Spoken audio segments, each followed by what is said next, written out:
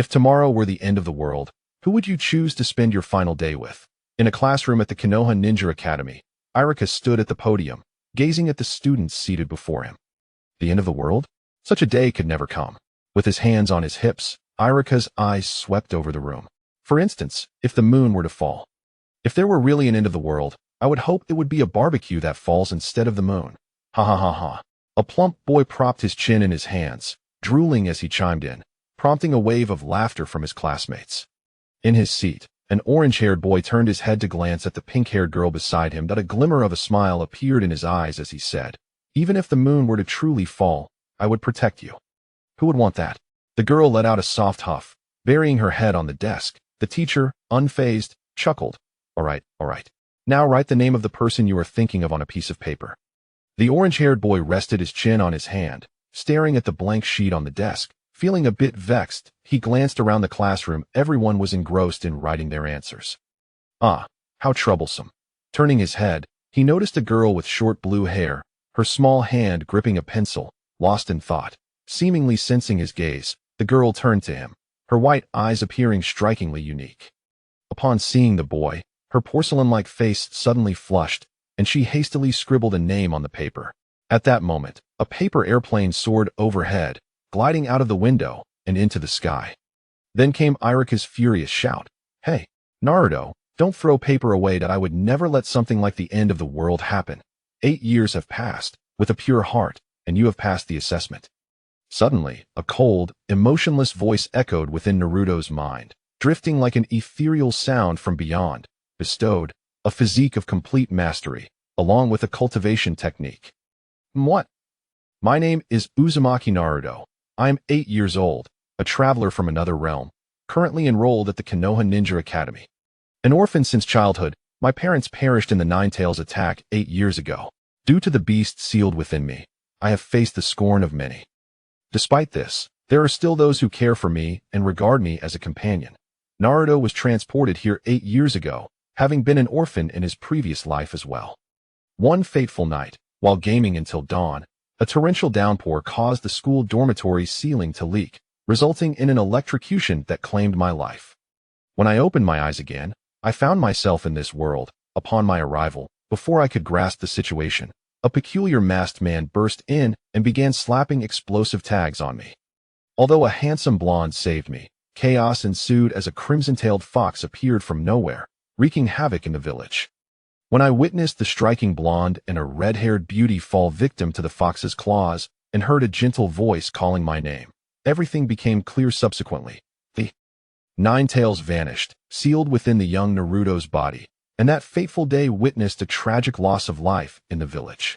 He was entrusted to the care of the nurses at the Konoha hospital, and it was not until he turned 4 that he moved into his own home, under the guardianship of the 3rd Hokage. Hiruzen Sarutobi. Conventionally, traversers are endowed with systems and various extraordinary abilities, and Naruto harbored similar expectations. However, reality proved otherwise. From the moment of his birth, he adhered faithfully to the trajectory of his memories, anxious that any deviation might lead to unforeseen events. Yet, much like a film you watched many years ago, how much of that remains in your memory after so long? This is precisely Naruto's predicament. Overwhelmed with excitement upon hearing that voice, he hastily departed the classroom. He now sought to return home and ascertain his current circumstances. Naruto attempted to summon that voice once more, but since he had uttered those words, silence had enveloped him. In his exhilaration, he made his way back to his abode. This home, while not destitute, was undeniably modest. He possessed the technique of chi refinement and mastery over all elemental attributes, the latter being quite comprehensible. Originally, he wielded wind-based chakra, but now he had attained a state of all-elemental chakra, feeling the surging energies within him. This meant that he could now cultivate techniques across all elemental domains, though that matter was not of immediate concern. What he yearned for most was the chi refinement technique. He understood that in the world of Naruto, formidable adversaries lurked, such as Orochimaru, Danzo, the Akatsuki, Obito Uchiha, and Kagaya Otsutsuki, and with his all-elemental mastery and the Nine-Tails, he should be able to navigate these challenges with relative ease. However, the paramount concern lay in preparing for the extraterrestrial foes that would arrive on Earth in approximately 20 years. as the Otsutsuki clan would descend one after another. The enemies were formidable, and the ninjas would pay a heavy price, seemingly facing the prospect of death themselves. But Naruto had no desire to perish. Merely relying on ninjutsu might prove insufficient against them, however. With chi refinement, hope flourished. Chi refinement represents a cultivation practice that, when mastered, could grant immortality a compelling allure, perhaps compensating for the brevity of his previous life.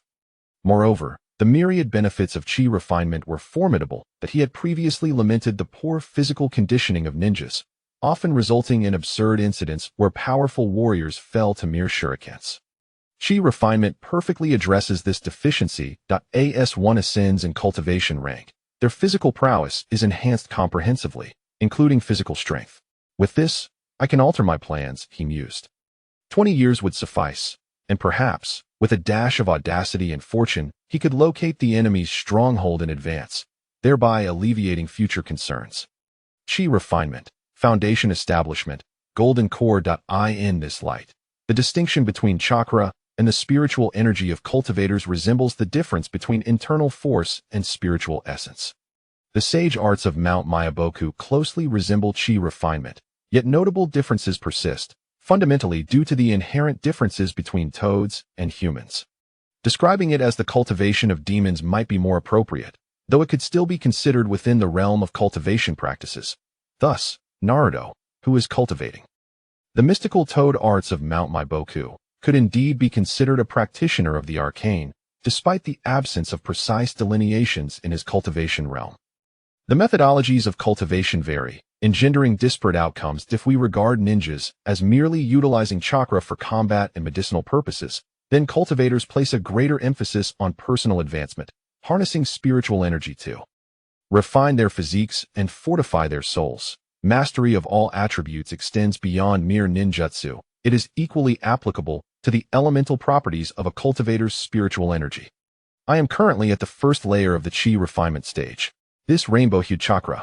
No, this is spiritual energy. Due to my proficiency across all attributes, my spiritual energy manifests in a myriad of colors. With a mere flicker of intent, he conjured various flames of different hues upon his palm. Regrettably, lacking other techniques, must I devise my own? What a preposterous notion. Hey, are there any other techniques available? Naruto sighed. It seemed this phenomenon was ephemeral, appearing only to vanish shortly thereafter. It appears that henceforth, he must rely on his own ingenuity. The initial development of techniques incurs considerable costs. He must find a way to acquire more ninjutsu. The Book of Seals. Chapter 2. The mission to steal the Book of Seals. The Book of Seals contains the forbidden techniques sealed by generations of Hokage. Naruto, indifferent to the other jutsu, is particularly eager to acquire the multi-shadow clone technique, a perfect training tool tailored for him. Unlike the standard clone technique, shadow clones are tangible. Due to the presence of the nine tails within him, utilizing the clone technique is often disrupted by the chaotic chakra of the nine tails, making it challenging to maintain stability. Conversely, shadow clones possess a far greater capacity to endure. Even the tumultuous chakra of the nine tails struggles to affect them. In fact, the immense chakra can augment both the number of shadow clones and their duration. Most crucially, shadow clones can expedite training. I wonder how effective it would be for cultivating chakra mastery. However, acquiring the Book of Seals is no trivial task. It is securely housed in the Hokage's office. And though it is not under constant surveillance, the mere reputation of the third Hokage serves as a formidable deterrent. The Hokage is the ultimate guardian. Yet, there are ways around this. That young rascal should be in the Konoha Park now. Naruto leaped from the window and headed in that direction. At the playground in Konoha Park, a few toddlers were engaged in a ninja role-playing game. Udon, the third Hokage's summoning beast, is the Monkey King. Why on earth did you transform into a kappa? The child wearing a yellow short-sleeved shirt, goggles, and a long blue scarf was Konohamaru, pointing at the sniffling bespectacled boy. Udon, who looked somewhat aggrieved. But I've never seen the third Hokage's summoning beast either. Udon sniffled, trying to defend himself. Konohamaru, this is too difficult. Let us choose something else. At that moment, a girl with horn braids chimed in to mediate. I found you all. Naruto jumped onto the playground and greeted them. Hey, Konohamaru. The three turned to look. Wow, it's big brother Naruto. Aren't you supposed to be in class? Konohamaru asked. Naruto shot him a dismissive look. crossing his arms and grinning arrogantly. Well, I've already mastered everything taught at the Ninja Academy. I came to find you for a reason. Oh, really? Can Big Brother Naruto teach me? Konohamaru's eyes sparkled with excitement. His small fists raised hopefully before his chest. Udon and Moegi also gazed at him, mirroring his enthusiasm. Yes, that's exactly why I'm here. I've recently developed a powerful new jutsu that I'll teach you right now. Naruto proclaimed proudly, hands on his hips. The three instantly brightened, rushing towards him. Watch closely, I'll demonstrate. Naruto formed hand seals. Boom. A cloud of mist enveloped the area, and a blonde, blue-eyed female version of Naruto appeared before them. So what do you think? Impressive, right?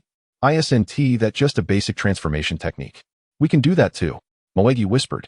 Somewhat skeptically, Udon sniffed and nodded in agreement. Konohamaru looked at him doubtfully. Isn't it just longer hair? I can do that too. With a resounding bang, a version of Konohamaru dressed in women's clothing materialized. This technique still requires refinement, which is why I sought your assistance, Naruto said. Draping his arm around Konohamaru's shoulders and leaning in to whisper in the corner, the essence of this technique lies in age and size. It must resemble that of an adult. He gestured with his hands in front of Konohamaru's chest. Really? Konohamaru asked, skepticism evident in his voice. Naruto nodded vigorously, absolutely. Why would I deceive you? The form and size of an adult. Oh, I understand. A spark of realization crossed Konohamaru's face, and with another bang, the small, girl-like version of Konohamaru vanished. In its place appeared a larger female version, clad in revealing professional attire, complete with fishnet stockings and high heels, exuding a captivating allure. Is this what you meant? The female Konohamaru teased, playfully flicking her fingers and casting flirtatious glances. In the shadows, Ebisu, who had been observing, suddenly gushed blood from his nose, collapsing to the ground, unconscious. Naruto's face twitched slightly. You have quite the aptitude, don't you? This technique is indeed powerful. Even Ebisu-sensei couldn't withstand it. Truly, if I were to use this technique, defeating the third Hokage might not be beyond the realm of possibility, Konohamaru exclaimed, reverting to his original form and laughing heartily, hands on his hips, gazing skyward. All right, it's getting late. Time to head home. Naruto waved goodbye. See you tomorrow. After parting ways with the other two, Naruto made his way to Ichiraku Ramen. He casually selected a seat, leaning on the table, and called inside. Hey, old man, ramen. Naruto, are you having the tonkatsu chashu ramen again today? Came the voice of a girl around 11 or 12, clad in a white work uniform. It was Ayam, the daughter of the old man at Ichiraku. At that moment, she was standing on a stool, cooking the noodles. Watching her busy figure, Naruto nodded softly in response. He was a regular here, and both the old man and Ayam were well aware of his tastes. This place was one of the few where he could comfortably linger for long periods, feeling at ease. The ramen is ready, Ayam announced, placing a bowl in front of him. I'm digging in, Naruto declared, setting aside any further thoughts as he picked up his chopsticks and began to eat. Ayam propped her chin on her hands, gazing at him with admiration. Hey, Naruto, do you practice ninjutsu? Being a ninja must be quite fascinating. Slurping the noodles, Naruto mumbled. Yeah, but while ninjas are powerful, it's also a perilous profession. He recalled his previous doubts about the old man being a hidden ninja. It seemed he was merely an ordinary person after all. Ayam was in a similar situation. The old man likely had her help run the ramen shop to shield her from dangerous thoughts. After all, becoming a ninja would entail engaging in various missions. And with missions come risks, including the possibility of injury or worse. However, ninjutsu could also serve as a means of self-protection, proving life-saving in critical moments. Since she was responsible for the ramen shop, she naturally lacked the time for ninja training, although she could practice chakra cultivation at night. Ayam was like family to him, always looking out for him, and even if it were something as precious as chakra cultivation, he would be willing to teach her. However, observing the expression of the person opposite him, Naruto hesitated, shaking his head. I'll deal with it later. I haven't even figured it out myself. I don't want to create any mishaps. A glance revealed the silhouettes of 3 children passing by outside the shop. After savoring the last sip of his noodle soup, Naruto stretched comfortably. How fortunate I am to indulge in the ramen prepared by Sister Ayam every day. With that, he placed the money down and rose to exit. The sky had already turned to dusk, the sun setting, and the streets grew quiet as people returned home. Ahead, at an intersection, Konohamaru and Udon parted ways, heading towards the Hokage building. After waiting a moment, Naruto spotted a suspicious man wearing sunglasses pass by, moving in the opposite direction before he approached. Ebisu, a special jonin of Konoha, secretly protected Konohamaru. With him around, Naruto's plan to sneak a peek at the sealing scroll would be difficult to accomplish. Until he became stronger, Naruto wished to avoid drawing any attention.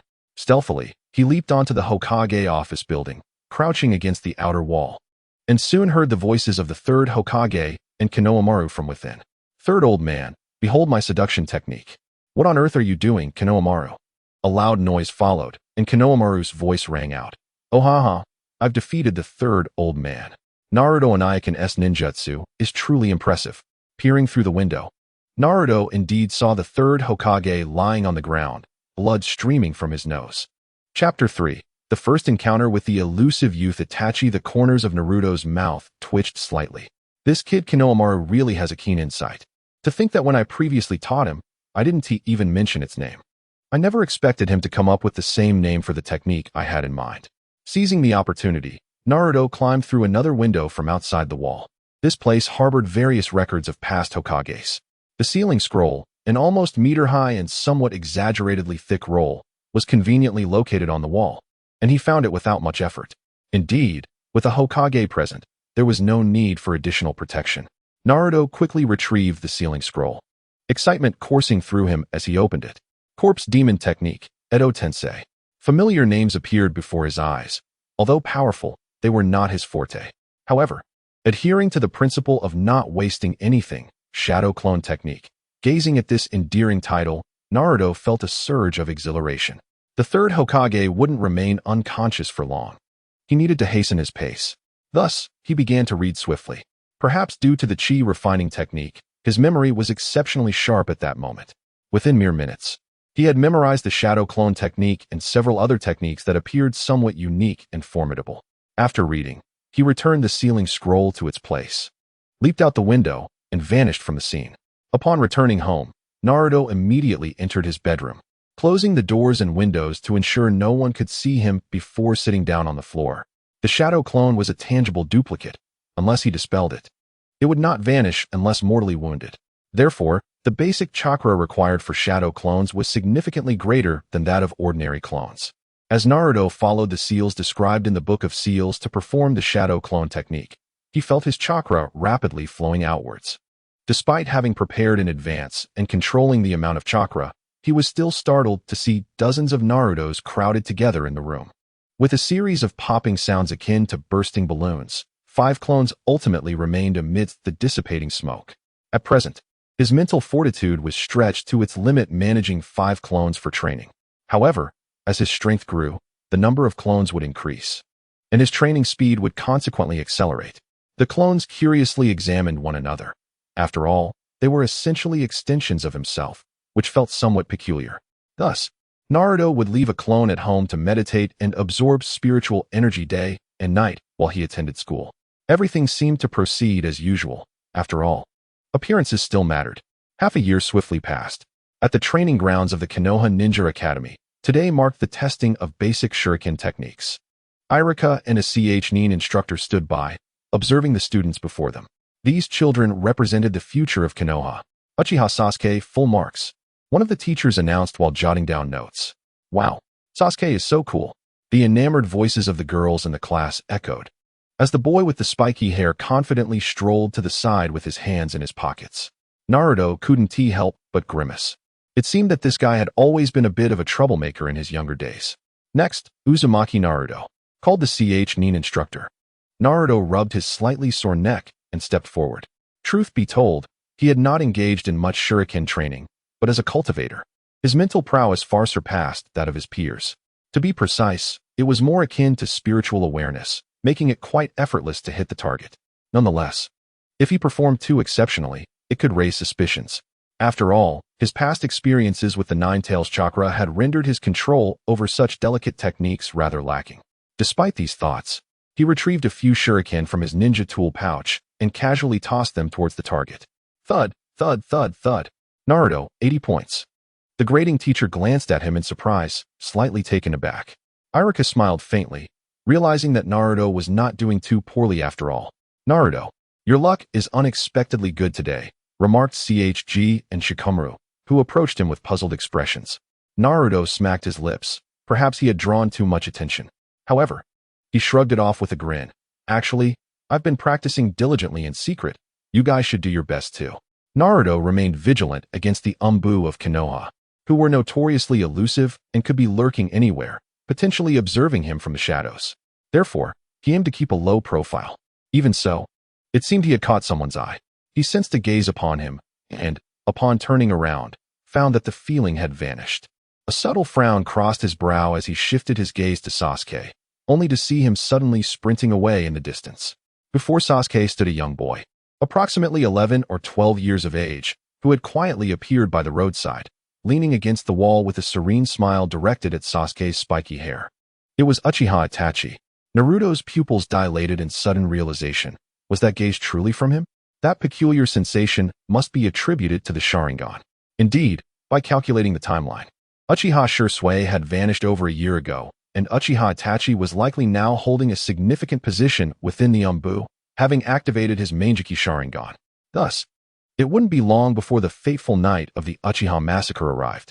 Observing the boy with the gentle smile and flowing hair, whose eyes were filled with brotherly affection, sent a shiver down Naruto's spine. This very youth had chosen to eliminate his entire clan for the sake of his brother and the village. One must not provoke him. Naruto averted his gaze, retreating behind his companions. If he could turn against his own kin, what would stop him from targeting someone like himself? Should the Umbu, or even Danzo's root organization focus on him, tasked with eliminating him, it was certain that they would act without mercy. Currently, Naruto had only reached the 7th level of chakra refinement, though he had not engaged in combat.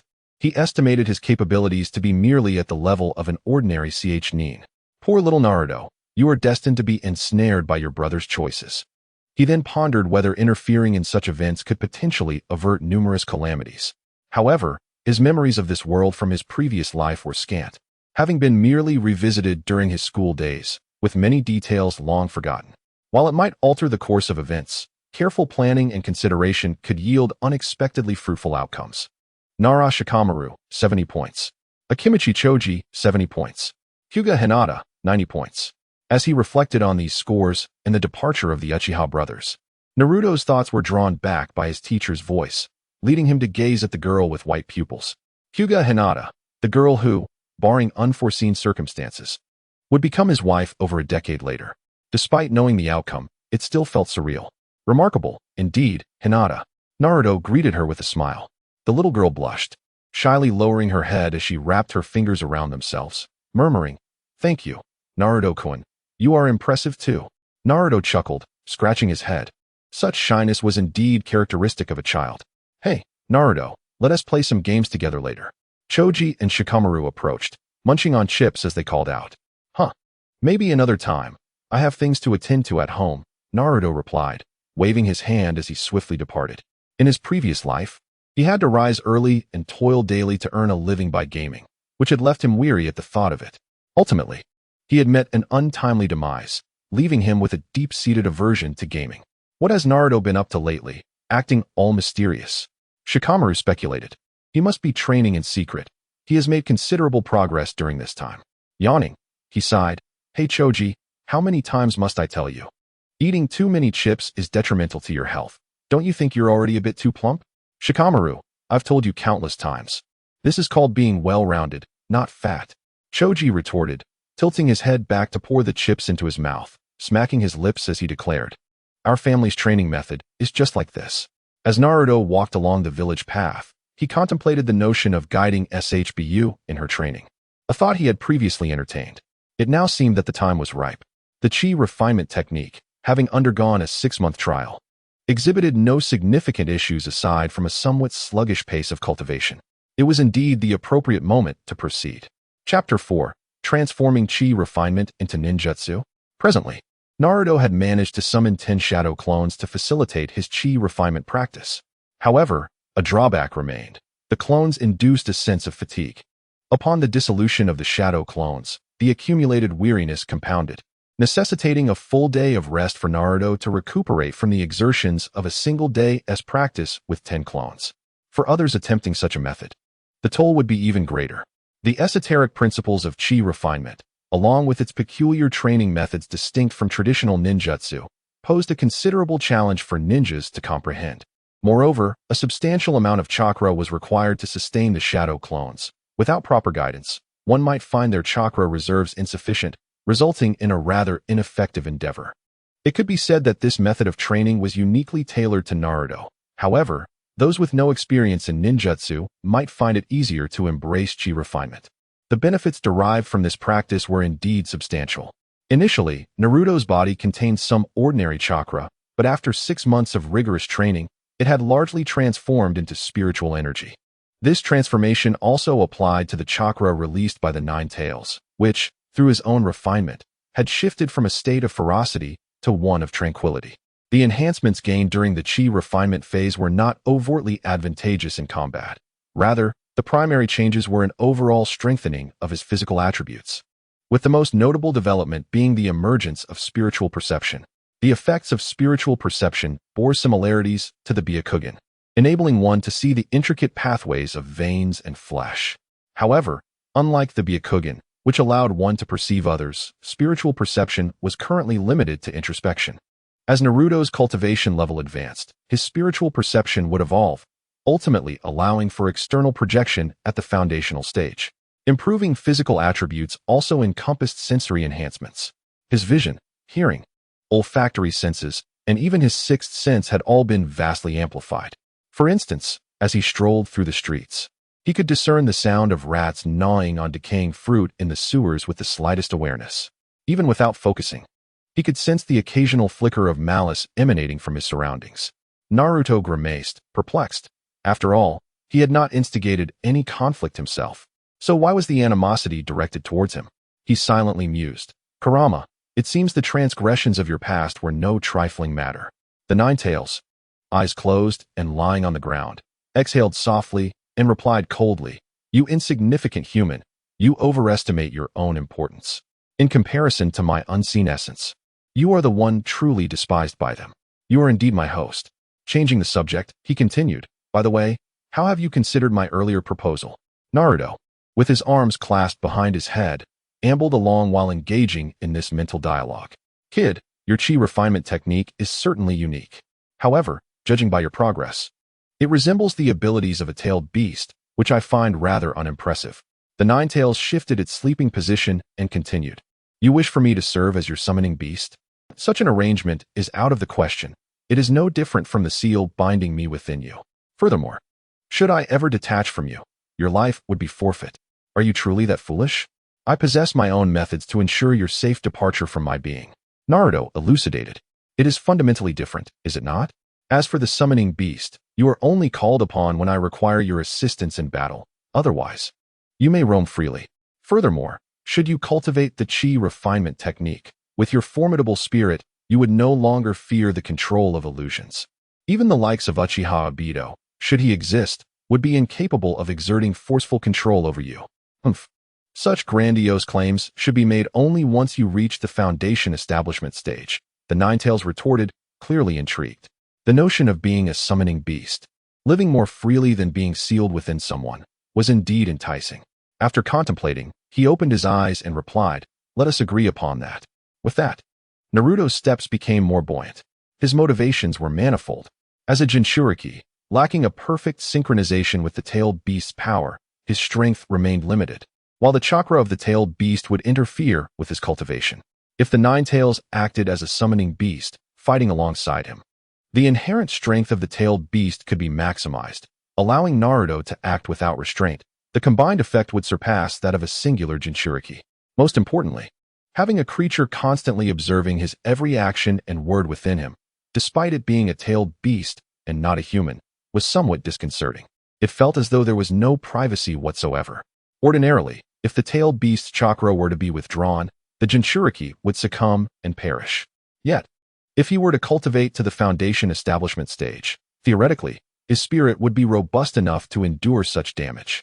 Tracing back to the origin, both spiritual energy and tailed beast chakra are forms of energy born from the heavens and the earth. The distinction lies merely in the differing auras cultivated by humans and beasts. Spiritual energy could compensate for the absence of the tailed beast. Of course, there were additional reasons beyond these. At Ichiraku Ramen, Uncle Ichiraku and Ayam were present. It was not yet mealtime at 4 in the afternoon, and only 2 or 3 patrons occupied the establishment. Ayam was perched on a stool, engrossed in a book. "Hey, Ayam, about what we discussed yesterday, are you free now?" Naruto called as he lifted the curtain at the door. "Ah, yes, I'll be right out." Upon seeing Naruto, Ayam recalled something, leaping off the stool and rushing outside. "I'm stepping out for a moment, Dad. I'll leave the rest to you." "Naruto, you better not do anything strange to my daughter," Uncle Ichiraku shouted, brandishing a spoon, but the two had already vanished from sight. "Boss, another bowl of ramen, please." "Oh, certainly. One moment," Uncle Ichiraku replied with a shake of his head, returning to his tasks. At Naruto's home, Ayam looked at him with eager anticipation. "Naruto, are you truly going to teach me ninjutsu? I've heard that mastering ninjutsu is quite challenging. Indeed, the cultivation of combat techniques is difficult. Hence, I plan to teach you only some foundational exercises to enhance your physical abilities.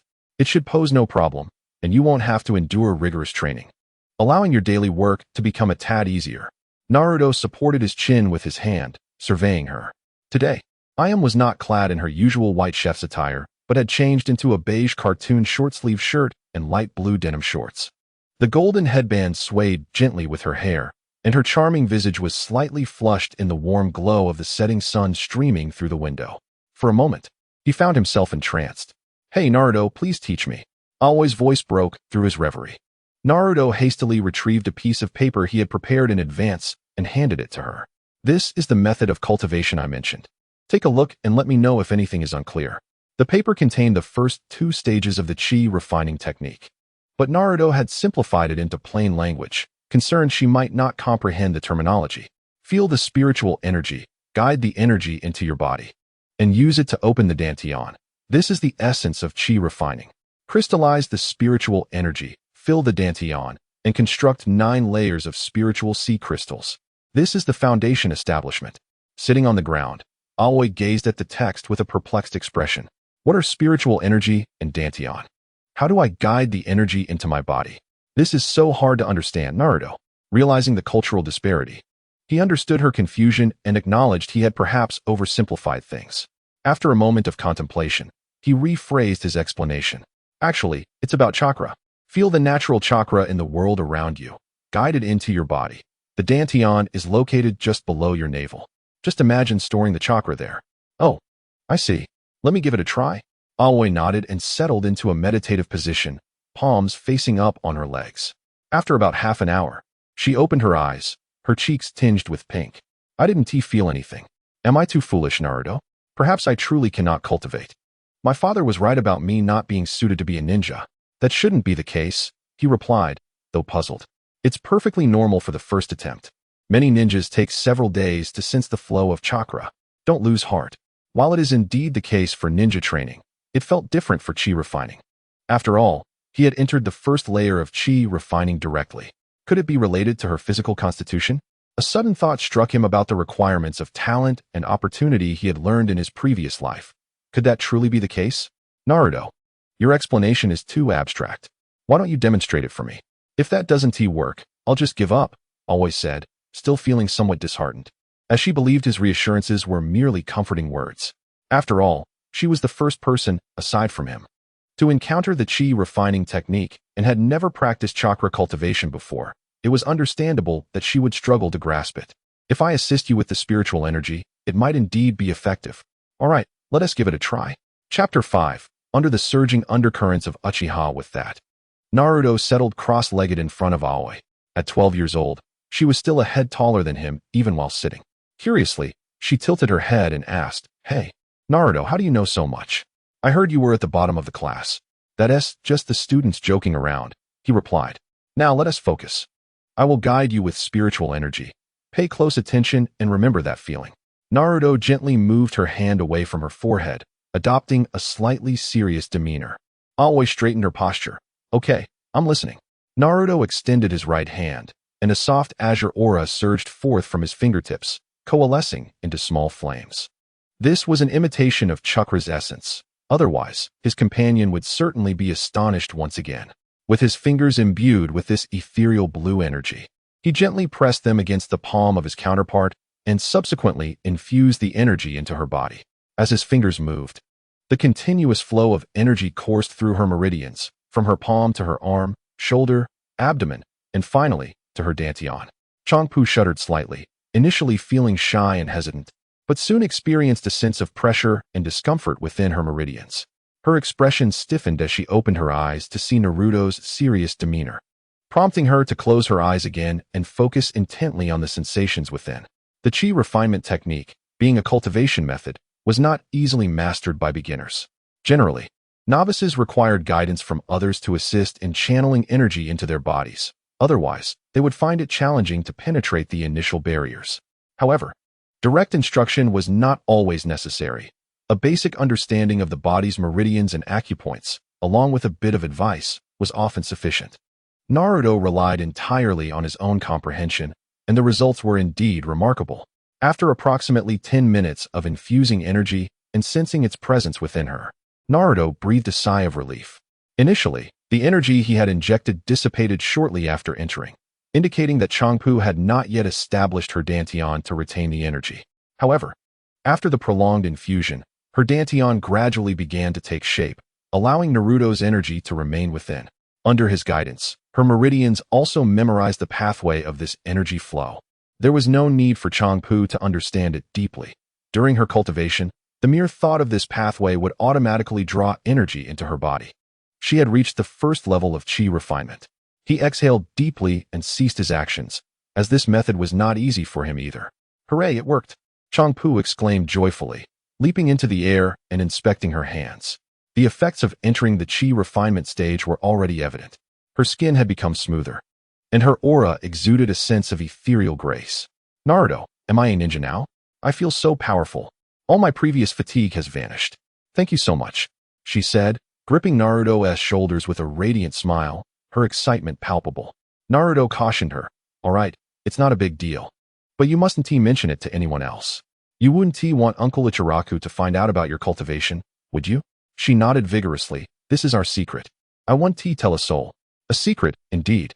As the streets were now nearly deserted, the two walked side by side, their shadows elongating in the setting sun. Observing the girl ahead, who was skipping and playfully stepping on her shadow with outstretched arms, Naruto found himself momentarily entranced, unconsciously humming a tune. As the crimson sun dipped below the horizon, a myriad of emotions lingered. Where could one seek the ethereal beneath the misty mountains? The destiny of celestial beings and the cycles of karma seemed to transcend the mundane world. Some found solitude while others reveled in joy. There was no right or wrong, no should or shouldn't. Changpu's mother, whom we shall refer to as Aunt Ichiraku for now, was a nurse at the Konoha hospital, tragically succumbing during the Nine-Tails attack on the village 8 years prior. Aunt Ichiraku forbade her daughter from becoming a ninja, perhaps due to her own reasons. Hey Naruto, don't we seem like we're on a date? SHBU remarked with a playful smile, not bothering to look back. The girl's voice was lively, clear, and melodious, echoing beautifully through the streets. It's too early to say such things, she added. Well then, let us wait a bit longer. SHBU nodded and began humming an unknown tune. Naruto chuckled softly, unconcerned, as he leisurely matched her pace with his hands tucked into his pockets. If he had not entirely embraced the identity of Uzumaki Naruto until now, he had fully accepted this reality, bidding farewell to his past. I am Uzumaki Naruto, a cultivator and part-time ninja, 8 years old, studying at the Hidden Leaf Ninja Academy, and my favorite food is tonkatsu chashu ramen. After parting ways, Naruto aimlessly wandered through the village. Hidden Leaf Village was vast, larger than he had remembered. With a roughly circular shape, it spanned over 10 kilometers in diameter. It would be more accurate to refer to it as a city rather than merely a village. Its facilities for healthcare, education, security, military, and daily life were exceptionally comprehensive. The sky was protected by a barrier, monitored by sensory-type ninjas who could detect any intruder almost instantaneously. Such defenses were deemed quite formidable. Yet, for that individual, they might as well be non-existent. Naruto glanced up to see a figure leaning against Hokage Rock, partially cloaked in a black robe and adorned with a peculiar mask. Pretending not to notice, he lowered his gaze and continued walking. His vision, far superior to that of ordinary humans, allowed him to identify the figure even from a kilometer away. It was Uchiha Obito, who had once gifted him explosive tags in his youth, now presenting himself as Uchiha Madara. He hadn't expected the man to arrive in Hidden Leaf Village so soon. What was his purpose? Was he seeking contact with Uchiha Itachi? Atop Hokage Rock, the masked figure suddenly felt the sensation of being watched and quickly scanned the area, yet found no signs of disturbance. Strange, he muttered, furrowing his brow before the space around him twisted, causing him to vanish from sight. The Uchiha clan's territory lay at the outskirts of Hidden Leaf Village. This was a consequence of the Nine Tails attack on the village, under the leadership of Danzo. The higher-ups of Hidden Leaf grew wary of the Uchiha's power, fearing a coup. They suppressed the clan, using their security duties as a pretext to ostracize them to this peripheral area. Ironically, this oppression only fueled the Uchiha's resentment, leading to several years of conspiratorial gatherings aimed at a coup. The information leaked by the double agents, Uchiha Shisui and Itachi, to the village's upper echelons resulted in further suppression, with Shisui's death temporarily calming the unrest.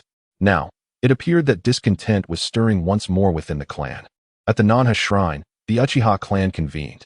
Under the glow of the lights, dozens of clan elites gathered, their eyes fixed on Uchiha Fugaku, who stood at the forefront, seemingly awaiting something. "Chief, we need not wait any longer," one discontented clan member exclaimed loudly. "That kid Itachi is playing both sides. He probably doesn't even consider himself an Uchiha anymore." They had been waiting for half an hour, and today was a significant day for the clan. Yet Itachi had yet to arrive, causing growing dissatisfaction among the gathered members. It was unwise to allow Itachi to partake in the meeting. What if he were to divulge the proceedings? The Uchiha clan could scarcely endure further oppression. Fugaku sat on the ground, arms crossed, deep in contemplation. Suddenly, he opened his eyes and gazed towards the entrance. With a stern expression, he remarked, "Itachi, you are rather tardy." "I apologize. I was delayed by a mission." Itachi Uchiha entered calmly, his demeanor betraying no hint of emotion. He positioned himself at the forefront, remaining silent. "How infuriating. What a brat," muttered a disgruntled voice from the crowd, inciting murmurs of agreement among others. Chapter 6. The Initial Confrontation with Danzo. Enough. Fugaku interrupted the assembly, rising to his feet. He surveyed the gathering before continuing. "This assembly convenes to deliberate the negotiation of authority between the Uchiha clan and the higher echelons of Konoha." Fugaku elaborated, recounting how the Uchiha clan, alongside the Senju clan, had been co-founders of Konoha, dating back to the first Hokage, Hashirama. However, following the defection of Uchiha Madara, circumstances shifted dramatically. The second Hokage, Tobirama Senju, wary of the Uchiha's formidable power, diminished their influence by relegating them to the role of security, pushing their territory to the village's outskirts. Then, 8 years prior, when the Nine Tails attacked the village, the higher-ups of Konoha suspected the Uchiha clan's involvement, further suppressing them and confining their territory to a mere sliver on the periphery, leveraging other prominent clans to keep them in check. The discontent among the clan members grew increasingly palpable. A year ago, when Uchiha Shisui mysteriously vanished, many speculated that the higher-ups of Konoha were involved, exacerbating the prevailing discontent. Presently, some clan members proposed negotiating with the third Hokage to discuss the redistribution of Uchiha territory and authority. Fugaku turned to Itachi. "What is your perspective?" Itachi's eyes flickered as he replied softly, "The situation between our clan and Konoha is already precarious. Voicing such demands would only intensify the conflict." "How infuriating. We did not summon you to express such sentiments. Whose side are you on, you traitor of the Uchiha?" Itachi's words ignited a tumultuous uproar among the previously subdued crowd. Fugaku gazed at the assembly, furrowing his brow in silence. The role of clan leader was indeed a formidable task. Itachi's assertion held truth. The Uchiha clan was no longer the formidable entity it had once been under Madara's leadership. The higher-ups of Konoha had never felt secure with them, and at this juncture, raising such demands could easily incite their suspicions. Nevertheless, he could not disregard the clan members' lingering resentment at being relegated to the outskirts of the village, merely serving as guards. In times of genuine crisis, it was the Uchiha clan that the higher-ups distrusted the most. During the Nine Tails attack, they were outright barred from participating in the battle. The clan's dissatisfaction had long been festering and was not easily placated. As the debate among the members grew increasingly heated, a mosquito quietly flitted away from the shadows. suggesting that the rift between the Uchiha and the higher-ups of Konoha had become irreconcilable. The mosquito ventured beyond Uchiha territory, retreating to an unseen corner. And with a soft pop, it dispelled its transformation technique. Naruto had become quite adept at the utilization of shadow clones combined with transformation techniques. Henceforth, one need merely create the illusion of an enemy assault to temporarily pacify this group. He retrieved a stack of explosive tags adorned with enigmatic patterns from his person and launched them into an uninhabited area within the Uchiha territory. Upon confirming their placement, he ignited the tags. A series of thunderous explosions reverberated, throwing the Uchiha domain into disarray as numerous individuals rushed forth. Enemy attack, the Uchiha clan members shouted, scattering in a frenzy to summon aid and establish defenses. Observing this, Naruto dispelled the shadow clone. In a dimly lit chamber behind the Hokage building, where the upper echelons of Konoha resided, Danzo sat upon a chair, his head bandaged. His years had been fraught with dissatisfaction. For long, he had coveted the position of Hokage. After the Nine-Tails assault led to the demise of the fourth Hokage, Minato Namikaze, he had planned to assume the mantle. However, his old classmate, Hiruzen Sarutobi, showed him no courtesy, stepping in as acting Hokage instead. Uncertain of how much longer the third Hokage would endure, he pondered whether he would eventually secure the position. Thus, he devoted himself to cultivating his own strength, an authority independent of the Hokage and feudal lords. This power had now matured considerably. Although at odds with the third Hokage, Danzo still harbored aspirations for the village's progress, albeit in a rather selfish and unscrupulous manner. Tonight, the Uchiha clan gathered at the South Hessian Shrine, ostensibly to pay homage to their ancestors. Kneeling before Danzo was a masked ninja, who, bowing his head, remarked, "What ancestor worship? It is but a pretext for conspiring treachery." Danzo's gaze hardened as he looked out the window, contemplating the threat these individuals posed. It appeared time to deliver a stern warning. At that moment, a voice laced with mockery interrupted his thoughts. It has been a while, Danzo-sama." Startled, Danzo beheld a figure clad in a black cloak with orange hair, who had seemingly materialized outside his window, grinning at him with an air of derision. "Danzo-sama, please be cautious," cautioned the kneeling ninja, drawing a short sword from his back to shield his master. However, as merely an intelligence operative, he lacked combat prowess. In a single swift motion, the orange-haired man incapacitated him with a strike. Had only a subordinate been rendered unconscious, Danzo would not have furrowed his brow. However, he found himself unsettled by the identity of the intruder. "You are Yahiko," he exclaimed. Have you remembered?" "I thought Danzo-sama had forgotten." The orange-haired man, identified as Yahiko, said languidly while leaning against the wall. Danzo narrowed his eyes. "No, Yahiko perished long ago. Who are you impersonating him for?" Yahiko refrained from answering, instead flinging a dozen explosive tags in Danzo's direction. Danzo's brow furrowed slightly as he inhaled deeply and exhaled forcefully. Vacuum sphere. Whoosh. Boom. While he managed to destroy most of the explosive tags, a few still evaded his efforts, detonating within the room. Yahiko had already retreated through the window, satisfied that his objective had been achieved. Suddenly, several wind blades came hurtling towards him, and Danz unleashed his vacuum sphere. Water release. Water chaos wave. Yahiko clapped his hands, summoning a massive wave that surged forth to intercept the wind blades. He then casually hurled a few shuriken into the fray, amidst the smoke.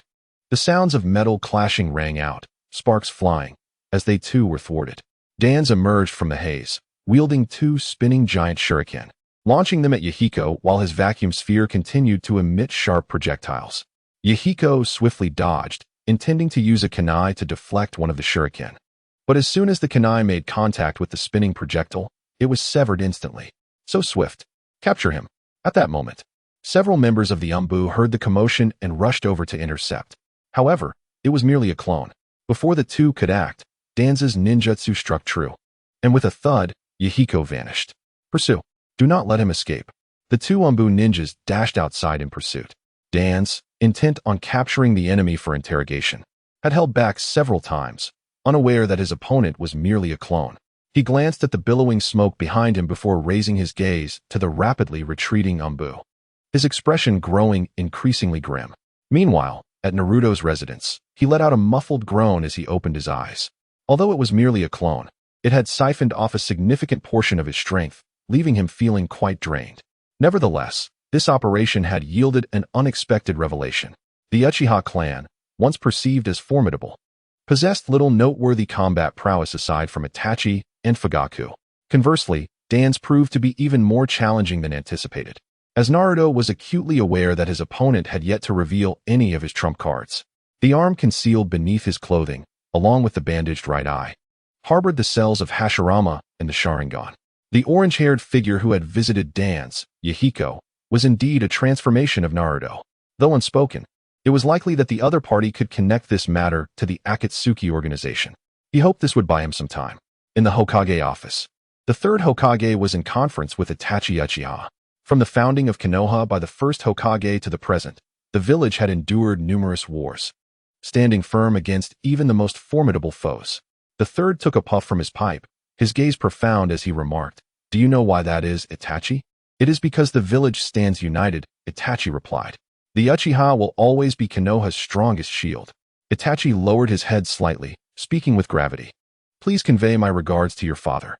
The village's security matters have long been a concern for him." The third nodded, then recalled something. "The enemy that appeared tonight seems to be connected to the Akatsuki organization. I've heard that the Uchiha territory faced an attack. Fortunately, there were no casualties among our clan." "I see. Then there is no cause for alarm. You may leave." Chapter 7. The first encounter with Uchiha Izumi. As Itachi exited the Hokage's office and stepped into the corridor, he unexpectedly encountered Dan's. Dan's approached with narrowed eyes. "I heard the Uchiha gathered at the South Higu Shrine tonight. What brings you here?" "The Uchiha territory has suffered an attack from unidentified enemies, and I am here to report this matter," Itachi responded, suppressing a strong sense of revulsion as he stood there, head bowed, reluctantly answering. "Oh, an attack? Is it not a self-directed performance? In truth, they are conspiring a coup, are they not?" Danzo's voice grew colder as he inquired. "Because you have been assigned to serve as a guard on the village's periphery, your clan must be quite dissatisfied, am I correct?" Itachi remained silent. Was it already so apparent? Those foolish individuals continued to dream of a coup, while the higher-ups of Konoha had already seen through their intentions with clarity. "I have great faith in your abilities, Itachi. Join my route," Danzo said in a hushed tone. "I must decline your invitation. If there is nothing more, I shall take my leave," Itachi replied, turning away. The Uchiha clan would eventually lose their restraint and strike against the village when that moment arrived. "What would you have me do?" Danzo's tone turned icy. "Your brother, he is 8 years old this year, is he not? I have heard that he excels at the Ninja Academy, displaying the same prowess you once had." Itachi's steps faltered, his fists clenched tightly before him. Sasuke was his Achilles heel. He would never allow anyone to harm him. "I will personally rectify the Uchiha," Itachi declared, vanishing from the scene. Danzo furrowed his brow. Itachi's every action seemed to evoke the image of Uchiha Shursui. The two assaults on the Hokage's office and the Uchiha territory had been too swift for the enemy to be traced, and thus they had remained unresolved. The night passed without incident. Following Naruto's disturbance, the Uchiha clan appeared to have tempered their fervor. Naruto's training had also been prioritized. Time flew by, and soon half a month had elapsed. "Success!" Naruto exclaimed, forming hand signs before vanishing from the room. In another realm, the scenery was exaggerated, with towering stone columns reaching thousands of meters high and houses larger than leaves. It was Miyaboka Mountain, a world apart from the ninja realm. During this time, Naruto had been exploring this place, and just moments ago, his shadow clone had finally relayed some information, prompting him to establish a spatial node and arrive here in his true form. For someone with a space attribute, reverse summoning and similar techniques were not particularly daunting. It was his first visit to this place, and he was somewhat awestruck by the sights before him. It appeared that his earlier conjectures were correct. This realm was distinct from the ninja world, and its expanse was even greater than he had imagined. He found himself nearly 1,000 kilometers away from the Toad clan. To ensure safety, he dispatched several shadow clones to investigate the surroundings. Very well, let this be our stronghold. To maintain secrecy, he chose a cliff wall as his target. Soon, over 100 shadow clones had carved out a complex of stone chambers within the cliff, and after procuring some wood from the vicinity, they fashioned simple furnishings. Within half a day, a habitable cavern was completed.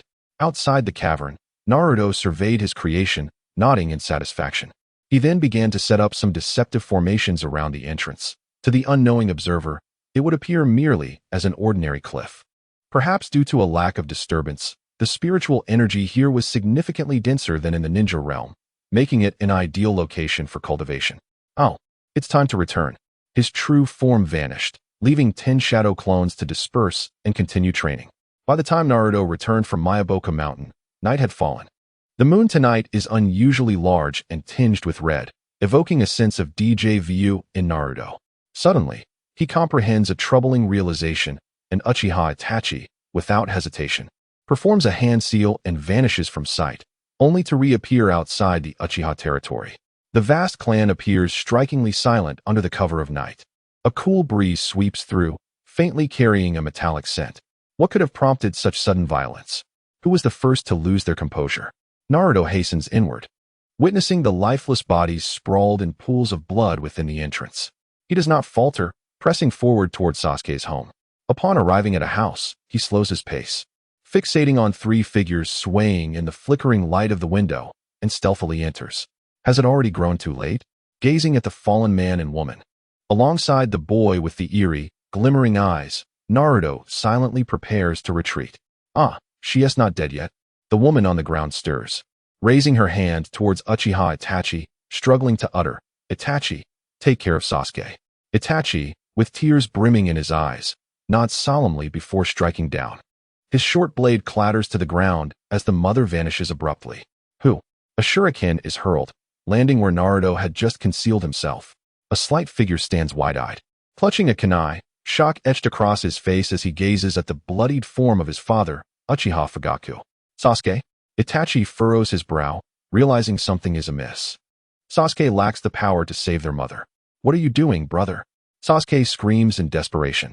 Itachi sheathes his blade, stepping towards Sasuke. As you can see, I shall personally bury the Uchiha clan. Why? Sasuke cries. This is our home. They are our kin.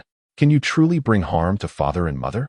In response to Sasuke's anguished inquiry, Itachi scoffs. For what? What else but for power? He approaches Sasuke, revealing his Manjiki Sharingan. Oh, my foolish brother, does it hurt?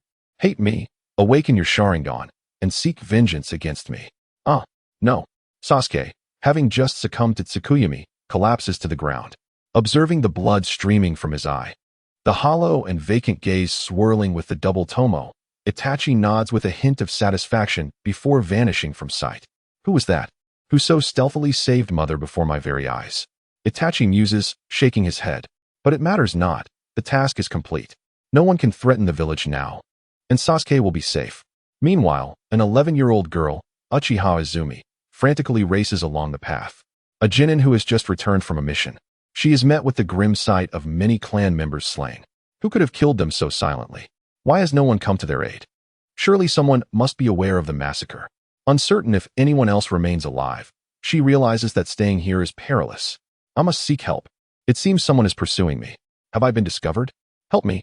Itachi, where are you? Uchiha Izumi runs desperately forward, hoping that her childhood friend will rescue her. However, she could never have imagined that the hero she thought of in her moment of peril was, in fact, the very culprit behind the massacre. At last, he had arrived.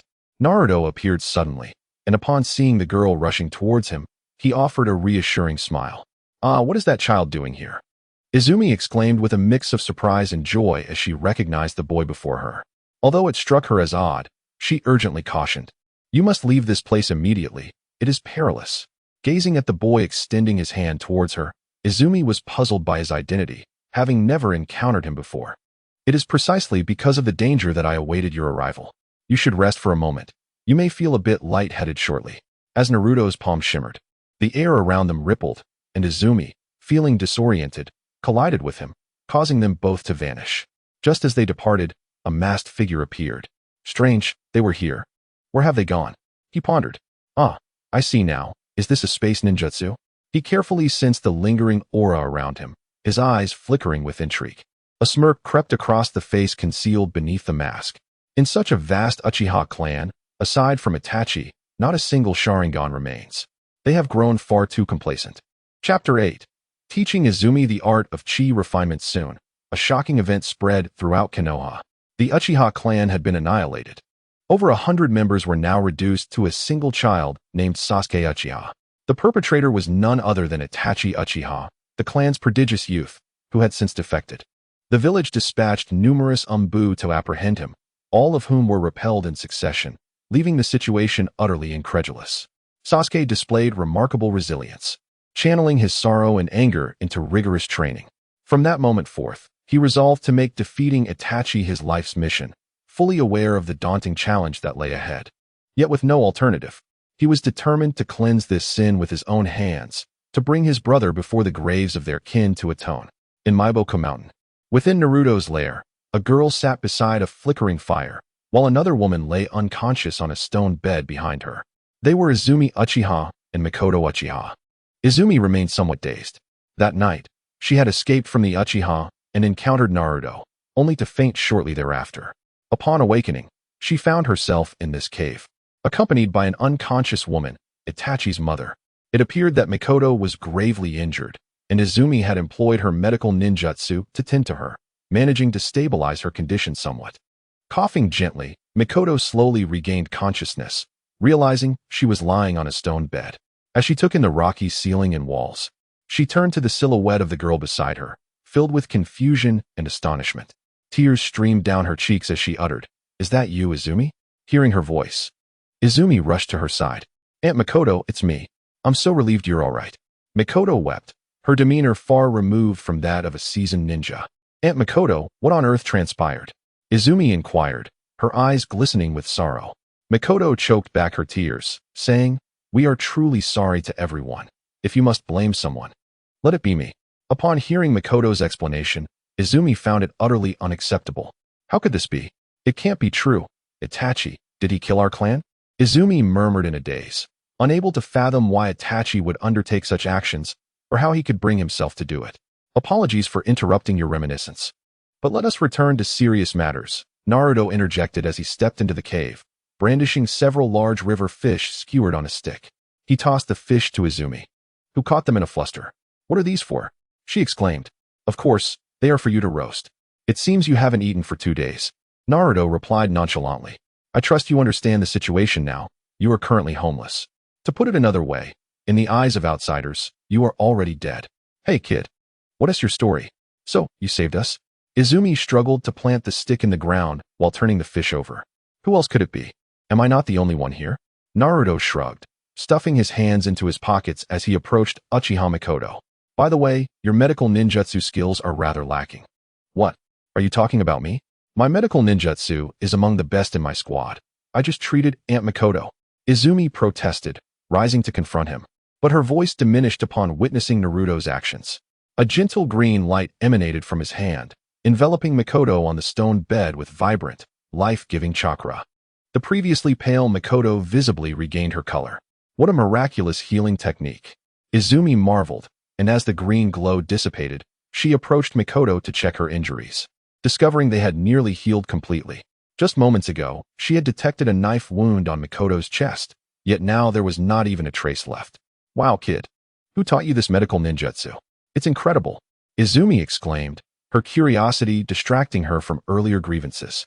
Observing the girl, who was over 2 years his junior, Naruto sighed. His act of saving her had been a mere whim. He knew little about her. She appeared to be an optimistic soul. "Thank you for saving us, Naruto," Mikoto said as she sat up, bowing her head in gratitude. "Naruto?" Izumi suddenly realized, astonished. "You are that Naruto?" She nearly asked if he was the one associated with the Nine Tails, but deemed it impolite. "It seems you are aware. Then I need not introduce myself further," Naruto replied as he settled by the fire, taking a bite of a nearly cooked fish. "No need for excessive thanks. I merely acted on impulse. And don't question why I didn't save others. I simply couldn't. Is there anything else you wish to ask?" he added without turning his head. "Is Sasuke all right?" Mikoto inquired with concern. "Of course, compared to you, he is the safest person in the village right now. He trains vigorously every day." Claiming he will personally defeat that man, Naruto responded candidly. "I'm glad to hear that," Mikoto sighed in relief. "If there is nothing else to discuss, let us speak of our matters." Naruto gazed at the two with a serious demeanor. By the way, where exactly is this place? How did you bring me here? And what is your intention?" Izumi blurted out, her questions multiplying. Naruto hurriedly interrupted her. "This realm exists independently of the ninja world. My ability to bring you here is due to a unique method I possess, so do not entertain thoughts of escape." Such endeavors would be futile, not to mention that without specific conditions, exiting is simply impossible, even if you could leave. Do you believe that those who should be dead would allow you to live freely? Izumi felt a tinge of despair as she glanced at Makoto, only to find that the latter seemed indifferent to the prospect of leaving. Must she remain hidden for eternity? Izumi thought with reluctance, for such a fate was unacceptable. Of course, it won't be forever. Naruto discerned her unvoiced thoughts. As long as your strength is sufficient, in this vast world, who could possibly hinder you? But I cannot even defeat you at this moment. Naruto discarded the fish bone in his hand and wiped his palms.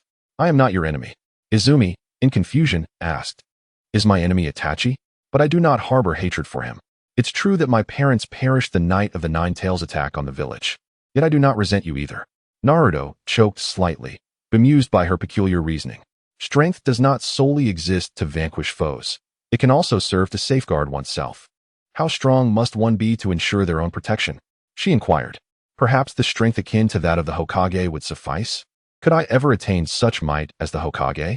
Certainly, with the right training methods, becoming a powerhouse of such caliber is not an insurmountable challenge. Makoto looked at him with some astonishment, recalling that they had crossed paths before. In her memory, Naruto had always been an unconventional individual. Today, however, she perceived a maturity in him that seemed fitting for an adult. It was rather peculiar. Did orphans mature so rapidly? Naruto rose and approached Izumi. Rather than explain further, let us engage in something practical. Huh? What are you doing, Naruto? Izumi felt a surge of nervousness as she watched him advance, his hand emanating blue chakra. Naruto remained silent, swiftly pressing his hand against Izumi's abdomen, the azure energy flooding into her body. Draw the energy into your core, impacting your dantian. Naruto whispered in her ear, guiding her with his fingers as a peculiar flow of energy began to circulate within him. All right. Although anxious, Izumi quickly adapted to his instructions. A warm sensation enveloped her, as if a stream of heat coursed through her veins, prompting her to involuntarily emit a soft sound of comfort. Suddenly, she felt invigorated and stood in surprise. What is happening?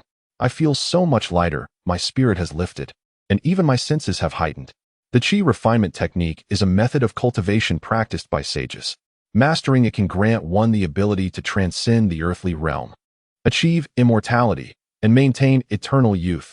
Naruto praised without reservation. Is eternal youth truly attainable, akin to Lady Tsunade of the legendary Three? In the realm of reverence for the spring, stars danced in the eyes of Uchiha Makoto as she observed them intently. Initially, she witnessed Naruto pressing his hands against Izumi's body, and after a while, she saw Izumi joyfully rise, proclaiming that her health had improved. Upon hearing Naruto mention a sage's training method that could grant eternal youth, she felt a flicker of interest. Indeed, for women, beauty and youth often take precedence over sheer strength. Tsunade, when you reach the pinnacle of your training, you shall discern the distinction between the two. Naruto shook his head and turned to Uchiha Makoto. What about you? Can I learn this too? It seems quite precious. Uchiha Makoto, now a wife and mother, had naturally shed her youthful naivete. She recognized the rarity of such knowledge. Naruto's offering surely implied he sought something from them. I am contemplating the cultivation of my own faction, as formidable adversaries are destined to emerge in the shinobi world in the years to come. We shall need equally potent strength to confront them. Of course, I may be overly optimistic. I alone might suffice to thwart them. Furthermore, cultivating power may not necessarily yield results, but it is better than having none. Izumi, curious, inquired what enemies. Are they truly strong? Indeed, one alone could contend against the entirety of the shinobi world. Thus, train diligently. Here lies an abundance of spiritual energy, making cultivation exponentially more effective.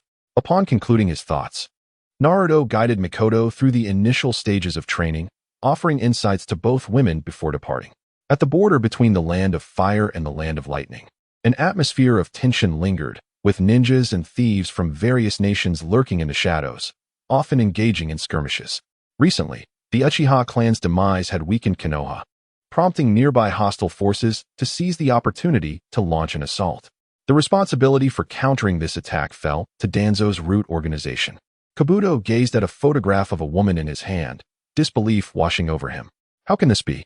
The director could not possibly be an enemy. As an intelligence operative for Root, he had been assigned a mission to eliminate an enemy country's informant, Yano Yu.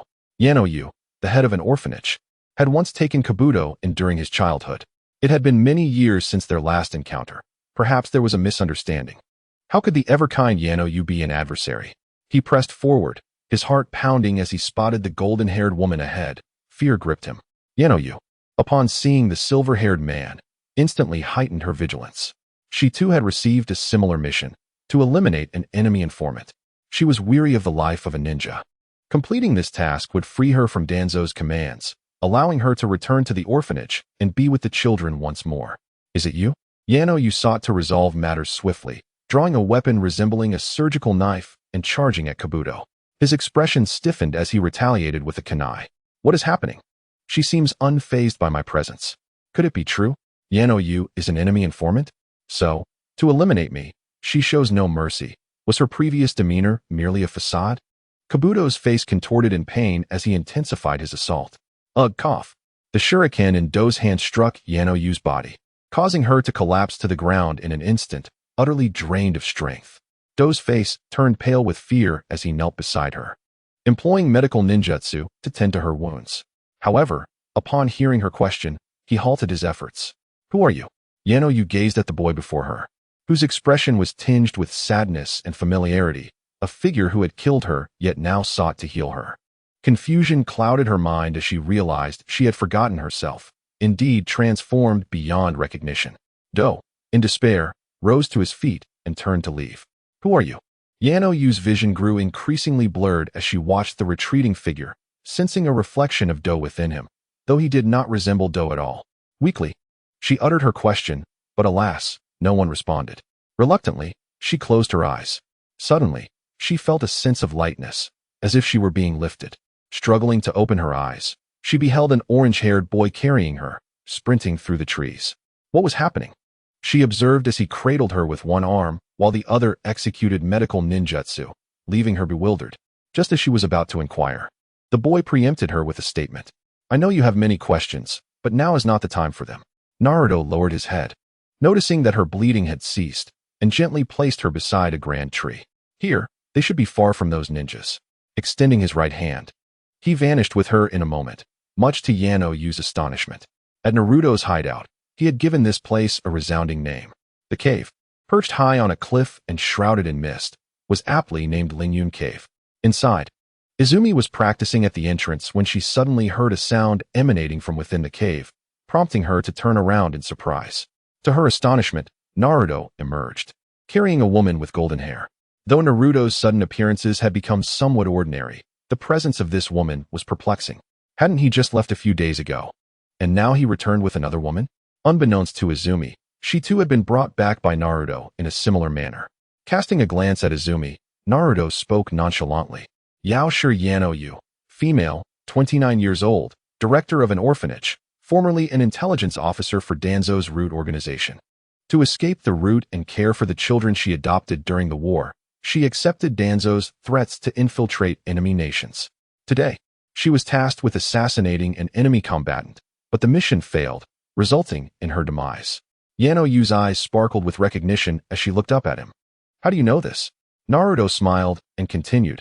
The man who tried to kill you is named Do, Yaoshi Do. Impossible, Yano-yu exclaimed, her eyes wide with disbelief. Do does not look like that. I have his photograph. You've noticed, haven't you?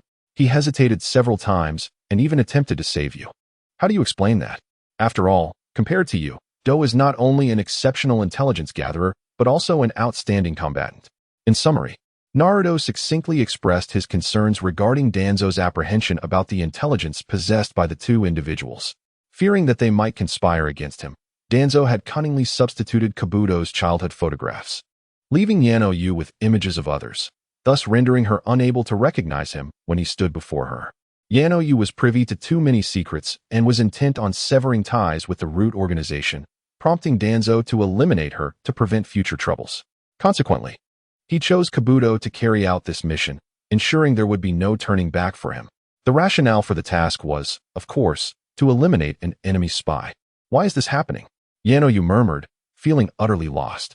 Danzo's duplicity was astonishing. Everything had spiraled beyond her control. The opponent was insidiously pitting her against Kabuto. A scheme both treacherous and cruel. Do you desire power? Are you seeking vengeance? Naruto interjected at an opportune moment. Power? You questioned, bewildered. But that person is far too powerful and terrifying for us to defeat. There is nothing impossible, Naruto replied, scratching his head while observing her pale visage. For instance, when Kabuto abandoned your treatment, he believed that if left unattended, you would be beyond saving. Yet here you are, alive and well, are you not? I can grant you the power you seek, but in return, you must serve me henceforth. Before she could respond, noticing a flicker of intrigue in her eyes, Naruto placed his hand over her, channeling his chakra. Ah, you gasped, only to hear Naruto's reminder as she began to feel the strange flow of energy within her body. Half an hour later, a faint sound escaped her lips, and her injuries vanished entirely.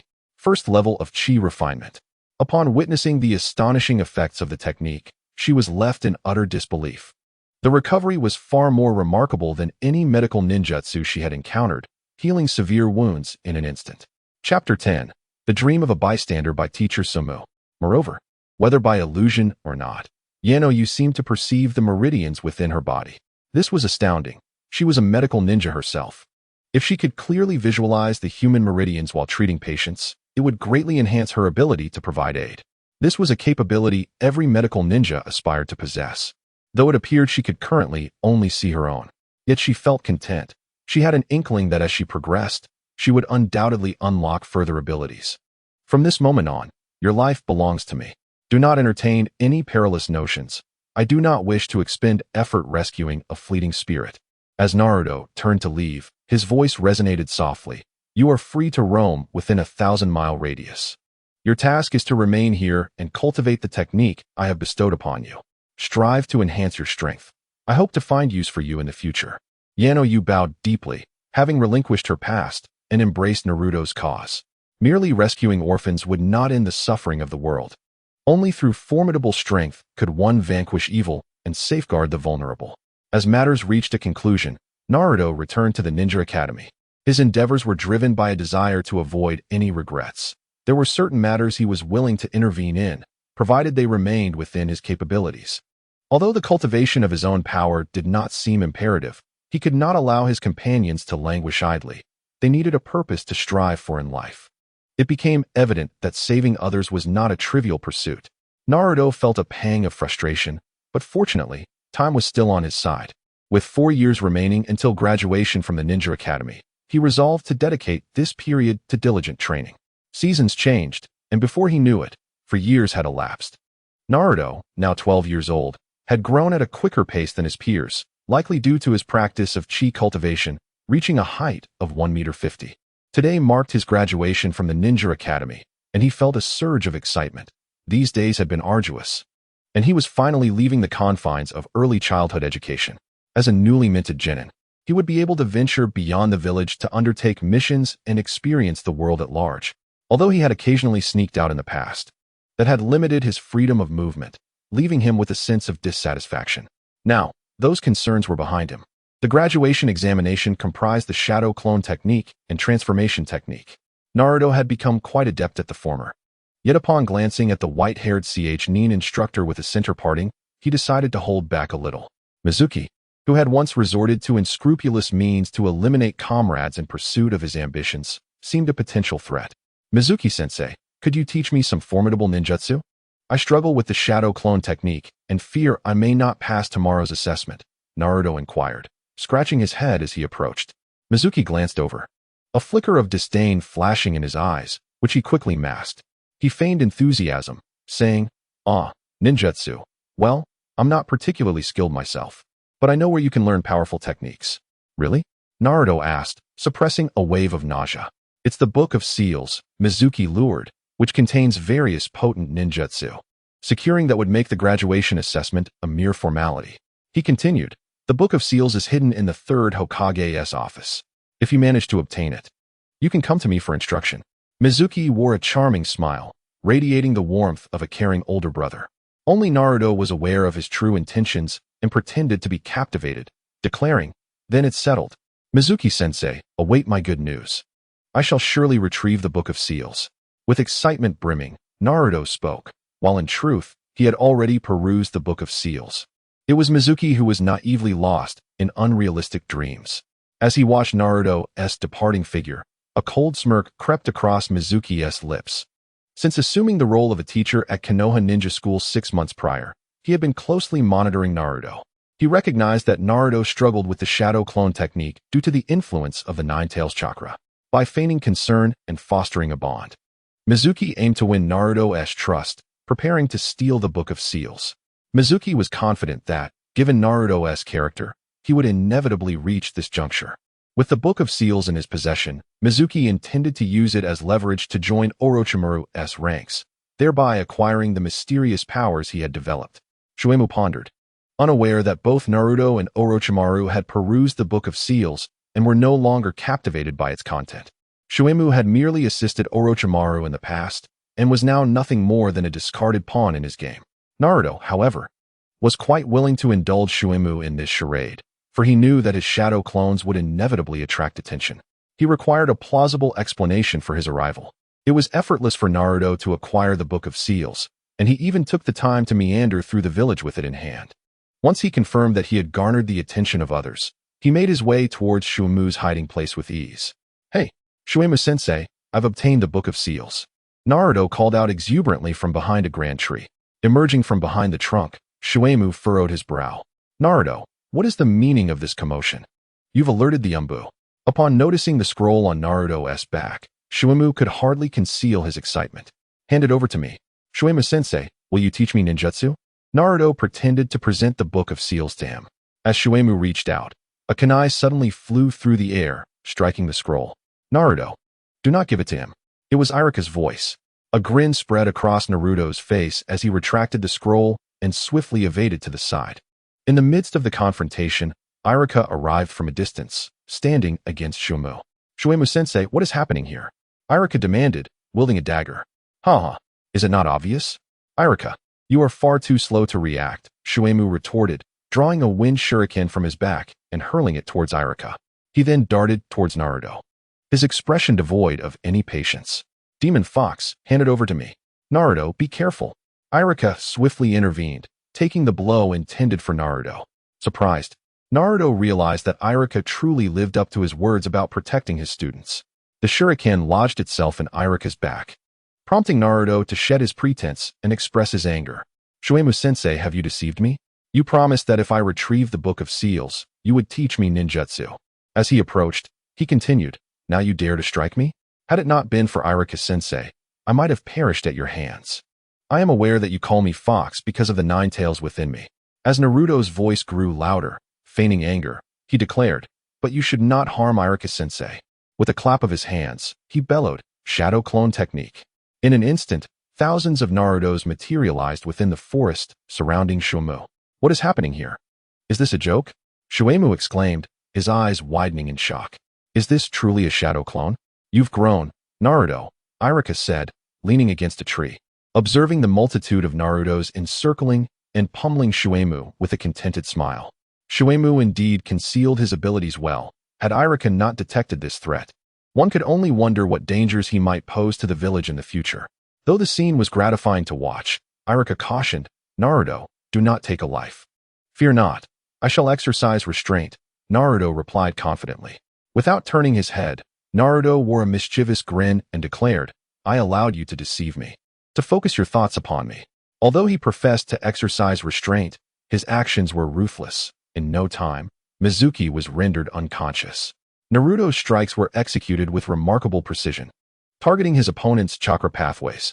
Poor teacher Mizuki, unbeknownst to him, had his chakra meridians irreparably damaged, doomed to spend the rest of his life in confinement. Even if he were to emerge from imprisonment, he would be but an ordinary individual, forever unable to reclaim his status as a ninja. Chapter 11. The first encounter with Uzuki Yugogo. When the Umbu ninjas discovered Naruto and Iruka, they were taken aback. Iruka was gravely injured, while Mizuki lay unconscious. Yet Naruto appeared unfazed. Following Naruto's explanation and Iruka's assurances, the Umbu took Mizuki away, escorting Naruto personally with the sealing book. "Hey, you're quite impressive, managing to conjure such a staggering number of shadow clones," remarked a female Umbu ninja, adorned in a white animal mask and flowing purple hair. As she soared through the trees, casting a glance at Naruto, he trailed closely behind her, his demeanor slightly bashful. To be honest, I was surprised myself. However, it was precisely that which allowed me to defeat Teacher Mizuki and retain the sealing book. It seems that forbidden techniques aren't entirely detrimental, he mused. Fortunately, I was able to utilize it without consequence. Others may not be so fortunate. The sheer chakra consumption is beyond what an average person could endure. Upon contemplating Naruto's identity, Yugugo felt a sense of relief. She glanced back at Mizuki, now being carried by another Umbu ninja, appearing foolish. How disgraceful it was to resort to such tactics against a mere child for the sake of a sealing book. If the Nine Tails were to become involved, the repercussions would transcend mere imprisonment. Do you wield a sword, sister? Naruto inquired with curiosity. Oh, Yugugo replied, her masked face turning towards him. You deduce my weapon based solely on my attire? Not merely that. Naruto shook his head, elaborating. Typically, individuals who frequently wield swords bear distinctive marks on their hands. Yet your hands are unblemished, devoid of any wear, despite your possession of a sword. Moreover, your gait is quite unique. Each step seems rhythmically poised, as if treading on the tip of a blade. Most importantly, I sense a formidable aura of swordsmanship emanating from you, a presence cultivated only through years of sword training. Yugugo, seemingly taken aback by his observations, looked at Naruto with astonishment, prompting him to smile. Thus, I surmise you have mastered a powerful secret sword technique. Are you truly just a 12-year-old child? She questioned, incredulous at how he could deduce her abilities from such simple interactions. If I weren't familiar with you, I might suspect you were a spy from another village. It's rather disconcerting to have one's combat style so easily discerned. Yugugo rubbed her forehead, exasperated. With your prowess, does the third Hokage know of your talents? It is indeed the most suitable method of cultivation for my sister. Otherwise, it would be a pity to develop thick calluses on her beautiful hands like those other fellows who wield swords. Such lovely hands should remain fair and delicate. Hey, young man, are you attempting to tease me? I am not a child. I shall graduate from the Ninja Academy tomorrow. Naruto hastened to Yuin's side, marching alongside her. Beneath that mask surely lies a beautiful visage. I am quite eager to unveil it. Ah, how dare you be so impertinent? You ought to focus on how to explain to Lord Hokage about your theft of the sealing book. Although you were misled, it remains an undeniable fact. Many in the village have long harbored resentment towards you. Yuin came to a halt, a hint of schadenfreude in her demeanor. Before they knew it, they had arrived at the Hokage's office. Please, go ahead, you smooth-talking rascal. Yuin stepped aside, revealing the stern countenance of the third Hokage standing before them. Oh, what a bother. Naruto twirled his finger around his ear, blew on it, and greeted warmly. Hey, old man third, how are you? Naruto, what on earth are you up to? The third Hokage seemed poised to say something, but, noticing others present, waved his hand dismissively. You all may leave now. Mizuki, inciting students to steal the sealing book and inflicting harm upon teachers and fellow students is a grave offense. Let Ibiki conduct a thorough investigation to ascertain if there are any additional charges. With a huff, he turned and strode into his office, and Naruto dutifully followed. Upon entering the Hokage's office, Naruto promptly closed the door behind him. Sneaking a glance was one thing, but to take it out with you? What if you lose it? The third Hokage admonished angrily. But Mizuki-sensei promised that if I gave him the sealing book, he would teach me powerful ninjutsu. So I thought I would give it a try. Naruto replied cheerfully, and I truly made progress. I have learned the shadow clone technique. I understand, but Naruto, your status is unique. You must surely comprehend the need for discretion. There are those in the village who are keeping a watchful eye on you. The third Hokage appeared unsurprised by Naruto's actions, instead advising, this time I have managed to suppress the matter. Otherwise, the implications of stealing the sealing book would be far more severe, potentially tantamount to treason. Is it truly that serious? Naruto's eyes flickered slightly. Is it Danzo? Ah, indeed. With the Nine Tails residing within him, Danzo would certainly seize any opportunity to eliminate the potential threat of him being a Jinchuriki. All right, I understand. I shall refrain from causing you trouble in the future. Naruto waved his hand and turned toward the door. If there is nothing else, I shall take my leave. I have graduation exams tomorrow. Ah, this boy has certainly stirred up quite a commotion, the third Hokage mused, rubbing his forehead in frustration. By the way, the latest episode of Intimate Paradise has been updated, Old Man Third. Naruto poked his head back in, quickly shutting the door as he exited. Humph. Matters like these should be shared with me discreetly, the third Hokage grumbled, flustered and irate. The grand operation to steal the Book of Seals. After Naruto successfully returned it, and Mizuki was imprisoned, faded into obscurity. Instead, during the ninja graduation examination, Naruto Uzumaki unexpectedly utilized the shadow clone technique, which truly astonished everyone. Thus, Naruto and his peers successfully graduated from the Ninja Academy, receiving their Genin headbands and emerging as newly minted Genin.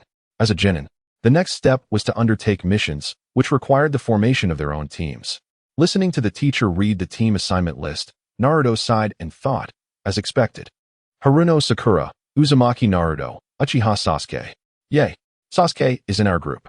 Sakura exclaimed, gazing dreamily at the stoic Sasuke, who remained indifferent, having grown cold and distant after the tragedy of his clan's massacre.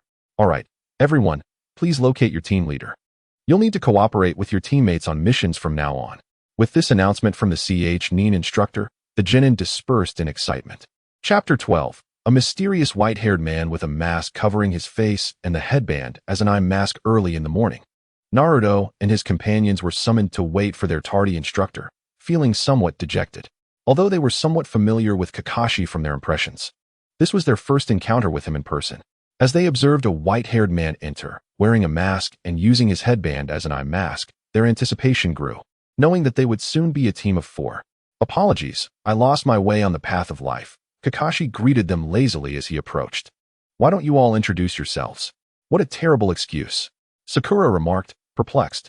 Kakashi rested his chin on his hand and replied, well, you can share your interests, dreams, dislikes, and whatever else comes to mind. It would help deepen your understanding of one another since you'll be working together on missions. Since you're our team leader, you should start. We hardly know anything about you. By the way, your attire is rather suspicious, Sakura said, regarding Kakashi with a curious gaze. Kakashi scratched his head and said, I see. I'm Kakashi. As for my likes and dislikes, that's a secret. I don't have any particular dreams, but I do have a variety of interests. Now it's your turn. Let's start with the guy with the orange hair. Kakashi smiled at Naruto, seemingly well prepared. Sakura expressed her dissatisfaction. What? So aside from knowing his name, we don't know anything else about him. Naruto chuckled softly and exclaimed, I am Uzumaki Naruto. My favorite food is Ichiraku ramen, and I despise waiting those few minutes for my ramen. I have many people I admire, and I aspire to surpass the Hokage. Interesting, Kakashi nodded, turning his attention to Sasuke. Next, my name is Uchiha Sasuke. I have many dislikes and no particular likes. Sasuke rested his chin on his hands, his gaze icy as he remarked, dreams are nothing but empty words. I harbor no interest in them.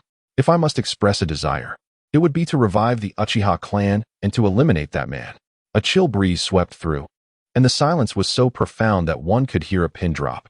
How cool, Sasuke. Sakura gazed at him with a hint of infatuation. Indeed, the Uchiha boy. She mused.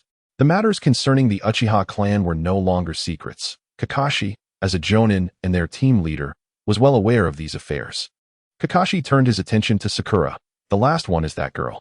Hi, I am Sakura Haruno. As for what I like, rather, whom I like. Oh dear, how embarrassing. As for my future dream, I'm not quite sure if I should share it. Sakura shyly glanced at Sasuke, then coldly huffed at Naruto. As for the person I dislike, well, there used to be someone, but not anymore. Naruto, you are too close to Sasuke. Naruto scratched his head, feeling a bit exasperated. Sakura's infatuation seemed to be reaching new heights. At this age, it seemed that girls prioritized romance over the training of ninjutsu. All right, let us conclude our introductions. The mission begins tomorrow, so do not be late. Kakashi nodded in satisfaction, offering his admonition. May I ask what the mission is? Sakura raised her hand, a hint of nervousness in her demeanor. It's a survival exercise in the wilderness. Kakashi responded mysteriously. But we've already practiced that numerous times at the Ninja Academy. Why must we do it again? Sakura inquired, perplexed. Sasuke, too, felt a sense of confusion, though he refrained from voicing it, casting a questioning glance at Kakashi. This time is different. Your opponent will be me. Kakashi chuckled lightly. Oh, I can't reveal too much. If you knew all the details, you might be frightened enough to withdraw. Sakura swallowed hard. Was it truly that challenging? What? Why would we withdraw? We wouldn't be that useless. Historically, the failure rate for this survival exercise has been 66%. Kakashi paused, a mysterious smile gracing his lips. And based on the graduates of the entire Ninja Academy, my personal failure rate is 100%. What? Sakura nearly dropped her jaw, turning to Naruto and Sasuke with difficulty. Sasuke wore a grave expression. With such a failure rate, could they truly rely on this teacher? Is everything all right? Surely. You're already contemplating withdrawal, Kakashi observed Sakura, whose complexion had turned pale with fear. How could this be? I have only just graduated from the Ninja Academy. I cannot afford to stagnate here. Naruto interjected with determination. There are 3 of us against 1 teacher. As long as we cooperate, our chances of success are substantial. Sasuke nodded in agreement, recognizing that Naruto did possess some strength. Previously worried that Naruto might falter, he now realized he had been overly concerned, and a newfound confidence surged within him, his gaze fixed resolutely on Kakashi. Indeed, we have Sasuke with us, the genius of the Ninja Academy. We will surely be fine. Sakura thought to herself. Observing the confident demeanor of the trio, Kakashi nodded. They seemed quite spirited. I hope they won't be late tomorrow. With that, he departed. Throughout the night, Naruto grappled with how to ensure the exercise would be completed successfully without causing excessive surprise.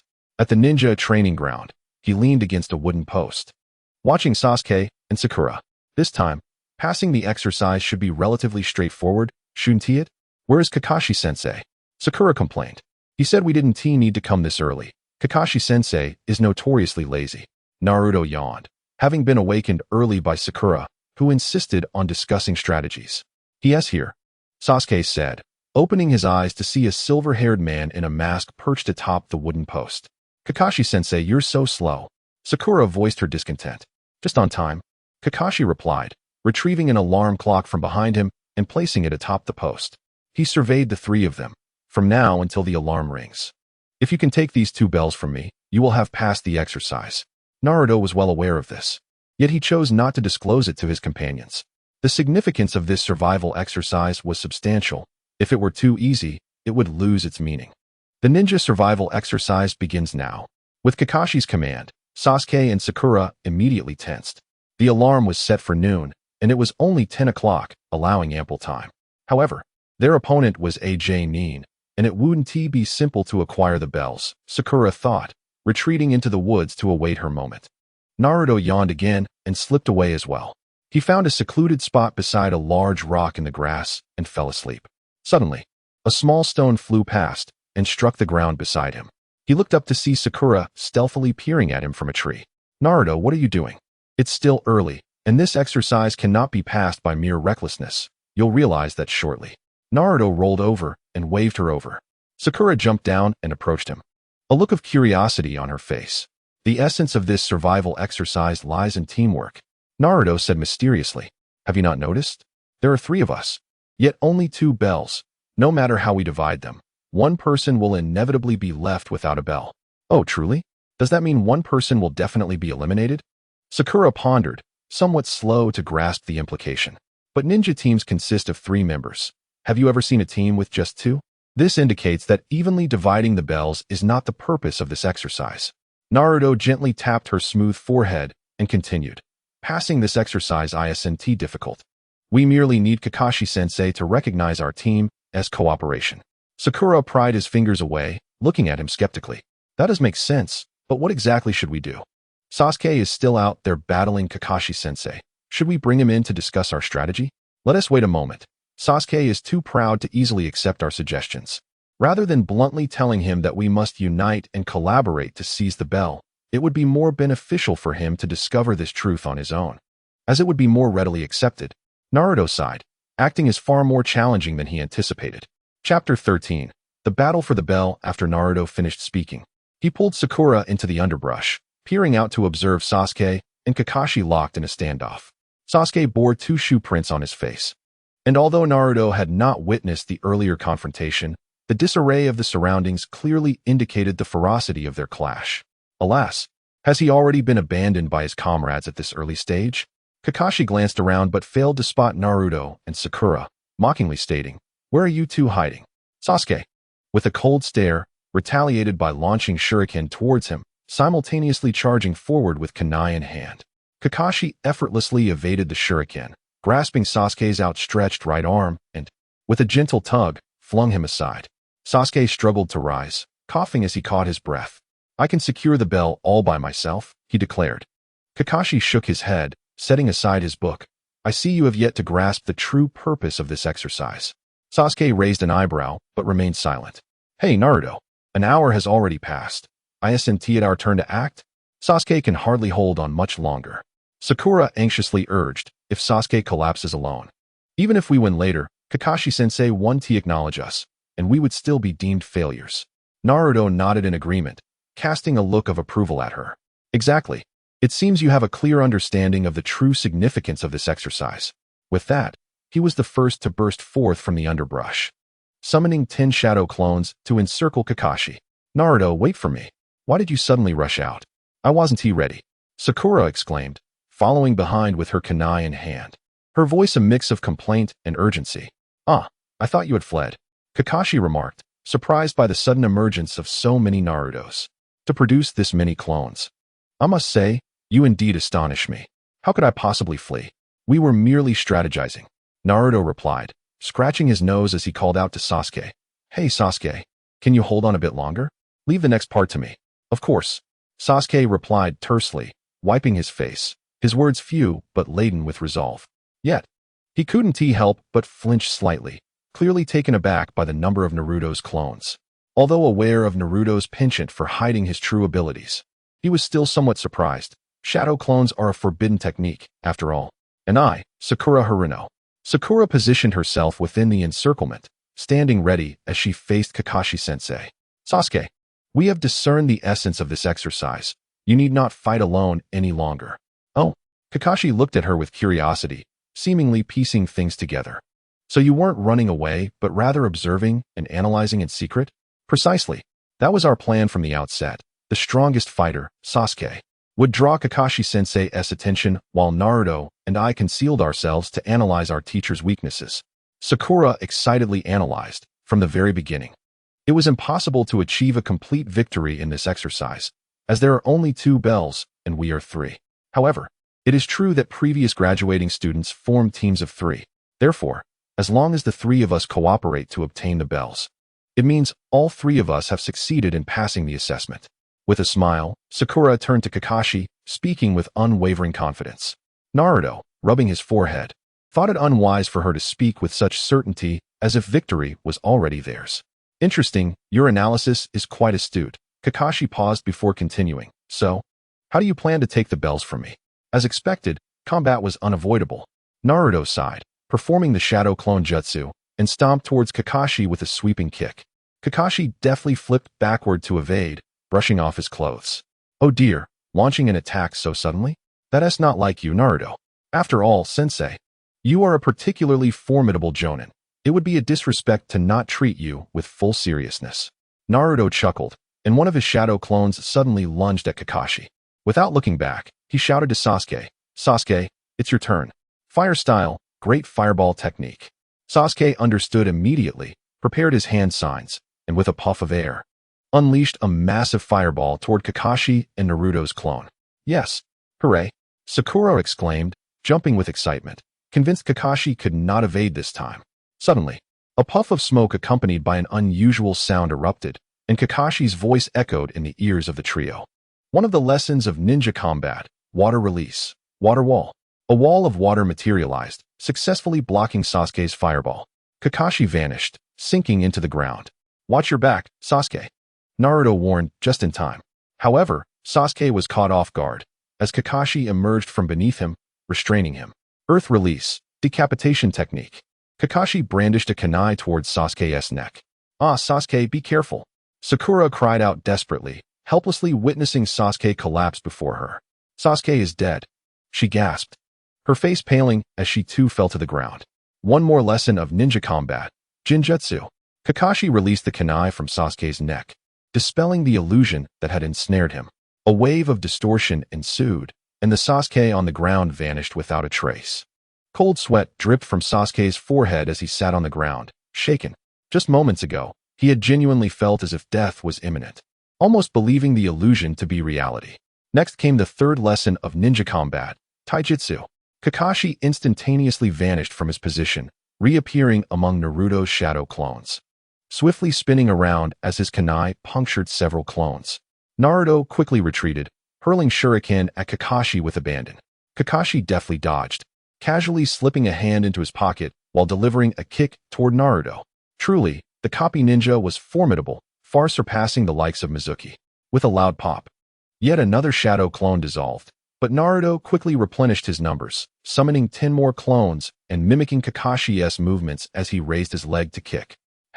Employing the same old trick, Kakashi smiled and extended his leg to meet the opponent's attack. Such an assault is futile. The two legs collided, producing a dull thud that startled Kakashi. How solid! Why does this shadow clone endure so much punishment? It withstood my kick without vanishing. Kakashi-sensei, don't lose focus. 3 Narutos leaped down from above, landing heavily on Kakashi. Underestimating me will lead to regret. His shadow clone is certainly different. Previously infused with chakra, it dissipated upon impact. Now, however, it possesses spiritual energy, existing as a singular entity apart from consciousness, akin to the original. Sasuke grabbed the bell. Naruto shouted outward. Sasuke observed as Naruto pinned Kakashi down, feeling a tinge of confusion, yet swiftly dashed over to snatch the bell from Kakashi's waist. Suddenly, a series of popping sounds erupted, and both Kakashi and Naruto's shadow clones vanished simultaneously. Oh dear, I've been outmaneuvered, Kakashi remarked. As the alarm he held chimed. It seems you have not succeeded. Let us break for lunch and resume this afternoon. Or is there no longer a need for further testing? Sasuke maintained a stoic expression, refraining from responding. Sakura, having awakened, brushed leaves from her hair and inquired with uncertainty, did we succeed? Naruto stifled a chuckle, cleared his throat, and gazed skyward while whistling. What? We failed. We'll continue this afternoon, and there are only 2 lunchboxes for the 3 of us? Sakura felt overwhelmed, struggling to accept the reality. The first one to fall would have no meal, which meant it would be her. Chapter 14. The unexpected mission to the land of waves gurgle. Gazing at the 2 lunchboxes in their hands, Sakura sighed, her stomach grumbling. Go ahead and eat. It appears that among the 3 of us, I am the weakest. Eating would be futile, as I still hope for their assistance this afternoon. Naruto picked up a lunchbox, partitioned half of it, and offered it to Sakura. Sakura, you should eat. I'm not particularly fond of lunchboxes. If the teacher sees this, we'll surely fail, Sakura thought, glancing sideways and swallowing hard, clearly tempted. No worries, the teacher isn't here. He won't know. We still need to snatch the bell together this afternoon. The more hands, the greater the strength. We are a team. After all, how can we abandon a comrade? Naruto stated nonchalantly. Sasuke did not start eating. He had almost succeeded in obtaining the bell moments ago and felt remorse for his sluggishness, a hint of self-reproach creeping in. Hearing Naruto's words and contemplating the lunchbox in his hands, he seemed to reach a decision and offered a portion to Sakura.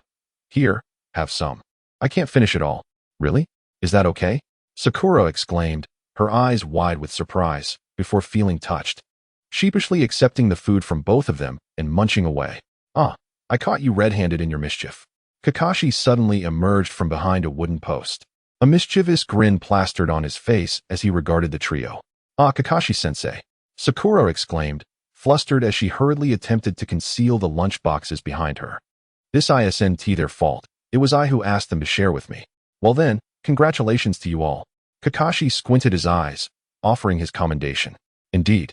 Naruto exhaled a sigh of relief, leaning against a wooden post as laughter bubbled forth.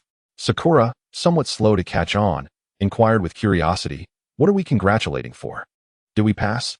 What is happening? Of course, from the moment you divided the lunchboxes earlier, you had already succeeded in this survival exercise. Kakashi emerged, gazing at the trio with a smile, and remarked, while it is admirable for a ninja to steadfastly uphold their mission, the rare quality of not abandoning one's comrades until the very last moment is even more commendable. With a squint and a smile, Kakashi declared, you have passed. From this moment onward, you shall be members of Team Kakashi. However, Sakura pressed on, but didn't you say that no one has ever succeeded under your guidance? How could so many have failed if it's merely about this? Kakashi responded with a chilling smile. They were all arrogant individuals, solely focused on their own glory, disregarding their teammates, and even using them as bait, willing to sacrifice their comrades to obtain a bell from me. Naturally, none succeeded. So that is how it is. It seems we inadvertently passed, Sakura said, a hint of relief in her tone. No, from my perspective, your success was inevitable. You possess reliable teammates, Kakashi replied, retrieving several lunchboxes from behind him. Come, to celebrate your successful assessment, I shall treat you to a feast. What? You call this a feast? And we end up with lunchboxes? Sakura retorted, Kakashi-sensei, you are quite stingy. Indeed, I would much prefer ramen over lunchboxes. Naruto nodded in agreement. Hey Sasuke, this one is yours. Naruto tossed a lunchbox his way, proceeding to eat on his own. It was a jest. In truth, he enjoyed rice as well. Sasuke observed Naruto and Sakura, lost in thought. Having successfully passed Kakashi's assessment, the trio began to undertake tasks within the village. Initially, they were primarily low-level assignments, mostly involving babysitting or searching for lost kittens and puppies. After completing several, they began to grow weary of these trivialities. How dull. Why do we always have to handle these inconsequential tasks? Sakura lamented, her brow furrowed as she faced her companions. Today's assignment was yet again to help an elderly villager find a lost kitten, and she felt utterly unmotivated. Naruto, the target is heading your way. Sasuke shouted urgently into the radio, sprinting after it. Naruto yawned. Oh, okay, let us go. He understood that freshly graduated ninjas were often assigned these low-level tasks to hone their skills and foster teamwork. Yet, after doing so many, it was easy to feel fatigued. Surprisingly, among the three, it was Sasuke who was most enthusiastic. Even he was taken aback by his own fondness for small animals. Shadow Clone Jutsu. Naruto created 2 shadow clones, darting toward a bush and instantly sensing that he had captured a furry little creature. Meow. Bang. In his grasp, the cat struggled fiercely, managing to tear through the shadow clone. Naruto was somewhat taken aback. Was this creature truly so aggressive? Thankfully, another shadow clone firmly secured the target, preventing its escape. He pressed his earpiece, communicating, the target has been captured. Sasuke and Sakura soon arrived. Perhaps it was due to the 9 tails residing within Naruto that the little creature continued to squirm restlessly in his hands. Naruto handed it over to Sasuke as the trio made their way toward a building. To his surprise, Sasuke seemed to be quite popular with small animals. Sakura walked ahead, frequently glancing back at the little creature in Sasuke's hands. She reached out to take it, only to be startled by its clawing and biting. Upon arriving at a building, they entrusted the cat to a plump woman and received their mission reward, then proceeded toward the Hokage's office. Kakashi-sensei had mentioned a special mission awaiting them today. He wondered what rank it might be, feeling a sense of anticipation. Sakura waved her hands, urging, hey, you too, hurry up, to which Naruto yawned, feeling increasingly fatigued as he approached a crucial stage in his training. He had heard that this mission would take them outside the village and far away. Sasuke chimed in, recalling a conversation he had with Kakashi regarding the matter. Oh, could it be the land of waves? Naruto mused, his interest piqued as he quickened his pace. Upon reaching the Hokage's office, they found several individuals already waiting there. The third Hokage surveyed Naruto, Sasuke, and Sakura before turning to Kakashi and spoke. This mission entails escorting Mr. Tazuna safely to the land of waves, where he will construct a bridge. You four will be responsible for this task. It is a B-rank mission. We can handle it. Sakura replied enthusiastically, while Kakashi rubbed his forehead. As anticipated, it was indeed this task. Naruto lifted his gaze to scrutinize an elderly man across from him, who had a white bandage wrapped around his forehead, wore glasses, and clutched a bottle of sake. Tazuna, a master bridge builder, he sought to dismantle the monopoly of the Kato Company over maritime transport in the land of waves by constructing a bridge, but faced oppression from Kato. He was requesting the assistance of Konoha's ninjas to ostensibly escort him home, though in reality, he desired them to act as his temporary bodyguards during the bridge's construction. I am the client for this mission. I implore you to risk your lives to protect me until I return home to construct the bridge, Tazuna declared, belching slightly before noticing Naruto and his companions, and dismissively remarked, what? Are 3 little kids really going to protect me? Please overlook their age. They are my most esteemed students, Kakashi said with narrowed eyes. Isn't it a bit excessive to require a professional ninja team just to escort someone home to build a bridge? Naruto retorted, slightly irked by Tazuna's attitude, feigning confusion. Oh, the journey is long, and one can never be too cautious. There could be pirates or bandits lurking about, Tazuna replied with a sly squint, seemingly unconcerned that no one else perceived any issues. Naruto opened his mouth, feeling disinclined to expose the man as pretense, and chose to ignore him instead. This time may present a genuine battle of life and death. One must prepare thoroughly. Chapter 15. Mr. Dasna, it seems you are concealing some crucial information. Outside the gates of Konohagakure, Kakashi's Team 7 followed Dasna as they departed. We are off, hooray! Sakura exclaimed, brimming with excitement. Hey, Sakura, what has got you so worked up? Naruto inquired, perplexed, as such lines should rightfully belong to him. Haha, this is my first time leaving the village for an extended journey, so of course, I am thrilled. Hey, you little brats, are you really up for this? Dasna cast a skeptical glance at the two exuberant youths and addressed Kakashi. Ahem, fear not, for I, your J-Nin instructor, am leading the way, Kakashi reassured him. Moreover, the three of them are quite dependable, he added with a proud smile.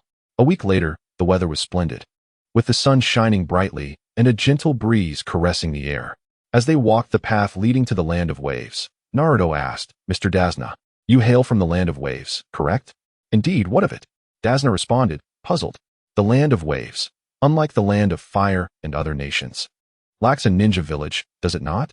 Naruto remarked, not turning back. Thus, theoretically, we should not encounter any ninja adversaries on this mission.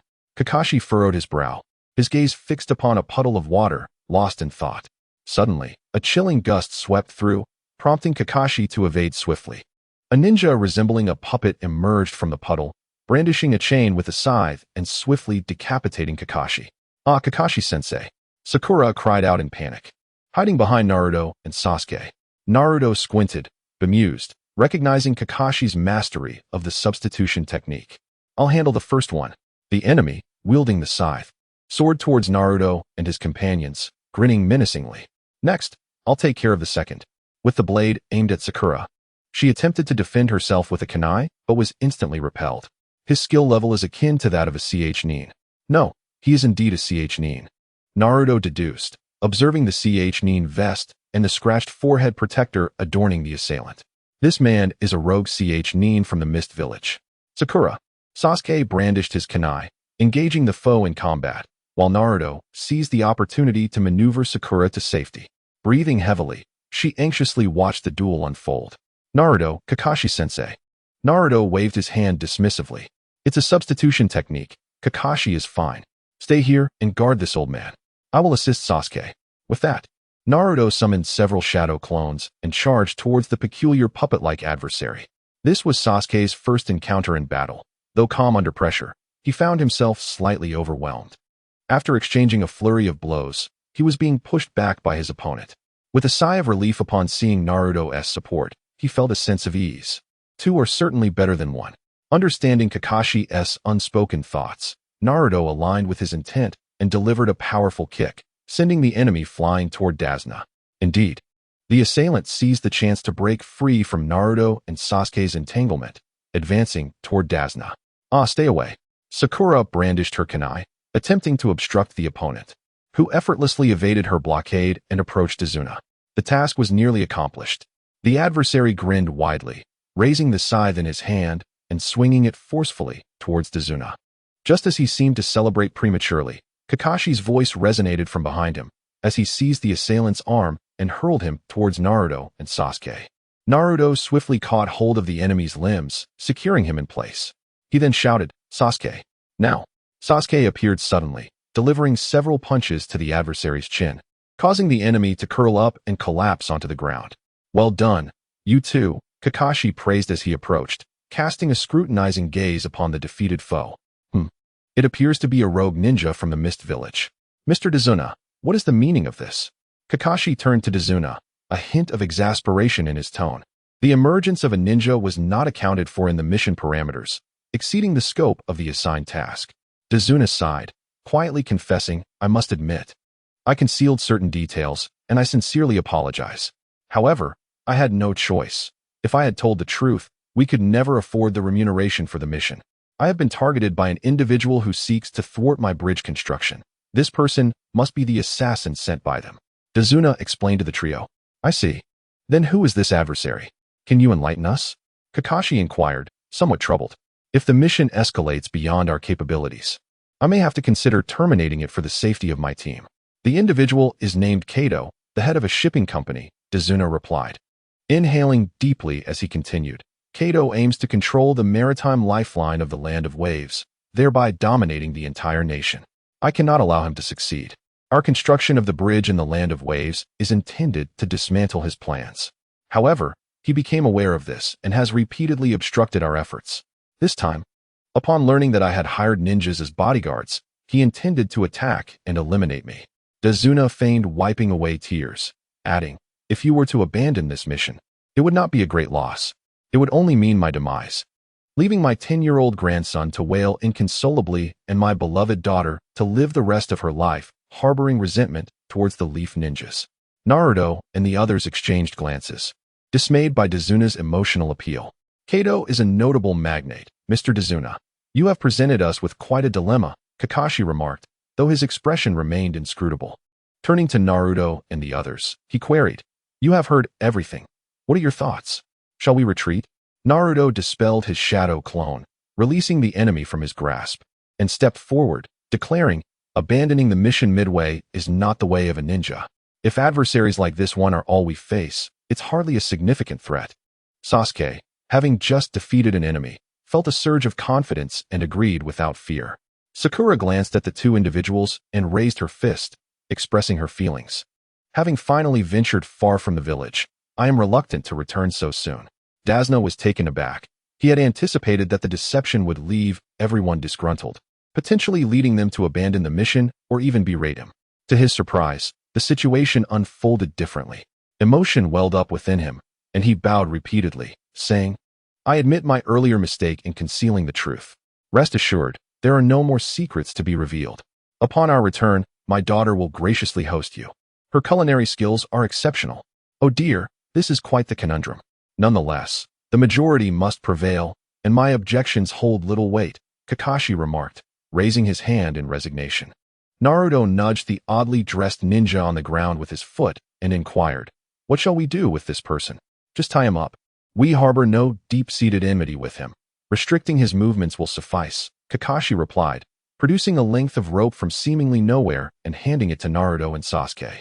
By the way, for ninjas engaged in assassination missions, a single failure means they lose all face and cannot return for a second attempt. Naruto and Sasuke worked in tandem to bind their foe securely to a nearby tree, then turned their attention back to Kakashi. Chapter 16. The man without eyebrows is named Zabuza Momochi. As they neared their destination, Dazna suggested taking a water route to avoid detection by the forces of Kado. The group switched to a small boat rowed by a ferryman wielding a bamboo pole, making their way toward a concealed location. After several hours of travel, they finally glimpsed a towering bridge, crafted from massive stones, rising through the mist. "Such grandeur! Is this the Great Bridge?" Sakura exclaimed, tilting her head to admire the structure. Dazna beamed with pride. "Indeed, this nearly completed bridge is the weapon that will shatter Kado's plans. It is the bridge of hope for the people of the Land of Waves. Dazna, I shall take my leave here. You all must exercise caution," the ferryman declared before hastily rowing away, eager to avoid detection. It was evident that Kado's influence had deeply penetrated this area. The group disembarked and made their way toward Dazna's home. "At last, we have successfully arrived in the Land of Waves," Kakashi sighed in relief.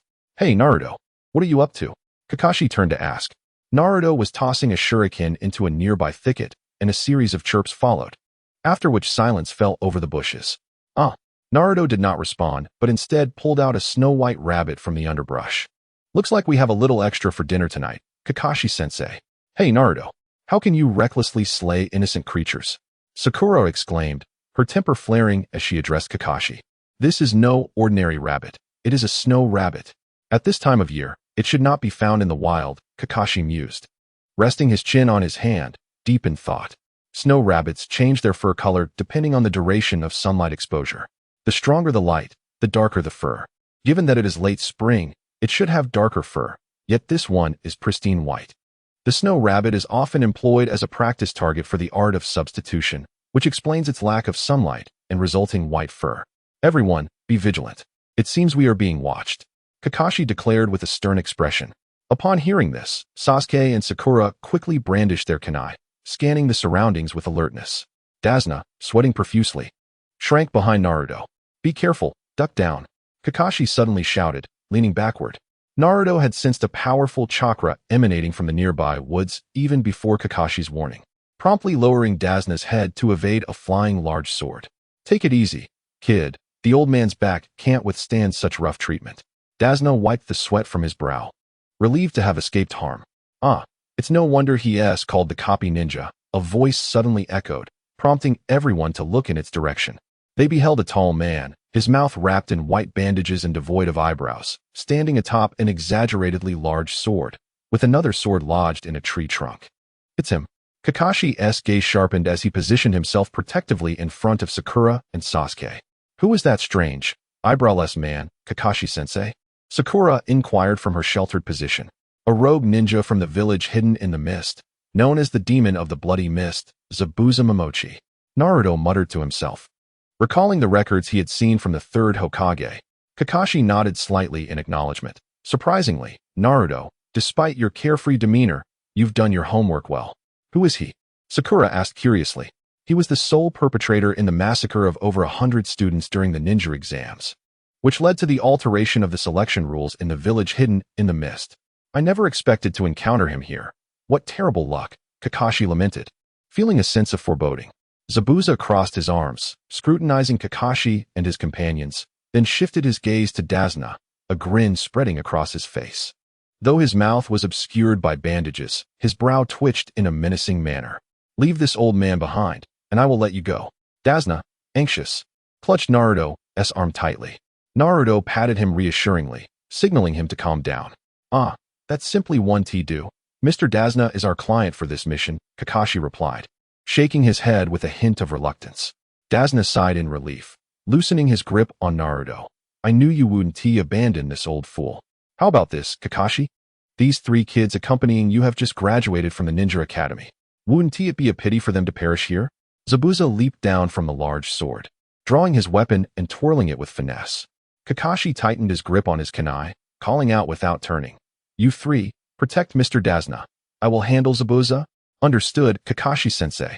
Focus on him. We've got this.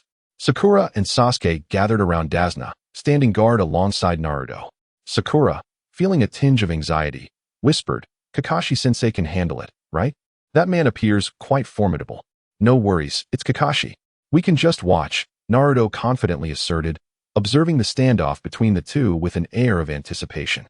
Hey, Sasuke. What's wrong? You've been silent since earlier, Sakura inquired, casting a puzzled glance at Sasuke, who was trembling uncontrollably, his pupils constricting. The palpable murderous intent emanating from such a terrifying figure was overwhelming. Sasuke's gaze was fixed intently on Zabuza, as the oppressive aura compelled his Sharingan to activate involuntarily. The two combatants had already begun their clash. Both Kakashi and Zabuza were elite jonin, exchanging blows with remarkable skill, resulting in a stalemate for the moment. Zabuza caught a peculiar glance and remarked with a smirk, Have you finally activated your Sharingan, Kakashi? What are you talking about? Kakashi replied, repelling him with a kick. Confusion evident in his tone. Not you, but this sensation. Zabuza paused, as if struck by a realization, turning his attention towards Naruto and the others.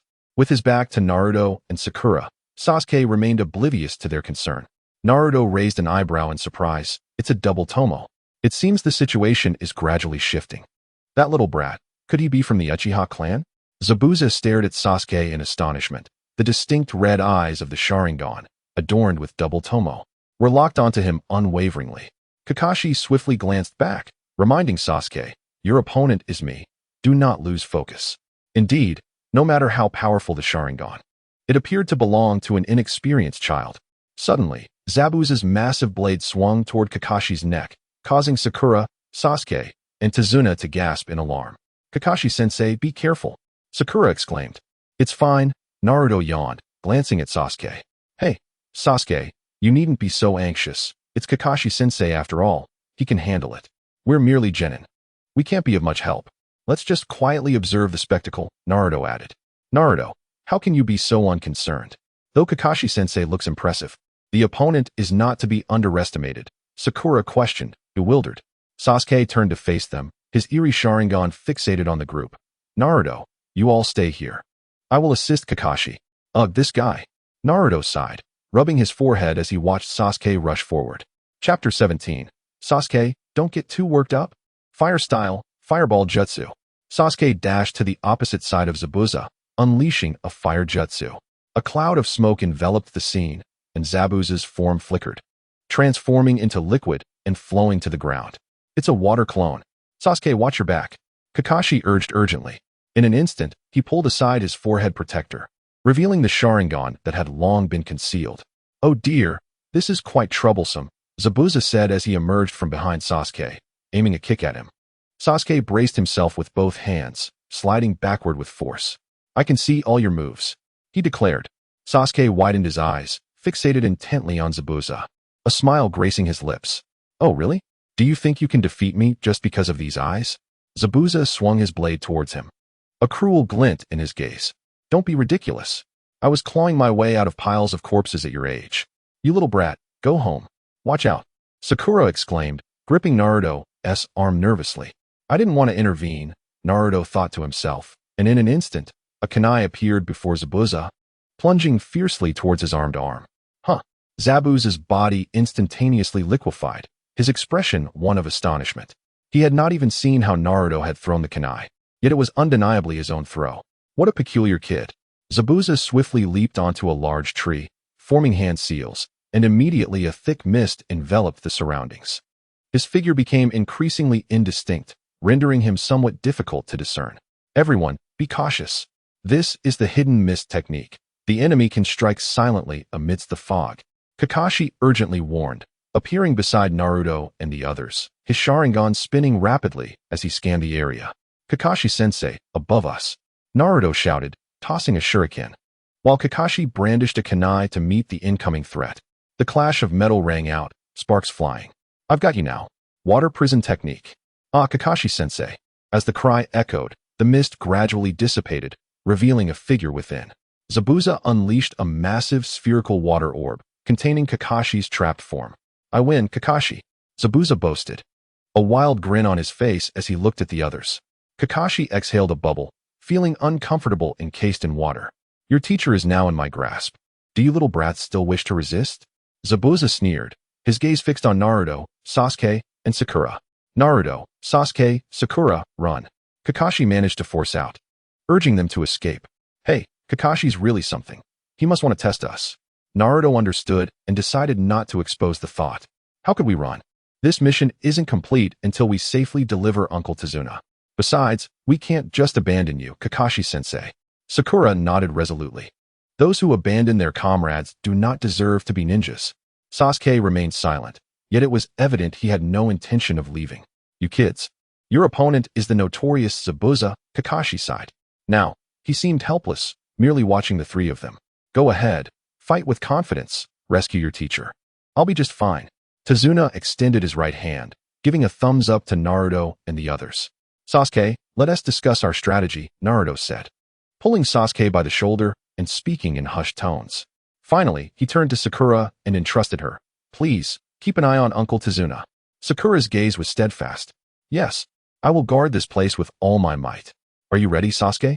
Naruto summoned several shadow clones and charged towards Zabuza. Without hesitation, Zabuza summoned a shadow clone to confront the enemy. A mere trick.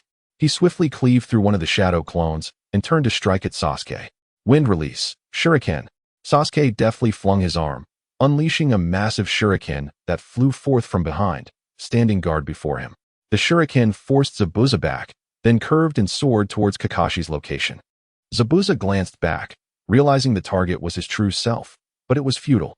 With a grin, he controlled the water prison technique with one hand, allowing half of his body to dissolve into water, thereby evading the shuriken's wrath.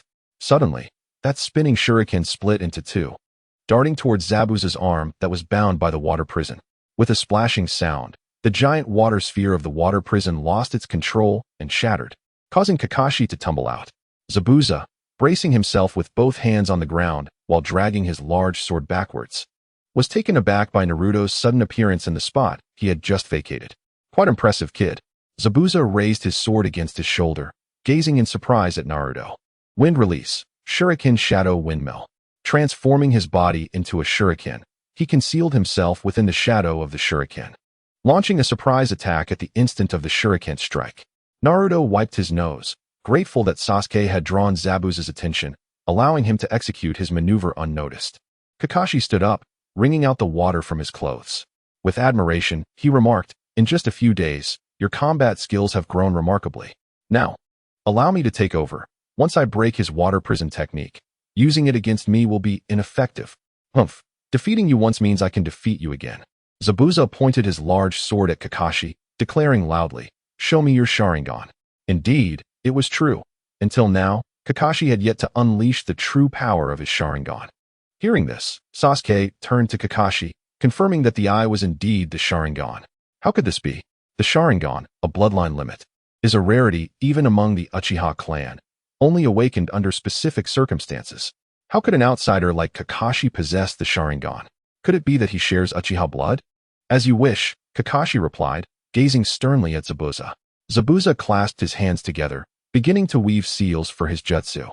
Boar, snake, rabbit, rat, pig, rooster. Kakashi's Sharingan spun, and he too extended his hands to form seals.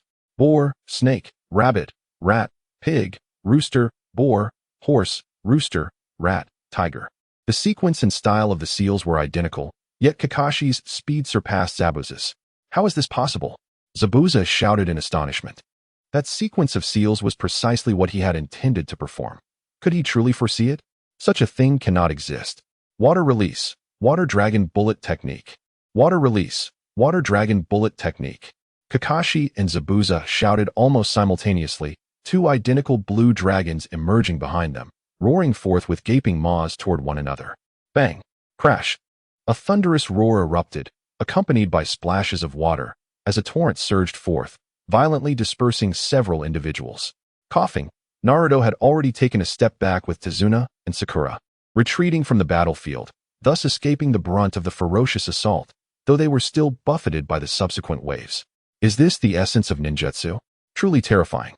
Tazuna spat out water, increasingly convinced that enlisting the protection of the Leaf Village's ninjas was a sagacious decision.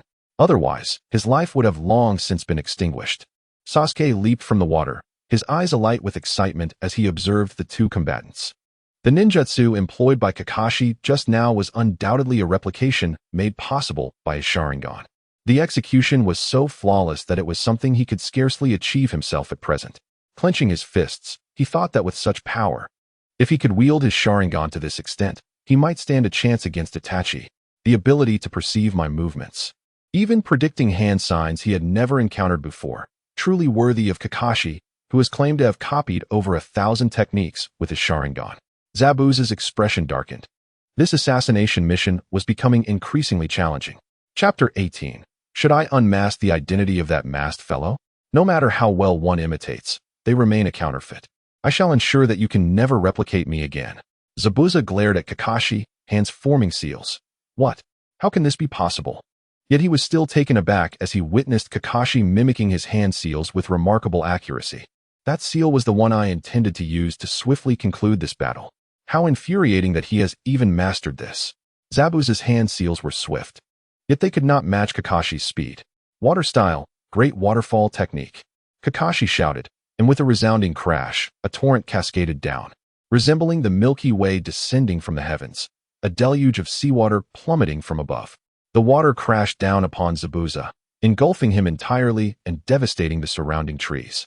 Given that this was an island nation adjacent to the ocean, the power of this technique was astonishingly formidable, leaving even Kakashi momentarily stunned. This was the first time he had employed such a technique, nearly exhausting his chakra due to the favorable conditions. No wonder Zabuza seemed to regard this as his ultimate trump card, reserving it for a decisive moment. At last, the fight was drawing to a close. Zabuza Momochi. Kakashi hurled the kunai he held, pinning Zabuza's limbs to a tree. Huh, Kakashi-sensei has won, Sakura exclaimed, jumping up in excitement. Tazuna sighed in relief, collapsing onto the ground. The great waterfall technique, yet another splendid ninjutsu, Naruto thought, silently committing the hand signs of this technique to memory. Suddenly, a sharp whistling sound pierced the air, as several needle-like projectiles pierced Zabuza's neck. Oh no, he is really dead, exclaimed a voice from the forest. The group looked up to see a woman standing there, adorned with a peculiar white mask, playing with a weapon resembling the flying needles that had just struck Zabuza. It appeared that she was the assailant. Kakashi stared at her in astonishment. That mask. Are you a ninja from the Hidden Mist Assassination Squad? He inquired. Who is that person? Sakura asked, puzzled.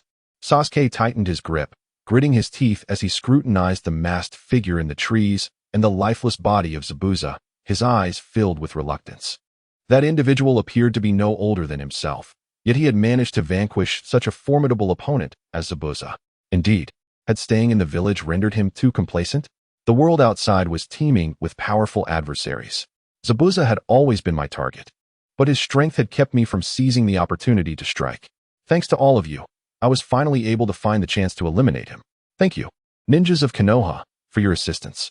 The masked man leaped down from the tree, hoisting Zabuza's corpse. I shall take his body back for reporting. Be my guest, Kakashi replied, furrowing his brow but refraining from stopping him. After all, Zabuza hailed from the Hidden Mist village, and it was only natural for his remains to be handled by their own Umbu. Naruto had remained silent until now, watching as the masked figure attempted to make his escape with Zabuza. He kindly spoke up. Hey, aren't you going to check again?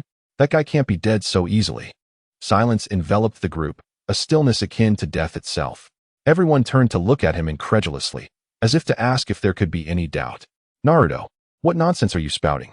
That guy was pierced through the neck by a senbon. He is beyond saving, Sakura whispered, concerned that the masked man might overhear and retaliate. Prompted by Naruto's words, Sasuke activated his Sharingan, and also concluded that the senbon's attack was genuine. Kakashi cleared his throat and shot a glance at Naruto. Naruto, let's leave it be.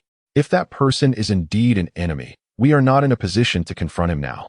Kakashi shook his head, pulling down his forehead protector to shield his Sharingan. I see, Naruto acknowledged, realizing that Kakashi's chakra seemed to have been overexerted. He shrugged and moved beside Kakashi to support him. Well then, farewell. The masked man cast a lingering gaze at Naruto before uttering those words and swiftly departed with Zabuza in tow. Who wants to say goodbye to you? Naruto scoffed. Thanks to you all, I managed to save my own life. Let us head back. My dear daughter and grandson are eagerly awaiting at home. We should return and let them treat you well. Dasna exclaimed joyfully. Kakashi-sensei, are you all right? Sakura asked, puzzled. Kakashi had remained motionless since earlier and suddenly collapsed to the ground. I have no strength left. The battle earlier has completely drained my chakra, Kakashi replied, rolling his eyes, his face a mask of exhaustion. Now that we are safe, let us go home and rest well, teacher. Dasna called out. The group made their way directly to Dasna's home, and upon arrival, they spotted a young woman standing at the entrance. Dasna's daughter, Tsunami. You're finally back, Dad. We've been waiting for you. The woman sighed in relief and rushed over. Oh dear, we encountered some trouble on the way, and I entrusted them to your care. Please be sure to treat my guests well. Dazuna discarded his hat and entered the house. Miss Tsunami, I appreciate your hospitality during these days, Sakura greeted. Oh, it's my pleasure. Since you are my father's guests, please come in.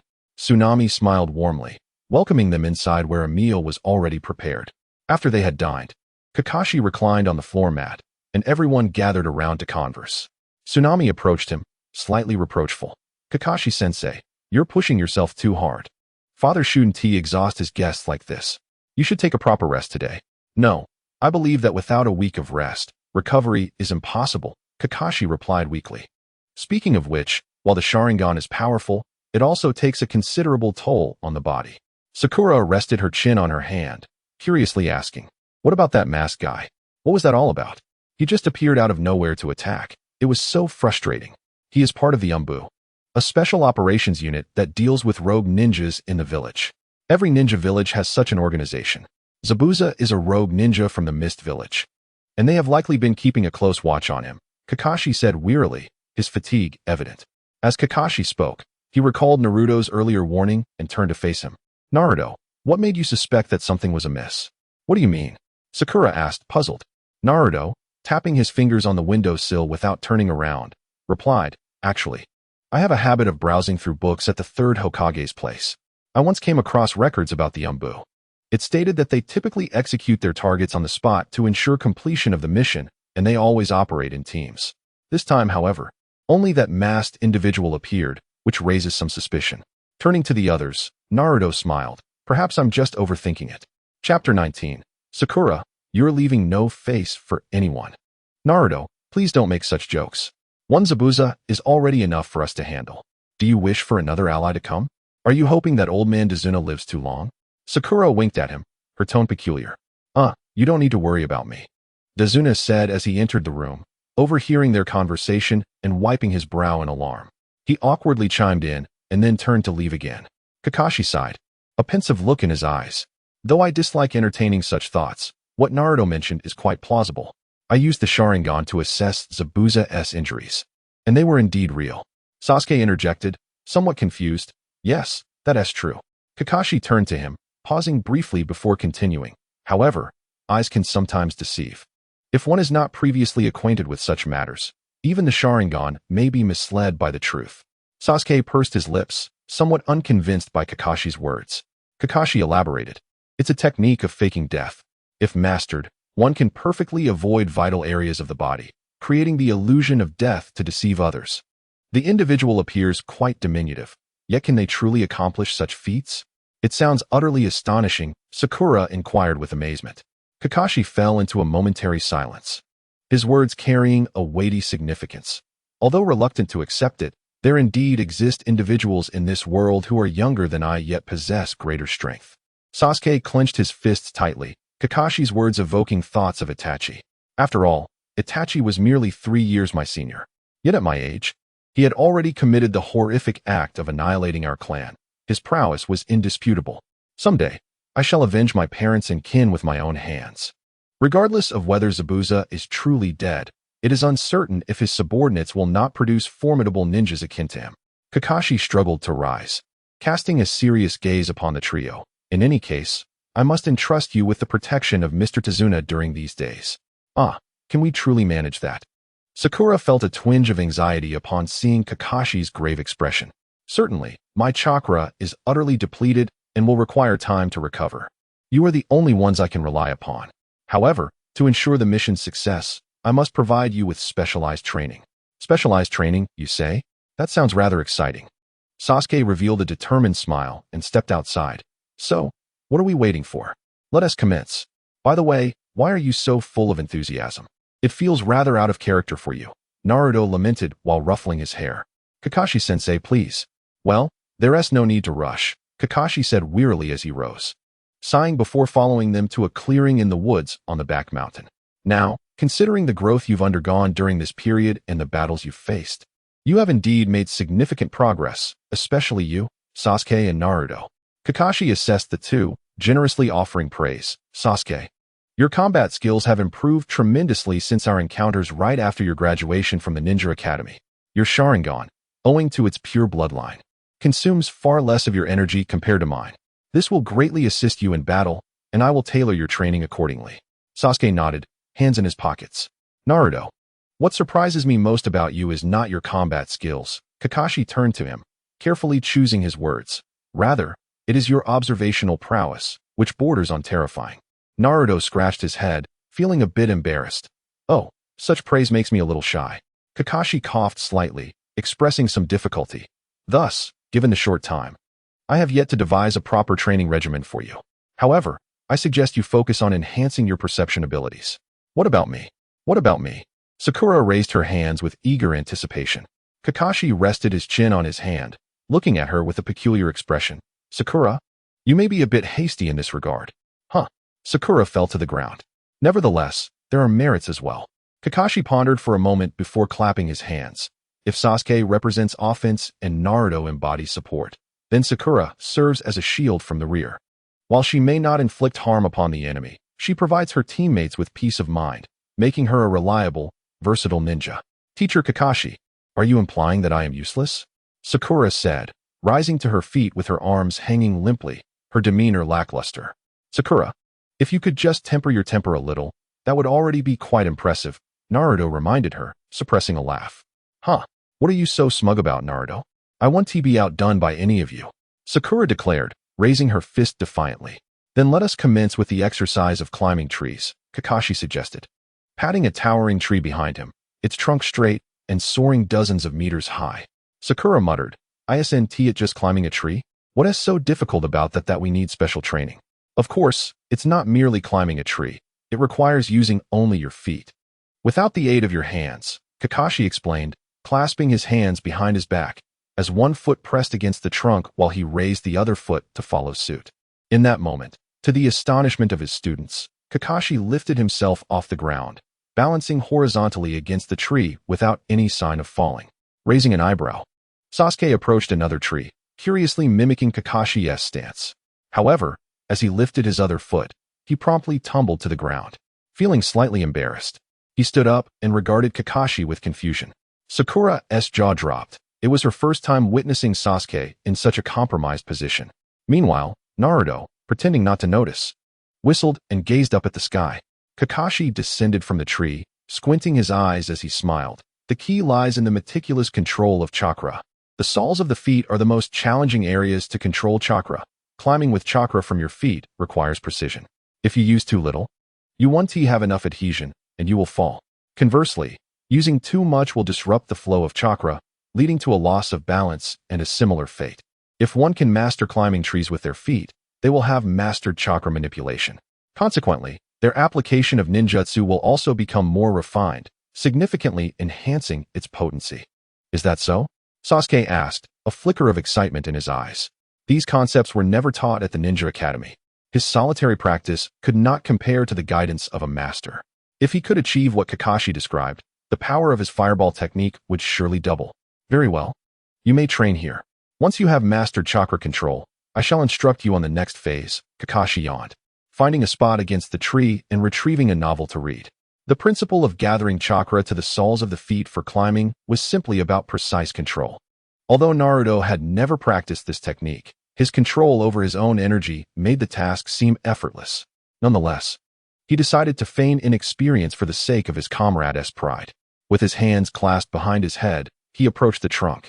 After several attempts that appeared unsuccessful, he feigned frustration. Sasuke, observing from the sidelines, breathed a sigh of relief and resumed his training. Oh, it's quite a simple task, an ill-timed voice chimed in, causing Naruto and Sasuke to lose their grip and glance sideways. To their astonishment, Sakura was performing a handstand, her feet pressed against the trunk of a tall tree. Beaming at the onlookers, Sakura, you are certainly anything but discreet. Naruto's facial muscles twitched slightly. Despite being mentally prepared, he turned his gaze towards Sasuke across from him.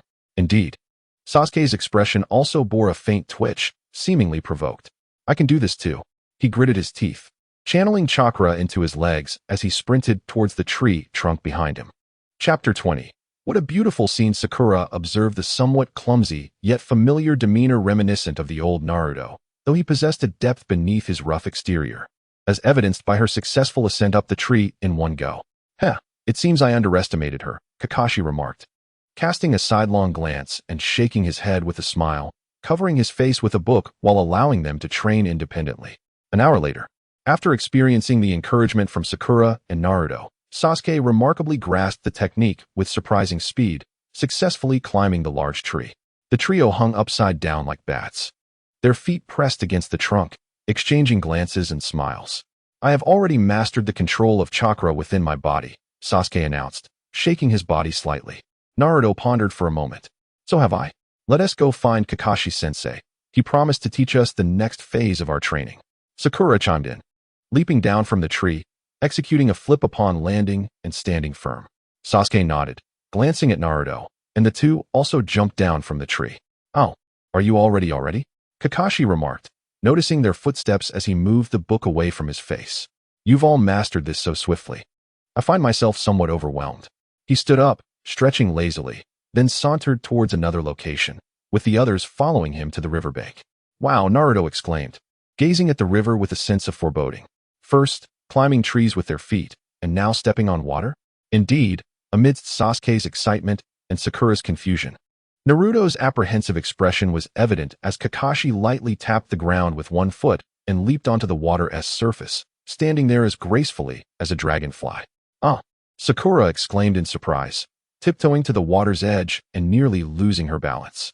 Kakashi's special training, Phase 2, walking on the water's surface, he explained while moving back and forth. Although Sakura's situation was somewhat unexpected, I initially anticipated that you would take 2 days to proficiently control your chakra for climbing. I never imagined you would progress so quickly, which has advanced my plans. This is advantageous, as it provides more time for training and enhances your strength to face potential enemies. Kakashi sat upon the water, remarkably without dampening his clothes. He splashed the surface lightly with his hand. After the tree climbing training, your chakra control has significantly improved, allowing for water walking training now. The surface of the river appears calm, yet beneath it lies a current swirling ominously. To walk freely upon the water, you will require even finer control of your chakra than before. However, the principle remains the same. Come now, upon completion, we will proceed to the one-on-one final phase of specialized training. Kakashi lightly touched the water's surface and returned to the shore. Sasuke felt a mix of anxiety and excitement. Yet remembering his earlier blunder as the first to climb the tree, he chose not to step forward first this time. Naruto, you go first, Kakashi casually suggested. Alas, I find myself reluctant to seek the limelight. Naruto, brimming with enthusiasm, stepped forward, declaring, allow me to demonstrate. Sakura, exasperated, turned away, recognizing that Naruto's penchant for showboating was ingrained in his very being. She recalled the image of him falling into the water and felt a pang of sympathy. Yet, the anticipated splash did not occur, leaving her incredulous. Could it be true? Sakura turned back to discover Kakashi and Sasuke also observing Naruto. With his hands clasped behind his head, Naruto stood atop the water, swaying precariously yet remaining above the surface. Oh dear, this is somewhat taxing, he remarked. Just as a wave surged toward him, prompting him to leap ashore, his shoes slightly dampened. Not bad, Kakashi noted, his tone measured. Though you only managed to stay afloat for less than 10 seconds. For a first attempt, it's commendable. After leaving them with a parting remark, he departed. Continue your training here. Once you can maintain your stance for over a minute without wetting your feet, you will have met the requirements. Wait a minute. Can we truly achieve that? Sakura asked, her spirits somewhat dampened, glancing at Naruto. Do you think Kakashi-sensei is trying to challenge us by letting you show off, Naruto? Oh, Sakura, what are you implying? Let us not question the greatness of our esteemed Kakashi-sensei, he replied, though he couldn't resist adding. Even if he does harbor a few unspeakable secrets. Like that book, what book? Sasuke inquired, confusion etched on his face as he leaned closer to Naruto. What secrets does Kakashi's book hold? It's a tome of significant repute, one that even the third Hokage was captivated by. Naruto began to elaborate, but halted abruptly under the weight of their expectant gazes. Cough, cough, do not grow complacent, Kakashi's voice echoed from the trees. Thus, the trio resumed their arduous training. Or rather, it was likely only Naruto who found it tedious. Sasuke remained ever eager. Despite having been submerged multiple times, his excitement palpable. Sakura, too, shared in the enthusiasm, albeit her attempts to climb the tree were far less seamless. Initially, she managed to stay on the water's surface for a few seconds. But before she could even chuckle, a wave sent her plunging into the depths. Yet, it seemed she channeled her frustrations, turning herself into a fervent practitioner against the river. 2 days swiftly passed, and the trio made notable progress, observing his companions now capable of running on the water's surface. As long as there were no waves to disrupt them, Naruto grew bored and withdrew his feet from the water. Rising, he waded upstream along the river. Hey Naruto, where do you think you're going? Be careful not to be caught slacking by Kakashi-sensei. Sakura called after him, shaking her fist playfully from a distance. It's fine. I'm heading upstream to train, he replied, waving his hand dismissively as he ascended. Indeed, summer was nearing, and the weather was beginning to warm. Barefoot in the cool river, the chill felt refreshing against his soles, as I savored the gentle breeze wafting from the woods. Accompanied by the melodious chirping of cicadas and the sweet calls of birds, an overwhelming sense of tranquility enveloped me. Curiosity piqued by an unknown song drifting from ahead. Naruto approached with intrigue. After navigating 2 winding streams, he arrived at a clearing. There, a girl adorned in a kimono sat gracefully by the water's edge, her long hair cascading as she playfully dipped her feet into the brook. This scene, initially so harmonious and enchanting, suddenly halted Naruto's steps as he contemplated retreating. The sound of disturbed water caught her attention, prompting the girl to turn and gaze in his direction. Ah, what a beautiful sight, Naruto mused, only to lament inwardly that she was just a boy. White. My apologies, did I disturb you? He said, scratching his thigh awkwardly, his tone indifferent. Chapter 21. The person's name is White. Upon hearing his voice, White turned, a smile gracing his lips, yet he remained silent. Naruto approached and settled a few meters away from him. Have we met before? You seem somewhat familiar, he remarked. A cool, somewhat girl-like voice replied.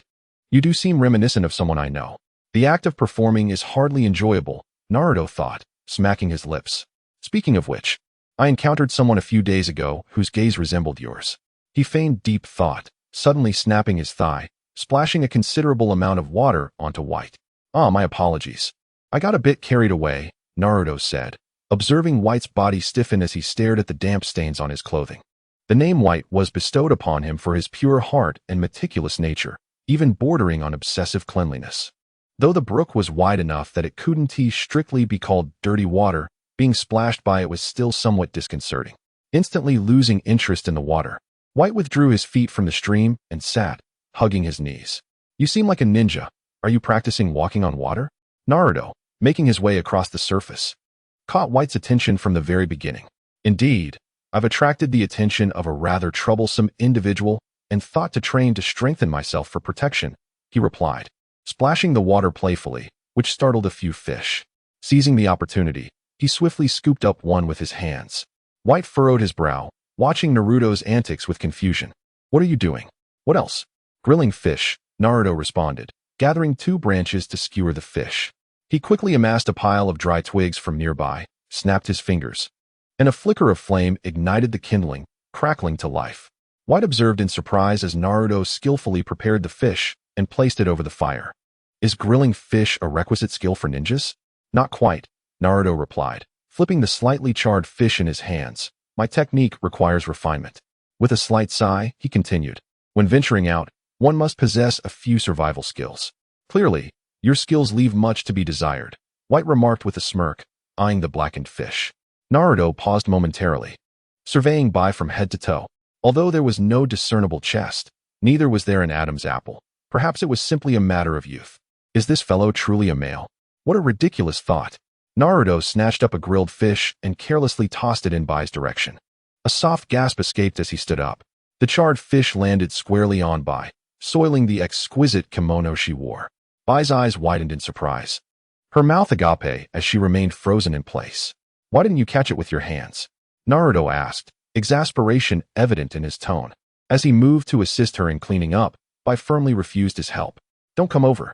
I can manage, she replied, her voice tinged with a mix of hurt and chill. It was clear she cherished that garment.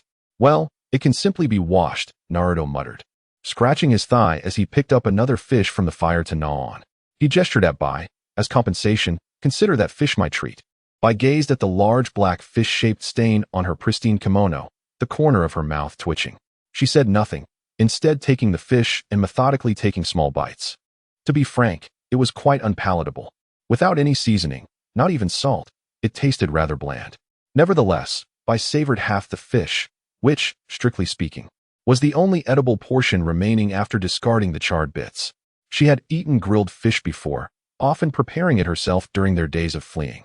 It could be said that her culinary skills surpassed Naruto's, at least in regard to grilling fish. Yet, as she chewed on the burnt offering, there was a unique flavor to it. It was different, prepared by someone else's hands, and she wondered if it had been made specifically for her. This food, crafted by another, held a meaning that contrasted sharply with the meals she had prepared herself, which, no matter how delicious, were met with silence and indifference. This grilled fish, though poorly made, offered warmth. Bai could not quite grasp this feeling, but as she looked at the younger boy before her, she squinted and smiled, no longer preoccupied with the state of her kimono. We're even now, she said, her mood seemingly brightened. Oh, Naruto replied, eyeing the fish Bai had thoroughly devoured, then glancing at his own half-eaten, mangled fish that even a dog would disdain. He felt a twinge of frustration. Had this person never eaten before? How could she manage to consume such a dish? He carelessly discarded the fish bones, skewering them into a tree trunk across the river. Bai quietly tidied up the remnants, crouching by the water's edge to carefully wash the soiled hem of her garment. Seemingly indifferent, she casually asked, You seem quite capable already. Do you still need to train so hard? Naruto replied, a hint of melancholy in his voice. Perhaps you are unaware, but there are many formidable individuals in this world. I aspire to become formidable. They are but stumbling blocks along my path. A moment's lapse could cost me dearly. Moreover, I have cherished ones to protect. and it is my strength that will enable me to safeguard them. Gazing at my reflection upon the water's surface and listening to the other's words, I felt a sense of relief, relinquishing my initial thoughts. As I gently stirred the water with my hand, it seemed our thoughts resonated in harmony. Once one possesses something worth safeguarding, they become remarkably resilient.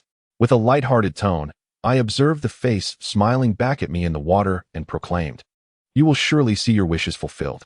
Naruto lay on the ground, propping his head up, gazing at the figure by the water's edge, lost in contemplation. After a moment, he quietly inquired, "Do you have someone you wish to protect? Someone worth fighting for?" "Indeed, I do," I replied, a smile gracing my lips.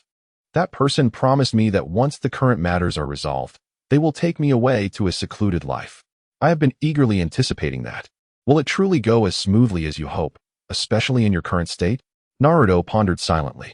He chose not to voice further thoughts, and a palpable silence enveloped us. Rising to my feet, I waved my hand.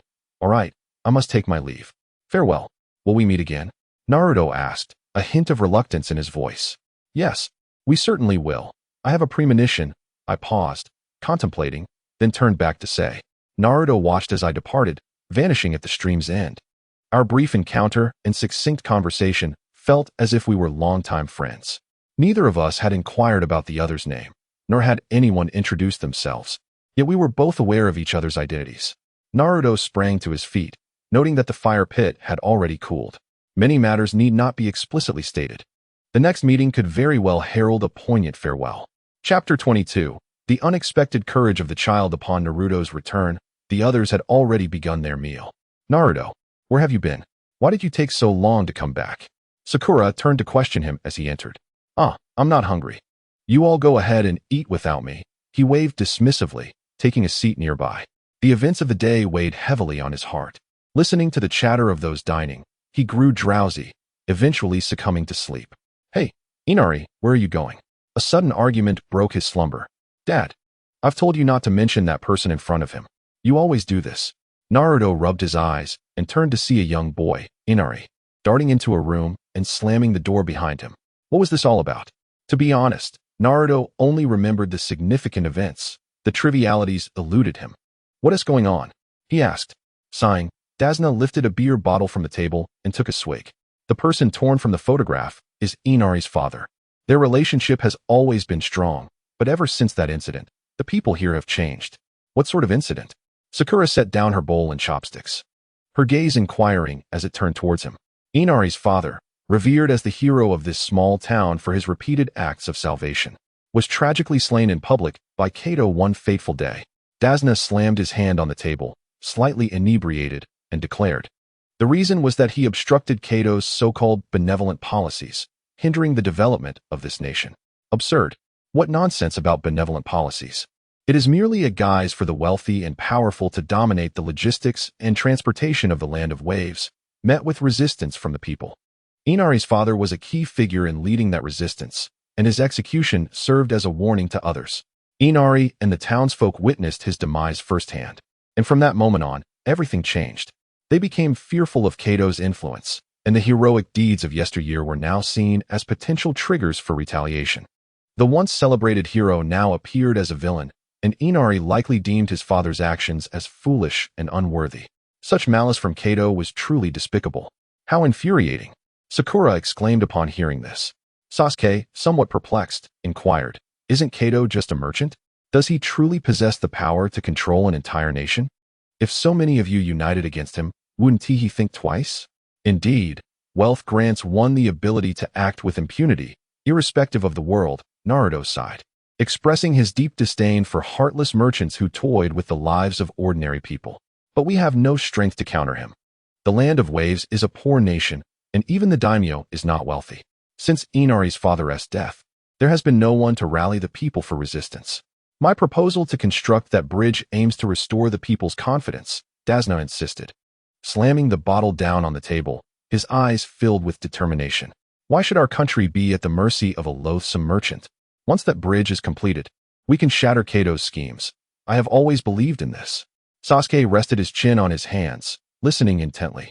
Dasna's fervor for revitalizing the nation resonated with him, as he too harbored a steadfast desire to restore the Uchiha clan. Who could have anticipated that such a minor mission would intertwine with the fate of a nation?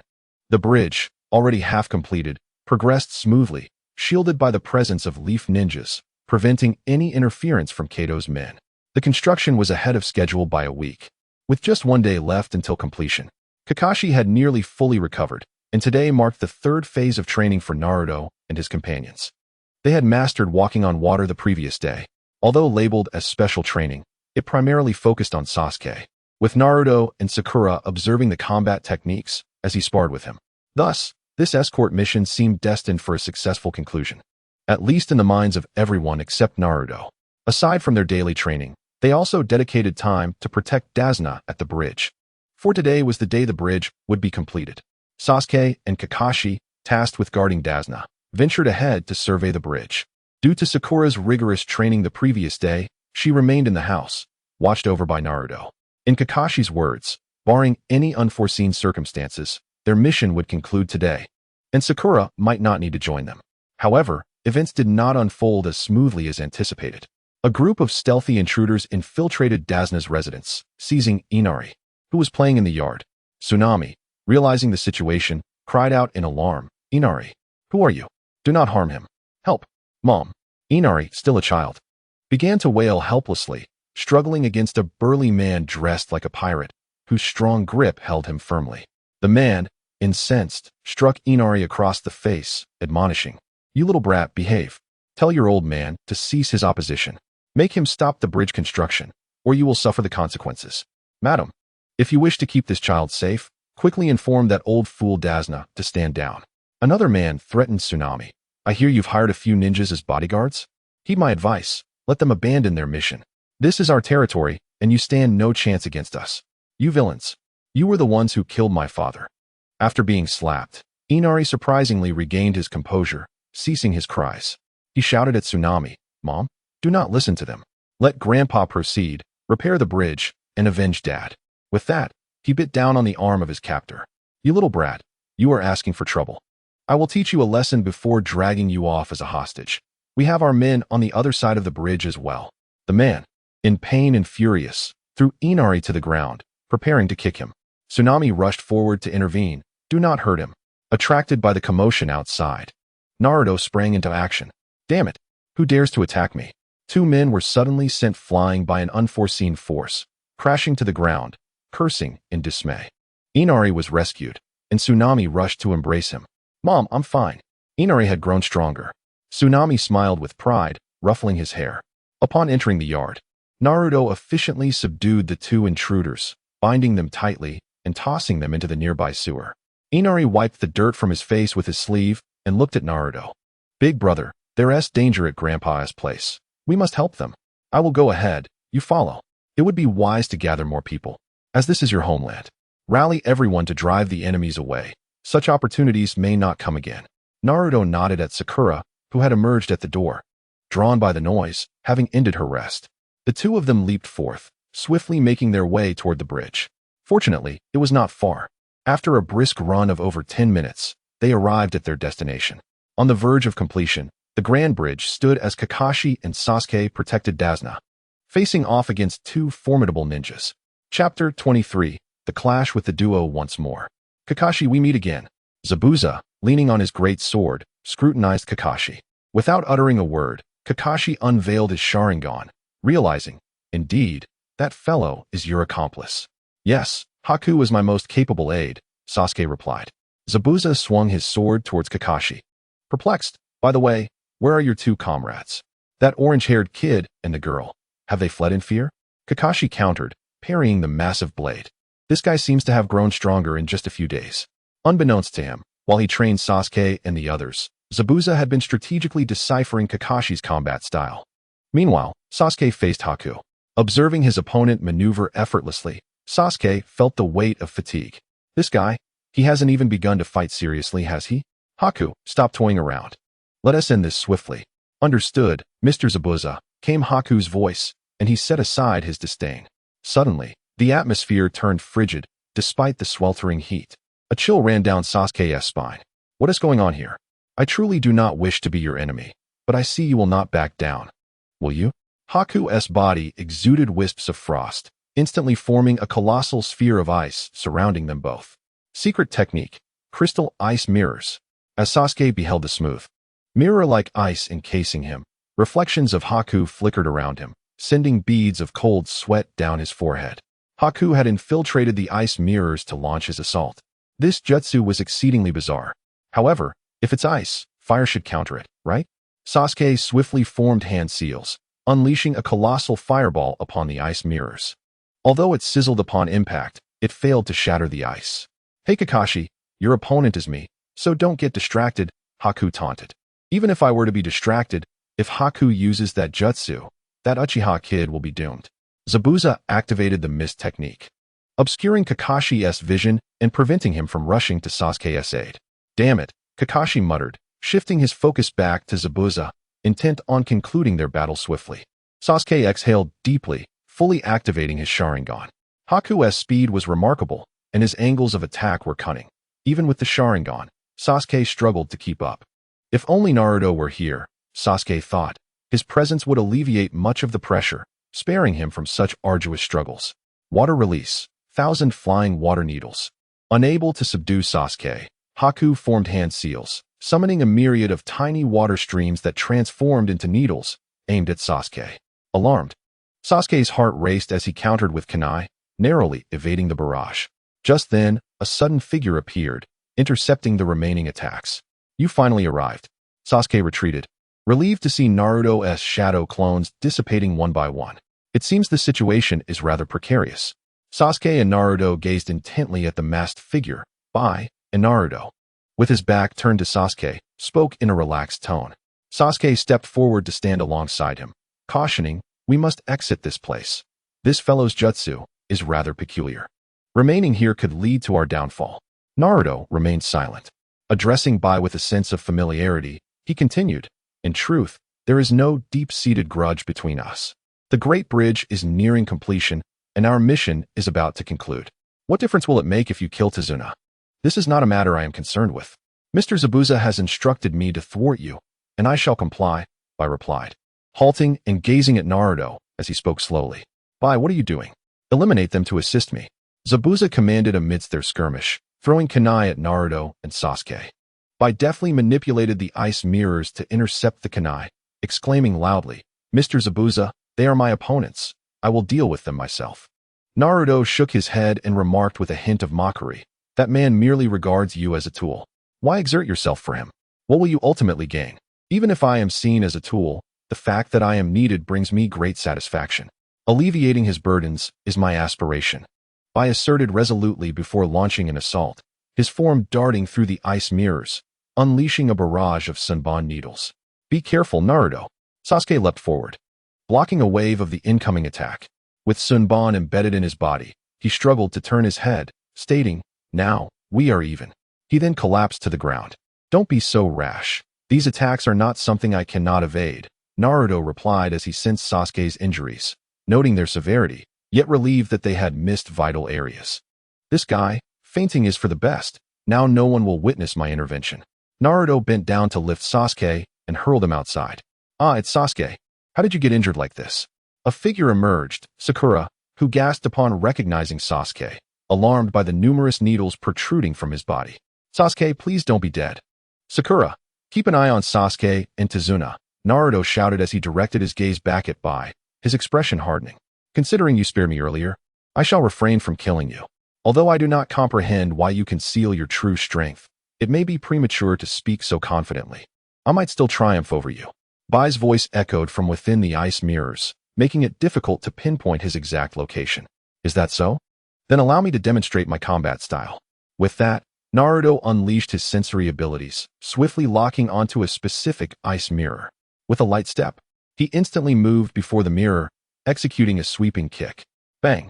The ice mirror shattered, and a figure stumbled out, hastily darting toward another mirror. Naruto did not intervene, tilting his head to evade an ice arrow that shot from behind him. He pivoted towards another ice mirror, obliterating it, causing yet another figure to tumble out and dive into a nearby mirror. I was taken aback. These mirrors were merely projections of his form, serving as conduits for movement. After merging with the ice mirror, one would expect the aura and chakra to be indistinguishable, Yet Naruto was able to instantly identify his true form. Such occurrences transcend comprehension. It is utterly ludicrous. Hidden mist technique. Water release. 1,000 killing water surge. The ice mirror had originally shattered into several pieces, allowing glimpses from the outside. With a swift application of the hidden mist technique, a thick fog enveloped the surroundings, obstructing external vision. As Naruto listened to the whistling sounds of attacks whizzing by, a smile crept upon his face, just as I desired. He spun on his toes, twisting his body, unleashing a tempest that spiraled outward. Clang, clang, clang.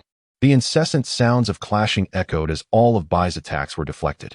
Damn it, what is that guy Bai up to? Zabuza growled. Feeling the sting of a kunai's cut on his arm, courtesy of Kakashi, and his annoyance was palpable. Kakashi cast a sidelong glance. Pondering the strange chakra he had sensed moments ago. Was it Naruto? Could the seal on the Nine Tails be loosening? Yet, this serene aura did not resemble the chakra of the Nine Tails at all. It was indeed perplexing. It appeared that the young man had become ensnared. Let us determine the victor, Zabuza, Kakashi declared, producing a scroll and tearing it open with vigor. He bit his thumb, swiftly drawing blood and marking the scroll with a long crimson line. Then, with a commanding shout, he invoked the summoning technique. Woof, woof, woof. In an instant, a cacophony of barks erupted as several fierce ninja dogs, each with distinct fur patterns, swarmed over Zabuza, pinning him down immovably. Chapter 24. The reluctance for violence. The Hatake clan had long been bound by a summoning contract with the canine deity, reminiscent of the Inuzuka clan. However, distinctions existed. The Inuzuka clan raised their ninja dogs within their homes, fostering a unique bond through specialized techniques that required constant proximity. In contrast, Kakashi's ninja dogs were summoned beasts, residing in designated areas, called forth only in times of need. Perhaps due to the Hatake family's dwindling numbers, one member could summon multiple ninja dogs. These canine warriors were robust and possessed remarkable olfactory senses. In this situation, where the white mist obscured visibility, even the Sharingan could not penetrate. Yet it could not hinder the dog's keen noses. In a mere moment, they accurately tracked down Zabuza. Zabuza, as a ninja, how could you ally yourself with a heinous figure like Kato to assassinate Mr. Dazna? This bridge represents the hopes of the people of this nation. I cannot allow you to destroy it. Kakashi twirled his kunai, striking at Zabuza with precision, embedding several kunai firmly into the joints of his arms. Now, your arms shall be rendered useless. Ugh. Zabuza's arms hung limply, his expression darkening as he turned his gaze elsewhere. Bai, have you also faltered? Why do you not come to my aid? Bai's ice crystal magic mirror had been shattered to pieces, strewn across the ground. Observing Bai's body tremble violently before him, Naruto flicked his fingers, sending an invisible wave surging toward Bai's face. With a faint crack, the mask on the pale face shattered and fell away, revealing a familiar visage. Indeed, you have long since seen through my disguise, have you not? Blood trickled from the corner of White's mouth as he smiled at Naruto, who appeared utterly unfazed. Naruto's expression was complex as he regarded his opponent. There was no need for further conflict. The battle outside had ceased, and Zabuza had already been defeated. Is that so? Speaking of which, I too have met my defeat, White replied, his demeanor sorrowful. You may as well kill me. My only purpose in existence has been to serve as a weapon for Mr. Zabuza, clearing obstacles from his path. Now that I have fallen to your hands, I have lost the meaning of living. How absurd it is that the essence of life should be solely for the benefit of others. Naruto shook his head and suddenly declared, I have no interest in understanding the bonds you share. In your current state, I cannot summon the will to take your life. In fact, I have never been inclined towards killing. My training is solely for the sake of living well and, in turn, protecting those I wish to safeguard. Everything I do is driven by my own convictions. I detest violence and bloodshed. I will not kill you. But I also do not wish for you to continue aiding in cruelty. If you desire death, I shall grant you a taste of it, allowing you to ponder whether your actions will bring you regret in the end. White found his words somewhat perplexing. Yet he sensed an implication that Naruto might indeed end his life. This feeling was strange, a mix of reluctance and melancholy. White watched as Naruto extended a finger, gesturing toward him with a few deliberate motions. Suddenly, he felt a slight sting in his neck, followed by an overwhelming fatigue, as if he were drifting into a dream. As White's body collapsed, the remaining icy crystal mirrors shattered and vanished. The thick fog that enveloped the area began to dissipate with the wind. Huh. Sakura looked on in confusion, noticing Naruto standing quietly, a stranger lying at his feet. Was that child Zabuza's accomplice? She could hardly believe that Naruto had defeated him. Zabuza had been subdued by Kakashi, and now, seeing White's lifeless form on the ground felt utterly absurd. White, how could you have failed? He murmured, staring blankly at the corpse before him. Then, in a fit of madness, he erupted into a nonsensical laugh. How useless, White, to be taken down so easily. What happened to clearing my path of all obstacles? Naruto could no longer tolerate the scene and retorted coldly. This guy was still considering you until the very end. Yet you treat him as a mere tool to be discarded. Do you possess no humanity? Zabuza, in a frenzied state, replied. Though I am unaware of how you defeated White, I am not yet vanquished. As someone who has been by my side for so long, taking you down will serve as vengeance for White. Ha ha ha. Are you still oblivious to the situation? In your current state, you stand no chance against me. Kakashi frowned at Zabuza, surprised by Naruto's victory over White, but now was not the time for such thoughts. Damn it all.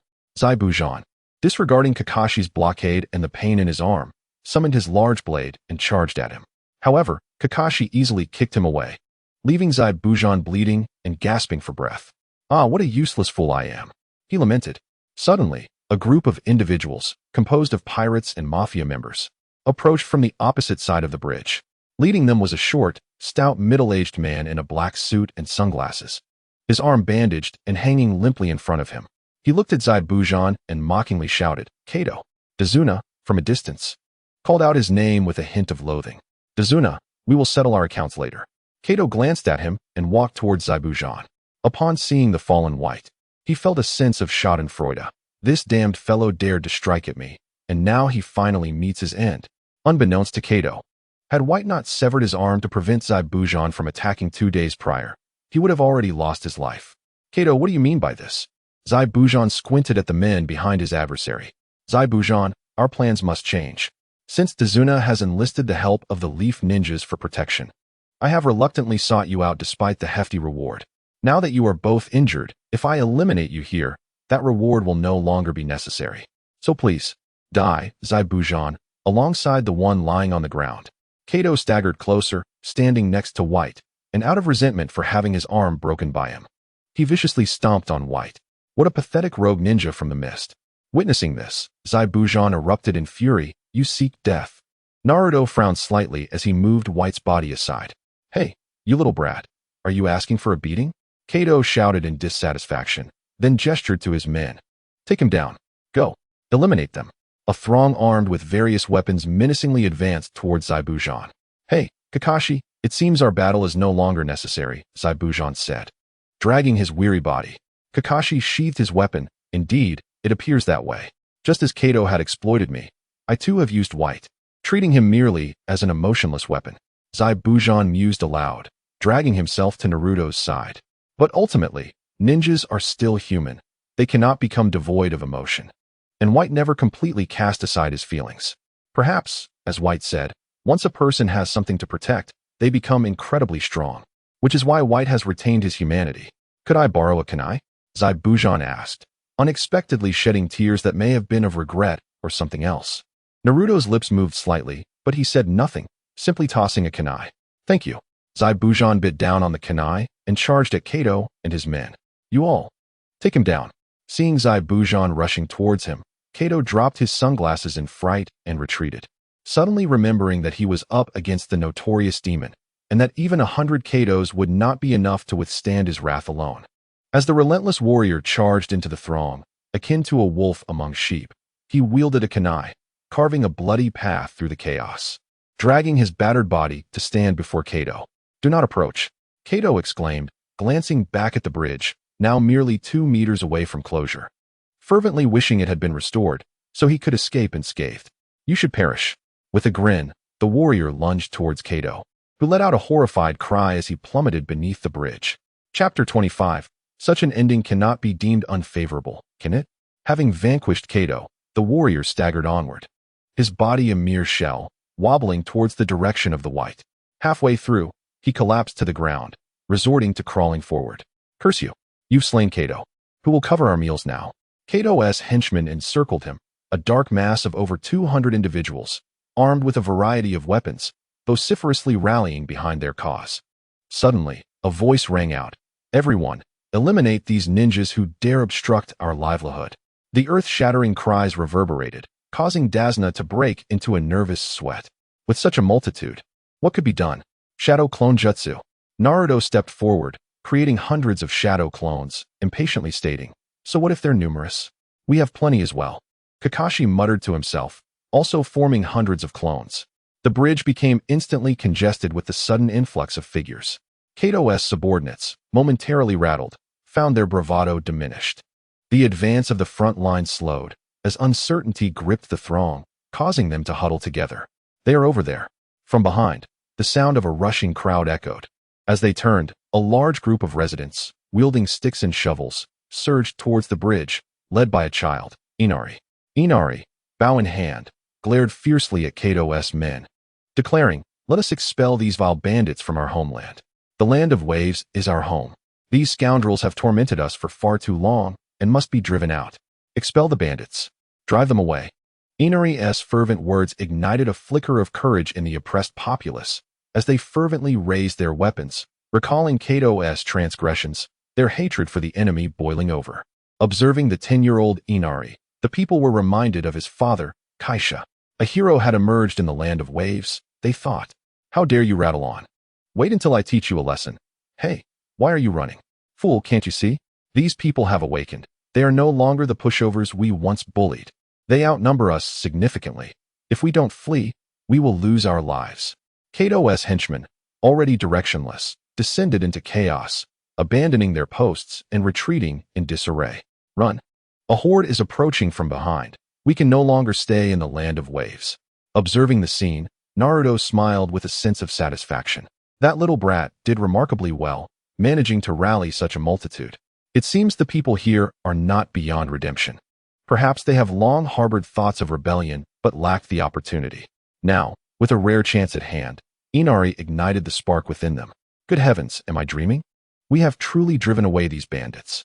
I just witnessed Kato being taken down by that individual. How splendid. We shall no longer have to endure the scowls of those ruffians."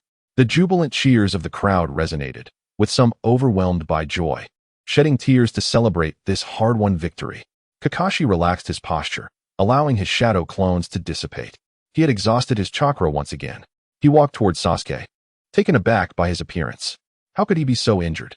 Squatting down to assess the situation, he breathed a sigh of relief. Though numerous, the wounds were not fatal. "Kakashi-sensei, is Sasuke going to be all right?" Sakura asked sadly, feeling useless for not being able to assist during the fight. Kakashi exhaled, a hint of confusion in his voice. "These are merely superficial wounds. They appear to be healing already. With a fortnight of rest, he should recover." It was indeed peculiar. Could the Uchiha bloodline possess such self-healing abilities? Yet, Kakashi's assumptions were far from the truth. In reality, when Naruto had thrown Sasuke, he had deftly utilized his chakra to mend some of the injuries. Otherwise, the recovery would not have been so swift. Speaking of which, Kakashi pondered the incident involving Zabuza. "Naruto, what was the matter with that guy? How did he end up dead?" "He is not dead," Naruto replied nonchalantly. "He merely fainted." In truth, it was a technique of fake death that Naruto had gleaned from his previous encounter with Zabuza.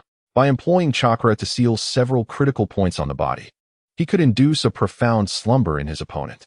However, the happenings in the external world could still be perceived. Zabuza crawled to Haku's side, reaching out for his hand. It felt warm, lacking the icy chill of a corpse. Haku's hand twitched slightly, prompting Zabuza's sorrow to transform into joy. "You, don't scare me like that. You always manage to do astonishing things," Kakashi remarked with a touch of exasperation as he observed Naruto. Naruto approached Haku, gazing at him as if conversing with himself. This outcome is quite unexpected. No one responded, yet Naruto seemed to discern a faint smile on Haku's face. Attention shifted to the two individuals on the ground, prompting inquiries. "What shall we do with those two? That one was the ninja who obstructed our bridge construction, right? Is he part of Kato's faction? No way. Didn't he just eliminate Kato? How could he survive in such a condition?" Dasna, having witnessed the entirety of the events unfold, sighed and spoke. "He did attack us previously, but thankfully, no one was harmed.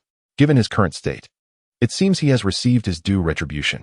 Let them fend for themselves. We need not play the role of villains. The voices of the crowd diminished, as they were reluctant to engage in further violence, thus agreeing with Dasna's sentiment. A day later, the Grand Bridge has been completed, and Naruto and his companion's mission has come to an end. In the forest clearing by the river where they previously trained, Naruto bid farewell to Zabuza and Haku. Naruto, Kakashi-sensei, I cannot express my gratitude enough for your ability to set aside past grievances, Haku said with a deep bow. In the future, please refrain from such actions, otherwise, I would feel guilty for my leniency towards you. Kakashi scratched his head, glancing at Zabuza, who was being supported by Haku. In truth, Zabuza's arms had been rendered nearly useless, his chakra pathways devastated, and he would likely never wield ninjutsu again. At that moment, he handed over his infamous executioner's blade to Kakashi. This sword has accompanied me for many years, but now it is of no use to me. Consider it a memento, a testament to my farewell to the life of a ninja. The world of shinobi shall no longer witness the existence of the demon, Zabuza. After saying this, he appeared somewhat relieved. Kakashi graciously accepted the weapon, recognizing Zabuza's resolute decision to part with his past. This blade, stained with the blood of many, now in his possession, marked a form of accountability for his actions. Thank you, Naruto. I apologize for the harm inflicted upon your companions. From this day forth, we shall seek a place where no one knows us and live as ordinary people. Farewell. Haku bowed once more and assisted Zabuza as they departed. Henceforth, they would likely live in obscurity. With Zabuza's hands incapacitated, survival from potential pursuers would be exceedingly challenging. It was uncertain whether this outcome was fortunate or unfortunate. Naruto observed the departing figures and spoke softly to himself. He then turned and addressed Sakura. Come on, Sakura, we've been out for so long. It's time to return to the village. Sakura glanced at Kakashi, feeling the weight of Sasuke and the executioner's blade. Kakashi-sensei, I'll leave the carrying to you. Girls aren't suited for such tasks. Naruto, can't you lend me a hand? Kakashi called out as he hurriedly chased after them, burdened with Sasuke and the sword. He sighed and quickened his pace. Chapter 26. That sister seems like a princess. A week later, in the Hokage's office in Konoha. Here's what transpired. We encountered Kato during the mission, but with the collective effort of the locals, we successfully drove him away, and the bridge in the Land of Ways was completed without incident. Kato was defeated in battle against Zabuza, who, despite sustaining severe injuries, managed to escape. Uchiha Sasuke is on medical leave.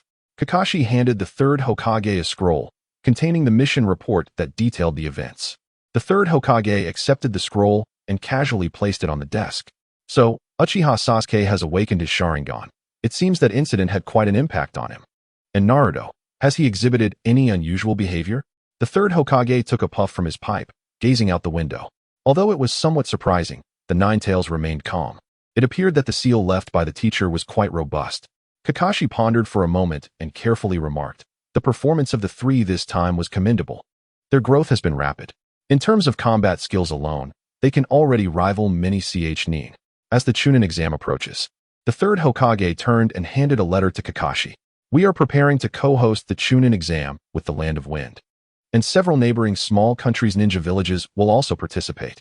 The tentative date is set for 2 months from now. Kakashi, puzzled, picked up the letter, which was sent from the Land of Wind.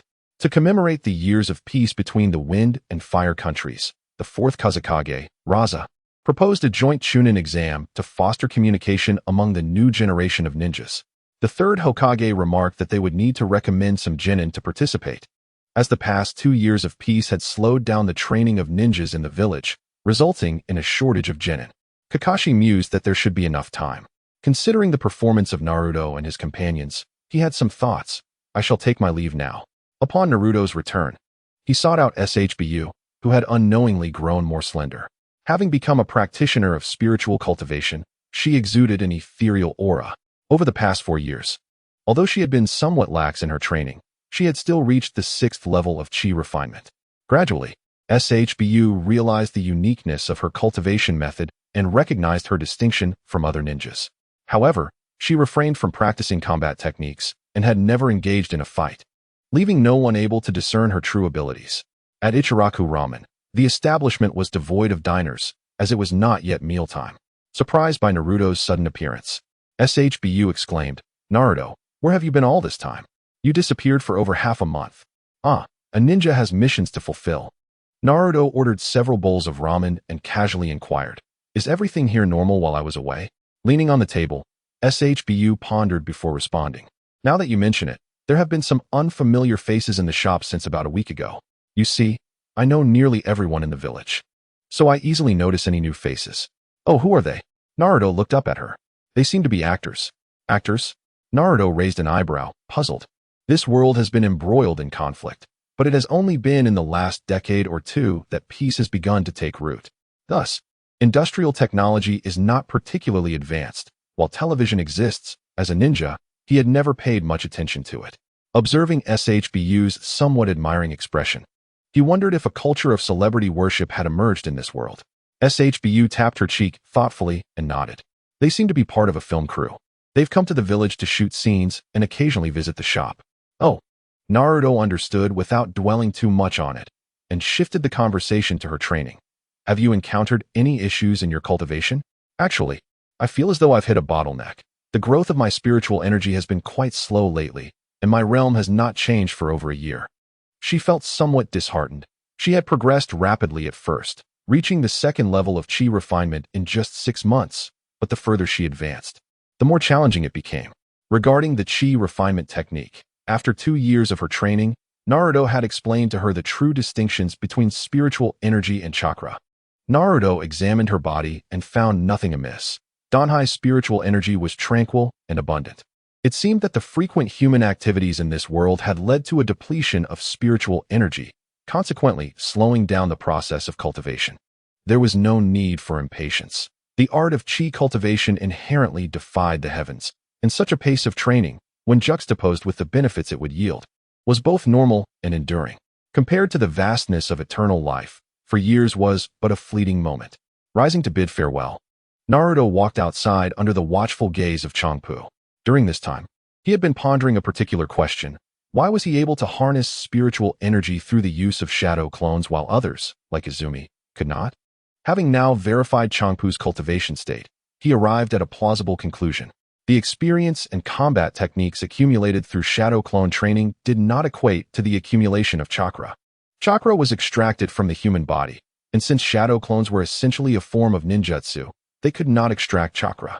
His ability to absorb spiritual energy through shadow clones and subsequently reclaim it was connected to his unique physique. His all-attribute constitution included a spatial attribute. Normally, when a shadow clone dissipated, the spiritual energy would scatter into the cosmos. However, because the shadow clones and his true self shared a common origin, there existed a special connection that attracted and summoned the spiritual energy back to his true self's Danhai.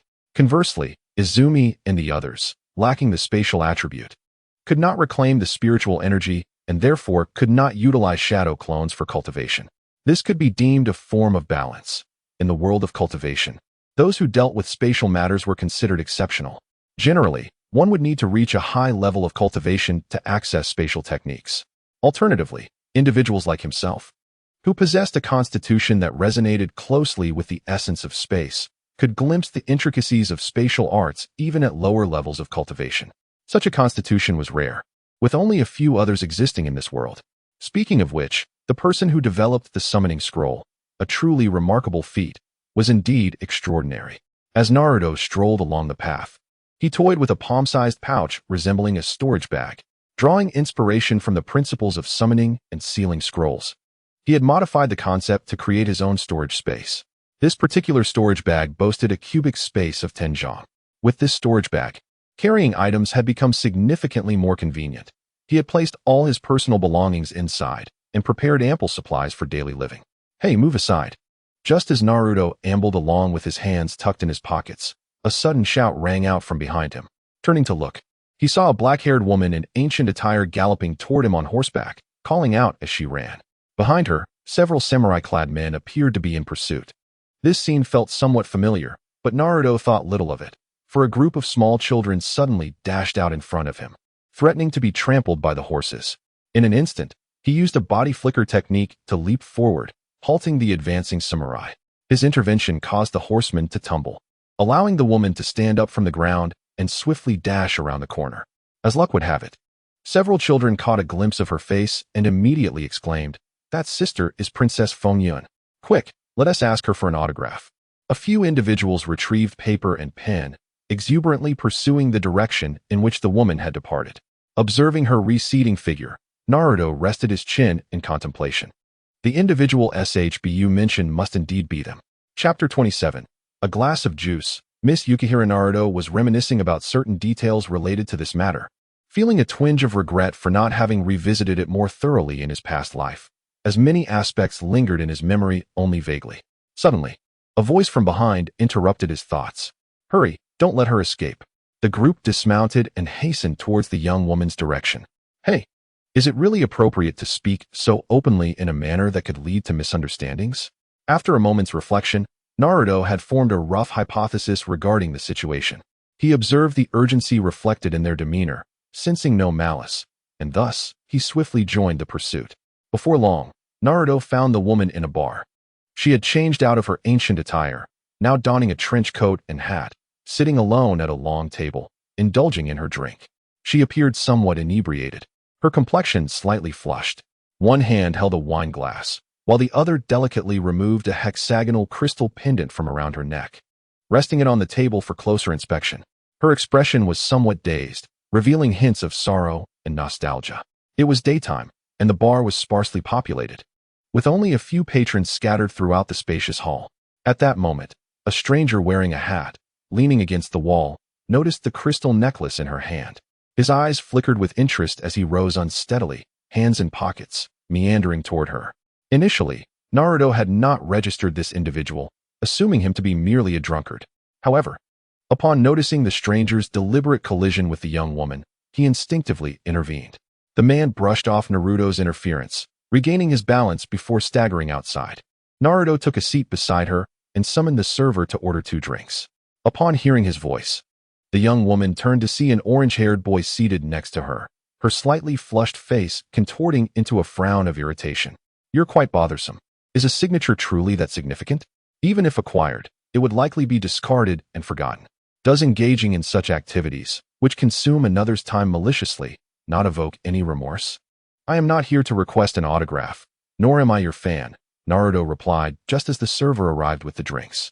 He accepted one glass and pushed it toward her. "Excessive drinking is detrimental to your health.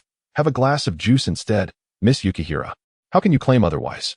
This is our first meeting, is it not? Setting aside your knowledge of my name, my current attire has never graced the screen, yet you recognized me at a glance." Yukihira glanced at the juice on the table, a hint of mockery in her tone. "Only children order juice. I am an adult now, little brother. Would you like me to treat you to a beer?" Naruto smiled faintly, raising his glass of juice and taking a hearty sip. He then turned his gaze to the hexagonal crystal pendant in her hand, a light blue crystal, no larger than a pinky finger, within which a luminous essence flowed, reminiscent of twinkling stars. In the latter stages of his foundational training, Naruto's consciousness had expanded to the point where he could perceive the external world with clarity. It was evident to him that the crystal necklace before him was imbued with a chakra seal. Each individual's chakra is unique, akin to a lock. Only a key made of the same origin chakra can unlock it, otherwise, it can only be forcefully destroyed. This crystal necklace, sealing chakra within, served as a key. "You seem to be in some trouble. Is there anything I can assist you with?" Naruto remarked, gazing at the beautiful girl who was only slightly older than himself. "Is this your way of flirting?" She replied with a chuckle, noticing him staring at her necklace. She quickly clasped it back around her neck, tucking it beneath her clothing. Her gaze swept over to the ninja headband adorning his arm, and her eyes sparkled with recognition. "You are a ninja?" "Indeed, I am Uzumaki Naruto, a ninja," he answered earnestly, pausing from fiddling with his straw. "I followed you because I noticed someone had ill intentions towards you." "Haha, in my opinion, you seem more like the one with ulterior motives," she teased, taking a sip of her juice, which turned out to be rather sour, far from her preferred taste. "Those individuals are merely crew members." Naruto shook his head, interrupting her. "I meant the man in the bar who almost collided with you. He is a ninja." Upon hearing this, and recalling the man's behavior, her expression shifted as clarity dawned. She rubbed her forehead, perplexed. "I have just arrived in this country. Is the security so chaotic here? Why would a ninja target me? Things are seldom as simple as they appear." That individual did not seem to act on a whim. Naruto pondered, recalling the necklace. By the way, why are those people pursuing you so relentlessly? From what I gather, you are quite a renowned actress. Shouldn't they treat someone of your stature with more respect? I have lost interest in acting, she confessed, a hint of disdain in her voice. Merely performing someone else's script on stage, living a life that is not my own, is utterly absurd. On the surface, it appears glamorous. Yet I feel like a mere jester.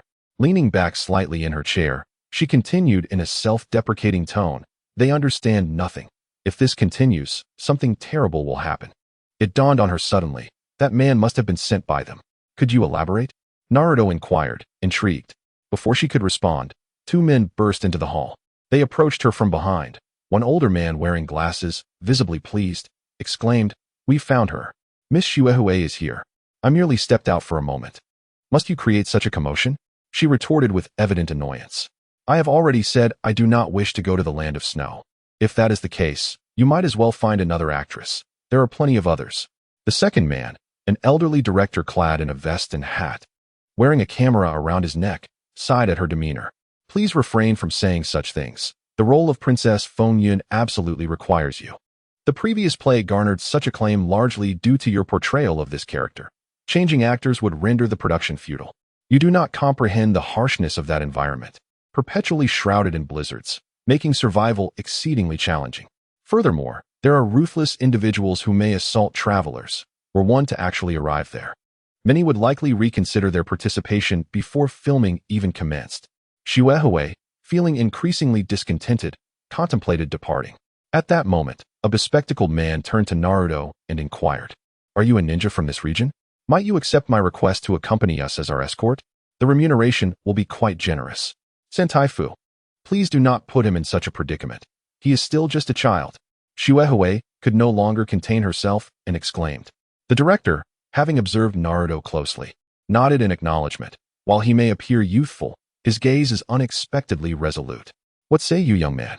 Although it is termed as an escort mission, one might encounter no adversaries along the way, thus you may not need to engage in combat.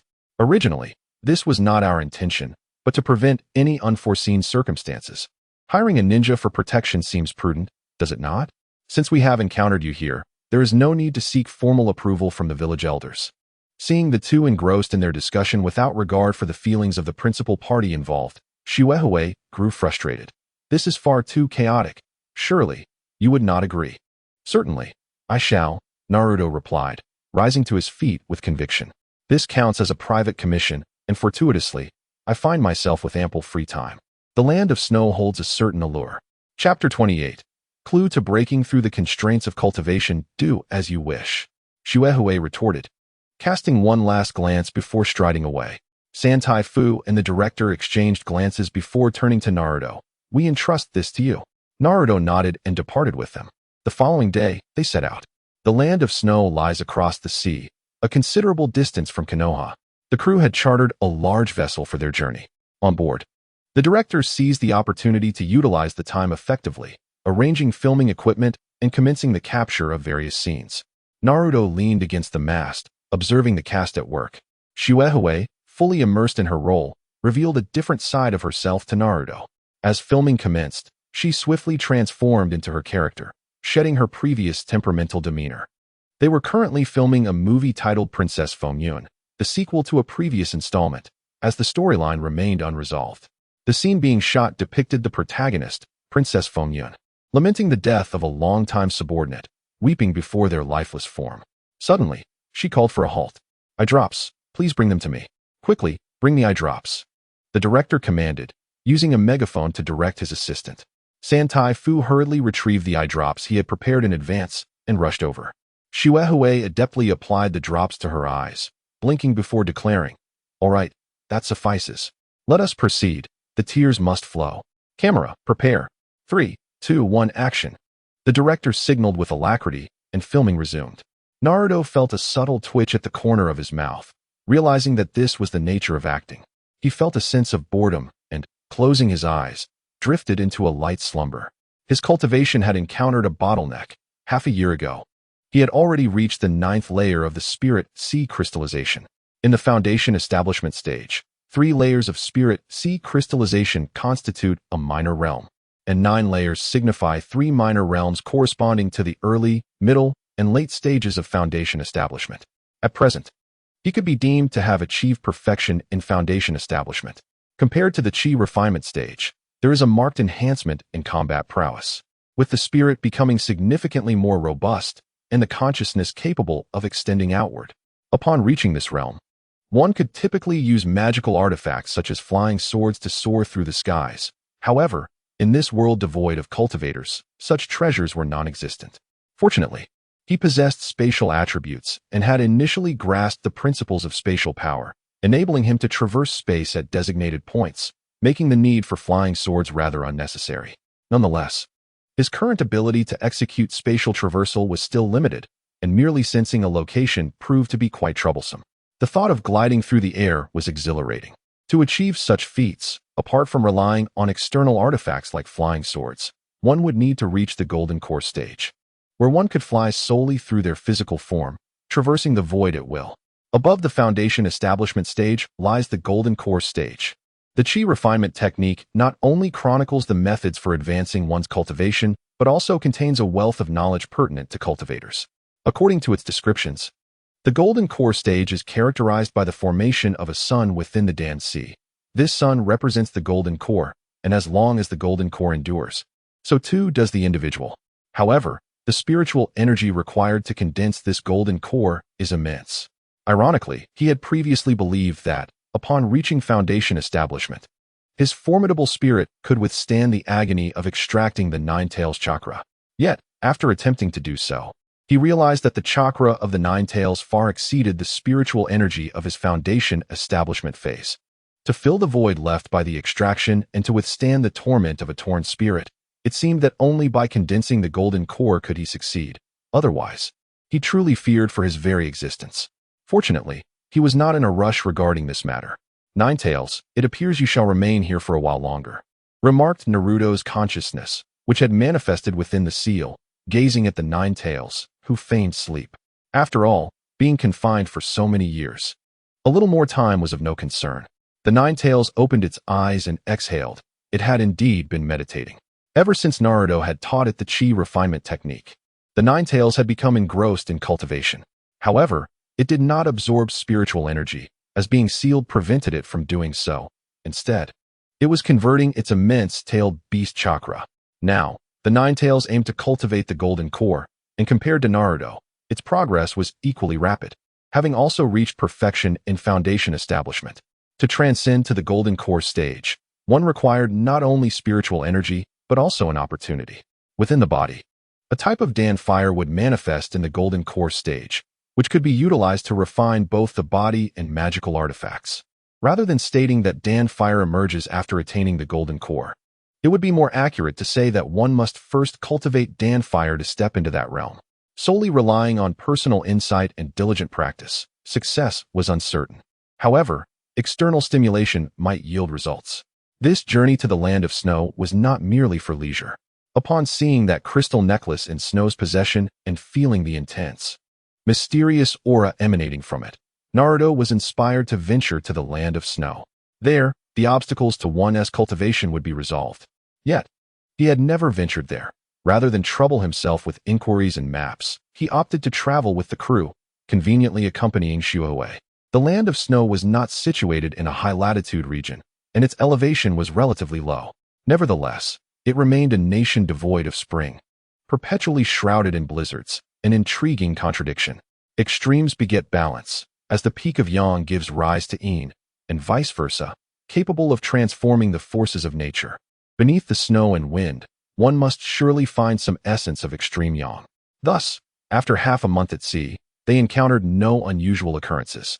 Despite becoming a cultivator, Naruto retained his habitual penchant for slumber. One morning, he was abruptly awakened by the shouts and conversations of the crew. "Come quickly. The path ahead is blocked.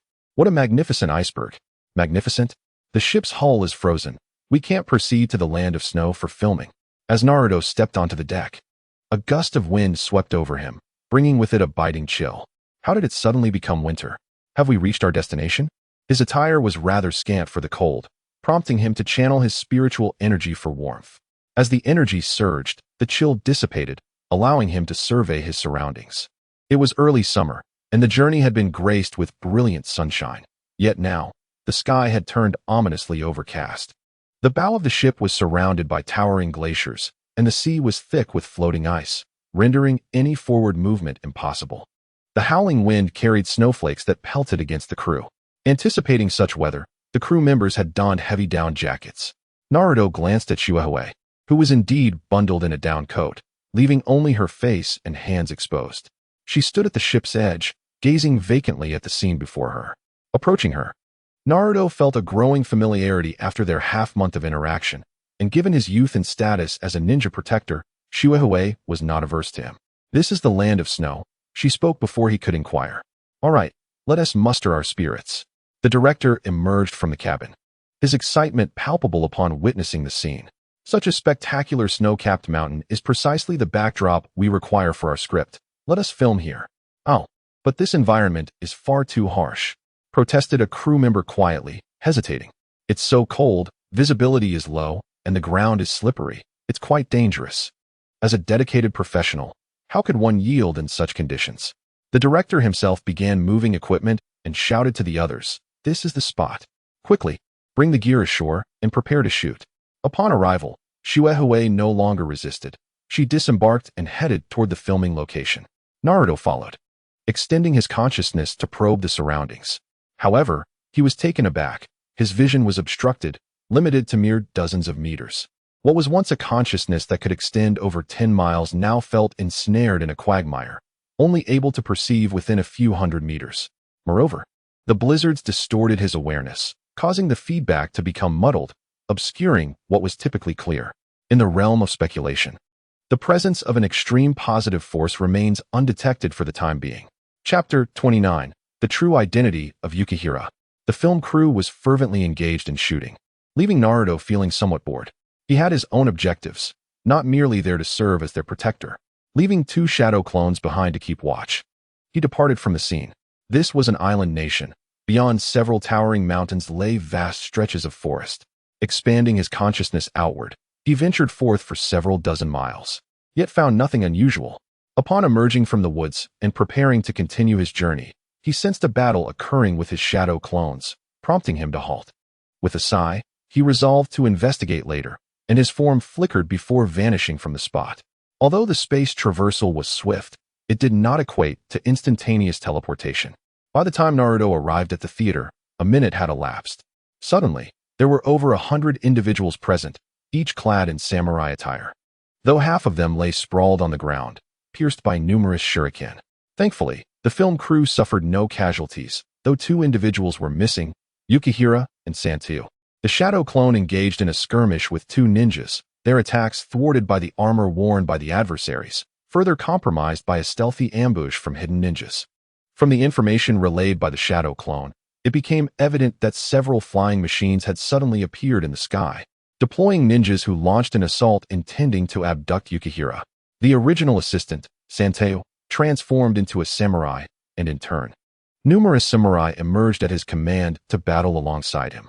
However, half of them fell victim to a barrage of shuriken unleashed from the flying machines. Seizing the opportunity while the shadow clone was occupied, the enemies managed to abduct Yukihira, prompting Santeo to pursue them. Yet, the flying machines vanished at an astonishing speed. Without hesitation, Naruto sensed Santayo's presence and vanished once more. When he reappeared atop a hill, he found Santayo, donned in samurai garb, having sustained several shuriken wounds, collapsed on the ground. Although he was not dead, he dragged himself in a particular direction, leaving a long trail of blood behind.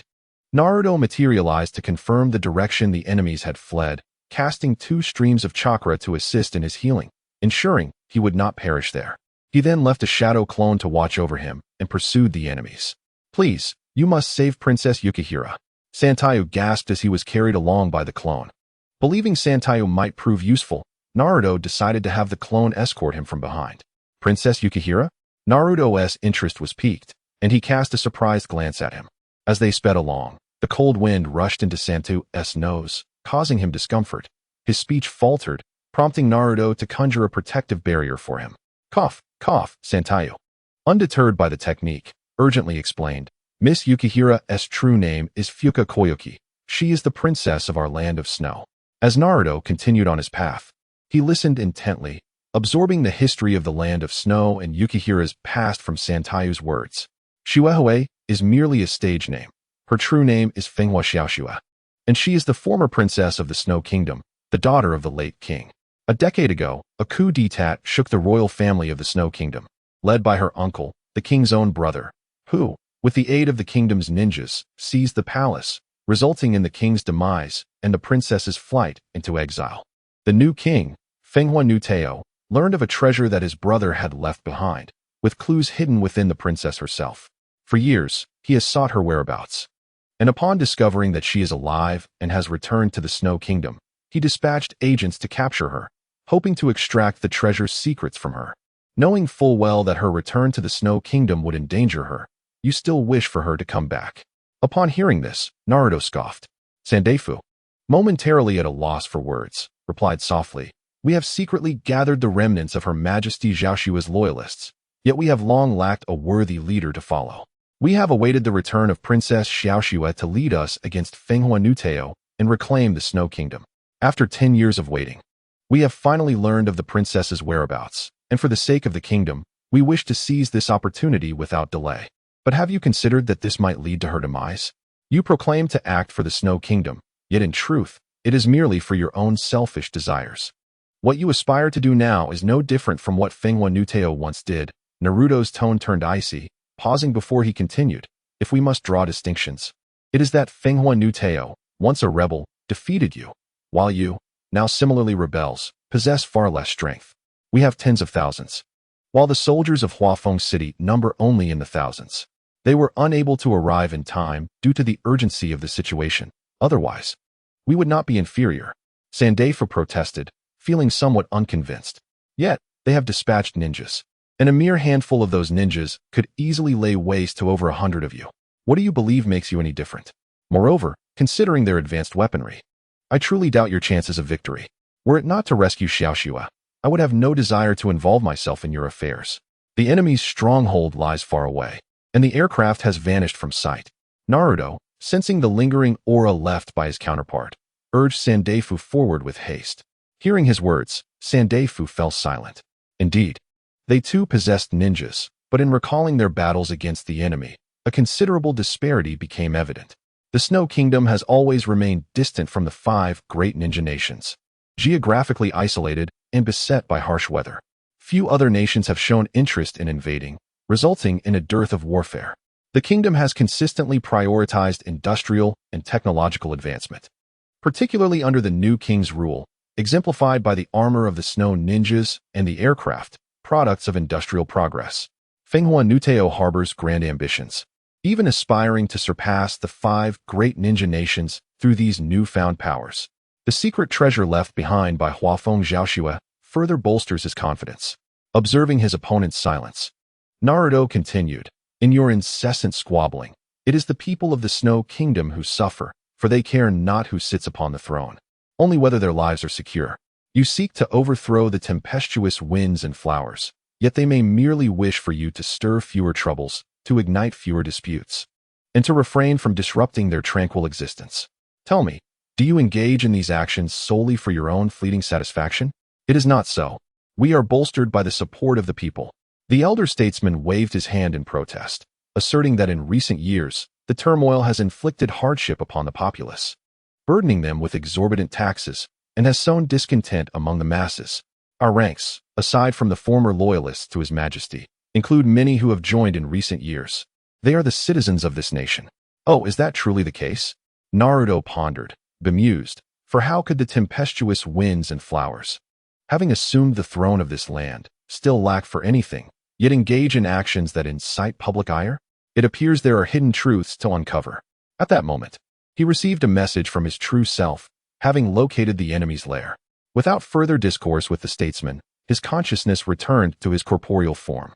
Naruto pursued the adversary to a grand castle, where he sensed the presence of Little Snow and swiftly infiltrated its confines.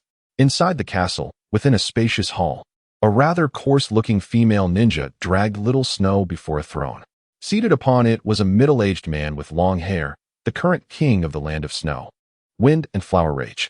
Chapter 30. Infiltration of the Royal Palace. The highest castle in Fenghua City serves as the royal palace of the land of snow. At this moment, Wind and Flower Rage sat upon the throne, finally gazing upon the little girl from years past, his brother's daughter, his own niece, Fenghua Little Snow, once a princess. Observing her, Rage warmly remarked, "After all these years, I have finally found you, Little Snow." Little Snow regarded the seemingly unchanged figure with a cold smile. "Indeed, it has been a decade, uncle." Though Rage appeared cordial on the surface, Little Snow vividly recalled the events of that fateful day a decade prior. He had stormed the palace, murdered her parents, and cast her into the lake. He had usurped her father's throne, becoming the king of this nation, yet was still discontent. As for her father's subordinates, any who defied his wishes faced dire consequences. Having narrowly escaped death, she had fled abroad for 10 years, yet he still pursued her. Upon her return, he had already caught wind of her presence, dispatching his minions to capture her, revealing his ruthless nature. Rage spoke. "You are aware of the treasure left by my brother, are you not? Quickly, tell your uncle where it is." "What treasure?" Little Snow questioned, a hint of mockery in her tone. "Did you not capture me to eliminate me? Spare me your pretense. If you wish to kill me, then do so. You despicable wretch who harmed your own brother." Rage remained unfazed. "Upon assuming the throne of the land of snow, I discovered the royal treasury to be utterly barren. All valuables must have been concealed by my brother. I have heard that during a conversation with you, he mentioned possessing a treasure capable of transforming this nation." Little Snow furrowed her brow, struggling against the grasp of the coarse female ninja, Blizzard. "What treasure? I know not of any. My father never concealed any treasure. The land of snow, beset by harsh weather, has always been impoverished, and during my father's reign, consecutive snow disasters depleted the treasury for disaster relief. In consequence, they could scarcely afford to pay the soldiers' wages, resulting in the dismissal of many. If there were indeed treasures to be found, how could the palace have been so easily overrun?" Xiao Shui glared at him in fury, deeming the accusation that her father had concealed the nation's wealth as nothing short of slander. Her father, a king of remarkable virtue, had depleted the national treasury to provide relief during disasters, even disbanding soldiers in the process. How could a man who constantly admonished himself against indulgence ever commit such selfish acts that would harm the kingdom of snow? As for the treasures spoken of in her childhood by her father, they were certainly not material wealth. To her, those were mere whimsical words meant to amuse a child. After all, what could a treasure mean to a young girl, if not a collection of small delights? Perhaps it was akin to the crystal necklace her father gifted her. At most, it consisted of toys endearing to a child. Her expression bore no hint of deceit. Fenghua Nuteo, leaning on the throne with one hand propping his head, contemplated before speaking. "Perhaps it has been too long for you to recall. No matter.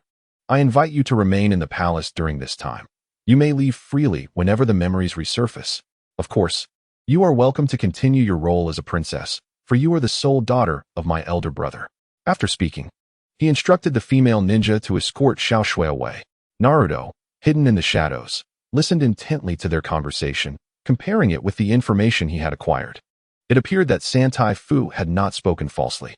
When he mentioned the treasure, it was with utmost seriousness.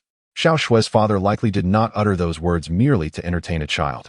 Fenghua Nuteo was equally convinced of the treasure's existence, with only Xiao Shui in disbelief. Might the treasure mentioned by the adversary be linked to the very thing Naruto sought? He refrained from acting rashly. Xiao Shui was not in immediate danger, yet intervening could alert the enemy. His own mission remained unfinished, and he had no desire to confront Fenghua Nuteo. From his observations, the strength of Fenghua Nuteo was comparable to that of Momochi Zabuza. The armor he wore could obscure one's perception, and it was uncertain if it possessed further capabilities. In any case, he faced a formidable opponent. This was the enemy's stronghold, surrounded by numerous snow ninjas, making any confrontation quite troublesome. At that moment, his clone brought Santai Fu outside the castle, and Naruto found a safe, secluded room to guide him into. Having witnessed Naruto's remarkable techniques along the way, Santai Fu had grown accustomed to the extraordinary. Arriving at this place, he felt a rare surge of vitality as he approached the window to survey the city. Once, he had been a part of this realm. Every blade of grass and tree was familiar to him. The layout of Fenghua City remained unchanged, everything as it had been. Save for the people, He had once been a loyal minister to the former king Fenghua Zhaoxue, a civil servant overseeing the city's affairs. Although the land had frequently suffered from snow disasters, under the king's governance, the populace had lived in satisfaction, believing that the kingdom of snow would continue to develop steadily. However, Fenghua Nuteo's sudden rebellion altered everything.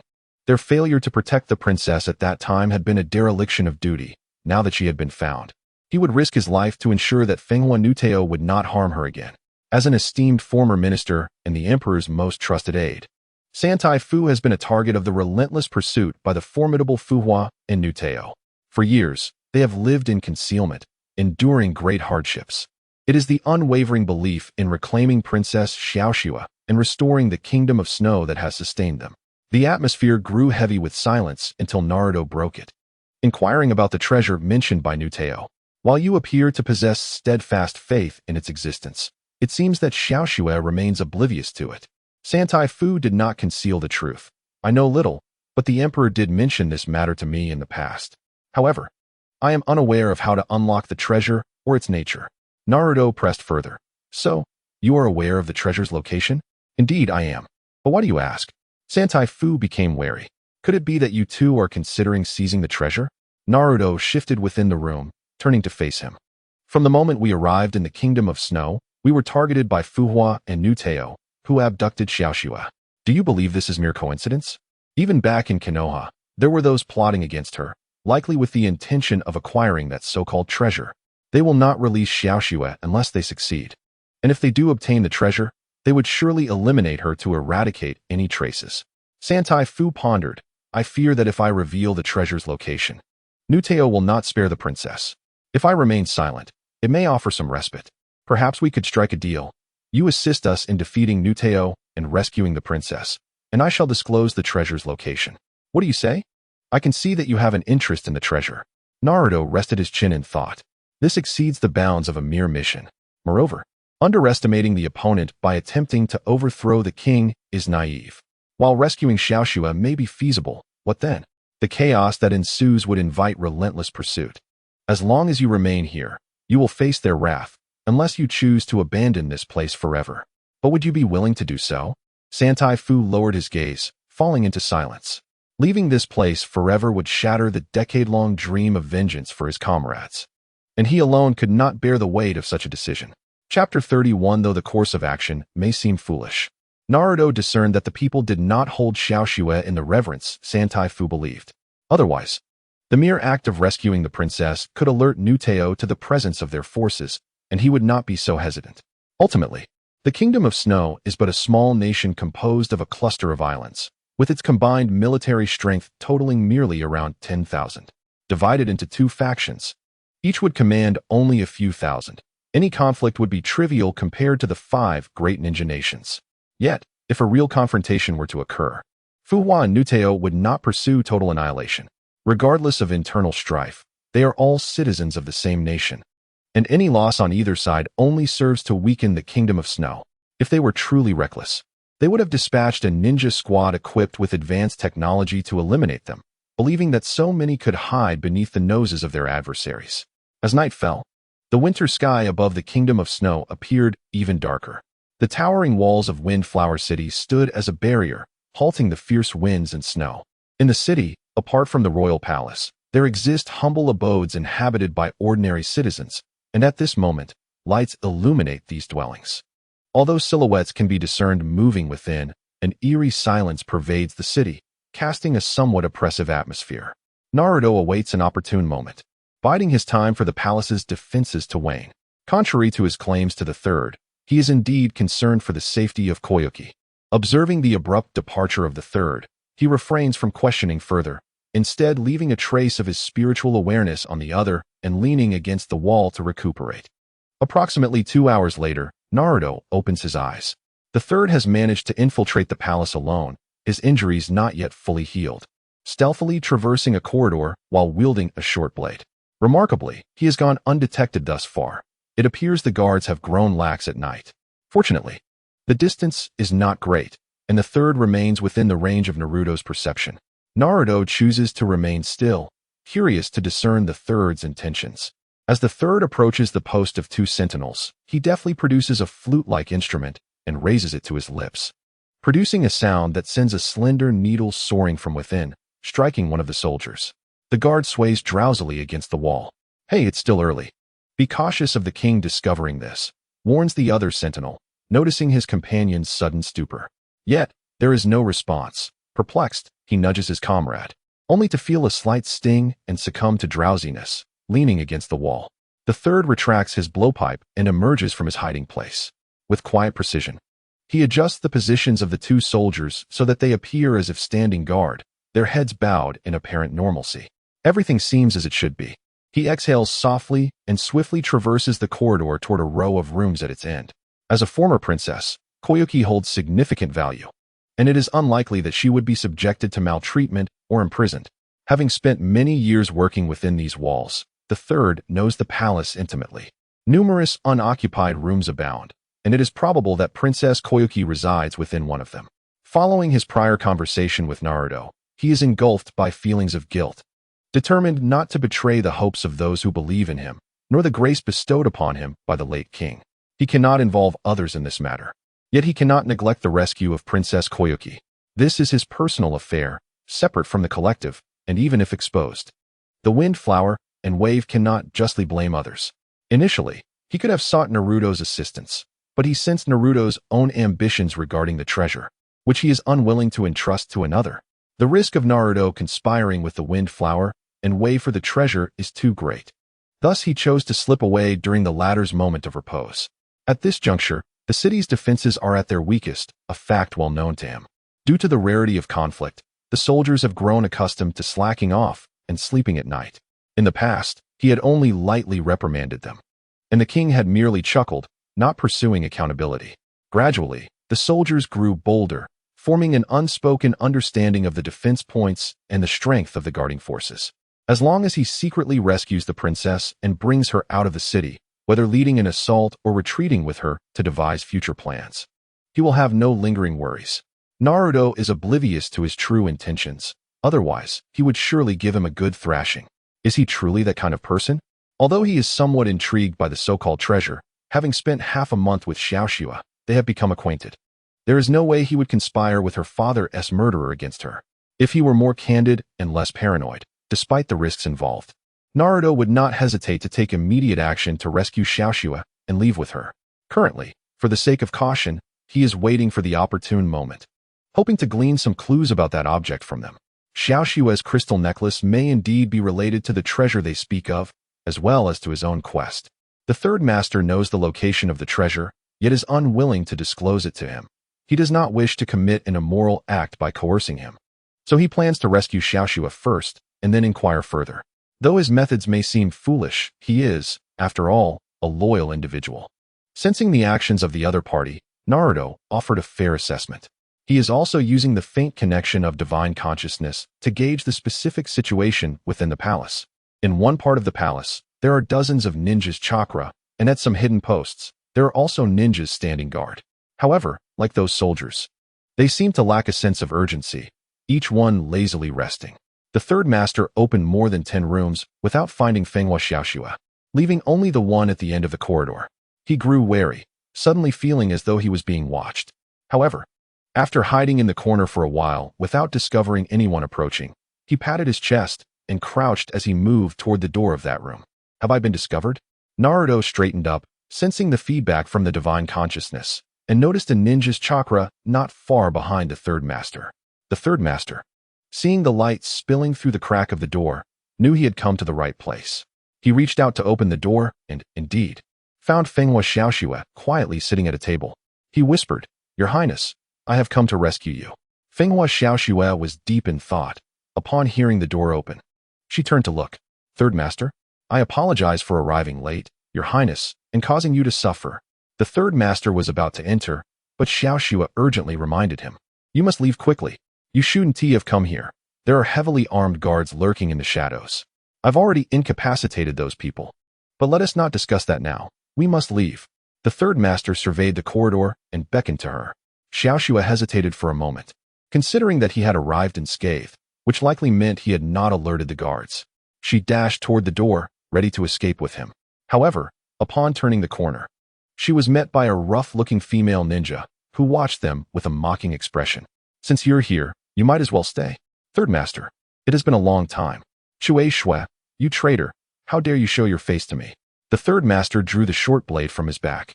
His anger directed at the suddenly appearing rough-looking female ninja, Chui Shui. It seemed he had indeed caught a rather fine fish. The words of His Majesty proved to be undeniably accurate. Once this princess is captured, you shall entrap yourselves. What of your companions? Have they not joined you? At that moment, another burly male ninja, known as Winter Bear, emerged behind Blowing Snow. Clad in armor, the hefty Winter Bear remarked with a wide grin. Let us seize him as well. This old fellow possesses a wealth of knowledge that may be of use to His Majesty. With that, he approached and rendered the elder unconscious, casting him into another chamber. Cranewing Blowing Snow cast a glance at Little Snow, reveling in her misfortune. Behave yourself, princess. I trust you do not wish to suffer the same fate as that old man. Chapter 32. Do not make a sound. I shall take you away, Fenghua Little Snow. An ordinary individual felt the palpable malevolence emanating from the female ninja Blowing Snow. Submissively, she returned to her room and shut the door with a heavy thud.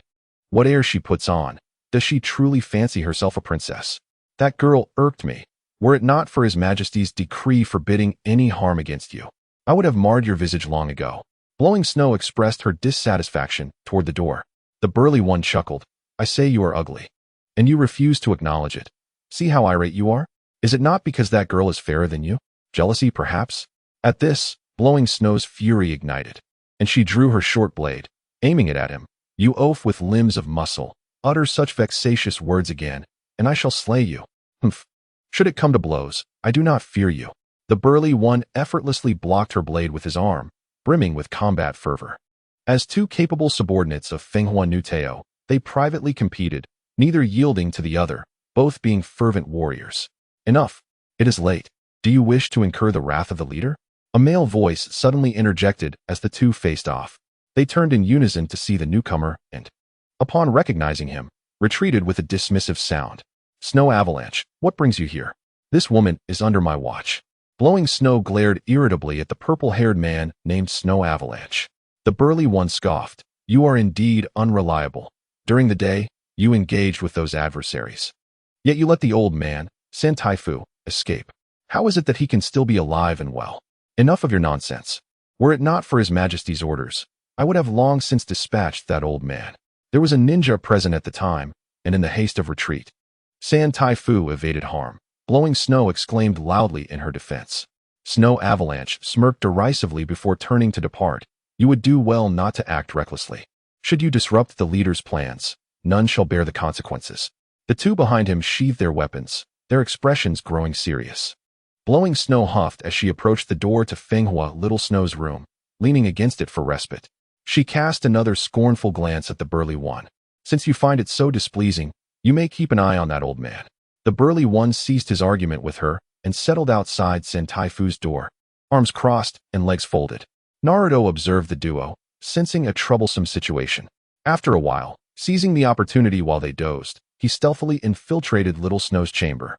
The lights within the room had been extinguished, and as the young girl, Xiaoxua, lay in her clothes, she suddenly noticed a shadowy figure appear, startling her into a potential scream.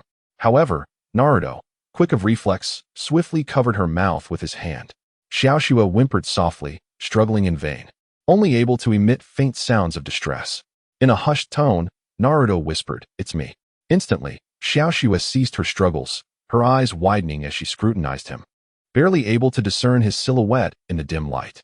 Seeing that she no longer intended to cry out, Naruto removed his hand from her mouth. "Do not speak. I will take you away." Xiaoxua nodded in silence, her eyes sparkling with joy.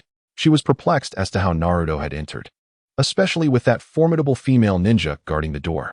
Curiosity piqued about how he would facilitate her escape. She felt a sudden shift in the space before her, and then her body was in motion. The night obscured her vision, and by the time she encountered light again, she realized she had left the previous room behind. This was the chamber where Naruto had concealed himself earlier. They had exited the castle. "Stay here and do not wander. I will rescue Santai." At that moment, the limits of Naruto's space technique allowed only one person to be transported at a time, and with that, he vanished from the room. Xiaoxue gazed at him in admiration, wishing she too could possess such abilities, ensuring she would not have to fear capture. Naruto, employing the same technique, arrived at the chamber where Santai was imprisoned. The large man had been knocked unconscious and lay motionless on the ground. This is preferable. It will prevent any unnecessary commotion. Grasping Santai, Naruto initiated his space technique to depart, only to be interrupted by the sound of the door swinging open. A short dagger flew towards him with alarming speed. Disrupting his actions, Naruto swiftly withdrew, casting a glance at the man and woman who had appeared in the doorway.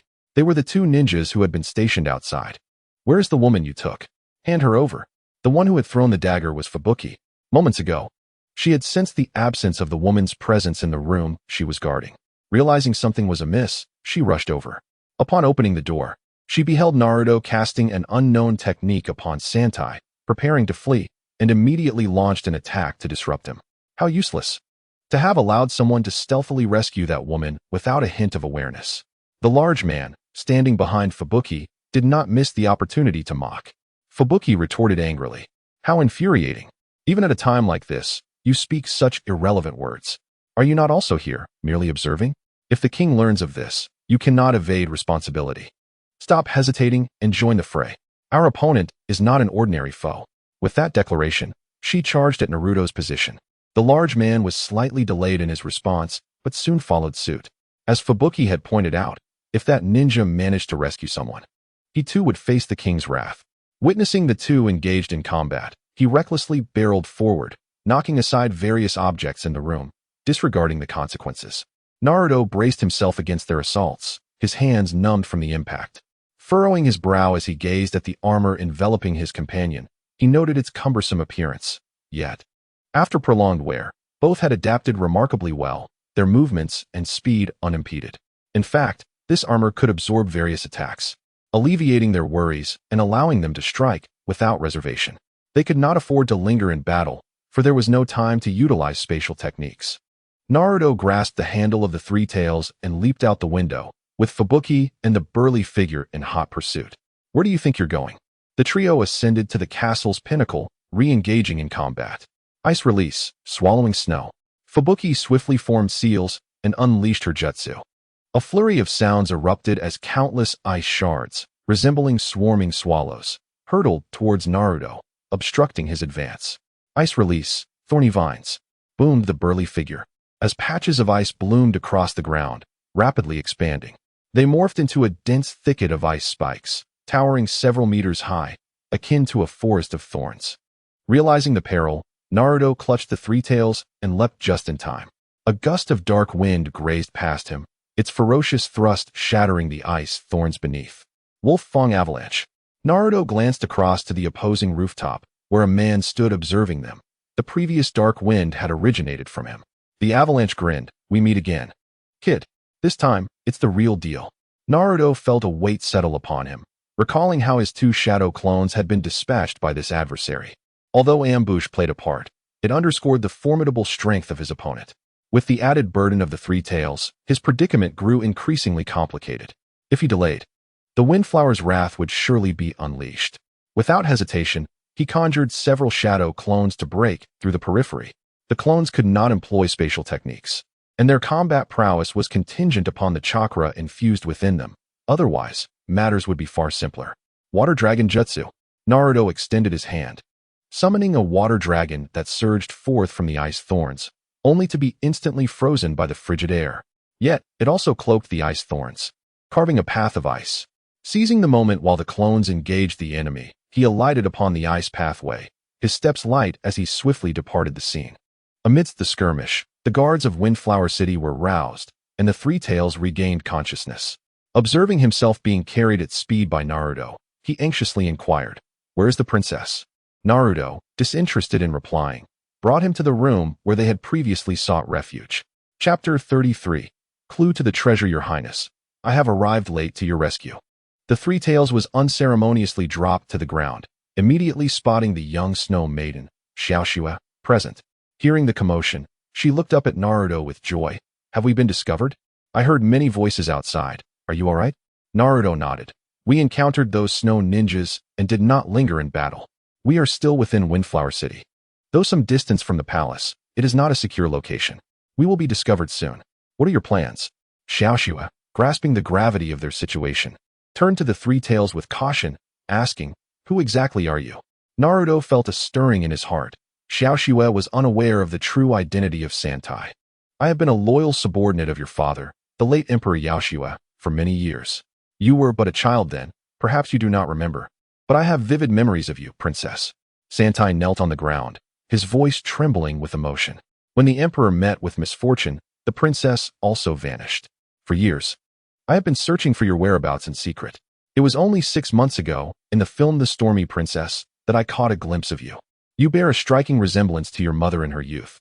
I recognized you at once. To draw closer to you, I joined the production crew.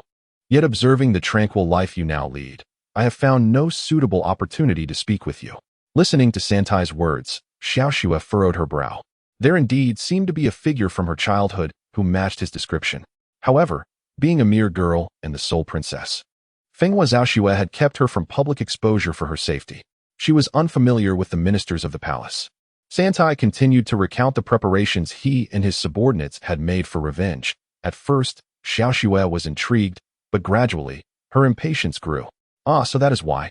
Upon hearing that the crew sought locations with snow and ice, you suggested coming to the land of snow and urged me to return.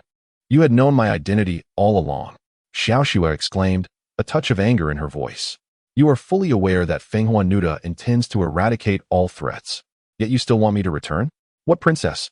In the end, I am merely a tool for gathering a rebel army. Whatever transpires is dictated by you. Am I nothing more than a puppet?" "Absolutely not," Santai responded, panic in his eyes. "Many among them are loyal soldiers of your father, who have remained steadfast. The others are simply citizens discontented with Nuda's actions. They have long revered Emperor Yaoxue.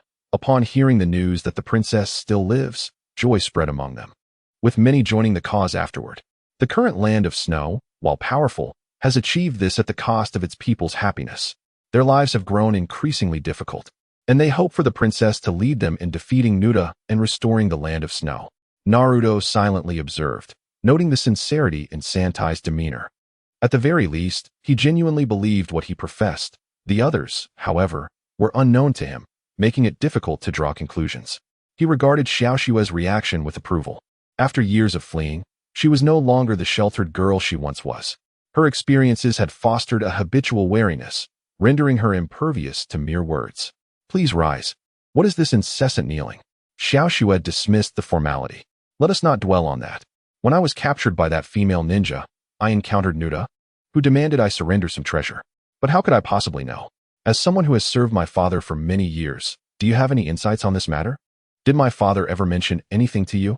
Did he truly hide the wealth of the palace? Impossible. That is a misunderstanding. Emperor Yaoxue is renowned as a good king. How could he engage in such acts? You may not be aware, but during the catastrophic snowstorm years ago, His Majesty expended the entirety of the national treasury for disaster relief. Otherwise, many souls in the land of snow would not have endured." The loyal general stood up gratefully. The avalanche, in his obsession with power, had neglected these matters, leading him to mistakenly believe that the treasury's depletion was due to His Majesty hoarding wealth for himself. Naruto abruptly interjected, "Yet, it is indeed true that a treasure was left behind. While it is accurate that Fenghua Xiaoxue did not conceal riches, he did indeed leave behind a treasure, which he disclosed to the general. However, the nature of this treasure remains a mystery to all." Little Snow glanced at Naruto, somewhat perplexed by his revelation. "Prior to your rescue, the general had contemplated using the treasure's clues as a bargaining chip to secure my assistance in saving you." After a brief pause, Naruto added, "However, the significance of this treasure was evidently substantial, prompting him to abandon that notion. This led to the foolish act of secretly infiltrating the palace to attempt your rescue, only to be captured himself." Little Snow's demeanor softened. The general was indeed loyal, for he would not have risked himself otherwise. The general, slightly apologetic and somewhat awkward, remarked, "I had hoped to avoid implicating our rebel forces and overestimated my own capabilities. It was my oversight. Not only did I fail to rescue the princess, but I almost endangered you as well. I owe you a great deal." The commotion outside grew increasingly intense, prompting Naruto to raise his hand and establish a miniature barrier, isolating the trio's sounds and presence. He then gestured dismissively, Let us dispense with idle chatter. Regarding the treasure you mentioned, now that little Snow is present, please elaborate. Is there truly a treasure in question? If it is not the wealth of the land of snow, then what is it? Little Snow inquired. The general, observing the eager expressions of both, sighed. Since the princess wishes to know, I shall reveal it. Once, His Majesty merely hinted at it to me. Before the princess was born, he had already ruled for over a decade, during which he was troubled by the harsh conditions of the land of snow, seeking out capable individuals in hopes of altering the situation. The general reminisced, yet after more than 10 years, no progress had been made. Shortly after Little Snow's birth, a peculiar individual arrived in the land of snow, claiming to His Majesty that he could change the harsh weather, and a transaction was struck. Is this truly so? Little Snow was bewildered, for her father had never shared such tales with her. Naruto regarded the general, encouraging him to continue. The general nodded. I am unclear about the specifics of the transaction, but thereafter, we received no further news regarding that individual. Approximately 5 years later, one day, His Majesty joyfully mentioned to me that spring would soon arrive in the land of snow. I was perplexed and inquired about his meaning. He merely said to wait a little longer, and I would come to understand. The general paused. Naruto furrowed his brow, exclaiming, Are you playing a riddle with us? Little Snow recalled her father had also spoken to her about how spring was imminent in the land of snow, and she curiously pressed, What happened next? Less than a year later, Fenghua Nuteo suddenly led a rebellion among the snow ninja. San Taifu glanced at Xiaoxue, and upon noticing her expression remained unchanged, he continued. After such an event, with the passing of His Majesty Yao Shui, that secret has been forever buried. However, before his demise, the emperor mentioned that within the valley beyond Fenghua City lies the hope of the Snow Kingdom. Upon hearing San Taifu's words, Naruto and his companion felt a lingering intrigue. The information conveyed was substantial, and Xiaoxue's father was known for his enigmatic speech. The treasures they spoke of, when combined with San Taifu's remarks, led Naruto to deduce that they were likely related to what he sought. As for the individual who had brokered a deal with the king, it could very well be a formidable ninja, or perhaps even scientists, considering the advanced industrial and technological state of this place. Yet, what could the other party possibly wish to trade with Xiaoxue's father? If they were ordinary folk, it would merely be wealth and riches. However, if they were ninjas, possessing great strength, they would likely hold little interest in material wealth. What might entice them would likely be something that could enhance their own power. Chapter 34. Why strain so hard? A thought struck Naruto. Could it be that their objectives were aligned? Such extraordinary treasures would not only benefit practitioners of the mystical arts, but would also be invaluable to ninjas if they could harness them. If that were the case, was the individual still alive? Did the betrayal of Fenghua and Nuda have any connection to him? For such an uncertain treasure, Nuda had mobilized forces to hunt him down and had taken countless lives, a truly incomprehensible act. Xiaoxue appeared uncertain and turned to Naruto, asking, What should we do now? Should we leave this place? If we linger here, they will inevitably find us. Not so fast, Naruto replied, resting his chin in contemplation. Even if we depart, as long as we remain in the Snow Kingdom, we will be relentlessly pursued by Nuda. Since his goal is the treasure, its authenticity remains in question. If there is no treasure, or if it has been acquired by them without impacting us, then hoarding it while being hunted would be foolish. Naruto turned to San Taifu, saying, In that case, let us first investigate further before we make any decisions. If it proves useless to you, or if the information regarding the treasure is false, what harm would there be in revealing its location to them? We could barter this for the safety of everyone, which would be quite a worthwhile exchange. Though he spoke thus, Naruto harbored his own plans. No, that is the hope of the Snow Kingdom. While the specifics remain unclear, if it were to fall into Nuda's hands, who knows what malevolent deeds they would commit? San Taifu urgently interjected, adding, Let's defer matters regarding the treasure until Princess Xiaoxue ascends to the throne. With your current state, you think you can reclaim the throne from Nuda? That is a fanciful notion. Observing the elderly man clinging to such unrealistic ideas, Naruto shook his head. Since you insist on addressing Xiaoxue as princess, let her make the decision. Sighing, San Taifu inquired, What are your thoughts, princess? He ceased his opposition. Naruto spoke the truth. The raging tides were formidable, and it was exceedingly difficult for them to accomplish this task. Had a few more years passed, the princess would have returned by now, and with her rallying call, more allies could have been gathered, perhaps offering a chance of success. Perhaps their lack of urgency in reclaiming the throne stemmed from a lingering shadow of being captured. Xiaoxue felt a tumult of emotions. Eager to expedite the resolution of this troublesome affair, she wished for no lives to be lost over such matters. Her words brooked no dissent. Let us proceed as Naruto suggested. We shall first investigate this so-called treasure and then make our decision. A few of you, go to that building across the way while we will inspect this one. The head of the guards issued a command, declaring that the intruders had not strayed far within the city. No rest would be permitted until the thorough search of Fenghua City was completed that night. Outside, a squad of soldiers numbering over 10 arrived, with the squad leader loudly issuing orders to his subordinates. They promptly split into 2 teams, each heading towards one of the buildings. Nearby residents were stirred, many peering out of their windows, engaging in hushed discussions. What on earth is happening at this late hour? Why are there so many soldiers? One could overhear them speculating. Are they searching for someone? Has the palace been invaded? Over the years, taxes had risen relentlessly, and it was becoming increasingly unbearable. They reminisced fondly about the times when His Majesty Fenghua Xiaoxue reigned, though not affluent. Life then seemed far more comfortable compared to the present. Lower your voices. Be cautious not to alert them, one warned. Have you seen 3 outsiders? A team of soldiers barged into a building, rudely opening doors and loudly questioning the residents inside. No. The residents anxiously waved their hands in denial. The soldiers, unconvinced, ordered, You too, search inside. My lord, we have already searched. There is no one else inside. They replied, Go check upstairs. The soldiers departed for the upper floors, leaving the residents feeling both apprehensive and indignant. What arrogance! They would never have dared this when His Majesty Xiaoxue was still here. Enough. Be careful not to let them overhear you. Quickly, close the door. In a room on the 2nd floor, situated towards the back, Naruto listened to the commotion outside, realizing they could no longer remain, even if he could silently eliminate the soldiers searching for them. The fact that soldiers gathered every half hour to tally their numbers would inevitably expose them. The sound of footsteps echoed down the hallway. The soldiers had reached the upper levels. We must depart for the location mentioned by Santai Fu, he urged. Before the others could respond, he placed his hands on their shoulders. And amidst their astonished expressions, a ripple in space enveloped them, causing the 3 to vanish. Just as they departed, the door was roughly pushed open, and 2 soldiers entered, scanning the room. No one here. Let us check the next room. Lord Baoshua, what brings you here? As the 2 soldiers turned to leave, they spotted a middle-aged man clad in chakra armor standing at the doorway. This armor was a symbol of the snow ninja, and anyone donning it possessed considerable status and strength.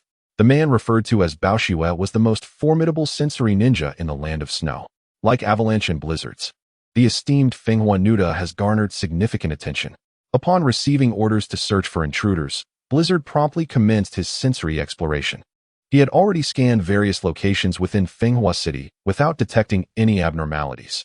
However, he could not dismiss the possibility that the intruders might conceal their chakra and presence. Thus, soldiers were dispatched to conduct house-to-house searches. As he focused his senses in this particular area, he indeed discovered an anomaly, where he had previously enjoyed unobstructed perception. A void now lingered. Although there were no signs of intruders or chakra, this perceptual void itself posed a significant concern.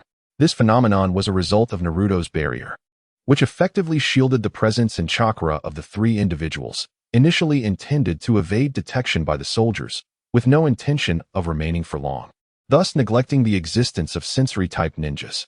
Blizzard furrowed his brow, lamenting his tardiness. Fool, they have already escaped.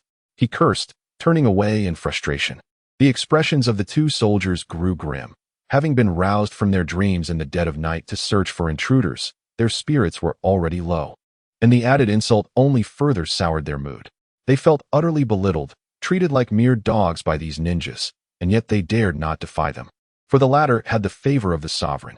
Spitting on the ground in disdain, they quietly grumbled as they made their way to regroup.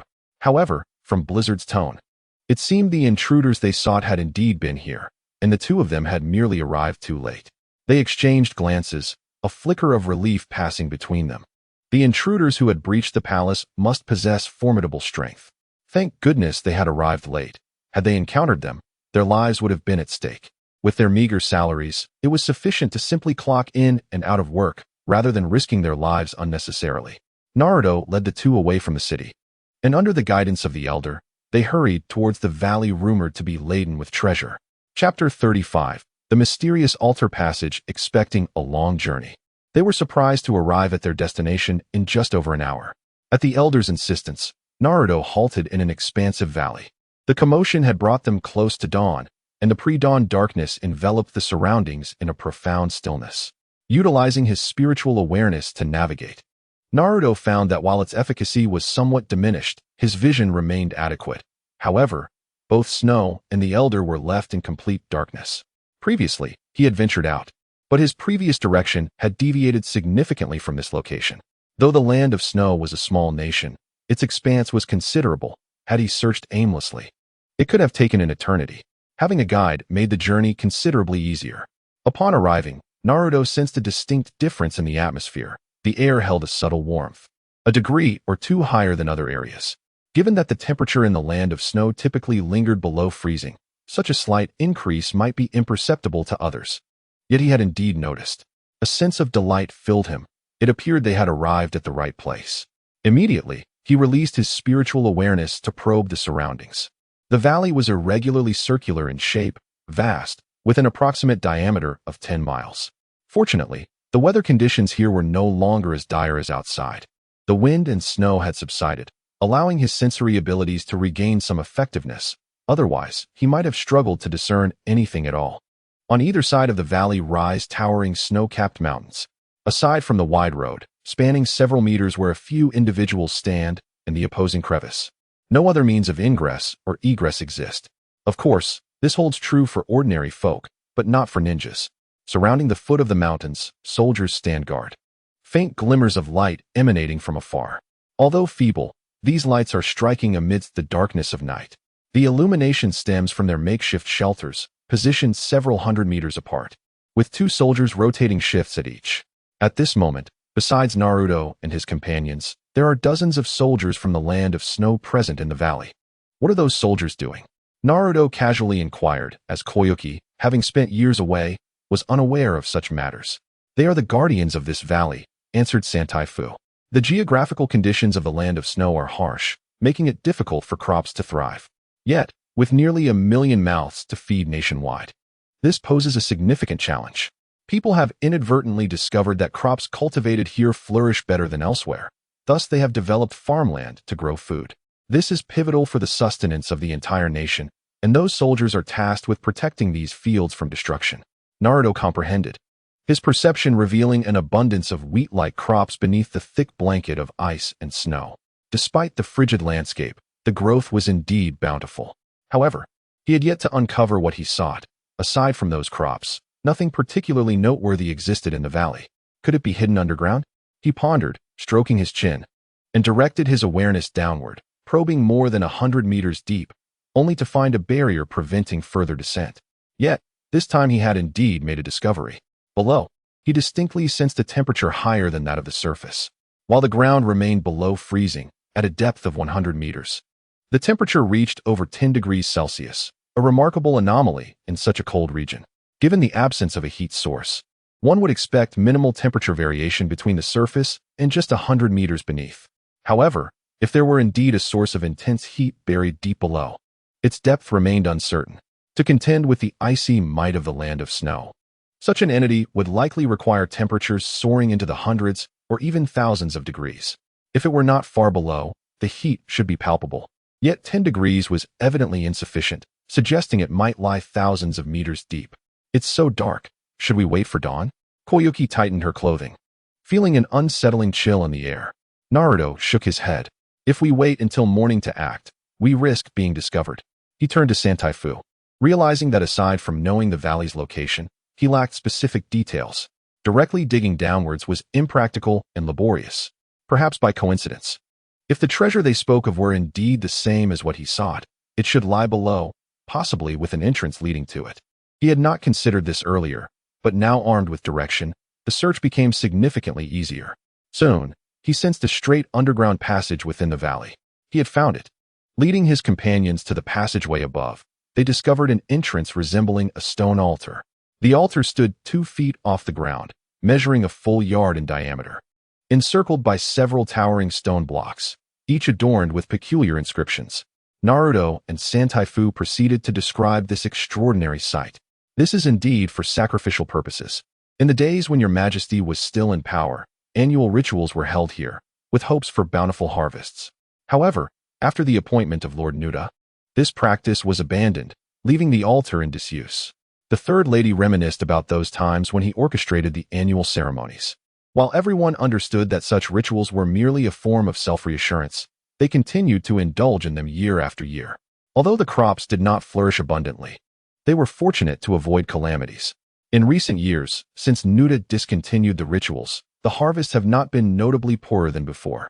The altar, now neglected, does not appear to be abandoned, in my view. Naruto crouched down, brushing his fingers over the stone platform, which was only lightly dusted with snow. He swept away the snow, revealing the surface of the stone. It was somewhat rough, yet remarkably clean. "What is the matter?" asked Xiaoxue, mimicking his crouch to examine it. The sky began to brighten slightly, and with the reflection of the ice and snow on the ground, it was no longer so dark. She could now discern the nearby scenery. To see more clearly, Naruto waved his hand, clearing all the snow from the altar. Now, the complete form of the altar was visible. In the center of the circular altar was a slightly protruding stone with a hexagonal groove. His heart leaped with joy as the shape of the groove instantly reminded him of Xiaoxue's hexagonal crystal. It could fit perfectly into this space. The hexagonal crystal was indeed the key to this altar. He turned to Xiaoxue, noticing that she too had observed the groove and was instinctively touching the crystal necklace around her neck. Was it mere coincidence? Xiaoxue gazed at the groove, perhaps due to her familiarity with the necklace she wore. In that instant, she recalled her father's words when he had given her the crystal necklace as a child. The necklace represented the hope of the land of snow, and now that it had been entrusted to Xiaoxue, she was to become the hope of the land of snow, and she must protect it dearly. She thought her father had merely said this to comfort her, not truly believing that she held such significance. Yet, over the years, she had cherished the crystal necklace, as it was the only possession left by her parents. In retrospect, perhaps her father's words had been sincere. The necklace and this altar may indeed be connected. Naruto, what does this object have to do with my necklace? Reflecting on the past made Xiaoxue feel a twinge of sadness, her smile somewhat forced. Naruto had learned about the necklace being the only heirloom left by her father and sighed gently, patting her shoulder. It's all in the past. Yes, it is all behind us, Xiaoxue said, regaining her composure and asking what they should do next. They could not afford to delay any longer. Naruto looked at her crystal necklace and said directly, "Place that crystal here and see what happens." Suddenly, Xiaoxue remarked, "Indeed, you approached me for this reason, didn't you?" Naruto, feeling a twinge of discomfort, remarked that this was not the time for such discussions. Xiaoxue smiled gently. Despite their brief acquaintance, Naruto had never acted detrimentally towards her. On the contrary, he had risked infiltrating the palace to save her. Perhaps it was the charm of the necklace, but he truly possessed an aura that inspired trust. Without further hesitation, Xiaoxue removed the necklace and placed it upon the altar, turning it like a key, yet nothing unusual transpired. "No reaction?" Xiaoxue queried, puzzled. "Allow me to try." Naruto pondered for a moment before channeling his spiritual energy into the crystal. The crystal shimmered and its colors intensified. Chapter 36. Entering the passage effective.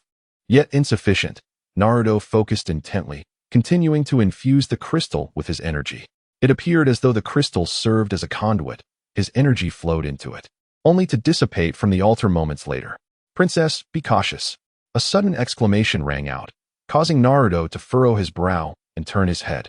The third elder stood behind them, trembling, a gaping hole the size of a fist exposed at his heart. "Third elder," Xiaoxue exclaimed in shock. "I implore you, protect the princess." The elder struggled momentarily, managing to utter those words before collapsing, lifeless. "Have they arrived so swiftly? You truly are here." A voice echoed from above as several figures descended from an aerial vehicle, encircling Naruto and Xiaoxue. "Fengwa Nuteo?" The group did not advance, but maintained their distance. Observing Naruto and Xiaoxue, "You are the ninja who infiltrated the palace?" Naruto continued his task, channeling energy into the crystal, all the while stalling for time. "How did you track us?" "I left the city and hurried here, masking the presence of the three of us along the way. It should have been impossible to follow our trail, yet here you are, having closed in unexpectedly." The plight of the third elder weighed heavily on him. The elder had perished while shielding them from harm. Had it not been for the elder, Naruto might have been injured, but he could have managed to escape and recuperate. However, should Xiaoxua endure a similar assault, the outcome would likely mirror that of the third elder. In an effort to ensure their safety, he conjured a shadow clone for vigilance. Yet, engrossed in his task, he sensed the clone's demise only a moment too late to react. Just as the third elder stepped forth to absorb the blow, 5 figures approached. Aside from the avalanche trio he had previously encountered, he recognized the presence of the furious waves. The other slender, dark-haired man was a new face, yet his association with the furious waves indicated he was an elite guardian, not to be underestimated. The dark-haired man, known as Blizzard, brandished a weapon resembling a sniper rifle, grinning menacingly. It appeared that the third elder had fallen victim to his attack. Had the adversaries already acquired such weaponry? This development was quite troublesome, particularly since it was equipped with a silencer. No wonder the clone had not put up a fight. Had the clone not been eliminated first, the third elder, an ordinary man, would not have had time to react, as he stood guard at the altar's periphery. Such a weapon had an extensive range, allowing for stealthy strikes that rendered one defenseless. Your art of concealment is remarkably sophisticated, flawlessly erasing traces along the way and even masking your chakra and presence. However, it cannot escape the perception of Blizzard. Anger Tide is not in haste. He desires to observe Naruto's actions and discern his intentions. Blizzard possesses the singular advanced bloodline limit of the Land of Snow, endowing him with an extraordinary sense of perception. Although he cannot directly sense your chakra or aura, he is intimately familiar with the surroundings of the palace. Any alterations are easily detectable upon careful scrutiny. Consequently, he discerns 3 unidentified entities rapidly advancing in this direction. Upon hearing Anger Tide's assessment, Blizzard boasts with a hint of pride, 3 unidentified entities? It is evident they are you. I detected your presence earlier in Windflower City, yet I was a moment too late, allowing your escape. This time, there is no avenue for you to flee.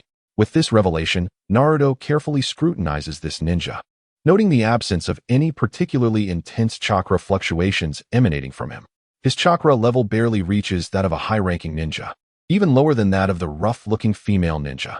However, his mental prowess is palpably superior, surpassing that of the 4 others significantly. Even in his current state, Naruto finds his mental capacity merely on par with this individual. This disparity is attributed not only to his own relatively modest cultivation level, but also to the formidable enhancement provided by the opponent's bloodline limit in this regard. Even with his full mental perception capabilities, he suspects he would still fall short compared to his adversary. This brings to mind the clan of sensory ninjas from the mountains of the Hidden Leaf Village. He wonders how they would measure up against this man. No wonder. With such formidable perception abilities, even with limited combat prowess, coupled with a long-range sniper rifle, he can execute silent and precise attacks, surpassing many others of equal rank. Of course, the weapon's efficacy is maximized in his hands due to his exceptional perception. Should another wield it, the results would be uncertain. Otherwise, if everyone possessed such a weapon, the 5 great nations would likely become 6. However, aside from him, Anger Tide and Avalanche do not carry firearms, aware of this principle. Blizzard raises his weapon, aiming it at Naruto and his companion. Do not overreach. They still serve a purpose, Anger Tide cautions, pressing down on Blizzard's weapon. With a casual smile, Blizzard relinquishes the thought of eliminating Naruto. Seizing the opportunity, Naruto discreetly generates a small protective barrier, a measure of limited defense that could serve as a buffer should the foe strike unexpectedly. This crystal necklace, dubbed a key, surely demands a hefty toll. Thankfully, his spiritual energy surpasses the quality of chakra and is abundant, even if exhausted. He still has the chakra of the 9 tails to rely upon, or he might not withstand the strain. He probes with his mental awareness beneath the altar, uncovering only a singular passage. Yet, the metals surrounding it, of an unknown composition, strangely obstruct his mental perception. Success. Little Snow, hold tight, Naruto whispers, not waiting for Little Snow's response before wrapping his arms around her waist. The third Taito has fallen in battle, and Little Snow has yet to emerge from her sorrow. At that moment, the altar trembled slightly, and a cascade of colorful light surged forth from below, causing the onlookers to shield their eyes with their hands. Suddenly, the altar split apart, and Naruto found himself plummeting into the abyss beneath. A warm gust of air erupted from below, directly engulfing Naruto and Xiaoxua. In an effort to ward off any toxic fumes, he swiftly conjured a protective barrier with his free hand. Above, as the brilliance faded, the female ninja advanced to investigate, only to discover a dark, straight tunnel entrance. The people had vanished. There was a passageway beneath the altar. They were below. Damn it, the treasure must be down there. Let us not allow them to seize it first. We must find a way down.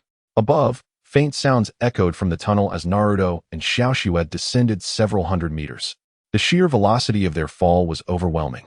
Even for Naruto, he hastily drew a shuriken and thrust it forcefully to the side, only to hear a sharp crack as the shuriken shattered against the tunnel wall. The walls were constructed of metal, becoming thicker and harder the deeper they went. This metal could disrupt energy, making it nearly impossible to adhere to the walls. Damn it! Ah, help! Xiaoxue clung tightly to Naruto, her body soft and pliable like an octopus. However, he had no time to dwell on her fear. Chapter 37. The magma lake deep underground. Naruto's mind raced as he waved his hand downward, unleashing waves of spiritual energy to create air resistance that would slow their descent. Gradually, their speed diminished, and after a couple of minutes, he felt a sudden jolt beneath his feet as they landed on solid ground. Wiping the cold sweat from his brow, he released Xiaoxue from his embrace. He was somewhat surprised that she, an ordinary person, had managed to withstand the rapid descent without fainting. Just as this thought crossed his mind, Xiaoxue buried her head and began retching, heaving for several minutes without producing anything. Estimating their current depth, they were approximately 2,000 meters underground, in a space that was equally dark. It was quite peculiar. How could such a deep tunnel exist? The altar above and the metallic structure of the tunnel walls were clearly man-made, yet this subterranean expanse appeared to be naturally formed, devoid of any signs of excavation. Despite the barrier shielding them, Naruto could still sense the warm air rushing towards them, reminiscent of an air-conditioned winter day. Without the protective shield, the air would be unbearably hot, around 70 to 80 degrees, far beyond the tolerance of an ordinary person. Assessing Xiaoxue's condition, he infused her with a surge of spiritual energy to invigorate her and reinforced her protective barrier before allowing his consciousness to extend into the distance. Where are we? Have we descended into hell? Xiaoxue, regaining her senses, realized the utter darkness surrounding them and instinctively drew closer to Naruto, clutching him tightly in fear. It's merely an underground space. There's no need to frighten yourself, Naruto thought of saying. He wanted to remind her that as a princess, she should be aware of such places, but reflecting on her past, he chose to remain silent.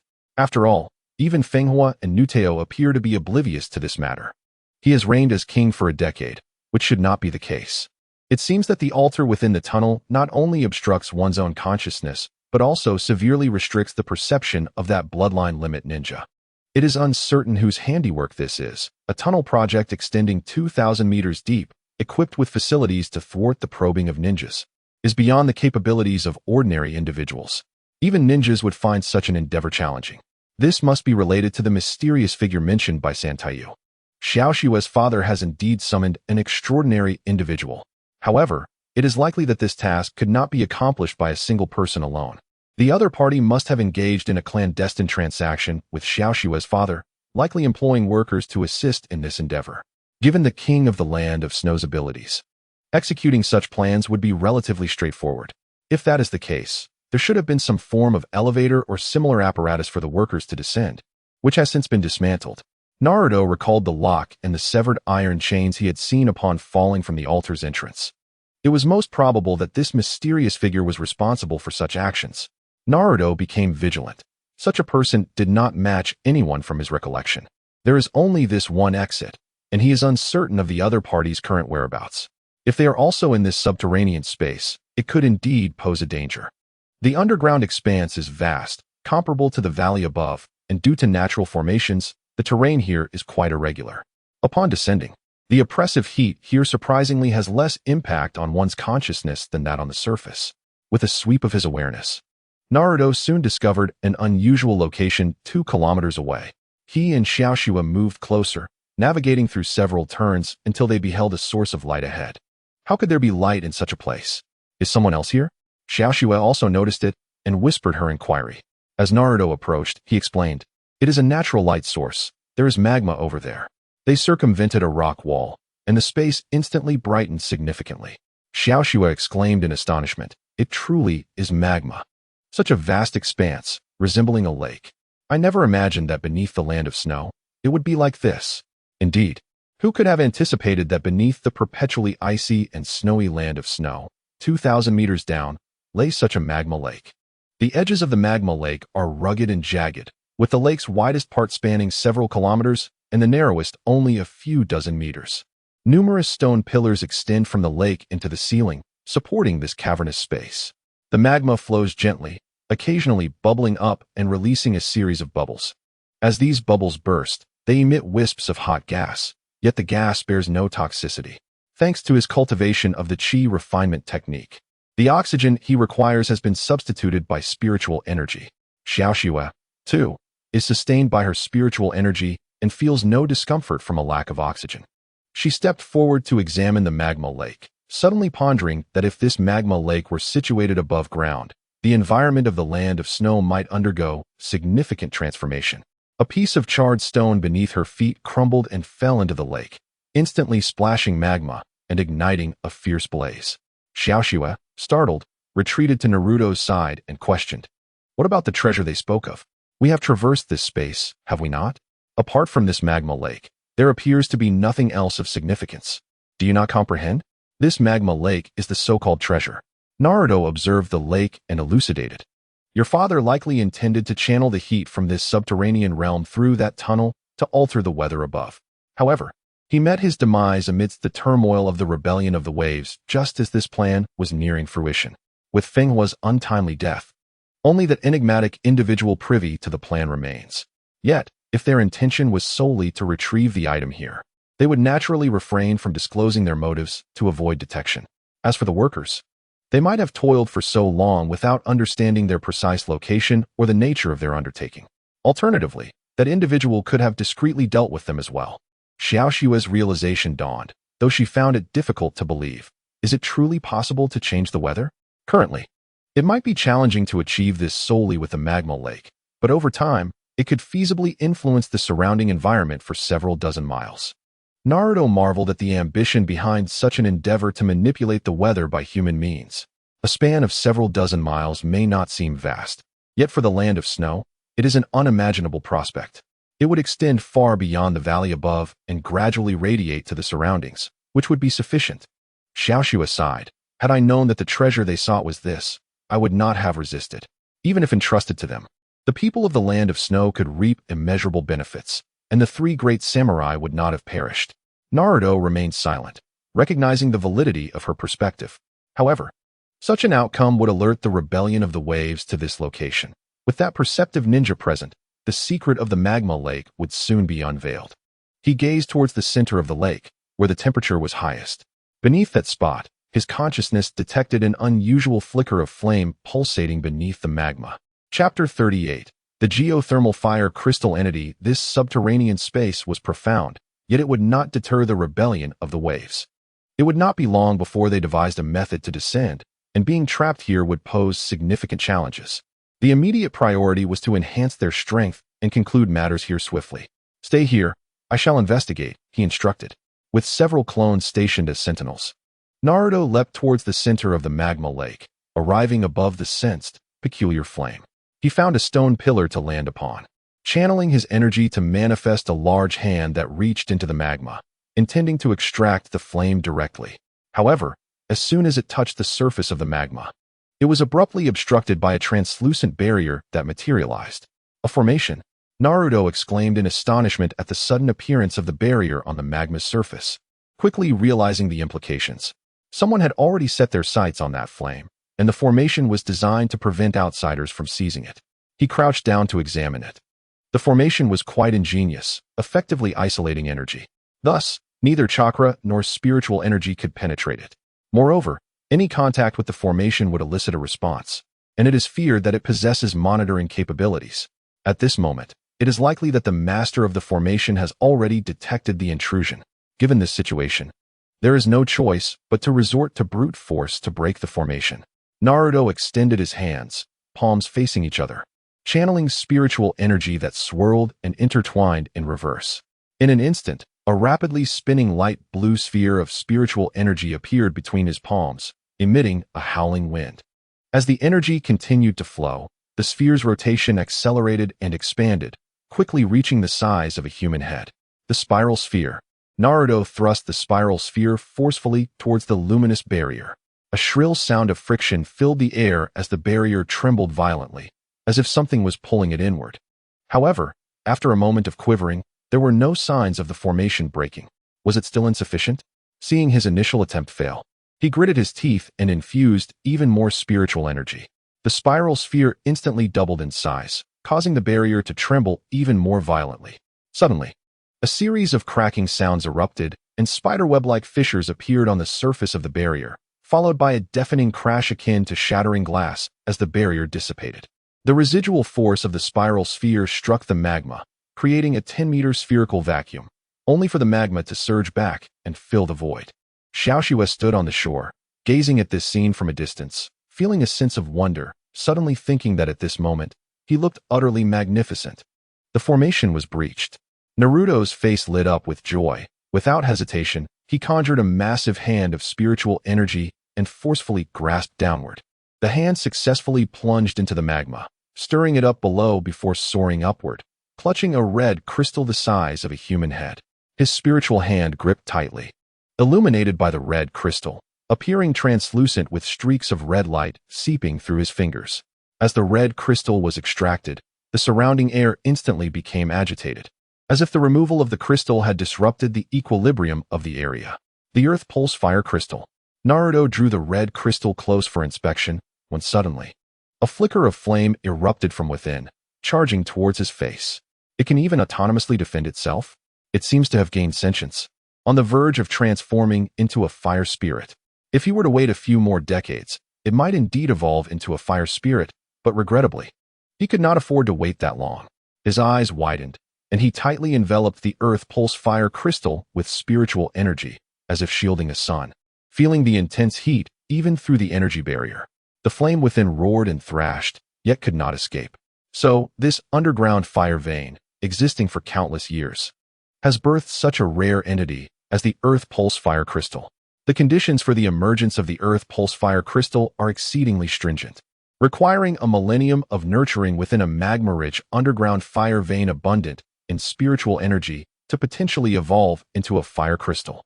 Moreover, the Earth Pulse Fire Crystal would further give rise to a fire spirit, a process that could take several hundred years, during which it must continuously absorb vast amounts of fire attribute energy.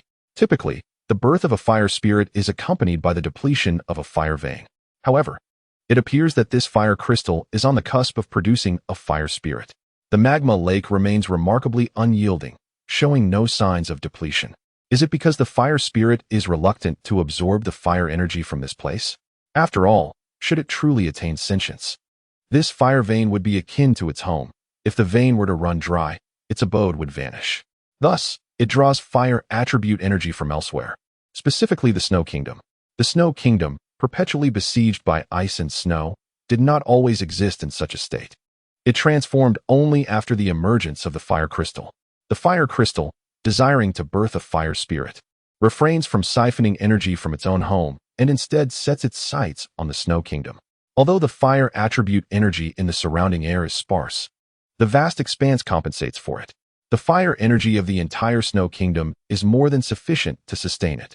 As this energy is covertly absorbed, temperatures plummet, and relentless blizzards ensue. Gradually, the Snow Kingdom is left with an eternal winter. One could even boldly speculate that the Snow Kingdom only came into being later, previously. This land enjoyed distinct seasons and bore a different name entirely. You are quite the strategist, neglecting your own assets while coveting those of others. Naruto is left speechless. Such a naturally occurring life form is indeed peculiar. He sits cross-legged on a stone pillar, suspending the fire crystal before him. His foundational cultivation has reached completion, and he is on the cusp of a breakthrough, having finally found the opportunity he sought. The semi-finished fire spirit within the earth vein fire crystal is precisely the yang essence he requires. The Qi cultivation technique suggests that utilizing an external yang essence can accelerate the comprehension of the golden elixir phase's fire. However, the specifics are not elaborated upon. Yet, it is not difficult to comprehend. Naruto extracts a wisp of flame from the earth vein fire crystal, enveloping it with spiritual energy. ensuring it will not harm his body before directing it into his elixir sea. As the flame descends into the elixir sea, it is as if a sun has been thrust into existence, causing the elixir sea to boil instantaneously. The spiritual sea, which had already crystallized, begins to melt and subsequently evaporate. A vast expanse of steam surges upwards. This is all spiritual energy. The tumultuous energy within the elixir sea collides with Naruto's body, and he spits out a mouthful of blood. He has indeed overstepped. His eagerness has led him to neglect thorough preparation. Who would be so reckless as to force a yang flame directly into the elixir sea? Were the spiritual energy to ignite, the consequences would be unthinkable. Within the elixir sea, Naruto's consciousness is fully immersed in this realm. Observing the spiritual energy ascending into the skies, the wisp of flame, ensconced in spiritual energy, rises alongside it, hastily beginning to refine and comprehend. He aims to transmute this flame into the fire of the golden elixir, transforming it into the sun above the elixir sea, thus achieving a breakthrough into the golden elixir phase. Fortunately, Naruto's elixir sea has not ignited. However, the area above has. That wisp of flame, propelled higher by the spiritual energy, suddenly seems to erupt with fury, igniting the surrounding spiritual energy, and in an instant, a conflagration engulfs the heavens. Below lies the sea of spiritual energy, while above has transformed into a sea of flames. Chapter 39. The explosion of the elixir sea. Do you not revel in devouring fire energy? Then consume it. Naruto's consciousness sweeps forth, and the inferno in the sky stirs, surging towards the wisp of flame at its center. Provoked, the flame does not hold back, manifesting a colossal mouth of fire that voraciously draws in the flames of the sea. As the inferno was engulfed, the fire spirit expanded, its form growing from a mere thumb-sized flame to a towering stature of 10 feet. It seemed to swell with indulgence, becoming larger, rounder, and ascending ever higher. Gradually, the shape of the flame became indistinguishable, its color shifting from the original crimson to a resplendent golden hue. Suspended in the air like a radiant sun, the sun of the golden elixir, with the fiery ocean above fully consumed. The golden elixir sun distanced itself from the sea of spiritual energy, bringing tranquility to the surroundings. Naruto's expression grew serious as he hurried to observe above. The immense sun contained an abundance of golden flames, flowing languidly like molten gold, devoid of its previous frenzy. The half-formed earth vein fire spirit had now transformed into his golden elixir flame, having devoured nearly half of the sea of spiritual energy. And an excessive amount of fire energy, the fire spirit was on the brink of complete maturation. It had never feasted so delightfully. The fire energy was far superior to what it had absorbed in the land of snow, even surpassing that from the magma lake of the earth vein. Overindulgence left it momentarily unable to digest, and it fell into a quiet state of absorption and refinement. It became evident to the spirit that this human sought to utilize it for certain objectives, even intending to refine it. Such a scheme could not be permitted. After lying dormant in the magma for centuries, mere decades away from a complete metamorphosis, it was first discovered and sealed by a human within the magma, diminishing the efficacy of the fire energy it absorbed from the outside world, albeit it could still draw sustenance from the magma. Now, it faced yet another human forcefully seeking to refine it. These humans were utterly despicable. It could not allow this human to succeed. Now that it was on the verge of complete growth, it merely needed to refine and absorb the flames consumed to become a true fire spirit. Those vile humans, who would truly refine whom? That entity's consciousness had not faded. Suddenly, the voice of the Nine Tails echoed in this space, having observed Naruto's actions closely.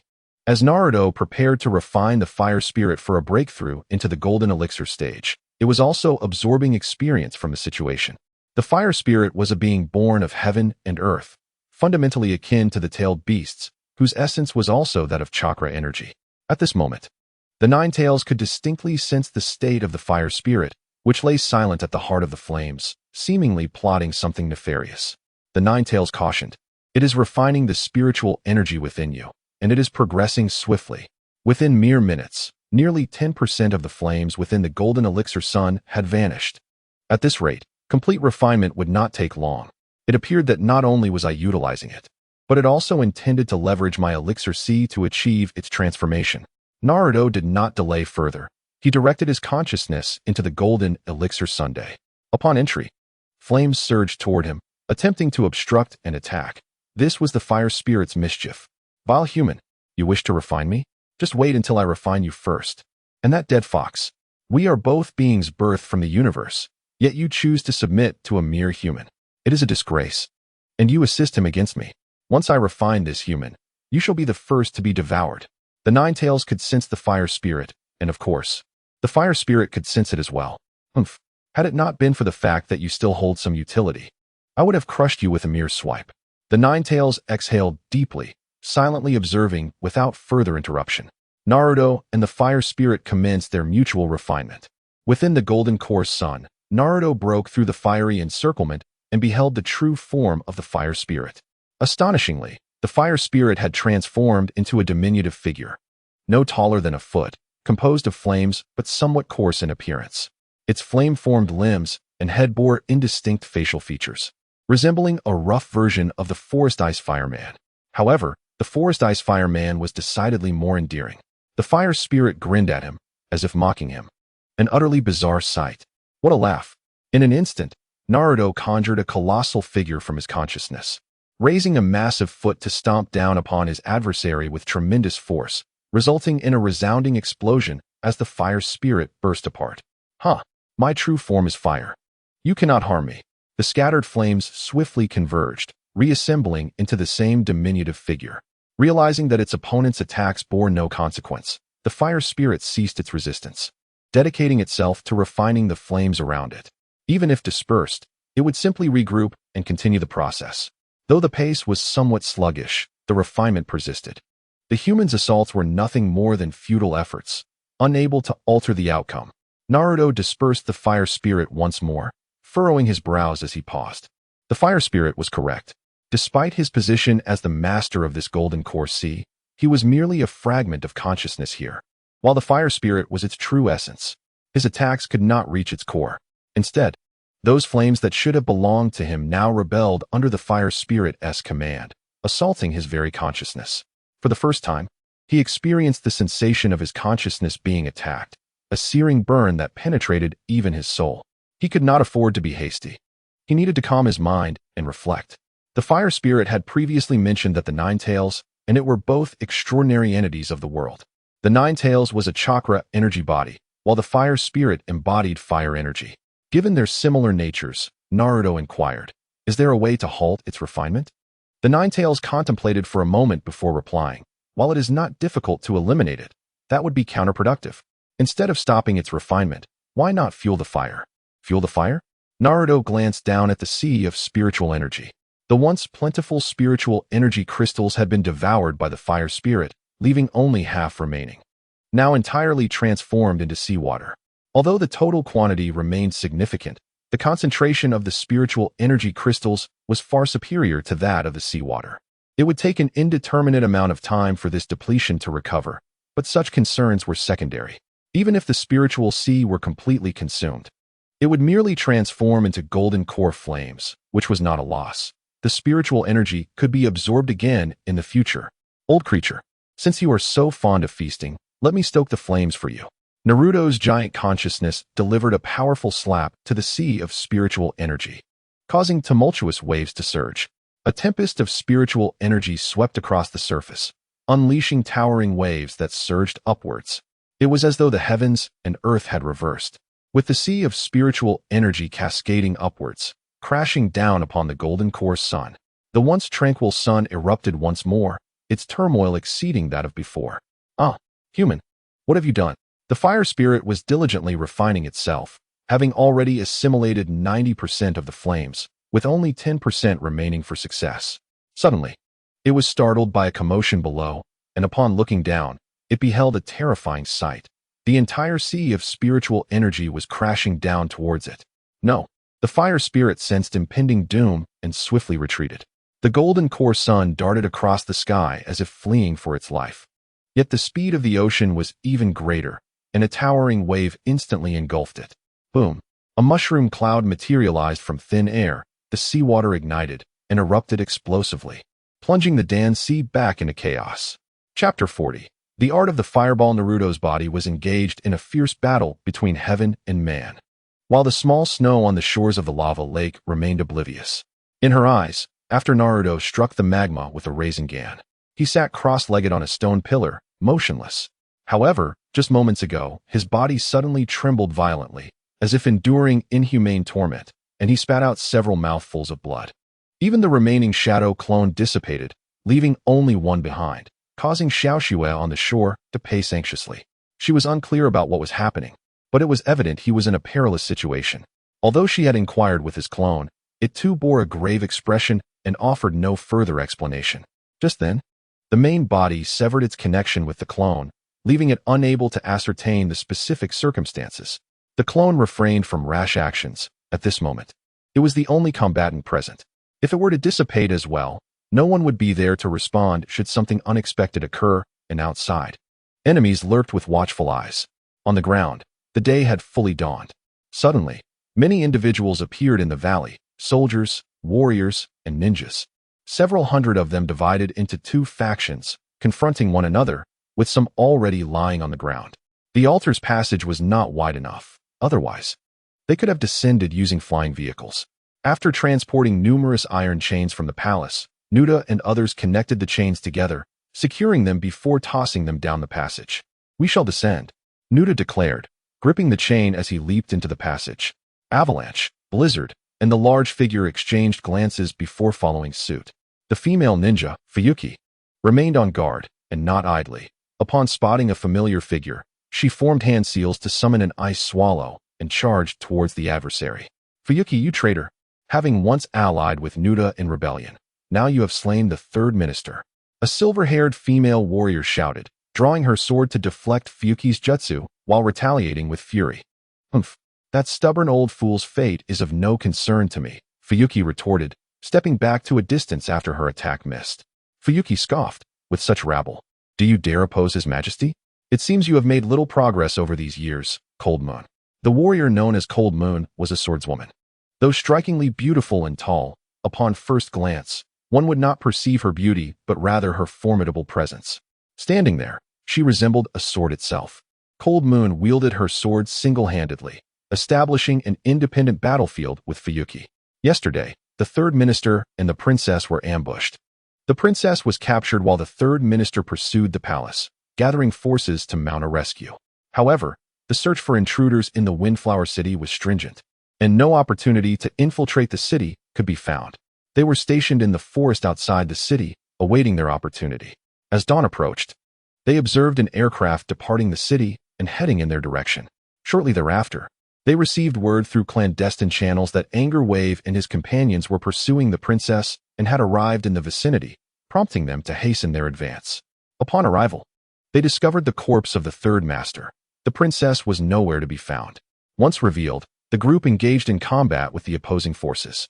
The enemy was not numerous, consisting merely of several dozen soldiers stationed there and a handful of ninjas lurking in the shadows.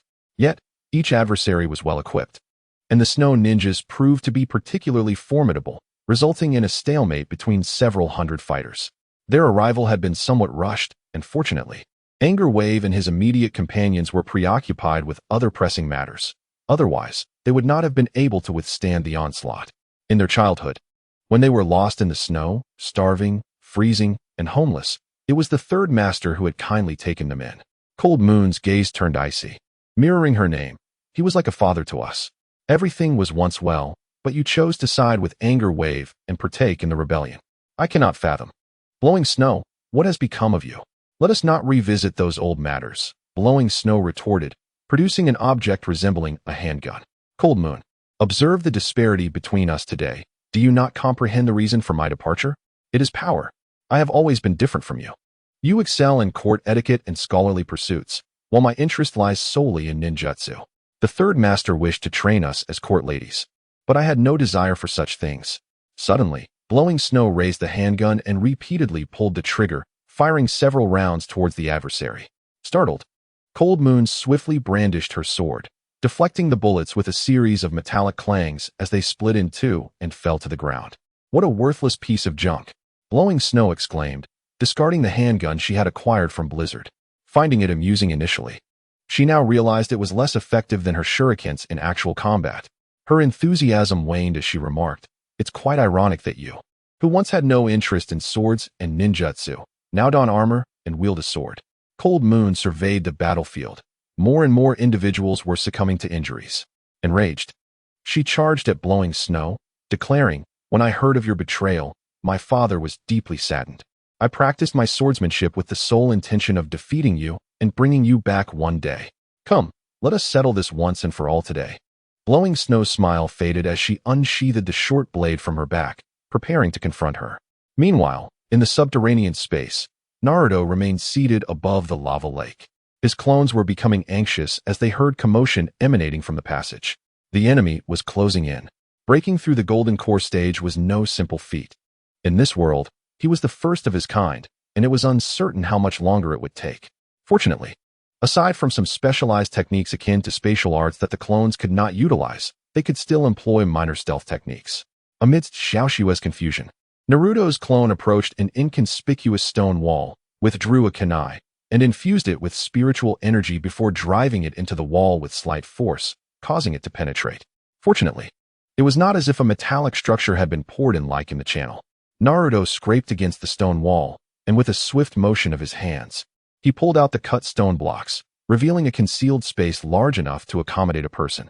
Such hidden spaces were abundant here.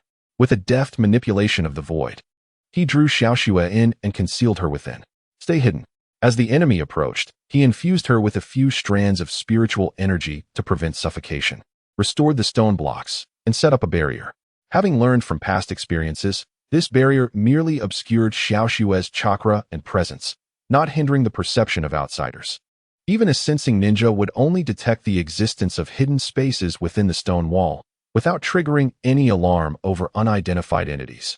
As for Naruto's true form, it was not in a state to be interrupted, and even the slightest movement was to be avoided. The shadow clone, feeling a twinge of pain, cast a concealment spell. While it masked his presence, it could not hide his figure. This invoked more advanced spatial principles. So he gathered numerous stone pillars from around to obstruct his true form's visibility. This would only serve to delay the inevitable.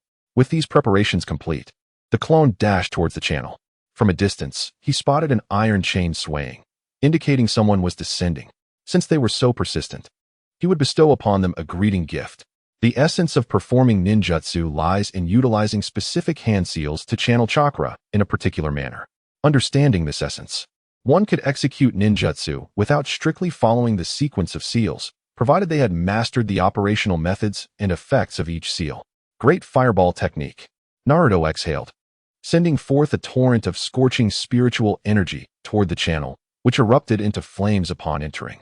The massive fireball did not extinguish. Instead, it surged upward, continuously fueled by an infusion of spiritual energy, forming a towering pillar of fire within the channel. Chapter 41. The power of the Golden Core's rejuvenation due to the need for concentrated breakthroughs. Naruto had left little spiritual energy in this clone. Fortunately, the presence of a lava lake in this geological vein provided ample resources. After the sealing barrier was shattered by the Rasengan, a plethora of fire elemental spiritual energy surged forth. This energy filled the subterranean space, which he could readily absorb and utilize. Within the channel, the group, led by Angshio, descended rapidly over 1,000 meters, their expressions grave. Thankfully, the prepared iron chain was sufficiently long. Otherwise, they would have been left powerless in the narrow confines of the channel, and a lack of length would have rendered their efforts futile. What is that? Suddenly, a red glow erupted from below the channel, accompanied by an intense heat.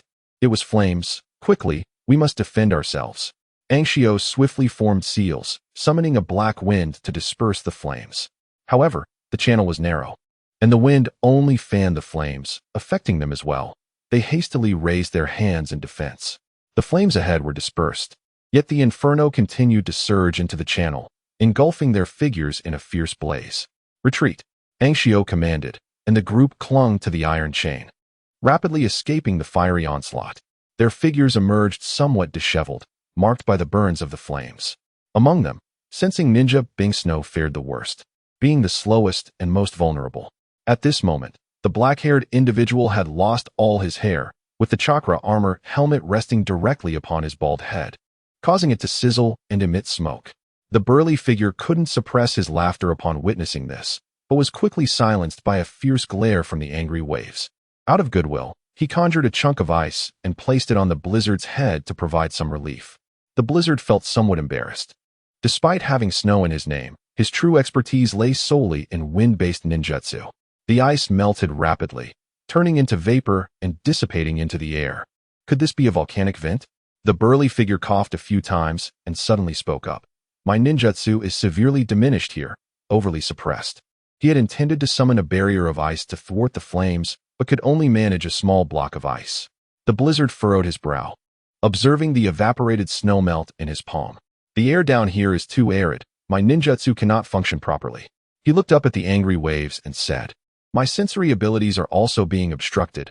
I can only vaguely sense a vast underground space about 200 meters below, but no signs of life.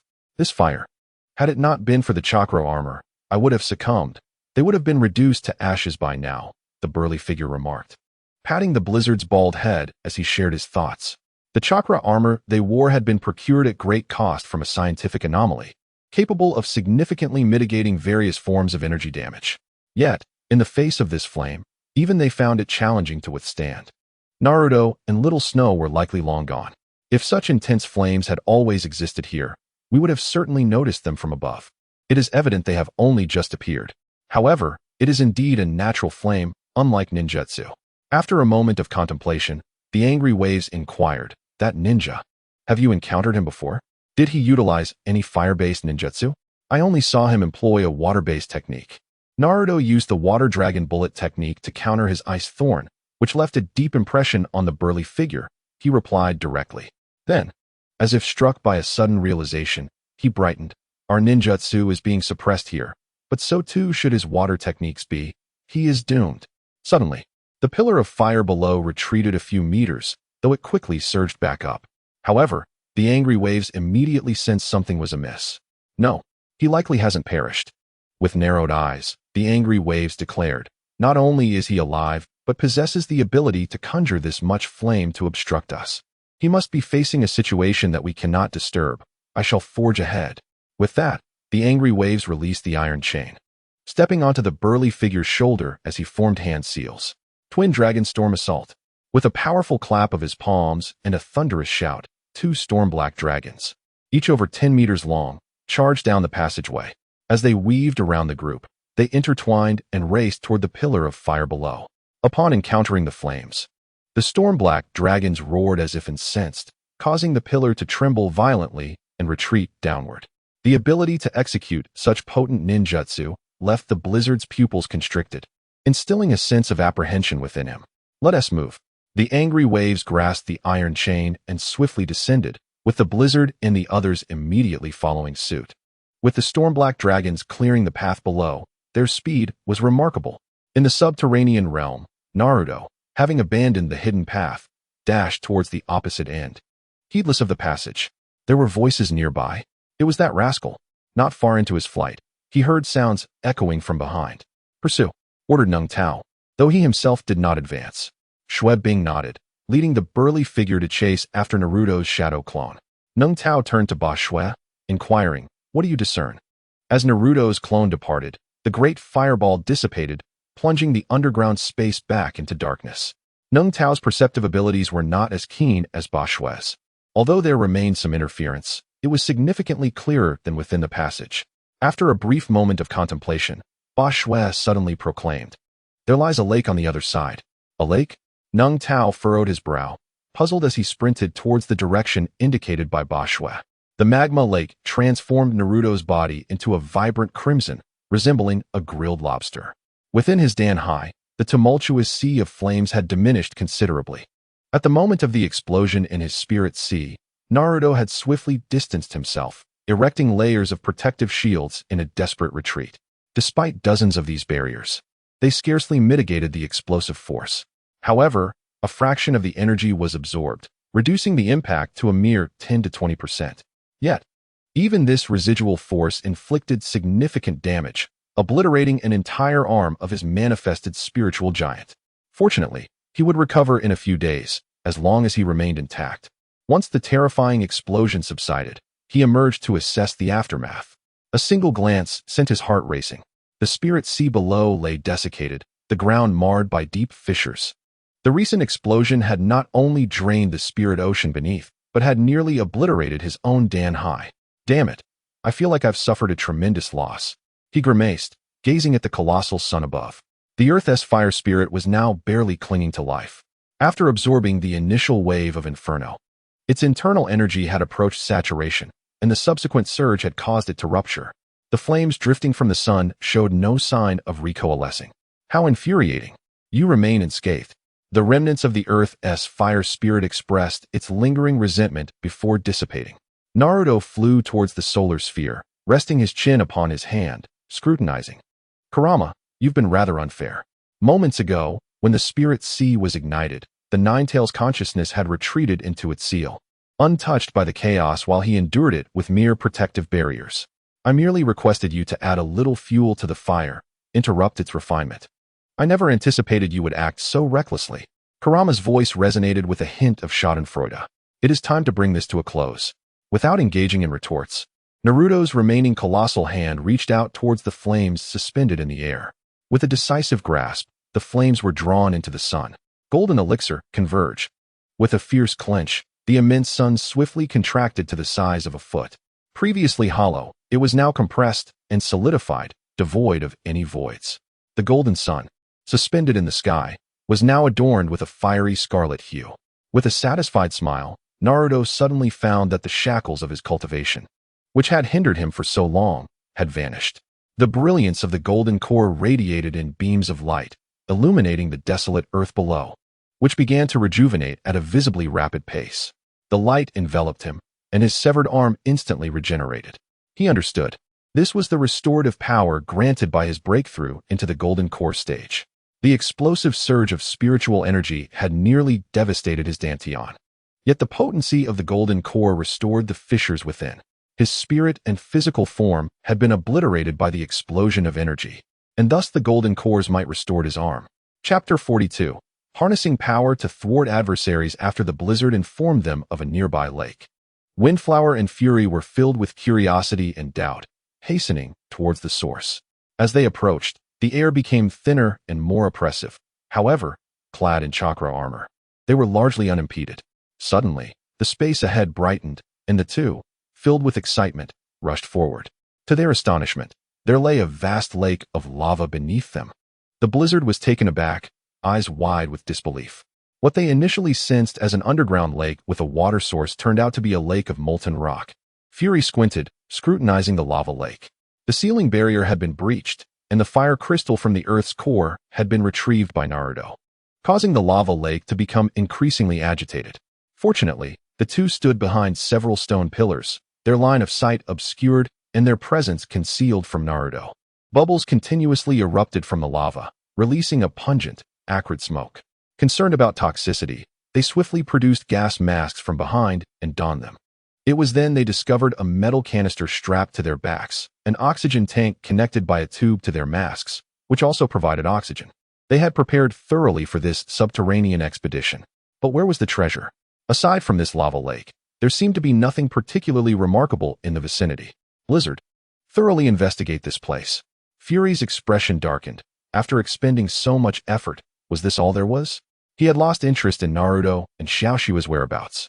Xiaoshua's value lay solely in guiding him to the treasure, and now that they had arrived, her usefulness was diminished.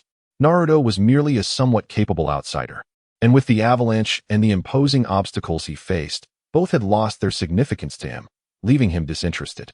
Upon hearing Fury's command, Blizzard felt a surge of tension, the weight of pressure heavy upon him, and he closed his eyes to intensively focus his perceptions. As his awareness expanded, the entirety of the lava lake's essence unfolded in his mind. However, aside from the dense, fiery natural energy, the lava revealed nothing unusual. Beads of cold sweat trickled down Blizzard's face as he continued to sense the surroundings. When he passed over the stone wall where Xiaoshua was concealed, a flicker of confusion crossed his mind, causing him to pause briefly before resuming his exploration. Hidden behind the stone wall, Xiaoshua listened anxiously to the voices outside, which echoed ominously in the cavern. Just moments ago, she had felt a gaze descend upon her, lingering for a few seconds before vanishing. Naruto's shadow clone had been absent for a prolonged period, and without his spiritual energy to sustain it. The protective barrier set up by Xiaoxue was depleting at an alarming rate. She began to feel a sense of suffocation, forcing her to reduce her breathing frequency. Fearful of attracting the enemy's attention, she remained still, uncertain of Naruto's condition outside in the molten lake and powerless to act, only able to pray for his safety. Suddenly, Xiaoxue felt a chill enveloping her. It was peculiar, despite being near a lake of lava. The aura of the protective barrier should not have allowed such cold to seep in. She wrapped her arms tightly around herself, despite wearing a warm-down jacket, which now seemed inadequate against the penetrating cold. This shiver emanated from within her body. In the absence of light, she was oblivious to the thin layer of frost that had formed upon her skin. She felt increasingly uncomfortable and drowsy, nearly succumbing to sleep. However, something caught the attention of Angertide, who had noticed the unusual behavior of Snowstorm and inquired. Snowstorm hesitated before responding. The walls surrounding us conceal numerous hidden spaces. But aside from that, there is nothing else of significance. Angertide frowned, dissatisfied with her answer. In a fit of rage, he summoned a black dragon, directing it to smash into the molten rock, sending waves of fire cascading. A confrontation had erupted on their side. Snowstorm cautioned, her voice trembling. In such an environment, her sensory perception was strained, demanding immense mental energy. Even with the extraordinary bloodline limit of the super-perception body, she felt overwhelmed. His awareness had extended to the subterranean space's far side, where he discovered that Avalanche and the Burly One had engaged in battle with Naruto. Meanwhile, Naruto's shadow clone had lured Avalanche and the Burly One into a narrow space, leveraging his prior familiarity with the terrain to conceal himself in a hidden spot. He regretted not drawing the perceptive ninja and Fenghua Angertide towards him, but delaying the two adversaries would alleviate some pressure from his original self. He hoped that the original could achieve a breakthrough swiftly. "Kid, unless you intend to hide in there for eternity," the Burly One shouted into the dim, narrow space. "I'll be waiting here. If you don't come out, prepare to suffocate inside." They were equipped with night vision goggles, which would have allowed them to see clearly. Yet Naruto's concealment behind the stone wall rendered their goggles ineffective. The two were hesitant to act, wary of potential traps set by Naruto. Suddenly, they heard a thunderous noise from afar, speculating that Fenghua Angertide might have encountered something significant. Their anxiety heightened. "We can't afford to delay any longer."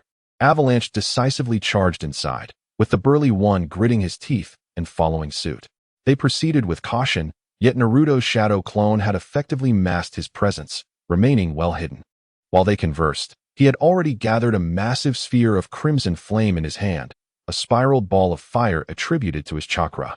His energy reserves were dwindling after having previously impeded the four adversaries with continuous use of the fireball technique, drawing upon the fire element of the underground space.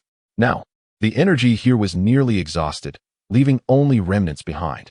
The Rasengan, in its fiery spiral form, is the most formidable technique that this shadow clone can currently wield. Whirling at high speed, it draws in the surrounding air, producing a deafening howl. The colossal figure and Avalanche immediately took notice, but it was already somewhat too late. The clone, with a deft pivot on its toes, propelled the rapidly spinning fiery Rasengan towards the two men, aiming for the towering, inverted stone pillars above. From the outset, the clone's intention was never to target the duo. It was well aware that the chakra armor adorning them significantly mitigated energy damage, thereby diminishing the potency of its Rasengan attack. As the two gazed upward, they comprehended the clone's nefarious design upon witnessing the terrifying energy sphere and the looming stone columns. "Not good, retreat quickly." Avalanche, known for his swiftness, reacted immediately, while the colossal figure lagged just behind. The Rasengan collided with the stone above, the impact resonating with a thunderous roar. The stone wall trembled violently, and hundreds of pillars shattered and fell, obstructing the colossal figure's escape route. In a frantic attempt to evade, the massive man found himself overwhelmed by the sheer number of falling pillars. The earlier assault had nearly collapsed the space, and besides the pillars, debris from above cascaded down. "You madman! Ice thorns!" The colossal figure bellowed, summoning ice shards in a desperate attempt to block the descending rocks. However, the constraints on his jutsu proved too severe, yielding negligible results. The ice shards were swiftly obliterated by the tumbling stones, evaporating into nothingness as the massive boulders engulfed him. Even the chakra armor could not withstand the onslaught and was shattered in an instant. The clone of Naruto likewise met his end, unable to sustain his form after unleashing the Rasengan. With a satisfied smile upon witnessing the colossal figure's entrapment, he was swiftly struck by falling debris and vanished. Amidst the tumult, Avalanche managed to escape the rain of stones, glancing back to see the colossal figure buried beneath an avalanche of boulders. That brat has vanished. It was merely a shadow clone, deceived. Beads of sweat formed on his brow, and he grimaced, hastily making his way towards the tumultuous winds and blizzard. Chapter 43. The Peerless Ice Spirit. While the clone concluded its battle, the true fight for Naruto was just beginning. The furious blow from the raging torrent struck the magma, obliterating the nearby stone pillars and creating a vacuum in the molten lake. Lava splattered in all directions, exposing Naruto's figure to the eyes of the raging torrent and the blizzard. Taken aback by the sudden movement of the torrent, Blizzard wiped the cold sweat from his brow and turned to look, instantly spotting Naruto meditating on a stone pillar. "It's that brat," Blizzard exclaimed, incredulously pointing towards Naruto. However, as he pondered this, he became momentarily stunned. If Naruto was here, then what of the other side? A resounding rumble shook the ground beneath them, accompanied by a cacophony of noise. Blizzard's expression shifted as he realized that the colossal figure and the other Naruto's chakra had vanished. Instantly, he grasped the situation. The Naruto on the other side was merely a shadow clone. The colossal figure was likely dead. Raging Torrent furrowed his brow, having also spotted Naruto. Without Blizzard's elaboration, he understood that the previous figure was indeed a clone. However, the disturbance had been so immense that he remained oblivious to what had transpired on that side. Yet, he had no time to ponder further. His attention was entirely focused on Naruto's true form, and he immediately noticed the exceptionally captivating red crystal suspended before him. Priceless. Perhaps I have misjudged my brother. He has not left behind any treasures. Suddenly, Anger Tide muttered to himself. Yet that red crystal possesses a value that could compensate for all we have sacrificed. The moment he beheld the earth vein fire crystal, a wave of ecstasy washed over him. Wealth, in truth, should not hold such allure for a king like him. Yet the land of snow had been facing a severe financial crisis in recent years, particularly following the vigorous development of industry and technology. These advancements had not yielded significant riches. Rather, the annual expenditures amounted to staggering figures.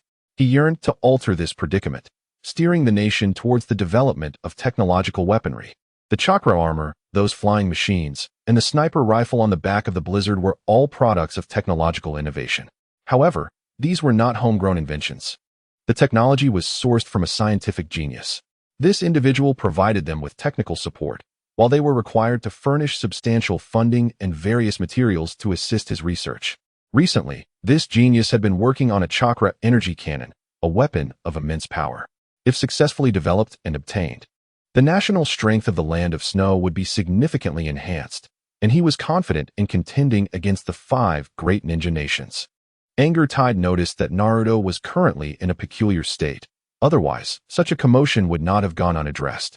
Without further contemplation, he unleashed a storm, a black dragon roaring towards Naruto's position. With the storm black dragon leading the charge, Anger Tide was no longer concerned about the lava in the lake. He leaped onto the black dragon's back and surged towards Naruto. Upon seeing the blood at the corners of Naruto's mouth, he grinned savagely and reached out for the earth vein fire crystal. Suddenly, beams of golden light shot forth from Naruto's body, dispersing the impact of the black dragon. Anger Tide was taken aback, grasping the earth vein fire crystal in preparation to retreat, but found it immovable, as if it were firmly embedded in place. The crystal lay before him, and he was unwilling to relinquish it so easily. Perhaps this brat was up to some trickery. If he could just eliminate him. With this thought, he leaped upwards. His hands swiftly formed seals, wind release, tornado. Instantly, the lava lake was beset by fierce winds, rapidly coalescing into a tornado. The whirlwind emitted a tremendous suction, drawing the lava into its vortex, swiftly ascending and forming a robust lava tornado aimed directly at Naruto.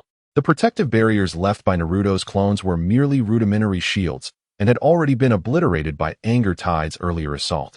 At this moment, Anger Tide aimed to incinerate him with the lava. The previous golden light had instilled a degree of caution within him, as it appeared to autonomously protect its master. leaving him perplexed as to how this was achieved. Exercising prudence, he refrained from engaging in close combat, for the nature of the lava tornado was inescapable. Even if the golden light were to shield Naruto once more, it would not offer comprehensive protection. In truth, he had misinterpreted the situation. Those golden lights were not Naruto's protective measures as he had presumed, but rather the manifestation of the power that emerged after transcending the Golden Core stage. Although the previous battle with the fire spirit took place within the Dan-sea, it is important to note that the Dan-sea does not exist as an independent entity.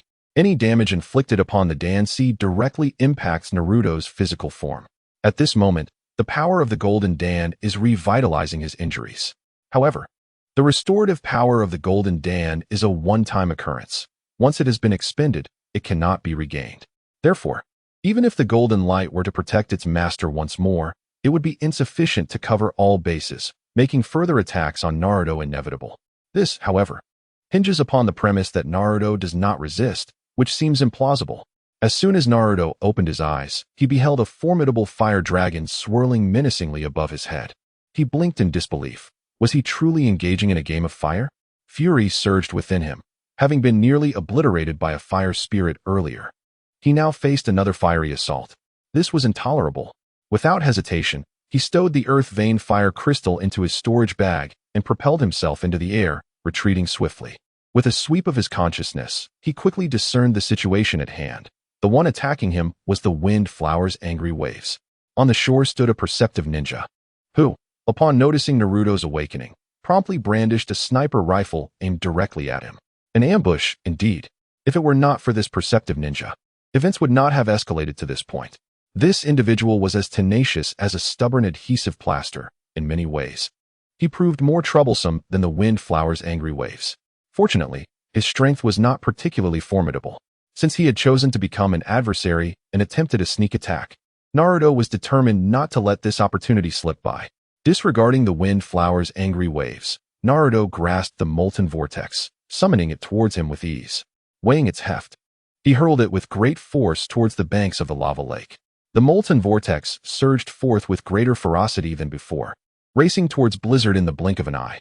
As his chakra bullets detonated upon the molten vortex, creating several sizable openings, magma surged forth to fill the gaps. "Help me, your majesty," Blizzard cried out in alarm, attempting to evade, but the molten vortex was swifter. Just as he took a step forward, magma entangled his feet, the immense gravitational pull instantly dragging him into the molten depths. The lava erupted violently, and apart from a ruined suit of armor, Blizzard's presence vanished entirely. Naruto stepped through the air, arriving at the shore. The angry waves, momentarily stunned, refrained from further attack. They were astonished that Naruto could manipulate his opponent's ninjutsu to his advantage, obliterating Blizzard in an instant, leaving them unable to gauge Naruto's true prowess. They opted to bide their time, awaiting the arrival of an avalanche. Naruto approached the wall where Little Snow was concealed and, with a swift motion, extracted the stone barrier. A chilling wave surged forth, swiftly dispelling the surrounding heat, transforming the area into a frigid realm. Hidden behind the stone wall lay Little Snow, her body encased in frost, curled up in unconsciousness. Naruto's expression hardened. He had refrained from engaging with the angry waves primarily because his senses had alerted him to Little Snow's precarious condition. Ignoring the astonished gaze of angry waves from a distance, he immediately unleashed a stream of spiritual energy, enveloping Little Snow. Yet, upon contact, the frost intensified, as if his spiritual energy had become sustenance for the ice. Naruto ceased his actions, contemplating the unforeseen turn of events. After a moment of contemplation, he retrieved the earth vein fire crystal and placed it gently in her embrace. Although the fire spirit had been taken from him, the earth vein fire crystal still harbored immense fire attribute energy, which was beyond the reach of an ordinary person. Yet, at this moment, Xiaoxue could no longer be viewed through the lens of the mundane. This earth vein fire crystal could be her salvation. The frost enveloping her began to dissipate and fade upon contact with the crystal. As her complexion gradually regained its rosy hue and her breath steadied, Naruto let out a long sigh of relief. In light of Xiaoxue's condition, he suddenly recalled the descriptions of cultivator physiques found within the Qi refinement technique, one of which mirrored her current state, the ice spirit body. Chapter 44. Why fight when the leader has fled? Xiaoxue had unexpectedly awakened the ice spirit body, a cultivation physique, unlike bloodline limits, which could only be passed down through hereditary means. The probability of a cultivator's unique physique being inherited by their descendants is exceedingly low. Such physiques are typically acquired either innately or through fortuitous circumstances. It is precisely due to this unusual method of awakening that two individuals may possess the same physique without any trace of blood relation. According to the Qi refinement technique, the manifestation of the ice spirit body before awakening merely presents as a cold body temperature lower than that of ordinary individuals. As one ages, this trait becomes increasingly pronounced. However, upon awakening, if one cannot master it, they risk being consumed by the icy power. The reason for this awakening at present became clear to Naruto when he glanced at the crystal necklace hanging in front of her. The crystal necklace had originally sealed fire attribute energy, and Xiaoxue had worn it prior to her awakening, which suppressed her ice spirit body. Now, with the fire attribute energy depleted during the activation of the altar passage, the balance was disrupted, and the cold energy within her began to stir. Upon arriving here, he had unsealed the magma lake and extracted the earth vein fire spirit, releasing a significant amount of fire attribute spiritual energy. Stimulated by this abundance of fire energy, as if challenged, the icy force erupted in resistance. However, his clone's battle with the enemy, continuously unleashing fireballs, had absorbed too much fire attribute energy. The ebb and flow of release and absorption allowed the icy force to overpower the fire's spiritual energy, resulting in the awakening of the ice spirit body. Nevertheless, Xiaoxue was merely an ordinary person, neither a cultivator nor a ninja. She could not withstand the icy power on her own. Had he not intervened in time, the consequences would have been dire. Although the fire spirit within the earth vein fire crystal had been absorbed and refined, the fire attribute spiritual energy within it remained potent, capable of helping her counteract the icy power to restore balance. However, this was not a long-term solution. The earth vein fire crystal was born from this magma lake and required fire attribute energy for nourishment.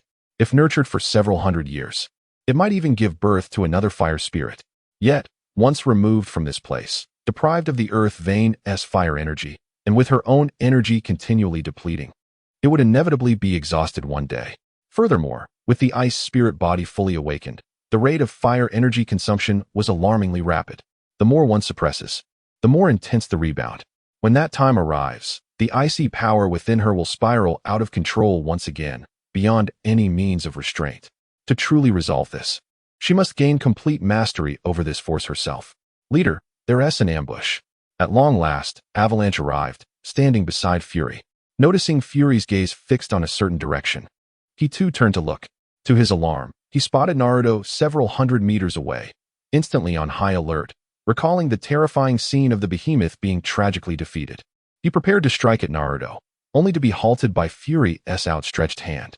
Not seeing the behemoth, he whispered, "What is going on?" "That kid ambushed us and collapsed the cave ceiling.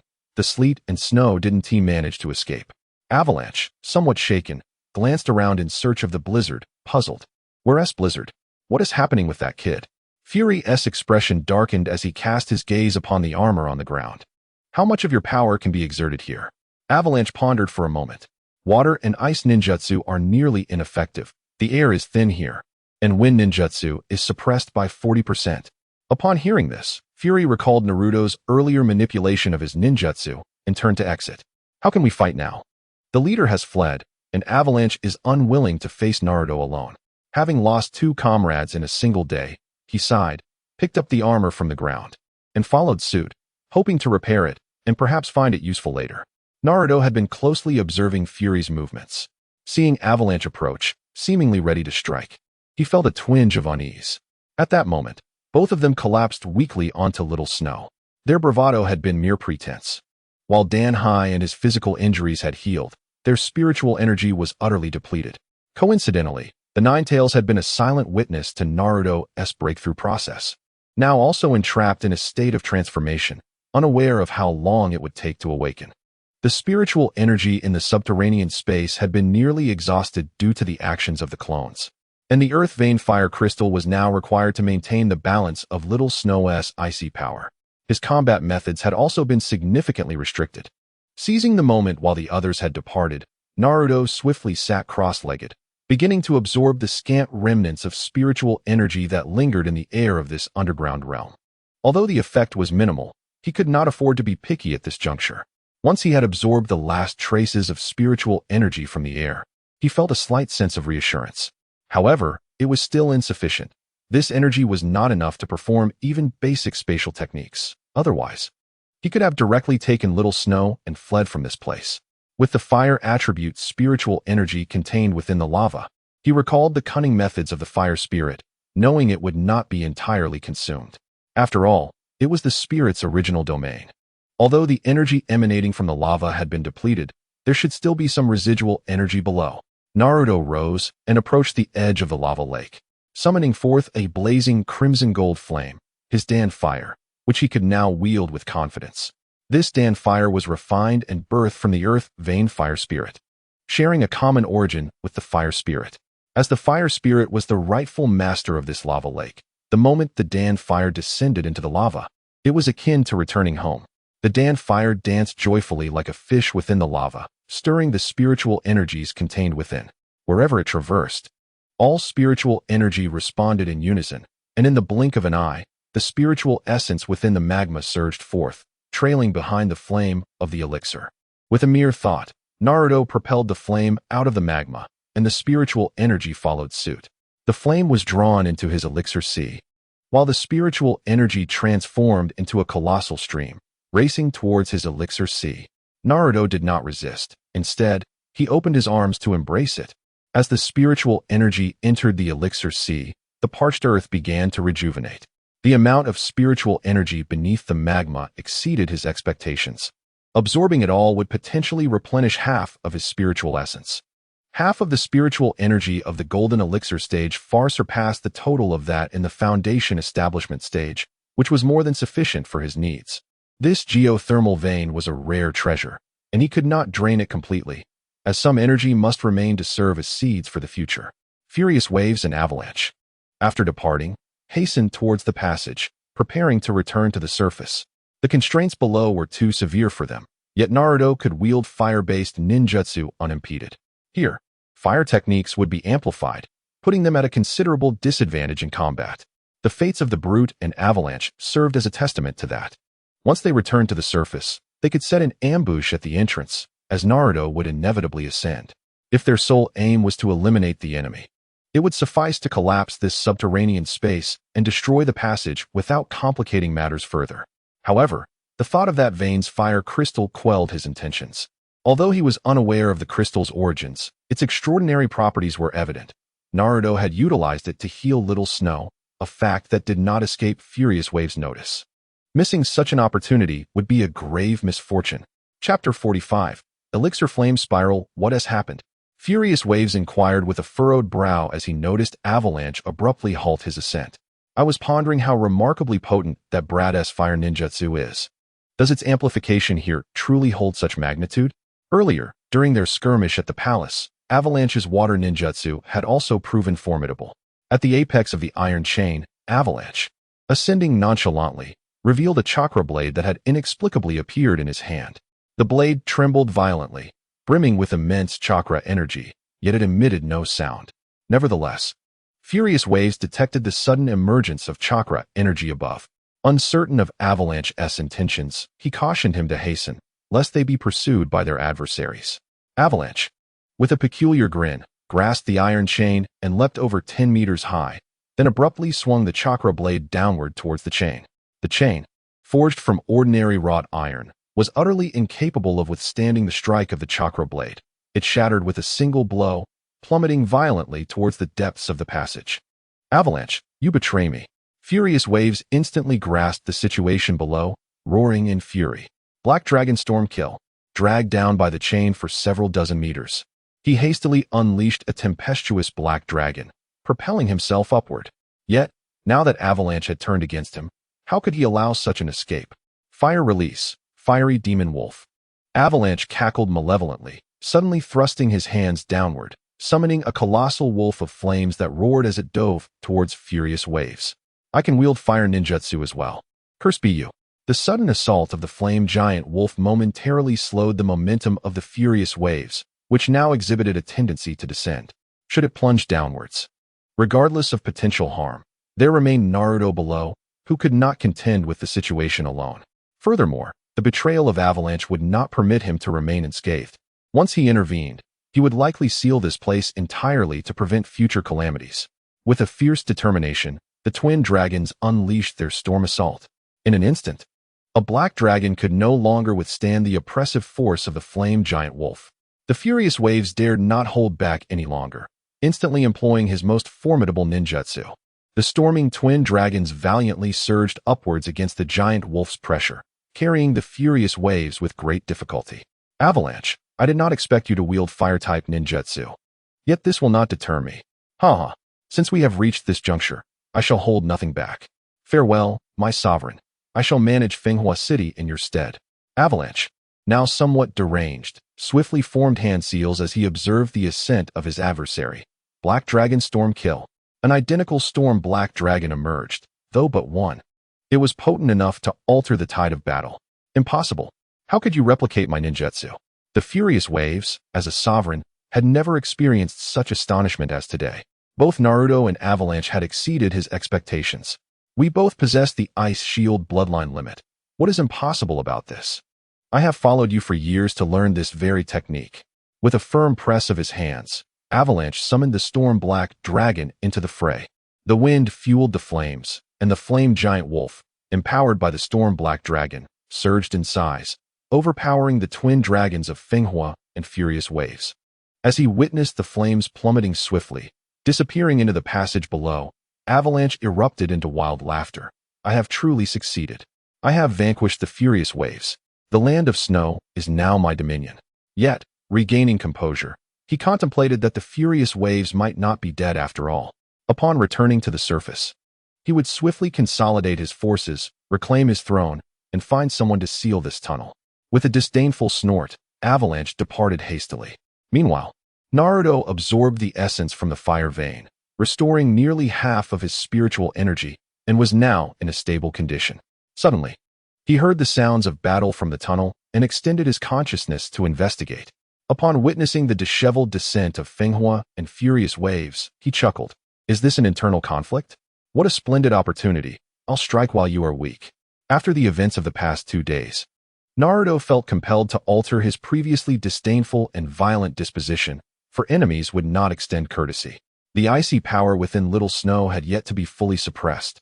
She remained unconscious, and he could not allow the battle to disturb her. Thus, he soared towards the direction of the furious waves, seething, cursed Avalanche. The furious waves gazed at the tangled heap of broken iron chains beside him, his expression grim. Avalanche's concerns were not unfounded.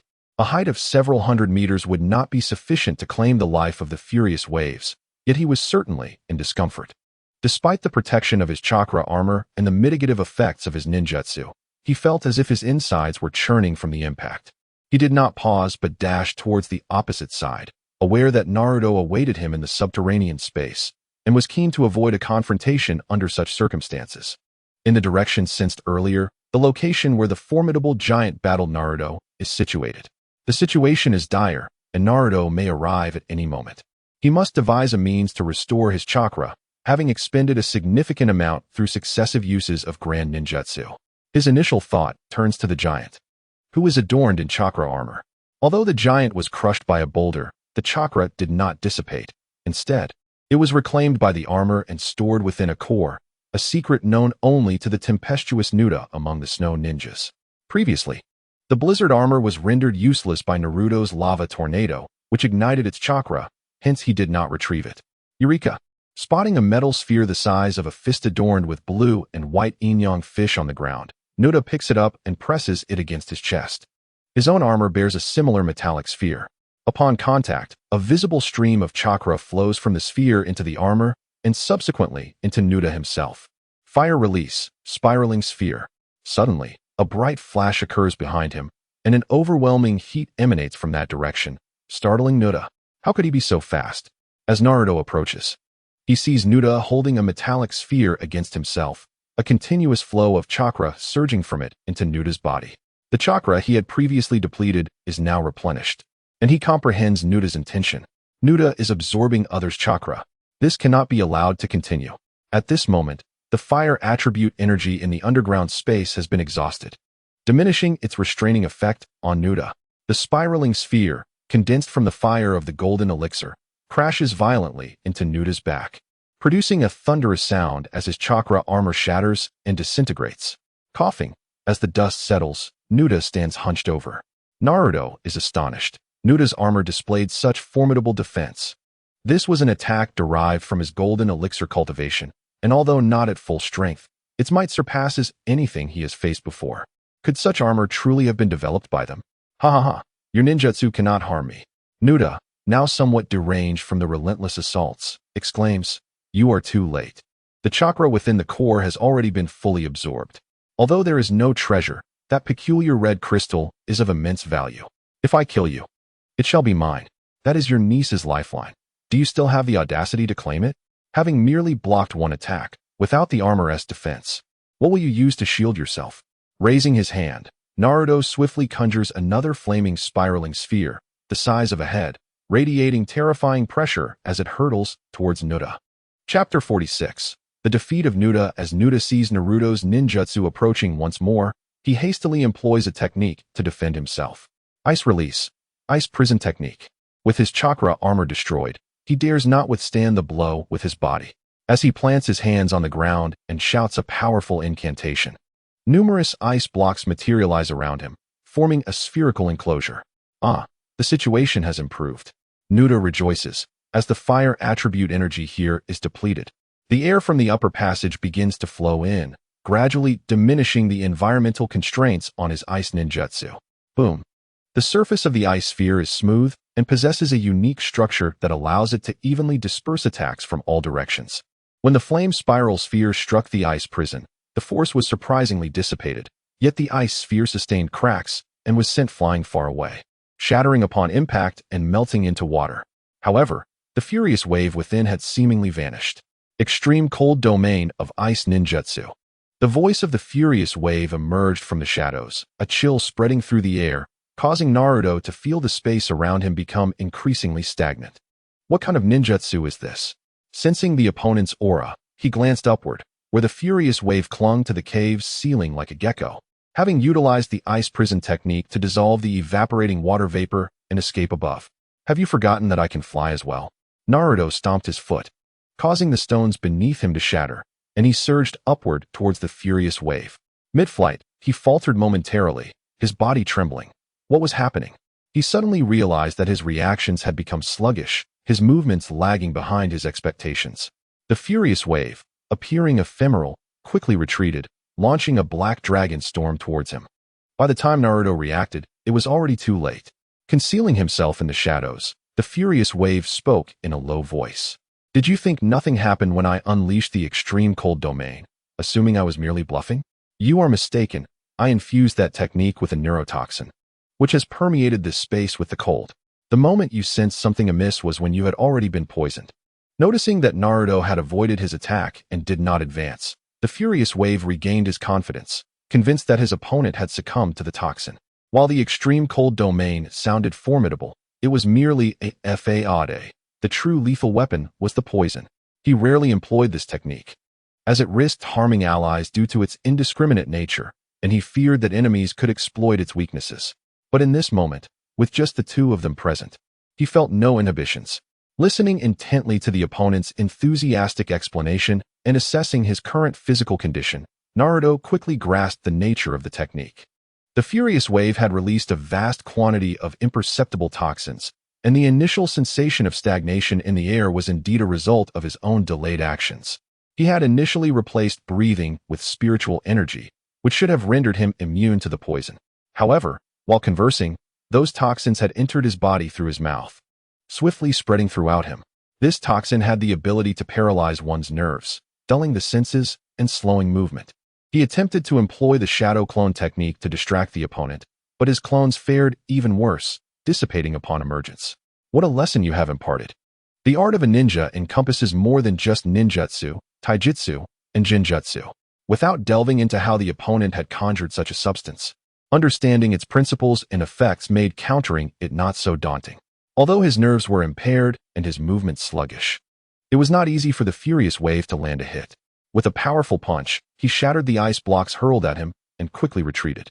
At present, his physical form was exceptionally robust, akin to iron, rendering ordinary attacks ineffective against him. Since it was merely a toxin, all he needed to do was eliminate it. As the thought ignited, the crimson flames surged through his body, incinerating anything foreign to him, be it nerve toxins or otherwise.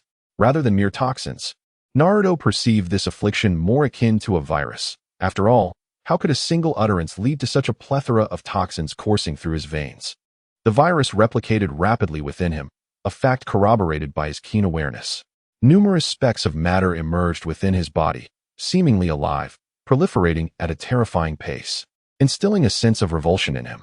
The gas mask had long been discarded, initially worn due to fears of asphyxiation and toxicity in the underground space. But now it had exhausted its supply of oxygen. Fortunately, with the altar's passage now open, air began to flow in, alleviating his concerns for respiration. At this moment, he appeared unaffected. Perhaps his body had already developed antibodies. Ning Tao relentlessly pursued Naruto, attacking him persistently. Yet, if Naruto chose not to engage, it proved exceedingly difficult for Ning Tao to capture him. Observing Naruto retreating, his body radiated a myriad of golden sparkles as his mobility gradually returned, evoking both astonishment and dread in Ning Tao. How could he be seemingly unscathed after succumbing to my poison? Yet, there was indeed an impact. Naruto felt the remnants of the virus within him, which had been largely eradicated by the crimson flames, only to see a few lingering traces reawaken. He intensified the flames, opting for a full ignition rather than a gradual burn. The crimson flames posed no harm to him, leading to a moment where, just as Ning Tao seized Naruto's arm, he was startled into releasing his grip by the sudden transformation of Naruto into a being of blazing golden fire. Such an occurrence was unprecedented in Ning Tao's decades of existence. Should he subdue Naruto, he would ensure that the body was delivered to that individual for thorough examination. To uncover the secrets of his composition, Ice Release, Twin Dragon Blizzard. Aware that the virus's effect on Naruto was waning, Ning Tao unleashed his most powerful technique, a double black dragon blizzard. This jutsu, far more potent than before, barreled towards Naruto, while Ning Tao himself turned to flee. If neither the virus nor this technique could vanquish Naruto, he would be left without any trump cards. He could not linger here. But what of Xiaoxue? Realizing the significance of his earlier expression, he knew that capturing Xiaoxue was paramount. Where do you think you're going? Naruto found himself ensnared by the twin storm dragons, his bones creaking under the relentless pressure of the terrifying black winds. Were it not for his extraordinary physique at that moment, such ferocious winds would have torn him asunder. Understanding Ning Tao's intent to reach Xiaoxue, he grasped the situation entirely. In an instant, as the remnants of the virus were purged from his body, he broke through the two storm dragons that pursued him. With a sweeping motion of his hand, he halted Ning Tao's advance, pulling him backward with astonishing speed. Ice Prison Technique. As Ning Tao was hurled back towards Naruto, he clapped his hands, attempting to use the ice prison to impede Naruto and seize the opportunity to escape through the watery body flicker technique.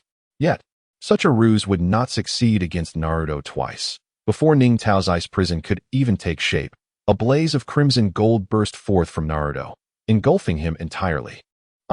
In a moment of fury, Naruto was engulfed in flames and fell to the ground, crying out in pain, "Do not kill me. As long as there is enough snowmelt cascading down, I can perform the water instantaneous technique to take you away. If you slay me, you will never escape from here. Your memory truly falters. I can fly as well." Without further ado, Naruto soared over Naruto and departed the scene. With a flick of his mind, the flames intensified, bursting forth with a resounding crash, instantly reducing Naruto to ashes. Chapter 47. The so-called treasure. When Naruto rushed towards Xiaoxue, she had already regained consciousness. At that moment, she appeared somewhat frail, sitting on the ground, bewildered, clutching the earth vein fire crystal. She had yet to notice Naruto's presence. Had she been abandoned? Upon reflection, she realized that perhaps she was merely a burden. Suddenly, Naruto appeared beside her and playfully tapped her. "What are you dazed about?" I thought you left me," Xiaoxue exclaimed in shock, throwing her arms around Naruto. "I was only gone for a short while." Naruto regarded the octopus-like Xiaoxue, observing her. The icy power within her had stabilized, Yet the spiritual energy within the earth vein fire crystal had diminished significantly. The icy power would not erupt again in the short term, but if the fire crystal continued to be neglected, Xiaoxue would eventually perish. Noticing Naruto's grave expression, Xiaoxue released him and inquired, "What is it? Is there something wrong with my body?" She recalled the terrifying cold she had felt within the stone wall, a sensation she had never experienced before. She had once thought she was on the brink of death. Although she later fainted, she was plagued by horrific nightmares. She was unaware of the events that transpired during her slumber and awoke to find herself outside the stone wall, clutching a warm, red crystal that resembled her necklace. It provided her with a sense of comfort. However, upon entering the subterranean space, she discovered that her crystal necklace had lost its warmth. Its vibrant colors had faded, transforming into an ordinary piece of jewelry. "It's not as dire as you imagine," Naruto chuckled, shaking his head as he explained her situation. "What? The necklace suppresses the icy power within me?" Xiaoxue was taken aback.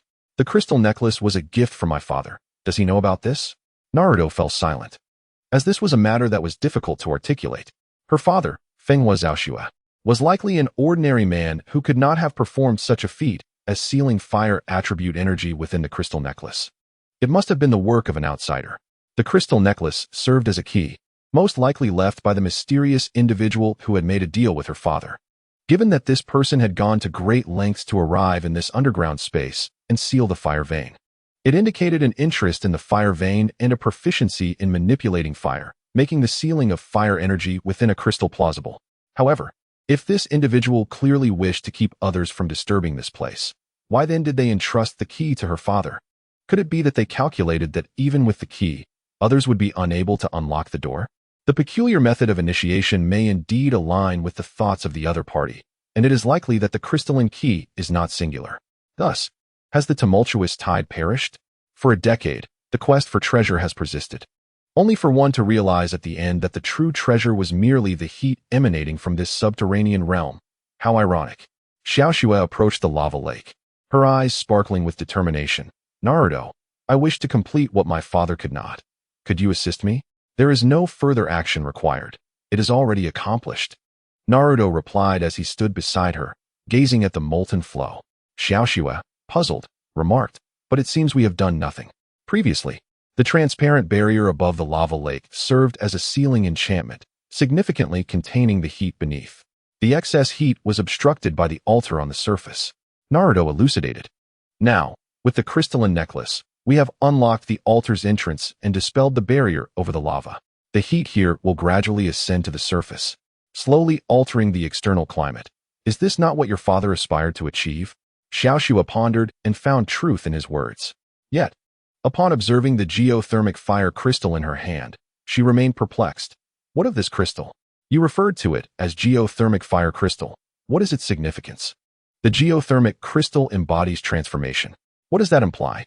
Naruto continued. "The harsh blizzards of the land of snow are instigated by this geothermic fire crystal. At this juncture, the threads of the narrative intertwine. Many comprehend the principle of balance between yin and yang, and the anomalous weather in the land of snow has drawn attention. The other party arrived here, seeking a means to access the subterranean realm to procure the geothermic fire crystal. However, upon realizing the crystal was undergoing a higher level of metamorphosis, they refrained from immediate extraction. They feared that the crystal, upon gaining sentience, might escape, and sought to prevent others from discovering its existence. Hence, they established a sealing barrier. This was to hinder the crystal's escape and obstruct any inquisitive probing. They even disguised the entrance as an altar, employing metals to disrupt sensory perception.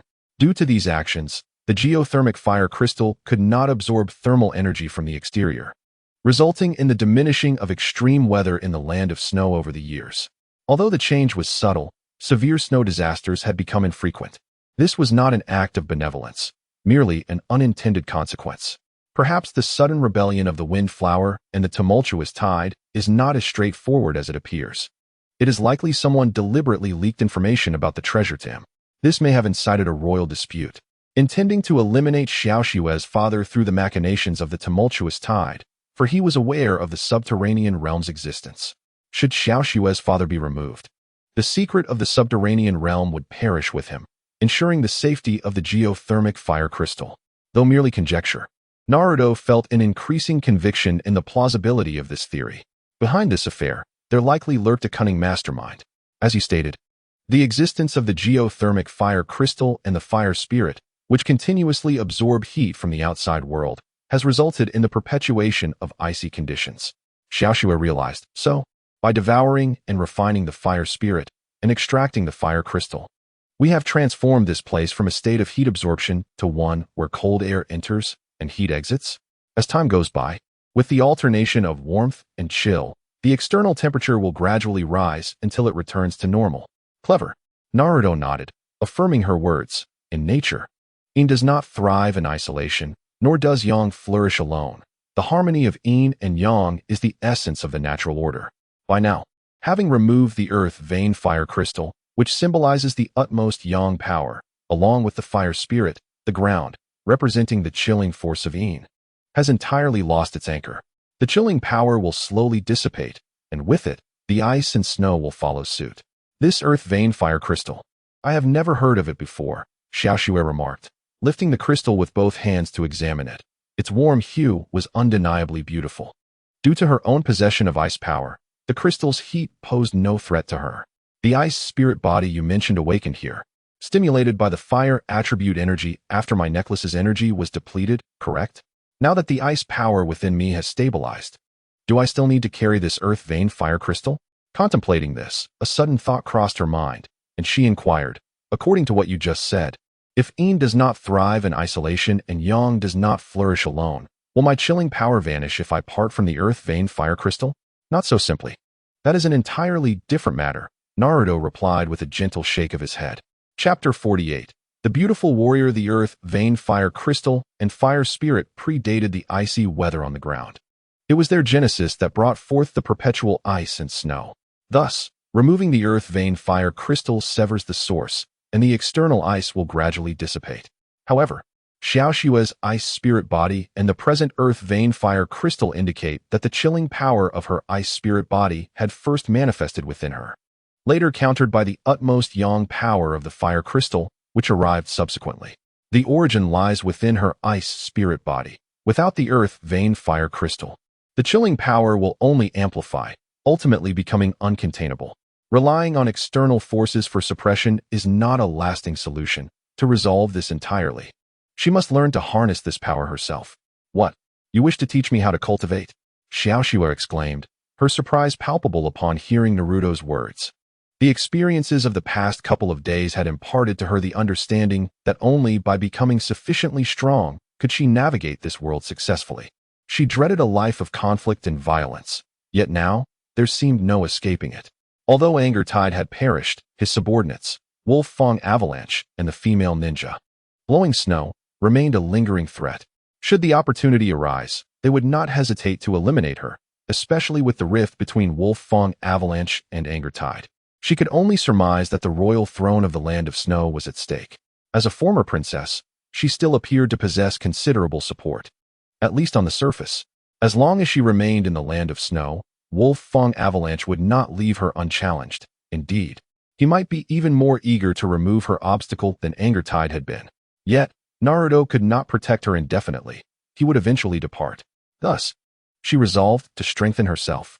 In her hopeful anticipation, Naruto assisted her in opening her dantian, providing her with the initial stages of chi refining techniques before leading her out of the subterranean space. Xiaoxue's cultivation physique was the first of its kind he had encountered, aside from his own, excluding those with bloodline limits.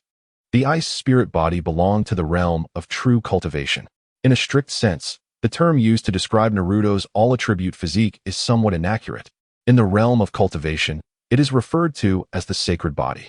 Xiaoxue, with her extraordinary singular attribute of ice spirit constitution, does not lag behind in terms of cultivation speed when compared to her sacred body. The chilling power within her has accumulated over a decade, previously untapped. At this moment, as she opens her danci, a substantial amount of icy energy transforms directly into spiritual essence, propelling Xiaoxue to the 7th layer of chi refinement. One might say she has turned misfortune into fortune, with her own cultivation repressing her and the assistance of the earth vein fire crystal. She will face no issues for at least several years. Furthermore, as her cultivation progresses. The harm caused by the icy power will gradually diminish until it is completely harnessed for her own use. Several hours have passed since they opened the altar passage and left the subterranean space. Upon returning to the surface, the battle above has concluded. Though they remain unaware of the conflict that transpired, the faction led by the warrior maiden, Lingyue, was initially in a state of passive resistance. However, with the arrival of reinforcements, the tide of battle swiftly turned, subduing the enemies within the valley. In truth, the fight was nearing its conclusion when the Wolf Fang avalanche emerged. They had not retained many combatants here, and defeat would not have been surprising. Weighing the pros and cons, they rescued the female ninja, Shueishue, and departed. At this moment, only Lungyue's faction and a few valley guards, who chose to surrender upon realizing the dire situation, remained. Suddenly, Naruto and Xiaoxue burst forth from the passage, drawing the attention of those present. He halted in surprise, mistaking them for enemies and preparing to flee with Xiaoxue, when a cool, female voice called out to them. "Princess Xiaoxue, please wait." Seeing them about to leave, Lingyue exclaimed urgently. Concerned that they might not have heard her, she rushed forward and stopped before Xiaoxue, bowing respectfully. "Are you from the third Taifu?" Xiaoxue inquired, glancing at Naruto, who remained still. Turning back to Lingyue, she asked. Lingyue nodded, her spirits dampened. "The third Taifu is my father." Upon hearing that the princess was captured by the turbulent waves, we hastened to Fenghua City to mount a rescue. However, we were met with heavy defenses and could not enter the city, only to receive word that the princess had escaped, with the turbulent waves pursuing her here. After leaving personnel to contact nearby reinforcements, we rushed over, but we were still a step too late. Upon arriving, we found only the body of the third Taifu, and the princess was nowhere to be seen. Lingyue felt a profound sense of guilt and fear, believing her tardiness had caused their demise. Sighing, Xiaoxue approached the girl, who appeared to be of similar age, and embraced her gently, patting her back. "Where's the third Taifu?" she softly inquired. Lingyue gestured toward another area. "He has been placed in the tent over there." Upon reaching the tent, Xiaoxue beheld the lifeless form of the third Taifu, her mood sinking further. Yet, the matter was not yet concluded. Observing the wounded, Xiaoxue accepted their reverent address of her as princess, recognizing that they had sustained injuries while coming to her aid. Although this was their first meeting, Lingyue had heard much about Xiaoxue from the third Taifu, and thus their encounter felt akin to a reunion between long-lost friends. As Xiaoxue gazed upon the lifeless body of San Taifu, sorrow enveloped her. She understood that her father's judgment was not in error, and this princess would undoubtedly become a benevolent ruler in the future. She swiftly composed herself and inquired, "Your Highness, what shall we do now? Should we launch an immediate assault on Fenghua City to reclaim the palace?" Xiaoxue, suppressing her grief, hesitated. Fenghua City serves as the enemy's stronghold, their pivotal force. Although Ruotao is deceased, the situation remains largely unchanged. Langyu Shueping will assume the mantle of power that Ruotao once held, and defeating our adversaries will not be a simple endeavor. What? Ruotao is dead. The urgency of Shueping's departure left no time for such revelations, and Lingyue and the others were unaware of this development. Xiaoxue recounted the events that transpired within the subterranean realm, particularly concerning their foes. The burly ninja had met his end beneath the colossal rocks of a cave-in, while the perceptive ninja perished in the molten lava. Internal strife had erupted between Ruotao and Shueping, leading to treachery. Ultimately, it was Naruto who rescued her, guiding her out of the subterranean depths. Only then did Lingyue's attention shift to Naruto, her voice devoid of emotion. "So it was you who saved the princess. My deepest gratitude." The depths of the underground space seemed profound, and the chains had been thoroughly severed by Shueping, rendering her unable to descend at that moment. For Naruto to have extracted Xiaoxue from such peril was indeed no small feat. Uncertain of Naruto's true identity, Lingyue maintained a degree of vigilance. Naruto concealed his forehead protector, making it difficult for Lingyue to ascertain his origins. "Are you a ninja, sir? Do I bear the appearance of a villain?" Naruto replied, casting a pained glance at the suspiciously beautiful warrior maiden. "My intention in rescuing Xiaoxue was purely voluntary. There is nothing nefarious at play here." Lingyue furrowed her brow slightly and then, in a gesture of respect, performed a symbolic bow. "The princess is of utmost importance to us. If my words have caused any offense, I sincerely apologize. Let us first attend to the injured, and then we shall devise our plans, Xiao Shui interjected, discreetly prodding Naruto's back with her finger before addressing Lin Yue. She was not well versed in military strategy. Naruto, indifferent, chose not to dwell on any grievances with Lin Yue. Chapter 49. The Storage Necklace. It must be said, the camaraderie among women is truly remarkable. Xiao Shui and Lin Yue, having known each other for less than half a day, now resembled long-time confidants, inseparable in their discussions of battle strategies. Naruto found little interest in such matters. Were it not for Xu Ping's lingering presence in Fenghua City, he would have departed earlier, unburdened by concerns for Xiao Shui's safety. Having already achieved his goal of breaking through to the Golden Core, his mission seemed complete. However, this affair was far from over. Beyond Xu Ping, there remained the enigmatic figure who had left a seal upon the fiery veins in the underground space. It was likely that the individual was already aware of Naruto's acquisition of the Earth Vein Fire Crystal, which was too conspicuous to remain unnoticed in Xiao Shui's possession. A plan was necessary. Wandering alone in the valley, Naruto found it more enchanting than during the night. The surrounding snow-capped mountains embraced the farmland like a treasure trove, albeit one devoid of gold and silver riches. Instead, it housed the sustenance of its inhabitants. Suddenly, he felt a looseness beneath his feet, and upon glancing down, he discovered his shoes had stepped into a small puddle. In such weather, the presence of liquid water outside seemed peculiar. As Naruto approached the altar, the ground beneath him grew increasingly soft, his feet sinking into a thick layer of snow, which yielded watery footprints. The ambient temperature had risen, causing the snow to begin melting. Within mere meters of the altar, the snow had entirely melted away, revealing verdant foliage below.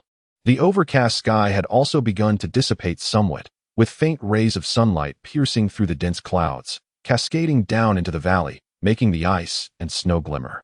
The warmth of the sun upon his skin dispelled the chill, bringing a sense of comfort. The battle-weary individuals observed this spectacle with the emergence of long-forgotten smiles. In truth, the land of snow was not devoid of sunlight. Rather, the heaviness of the clouds made it exceedingly rare to behold. Naruto had previously felt puzzled by the towering stone monuments surrounding the altar.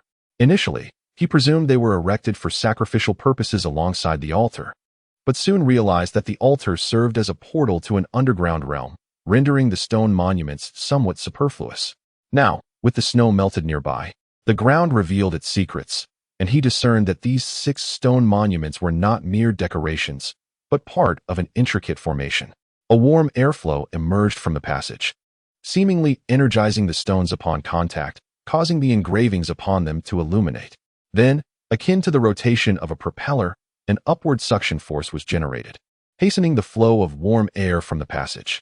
As the engravings on the stones glowed fully, the surging heat waves in the passage became visibly perceptible.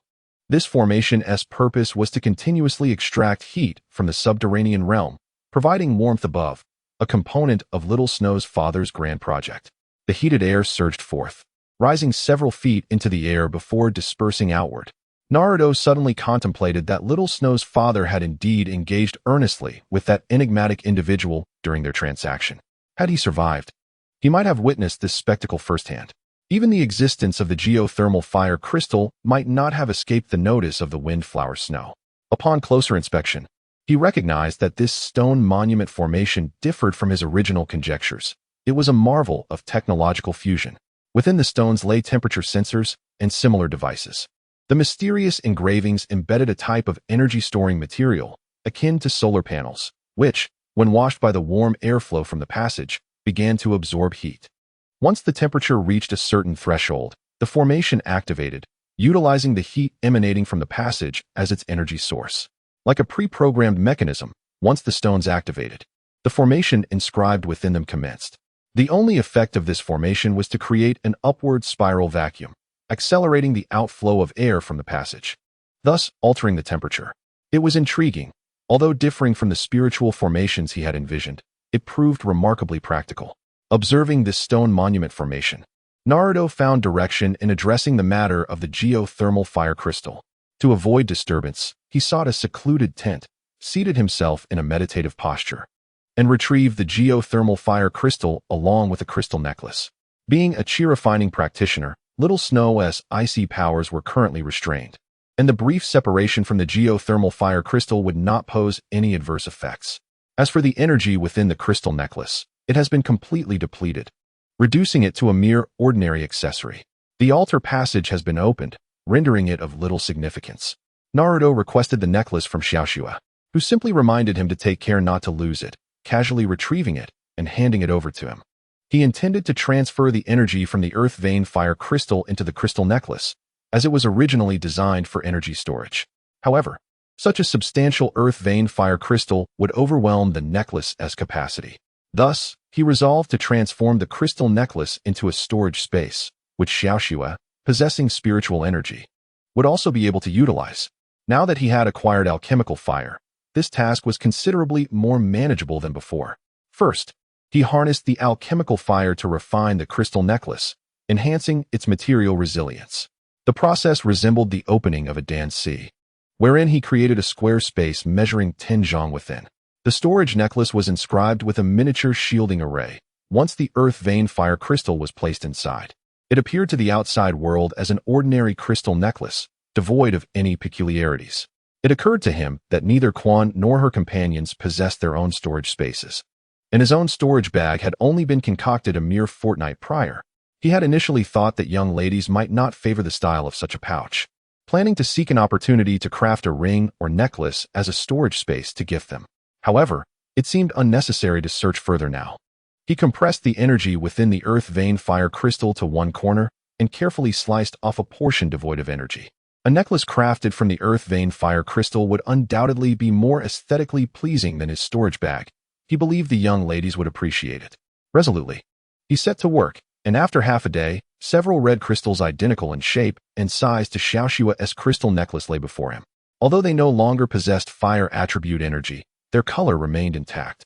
He had similarly created a Tinjong space within these storage necklaces. They merely lacked a string. After placing his belongings into the storage bag, he rose from the tent, only to find that night had fallen. Outside, some individuals awaited him, stating they had been instructed by Xiaoxue to escort Naruto for a meal and rest. He waved his hand dismissively, inquiring about the time before proceeding in that direction. Having entered the golden core stage, he was now capable of fasting, no longer requiring sustenance, as his physical needs were fulfilled by spiritual energy. Preferring not to trouble anyone at such a late hour, unfortunately, he lacked suitable materials. Otherwise, he would have liked to forge a reliable weapon for himself.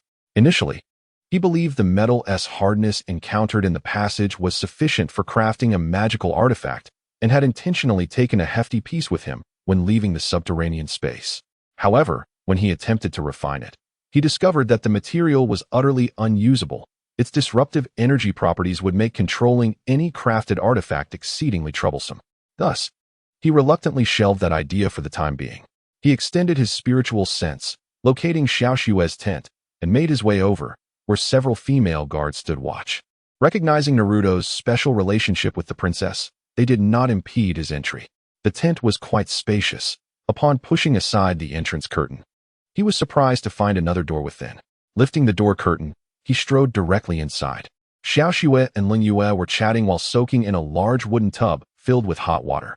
The sudden appearance of Naruto left the three of them momentarily astonished, their eyes wide in mutual surprise. There were no cries of alarm, for he had departed too swiftly.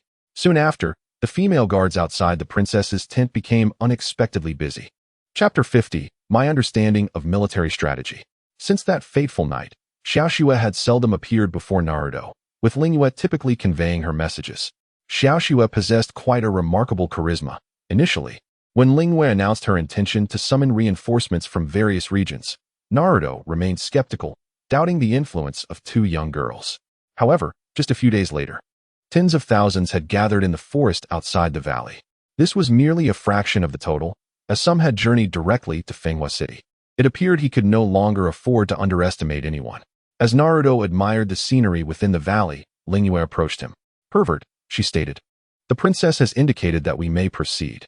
After several days of interaction, Lingyue and Naruto had grown more familiar, her demeanor less aloof. Nevertheless, her manner of speaking remained quite blunt, a trait that would be difficult to alter, especially after the events of that night. Naruto had not intended any wrongdoing.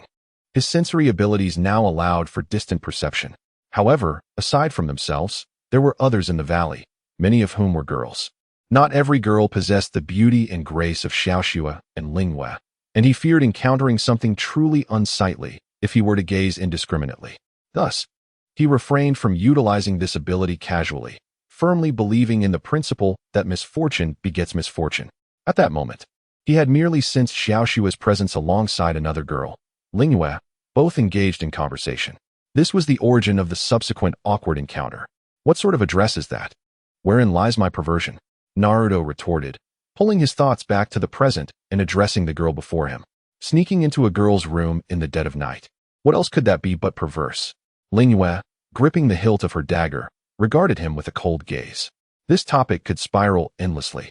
He had witnessed enough of it over the past few days and decided to let it rest. Naruto felt somewhat frustrated. We should have set out by now.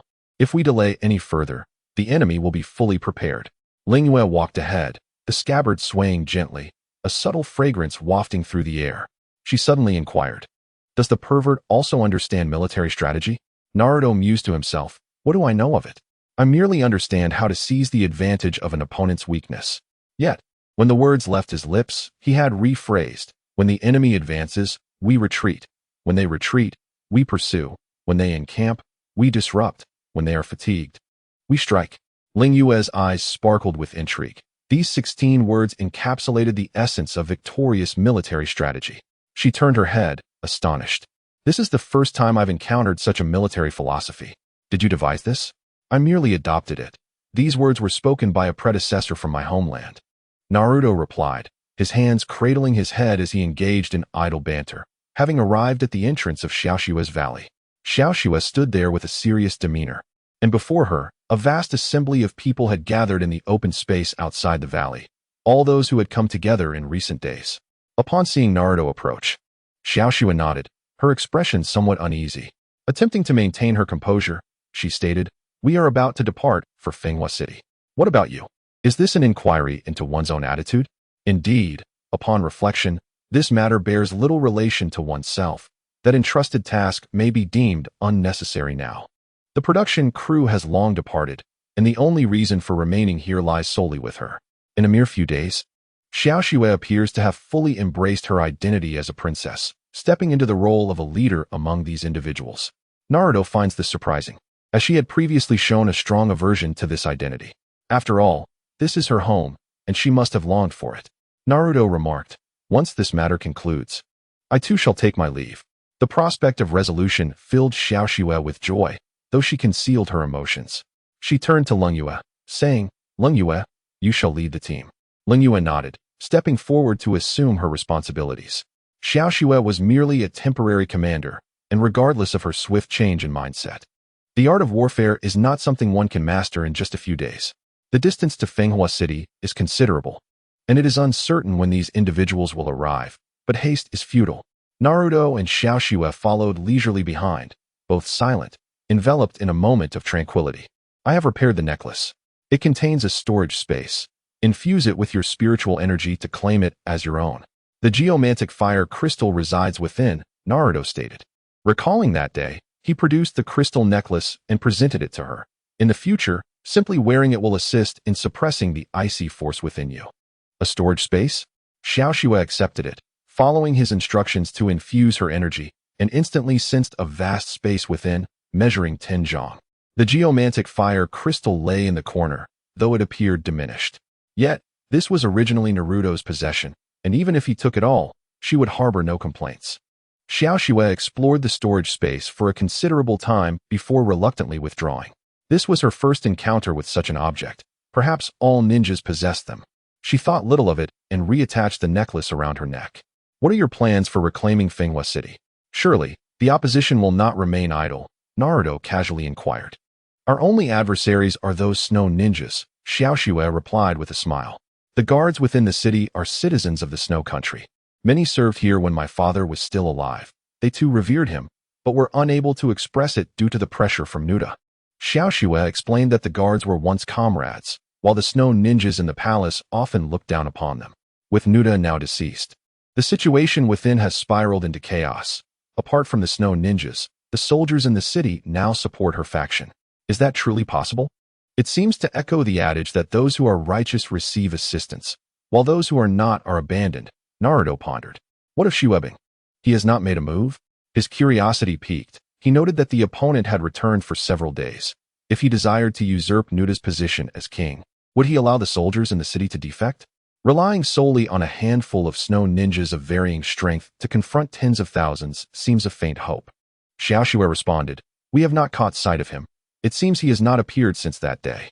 Were it not for the occasional sightings of snow ninjas in the palace, we might suspect he has fled. The snow ninjas, equipped to the teeth, could potentially inflict tremendous casualties in battle.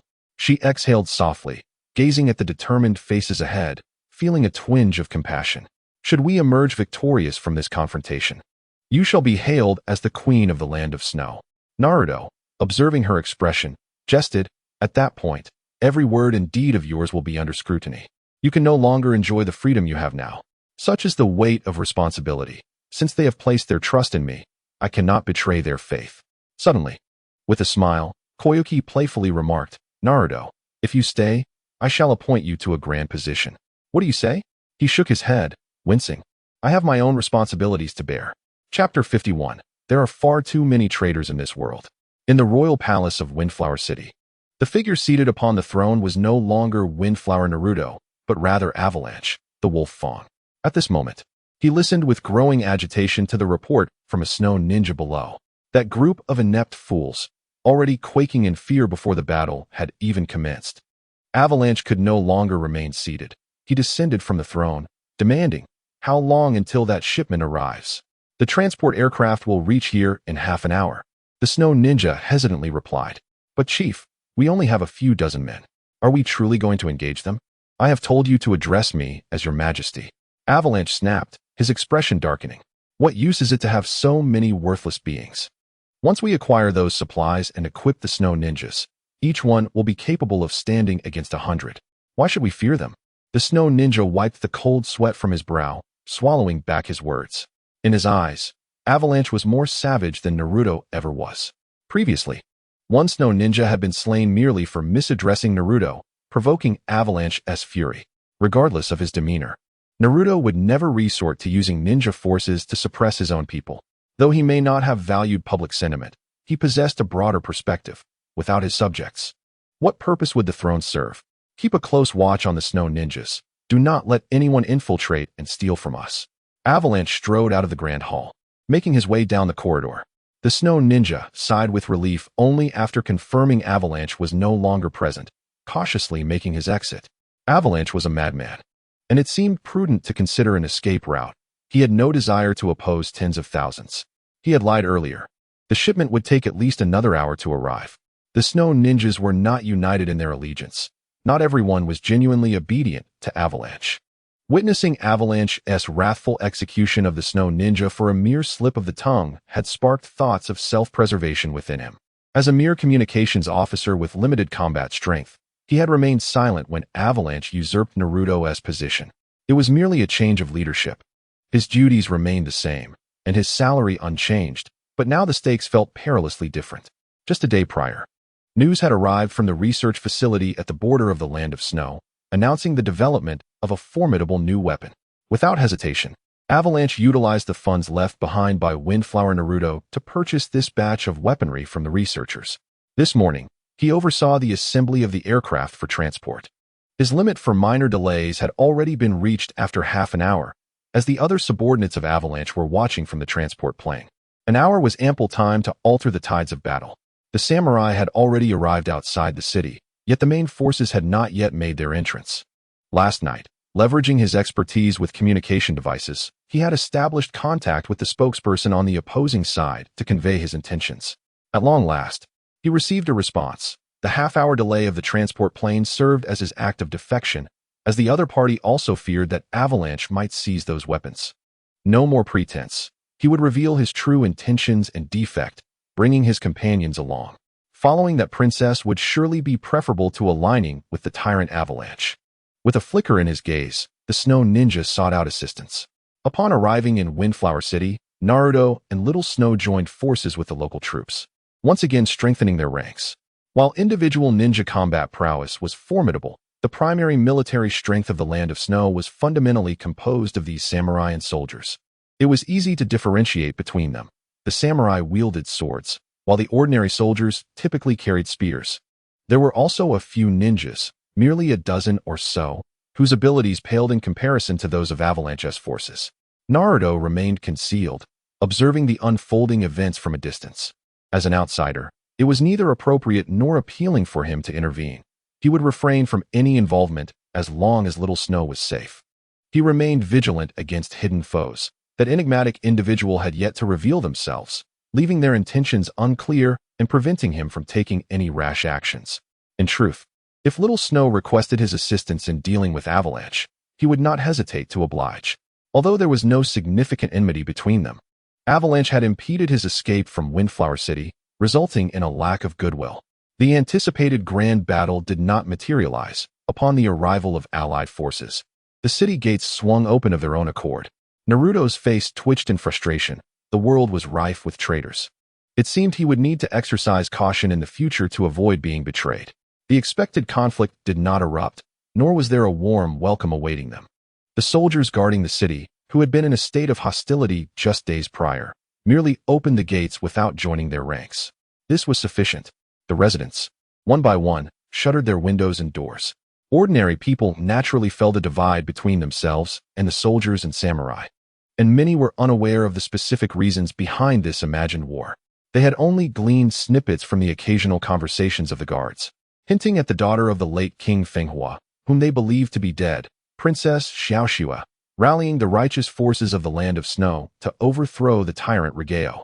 These residents were oblivious to the fact that the palace had changed hands days earlier.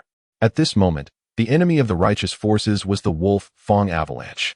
When the soldiers abruptly opened the city gates to allow the rebels inside, the residents found it all the more incomprehensible. To them, it appeared merely as yet another royal succession. Regardless of who triumphed or faltered, they only hoped that the ordinary populace would not suffer the repercussions. Perhaps it would not be so bad if that princess ascended to the throne. Her father was indeed a benevolent ruler. As his daughter, she must have inherited such virtues. The main force surged forward with determination, reaching the royal palace, where merely a dozen snow ninjas emerged to obstruct their path, devoted followers of the Avalanche. There was no room for negotiation. The snow ninjas immediately engaged in combat, with several leading samurai and ninjas stepping forward to join the fray. At this moment, it was evident to all that this would be the final battle. The snow ninjas possessed formidable strength, rendering ordinary soldiers and samurai utterly powerless. There was no need to sacrifice themselves needlessly. Although the leading samurai fought with a straightforward approach, relying solely on their blades for defense, they did not falter. Their weapons were imbued with chakra, possessing immense lethality, capable of nullifying certain ninjutsu with a single strike. Soon, both sides sustained injuries. The snow ninjas could have launched surprise attacks, yet with thousands watching, they were constantly interrupted, leaving them frustrated. The outcome was already determined. Would they still resist? One of the leading samurai pointed his sword at them, shouting fiercely, "Fenghua Nuteo is dead, and the wolf Fong Avalanche is brutal and unprincipled. Only Her Highness, the princess, is embraced by the people, followed by the legions. It is the people's will that the princess should reign over the Snow Kingdom." The snow ninjas retreated, tossing shurikens as one exclaimed defiantly, "Who cares about such matters? We heed only the Avalanche leader." Suddenly, the previously uninvolved Lin Yue unsheathed her sword, unleashing two waves of sword energy. An explosion ensued, prompting the leading samurai to retreat immediately. Fools, reduced to this by a handful of samurai. One snow ninja fell to the ground amidst the chaos, only for a rugged female ninja, Tsuru Wing blowing snow, to appear behind him. In Chapter 52, the secret weapon of the snow ninjas, just moments ago, as that snow ninja retreated and hurled shurikens, Tsuru Wing blowing snow had unexpectedly intervened, sending him flying. The shurikens had been modified, containing gunpowder that ignited with chakra. "Lin Yue, we meet again." Blowing snow executed the Yinjue snow technique, instantaneously separating the combatants. Lin Yue spoke little, launching two waves of sword energy. Last time, she had allowed the enemy to escape, but this time, she would not let such a thing occur again. The question arose, where was the avalanche? Naruto gazed skyward, noticing a small dark shape rapidly approaching. The silhouette grew larger. It was an airship. In the shadows, several snow ninjas lay in wait. Having gathered for the avalanche, they had stayed hidden. A diminutive snow ninja, upon spotting the airship, exclaimed in disbelief, "How did the transport arrive so quickly? Big Hawk, didn't you say it would take another half hour? You're going to get us killed." Another tall snow ninja kicked him, scolding loudly. Big Hawk was the ninja who had previously been reprimanded by the avalanche in the palace hall and had betrayed his companions. With little time for anger, the small ninja exclaimed anxiously, "Little mouse, now is not the time for such talk. We cannot allow the avalanche to acquire those items, or we are all doomed." With that, Big Hawk dashed out of the shadows, racing towards the direction of the airship. Little Mouse, seeing this, rallied a few companions, cursing as they followed suit. "We cannot let them obtain those items." The great eagle rushed to the palace, urgently exclaiming, "On that airship, there exists a terrifying weapon that must not fall into their hands. Otherwise, the people here will perish. Indeed, we cannot allow them to possess it. It conceals their secret weapon, which we cannot withstand." The agile mouse and a few snow ninjas dashed out, following the great eagle while vociferously shouting. The crowd before the palace was taken aback by their actions and turned their attention to them. What were these individuals discussing? Surely, they must be allies of the enemy. The slender snow ninja, seemingly named the Great Eagle, was a subordinate of Windflower Fury. Shui Shui and Lung Yu immediately ceased their actions and glanced at the sky. "Great Eagle, agile mouse. You traitors, you disgraceful snow ninjas." Shui Shui bellowed upon seeing the airship hovering above the palace, followed by a maniacal laugh. "It is too late now. What on earth?" Naruto furrowed his brow, gazing at the airship, which bore only a handful of snow ninjas of rather modest strength. Suddenly, he glanced down to see Avalanche peering out, eagerly observing everything. A snow ninja was tossing something downwards. Oh no! Naruto vanished from his spot and reappeared. Grasping at the void, a phantom hand materialized and forcefully seized the airship, yanking it with great might. The airship was abruptly pulled, causing it to drift sideways towards Naruto. The few ninjas above were thrown off balance by Naruto's sudden maneuver, and the ninja holding the object lost his grip and fell. Damn it! Avalanche, infuriated, executed a body flicker technique to catch the falling ninja.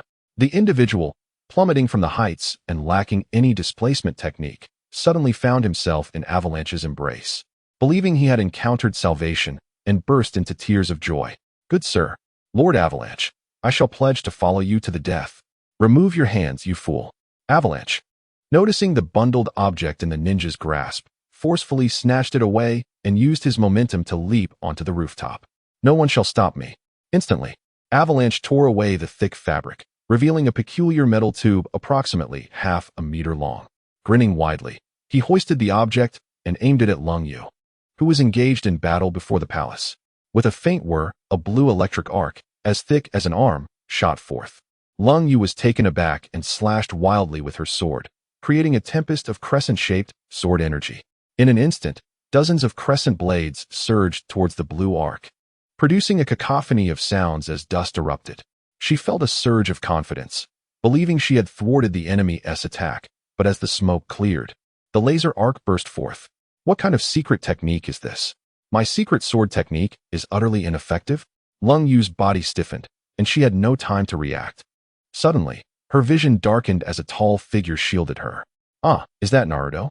In her moment of survival, Lung Yu felt no joy, gazing at the boy, who was bleeding from the mouth while shielding her from the attack. Her heart trembled. "Why? What have I done to merit such a sacrifice?" Naruto. All of these events transpired in the blink of an eye. Little Snow, witnessing the terrifying chakra energy cannon being blocked by Naruto's body, felt her heart shatter. Such an assault is utterly impervious to physical defenses. She, in a state of disarray, squeezed through the throng, advancing forward as the crowd instinctively parted to form a clear path. The onslaught of the avalanche did not relent. The horrifying chakra energy cannon continued to unleash its fury, the laser arcs striking Naruto's back, producing a terrifying sonic wave. Blinding flashes of electricity and swirling smoke enveloped the area, rendering it impossible for the onlookers to discern the situation within. "Is that the lad? He has managed to emerge unscathed from the subterranean confines. I underestimated you. But no matter, you shall all perish now." The avalanche warrior sank deeper, his chakra surging with renewed vigor, the brilliance of the chakra energy cannon intensifying. The increasingly menacing laser arcs relentlessly assaulted Naruto, whose body was subjected to the full brunt of the weapon's prowess, revealing that his formidable physique was not invulnerable to human-engineered weaponry. In the urgency of the moment, he acted without much contemplation. Gazing blankly at his beloved girl, he struggled to muster a smile. "Have I captivated you with my heroic stance?" Cold Moon, still in a daze, nodded slowly, only to promptly shake her head in alarm. Upon hearing this, Naruto's fury ignited. "If not, then why have you been staring at me? Move aside, I can scarcely endure this." Cold Moon, startled, exclaimed in response and leaped backward, retracting her weapon. "Damn it!" He surged forward, seizing her and casting her aside. As he charged ahead, the blue laser arcs of the chakra energy cannon pursued him relentlessly. The terrifying energy carved a deep trench into the ground. "Naruto, how are you?" Little Snow cried out, witnessing Cold Moon's sudden flight. As she caught her and yelled towards the chaos, Naruto's shirt bore a gaping hole, seared by the dreadful energy. Even his body, akin to iron and gold, bore a shallow wound from the laser's destructive force, releasing wisps of smoke. Yet, astonishingly, the wound began to heal itself. "Not dead yet." Naruto responded affirmatively, suddenly condensing a crimson flame spiral in his hand, pivoting to fiercely press against the laser arcs. As he moved, the spiral expanded, and he bore it aloft above the palace. The avalanche warrior's composure shattered, revealing a visage of terror, frantically exclaiming, "Impossible! I shall be the king of the land of snow. No one can thwart me, not even you. To hell with you." The massive crimson flame spiral, imbued with a terrifying fiery pressure, was thrust towards the avalanche. The crowd was momentarily blinded, only to be met with a resounding boom that echoed through the air. When the reverberations subsided, their vision returned to reveal a stark emptiness. Where's the palace? Chapter 53. True Fire of Samadhi. The avalanche was no more, as the palace was obliterated beneath the overwhelming fiery pressure of the spiral. The remaining snow ninjas, witnessing the barren ground behind them, were paralyzed with fear. There was no longer a battle to be fought. Several leaders wiped the sweat from their brows, glancing at the youth on the empty ground, and proceeded to apprehend the remaining snow ninjas. The subsequent cleanup would naturally be left to the soldiers. "I shall take my leave for a moment." Naruto uttered a brief remark before soaring onto the airship. The snow ninjas above had been eliminated, and the vessel now hovered in an unoccupied state, devoid of anything remarkable save for a few operational devices. A flicker of interest crossed Naruto's expression as he gazed at the black iron box. He recognized this type of metal, having encountered it within the Altar S passage. The ability to disrupt spiritual perception was unmistakable. He had a substantial chunk of it in his storage pouch. This box concealed something enigmatic. With a wave of his hand, he summoned his spiritual energy, effortlessly opening the box to reveal several long objects wrapped in thick cloth. These items were the laser weapons used by the avalanche. Remarkable artifacts indeed. He retrieved one and examined it closely. It was powered by chakra, although spiritual energy could also suffice. The method of use appeared straightforward, posing no challenge for him. As he infused a strand of spiritual energy, the energy cannon immediately erupted with blue arcs of electricity. A satisfied smile graced Naruto's face. He was well aware of the destructive potential of this weapon, one that only he would dare withstand with his own body. Were anyone else to fire it, they would be reduced to ash. No armor of chakra could withstand such a force.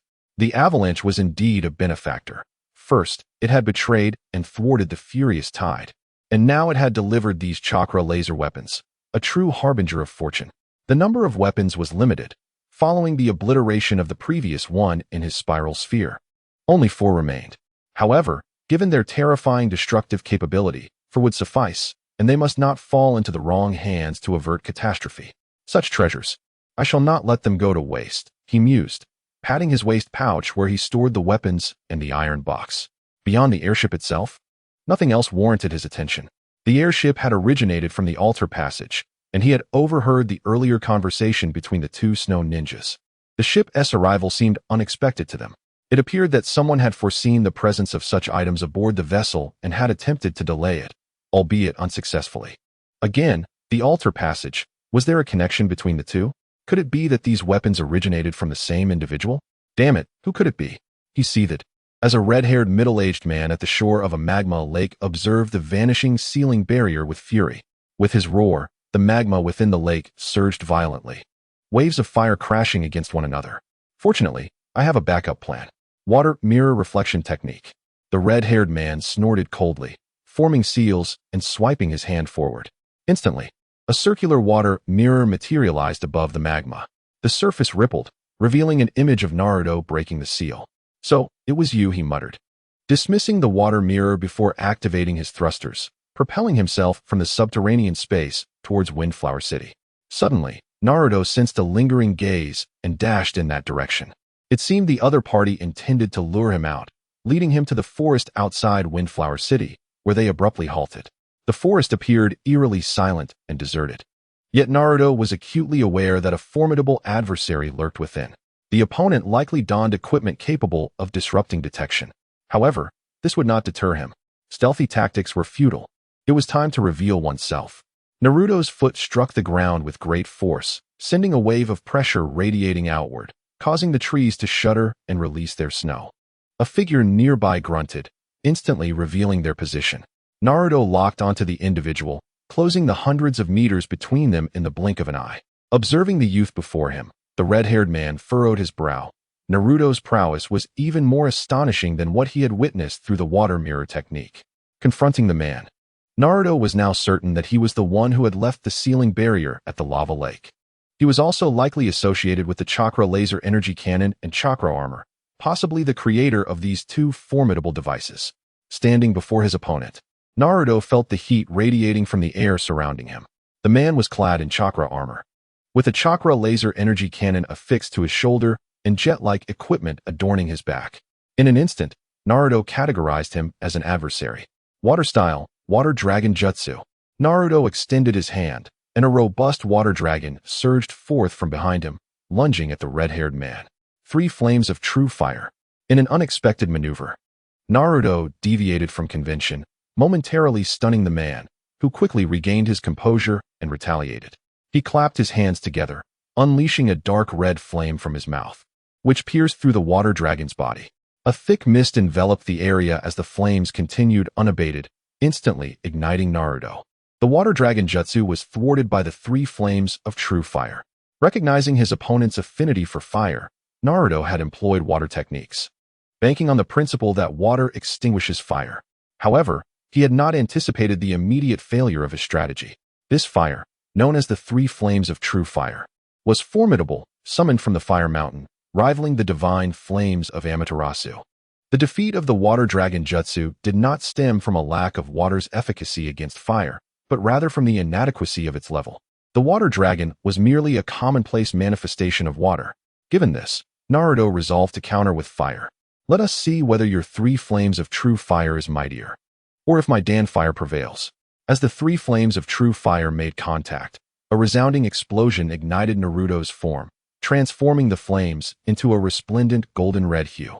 The 3 flames of true fire met the interception of Dan fire, which was similarly cultivated from the Earth's fiery essence over millennia.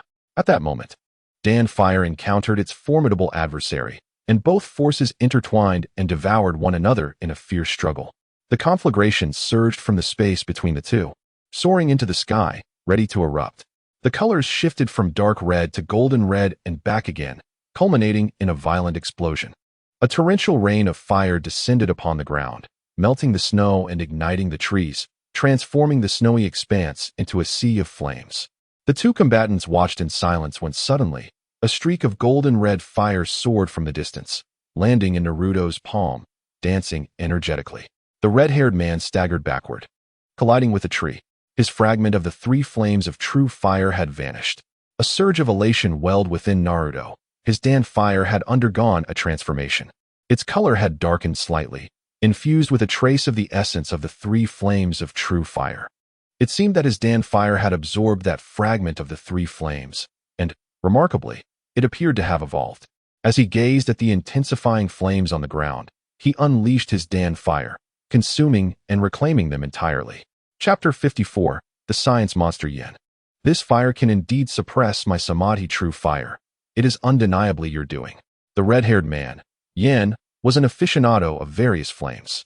His samadhi true fire was summoned from the fire mountain, a fusion that devoured numerous flames, specifically designed to burn the essence of life out of individuals. He had never been defeated in duels against water-based ninjutsu, and just moments ago, Naruto's water dragon bullet, which was already formidable compared to many others, was effortlessly countered by his samadhi true fire. At the moment he was about to penetrate Naruto's body and ignite his essence, incinerating his internal organs. His advance was thwarted by Naruto's golden Dan fire. This was an unprecedented situation for Yen, who grew cautious and inquired, "Who are you? How can a mere mortal harbor the fire of the earth within?" While Yen was oblivious to Naruto's identity, Naruto was aware of some of his history. He was the one who had sealed the earth vein fire crystal. Naruto scrutinized his opponent and retorted, "You call me a mere mortal, yet you are not one yourself? It is no small feat for you to withstand the extreme heat of that flame." Yan's samadhi true fire was likely just a remnant, yet its power was fearsome. Had he not refined the fire spirit into Dan fire? The moment Yan's flames entered his body, his internal organs would have surely been incinerated. The essence of samadhi true fire was beyond Yan's control. He had undergone extensive modifications to wield it. Without internal organs, there would be no essence to ignite, rendering him, in a strict sense, no longer a normal human. Seeing through him, Yen demanded fiercely, "Who are you truly? The tunnel beneath the valley is your handiwork, as are those snow ninjas' chakra armors and laser cannons. It was also you who instigated the coup 10 years ago, aiming to eliminate those knowledgeable about the underground magma lakes." With arms crossed, Naruto countered, "What puzzles me is, given your capabilities, why do you not act independently? Why resort to using others, thereby increasing the uncontrollability of the situation?" Yen fell silent, prior to engaging. He knew nothing of Naruto. Now, he only had a rough assessment of Naruto's formidable ability to absorb fire. Yet, Naruto seemed to know him inside and out. Even aware of his orchestration of the coup within the Snow Country royal family, this sensation of being seen through was profoundly unsettling. "I did not expect you to know these things. Revealing them is of little consequence.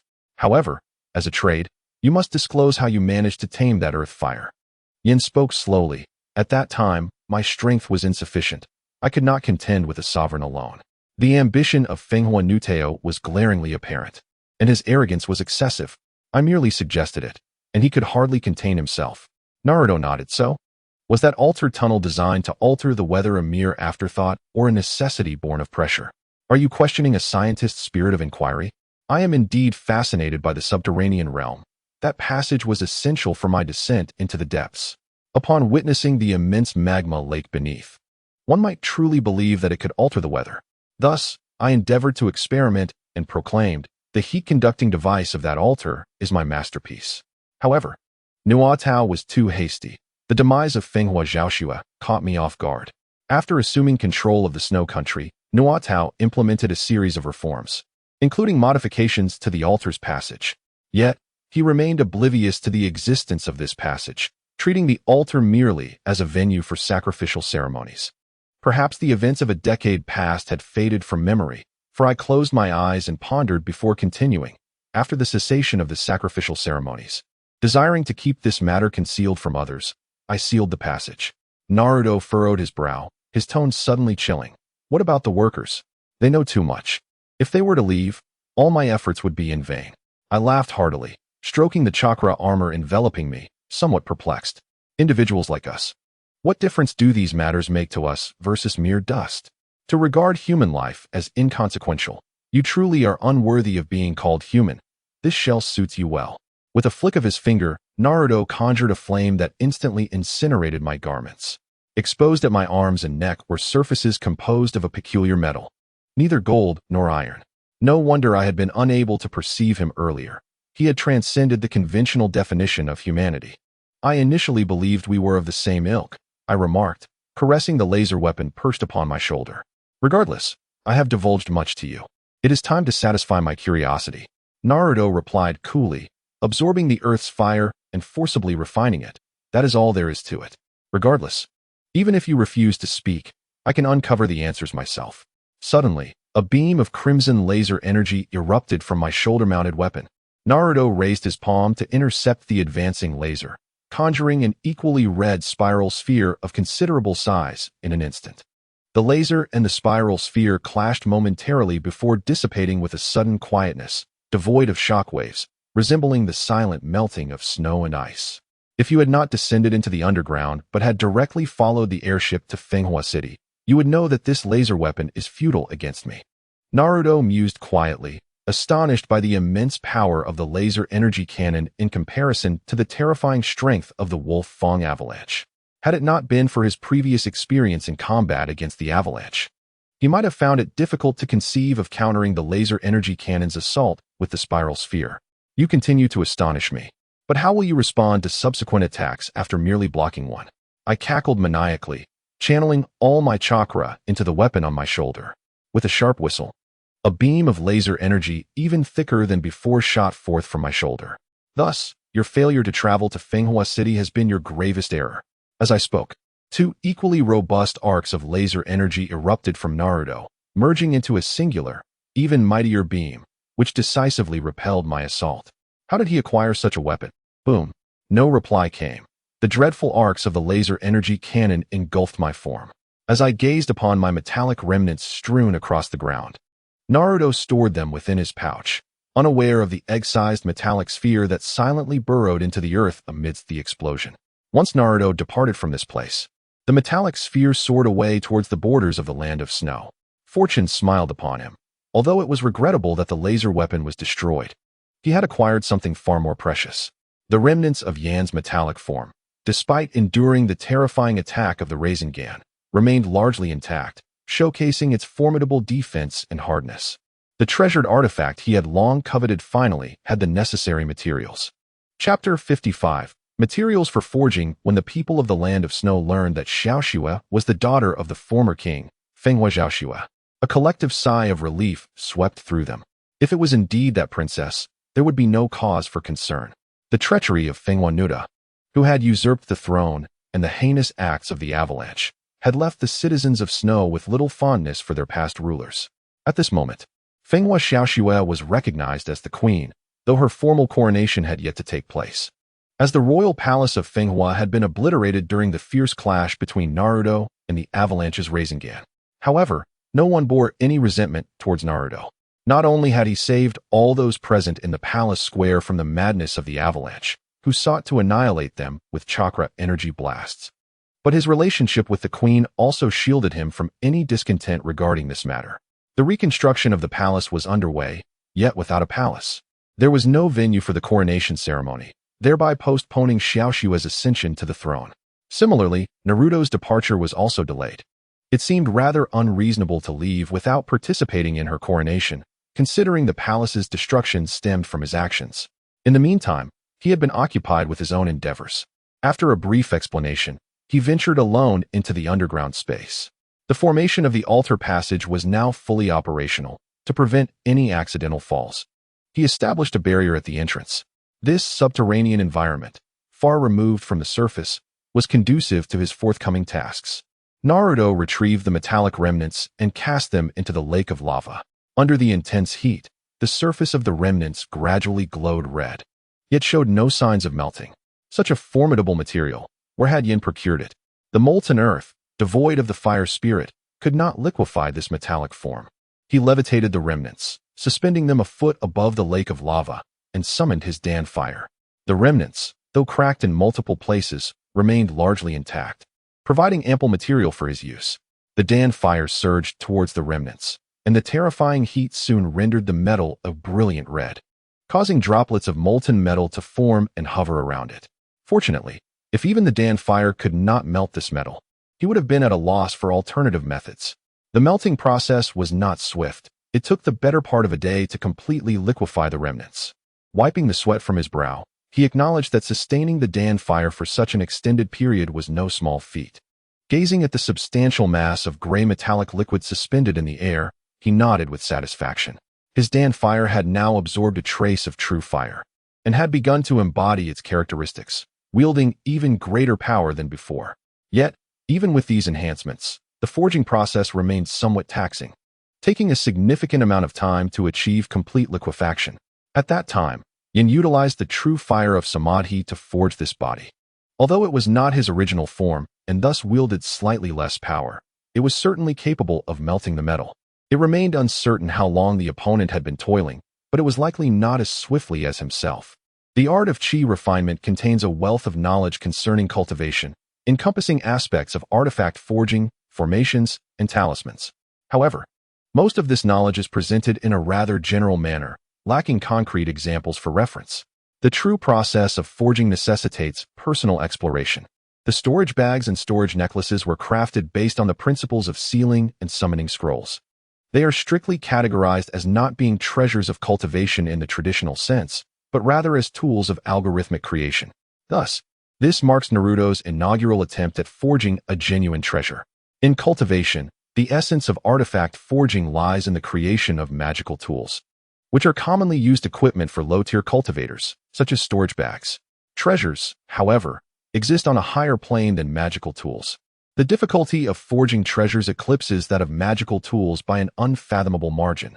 This challenge is not merely quantitative, but speaks to a difference in level. The requirements for materials to forge treasures are exceedingly stringent, with only the flames produced by golden core or nascent soul cultivators capable of refining such materials. This threshold of cultivation prowess poses a formidable obstacle for many. Nonetheless, nothing is absolute. If one could discover some rare fires born of heaven and earth, they could potentially substitute for the Dan fire or infant fire in the refinement of treasure materials. However, locating such flames is, for the overwhelming majority of chi refinement and foundation establishment cultivators, a task more daunting than transcending the golden core threshold. This results in treasures being exceedingly rare among lower-tier cultivators, most often unearthed from secret realms or gifted by esteemed elders of their sects or families, wielding significant power. In battles between cultivators of the same realm, the presence or absence of a treasure can dramatically alter the circumstances. Possessing a suitable treasure grants an overwhelming advantage and can even allow one to challenge opponents of higher realms. Naruto has already envisioned the type of treasure he wishes to forge. A cultivator's abilities can broadly be categorized into attack, defense, and speed. Speed encompasses both attack speed and movement speed. He possesses spatial techniques and the ability to fly, thus lacking in movement speed is not a concern. Attack speed, however, is contingent upon the quickness of chi manipulation and the proficiency with which it is wielded, an aspect that cannot be compensated for by a treasure. As for defense, it pertains to both physical and mental fortitude. Physically, he enjoys the dual assurances of the whirlpool bloodline and chi refinement techniques, granting him a formidable capacity for bodily recovery. Mentally, his soul stands as a pillar of strength. As the sole golden core cultivator in this world, his spiritual essence is undoubtedly powerful, rendering such concerns moot. Thus, the remaining focus must be on attack capabilities. His chi refinement practice has been somewhat half-hearted, in contrast to the enhancement of combat power through techniques. He has previously prioritized the elevation of his cultivation realm. He has always believed that once his cultivation reached a certain level, his comprehension of techniques and battle would naturally ascend as well. However, it has become apparent that a singular focus on elevating one's realm, devoid of substantial grounding, can lead to a shaky foundation. He has begun to perceive this. While the foundational skills in ninjutsu were not overtly evident during the chi refinement stage, such awareness has become increasingly pronounced in the foundation establishment stage.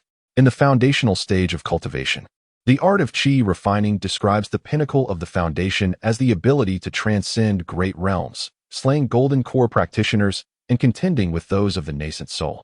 If I, with my golden core prowess, were to encounter such a being during my foundational phase, it would be exceedingly arduous to contend with them, not due to the strength of my golden core, but rather because my foundational period was somewhat lacking.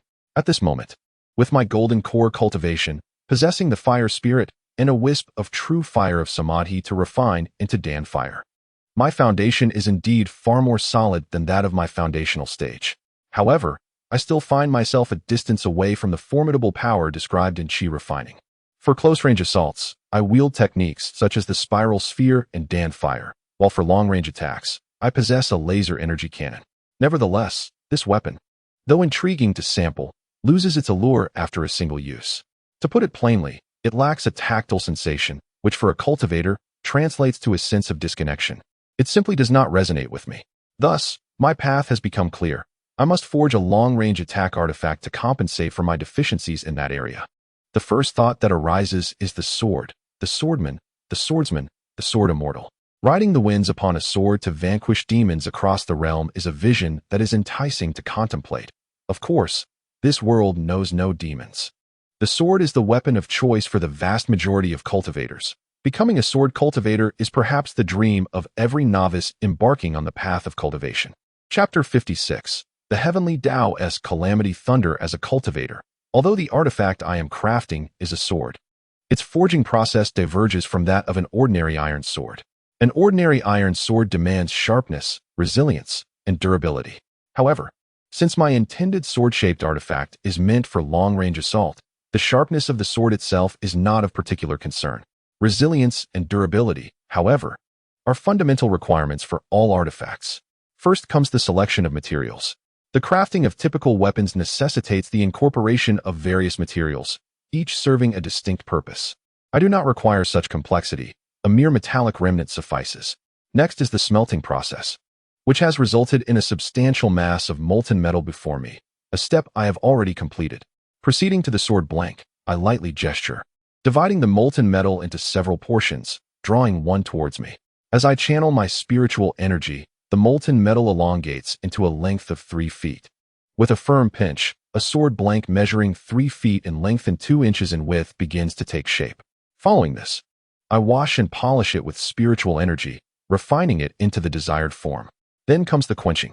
I summon the Dan fire, heating the sword body to a brilliant red, and with a sweeping motion, release a surge of robust spiritual energy that crashes down upon the sword blank. As the Dan fire recedes, the sword body transitions from a fiery red to a dark azure hue. The purpose of quenching is to enhance resilience, bringing forth the desired colors and patterns. At this stage, a double-edged sword has been successfully forged. Although I am not a master swordsmith, the materials I employ, the flames I conjure, and my refining techniques far surpass those of ordinary individuals. This sword, in mundane terms, could be deemed a divine blade capable of slicing through iron like mud. However, it still falls short of being a true artifact. The term artifact implies a connection to techniques and formations, while the term treasure signifies its quality and rarity, surpassing that of ordinary instruments. A weaponsmith is only deemed successful upon inscribing techniques or formations into the crafted item, thus completing the forging process and earning the title of an artifact. Thus, in the final step of forging this sword, he must engrave his own magical incantations and formations upon it. Given its purpose for long-range assaults, considerations revolve around manipulation and power. Currently, his spiritual awareness extends to a limit of 100 miles, a distance that will increase as his cultivation progresses. In this realm, a 100-mile radius of spiritual awareness is more than sufficient for wielding magical artifacts in combat. Therefore, the focus shifts solely to the issue of power. Fortuitously, having previously encountered the chakra armor of the snow ninjas, he found inspiration from that formidable protective gear.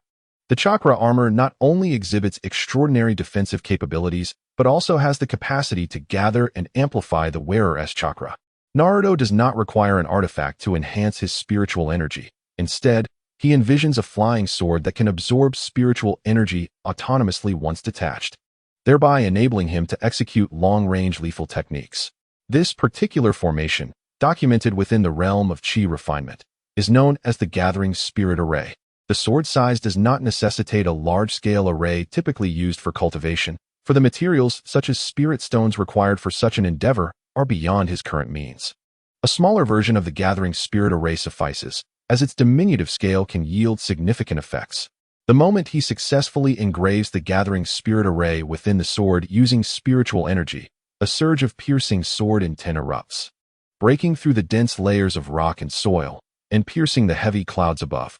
The sword intent radiates outward, resonating with a sharp clang that captures the attention of the people of the land of snow. With a resounding crash, dark clouds coalesce ominously above the altar valley, revealing a terrifying vortex beneath. Within it, lightning flickers, and a formidable pressure pervades the atmosphere, as if a celestial eye of judgment were scrutinizing the world. This is the heavenly tribulation cloud. Whenever entities defy the celestial order, a tribulation descends to eradicate the transgressors. Logically, this is merely an artifact, albeit rare, and should not attract the attention of the celestial order. However, given the thin spiritual energy in this world, The rules of the Celestial Order are inherently weaker than in the true realms of cultivation, rendering them flawed. The emergence of Naruto's artifact is an unprecedented occurrence in this world, and the moment the sword intent soared skyward, it was captured by the Celestial Order. Yet, the artifact lies 2,000 meters beneath the Earth's surface, making it imperceptible to the Celestial Order's immediate awareness. Heaven and Earth are indifferent, treating all beings as mere fodder. The Celestial Order would unleash tribulation lightning to eliminate the target in order to uphold its rules due to Naruto's artifact manifesting. However, it would not indiscriminately involve others, which is why the tribulation lightning hesitates to strike. After a prolonged period, as the sword intent subsides, the ominous tribulation clouds dissipate. This spectacle is visible for 100 miles around the Altar Valley. The residents of Windflower City, accustomed to the heavy shroud of gloom, have long been deprived of sighting the true sky, merely accepting it as a normal phenomenon. Recently, as the weather has warmed and the haze has lifted, they believe that the tribulation clouds had always been present, merely obscured by the gloom. Nevertheless, at that moment, all surrounding weapons, be they knives or swords, trembled incessantly. A rather peculiar occurrence. Meanwhile, Naruto, deep underground, remains oblivious to the events above the surface. Gazing at the 3-foot azure blade floating before him, he is filled with immense satisfaction. This is his first artifact, and indeed, the first artifact of this world. Moreover, it is one he has personally forged, marking him as the pioneer of cultivation in this realm. As for the name of the sword, he had already decided. Its might was like an abyss, its blade like a rainbow. He would call it Abyssal Rainbow. As he spoke, the inscription Abyssal Rainbow was etched near the hilt of the sword. Upon the utterance of its name, the blade trembled with joy, soaring and weaving above the lake of molten lava, finally hovering before Naruto. Abyssal Rainbow. As he reached out to grasp the hilt, he felt as if he stood atop a mountain peak. Below lay a bottomless chasm, an endless deep sea. Above, a resplendent sky adorned with hues of the rainbow, drawing in the sea's essence. With a casual swing of the sword, the lake of lava erupted violently, sending forth waves of fire. A swift thrust released a torrent of sword energy, piercing the subterranean space and revealing a wide black hole. The sword slipped from his grip, soaring from the depths, and Naruto pursued, ascending straight into the azure skies. The citizens of the land of snow remained unaware, but Naruto, standing on the clouds, clearly perceived the scene. Above the layers of mist, the sky was indeed blue. He pointed with a flourish, and the long sword shot forth, traversing 100 miles, scattering the gloom below, revealing the true sky to the people of Windflower City. Abyssal Rainbow, return. With a flick of his mind, the sword turned back. He snapped his fingers, the sound of the blade ringing like a clear spring, nodding in satisfaction as he held it behind him. At this moment, he possessed everything necessary: offense, defense, and speed.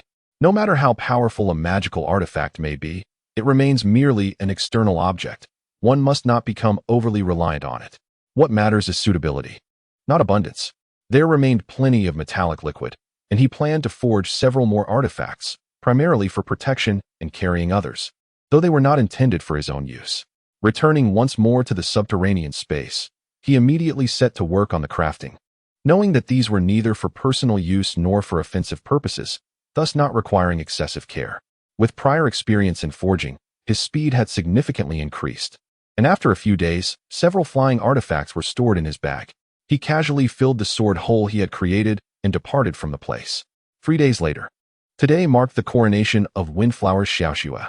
The palace had been rebuilt the day before, and Windflower City was bustling with people, eager to witness this historic moment. Naruto stood upon the clouds, observing the scene, and only descended once Xiaoxue's coronation was complete. Inside a room within the palace, Naruto bid farewell to Xiaoxue. This matter is concluded, and I must take my leave. So soon? Xiaoxue tightened her fists. If you wish to stay, I was serious about what I said before. All right, let us not make this a tragic farewell. Naruto patted her shoulder, saying, the flying artifacts I left behind are not only for carrying people. Within them, I have also embedded a miniature teleportation array. In critical moments, you can activate it with your mind to transport yourself to my location. I am leaving now. Naruto glanced around but did not see the girl and turned to depart. Behind him, Xiaoxue silently watched until his figure vanished completely. Has he truly gone? After Naruto left, Lin Yue emerged from the inner room, gazing absent-mindedly at the sky outside. Observing her despondent demeanor, Xiao Xue sighed softly, her expression tinged with complexity. Since that fateful day when Naruto rescued Lin Yue from the clutches of an avalanche, his figure has been indelibly etched in her mind, a presence that refuses to fade. As the sole personal guard of Her Majesty, she relinquished her command to remain by the Queen's side. Although she enjoyed a position of unparalleled power and status, she remained indifferent to it. The news of Naruto's arrival to seek out Xiao Xue filled Lin Yue with a blend of excitement and trepidation. She was thrilled to see him again, yet apprehensive, as it seemed Xiao Xue had developed feelings for him as well. Gently caressing the hilt of the sword gifted to her by Naruto, she acknowledged it as a treasure of flight, a magical artifact. Being a treasure, it could certainly serve as a conventional weapon, and she had already attained the level of a chi refinement practitioner. Xiao Xue, being alone, required a guardian, and Lin Yue was the most suitable choice. Naruto had always been generous toward his own. The practice of chi refinement relies heavily on one's innate talent and opportunities. Lacking these two elements makes true mastery nearly impossible. Even if this knowledge were to be divulged, Naruto remained unfazed. Who could rival him in terms of talent and fortune in this realm? He possessed the confidence and sufficient strength to suppress all opposition. The worst outcome would merely be the public revelation of his chi refinement technique. But so what? Not to mention that many ninjas would abandon the arduous path of chi refinement due to its difficulty and the esoteric nature of the teachings, coupled with the vast cultural differences, would dissuade a significant portion of individuals. If, one day, this cultivation technique flourished across the world, he would merely be the founder of a new school of cultivation, akin to how the Sage of Six Paths established the ninja sect. The flying sword bestowed upon Lin Yue by Naruto was moon-white in color, resembling her weapon in shape and size, thoughtfully designed to align with her accustomed style. The single-edged blade bore a slight curve, reminiscent of a delicate crescent moon, cool and serene, just like her name. Near the guard, a tear-shaped mark adorned the blade. Upon seeing it, Lin Yue smiled. Originally absent, she had engraved it on her sword for its beauty, and she marveled that Naruto had replicated it as well. She decided to name this sword Wuliao, signifying no tears, as if it embodied her essence. Gazing at the sword felt as though he were by her side. Through her encounter with the mysterious chi refinement technique, Lin Yue realized that the world was far more expansive and splendid than she had ever imagined. Naruto's cultivation was profound, and his world vast. She yearned to integrate herself into it, knowing that only by enhancing her own strength could she hope to keep pace. The thought of being left behind, frail and gray while he thrived, was a cruel prospect. Xiao Xue, with her ice spirit body, had already reached the 8th level of chi refinement. She could not afford to fall behind. Thus, Lin Yue set a goal for herself, to elevate her cultivation to match that of Her Majesty the Queen. While this may seem a daunting task, her journey in the sword arts had only begun midway, and she was now nearing the pinnacle of mortal swordsmanship. She would not be outdone by the seasoned masters of the sword. Ultimately, mastery in cultivation hinges on insight and dedication to the blade. In these aspects, she was confident she would not fall short, at least not against those who wielded a sword as she did. From this moment forth, Lin Yue experienced a sudden epiphany. A sword is not merely a weapon. A formidable aura of sword intent emanated from her, breaking free of the palace's confines. It rippled outward like waves, causing every sword-shaped weapon in Fenghua City to tremble incessantly. What could be the cause of this phenomenon, occurring twice within a mere few days? Outside Fenghua City, in a modest wooden cottage, a gaunt old man clad in black gripped his trembling sword, his gaze lifting toward the palace, revealing a contemplative expression. After a brief moment, the sword intent dissipated. Xiao Xue was nearly taken aback, although that sword intent was not directed at her and bore a certain gentleness. Its very softness was disquieting. It felt as though she were being constricted by a powerful current, rendering her immobile. Even her ice spirit body nearly erupted to unleash its icy might in defense. Thankfully, Lin Yue retracted her sword intent in time, preventing a loss of control. The ice spirit body sensed a formidable challenge. An attempt to confront an adversary of a significantly higher caliber would only result in self-inflicted suffering. True challenges arise only between equals. This meant that, in that fleeting moment, the ice spirit body perceived a power in Lin Yue that commanded its respect. This power was the sword intent. Xiao Xue possessed an ice spirit body, while Lung Yu had a sword spirit body. This was a revelation that even Naruto would not have anticipated. Both sword spirit and ice spirit bodies belong to the same echelon of cultivation physiques, discernible only upon awakening. Just moments ago, Lung Yu's sword spirit body awakened after her insight, marking her emergence as a sword cultivator, instantly breaking into the 7th layer of chi refinement. Where?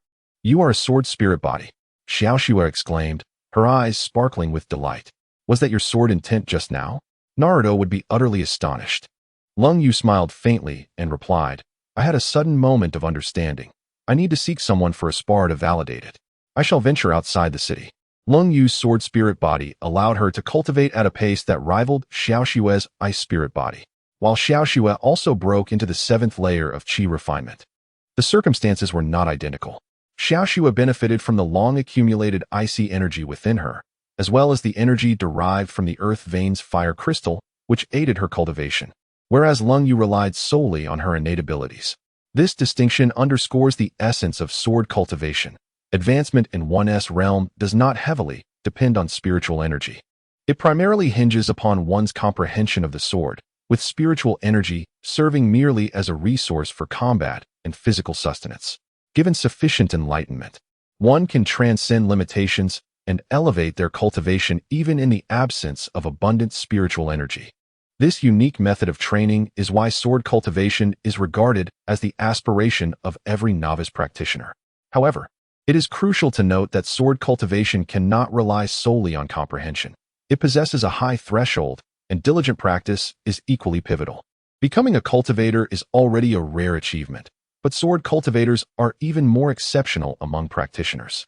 While many wield swords, not all are sword cultivators. Only those who can manifest sword intent are deemed true sword cultivators, and such intent typically requires foundational cultivation to grasp. A combination of innate talent and the willingness to endure hardships accounts for the scarcity of sword cultivators. Chapter 58. The Sword Emperor in the small cottage. Lung Yu departed the city, attracting considerable attention as the personal guard of Her Majesty the Empress. Swiftly capturing the gaze of the residents of Fenghua City, she walked at a leisurely pace, occasionally pausing with closed eyes as if lost in contemplation. By the time she reached the small, dilapidated wooden cabin, a multitude had gathered behind her. She made no effort to deter them. Her gaze was solely fixed on the sword, indifferent to the presence of others. Lung Yu turned her attention to the battered, worm-eaten door and spoke coldly. Lung Yu has come to challenge the Sword Emperor. Silence enveloped the area, and no response came from within the cabin. The crowd was left bewildered. The place was well known to them. This decrepit wooden dwelling housed an elderly craftsman in the twilight of his years. The old man was notoriously lazy, working only once a year and living off his meager earnings for the rest of the time. His reclusive nature meant he seldom interacted with outsiders, which shaped the locals' impression of him. With a creaking sound, the frail door was pushed by the wind, revealing the dismal interior of the cabin. It was modestly furnished, containing just a table, a bed, and a wooden bench. There were no signs of life. Not even the tools of the carpenter, which seemed incongruous with his identity. Empty. Is there anyone here? That old codger hasn't been seen for months. He couldn't have passed away, could he? Huh. Even if he were dead, it wouldn't matter. I saw him just 6 months ago, and he seemed as spry as ever. The earlier somber atmosphere dissipated as the crowd began to speculate. Only Lung Yu, at the moment the door swung open, lifted her gaze toward the distant mountains. There was indeed someone within the cabin, but they had emerged with such swiftness that the onlookers could not catch a glimpse of their form. I cannot believe that after all these years, someone still invokes that name. A frail voice echoed from the summit of a snow-capped mountain, striking the crowd like a clap of thunder. Youthful arrogance, merely a self-proclamation. Only now do I understand that there are realms beyond my own. The voice sighed and continued, Come forth, young one. Let me experience the depth of your swordsmanship. Wuliao, let us proceed, Lung Yu declared resolutely, her voice barely above a whisper. With that, a silvery radiance burst forth, and the slender blade of Wuliao expanded instantly.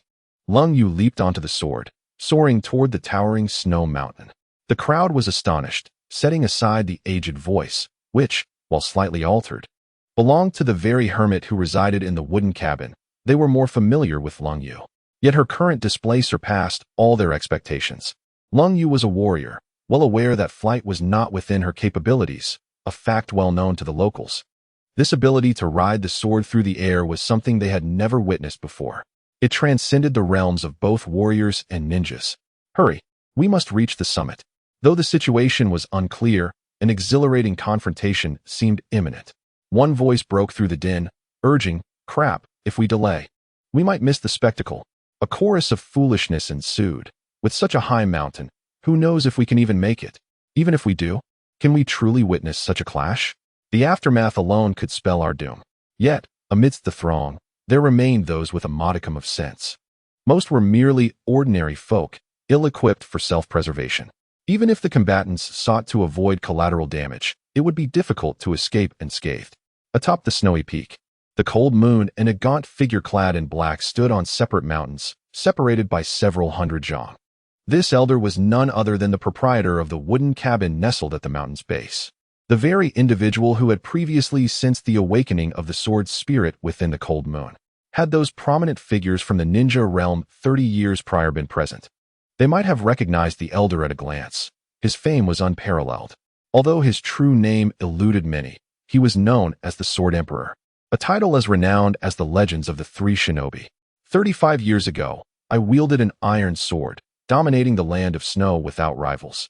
32 years ago, I ventured to the land of rain to engage in a duel of swords with Hanzo the Salamander, narrowly claiming victory. 30 years ago, I journeyed to the land of iron, where I faced the then General Mifyun. With but a single strike, I prevailed. The voice of the Sword Emperor was steady and deliberate. In the realm of pure swordsmanship, I have never known defeat. The cold moon offered a courteous bow. "Please." The elder turned his hand, and a rusted iron sword, marred by numerous tiny nicks, appeared in his grasp. This blade, forged from unremarkable wrought iron, was not a famed sword, yet it had accompanied me through a lifetime of battles, enduring wear and tear, with each notch representing a fierce confrontation with formidable foes. The elder shook the sword, shaking off the rust to reveal its original hue, a simple iron black. He gazed at the cold moon without making a direct move, his intentions ambiguous. Since the Sword Emperor had willingly revealed his sword and introduced it, it was only fitting that, as a fellow swordsman, she reciprocate with equal courtesy.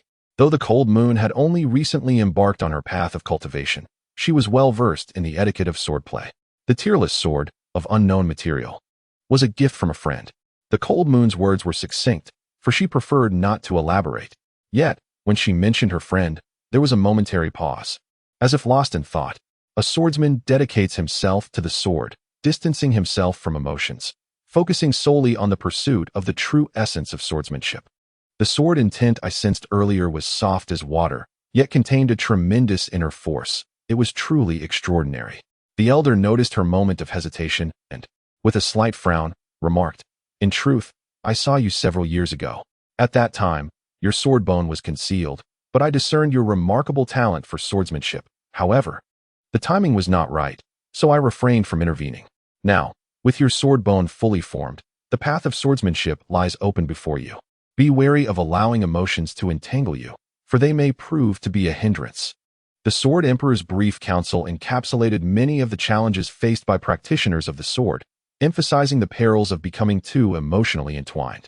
Natural talent combined with diligent practice is the key to advancing in swordsmanship. Yet how many can truly achieve this balance? As long as one remains human, who can genuinely cast aside their emotions. Whether the elder had truly encountered her in the past was of little concern to the cold moon. I do not cultivate the path of indifference. What if I am devoted to the sword as well as to my emotions? She furrowed her brow, undeterred by the elder's esteemed status, and positioned her sword before her. "Please, again." "Very well." Wind and snow slash. The elder responded, unleashing a formidable strike. The overwhelming sword energy surged forth, sweeping away the accumulated snow atop the mountain. The cold moon, in silence, executed a horizontal sweep with her sword, countering with an equally potent sword energy. A radiant moon appeared out of thin air, suspended high above the mountain summit. Two sword auras clashed, one ferocious and tumultuous, the other serene and silent, only to dissipate upon their encounter.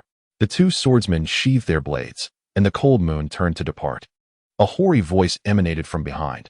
"I have a question. How did you discover my whereabouts?" She paused momentarily, her frigid voice imbued with a touch of warmth. "A friend informed me."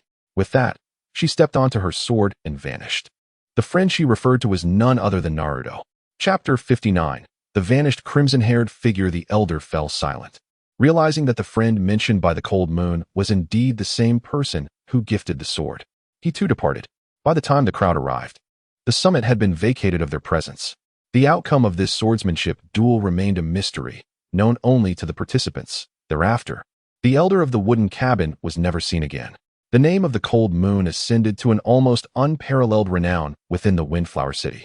Meanwhile, Naruto had already arrived at the Lingyun Cave. The cold moon's knowledge of the wooden cabin's master was attributable to him. Even before bestowing the sword upon her, Naruto had discerned that her swordsmanship had attained a level beyond that of ordinary practitioners, making further advancement a formidable challenge. At that time, the cold moon had yet to awaken her sword's spirit body. Otherwise, he would not have harbored such thoughts. Upon completing the crafting of magical artifacts and departing the subterranean realm, his sword intent surged forth, commanding submission from myriad swords.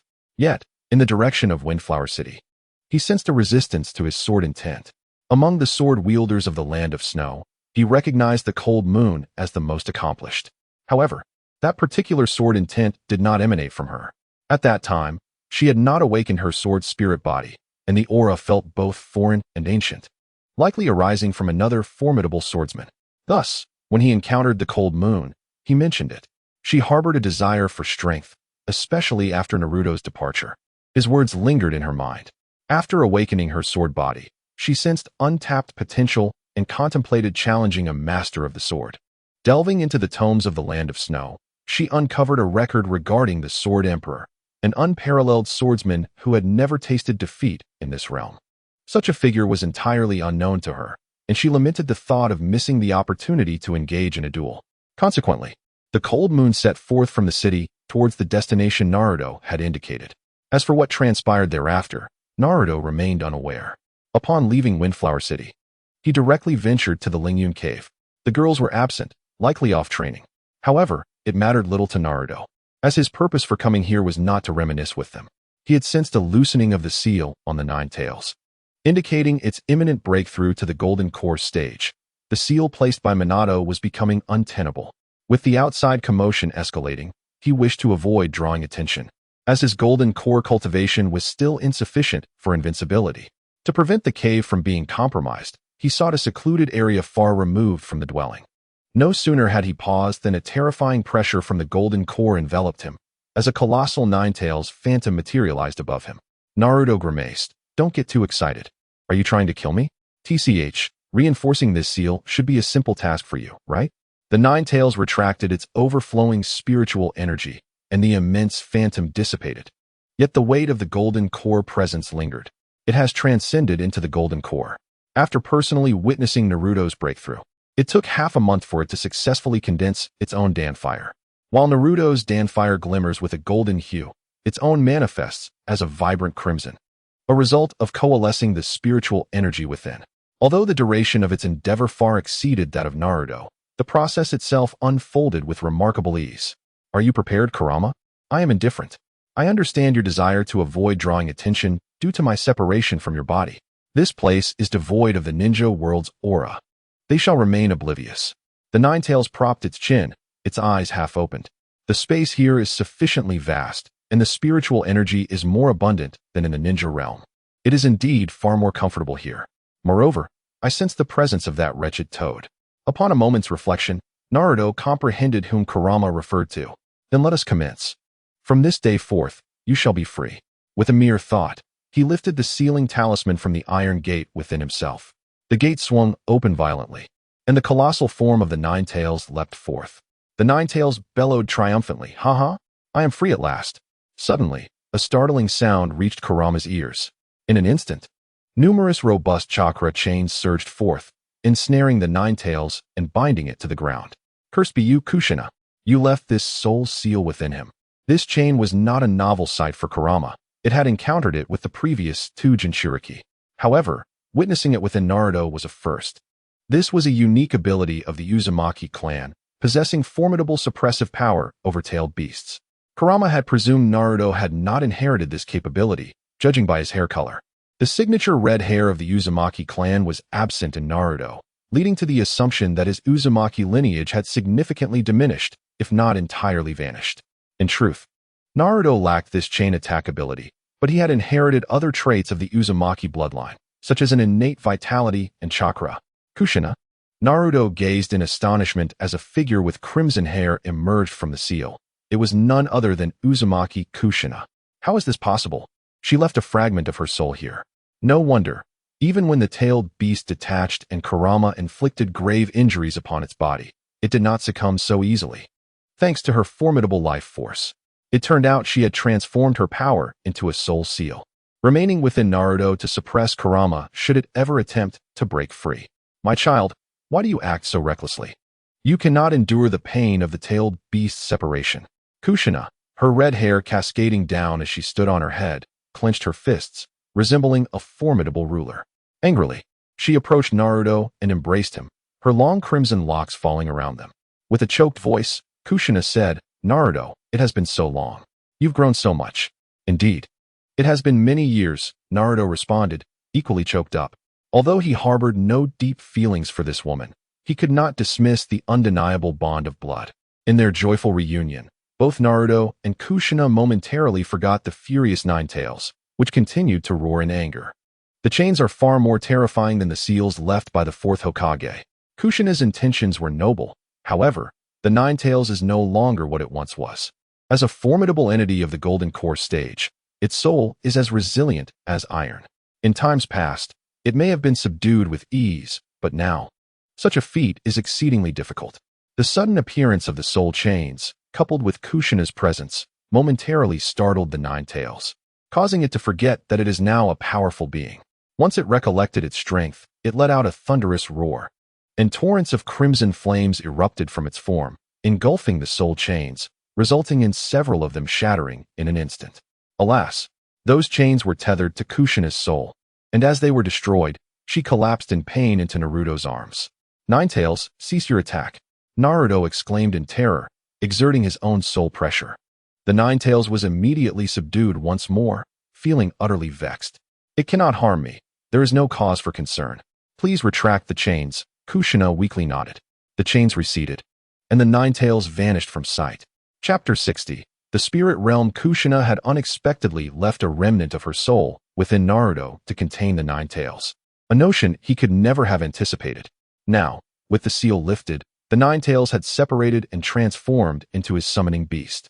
However, Kushina's residual soul held little power. Having lain dormant within him, it suffered no significant depletion, but now awakened, it could not maintain this state for long and faced the imminent risk of dissipating. This was a scenario Naruto wished to avoid.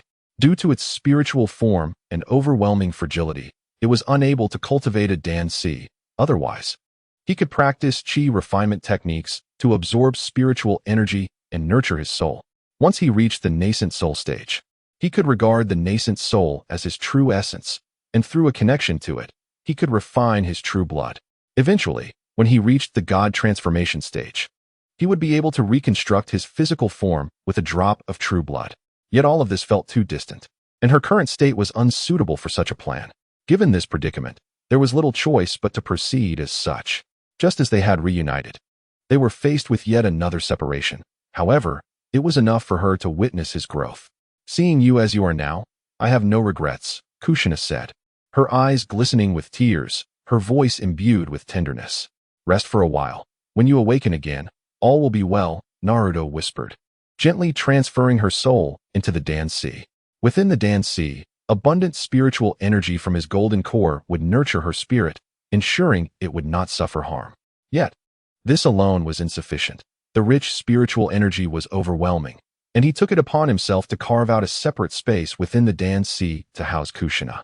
Under the nurturing embrace of the spiritual energy, the chaotic essence of her soul began to settle. As he gazed at Kushina floating serenely amidst the spiritual energy, Naruto exited the Dan-si. Standing atop the mountain, he beheld the roiling sea of clouds below, his expression resolute. In the past, his pursuit of strength was a means to confront various foes and dangers, primarily for self-preservation. Now, a new purpose had emerged, to aid Kushina in regaining her corporeal form. This goal was more invigorating than any prior ambition, instilling within him a profound sense of responsibility and urgency. Previously, while he spoke of growing stronger to face enemies, in a moment of crisis, with the nine tails now separated, he could easily choose to safeguard himself. Yet, Kushina's plight was not without resolution. Aside from her own cultivation reaching the transformation stage, if other practitioners at the same level intervened, they could similarly assist her in condensing her true blood and reshaping her physical form. However, let us not speak of her current state, which renders her incapable of soul cultivation. Even if her soul were to recover somewhat in the future and she could cultivate, it would still take an unfathomable number of years for her to reach the infant transformation stage through her own efforts. Thus, he took it upon himself to undertake this task. Summoning technique. Roar. The clouds churned violently as a colossal nine-tailed fox materialized, its form akin to a mountain. Howling to the heavens. With a flick of its tail, it dispersed the surrounding mist. What is this? The nine-tailed fox turned its head, its enormous eyes fixed upon Naruto. Naruto's gaze grew cold. It seems you harbor discontent. We are both of the golden core cultivation level, and as a naturally born tailed beast, my combat experience surpasses yours. In terms of combat prowess, I am equally indestructible. The nine-tailed fox leapt into the air, condensing a crimson-tailed beast Rasengan in its palm, hurling it towards Naruto with great force. Now that I am free, I will not plunge from the tiger's den into the wolf's lair. If you can conceive of such a scenario, do you think I cannot? Naruto snorted coldly, pressing his hand down upon it. The immense pressure of his divine soul descended upon the fox's consciousness, instantly pinning the nine-tailed fox to the ground, rendering it immobile. The Rasengan dissipated in an instant. Long before, Naruto had anticipated the possibility of such an occurrence. A summoned beast might turn against its master if its strength exceeded that of the summoner. Nevertheless, he chose the summoning beast route, driven by an unwavering confidence in his own power. At the golden core level, he could be considered invincible among peers in this realm. And even when compared to tailed beasts, he held no exceptions. As for complete trust in the nine-tailed fox, believing it bore no ill intentions towards him, unfortunately, Naruto found himself unable to do so. Having lived a second life, he adhered to his own principles. Previously, he had struggled to open his heart to the nine-tailed fox. And now, after embarking on the path of cultivation, his sense of caution had only intensified. His experience with the fire spirit had heightened his vigilance towards such ancient beings. None of them were uncomplicated. Yet, the nine-tailed fox undeniably served as a powerful ally. Gaining its willing assistance would likely prove challenging. Thus, Naruto contemplated further. When establishing the summoning contract, he inscribed a mark within its soul. This mark did not manifest any immediate effects, but once activated, it would forge a connection to the summoning contract, compelling complete submission to its master. This mark, inscribed with his divine soul, had already penetrated the nine-tailed fox's consciousness, with the sole condition for activation being any attempt to harm its master. How can it be? Our cultivation levels are equal, yet I cannot withstand this soul pressure. I should have eradicated your mark, exclaimed the nine-tailed fox, cowering in fear. When it had detached from Naruto's body, it sensed an unfamiliar soul mark entering its essence. It understood this to be Naruto's summoning contract, and thought it could simply forcefully remove it now that it was free, dismissing it lightly. Little did it realize that as long as this mark remained and the master did not actively dissolve it, it could not be undone. It was not eradicated, but rather merged with the summoning contract. Originally, there was no need for such an extent of explanation. Naruto, after a brief pause, withdrew his spiritual pressure and commanded, "Depart." The nine tails snorted and soared into the distance, for this place would henceforth be its domain. It had remained uninhabited until Naruto's arrival, lacking a name, making it difficult to refer to. The spiritual energy here was more abundant than that of the ninja realm, seldom trodden by human feet. Thus, it shall be named the Spirit Concealment Realm. Sensing the whereabouts of the trio, he proceeded to meet with them, bestowing several items upon the three women, imparting some instructions before exiting the Spirit Concealment Realm. The journey to the Land of Snow lasted over a month, during which he forged bonds with Xiaoxue and Lingyue, subdued the Earth Vein Fire Spirit, and ascended to the Golden Core stage, reaping substantial rewards.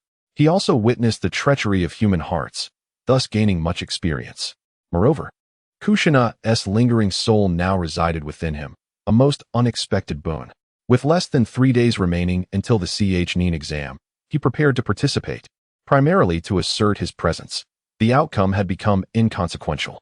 His current aspirations were unequivocal: to grow stronger, resurrect Kushina, and confront the impending extraterrestrial threats. However, having been away for so long, it was time to return and see how things were progressing. The Konoha 12 had likely gathered, with him being the last to arrive. 3 days later, at the Konoha Sports Arena, the first day of the Nin exam commenced, attracting a multitude of spectators. Ninjas were patrolling the area, ensuring safety, while members of the Umbu lurked in the shadows. This Nin exam marked the inaugural joint event with other nations' ninja villages, drawing many prominent figures and citizens to witness the proceedings. To guarantee their safety and the smooth progression of the examination, Konoha had fortified its defenses adequately. Chapter 61. An unusual teacher-student relationship inside the arena's backrooms. A gathering of lower-ranking ninjas preparing for the exam took place. Apart from Konoha Ninja Village of the Land of Fire, the Sand Ninja Village of the Land of Wind, and several other minor villages from surrounding nations had dispatched their ninjas to participate. As the host, Konoha had the highest number of participants, nearly 100, followed by Sand with over 30. 100 lower-ranking candidates seemed numerous, yet it nearly comprised all the lower ninjas Konoha had produced in recent years. Most were returning students. The Nin exam was significantly more challenging than the Genin exam. Some candidates had been Genin for several years after graduating from the Ninja Academy before applying for the Nin exam, with others having attempted multiple times. It was exceedingly rare for someone to participate in the Nin exam less than a year after graduating from the academy. However, this year was different. Several ninja villages collaborated for the Nin selection process, and the third Hokage had virtually summoned all eligible Genin to participate. Konoha Ninja Village had 3 new teams, totaling 9 rookie Genin who submitted applications for the Nin examination. That guy Naruto has been gone for 2 months. The exam starts in half an hour, and he still hasn't returned. What on earth is he up to? Sakura complained as she entered the hall, followed closely by Sasuke. As they approached, they encountered a stocky youth in a tight green outfit with a watermelon hairstyle, who was fixated on Sakura, seemingly with something to say. With a furrowed brow, Sakura regarded him with intrigue. The young man with prominent brows suddenly cast a flirtatious glance, declaring, "My lady, you are quite beautiful."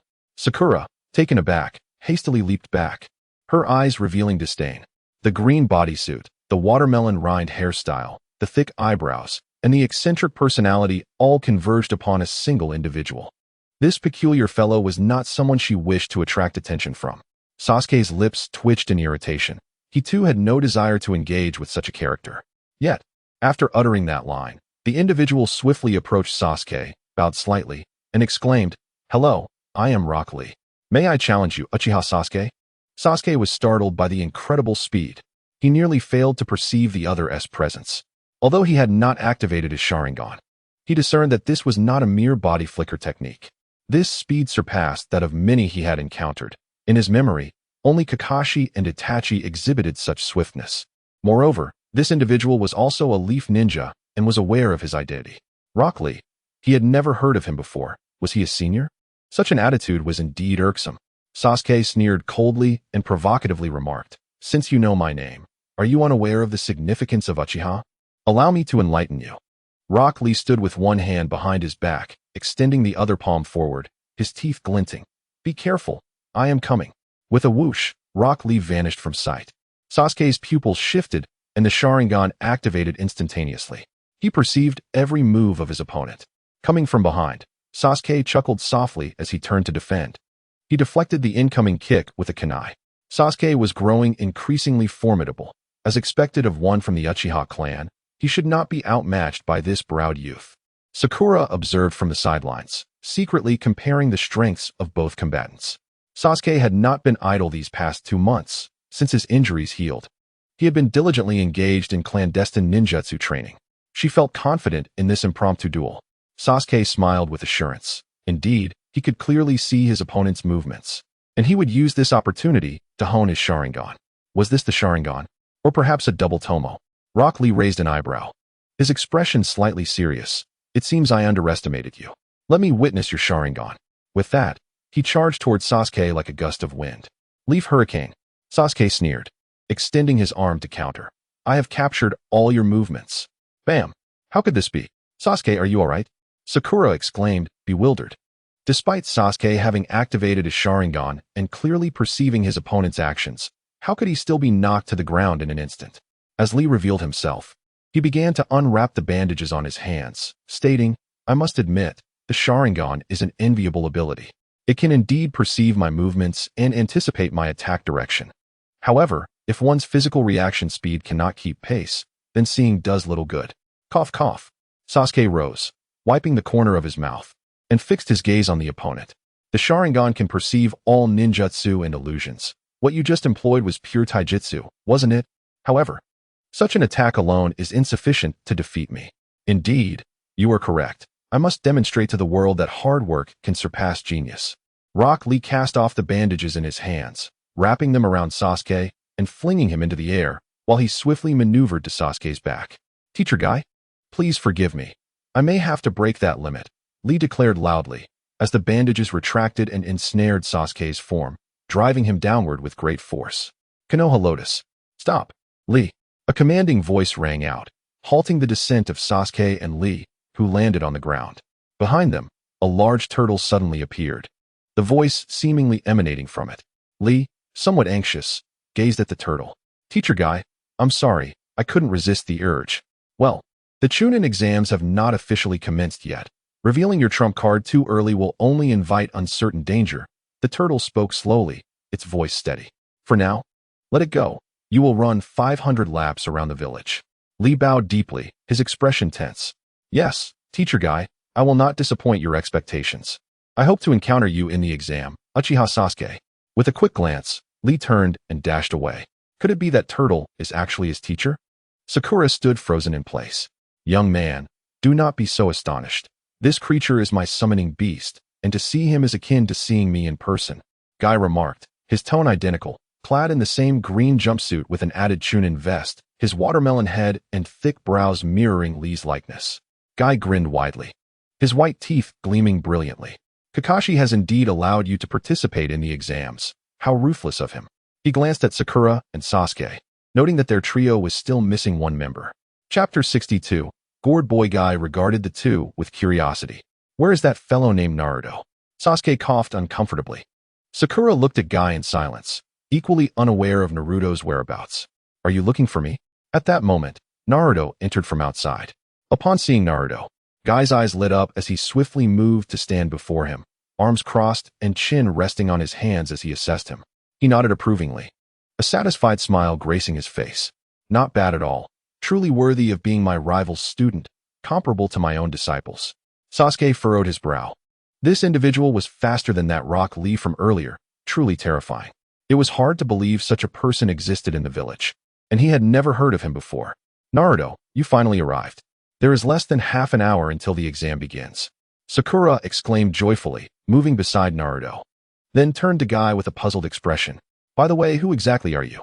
Your tone suggests you are quite familiar with Kakashi-sensei. Teacher Guy, it is an honor to meet you. Naruto smiled at Guy. Guy, could it be that one? Sasuke realized belatedly. It made perfect sense if it were indeed him. Oh, by the way, I have yet to introduce myself. With his hands on his hips and his head thrown back in laughter, Guy proclaimed, I am Might Guy, the instructor leading the young Lee, and I stand as a rival to your teacher, Kakashi. Guy and Kakashi, both contemporaries in the world of shinobi, have engaged in a lifelong rivalry since their youth. Now, as they both assumed the role of instructors for the new generation, Guy harbors a desire to surpass Kakashi in teaching prowess as well. Lee's challenge to Sasuke is not without reason. The competition between Kakashi and Guy is no secret, as Guy often brings it up in front of his disciples. Consequently, Lee and his companions have taken this rivalry to heart. If Guy is in competition with Kakashi, Lee too wishes to measure himself against Kakashi's students. Upon hearing the news that Kakashi's team registered for the Nin exams, Guy and his companions were taken aback. They were well aware that Kakashi's Team 7 had only recently graduated from the Ninja Academy, while the tight schedule and the third Hokage's requirement for instructors to recommend their students for registration played a role. The fact that they had indeed signed up for the Nin exams indicated Kakashi's confidence in their abilities. Guy understood Kakashi's approach well. Kakashi never undertakes endeavors without a solid chance of success. Thus, when Lee learned of this development, he hurried over. eager to witness the prowess of his instructor's long-standing rival students.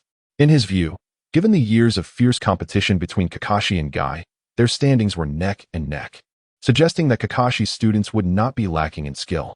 They might even possess talents comparable to his own teammate, Niji Hyuga Lee, who excels in physical techniques but struggles with ninjutsu and Shinjutsu, felt he needed to be fully prepared when facing Kakashi's students, which led to the earlier scene of him suppressing Sasuke. Lee's thoughts were not entirely misguided. However, he underestimated his own abilities. In his youth, due to his physical constitution, he was ridiculed for his inability to perform ninjutsu and Shinjutsu, leading to a lingering sense of inferiority. Even though Guy later guided him in the mastery of physical techniques, that feeling of inadequacy never completely dissipated.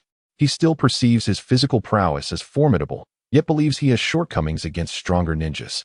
In truth, there is no hierarchy among ninjutsu, taijutsu, and Shinjutsu. When taijutsu is cultivated to its pinnacle, it can indeed stand as a formidable force.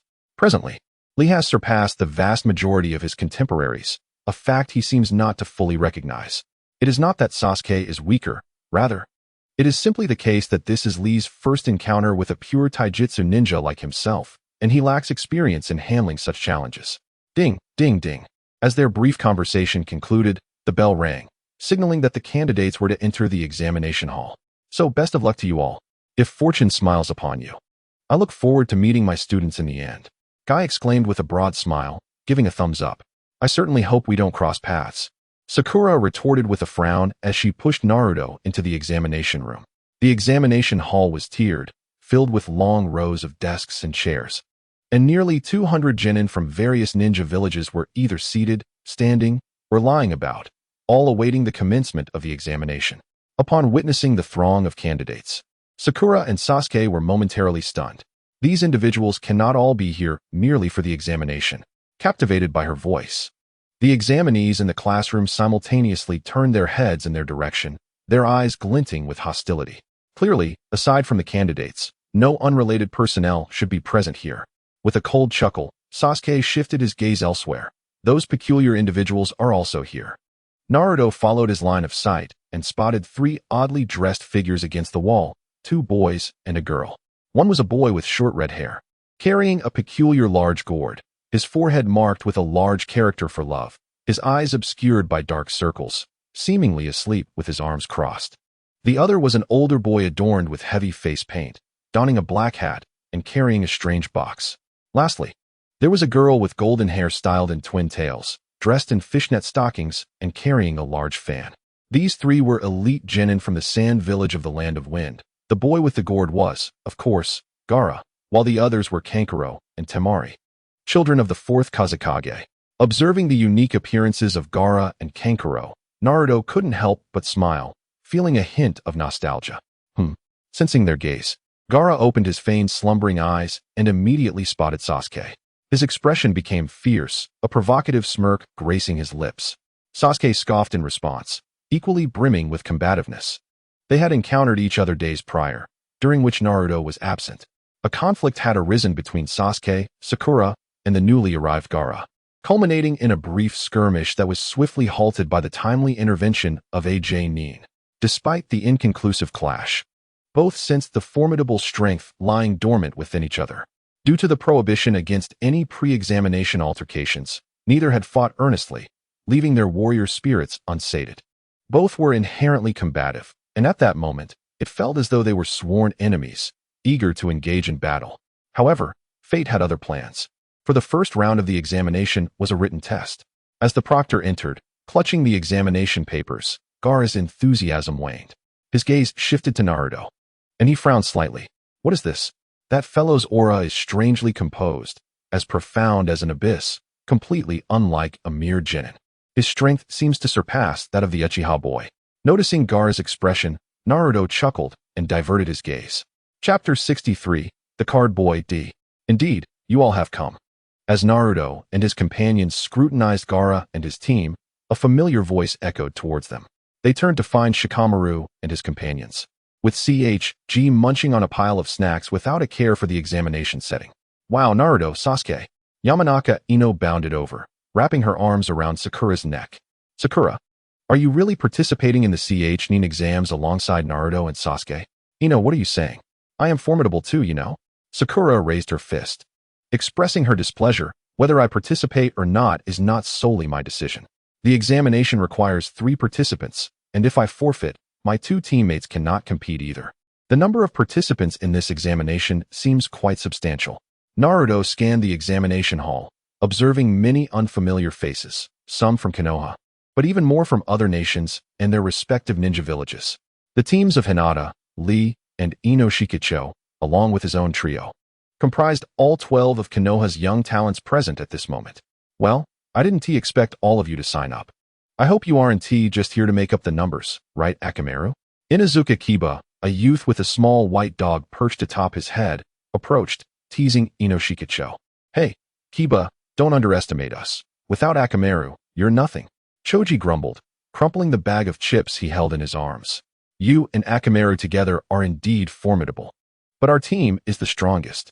Naruto-kun, you should do your best. Hinata and Shino joined, greeting Naruto with flushed cheeks. You too. Hinata, do your best. Naruto replied with a smile, noting that this girl remained as shy as ever around others. The group found some empty seats, but as soon as they settled, they felt a multitude of gazes upon them. Naruto felt uncomfortable. What was this about? Sitting in the last row meant that he could easily notice if anyone was looking his way. However, it wasn't necessarily directed at him. Sakura, Hinata, and the others were nearby. Naruto cautiously inquired, Sakura, did you all do something to offend someone? What are you talking about? We've been very low-key. Sakura exploded, her voice loud enough to attract even more attention, prompting strange expressions from those around. Naruto glanced at her with an expressionless face, noting her usual boisterousness. Hello. You must be the new students of this session. It's a pleasure to meet you. I am your senior, Kabuto. A silver-haired boy with small glasses stood up from the front row, smiling as he addressed the group. You are Naruto, right? I've heard of your deeds. Is that so? Naruto replied nonchalantly, offering a mild smile. Kabuto, though not someone he had particularly focused on, had caught Naruto's eye upon entering the examination hall. What could Kabuto know about him? Naruto pondered briefly and deduced the likely source of information. Most likely the events from 2 months ago concerning the mission in the Land of Waves and the confrontation with Zabuza Momochi. That was not exactly a secret. With a bit of inquiry, anyone could uncover the details. However, what Kabuto knew might differ from the truth. His understanding was that Haku had perished at Naruto's hands, while Zabuza was defeated by Kakashi, who subsequently eliminated Gato, leading to their escape. In reality, Haku was not dead. So, why are they all staring at us? It's quite frustrating, Choji grumbled, glaring, and tightened his grip on the bag of snacks. They're not thinking of stealing my chips, are they? Pray tell, do you think everyone shares your fondness for eating? Shikamaru covered his forehead, unable to face the situation. Observing this, Kabuto adjusted his glasses and explained, do not take it to heart. After all, you are fresh graduates from the Ninja Academy participating in the Chunin exams, hosted by the allied villages of 2 great nations. It is nearly impossible not to attract attention. Oh, so that is how it is. After all, my excellence cannot be overshadowed, no matter how low-key I attempt to be, Kiba remarked, patting Akamaru's head. Isn't that right, Akamaru? Akamaru, overwhelmed, buried his head, pretending to sleep. Naruto, unfazed by the banter, suddenly inquired, how many times have you participated in the Chunin exams, Kabuto? The group exchanged curious glances, wondering why Naruto had posed such a question. It seems my secret is out. This marks my 4th time participating in the Chunin exams. Kabuto replied with a calm smile, unfazed by any embarrassment. So, it implies you have failed in the previous attempts, Shino interjected, who had remained silent until now. Is the exam truly that difficult? You are not lacking in ability, so why the repeated failures? Indeed, with Kabuto's skill, passing the Chunin exams should not be exceedingly challenging. Naruto pondered.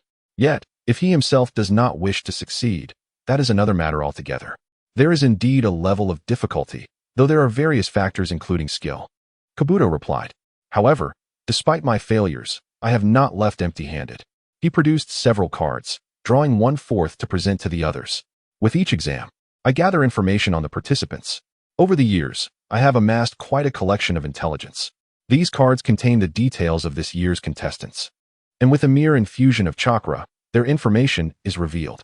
Isn't this akin to an identity management system? Naruto expressed a slight interest, without the need for chakra infusion. He scanned Kabuto's card with his mind's eye, unveiling the details contained within. The Sound Ninja Village. How intriguing, he mused as he discovered information regarding the Sound Ninjas. However, due to the village's recent establishment, the information on its ninjas was scant, limited only to names. Naruto knew that this village had been founded by Orochimaru. Is it truly so remarkable? Sakura's voice interrupted Naruto's thoughts. Can anyone's information be found on these cards? Absolutely. Kabuto declared proudly. Are there any lower-ranked ninjas you wish to inquire about? Gaara from the Sand Village and Rock Lee from Konoha, came the response. At this, Sasuke suddenly spoke up. His interest piqued by the cards. I would like to know about those two individuals. With names and identities in hand, it was a simple matter for Kabuto. He infused chakra into the cards, revealing the information on Lee and Gaara. Gaara of the Sand, 8 A-rank missions completed, 1 S-rank mission, ability unknown. Chapter 64, Chunin Exams. Kabuto swiftly displayed Gaara's personal information on the card, complete with a photo. The data was presented in a clear and intuitive manner, easily comprehensible at a glance. However, upon viewing Gaara's information, Choji and Kiba gasped in astonishment. Upon descending from the lower ranks, he immediately undertook a mission of significant caliber. This individual is truly impressive. Naruto, intrigued, noted the stringent classification of ninja missions. A mission of this level is not typically assigned to a genin. What task has Gaara accepted? The previous mission in the Land of Waves, even with the involvement of those mafia, pirates, and ninjas, excluding Zabuza and Haku, could be considered merely a task of intermediate rank. This was due to Dazna concealing the situation. Otherwise, such a task would not have been entrusted to them. The trio from Sunagakure are the progeny of the 4th Kazekage, representing the elite of their village, so their formidable prowess is not particularly astonishing. Kabuto elaborated that aside from Gaara, who is a newcomer, his older brother Kankuro and sister Temari had already graduated from the Ninja Academy. However, this is indeed their first participation in the Chunin exams. Next, he moved on to Rock Lee, who has executed 20 D-rank missions and 11 C-rank missions, particularly excelling in Taijutsu. Aside from his martial prowess, his other skills are rather unremarkable, remarked Kiba. He is a year older than you all. As a newcomer, he did not participate in last year's exam, making this his debut in the Chunin examination, garnering attention akin to yours.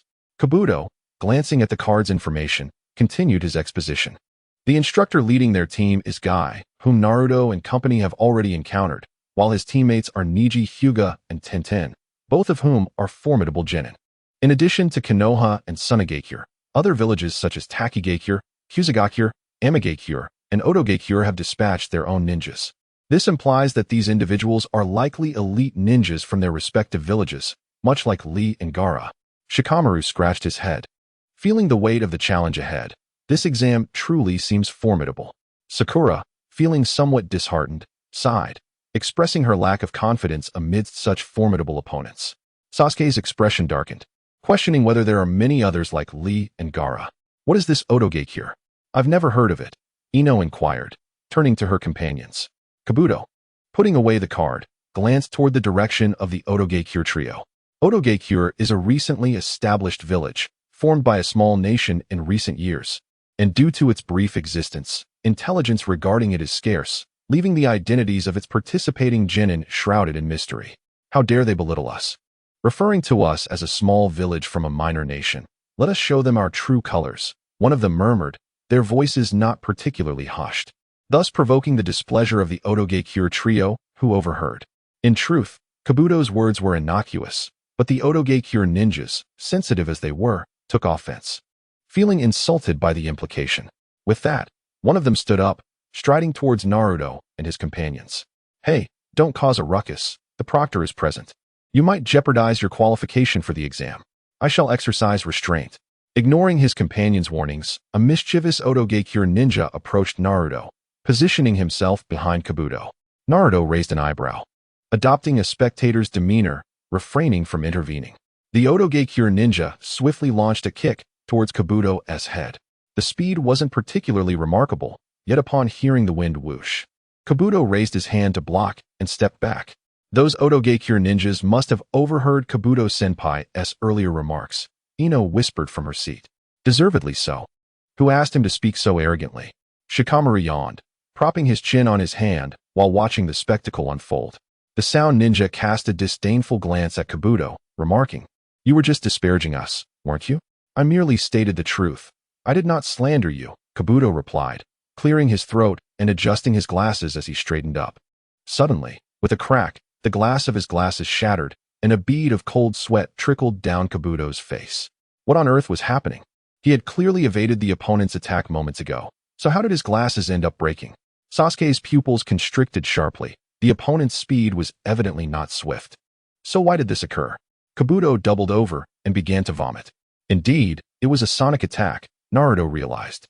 When that sound ninja had assaulted Kabuto earlier, he had revealed a metallic tube resembling a silencer strapped to his leg, from which an invisible ultrasonic attack had emanated.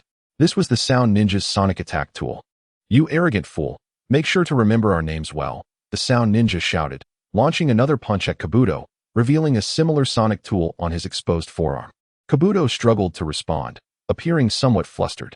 Although adept at gathering intelligence and not lacking in combat skills, he was unfamiliar with the sound ninja's methods of attack, and thus was momentarily caught off guard. An invigilator, drawn by the commotion, glanced in their direction. Unbeknownst to them, Naruto discreetly unleashed a surge of chakra, halting the sound ninja who was about to strike again. "That's enough. Do you all still wish to take the exam?" The invigilator approached, admonishing the group. The sound ninjas shot Naruto and his companions a glare before returning to their seats. There were over a dozen invigilators, all Chunin, each wielding a notebook as they dispersed throughout the examination hall, monitoring discipline and catching any cheating candidates. "I am Marino Ibiki, and I shall now announce the examination rules," boomed a tall man clad in a black headscarf as he stepped up to the podium. It appeared he was the chief examiner. The first part of the examination is a written test, consisting of 10 questions. Each candidate begins with 10 points. 1 point is deducted for each unanswered or incorrectly answered question. The duration of the exam is 1 hour. If anyone is caught cheating, they will lose 2 points.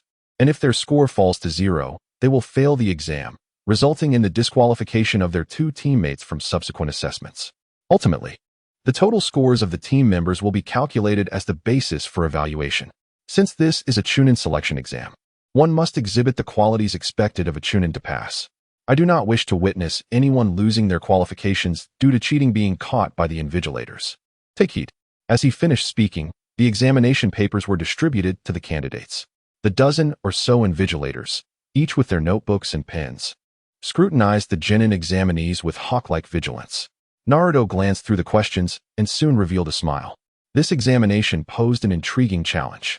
The final question would be presented by the invigilators in the last 15 minutes, meaning it could not be answered in advance. Truly, the captain of the Umbu torture and interrogation force had a way of manipulating people's hearts. He was quite skilled at it. Senai Ibiki, a figure well known to Naruto, specializes in criminal psychology and interrogation techniques. It was unexpected for him to preside over the first examination. In Chapter 65, Strange Examination Rules, the main examiner for the initial test is Senai Ibiki. Although it is merely a written test, there is a palpable sense of dread associated with this formidable individual, capable of instilling fear in enemies. Even so, should he wish to torment the candidates present, there are countless methods at his disposal. The participants are all genin, the eldest scarcely surpassing 20, while Senai Ibiki has dedicated half his life to the dark arts of interrogation. In comparison, they appear exceedingly inexperienced, rendering this examination anything but friendly for the candidates. As the bell tolls, the timer starts, and the atmosphere in the examination hall becomes increasingly tense. The nin proctors vigilantly monitor their assigned candidates, their expressions occasionally betraying an unsettling amusement as they jot down notes. Some genin, lacking in psychological fortitude, find themselves unable to write, their pens frozen in hand as they contemplate glancing at their neighbors' answers, all the while fearing detection, resulting in a profusion of perspiration.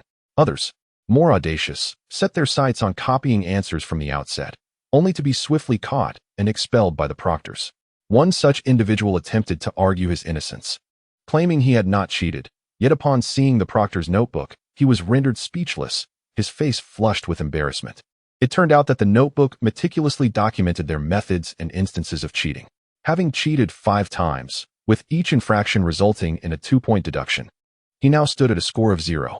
The proctors had initially refrained from apprehending him since his score had not yet reached its limit, but they were not benevolent enough to notify him of his transgressions.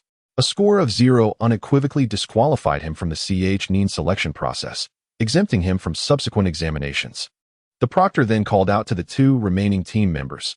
Due to their companion's 0 score, they too were disqualified and ordered to leave the examination hall. Cursing their misfortune, the 2 lamented the absurdity of the examination rules. How could a CH9 exam be a written test?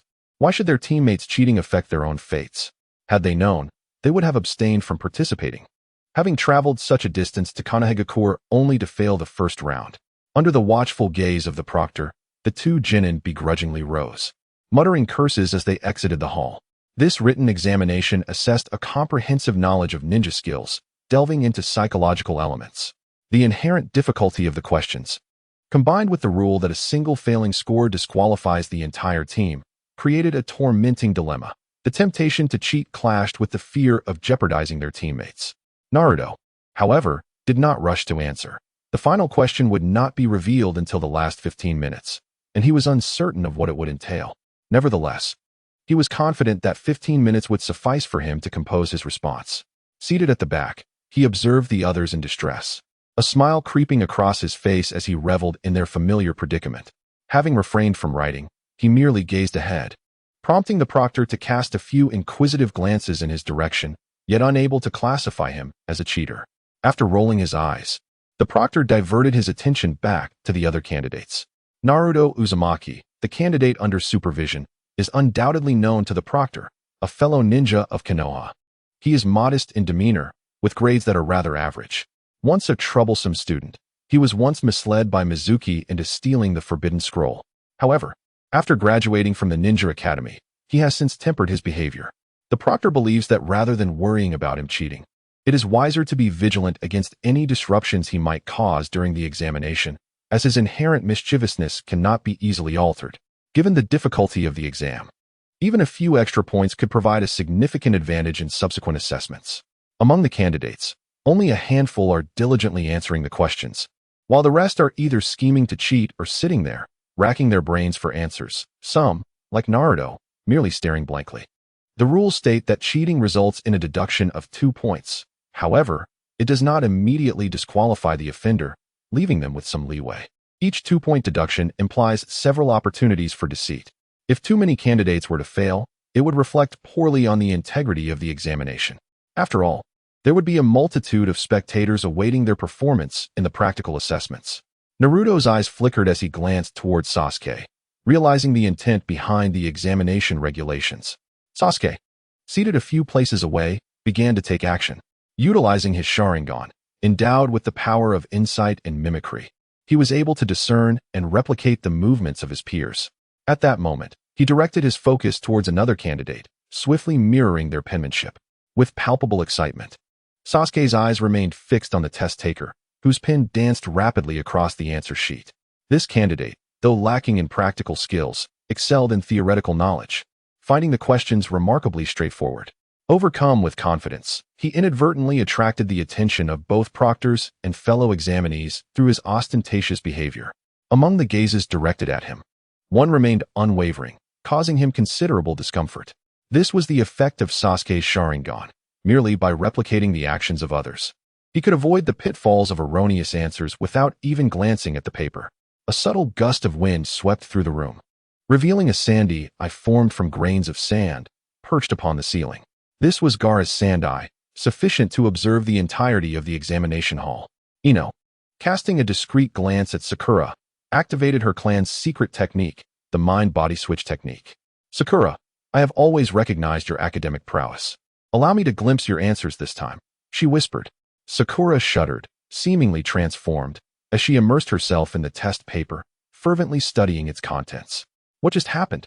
Ino released the mind-body switch, leaving Sakura in a state of confusion as she scratched her head.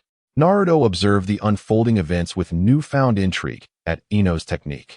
Meanwhile, in the front, Ibiki Marino nodded approvingly. This batch of genin was performing adequately, although their methods of cheating were somewhat crude and transparent to him. They could potentially deceive the Chunin proctors. As the chief examiner, He bore the responsibility of maintaining order during the examination. However, he had no intention of intervening, for such actions would be excessively oppressive. That fellow named Naruto piqued some curiosity. Ibiichi observed Naruto's position, his fingers drumming silently on the desk, lost in contemplation. Time swiftly passed, and in the blink of an eye, over half an hour had elapsed, yet Naruto remained motionless with his pen. Naruto-kun, you could take a look at my answers, he heard Hinata, seated to his left, whispering as she subtly shifted her arm over the test paper towards him. Naruto smiled and shook his head gently, replying, "Thank you, Hinata, but I'm fine." Hinata lowered her head quietly. At that moment, Ibiichi stood up, prompting all eyes in the examination room, including Naruto's, to turn towards him. With only 15 minutes remaining, it was time to unveil the final question. Chapter 66. The true meaning of submitting a blank paper. 3 groups, comprising 9 individuals, had been disqualified due to cheating and were expelled from the examination hall. Mori no Ibiichi was somewhat surprised. One might say this batch of candidates either possessed remarkable composure or were simply foolish, as many refrained from cheating even when they felt uncertain about their answers, fearing immediate disqualification. As he rose, the entire examination room turned their gaze towards him. Ibiichi placed his hands firmly on the table and spoke in a deep voice. "I believe many of you are eagerly anticipating the content of the 10th question, so allow me to disclose it. However, before that, I must clarify the rules." "More rules? What on earth is this?" His words were met with a chorus of complaints, and numerous individuals stood up in discontent. Naruto was taken aback. Were these rules introduced on the fly? He remained composed, curious to see what Ibiichi was up to.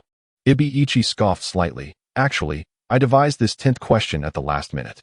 The rules are quite simple. Before responding, you must choose whether to answer or forego this 10th question." "What? Adding a question at the last minute is rather arbitrary," Sakura interjected. "What happens if we choose to answer the 10th question, and what if we opt not to? If you forego answering the 10th question, you will immediately lose your qualification for the exam, and your 2 teammates will also be disqualified." Ibiichi chuckled, surveying the crowd. "Conversely, if you choose to answer the 10th question and answer incorrectly, both you and your teammates will not only lose your qualification for this exam, but will also be barred from ever participating in the Chunin exams again." A profound silence fell, a stillness akin to death. Then, pandemonium erupted, filled with exclamations and curses. To forego answering meant losing qualification, while answering incorrectly resulted in disqualification and a lifetime ban from the Chunin selection exams. This was utterly unreasonable. Furthermore, the teammates would be implicated, effectively coercing individuals into abandoning their attempts. Naruto gazed at the untouched answer sheet and suddenly grasped Ibiichi's intentions, promptly placing his pen down. In this written examination, the answers had become inconsequential. "Very well, please make your choice, to answer or not to answer," Ibiichi commanded, opening the examination room doors with a cold demeanor. "Those who choose to forego answering, along with their teammates, will leave this place." As his words concluded, some individuals began to vacate their seats. "I'm sorry, but I lack the confidence to answer correctly. I choose to forego," one person stated. "Me too. Who knows how difficult the 10th question might be? What if I can't answer it? It's all right. We can relinquish this opportunity and try again next year. We bear no resentment towards you." Once someone took the initiative, a growing number of others began to follow suit. In a moment, more than half had departed, leaving the examination hall eerily quiet. The remaining candidates were visibly tense, wavering between answering and abstaining. Among them were those confident in their ability to answer, unwilling to concede so easily, and others who, out of a desire not to burden their teammates, found themselves in a dilemma. The most distressing aspect was that, during the examination, communication among candidates was strictly prohibited, amplifying everyone's stress to its peak. Sakura discreetly turned to glance at Naruto, noticing that his answer sheet remained blank, leading her to assume he could not respond. It was understandable. Despite Naruto occasionally showcasing remarkable combat prowess, he lacked notable theoretical knowledge. Sasuke, however, could cheat using his Sharingan even if he was unsure of the answers. Without any worries, Sakura sighed silently. Although she felt confident about answering the 10th question, the group assessment meant the choice was not entirely hers. Naruto, even if you choose to forego answering, I won't hold it against you. Conversely, if you attempt the 10th question and fail, you won't be able to participate in the Chunin selection again, which would be quite unfortunate. She felt entirely at ease, deciding to leave the choice to Naruto. Time was running short, and if she hesitated any longer, she feared she might raise her hand to forfeit, which would be counterproductive. He didn't care much for the exam's outcome, but if it affected Sakura, that was a different matter. Naruto stood up, prompting Sakura and Sasuke to relax their tense postures. Naruto-kun, are you also going to give up? Hinata, sitting nearby, watched him quietly, pondering deeply. Having made a decision, he resolved to follow through. Giving up midway was not his style. Though his voice was not loud, it resonated throughout the empty examination room, reaching every ear. Even if I remain a genin for life, what of it? It's merely a title. A ninja's strength is not confined by the label of genin. And I believe in my teammates. They are formidable. Upon hearing Naruto's words, those who had been restless suddenly found tranquility. It dawned on them that he had a point. Indeed, a ninja's journey is fraught with challenges. If one gives up at the first hurdle, what is the purpose of being a ninja? So what if one cannot participate in the Nin selection for a lifetime? As long as one possesses the desire to grow stronger, even a lifetime as a genin cannot impede one's progress. I choose to answer the 10th question. Me too. Humph, we finally made it to Konoha. How could we leave in disappointment? Remember the name of our sound ninja village. A wave of enthusiasm surged through the previously uncertain candidates as they rallied around Naruto's spirit. Naruto-kun, you truly are the best. Hinata shyly admired him, smiling softly. The boy with long hair and white eyes observed Hinata's expression. Slightly frowning, Naruto Uzumaki, I've taken note of you. Watching Naruto sit down after speaking, Sasuke felt a mix of exasperation and amusement. This guy, Naruto, always had a penchant for making grand statements. From the moment Ibiki Marino announced the rules of the 10th exam until Naruto's remarks, 5 minutes had elapsed. Observing the candidates seated before him, Ibiki felt a twinge of surprise. The number of participants exceeded his expectations. However, he mused that even if they were to wait longer, it was unlikely anyone would concede. Naruto Uzumaki, with merely a few words, managed to dispel their apprehensions, which was rather unexpected for him. He gazed at the crowd and, with a hint of irritation, declared, "Ladies and gentlemen, you have all passed the first exam." Indeed, Naruto concealed a smile. Huh, what happened to the 10th question? Sakura turned to Naruto, her expression filled with confusion. Did I miss something? This written test was merely a ruse, Naruto reassured her, patting her shoulder. This examination is essentially a psychological battle. Sasuke, turning back, inquired with perplexity, what do you mean? Naruto chuckled but refrained from answering immediately. As Ibiki had already begun to elucidate, Chunin are qualified to lead teams on missions, serving as the backbone of their ninja villages. As a Chunin, one may encounter a multitude of perilous tasks, and sometimes, one cannot simply withdraw from danger. Yet, persisting in the face of peril breeds anxiety. And the more tense one becomes, the more prone they are to mistakes. Thus, it is essential for someone to alleviate their tension, ensuring the safety of team members and the successful completion of missions. The purpose of the 10th question was to filter out those lacking the requisite resolve. Such individuals are unworthy of the rank of Chunin. The preceding questions were not arbitrarily devised. They posed significant challenges, far beyond the capabilities of mere genin. To that end, several Chunin were strategically placed among the candidates, well aware of the answers to each question. The intent, of course, was to facilitate cheating. Those aware of the answers became optimal targets for the candidates to seat.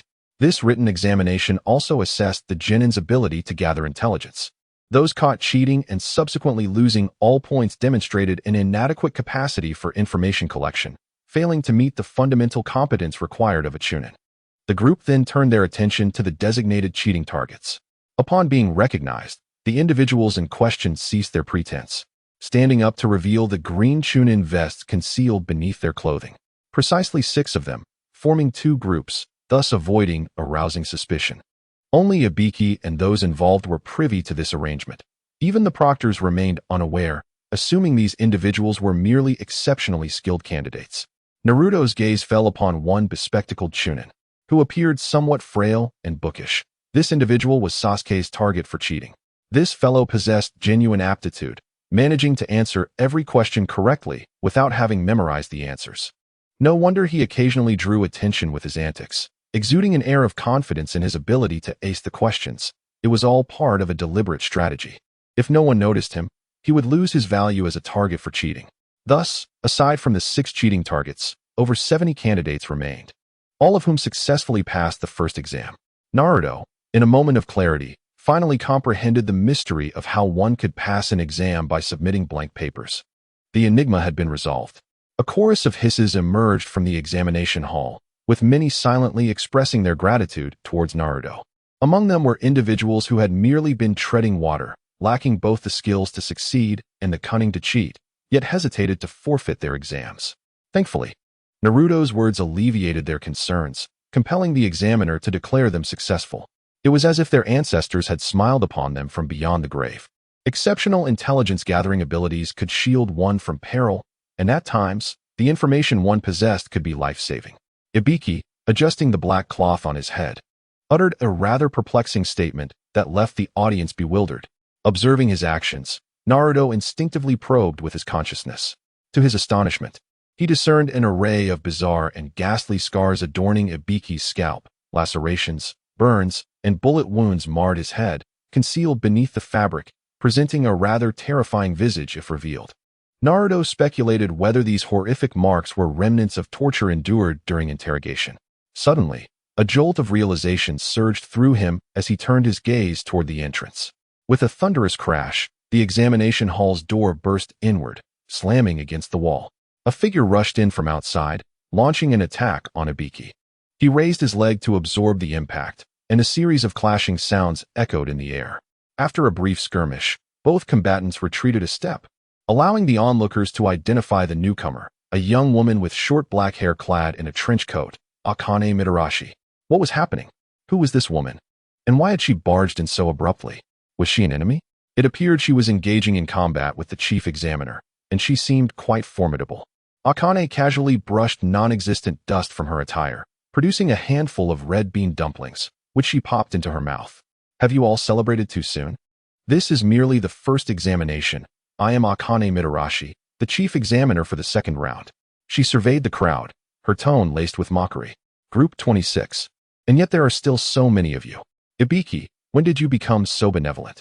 Ibiki shrugged helplessly. There's nothing I could do. An unexpectedly high number of exceptional candidates have emerged. With so many participants, I will eliminate over half of you in the second exam, Akane declared, her voice stern. Follow me. I will escort you to the venue for the second examination. That female examiner is quite fierce, Ino whispered to Sakura, who stood beside Naruto. Her fiery demeanor is somewhat reminiscent of you, Sakura. Huh, are you implying that I have a terrible temper? Sakura initially nodded in agreement with Ino's observation. Yet, as the conversation progressed, Ino redirected the focus onto herself, retorting, Do you think you're all that demure, you lovesick fool? Though their voices were not particularly loud. The perceptive senses of the J-nin were keen, and Akane caught wind of their exchange. She turned her head, narrowing her eyes into a smile. Please refrain from speaking ill of your teacher behind their back. My apologies, I didn't mean to. Ino and Sakura quickly waved their hands in a gesture of contrition. Naruto gazed at their cautious demeanor and chuckled softly to himself. Hondo chose not to dwell on the matter with them. After reminding those behind to keep up, she hastily pressed forward.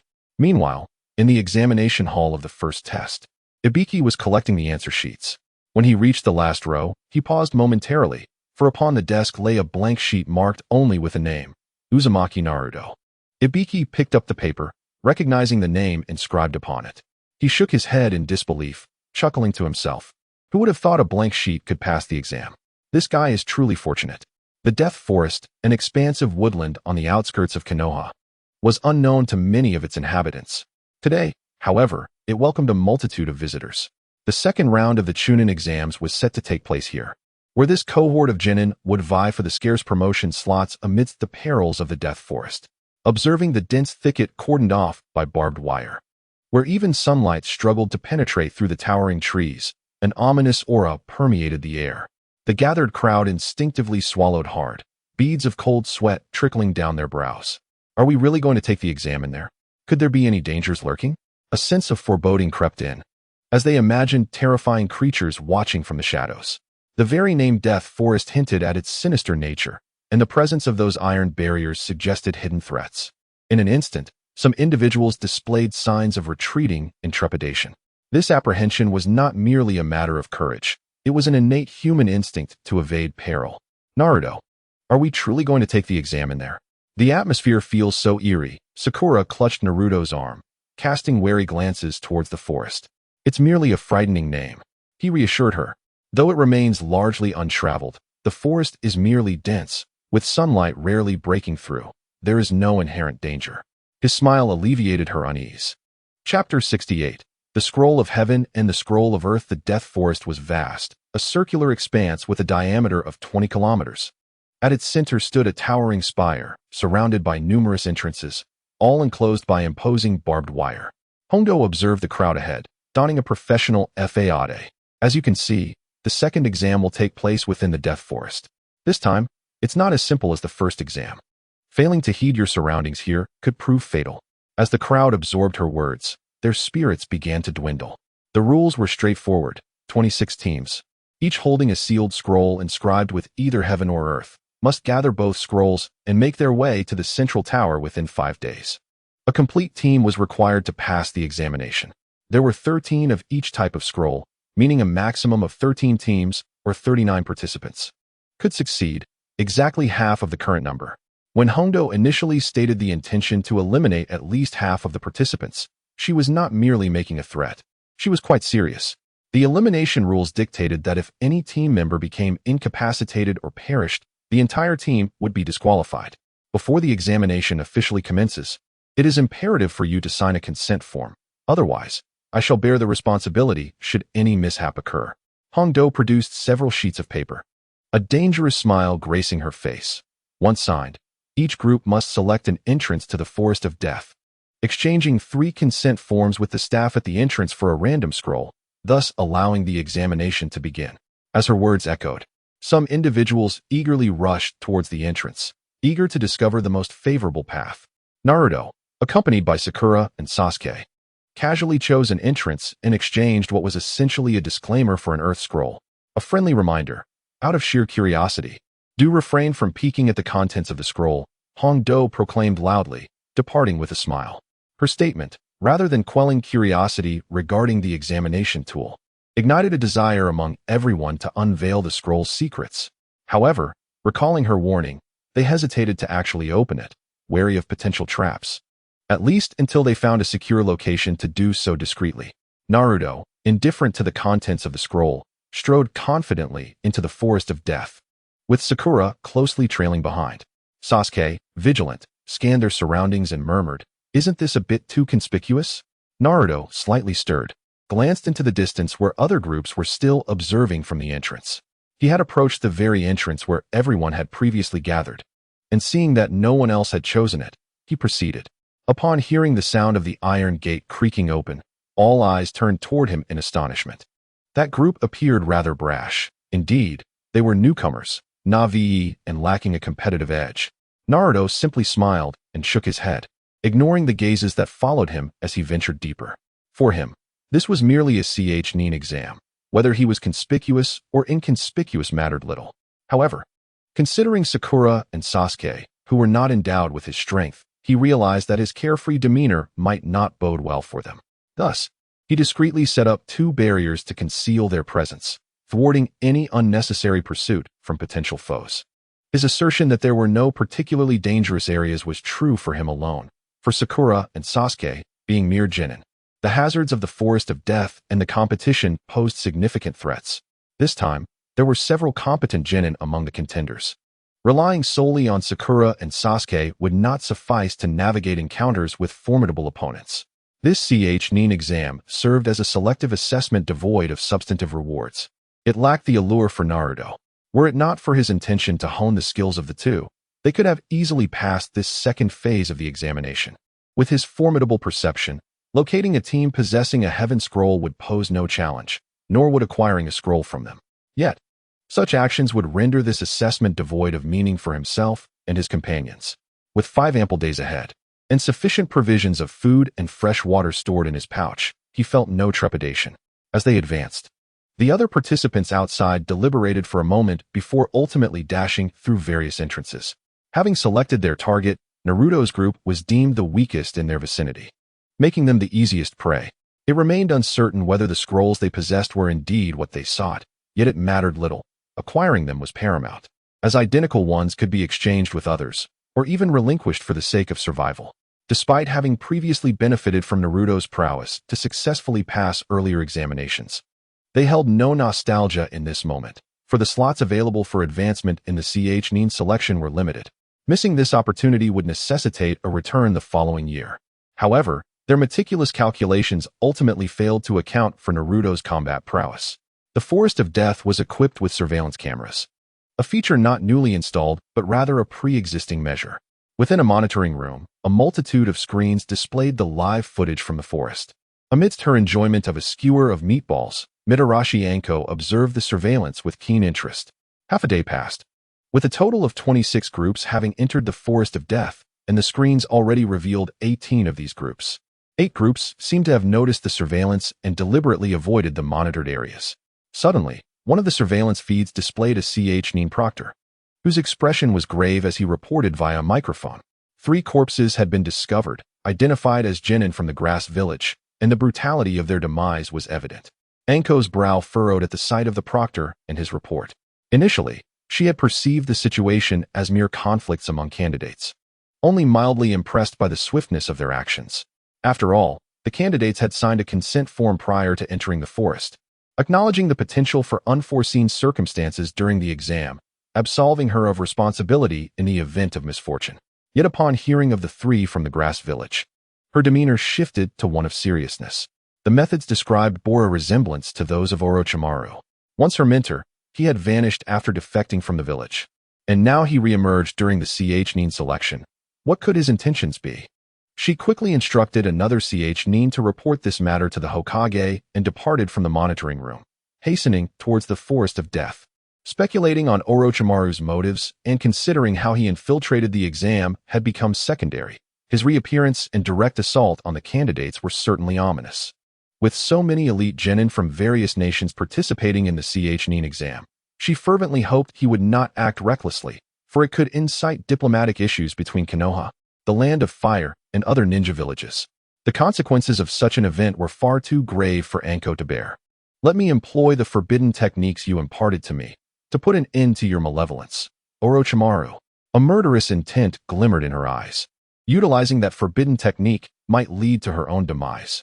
With no alternative, if Orochimaru continued his malevolent ways, she would have no choice but to resort to that technique to halt him. Meanwhile, Naruto's group traversed the forest, shielded by their own concealment technique. They encountered no significant dangers aside from the venomous serpents and wild beasts native to the area, not even encountering any other humans until they arrived at an open expanse. He cast a discreet glance at the treetop, over 10 meters off the ground, where 3 individuals were concealed, if memory served him right. They were lower-ranked ninjas from the village of Grass, easily recognizable by their distinctive attire. The fish is on the hook. One of the bald grass ninjas grinned maliciously, whispering to his 2 companions, "I'll take a moment to relieve myself." Naruto excused himself and moved behind the tree. Suddenly, a small orb fell from above, exuding a faintly peculiar fragrance. "You can take a little nap now," the bald grass ninja said with a sinister smile. It turned out to be a sleeping gas. However, they had underestimated one factor. Naruto was a practitioner of spiritual cultivation. With his external breathing now transformed into internal breathing, the gas could not harm him. He decided to let Sakura and Sasuke experience a bit of training on their own, as he felt rather disinclined to intervene personally. Naruto pretended to succumb to the gas, curious to observe the progress of Sakura and Sasuke over the past 2 months. The other 2 grass ninjas remained hidden, indicating their cautious approach. The bald grass ninja used a transformation technique to assume Naruto's appearance and swaggered out from behind the tree. At a glance, he bore an uncanny resemblance to Naruto. Even those closest to him might struggle to distinguish between them. "Ah, my sincerest apologies for keeping you waiting," the imposter greeted with a broad smile. Sakura, somewhat puzzled, remarked, "Naruto, you've been gone for quite a while." The fake Naruto approached them, casually twirling a kunai with his left hand and surveying the surroundings. He inquired, "Shall we continue our journey towards the center?" Sakura nodded, puzzled by the question, as they had been progressing towards the central tower all along and were only halfway there. When had Naruto become so courteous as to seek their opinions? Sasuke furrowed his brow and suddenly launched a kick towards the imposter Naruto. The fake Naruto's eyes widened as he was struck in the abdomen and crashed against the tree trunk, tumbling to the ground. He coughed and exclaimed in panic, "Sasuke, what is the meaning of this? Why are you attacking me?" "Sasuke, he is Naruto. Why would you strike him?" Sakura asked, her voice tinged with anger and confusion as she rushed forward to assist the imposter. Sasuke quickly threw a shuriken to halt her, urgently calling out, "Sakura, step back. He is not Naruto." What are you talking about? I am Naruto." "Sasuke, you aren't being deceived, are you?" The real Naruto was taken aback, astonished that his disguise had been seen through. How had his flawless ruse been uncovered? Upon hearing Sasuke's warning, Sakura instinctively retreated, forming a triangular standoff with the two. She warily observed both Sasuke and Naruto, feeling a sense of dissonance. Yet, with Naruto claiming that Sasuke was the imposter, she remained uncertain about who was genuine and who was false. Sasuke stated solemnly, "You may deceive others, but not me. Naruto is right-handed. While you have been wielding that kunai with your left hand since you appeared." "Ah, truly." Sakura suddenly turned to Naruto's left hand, only to discover that he had indeed been clutching a kunai with his left hand. After knowing Naruto for so many years, she had overlooked this crucial detail. It was utterly inexcusable. Suddenly, the opponent approached, seemingly intent on launching an attack on the two of them. Fortunately, Sasuke noticed in time, otherwise, he might have succeeded. But what of Naruto? Could he have already fallen victim? She shuddered at the thought, realizing she had forgotten that she was left-handed. Seeing his cover blown, Naruto ceased his disguise and revealed his true form as the bald grass ninja. With a peculiar laugh, he remarked, as expected of Uchiha Sasuke, "Such inconspicuous personal habits pass unnoticed by most, yet you reacted instantaneously. Where have you taken Naruto?" Sakura rushed forward, but her punch missed and struck the tree, creating a crater the size of a basin. Furiously, she declared, "Are you here to seize the scroll? I will not allow it." The bald grass ninja, startled by the massive dent in the tree, thought to himself, "This girl possesses considerable strength." Just as he prepared to retaliate, Sasuke's voice echoed, "Sakura, step back." Sakura promptly dodged to the side as several fireballs, each the size of a head, whizzed past, sealing off the grass ninja's escape route. Fire style, Phoenix fire technique. With a resounding explosion, a figure was propelled into the air. "You've underestimated me. I'll take my leave for now, but we shall meet again." The grass ninja, ablaze, scrambled upward, leaving behind a parting threat before vanishing into the treetops. "Wait, he hasn't revealed where Naruto is," Sakura called out as she chased after him. Sasuke cast his gaze toward the trees, snorting dismissively, "There's no need to pursue, Sakura. Why not? Naruto is still in danger." Sakura replied, somewhat irritated. Sasuke offered no explanation. "Apologies, were you looking for me?" Naruto emerged from behind a tree, scratching his head in confusion. "I just had a stomach ache and wandered off a bit. Sorry for worrying you." Sasuke maintained a stern expression. "Do not engage in such trivial antics in the future. Someone might take it seriously." "Naruto, so you're unharmed." Sakura returned to her previous position, relieved, and turned to Sasuke with sincerity. "I'm sorry. I shouldn't have doubted you. Such matters do not concern me." Sasuke replied nonchalantly as he departed, his focus solely on becoming stronger and seeking revenge, disregarding Sakura's words. In contrast, Naruto was testing their abilities, which left him somewhat displeased. Why did it seem that Naruto, despite being just a freshly graduated genin, always acted aloof and self-important, distancing himself from the rest? This deeply provoked Sasuke. Did Naruto believe himself superior? Enough was enough. Meanwhile, Naruto observed Sasuke's departing figure, contemplating the earlier exchange, and suddenly perceived his thoughts. He smacked his lips, sensing he may have overstepped. "Naruto, did you know that the grass ninja from the village just disguised himself as you to deceive us into handing over the scroll?" Luckily, Sasuke noticed he was left-handed, otherwise, we could have been in danger. Sakura chattered animatedly beside Naruto, recounting the events that transpired during his absence. Naruto smiled and suddenly remarked, "Speaking of which, when I returned just now, I spotted a suspicious individual. He bore traces of fire release, and it seems he is the one masquerading as me." Sakura, intrigued, inquired, "What happened next? Is he also an examinee? Did he have a scroll on him, or did he manage to escape?" Naruto nodded. "I found no evidence of a scroll on him. Perhaps he will not show his face again. Besides, it appears he was operating solo, and for safety's sake. His teammates likely wouldn't entrust him with a scroll." Sakura felt a twinge of regret, wishing they had the heavenly scroll he might have carried. The two continued their light-hearted conversation as they made their way toward Sasuke. However, Sasuke, this trial is far from over. Chapter 70. The Heavenly Curse Seal at a Riverbank. Naruto and his companions took a brief respite. In light of recent events, Sakura proposed a system of signals for when members rejoined the team. To their surprise, Sasuke agreed to this suggestion. Thus, their adversaries would find it challenging to exploit any vulnerabilities. As they traversed a marshy area, bubbles suddenly surfaced in the water. Two grass ninjas leaped from the depths, launching an assault on Naruto and Sakura. "Be careful, Naruto and Sakura," Sasuke shouted, hurling shuriken to fend off the grass ninjas. "Are you the allies of that previous guy? Quick on the uptake, aren't you? No wonder you're hailed as the prodigies of this generation from Konohagakure," remarked a slender, somewhat androgynous grass ninja clad in a cloak, as he gazed at Sasuke with admiration. "However, you barely managed to handle one of us before. How will you fare against two?" Naruto swiftly grasped the air, pulling one of the grass ninjas closer, as though the opponent had suddenly lunged at him. "I've got this one. The cloaked ninja is yours," he declared, engaging his adversary. The cloaked grass ninja appeared to be the central figure, and it seemed reasonable for Naruto to choose a slightly weaker opponent. Sasuke merely glanced over without further thought. As Naruto battled, he drifted away from the group, leaving the cloaked grass ninja to face Sasuke and Sakura. "Sasuke, let us finish this fight quickly and assist Naruto. I'm not sure he can manage alone," Sakura urged. At her words, Sasuke recalled Naruto's previous solo victory against the Ice Release Boy during the mission in the Land of Waves. That foe had been even more formidable than this grass ninja, and yet, he had been defeated. To this day, Sasuke remained puzzled by the circumstances and found Kakashi's explanations to be vague at best. Feeling a surge of irritation, Sasuke wondered if Naruto had acted deliberately this time. He drew his shuriken, wary of a potential attack from the cloaked adversary. The grass ninja he faced seemed to possess strength comparable to that of the previous foe. Alone, Sasuke felt confident in his ability to triumph. Therefore, he reasoned, Naruto should be capable as well. Yet, the cloaked figure emanated an unsettling aura, instilling in him a sense of danger.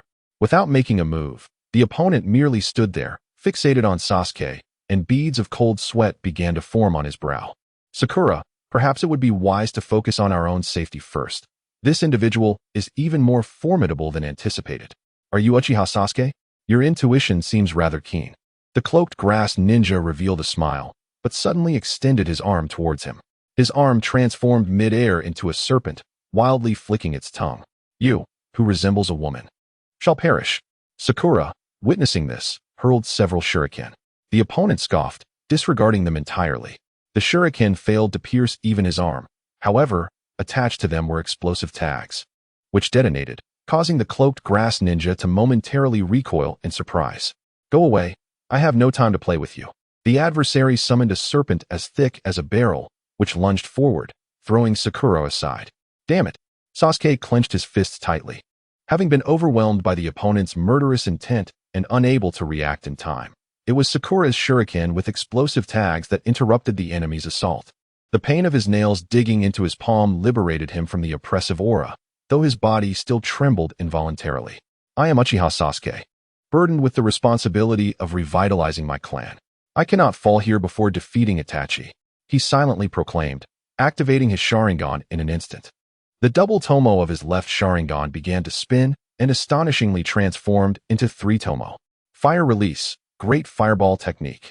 With the evolution of his Sharingan, Sasuke's confidence surged, and he frantically began to form hand seals, unleashing a torrent of fireballs.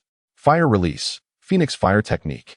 A series of ninjutsu struck true, leaving the cloaked grass ninja's face marred by burns. Yet, a disturbing phenomenon unfolded. His skin began to peel away, revealing a sight that sent chills down one's spine. Beneath the charred exterior lay another face, unmarred and intact. Orochimaru, one of the legendary Sannin. "Very good. That gaze resembles that of that man. You are indeed his brother." Orochimaru chuckled lowly, a hint of excitement in his voice. "I am quite pleased with this body. I did not expect that under my pressure." You would evolve a Sharingan to 3 tomo. More terrifying than before, the impending killing intent weighed down on Sasuke, rendering him breathless. What on earth is going on? How can a mere Chunin exude such overwhelming pressure? No, his identity as a grass ninja must be a fade. Who is he really? And what is his objective in infiltrating the Chunin exams? These questions were irrelevant. The opponent was formidable, an intensity stronger than anyone Sasuke had ever faced. This person could not possibly be an unknown. Apart from the incident 4 years ago, he had never felt such a desperate craving for power. In the past, it was for vengeance. Now, he merely wished to survive. I sense in you a yearning, anger, and despair. Your desire to grow stronger is palpable. Do not worry. I shall not kill you. You still hold great utility for me. Since this is our first meeting, allow me to grant you a gift, hoping you can withstand it. Suddenly, Orochimaru elongated his neck, morphing into a snake, lunging towards Sasuke, his oppressive presence stifling even the Sharingan. He swiftly bit Sasuke on the neck and retreated, leaving behind a peculiar black mark in the shape of 3 tomo. Heavenly Curse Mark, a forbidden technique that enhances the body and temporarily boosts strength. What have you done? The cursed seal burned painfully, causing Sasuke to collapse onto the ground. Orochimaru smiled with a sinister grace, retreating into the depths of the forest, vanishing beneath the shadows of the trees. I am Orochimaru. If you seek power, defeat my sound ninja, and come find me. Realization struck Sasuke upon hearing this, and he felt a surge of emotion before losing consciousness. As Orochimaru departed, his summoning snake also disappeared. Sakura, clutching a kunai and leaning against a tree, surveyed her surroundings, her vigilance still intact. Orochimaru had chosen not to kill her. Suddenly, a hand rested upon her shoulder, startling Sakura into a reflexive strike. However, her kunai was effortlessly seized, revealing the arrival of Naruto, prompting her to burst into tears. You scared me to death. Naruto chuckled lightly. The enemy has left. Let us move on. The two approached Sasuke, with Naruto crouching down to assess his condition. This cursed seal could unlock a person's latent potential, yet it bore grave side effects. Should the body fail to endure, it would lead to immediate death. He directed a surge of chakra toward the seal, watching as it slowly receded beneath Sasuke's skin, after which he chose to leave him be. The survival rate for hosts of the heavenly cursed seal was alarmingly low, and given Sasuke's current state, it was uncertain whether he could withstand it. Thus, a brief suppression was warranted to grant him time to adapt. Sakura inquired, will he be all right? The enemy was overwhelmingly powerful, and the chakra expenditure during battle had been excessive. He merely required a day of rest. Due to his connection with Mikoto, he felt a slight inclination to care for this matter. Otherwise, it would have been of little concern to him. Once Sasuke awakened, it would be time to conclude this examination. Chapter 71. Let others handle the cultivation of ninjas. Due to Sasuke's condition, the trio paused to recuperate. So it was that the figure was indeed Orochimaru. When the grass ninja duo appeared, Naruto sensed the substantial chakra emanating from the cloaked figure. Wishing to use the opportunity to hone Sasuke and Sakura's skills, little did he know it was Orochimaru. Unlike practitioners of the mystical arts, ninjas do not possess distinct realms of cultivation. Their strengths are marked by evident differences, making them easily discernible. The prowess of a ninja is reflected in their chakra capacity, combat techniques, ninjutsu, and bloodline abilities, rendering it difficult to assess an individual's overall strength based solely on a singular aspect. For instance, while Kakashi's chakra volume may not rival that of Gaara, the Jinchuriki, does this imply that Kakashi is inferior? The answer is a resounding no. Ninjas, in their everyday demeanor, appear no different from ordinary individuals. Their true capabilities manifest only in the heat of battle. Before the identity of the cloaked grass ninja was revealed, Naruto merely regarded him as a ninja with a robust chakra presence. He held no ulterior motives beyond serving as a sharpening stone for Sasuke and Sakura. It was only upon the revelation of the man's identity that Naruto recalled another significant fact. Orochimaru, alongside Jiraiya and Tsunade, was known as one of the legendary 3 ninjas, a mentor of Sasuke's, and his strength was indisputable. With Orochimaru's guidance, Naruto felt he could relinquish his concerns for Sasuke's training. Though Orochimaru's initial intentions were far from noble, seeking to find a suitable vessel to fulfill his dream of physical immortality, he undeniably possessed profound insight in the art of nurturing disciples. Sasuke underwent a remarkable transformation in strength after merely 2 to 3 years of following his counterpart, now rivaling the might of shadow-level ninjas. Such an achievement is not beyond Naruto's capabilities. However, it would prove excessively cumbersome. The path of cultivation emphasizes gradual progression, and while shortcuts do exist, They often pose risks to one's health or are met with societal disdain. Naruto, being a practitioner of orthodox cultivation, lacks familiarity with such methods, and he possesses little insight into enhancing a ninja's power rapidly within a short time frame. It would be prudent to leave such matters to specialists. Consequently, Sasuke will not be overly interfered with, especially since he has Itachi Uchiha to support him. Leaving behind a shadow clone to guard, he departed towards another direction, the Hokage's office, where Kakashi, Guy, and others had gathered. The third Hokage, Hiruzen Sarutobi, casually inquired from his seat, "It has been 2 days. Has there been any irregularity in the exams?" A Chunin responded, "Aside from the 6 candidates who lost their lives, there have been no other anomalies."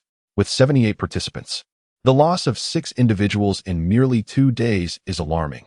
As the competitors draw closer to the finish line, the rivalry is bound to intensify, and the toll of casualties in this exam remains uncertain. Iruka was also present, deeply concerned as the 9 new Chunin from Konoha were all his students. He expressed his frustration. "They have only just graduated from the Ninja Academy, and you recommend them for the Chunin exams? This is utterly reckless."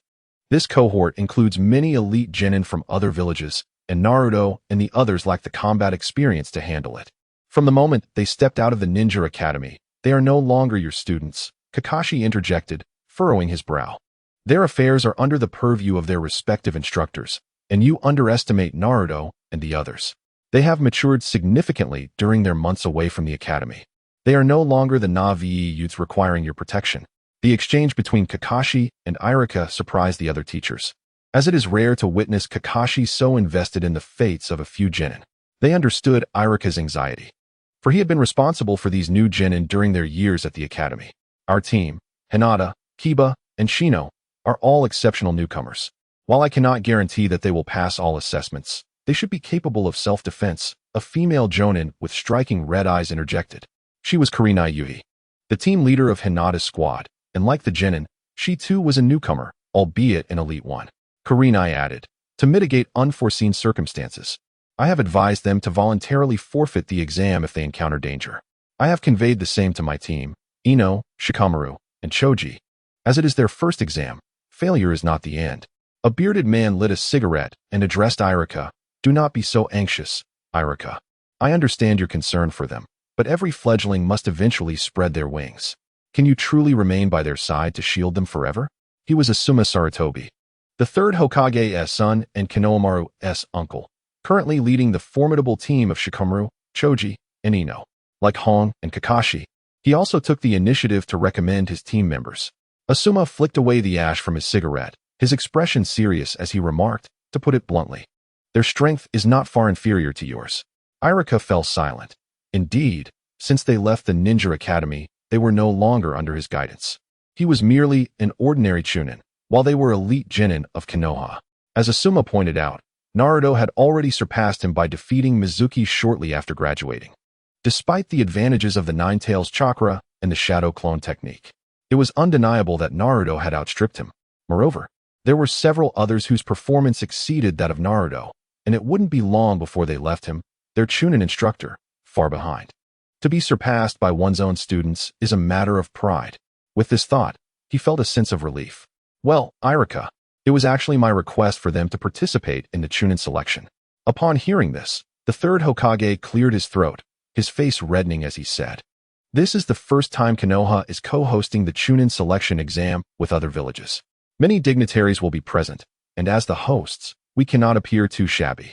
These individuals are our elite genin, capable of representing Konoha in competition with other villages, and it is an opportunity to showcase the strength of our village. Since the Hokage has said so, I have no objections. However, I have a request. May I serve as the reception teacher at the central tower for the second exam?" Iruka inquired, but that role was already assigned to another Chunin instructor. The third Hokage gazed at him, took a few puffs from his pipe, and nodded, "Granted. You shall take over his duties." Iruka nodded and departed from the room. After a while, only Kakashi and Sarutobi Hiruzen remained. Hiruzen suddenly asked, "Is there anything unusual about the Nine Tails?" "No, everything is fine," Kakashi replied, shaking his head.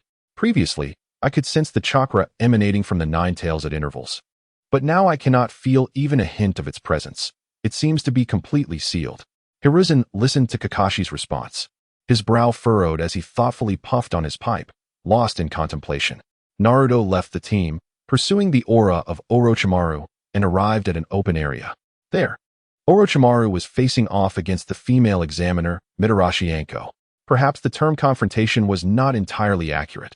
At this moment, the situation between Orochimaru and Anko was decidedly one-sided. Despite Anko employing her trump card, the forbidden technique of twin snakes, she was unable to inflict significant harm on Orochimaru. This cunning and resilient individual was so formidable that Naruto could not even ascertain whether the person before him was indeed his true self. In terms of difficulty, Naruto was inclined to regard him as the foremost ninja in the world. Orochimaru had shed all pretense, leaning against a tree with a sinister smile. As a special jonin of Konoha, it is quite unbecoming for you to rely on the ninjutsu I imparted to you. With a grave expression etched upon her face, Akamichi frowned and inquired, "You, a rogue ninja sought by the Umbu, not only dare to return to the village but also infiltrate the Chunin selection exams. What are your intentions? Are you here to exact revenge for the third Hokage's attempt to hunt you down?" Indeed, Orochimaru was once one of the legendary Sannin, a disciple of the third Hokage, who had made significant contributions during the Third Great Ninja War. However, due to his inhumane experiments conducted in secret, he was discovered by the Umbu and subsequently defected from the village. The third Hokage dispatched individuals to apprehend him, but they were unable to capture him, and he had not been seen for many years since. I am not like you. Sarutobi Hiruzen is, after all, my teacher. As a student, how could I possibly harbor thoughts of revenge against him? Orochimaru replied, I have come here to select capable disciples, and I believe I have found one. Who is it? Akamichi asked. Uchiha Sasuke. Just like his brother Itachi, he possesses a pair of enviable Sharingan. Your vessel demands a high level of strength, does it not? Uchiha Sasuke is merely a genin at present. Akamichi coughed up blood, bewildered. There is no hurry. I have ample time to cultivate him. Furthermore, I have marked him with a cursed seal akin to yours. I trust it won't be long before he matures into a suitable vessel. Orochimaru's tone suddenly turned serious. Akamichi, it would be wise for you not to obstruct me in this matter. Otherwise, do not blame me for forgetting our teacher-student bond. As Orochimaru finished his sentence, his gaze sharpened. Akamichi suddenly felt a scorching pain sear her neck, as if it were being burned by fire. A black three-tomo mark emerged at her neck, identical to the mark Orochimaru had previously placed on Sasuke. The heavenly curse seal. Indeed, he had just mentioned leaving a similar mark on Sasuke. I advise you one last time. It is best not to involve the village in this matter. Otherwise, should my plans be disrupted, I would not hesitate to launch an assault on Konoha. With that ominous threat, Orochimaru departed, leaving behind a warning. This is merely a slight reprimand. Take care of yourself. Damn it. Enduring the excruciating pain on her neck, Akamichi activated her wireless communication. In the second exam venue, Orochimaru has been spotted, disguised as a genin, targeting Uchiha Sasuke. After uttering this, she succumbed to the unbearable agony and fainted. Naruto appeared and helped suppress the cursed seal. Unlike Sasuke, Akamichi seemed to have been desperately trying to restrain the power of the cursed seal, perhaps because she personally rejected its influence. Due to the early implantation of the cursed seal, it remained immature and incomplete, explaining why she had not utilized its power during the recent confrontation. The seal did not seem to augment her combat capabilities in any meaningful way. After transporting her to a secure location, he sensed the approach of several ninjas. It was the Umbu from Konoha, responding to Akamichi's distress signal to search for Orochimaru and her whereabouts. Observing the situation, Naruto quietly withdrew. There she is. Akamichi, are you all right? Several Umbu members arrived at her side, their faces filled with concern. As the gentle red bean stirred from slumber, she discovered that her surroundings had shifted. Initially attributing this to a movement within the Umbu, she paid little heed to the change. Why have you only arrived now? I dispatched a messenger to inform you earlier, she remarked. Orochimaru has disguised himself as a lower-ranking shinobi from the Grass Village and infiltrated the Nin exam. What are you talking about? We hastened here as soon as we received your message. Prior to this, we had no knowledge of Orochimaru's presence. One of the Umbu replied with evident frustration. Red Bean felt unjust for blaming them. The proctor in the surveillance room had, in fact, been an accomplice of Orochimaru in disguise, and by now, the latter had long since escaped. It was unrealistic to expect them to have provided timely warnings. After a moment of contemplation, Red Bean grasped the crux of the situation. Orochimaru's emergence rendered the Nin exam fraught with peril and uncertainty, leaving her uncertain whether to call for a cessation of the exam. This decision was beyond her solitary authority. She needed to consult the Hokage. Thus, she left an Umbu member to patrol while she made her way to the Hokage's office. Meanwhile, having overheard the exchange between Orochimaru and Red Bean, Naruto ceased his search for the former. Upon returning to the camp, he found Sasuke already conscious and engaged in battle. However, he appeared to be in a precarious state, facing two opponents from the Sound Village. Another Sound Ninja was occupied by Sakura, who seemed to be struggling as well. Curiosity piqued, Naruto observed Sasuke, noting the extensive dark, mysterious markings that adorned his body, reminiscent of the cursed seal on his neck. Is this the power of the heavens' cursed seal? He pondered. Compared to his usual demeanor, Sasuke exuded a more feral strength, significantly amplifying his chakra. The sinister aura enveloping him rendered him almost unrecognizable. This cursed seal was evidently far more potent than Red Bean's. However, as it was Sasuke's first experience wielding the power of the heavens' cursed seal, he was still unpracticed, and the Sound Ninjas, elite lower ranks trained by Orochimaru, proved to be formidable opponents.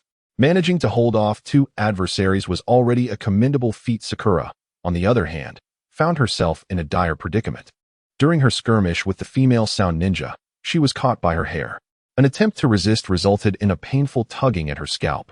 Just as she prepared to sever her long locks with a kunai in frustration, Naruto swiftly intervened, pushing back the enemy to halt her actions. Such beautiful hair. It would be a shame to cut it. You always do this, vanishing quietly until the crucial moment, driving me insane. Sakura retorted, rearranging her disheveled hair with irritation. You really shouldn't adopt that tone, Naruto replied, shuddering at the thought. This cursed seal is undeniably his power. The Sound Ninja engaged with Sasuke, upon witnessing Naruto's sudden arrival, expressed surprise not at Naruto himself, but rather at the cursed seal emblazoned on Sasuke. This indicates that the leader has already made contact with Sasuke. Since he has bestowed such power upon him and instructed us to eliminate him, what is the true intention behind this? Chapter 73. Is he merely fishing in troubled waters? Apologies, but until we clarify this matter, we cannot continue our battle. Consider this heaven scroll as our apology.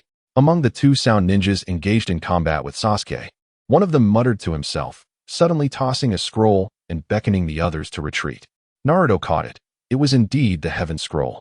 Initially, they had received the earth scroll, and with this addition, they had gathered all the necessary tools for the second exam. Sasuke, having exhausted a significant amount of chakra, was in a less than favorable condition, coldly watching the retreating figures, while Naruto refrained from intervening, recognizing their prudence. Once the Sound Ninjas vanished, Sasuke's fatigue-induced cursed seal markings gradually faded away. After a brief respite, the trio made their way towards the central tower. Along the path, they encountered various poisonous creatures, which were deterred by the invisible aura emanating from Naruto. They also faced a few candidates attempting to seize the scrolls, but most were merely individuals who had been robbed by other teams, seeking to band together for a last-minute heist. As the number of teams passing through increased, the scrolls within the forest dwindled, and some had been damaged during skirmishes. If they did not acquire a scroll soon, they would fail to progress beyond this stage. These adversaries were not particularly strong, belonging to the pre-elimination category, and they quickly retreated in the face of Naruto's trio. Soon after, they reached the central tower, only to find it devoid of other candidates. The exam lasted 5 days, yet capable teams had completed it on the first day. Due to unforeseen circumstances, Naruto and his friends were relatively delayed. Those who had finished earlier must have departed back to their village, as the venue for the third exam was the Konoha Stadium. The trio gazed at a wall before them, which bore several inscriptions. Without heaven, one must rely on wisdom to seize a favorable opportunity. Without earth, one must traverse the wilderness to seek advantage. When the dual scrolls of heaven and earth are opened, danger transforms into safety. It becomes clear that the prohibition against peeking at the scrolls midway is precisely this.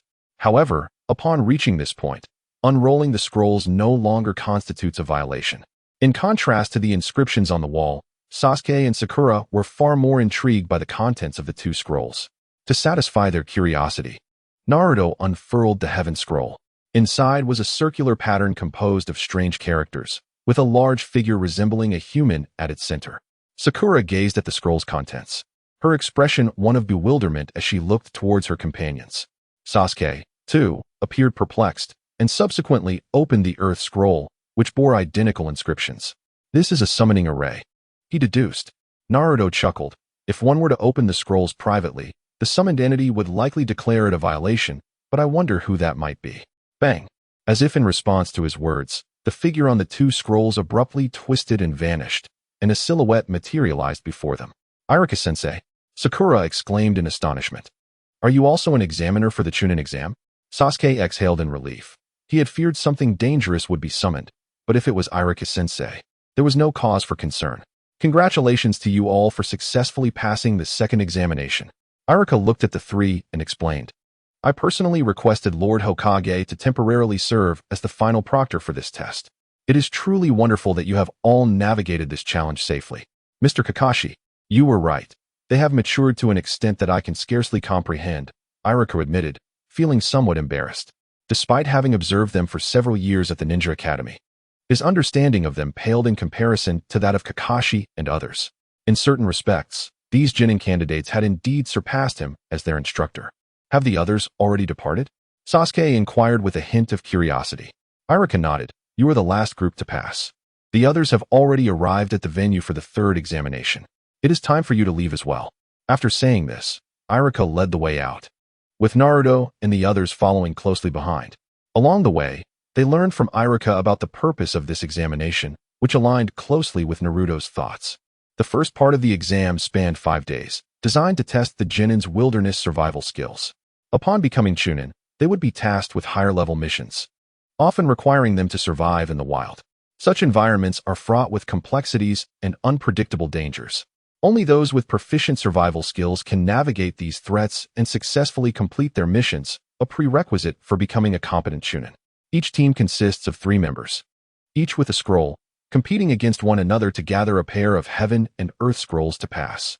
This assesses their leadership abilities and their capacity for team cooperation in combat.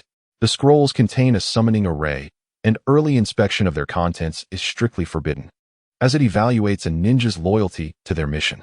Chunin may occasionally receive classified assignments that require confidentiality, if they cannot even restrain their curiosity during this exam. How can they be trusted with sensitive tasks? Do you recall the words on that wall? Iruka asked while leaping through the trees, glancing back at them. Sasuke nodded. What does it mean? Those are the insights of the third Hokage regarding Chunin, Iruka patiently explained. Reminiscent of how his own team leader had once elucidated similar concepts to him during his Chunin exam. The heaven and earth of the Chunin insights refer to a person's mind and body, respectively. In essence, if a Chunin lacks intellectual acuity, they must seek knowledge to enhance their preparedness for tasks ahead. Conversely, if their physical combat abilities are insufficient, they should diligently train to elevate their fighting prowess, employing wisdom to compensate for any deficiencies. A person who possesses mastery in both domains is well equipped to tackle various mission scenarios. In a 3-man team executing missions, the individual best suited to be the team leader embodies these qualities. Sakura and Sasuke suddenly grasped the profound implications of the Chunin exam. As they conversed, they arrived at the Konoha Sports Arena. The third examination had yet to commence officially, and within the indoor venue, a pair of colossal sculptures depicting hands forming seals was particularly striking. In front of the seats above the sculptures stood the third Hokage alongside several instructors. In the center of the venue, a dozen individuals stood in formation, all of whom were lower ninjas that had passed the second examination. Indeed, the 3 of them had arrived last. Lord Hokage, the candidates have been brought forth. They are the final batch to pass this examination. Iruka's voice resonated, drawing the attention of everyone present. To their astonishment, apart from Gaara of the Sand Village, who emerged entirely unscathed, he was the only candidate to pass without a scratch. Several Jounin teachers gasped in disbelief. Naruto, this troublesome student, had long been the subject of their discussions. While he could not be termed ordinary, he certainly did not evoke astonishment either. His unblemished success in this examination was indeed hard to fathom. Could it be that he had merely been coasting along? Especially considering the presence of the prodigious Uchiha Sasuke and his team, who could have easily elevated Naruto's performance. Their conversation, unguarded in volume, caught the attention of everyone. And at that moment, Naruto sensed a surge of inscrutable gazes directed his way. With a composed smile, he chose to disregard their speculations, unwilling to offer explanations for his unexpected success. Chapter 74. The one who should have taken center stage. The second examination concluded in merely 3 days, prompting an early commencement of the third. Due to some scrolls being damaged and certain groups acquiring extra scrolls, only 7 groups, totaling 21 individuals, emerged victorious. The participants included 5 from Konoha, 1 from the Sand Village, and 1 from the Sound Village. Notably, most of the successful candidates were newcomers. All 3 rookie teams nominated by Konoha passed, alongside another team comprising students of Guy, who were also participating in their first examination. The number of teams was quite substantial, which raised concerns for the elimination rounds. Those observing would not tolerate prolonged delays. Amidst this, Akamatsu felt somewhat overwhelmed and turned to the Hokage, suggesting, "Perhaps we should introduce a preliminary round right here, to further reduce the number of participants before proceeding with the elimination matches." Indeed, the number of participants was somewhat excessive. Sarutobi Hiruzen nodded in agreement with her proposal. This third examination was unlike any prior, as it attracted the attention of nobles and dignitaries, making it imperative to avoid lengthy delays. He then looked towards a pale-faced man. "Shikaz, you shall officiate the matches." "Understood." The man cleared his throat and swiftly made his way to the center of the arena. Moonlight Shikaz, a distinguished jounin of Konoha, had suffered from frail health since childhood. Yet beneath his fragile exterior lay remarkable strength, particularly in the art of Konoha-style swordsmanship. Naruto found his name particularly memorable, often leading others to jest that he should indeed be the protagonist. Shaking off his musings, Naruto focused on the proceedings. The rules for the preliminary matches were straightforward: one-on-one battles within the confines of the arena, continuing until one party either surrendered or was rendered incapable of fighting. As the referee, Shikaz possessed the authority to intervene and terminate a match should he determine the outcome, thereby preventing unnecessary loss of life. The swift wind, with a pair of lifeless eyes scanning the crowd, spoke in a voice laden with coldness. Thus, if anyone feels unwell or wishes to withdraw due to any unfortunate circumstances, now is the time to step back. The crowd fell into silence. If anyone embodied physical malaise and misfortune, it would undoubtedly be him. Moreover, having come this far, who among them would willingly concede defeat? Well, someone does. The bespectacled youth, Yakushi Kabuto, raised his hand and stepped forward. My chakra is running low, and I lack confidence in passing the preliminaries. I think I shall forfeit." "Very well." The Moonlight Gale scrutinized him before nodding and marking Kabuto's name off the list. "That boy, if memory serves, has also participated in the last 2 Chunin exams," murmured the third Hokage. Beside him, Mitarashi Anko's eyes flickered as she suddenly recalled something. This individual also withdrew at the last moment during the previous 2 Chunin exams. He has participated in 5 Chunin exams in total. Kabuto's performance at the Ninja Academy was rather average, yet his prior history is quite peculiar. She continued, "Additionally, I recall that during the battle at Kaiki Mountain many years ago, a medical nin from the village saved a child, whose name was the same as his. It dawned on her that the child saved back then had grown up to be him." The third Hokage nodded, not overly concerned about the matter. Naruto observed Kabuto's withdrawal and, upon hearing the conversation between the third and Anko, mused to himself that the medical nin who had saved Kabuto was none other than Kushina. "Is there anyone else who wishes to forfeit?" Gale inquired, and receiving no response, he declared the preliminaries to commence. With exactly 20 participants, 10 matches would take place, with the victors advancing to the official third round. The electronic screen above scrolled to reveal the names of the first combatants: Sasuke Uchiha. The crowd was taken aback. They had not anticipated that the first match would feature the prodigious new genin from Konoha, Sasuke Uchiha. His opponent, Kai, was also a Konoha ninja and one of Kabuto's teammates. Like Kabuto, Kai was relatively obscure, with few knowing much about him. However, his presence in this competition attested to his undeniable prowess. "Aside from the combatants, all others please retreat to the spectator stands," Gale reminded, prompting the crowd to move aside. "Begin." Gale signaled with a wave of his hand. "Go, Sasuke!" Sakura shouted from above, while Naruto wore a pained expression. How could someone like him impede my progress?" Sasuke wiped his nose and initiated the battle with the signature Uchiha technique, the Great Fireball Jutsu. Kai's ability allowed him to absorb his opponent's chakra through physical contact. The two engaged in a tumultuous exchange, yet the outcome was never in doubt. As Sasuke became ensnared by his opponent, and with his chakra nearly depleted, he resorted to the body flicker technique he had replicated during his fight with Rock Lee, swiftly concluding the match. Observing Sasuke's triumphant return, Naruto furrowed his brow. During the fight, the cursed seal on Sasuke's neck had surfaced several times, only to vanish shortly thereafter. It was likely due to his previous assistance in suppressing it with spiritual energy. The seal had burrowed deep into his flesh, akin to a stubborn skin affliction, making it exceedingly difficult to eradicate. If it were his own body, a mere fire would suffice to incinerate the cursed seal. However, in an attempt to assist Sasuke in purging it, it proves futile. His body cannot endure the flames, and before the seal can be eradicated, it may very well cost him his life. It is astonishing how quickly the seal has begun to destabilize, perhaps a consequence of frequent chakra usage. The emergence of the cursed seal is rather insidious, unnoticed by all but a select few. Akatsuki's Red Bean is aware of this matter, having been informed by Orochimaru about the heavenly cursed seal on Sasuke's neck. She has kept a vigilant eye on it since the onset of the battle. The seal on his opponent is even more mature and potent than her own, albeit with greater side effects. The fact that this Uchiha youth can repeatedly suppress the imminent eruption of the seal's power speaks volumes of his resolute spirit. Kakashi and the third Hokage exchanged glances, recognizing the familiarity of the mark on Sasuke's neck. Sarutobi Hiruzen turned to Akatsuki with a questioning expression. She nodded solemnly, stating, "Indeed, it is the cursed seal he left behind. He has come to seek capable genin as his successor, and Sasuke is his target." Sarutobi's demeanor darkened with displeasure. "Inform the Umbu to heighten their vigilance. I shall also keep a close watch on Sasuke to thwart any of his designs." Kakashi approached Naruto and his companions, calling Sasuke away. As a disciple of Minato Namikaze, Kakashi had mastered a sealing technique, one known as the sealing evil technique, which is particularly effective in dealing with such peculiar seals. He felt compelled to try it out, for the risk of Sasuke's seal going out of control loomed ever present. As Kakashi departed with Sasuke, the matches continued.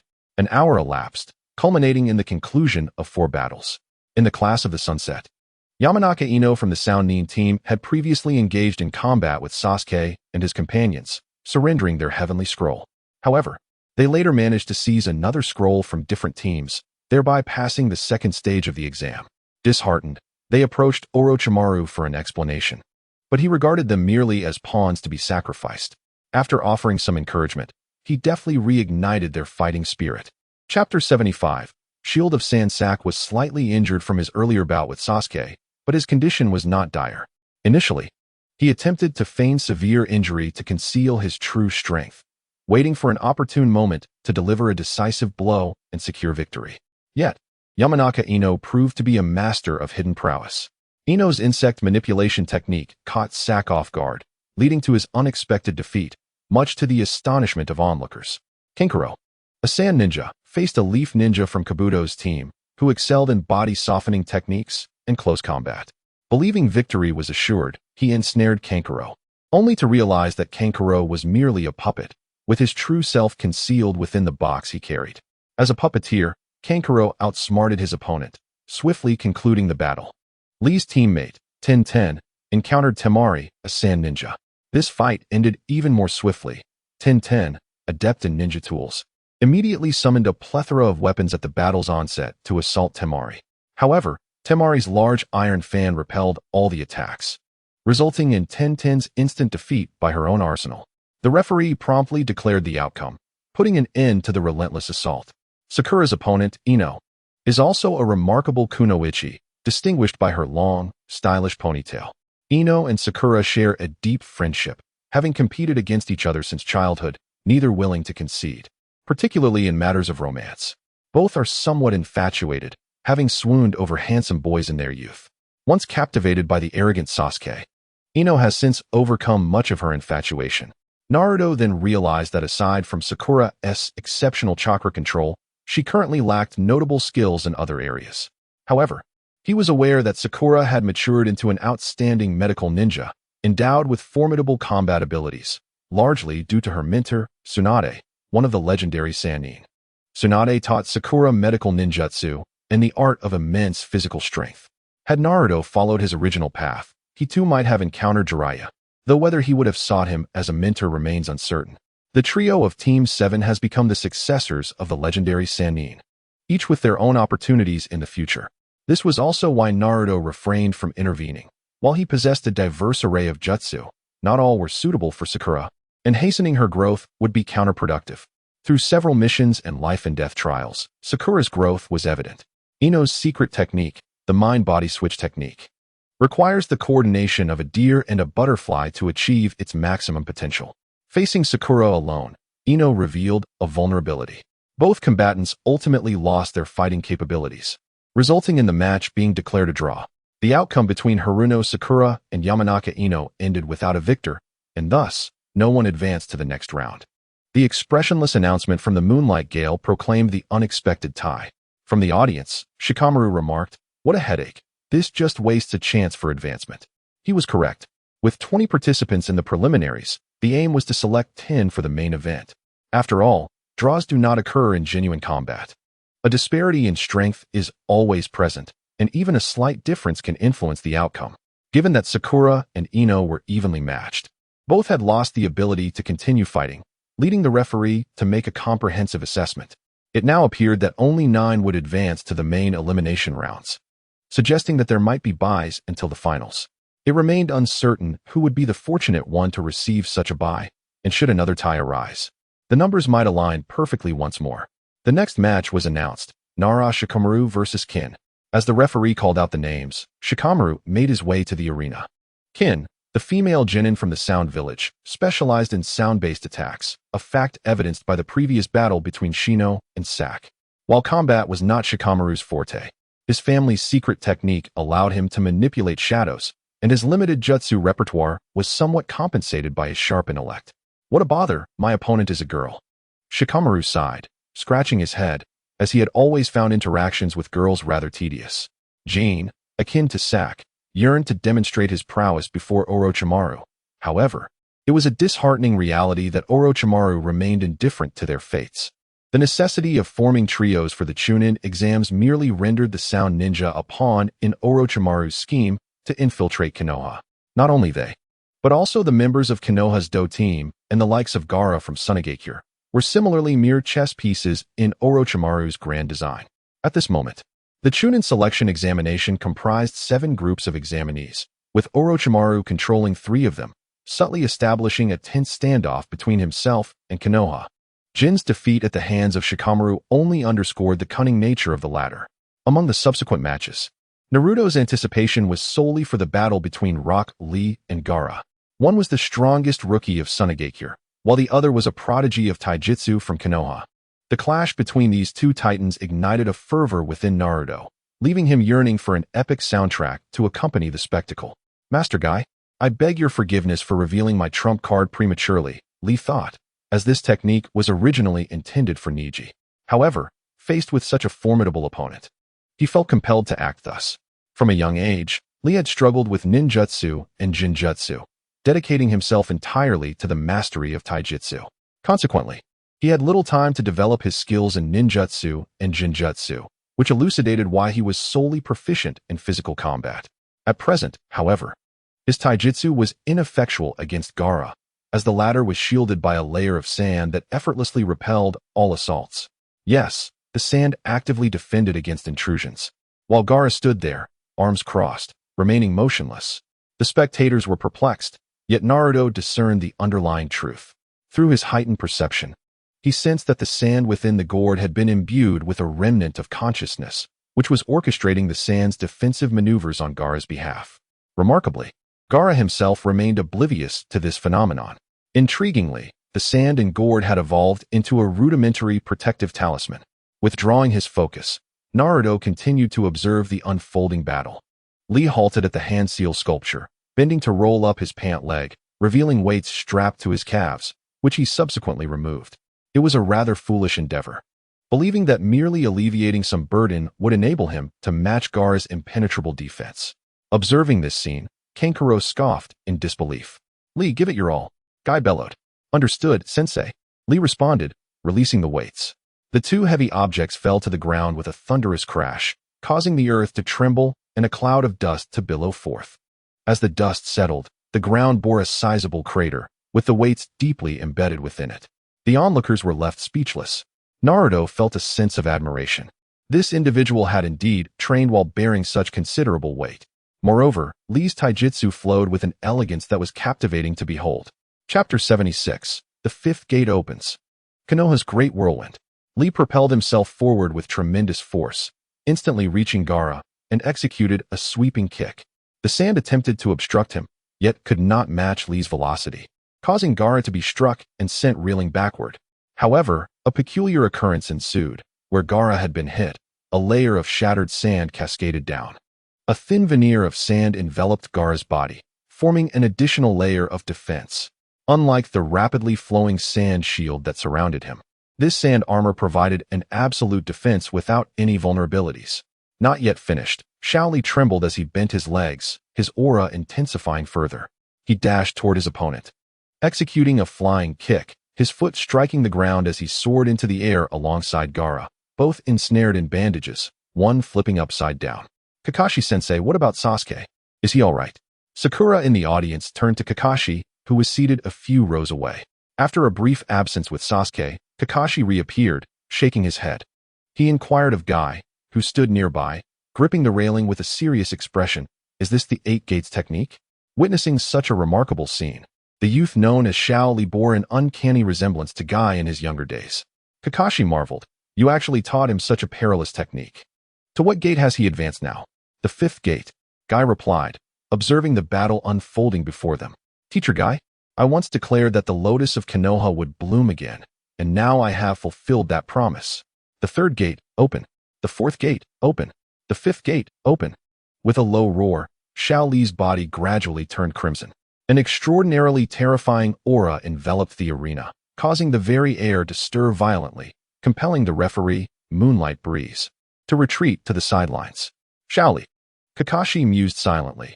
This boy could only be 13 or 14, yet he was truly formidable. If Sasuke were to face Shaoli, even with the Sharingan fully activated and that technique in play, victory would be elusive, as Shaoli's speed had reached a terrifying sonic level. Was the Eight Gates technique that they spoke of the very ninjutsu Shaoli was employing? What manner of technique could this be? Sakura, overhearing the conversation between Kakashi and Guy, turned to inquire of Naruto. Aware of Naruto's extensive knowledge on such obscure topics, she believed her question would yield an enlightening answer. Naruto did not disappoint her expectations, responding slowly. Indeed, what he is using is the Eight Gates technique. Though I must clarify that it is a taijutsu, not a ninjutsu. I had thought it was ninjutsu. However, while this technique appears impressive, he seems to be suffering. Sakura remarked with a slight frown, intrigued. Naruto continued. The Eight Gates in the Eight Gates technique refer to 8 crucial chakra points in the body that must be traversed, which impose limitations on chakra. Mastering the Eight Gates technique involves forcibly opening these points with chakra, granting an immensely powerful surge of strength and chakra for a brief period. When all 8 gates are opened, one can attain a power tenfold that of the 5 Kage. Yet, such formidable power comes at a great cost. The price for opening all 8 gates is the complete consumption of chakra, leading to death. Nearby, the lower ninjas listened to Naruto's explanation, beads of cold sweat forming on their brows. They would not dismiss Naruto's words as mere nonsense, for the truth of such matters could be easily verified. At this moment, Shaoli has already reached the 5th gate. The aftermath of the battle, if it does not lead to death, is likely to be exceedingly severe. Shaoli, you have grown stronger than I ever imagined. I have underestimated you for far too long. Hyuga Niji activated his Byakugan, and in his gaze, Shaoli was enveloped in a tempest of chakra, causing his meridians to exhibit minute fractures. His aura was more formidable than any he had encountered before. In this state, Shaoli himself could not be certain of defeating him. Outside the arena, each spectator had their own thoughts while the battle within remained intense. Shaoli's face flushed crimson, veins bulging across his body, as he unleashed a white bandage that flew forth like a silver spear, wrapping around Gaara's waist and pulling him back. With a powerful twist, Gaara soared into the air, and Shaoli swiftly ascended above him, preparing to strike down. Lilienhua. With a resounding crash, Gaara curled his body, plummeting to the ground like a meteor. Shaoli landed, swaying slightly as he glanced at his opponent, Such an onslaught, even with Gaara's formidable sand defenses, should be insurmountable. As the dust settled, Gaara lay flat on the ground. Kankuro marveled at Xiao Li's ability to push Gaara to such an extent, yet the battle was far from over. Though this injury might be fatal to others, it posed little threat to Gaara. Curse it, he cannot possibly emerge prematurely. Kankuro glanced at Temari, observing her apprehensive expression, having lived alongside Gaara since childhood. They were acutely aware of his terrifying capabilities. They had arrived in Konoha with a mission, and it was not yet time for him to lose control. Fortunately, their fears were unfounded. Only a fragment of consciousness had been overtaken, averting the worst possible outcome. The two breathed a sigh of relief. But Xiao Li was bound to face dire consequences. Believing Gaara to be incapacitated, Xiao Li turned to leave, only to see Gaara turn his head and extend his palm toward him. The sand on the ground surged in response to his movement, rushing toward Xiao Li. Could it be that he still had the strength to fight? Xiao Li quickly evaded. The sand ensnared Xiao Li's limbs in an instant, and Gaara clenched his palm, a sinister expression crossing his face. Sunashibari. The sand tightened brutally, eliciting a cry of agony from Xiao Li. Naruto furrowed his brow. This presence was that of a tailed beast. Indeed, the sand village housed a tailed beast, Shikaku, and Gaara was the current Jinchuriki of Shikaku. Now, the chakra was leaking, hinting at a potential rampage. The third exam had yet to commence, and now Shikaku was stirring. This was unacceptable. Naruto immediately unleashed a thread of his spiritual pressure, causing the tailed beast's aura to falter momentarily, significantly weakening the sand's grip. At that moment, Guy leaped onto the scene, dispersing the sand that had ensnared Xiao Li with a swift motion. "Young man, your methods are excessively ruthless," Guy remarked coldly as he turned to Gaara. Had he not intervened in time to scatter the sand, Xiao Li could have been crushed under its weight, leaving him only with severe injuries and bleeding limbs. Gaara paid no heed to Guy, his expression twisted in a fierce scowl as he directed his gaze towards Naruto, his panda-like eyes exhibiting a hint of wariness. Yet, that ferocious demeanor soon vanished, replaced by a look of bewilderment. The oddly dressed Jonin must be Lee Sensei. What was he doing entering the arena? Chapter 77. The future wife's opponent is the brother-in-law. Only then did Gaara turn his attention to Guy, only to notice Lee sprawled on the ground behind him, blood oozing from his limbs. Suddenly, the situation dawned upon him.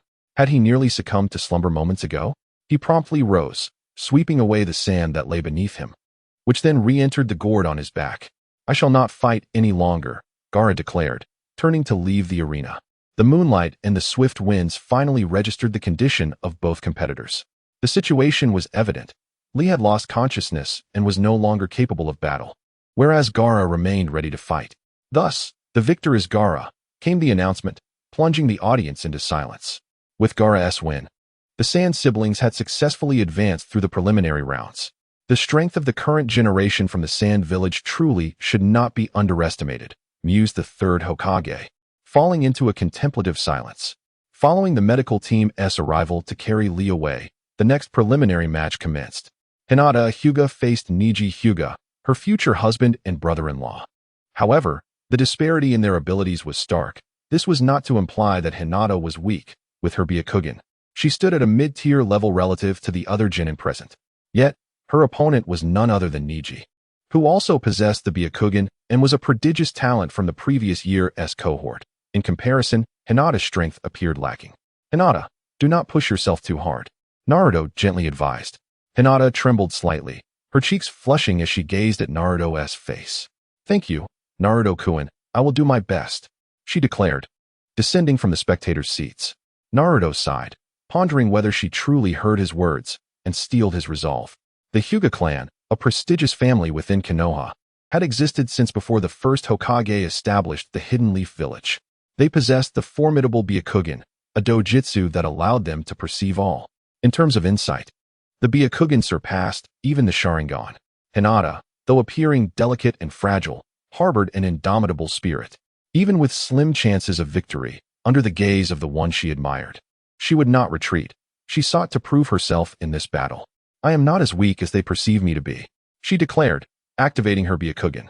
The Byakugan of the Hyuga clan is not instinctively awakened. Like other bloodline limits, it requires diligent training for activation. Once fully awakened, the pupils permanently transform to a pale blue hue. Thus, There is little visible difference between the ordinary state of the Byakugan and its activated form. A distinguishing aspect, however, is that some individuals may exhibit slightly raised veins around their eyes, indicative of a significant flow of chakra towards the Byakugan. At this moment, Niji's face was marred by bulging veins, giving him a somewhat menacing appearance. In contrast, Hinata's transformation was nearly imperceptible upon activation. Whether it is a matter of bloodline or the inherent differences in male and female physiology, the outcome of this contest was predestined. Naruto discerned this even before it commenced. Thus he cautioned his opponent against overexertion. However, Hinata epitomizes resilience, outwardly delicate, yet with an indomitable spirit unwilling to concede. Under the influence of her Byakugan, Niji Hyuga became a living network of chakra pathways. She struck at him with gentle palms, her movements unhurried and seemingly feeble, yet Niji found himself continually retreating, refraining from counterattacks. This was the gentle fist technique. Kakashi, momentarily taken aback, turned to Asuma, exclaiming, "This girl may have been underestimated by us in the past. Our Hinata is indeed formidable." Asuma shook his head in response, adding, "Nonetheless, she still does not appear to be Niji's match." Red brows furrowed as she regarded him. "Why do you say that? You have just become a jounin. It is understandable that you are unaware. Niji is a prodigy who graduated last year. His prowess on par with Rock Lee." Asuma found himself at a loss for words. None of Guy's students were to be taken lightly. Niji was last year's prodigious newcomer, while Rock Lee could unlock the 5th gate of the 8 inner gates. Even that girl named Tintin was no slouch. She merely fell victim to her opponent's weapons and wind techniques. Were it not for such circumstances, the lower-ranked ninjas here would struggle to withstand her financial prowess in summoning ninja tools. "What is the gentle fist?" Ino inquired. "Oh, isn't Niji's technique quite similar to Hinata's? Can he also practice the gentle fist?" Naruto's brow furrowed as he observed the unfolding events. Hinata had begun to falter. Although her chakra-infused strikes connected, Niji appeared to anticipate her movements, having prepared in advance. He utilized his chakra to nullify her assaults and initiated a counterattack. After all, they hailed from the same clan. Naruto continued to explain, while keeping a vigilant eye on the match. This is an ancient martial art. The attacks may seem soft and gentle, yet they are akin to striking through mountains, targeting the body's chakra pathways and internal organs.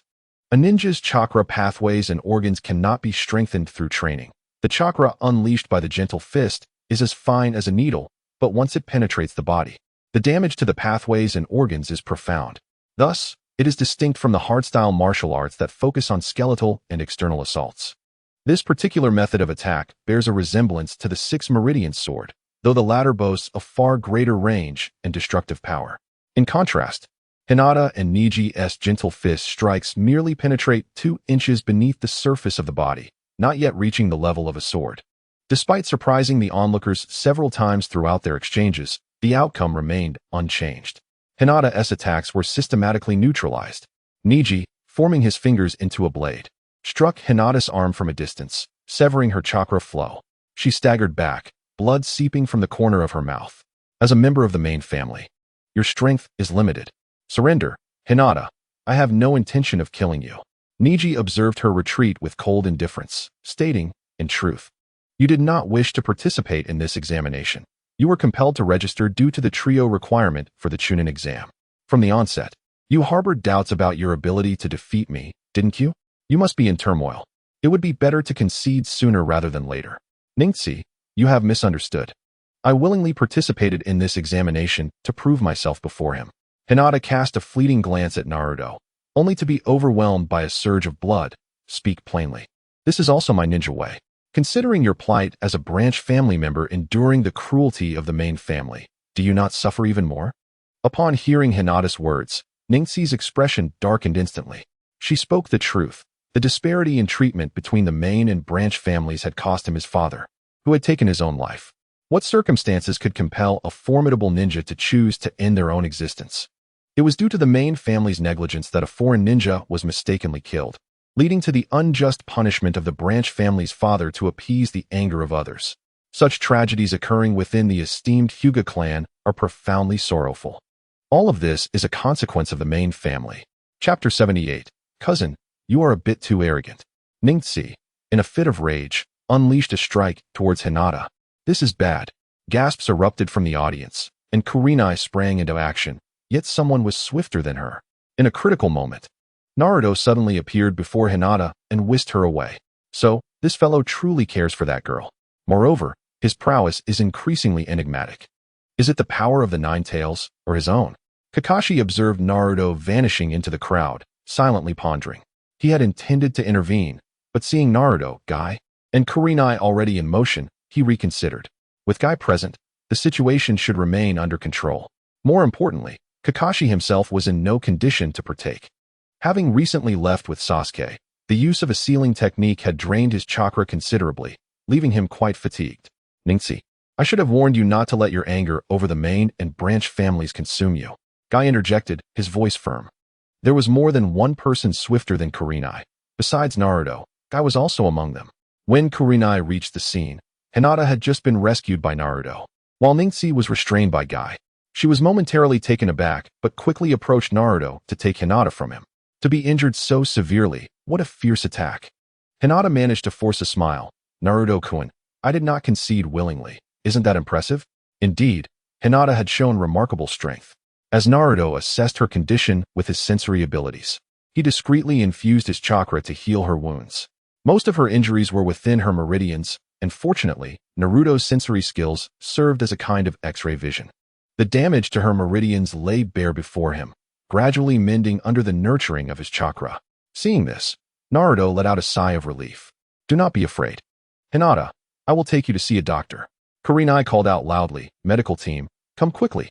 Immediately, medical ninjas clad in white uniforms rushed in to assess her condition. First, they were taken aback by Hinata's rescue by Naruto, then halted by their own teacher, and finally, the J-Nin female instructor appeared, seemingly intent on intervening as well. But she was a step behind Guy. Each of them behaves this way solely because she is the scion of the clan. So you all choose to defend her? Neji suppressed his anger, cast a glare at Naruto and Hinata, and turned to leave. The underdog will always remain an underdog, no matter how hard one tries. It is impossible to catch up with a genius. Cousin, you are rather arrogant. Naruto, who had been discreetly channeling chakra to heal Hinata's body, felt a surge of frustration upon hearing Neji's words.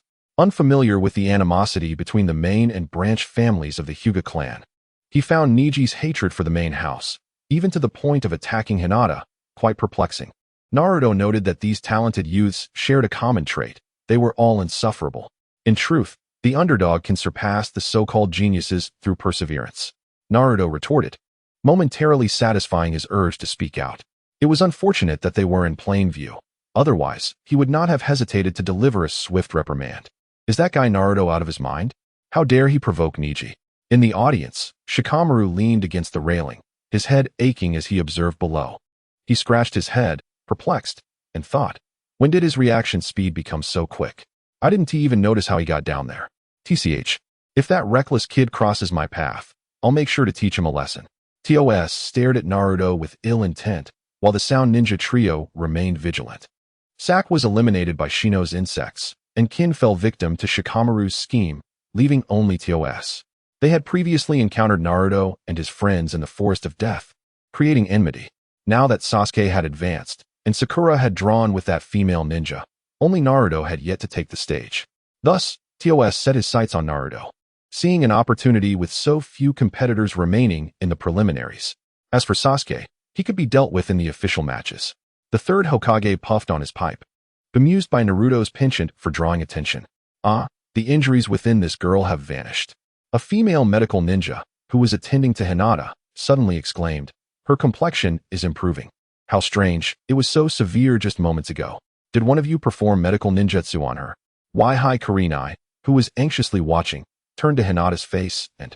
Indeed, the initially pale visage was gradually regaining its color, and her breathing had steadied. This is wonderful. Kurenai cried tears of joy, embracing Hinata tightly. She felt a pang of regret for allowing Hinata and the others to participate in the Chunin exams. Had they not entered, they would not have faced such a dire situation. Thankfully, it seems to have ended without catastrophe. Medical ninjutsu? Kurenai furrowed her brow.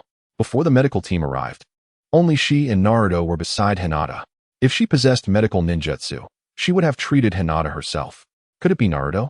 She turned to the young man who had arrived just in time to save Hinata before her. Despite his diminutive stature, he stood unperturbed before so many jonin. His demeanor calm and resolute, exuding a powerful presence. Naruto noticed her gaze and offered a slight smile. Kurenai had been probing his condition with her spiritual energy, but upon sending it forth, it vanished into silence, yielding no response. Hong relinquished her investigation and did not linger on the matter of medical ninjutsu, for the fact that Naruto had rescued Hinata remained unchanged. She slightly bowed, expressing her heartfelt gratitude for saving her student. Naruto was taken aback, his eyes widening in surprise. "There's no need for such formality. Hinata is also my classmate," he replied, scratching his nose. A faint blush creeping onto his cheeks as he helped her to her feet and withdrew his scrutinizing gaze. She was not seriously injured, and with a few days of rest, she would fully recover. The female medical ninja made her diagnosis and, accompanied by a nurse, escorted Hinata away from the area. Niji let out a snort before departing as well. Cough cough, Hyuga Niji wins. The next match was announced. Inuzuka Kiba versus Uzumaki Naruto. As the referee, Moonlight Gale faced a sudden turn of events, unable to immediately regain control, creating a somewhat awkward moment before promptly announcing the names of the next competitors. "Naruto, I want to go easy on you." A boy and his dog leapt from the audience, boldly charging toward Naruto. Kiba and Akamaru make quite the formidable pair. "You'd better be on your guard, little Naruto," Wai-Hai Kurenai observed, a smile curving her lips as she returned to her seat. Naruto welcomed the challenge, eager for a swift resolution, having long since lost the desire to merely spectate after witnessing several battles. Chapter 79. The Dawn of Brilliance. The electronic screen on the wall prominently displayed the names of the combatants as Inuzuka Kiba eagerly entered the arena, rushing towards his opponent, Uzumaki Naruto. With a loud crash, Kiba suddenly produced several canister-like objects, closed his eyes, and forcefully smashed them onto the ground, releasing a blinding flash of light that engulfed the entire venue. It was a flashbang. Kiba, aware of Naruto's numerous shadow clones, understood the necessity of employing cunning tactics to avoid being ensnared. Thus, he utilized the flashbangs from his ninja tool pouch, and before the effect wore off, he hastily retrieved several smoke bombs and threw them around. Dense clouds of white smoke enveloped the area just as the flashbang's brilliance began to fade, rendering visibility nearly non-existent. "Kiba, what are you doing?" came the frustrated exclamations from the audience, as several J-nin grimaced at the unfolding chaos. Naruto swiftly positioned himself several paces in front of Kiba, momentarily halting his advance.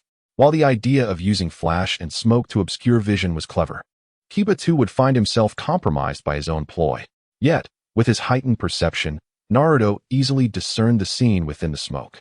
As the central figure, Kiba had already covered his mouth and nose with a cloth. Astonishingly, there were two Kibas. Animal mimicry technique. Beast mimicry technique. Beast clone. Go Akamaru. The two Kibas lunged forward, barking ferociously like wild dogs. Inuzuka style, they howled in unison. The two Kiba spun rapidly, launching themselves toward Naruto with remarkable speed. Realization dawned on Naruto. Kiba's technique utilized the keen sense of smell possessed by Akamaru. The smoke would have no bearing on him, as Kiba now had the advantage of a dog's acute olfactory capabilities. However, this was of little use to Naruto. He lightly tapped his toes to move aside, then turned around to grasp at Kiba and Akamaru, effortlessly tossing them out of the ring. Naruto clapped his hands and waved away the smoke. Kiba landed in the audience, creating a large crater, while both he and Akamaru lay there, rolling their eyes in confusion. What just happened? Why did the battle suddenly stop? Look, that guy Kiba is in that big pit. Could it be that the fight is over? It just started, and we didn't see anything. Did Naruto win? In the arena, Naruto stood with his hands behind his head, a harmless smile gracing his face. The moonlight shone silently as it observed the two, the battle concluding far too swiftly, lasting barely half a minute. The result was evident. Naruto stood unharmed while Kiba and Akamaru had fallen outside the ring. The victor was Naruto Uzumaki. This guy is too foolish. It's clear that Kiba hadn't fully mastered his jutsu, which caused him to lose control and exit the competition area, CHG speculated. Hey, CHG, all you ever do is eat. You're seriously underestimating those two. Shikamaru retorted, dismissing the notion that a mere mistake in ninjutsu was a valid excuse. This guy, yet again, emerges unscathed. There's no doubt. The overwhelming pressure I felt during the fight with Rock Lee came from Naruto Uzumaki. In the audience, a certain figure smirked to himself, realizing only a fool would attribute Kiba's defeat to a mistake. This little fellow is hiding his depth well. Kurina's eyes flickered as she noticed Hinata's injuries had suddenly improved. Perhaps it truly was due to Naruto's influence. Kiba was not seriously harmed. Though she did not understand how Naruto had managed it, he had shown restraint. Simply tossing Kiba out of the ring meant his fainting was entirely due to Kiba and Akamaru's own lack of fortitude. Possessing immense mental strength, exceptional medical skills, and an enigmatic combat ability, such a person would undoubtedly achieve great things in the future. Niji Hyuga scoffed, realizing that was why he dared to speak so arrogantly. He had concealed his true strength. Naruto Uzumaki, I find myself unexpectedly looking forward to battling you. Assuming you can reach the finals, Niji mused.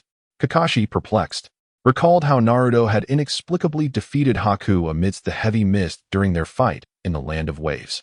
Now, defeating Kiba had similarly been achieved through obscure means. Naruto seems to be intentionally concealing something. Is it the power of the Nine Tails? He glanced at the third Hokage, who shook his head. Sarutobi Hiruzen, with keen insight, discerned that Naruto had not tapped into the power of the Nine Tails. Although the aura was somewhat peculiar, it undeniably belonged to Naruto himself. However, he chose not to elaborate further. Each individual has their own fate, and as long as it did not threaten the village, he would not intervene. What Kakashi and Hiruzen did not know was that the Nine Tails was no longer within Naruto. Thus, they could not sense its presence within him. Naruto felt a twinge of discomfort. He had merely instinctively used the smoke released by Kiba to mask his abilities, inadvertently sparking excessive speculation from others. In all matters, excess is as detrimental as deficiency.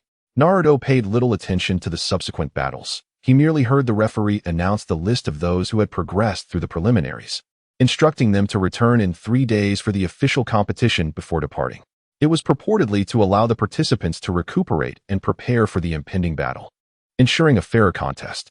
Additionally, it was to notify the lords and kings of various nations about the roster of competitors, as they would be coming to witness the Nin exams, a veritable plethora of trivialities. However, Naruto was indifferent. 3 days were merely a brief interlude, akin to a holiday. He made a visit to the Konoha hospital, where Hinata, having undergone his treatment, had nearly recovered from her internal injuries. With a little more exertion, she would soon be completely healed. In truth, his spiritual energy was not omnipotent. The instantaneous restoration of damaged meridians and acupoints was not as effortless as it appeared. He had employed the restorative power akin to the feedback energy experienced during a significant breakthrough in cultivation, inspired by the feedback energy from advancing to the Golden Core stage. If there was feedback energy upon breaking through from Foundation Establishment to Golden Core, then surely there existed similar energy when advancing from Chi Refinement to Foundation Establishment. A detail he had overlooked. This feedback energy was not solely for healing injuries, which is why he had not considered it during his own breakthrough. Transforming from an ordinary person into a Chi Refinement practitioner certainly constituted a significant advancement in cultivation. At that moment, Hinata had indeed become a Chi Refinement cultivator, though she remained unaware of this fact. Currently, Naruto had no intention of revealing this to her. Sasuke was also at the hospital when Naruto arrived. Kakashi was just escorting him out, seemingly engaged in personal matters, which piqued Naruto's curiosity not at all. He took the opportunity to check on Lee, who had nearly had his limbs torn apart by the sand of the gourd. He should have been resting in bed, yet upon finding him, Naruto discovered that he was instead practicing in the courtyard. What a needless worry, Naruto thought, shaking his head as he departed the hospital. Chapter 80. The presence of one tail in the Hokage building. 2 unfamiliar faces had taken seats beside the third Hokage, an elderly man with spectacles and an old woman. Mito Kazan and Tsunade Haruno. They were high-level advisors of the Hidden Leaf Village, responsible for assisting the Hokage in managing the village's affairs.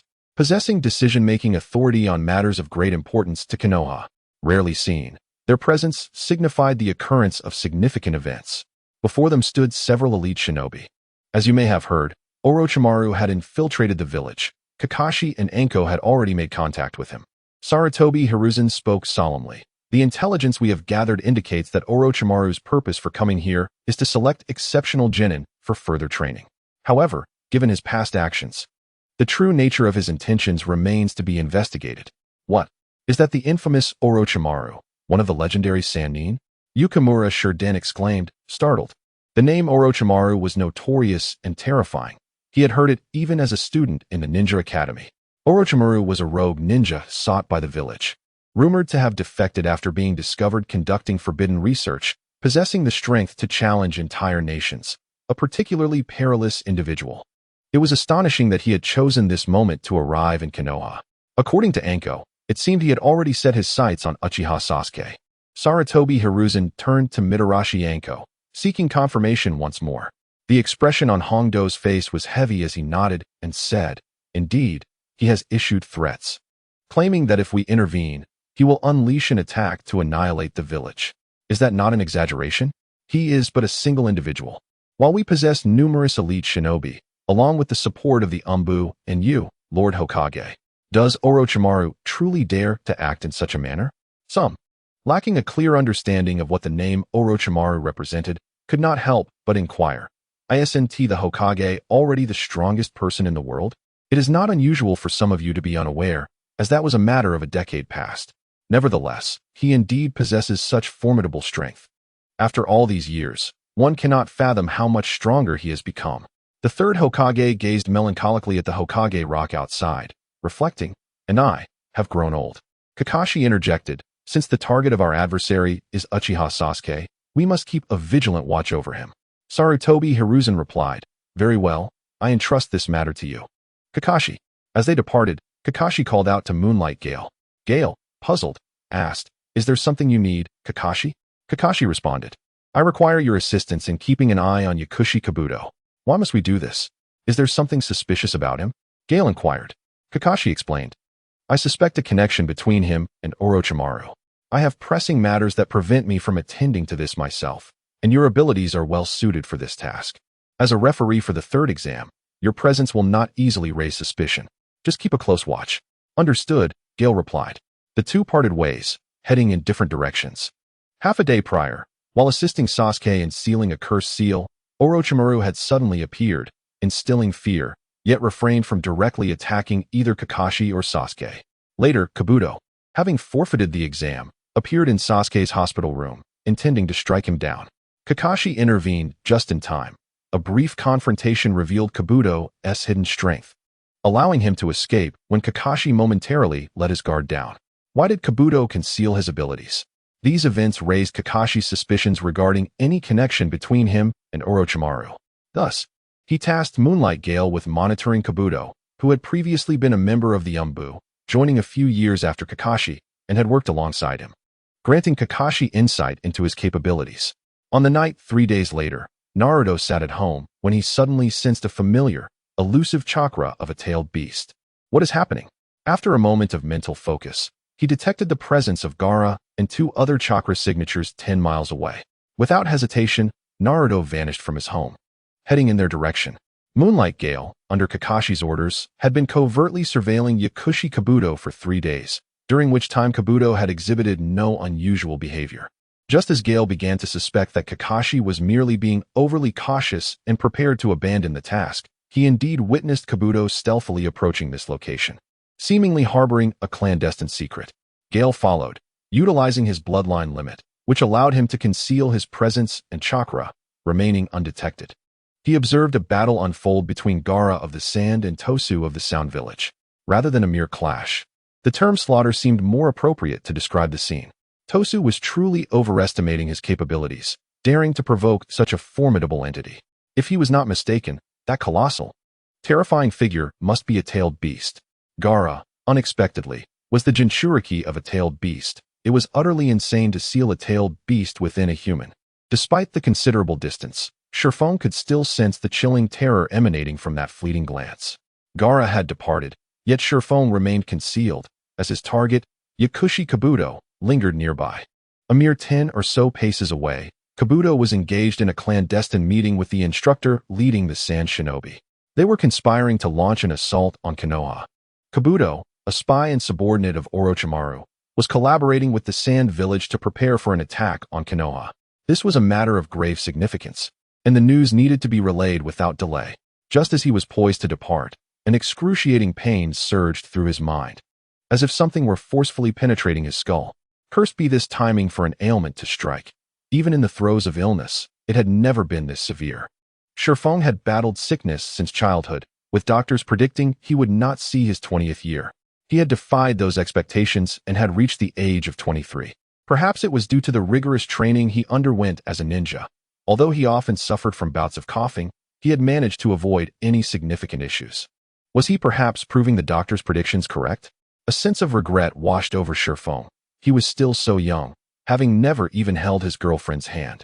To perish now would be an utter disgrace. As the illness flared, his breath became ragged, revealing his position. A rat was eavesdropping, and if news of their meeting leaked, it would spell disaster. Maki's expression shifted to one of grave concern. He glanced at Kabuto, who wore a smile, seemingly unconcerned about being discovered. Was this the demeanor of an ally? Maki huffed disdainfully and swiftly moved towards Shifeng's hiding spot. Damn it, Crescent Moon Dance. Shifeng, enduring intense pain, unleashed his signature technique. The essence of Konoha's swordsmanship. In an instant, 3 shadow clones surged forth from different directions, brandishing blades that struck at Maki.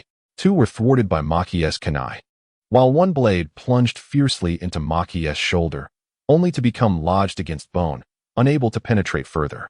Damn it, I didn't anticipate it would be you. To wield such a technique at your age speaks volumes of your strength. Maki grunted in surprise, realizing that the Jonin of Konoha were formidable indeed. Chapter 81. Save me. While tangible blades can be blocked, how does one intercept an intangible sword? Maki grinned menacingly as he conjured a blade of wind that sliced toward Shifeng. This is bad. Shifeng attempted to retreat, but Maki's other hand seized his arm, rendering him immobile. Shifeng collapsed, lifeless, and Maki, confirming the body was indeed lifeless, departed swiftly with Kabuto. From Shifeng's arrival to witness Gaara and Tost's battle, to the conversation between Maki and Kabuto, and finally the confrontation that concluded with Shifeng's demise, barely a minute had elapsed. Even the Umbu had not arrived in time. When Naruto reached the scene, the gourd-wielding figure had already vanished. Upon sensing the tailed beast's chakra, it was clear that the foe had already departed. The ground bore a terrifying scar, a wide mark several paces long, remnants of Shikaku's presence still lingering, alongside traces of blood. This chakra, it seemed to belong to that sound ninja named Tost. Naruto pondered, assessing the situation. The gourd-wielding figure had taken a life. The one who was attacked was indeed a subordinate of Orochimaru. How could there be a conflict with him? As he surveyed the scene of the incident, a faint voice reached his ears. Help me, help me. Curious, Naruto turned towards the direction of the sound and, several dozen paces away, discovered a person lying on the ground. A quick scan of his surroundings revealed no hidden threats, allowing him to swiftly approach. Was that the referee of the preliminary rounds? Moonlight Gale? Naruto was taken aback. His earlier perception had failed to detect the individual. Conversely, 2 figures that should have been present had mysteriously vanished. What was Moonlight Gale doing here at this hour, and in such grave condition? Naruto, Uzumaki, what are you doing here? Gale exclaimed, his eyes widening with excitement. Cough, cough. That is not important. I overheard the enemy's plan to attack Konoha. After being discovered, I was ambushed and injured. I feigned death to escape. Quickly, take me to Lord Hokage. The deep, bone-exposing wounds on his body were still oozing blood. Clearly, he had lost a significant amount. No wonder he had been able to deceive his assailants. He was quite fortunate to be alive. Naruto had a favorable impression of Gale and decided to assist him with a healing technique. Are you a medical ninja? Gale stared in awe at the green light emanating from Naruto's hands. The healing palm technique was nearly a staple for medical ninjas. Although Naruto had never formally learned it, he had witnessed others utilizing this medical ninjutsu. The principles behind it eluded him. This was his first attempt at casting it, merely mimicking the appearance of the healing palm, while the essence remained his spiritual energy's restorative function. Gale's bleeding ceased, prompting Naruto to halt. Gale looked utterly bewildered. What now? Since you can perform medical ninjutsu, why not continue the treatment? Though the bleeding has stopped, the wounds remain unhealed. Oh, I've only grasped the basics. Managing to stop the bleeding is beyond my expectations. Naruto replied politely, urging Gale towards the Konoha hospital. Naruto Uzumaki can actually perform advanced medical ninjutsu. Although it was merely a matter of halting the bleeding, it was sufficient to prevent the injury from worsening until he could reach the hospital for professional treatment. Gale felt a twinge of confusion. This version of Naruto seemed quite different from what he had known.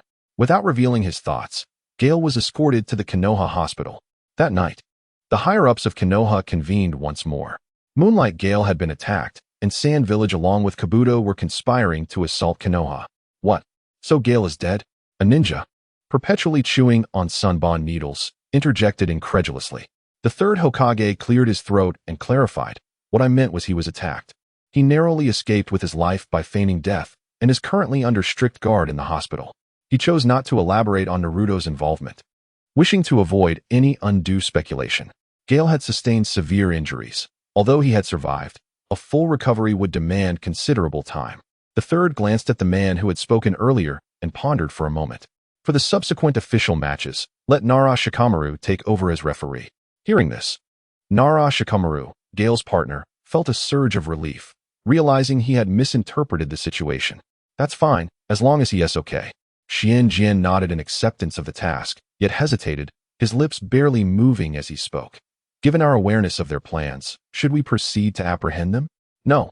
We cannot afford to confront them openly just yet. The leaders of various nations, sending their lower ninjas to participate in the Chunin selection, are gathered here. A large-scale conflict would make it difficult to ensure their safety, he replied. Suddenly, the advisor beside Sarutobi, Mito Minyin, interjected. If any unforeseen circumstances arise, the village cannot withstand the repercussions. Tokun Kobu, tapping her cane thoughtfully, added, it is not merely that, with Orochimaru's defection, he harbors ill feelings towards the village. Should a battle ensue and attract the attention of other nations' leaders, it is plausible that they might harbor ulterior motives. A heavy silence fell upon the assembly. Indeed, those so-called allies often merely paid lip service, and when faced with a crisis, it was the norm in the ninja world to strike when one was down. If someone were to seize the opportunity to extend an olive branch to Orochimaru, uniting various nations against Konoha, the consequences would be unfathomable. The previous shinobi wars did not arise without cause. This matter shall not be disclosed beyond this room. The Chunin exams will proceed as planned, and we shall increase our security personnel, Sarutobi Hiruzen declared, shattering the silence with resolute authority. If the time comes when we must confront them, our priority shall be the safety of the villagers and guests, minimizing casualties at all costs. The assembly dispersed. Minato, if you were still here, how would you handle this? The third Hokage gazed at the portrait of the fourth Hokage, Namikaze Minato, hanging upon the wall, feeling as though he had aged several years in an instant. Once retired, he was thrust back into the role of Hokage following Minato's untimely demise, a position he had held for 13 arduous years. The affairs of the village increasingly weighed him down. Even regarding the Uchiha matter, influenced by the fourth Hokage, he had been inclined to trust the Uchiha clan with significant responsibilities. Yet, when Danzo proposed this matter, he found himself remaining neutral. In his youth, he would have decisively opposed Danzo and Itachi's reckless actions. To him, whether Uchiha or other villagers, they were all integral parts of Konoha. Sighing, he contemplated that it was time to relinquish the burdens of Hokage. Jiraiya, that rascal, has been away for quite some time. He must return soon. Leaning back in his seat, Sarutobi let out a sigh, gradually succumbing to slumber. Nowadays, he felt weary after only a few hours of activity, a condition unbecoming of a ninja, a clear indication that he was indeed aging. Not far outside, Naruto made his presence known. Upon arriving at Konoha Hospital with the swift moonlight, he initially intended to inquire about the intelligence they had overheard. However, the Umbu and Sarutobi had already arrived. The third Hokage shot him a stern glance before privately meeting with Moonlight. A meeting was then convened, but how could Naruto remain oblivious? He rushed to eavesdrop, absorbing the discussions and actions of those within. Chapter 82. Come play. Grandfather, the notion of one person conquering an entire nation may seem exaggerated, yet what they intended to convey was the formidable strength of Orochimaru. Naruto, more than anyone else, understood Orochimaru well, having encountered him personally. Indeed, the latter concealed his true self profoundly, with Gaara from the Sand Village included, if the tailed beast were to completely rampage. The events of the Nine-Tails attack 13 years ago would once again be reenacted in Konoha. During that incident, Konoha suffered immense losses and could hardly withstand a second blow. Moreover, he could not act proactively, as doing so would reveal his identity, jeopardizing his subsequent plans. Additionally, if any mishap were to occur in Konoha involving these individuals, the village would bear the brunt of the blame.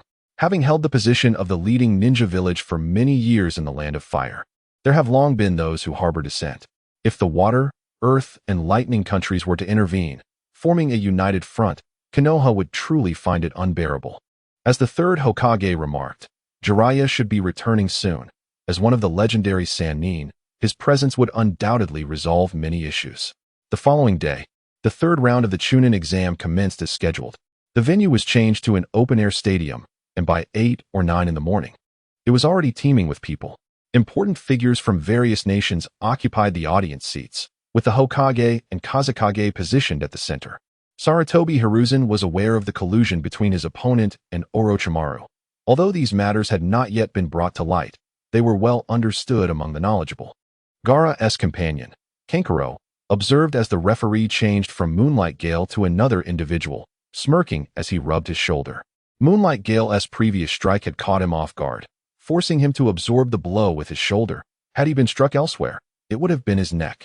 Due to the demise of Tosu from the Sound Village, the participants in the formal matches were reduced to 8, allowing for a sufficient number of one-on-one duels. There was no longer a need to consider additional contestants, and to ensure fairness and an engaging spectacle, the matchups were predetermined without random selection.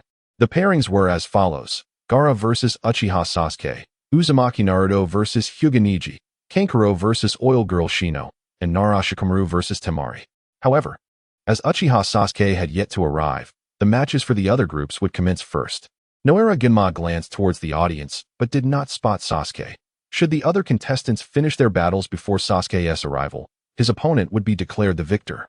Now, for the next match, Uzumaki Naruto and Hyuga Neji, please take the stage. That teacher, Naruto hasn't arrived yet, Sakura interjected. What is going on? Being late to the Chunin exam is utterly unacceptable. Indeed, we received an invitation from the Hokage and hurried here to watch, only to be met with such a situation. The experience is quite disappointing, remarked the leaders from various nations in the front row, their expressions sour as if mourning a loss. They felt their long journey had been undervalued. Ahem, in that case, let us proceed. Noara Ginma awkwardly cleared his throat and turned to Shino and Kankuro. The next participants may enter the arena. Damn it, that guy actually dared to stand me up. Neji clenched his fists, having just prepared to take the stage, only to discover Naruto was absent. He knew he had no hope. Had he fled the scene at the last moment? No, while that guy appeared somewhat unreliable, he certainly possessed strength and did not seem like someone who would abandon the fight. It matters not when he makes his appearance. Victory shall belong solely to himself. His ambition is to claim the championship of the Nin selection. Neji cast a glance at a middle-aged man in the audience, his eyes filled with disdain. I shall make it known to all present that the Hyuga branch has surpassed the main family. The long-standing rivalry between the main family and the branch will be dismantled by me. Naruto, of course, did not shy away from the challenge. Instead, he found himself gathering material with a lecherous old man with white hair on the streets. Having overheard the conversation among the Hokage the previous night, Naruto contemplated seeking out Jiraiya, a fellow legendary Sannin and student of the third Hokage. This seemed only fitting. Indeed, it did not take him long to locate Jiraiya outside a hot spring in a small town just outside of Konoha, where he encountered a rather hefty woman weighing around 200 pounds. He boldly revealed his identity and stated his purpose. However, upon mentioning the name Sarutobi Hiruzen, Jiraiya paid him no heed. It was only when Naruto transformed into the plump woman he had just met that Jiraiya's attention was piqued. In less than half an hour, Naruto managed to capture Jiraiya's interest. If he desired Jiraiya's assistance, he would need to procure ample material. Thus, they ventured towards areas with even more robust women. By the end of the day, Jiraiya's notebook was filled with densely packed text and illustrations. Sir, come play with us. They passed a flower street where a voluptuous woman clad in black stockings and heavy makeup greeted them with a beaming smile, her enthusiasm palpable. This was not mere exaggeration. She truly embodied the description. Startled, Naruto instinctively recoiled 500 meters, having truly had enough for one day. In his 2 lifetimes, he had never been in such close proximity to so many large women. Thoughts of revealing his identity and incurring future troubles were cast aside. Nothing could be more unbearable than this experience. Naruto felt a deep sense of despair, while Jiraiya eagerly rubbed his hands, gazing at the woman before him. He then produced an orange-covered book from behind and presented it to her, boasting as he did so, attempting to touch her hand. "Dear lady, take a look at this novel. It is the work of the great sage of the toads, Jiraiya, and I offer it to you for free." The woman, puzzled, took the book titled The Tale of Blissful Couples in Paradise, flipped through it casually, and tossed it back. "What nonsense. Jiraiya, what is so fascinating about married life? If you're not here to support my business, you can just leave," she shouted, then turned her gaze to Naruto. "And you, boy, what do you mean by that? How rude." Jiraiya and Naruto retreated hastily, crouching in a corner as they spied on the women enticing customers at the entrance of the establishment. Jiraiya occasionally erupted with nosebleeds, scribbling away with a pen and paper, while Naruto's face twitched in disbelief. He could not help but exclaim, "So, you genuinely have a preference for these 200-pound women?" Once the plump woman from the flower street disappeared inside the establishment, Jiraiya closed his notebook. It is good to not be ensnared by the allure of women," he mused, though he refrained from voicing this thought aloud. Otherwise, Naruto would certainly have to regard him with even greater respect. This trial, I believe, any reasonably normal man would surely pass. Jiraiya disregarded his gaze, rising to stretch lazily before making his way directly to the Hokage building. "Naruto Uzumaki, is it? Today's gathering of material has gone exceptionally smoothly. I can begin penning my new book. In gratitude, I shall contemplate your words. During this period, I shall remain in Konoha. By the way, I was the one who bestowed that name upon you," Jiraiya remarked with an enigmatic smile, turning his back to Naruto. "However, that old man of the third Hokage, does he really find it appropriate to share such matters with children?" With the others' consent granted, Naruto felt a sense of reassurance and hurried off to the Chunin exam venue. Chapter 83. How exciting. It's a battle between brother-in-law and brother. In contrast to the so-called Chunin exams, the quest to locate Jiraiya seemed far more significant. Thus, even knowing he might be late or miss the exam entirely, Naruto deployed all his shadow clones in search of Jiraiya, unperturbed, for he had always approached this examination with a sense of nonchalance. The third match was an individual competition. His participation would not affect Sakura and the others' eligibility to compete. But Sakura had already been eliminated. Yet, he still made an appearance. Just when everyone presumed he had voluntarily forfeited, Naruto Uzumaki manifested in the arena. The previous two matches had concluded, with Shino Aburame and Temari advancing to the next round. Shino's opponent was Kankuro, a master puppeteer skilled in the art of controlling puppets. Had he faced Shikamaru Nara, the outcome might have been different, but fate had decreed otherwise, and he found himself matched against Shino.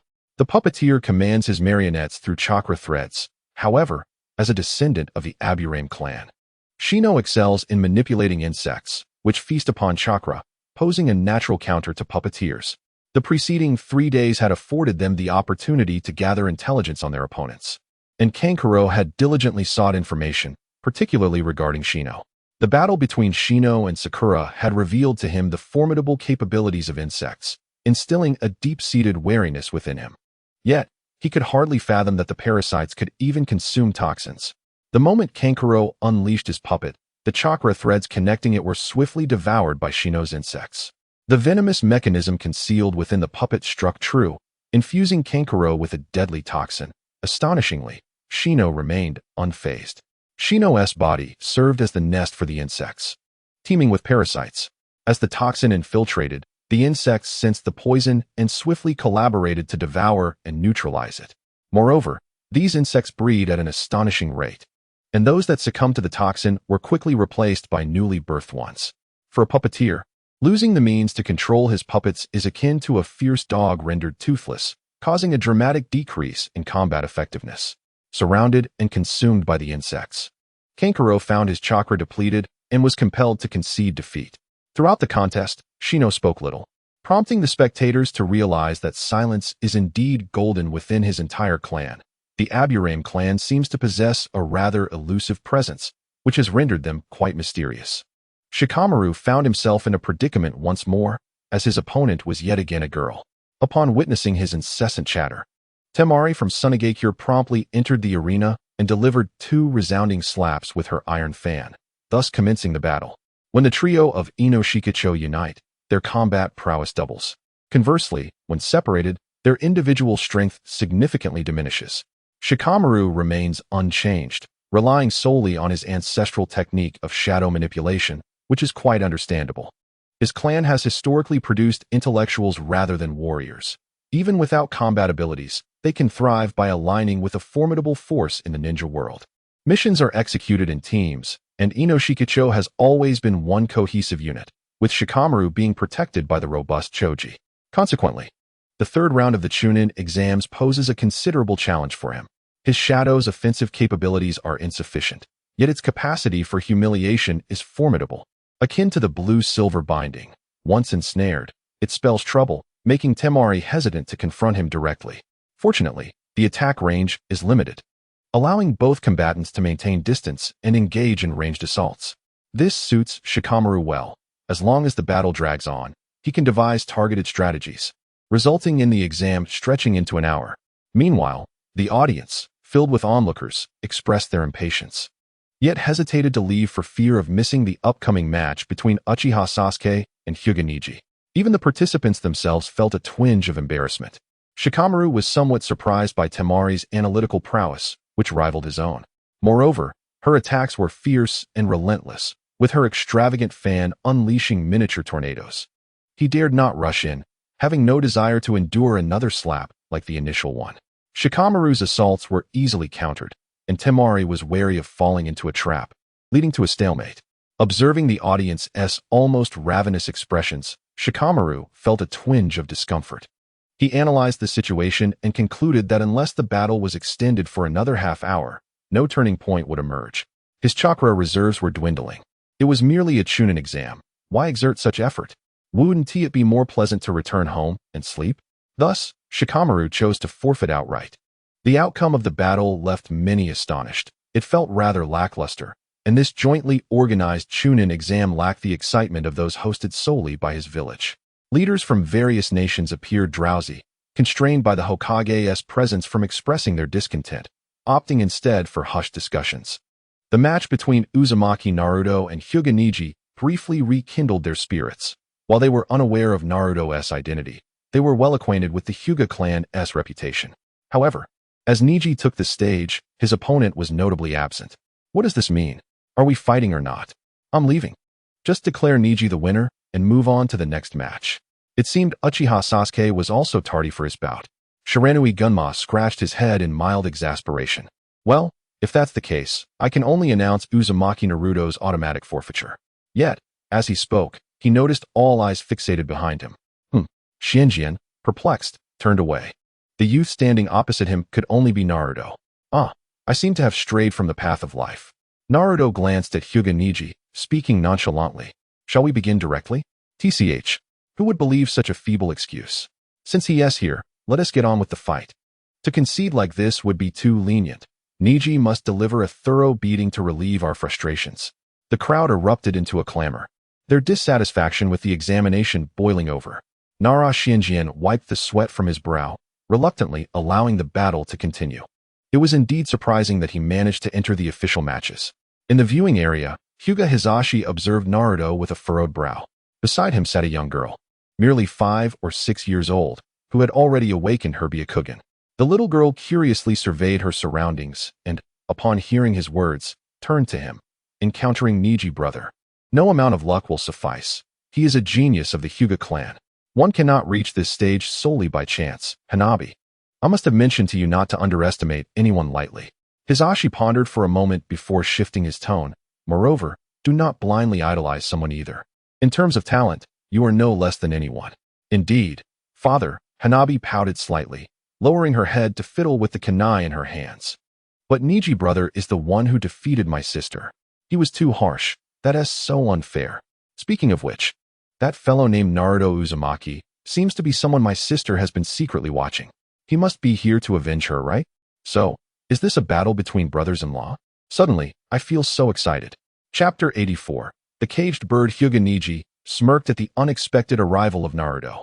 I thought you would flee. Yet you dare to step into the arena. Excellent. This gives me a reason to engage.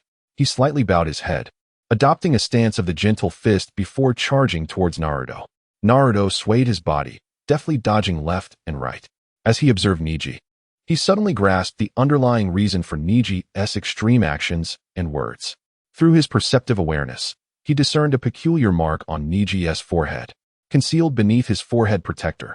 This mark was evidently man-made. The fact that it was covered suggested a desire for concealment, implying it was not self-inflicted but rather imposed by others. Much like a master branding a pet, Niji bore a similar mark upon his forehead. Yet, he is human. This mark is connected to his neural pathways and cannot be forcibly removed. Otherwise, it would activate the techniques contained within, the effects of which remain uncertain but undoubtedly unfavorable. I am unaware of the internal grievances within your clan, but Hinata is your kin. As an elder brother, your actions are excessively harsh. Naruto raised his hand to deflect Niji's Taijutsu assault, standing to the side.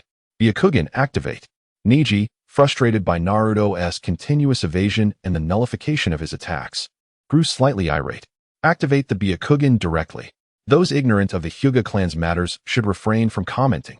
However, he did not witness the expected outcome.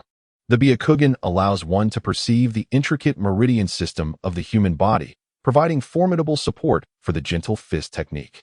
However, at this moment, Niji failed to detect the familiar veins and acupoints on Naruto.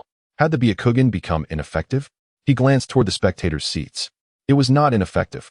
He could still see the meridians and chakra of the audience. Turning back to Naruto, Niji's pupils suddenly constricted. He still could not see. It was as if an invisible barrier enveloped Naruto, obstructing his Byakugan's line of sight, an occurrence unprecedented in his experience. How infuriating. How could this be? What had Naruto done? A knowing smile crossed Naruto's face. He could see the expression on Niji's face. Having now mastered a concealment technique, he could thwart all forms of detection, including the Byakugan's capabilities. Essentially, without this ability, the gentle fist could not accurately strike the body's acupoints, diminishing its threat considerably. How long do you intend to run away? Evading will not alter your destined failure. Niji unleashed a chakra-infused palm strike, his voice filled with anger. Though I am not certain how you disrupted my Byakugan, you have overlooked one crucial point. The human meridian system is largely consistent. As an expert in this field, I am more familiar with these acupoints than anyone else. I can discern them accurately without the Byakugan. Is that so? Naruto replied, slightly taken aback. Then why bother with the Byakugan? He rubbed his arm, which had been grazed by Niji's chakra palm, and instantly summoned hundreds of shadow clones to charge forward. Even if the Byakugan cannot discern your true form, eliminating them all will suffice. 8 trigrams palms, return to heaven. Niji pivoted sharply on his toes, unleashing a terrifying gust of air from his body, creating a massive spherical defense. A cacophony of shattering sounds filled the air as Naruto's clones were obliterated, sending dust swirling into the atmosphere. As the dust settled, Niji stood unscathed in the center of a large circular pit, but Naruto was nowhere to be seen. That technique was indeed the return to heaven. Hinata Heishi rose. Disbelief etched on his face as he regarded Niji. Wasn't this martial art a closely guarded secret within the Hyuga clan? How could he have? Was it possible he had discovered it on his own? What an astonishing talent. Father, that was the return to heaven, wasn't he it? Hanabi, observing his reaction, remarked with a smile, so powerful. It's even more impressive than when you used it. Hayashi cast a serious glance at her. Hanabi, pay close attention to this battle. Niji is undoubtedly a genius, but that Naruto Uzumaki is no ordinary opponent. Hanabi was slightly taken aback. It was strange that her father held such a high opinion of her brother-in-law, even more so than of Niji. From her perspective, once Niji executed the return to heaven, the outcome of the battle seemed predetermined, as it was the strongest defensive technique of the Hyuga clan. Oh dear, could it be that my brother-in-law has been defeated? She mused. Yet, there was not a trace of blood. Had he managed to slip away amidst the chaos? Her Byakugan also failed to reveal Naruto's presence. However, since her father had said so, there must be a reason behind it. How could Naruto escape? He merely used the confusion to shroud his form. The advanced application of space techniques reflected the direction of light, allowing him to vanish from sight, inspired by the ethereal escape of moonlight and the swift winds. After fortuitously saving one another last night, I learned from the swift wind that he possessed the ability of intangibility, which allowed him to conceal his presence. This ability had led Kakashi to commission him to surveil the enigmatic Kabuto, resulting in him overhearing significant matters. Reflecting upon the swift wind's description, Naruto pondered the principles of intangibility and subsequently devised a similar technique. In truth, He remained present, having never departed. The 8 trigram's palm's return to heaven piqued his interest. Resembling his own Rasengan, Naruto released a pulse of spiritual energy that struck the forehead of the swift wind, dislodging his forehead protector and revealing a peculiar mark upon his skin, reminiscent of a tattoo. This mark, if I am not mistaken, serves to restrain your abilities. Naruto's voice echoed, still absent from view, now taking on an almost ethereal quality. Neji, startled, hastily covered his forehead, yet it was too late. The mark was already laid bare before all. Very well, there is no reason to hide it, he declared. You speak the truth. The main family fears the power of the branch family. Thus, when the branch members are still young, they are branded with this mark. Should they defy the main family's will, the mark will automatically assault their neural pathways. Neji lowered his hand and continued with a sharp tone. Moreover, in their desire to prevent the Byakugan from falling into the hands of outsiders, they have embedded within the mark a technique that ensures the Byakugan is destroyed upon death or if the eyes are seized by an enemy. Not only that, whether by design or as a side effect, the mark also inhibits the development of the Byakugan's abilities. Otherwise, with my talent, my current strength would surpass what it is now. As guardians of the main family, the branch members must always prioritize the interests of the clan, even at the cost of their lives. My father, Hyuga Hayashi, is a prime example. From birth, those of the branch family are burdened with an unyielding fate, eternally constrained by the main family until death. When Naruto unleashed his spiritual energy, ripples spread through the space, and Neji, with keen insight, instantly discerned the source of his concealment. In a moment of fervor, Neji dashed towards him, exclaiming, "No, I shall shatter this unjust fate." Chapter 85. What is this gentle fist, 8 trigram's palm? Is this not the 6 paths divine sword? As the saying goes, family disgrace should not be aired in public. Although the Hyuga clan's actions serve to protect the Byakugan from being seized by outsiders, they are ultimately inhumane. Neji's words resonated with everyone present. Gazing at the indelible mark upon his forehead felt akin to witnessing a bird trapped in a cage, inciting a stir among the assembly. To employ such measures against one's kin is utterly indefensible. It is tragic that one branded with this mark must live as a slave, forever overshadowed by the main family. Someone cautioned, "Be wary of the Hyuga clan overhearing. I believe I just spotted their clan leader." Thus, it became clear to Hinata why Neji harbored such animosity towards the main family. Despite their kindness during his childhood, their demeanor had drastically shifted. The mark, which had previously been absent, was likely inscribed upon him at that time. Hyuga Hayashi remained silent, the murmurs around him sounding harsh to his ears. Though he held the title of clan leader, matters of the family were not solely his to dictate. When the heir of the main family turned 3, a mark was inscribed upon the children of the branch family, a tradition handed down through generations. The elders of the clan held this custom in high regard, permitting no dissent. Even if Hyuga Hizashi wished to abolish this practice, he found himself unable to sway the opinions of these venerable figures. The matter was intricate. These individuals were not merely significant members of the Hyuga clan, but also esteemed elders shared by both the main and branch families. Hizashi did not view the branch family members, like Neji, as mere distant relatives. Rather, these elders were steadfast in upholding this tradition. He had proposed its abolition more than once, especially after the tragic demise of his younger brother, Hyuga Hinata, due to his own actions. Yet, his pleas were met with merciless rejection, even from their father. The Hyuga clan was devoid of familial affection.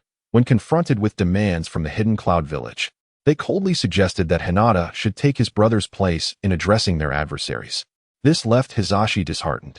The illustrious clan of Konoha was not as glamorous as it appeared to outsiders.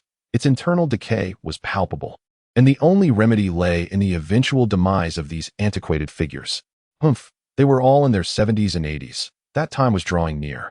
The younger generation, however, entirely rejected such archaic customs.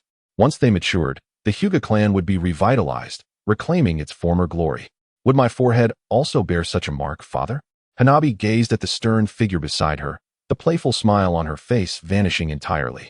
It dawned on her that her father had once been involved in such terrifying matters, and his usual concern prompted her to contemplate differently. Strictly speaking, Hanabi would also belong to the branch family in the future. Hyuga Hizashi took a deep breath, as if resolved, and declared solemnly, "I shall not allow such occurrences to repeat within the Hyuga clan." Perhaps we were all mistaken. It is not too late now to prevent them from happening again. He did not watch the subsequent matches, feeling that witnessing his brother's children reach such heights was sufficient. He rose to leave, without calling for Hanabi, and no one knew where he was headed or what he intended to do. Hanabi stood momentarily stunned. Her father seemed to have transformed entirely, displaying an expression she had never seen on Hyuga Hisashi before. Hesitantly, she glanced around, spotting Hinata in the opposite viewing area. Her small face broke into a smile as she cast aside her earlier discontent and ran towards her. Naruto, aware of the underlying circumstances, adjusted his perception of the Hyuga clan. Renowned alongside the Uchiha, the Hyuga clan was one of Konoha's great families, while the Uchiha comprised several hundred members. The Hyuga clan was hardly lacking in numbers. The tragic saga of Niji was but one of many such narratives.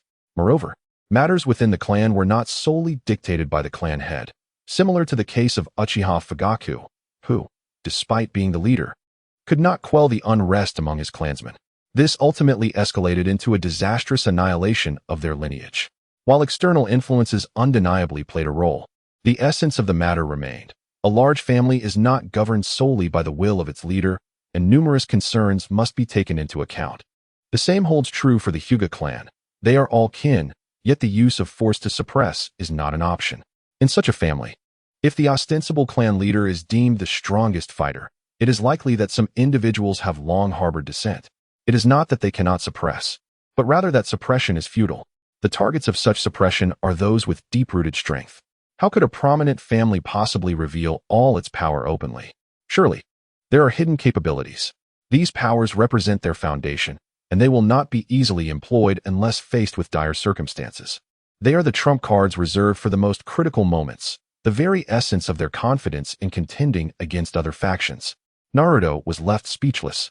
His memories were filled with the glimmering facade, oblivious to the shadows lurking beneath. Wherever there are people, there exists a realm of conflict. And the ninja world is no exception. Ninjas, originally a group that thrived in the darkness, have gradually stepped into the light with the progress of time. Many of the missions they undertake remain concealed from public view. This farce must come to an end. During the match, apart from the initial use of the shadow clone technique, Naruto refrained from employing any other ninjutsu. Although he possesses a considerable repertoire of techniques, their conspicuousness in this setting would be too glaring. Perhaps it could be deemed somewhat unfair, thus he opted for close combat with his opponent. Gentle fist. 8 trigrams, 64 palms. Niji assumed his signature stance, and beneath their feet appeared a colossal 8 trigrams illusion. As Niji closed in, his hand movements unleashed a torrent of chakra projectiles towards Naruto. What gentle fist, 8 trigrams. This is akin to the 6 meridians divine sword. I am employing the ripple step. Naruto's figure darted, evading all 64 chakra projectiles. As he landed from midair, he suddenly crouched low, hands transforming into claws. Dragon capture. A dragon-shaped illusion, as thick as a barrel, surged forth, sending his opponent flying. Roar. The dragon's roar echoed all around. As the illusory dragon head propelled Niji out of the arena. Niji has actually lost. I cannot go on living. How could my idol suffer defeat? It must be the influence of that mark and those words that affected his mindset. That despicable Naruto. If only he hadn't suddenly knocked Niji's forehead protector away. None of this would have occurred. Niji, a prodigy of the Hyuga clan, possesses extraordinary strength and is remarkably handsome, a quintessential embodiment of the perfect trifecta of wealth, beauty, and charm, garnering a multitude of female admirers. In this moment of defeat, some are aggrieved, believing that Naruto resorted to underhanded tactics. To those shallow admirers who judge solely by appearance and not by results, step aside. Naruto is indeed stronger. What is wrong with him winning the battle? Humph, I shan't converse with you, my lovely friends. They are criticizing me, boo-hoo. Uzumaki Naruto advances. Nara Shikamaru announced as the results were declared, and with that, dissent dissipated, igniting a fervor among the spectators. Niji was not gravely injured, yet his mindset was somewhat disturbed, appearing lost and despondent as medical ninjas arrived to escort him away. What just happened? Why did the battle conclude so abruptly? What was that jutsu? That massive serpent was magnificent. What serpent? Uft. That was a dragon. Chapter 86. Sister, you have a rival in love. Naruto's performance once again astounded the onlookers. The majority in the audience were villagers from the Hidden Leaf, familiar with Naruto. Yet this was their first time witnessing him in combat. In their impressions, when mentioning Naruto, most people recall the mischievous boy who scrawled on Hokage Rock and was chased around by his teachers, a stark contrast to the person he has become today. However, their perspective has merely shifted.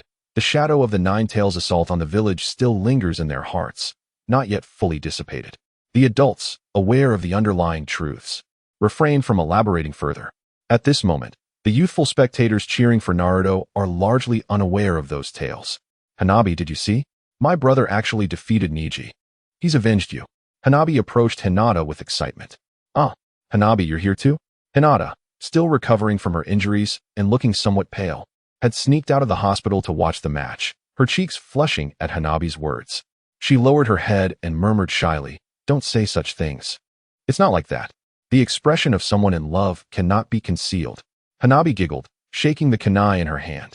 Naruto may not come from a prestigious family, but he is quite handsome, and most importantly, his strength is formidable. Father has a favorable view of him, so he should have a relatively easy time with that challenge. There's great hope for you, dear sister. Hanabi hopped onto the seat beside her, propping her waist and nodding enthusiastically, as if she were a mother-in-law assessing a prospective son-in-law, clearly satisfied. Hinata, her face flushed, chose not to engage further in the discussion, realizing that she too had a day when she was praised by a girl. The sounds from the audience, including the conversation between Hinata and Hanabi, reached Naruto's ears. These kids are far too mature for their age, Naruto chuckled softly, shaking his head as he returned to the spectator area. The Wind Shadow and the Fire Shadow sat in the front row, their thoughts not entirely focused on the match. The genin from Konoha this year are truly surprising. The Wind Shadow remarked, his narrow eyes flickering with an elusive smile beneath his mask. Naruto's technique, that dragon-shaped illusion, reminded him of the legends of eternal life associated with the Dragon Cave. In this world, dragons do not exist, at least, no one has seen one. While there are numerous ninjutsu related to dragons, they are merely superficial. The stone walls of the Dragon Cave also recount tales of dragons. Serpents transform into flood dragons, and flood dragons into true dragons. The White Snake Sage has lived for millennia, yet despite his immense power, he remains a serpent, not even a flood dragon. A flood dragon is a creature that exists between a serpent and a dragon. Dragon horns, whiskers, claws, and reverse scales are indispensable. Without them, one can only be considered a flood dragon. Although there are notions of flood dragons, they do not equate to true dragons. Naruto's dragon-shaped illusion conveyed a sense of genuine draconic essence, stemming from a pressure rooted in his bloodline. The Wind Shadow, or perhaps it should be referred to as Orochimaru, now possessed serpentine traits, rendering him particularly sensitive to the existence of dragons. In truth, Naruto's technique merely simulated the appearance of the dragon capture hand using spiritual energy. However, as dragons are the superior species over serpents, they naturally exert a suppressive influence. This fear is ingrained in the blood and genes of serpents. Whenever they behold a dragon, they react this way, and the dragon Naruto conjured was particularly lifelike. The transformation of a serpent into a dragon was once dismissed as mere legend, yet it now seems plausible. With the conclusion of this matter, a visit to the dragon's lair has become necessary.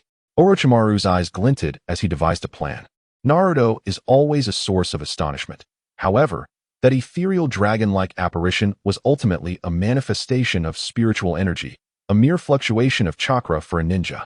The ninja world is replete with bizarre techniques, yet few, aside from Orochimaru, paid them heed. Conversely, his method of concealment intrigued many. It resembled the swift evasion technique, which was indeed curious, considering Naruto's proficiency in it. Hinata Hyuga pondered, perplexed, for he had never heard of such a capability before. This individual certainly harbors profound secrets. The third Hokage narrowed his eyes, discerning the distinction from the evasion technique. This was an application of space ninjutsu. Naruto, as the descendant of the fourth Hokage, Minato Namikaze, naturally inherited such powers, given Minato's mastery in spatial techniques. Destiny can be altered. I firmly believe in this truth, Naruto murmured as he watched Neji depart. His voice, though soft, was carried by spiritual energy, reaching Neji's ears. Neji's body jolted, the despondency vanishing instantly, his eyes rekindling with fervor. A single failure does not denote weakness. It merely signifies that the opponent was exceedingly formidable. This was not Neji making excuses. One defeat holds little significance, For Naruto is not his mortal enemy. Let him be strong. I shall persist undeterred. As long as I grow sufficiently powerful, the main family holds no sway. And even those old fogies within the clan must heed my ambitions. Having grasped this, he felt a sense of relief. Naruto Uzumaki, you are a worthy adversary. One day, I shall return to challenge you, Neji declared, casting a glance back before departing with the medical ninjas. Naruto remained unfazed. Come what may, I shall show you what it means to be unattainable. Though somewhat brash, he refrained from vocalizing this sentiment. Instead, he returned to the viewing area. Only one match remained in the official tournament, featuring the esteemed talents of Shikamaru and the gourd boy, creating an atmosphere of palpable anticipation among the spectators. How infuriating! For I am the true protagonist. Feeling a touch disgruntled at being overshadowed, Naruto made his way to the spot between Sakura and Ino, instantly enveloped in a fragrant aura, surrounded by their delightful presence. Naruto, what are you doing? Ino exclaimed, slightly irritated by his sudden proximity. Why sit here when there are other seats available? Scratching his thigh nonchalantly, Naruto remained undeterred. What does it matter where I sit? This girl is being overly formal. He nudged closer, the soft sensation evident. Ino, seated at the far end, found herself unable to move as he pressed against her, her body stiffening. Having never been this close to a boy, her face flushed crimson. You're insufferable, Naruto. How could you be so outrageous? Flustered and vexed, Ino stood and maneuvered over his legs to sit beside Sakura instead, casting furtive glances at Naruto with a hint of wariness. Naruto stood in a state of astonishment, realizing that at such a tender age, his body had already begun its development. His gaze drifted to the front of his companion, catching sight of two slightly bulging pouches. Naruto, perhaps you should exercise some restraint. Sakura sighed protectively over Ino. Ah, Sakura, ever the sensible one. Despite her boisterous nature, she never seemed to mind such trivial matters.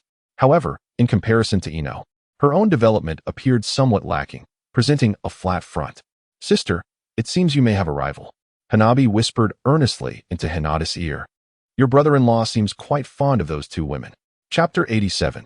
How are you all so adept at pretending? Observing Naruto and his companions from across the way, Hinata felt a twinge of disappointment within her. She quickly feigned anger. Hanabi, I've already told you, it's not what you think. What do you mean it's not what I think? Your feelings are clearly written all over your face. I shan't speak with you any longer. I'm leaving, Hinata declared, abandoning Hanabi as she departed. Hanabi sighed. That brother-in-law of mine, despite Hinata's affection for him, does he truly remain oblivious? With a fierce glance in his direction, she leapt from her seat to chase after Hinata. Naruto felt a tickle in his throat and stifled a yawn. What is going on? Am I coming down with something? That can't be right. Could it be that Ino has been secretly cursing me? Noticing that Ino remained as vigilant as a guard dog, Naruto shook his head in mild exasperation. He promptly averted his gaze, folding his arms and quietly observing the unfolding drama. The Uchiha clan, particularly the males, had a penchant for posturing, a trait vividly embodied by Sasuke. The gourd boy had already made his entrance, while Sasuke had delayed his arrival until the countdown was nearly upon them, emerging alongside Kakashi only when the crowd's patience was wearing thin. Kakashi claimed they had gone off to train, but with merely 3 days to prepare, the audience skeptically pondered what could have possibly been accomplished in such a short span. Naruto too was curious about what Sasuke had concocted during this time. The moment Sasuke appeared, the atmosphere ignited, met with a thunderous roar of cheers from the crowd. Rather than impatience, it was palpable excitement that had built up, as everyone was eager for the competition to commence. Previously, while awaiting Naruto's arrival, the countdown for forfeiture had begun in less than 3 minutes. Yet Sasuke had kept everyone waiting for nearly 10 minutes. A testament to the influence of the lords and the wind shadow. Many of these lords had come with the intention of witnessing the Uchiha legacy firsthand, particularly after the shocking demise of the Uchiha clan years prior, which had sent ripples throughout the ninja world. They speculated that the higher-ups in Konoha had covertly acted out of fear of the Uchiha's power. As a scion of the Uchiha name, Sasuke was a figure they were eager to observe, to comprehend the might of the Sharingan. What sort of power could evoke such trepidation in the Hokage? If they could win him over, it would be a monumental gain. Meanwhile, the true wind shadow, Orochimaru, had perished 2 days prior on the road to the hidden leaf village in the land of fire. Orochimaru, ever so cautious, found his identity exposed during the second examination. In a bid to camouflage his true intentions, he resolved to assume a new persona. Aware that the fourth Kazekage would be arriving, he set his sights on eliminating him. Laying an ambush with his subordinates along the route, he successfully dispatched the Kazekage. With his ascension to the Kazekage's position, he could wield complete control over the Sand Village's forces during the Nin exams, thereby diverting Konoha's military strength in his negotiations with Hiruzen Sarutobi. At long last, the anticipated battle of the Uchiha clan was about to commence. The individual in question was none other than a descendant of the Uchiha. It was said that their clan was annihilated in a single night by the prodigious Itachi, who had since defected from the village. This was quite the spectacle, eclipsing his own popularity significantly. Naruto glanced at the crowd, which had erupted in excitement upon Sasuke's arrival, and felt a pang of resignation. His own protagonist aura seemed insufficient. Kurinai Yuhi, grasping a senbon, sensed the charged atmosphere and felt compelled to embrace her role as a judge.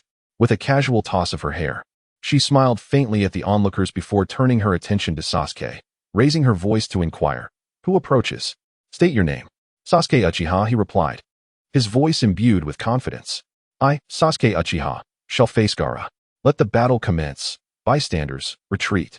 At her command, Kakashi, who had accompanied Sasuke, withdrew to the sidelines. The spectators erupted in excitement, rising to their feet. Naruto watched silently, feeling a twitch at the corner of his mouth. Such audacity, to boast so much. The crowd was once again swept into a frenzy as the battle commenced. "I've awaited you for so long. I knew you wouldn't shy away," Gaara grinned menacingly.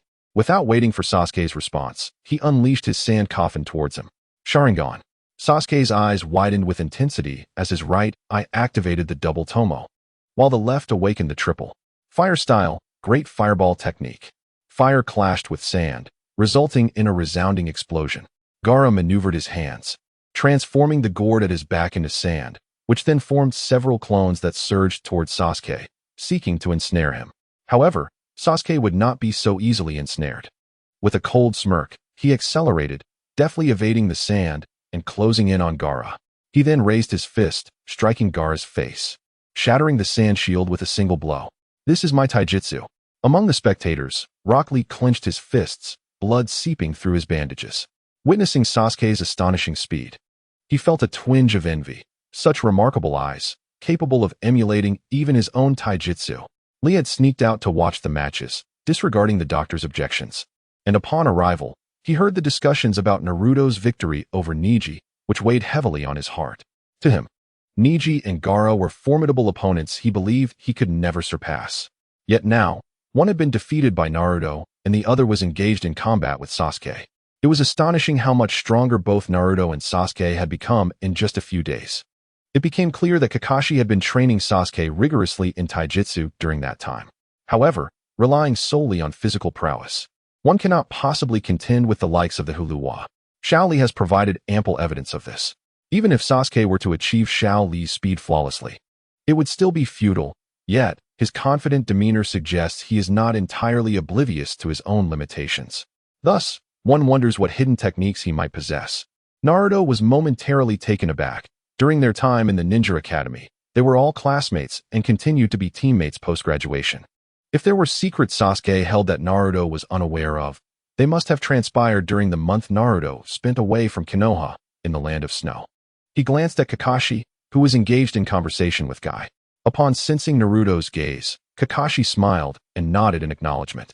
It appeared that Kakashi had imparted that jutsu to him during the very month of Naruto's absence. Given Sasuke's prodigious talent, mastering it within a month should not pose a challenge. This battle was beginning to take an intriguing turn. Since Naruto had previously exerted a mental pressure on Gaara's tailed beast, Gaara had remained unusually passive, refraining from causing any disturbances. This confrontation was destined to be a duel between Gaara and Sasuke alone. In the blink of an eye, the intensity escalated. Gaara's defense, the sand shield, was breached by Sasuke's attack, compelling Gaara to withdraw all his sand and encase himself within a spherical formation. Sasuke's relentless assault came to a halt when he was injured by the suddenly protruding spikes from the sand sphere. This was Gaara's ultimate defense. Chapter 88. Let the thousand birds sing. If Sasuke attempted to strike at Gaara's form, he would be met with those spikes first. It seemed there was no way through. In this state, Gaara's defenses were impenetrable. Could Uchiha Sasuke truly face defeat? It was evident that his efforts were overly ambitious. The opponent's sand defense was flawless. In this form, Gaara had not even unveiled his full potential against Shaoli, Kakashi, as a longtime rival. I must concede that your ability to teach your students indeed surpasses mine, Guy remarked, astonished. To elevate someone's speed to Shaoli's level in merely 3 days is almost unbelievable. Yet, such is the reality. The Uchiha lineage is undeniably formidable. Guy cast a glance at Shaoli in the distance, silently sighing. Shaoli, you have exerted yourself more than anyone else. Teacher Guy, I will not be defeated so easily. Feeling his gaze, Shaoli straightened himself, leaning on his cane, and flashed a smile. Lee, you truly are my student. Splendid work. Guy said, his eyes welling with tears, while Kakashi beside him could only shake his head in disbelief. So, Sasuke, how will you break this deadlock? The eyes beneath Orochimaru's straw hat glimmered subtly. Sasuke, you're injured. Sakura exclaimed, clutching Naruto's thigh in excitement. Ouch, I have eyes, you know. Naruto gasped, turning his attention to the two combatants. He observed Sasuke's hand bleeding. Realizing the precarious situation, Sasuke swiftly retreated, grasping his right wrist with his left hand. His right hand transformed into a claw, pulsating with vibrant lightning chakra, as brilliant sparks erupted from his palm. Following this, a piercing avian cry echoed as Sasuke charged towards Gaara. Indeed, it was this technique. Naruto chuckled, realizing why Kakashi had specifically focused on training his speed. This technique, quite simply, involved utilizing lightning chakra currents enveloped around the hand to execute an extraordinarily swift thrust attack. The greater the speed, the more formidable the impact. Thus, Kakashi dedicated these 3 days entirely to honing Sasuke's Taijutsu, aiming to maximize the effect of this technique, which would serve as Sasuke's trump card. It was Chidori. I never expected you to pass this technique on to him, exclaimed Guy in astonishment. Kakashi replied, you taught Lee the 8 gates. So what is surprising about me imparting Chidori to him? That technique is none other than Kakashi's Raikiri. Truly, Sasuke is remarkable, mastering such a technique at such a young age. Wow, what an eye-opening experience to witness the signature jutsu of the copy ninja, Kakashi. It has been worth the journey. Chidori, Raikiri? What sort of technique is that? Ino queried, puzzled. When did Sasuke learn such a powerful technique? Naruto cast a glance at her, noting her still wary demeanor towards him. Seriously, is this necessary? Naruto shrugged off her attitude and continued. It is a lightning release technique developed by Kakashi in his youth, enveloping a substantial amount of lightning chakra currents around the hand to perform a high-speed thrust attack with astonishing lethality. The sound produced by the current resembles a chorus of birds chirping together, hence it was named Chidori. Moreover, since this technique has been used to sever lightning, Kakashi also refers to it as Raikiri. Only those with the Sharingan, such as Kakashi and Sasuke, can wield this technique effectively. For others, the chaotic chakra currents combined with such rapid speed would be utterly uncontrollable, let alone striking a target. Chidori, Sasuke shouted, unleashing the lightning chakra currents from his hand, carving deep trenches in the ground as he passed. In the blink of an eye, he covered a distance of 20 jang. Chidori collided violently with the sandball. A cacophony of cracking sounds echoed as the hand-wielding Chidori smashed through the spikes, embedding deeply into the sand. Gaara's absolute defense was breached. Coughing slightly, the sandball trembled, emanating Gaara's low voice. You heard her. A strange aura emanated from within the sandball, with Sasuke at the forefront. Startled, Sasuke recoiled. Upon raising his hand, he found it smeared with blood, both his own and that of his opponent. Blood trickled from the wound created by Chidori. Gaara was injured. Damn, if that thing emerges now, no one here will escape, remarked Kankuro, a hint of fear in his voice as he glanced at the Kazekage. He was unaware that the Kazekage was already dead. Orochimaru, disguised as the Kazekage, slightly nodded, and his hidden subordinates received the signal to commence their actions. They had all disguised themselves, originally sound and sand ninjas, masquerading as ordinary spectators, blending into the crowd without detection.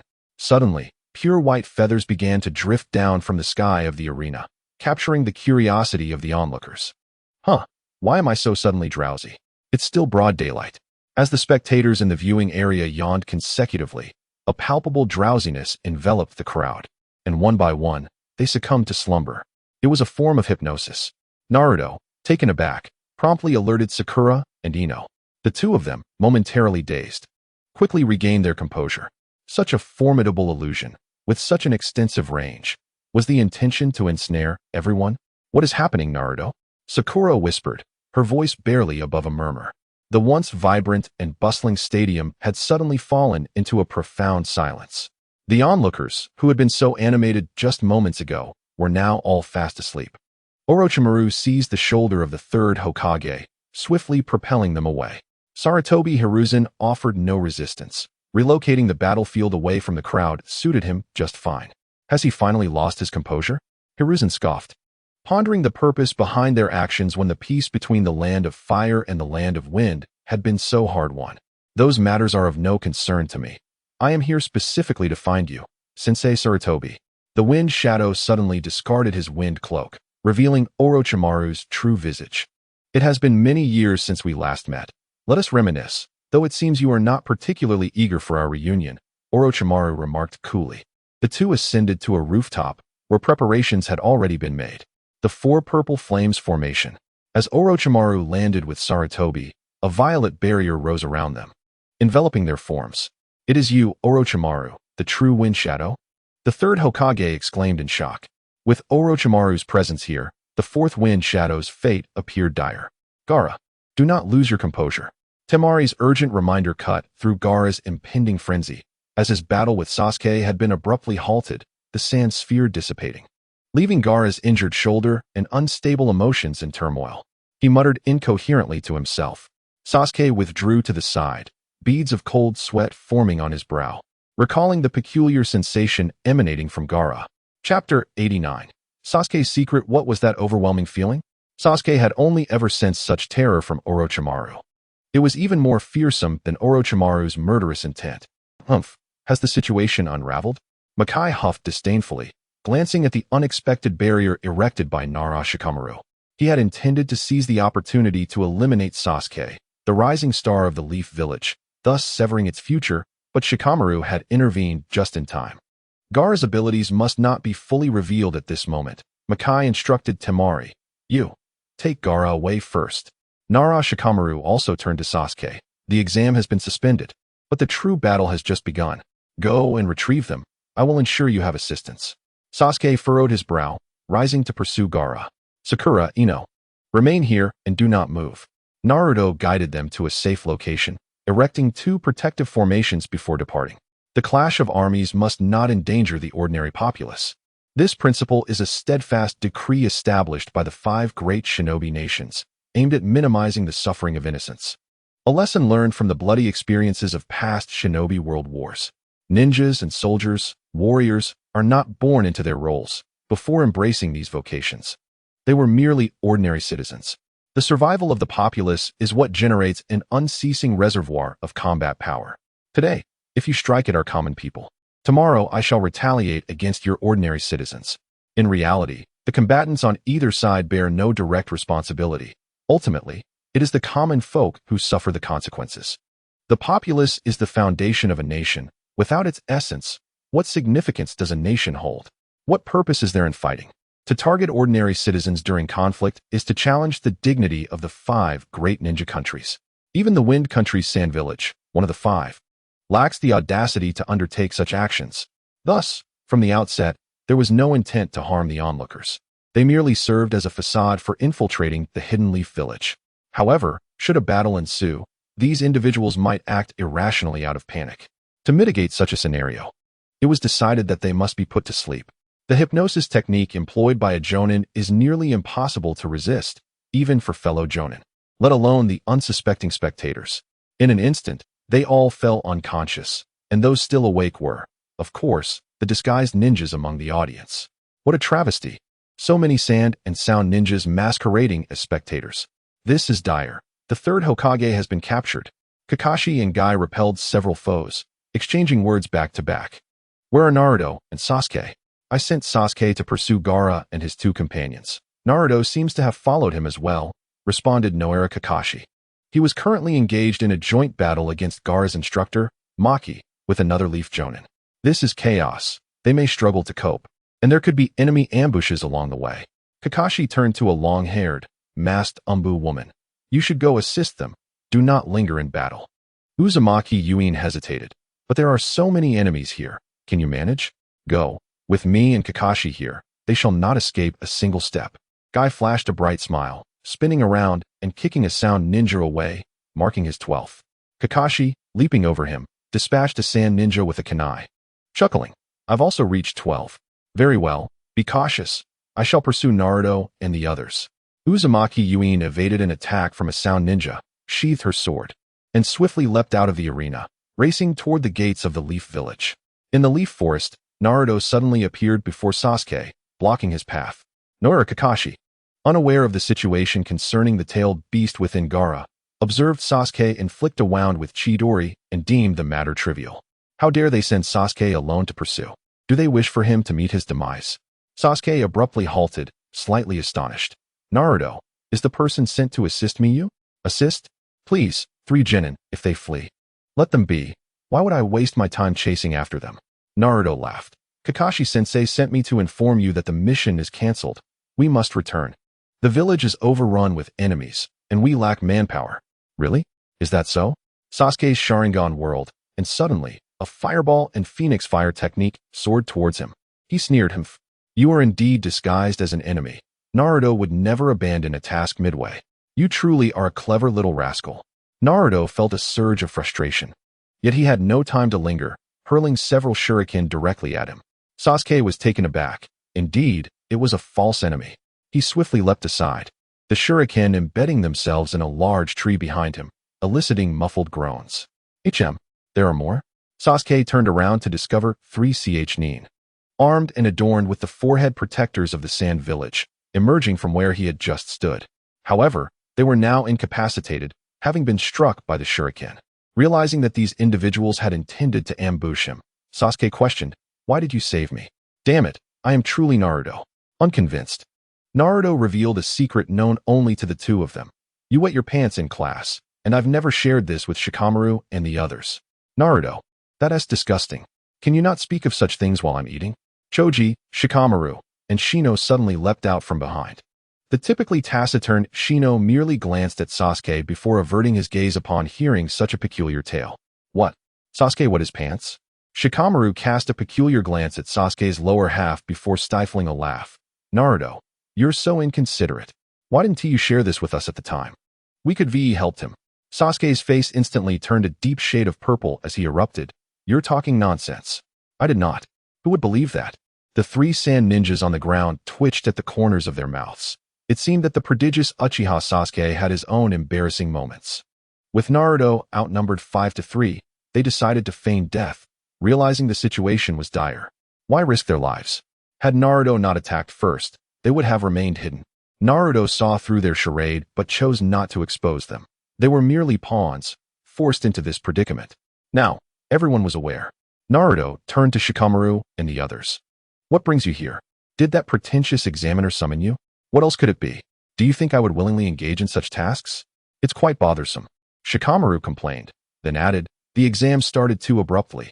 I didn't even have a chance to warn you. That Gaara is not someone we can handle. He.S. a ruthless killer. What happened? Naruto inquired, curious about what Shikamaru knew. Chapter 90. Farewell to Yuzuki Ieyasu. Shikamaru explained that after his battle with Temari, he had been resting on the indoor staircase connecting the arena to the audience when he witnessed Gaara committing murder. 2 nin had attempted to confront Gaara, only to be swiftly consumed by him. Shikamaru expressed his apprehension. We should head back. This mission is unnecessary. Naruto understood. With this individual present, he need not exert much effort in persuasion. Sasuke, unwilling to concede, remarked, My battle with him is not yet over. It would be a pity to abandon it now. What a pity indeed. Preserving one's life is of utmost importance. Naruto retorted, You truly are a glutton for punishment. It was quite troublesome. Naruto approached and kicked 3 seemingly lifeless sand shinobi, who then awoke with grins. Spare us. We were compelled to come here. We have never harmed anyone in Konoha. They pleaded. Naruto, growing impatient, waved his hand dismissively. Now, enlighten me about Gaara's identity. Shikamaru, with a mouthful of disdain, muttered, Tsh, pretending to be dead. Identity? What identity? Sasuke and the others were perplexed. Upon hearing this, the 3 sand shinobi realized that Naruto had no intention of killing them. Thus, they readily divulged, that monster, Gaara, possesses an extraordinarily terrifying beast within him. Our original plan was to incite Gaara to rampage within the village, but we did not anticipate he would be injured during the match, leading to our plan's failure. However, Gaara is too perilous. He often cannot discern friend from foe, and we dare not approach him too closely. One after another, the three shared all they knew with Naruto. Do you understand? This is a task beyond our capacity. And should he remain and go berserk, the damage to the village would be catastrophic. Since he wishes to return, we should let him go. Naruto felt a bit exasperated, and after conveying this information, he turned back the way he came. I've informed you of the stakes. If you choose to pursue him again, I shall not intervene. Sasuke hesitated, sighed, and ultimately decided against continuing the pursuit of Gaara. When Uzuki Yugugo found Naruto, they were already on their way back. Oh, beautiful sister. What brings you here? Naruto exclaimed. You all should head back quickly. The mission to pursue Gaara has been cancelled. Kakashi sent me to inform you. This woman must be from the Umbu. Naruto must have developed quite a rapport with her. Sasuke, standing behind Naruto, was instantly bewildered. Kakashi had sent her to inform Naruto. How had Naruto learned of this?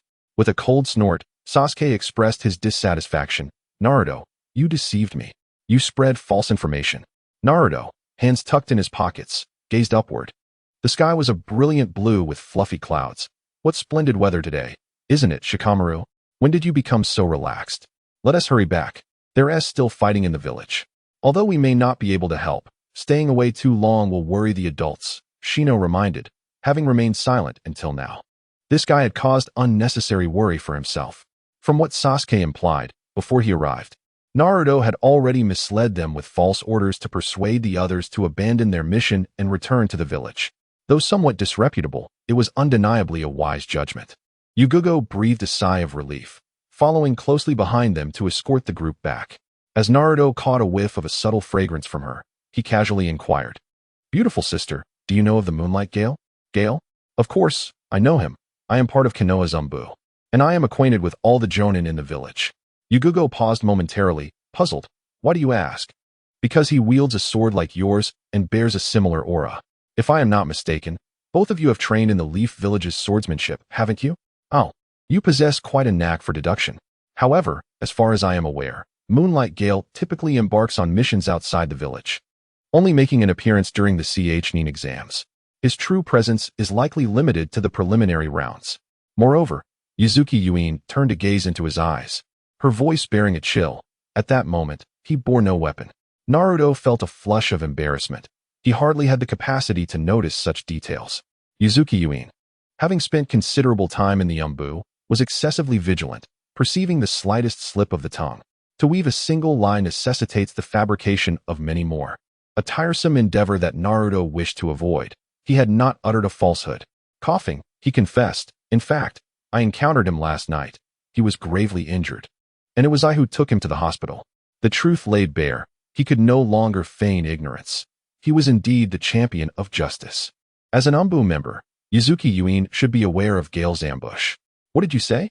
Gale is injured? She exclaimed, her surprise palpable. Is that true? How was I unaware of this? It was worth noting that today, as competition had unexpectedly seen a change in Proctor, that ailing man had been absent all day. Could it be that the Sand Shinobi had attacked him? Surely, the enemy could not have been vanquished.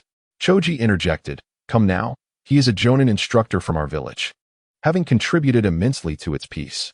Although we may have only met once, such remarks are exceedingly disrespectful. Oh, I recall the Ninja Academy instructor mentioning that such a fate is termed sacrifice. Curse it, if you lack the gift of speech, then speak less.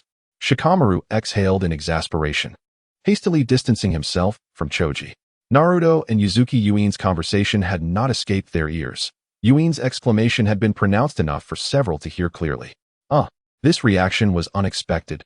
She seemed oblivious to the situation, despite her supposedly close relationship with Moonlight Gale. Uzuki Yuin pressed further, Naruto, what exactly is transpiring? She had just returned from a mission, arriving only as the tournament commenced, followed by the abrupt halting of the Chunin exams, summoned to inform Naruto and the others of the cancellation. Thus, she was unaware of the emergency meeting convened by Sarutobi Hiruzen the previous night, and consequently, she remained uninformed about Gale's plight. Furthermore, Her relationship with Gale was not as Naruto had presumed. Since all had been revealed, there was little left to conceal. Naruto recounted, with considerable effort, his tale of moonlit wanderings, fortuitously encountering Moonlight Gale gravely wounded, and his noble act of rescuing him. So, it seems everything is well, Choji remarked awkwardly, stuffing his mouth with food to avoid further comment. This shouldn't be. Gale's Shunshin technique should render him undetectable to foes. Yuzuki Yuin's voice regained warmth. Yet she sensed an underlying mystery. From her tone, it appeared that Gale's concealment post-Shunshin had been quite effective. Naruto had employed a similar technique, although not truly Shunshin. The principle was akin. So long as one refrained from revealing oneself, detection was quite difficult. At that moment, I felt no sense of discord. However, upon reflection, it is indeed somewhat jarring. In such a circumstance, could feigning death truly allow one to escape peril? Naruto's gaze sharpened, and he remained vigilant. Chapter 91. I spit serpents. Serpents spit me, I spit swords. As they were on a mission, Yuzuki Yugao was still wearing a mask, wishing to conceal her identity, and thus paid little heed to Naruto's indirect remarks. The group had not been away from the village for long. Having returned swiftly, the situation remained within manageable bounds. Yet, the higher-ups had no expectations of their assistance.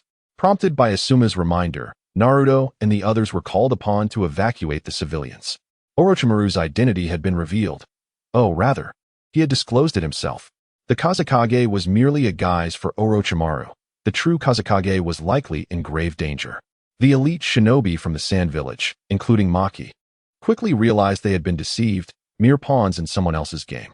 With Gaara, their strategic weapon, having departed, their will to fight dissipated, and they soon found themselves retreating in disarray.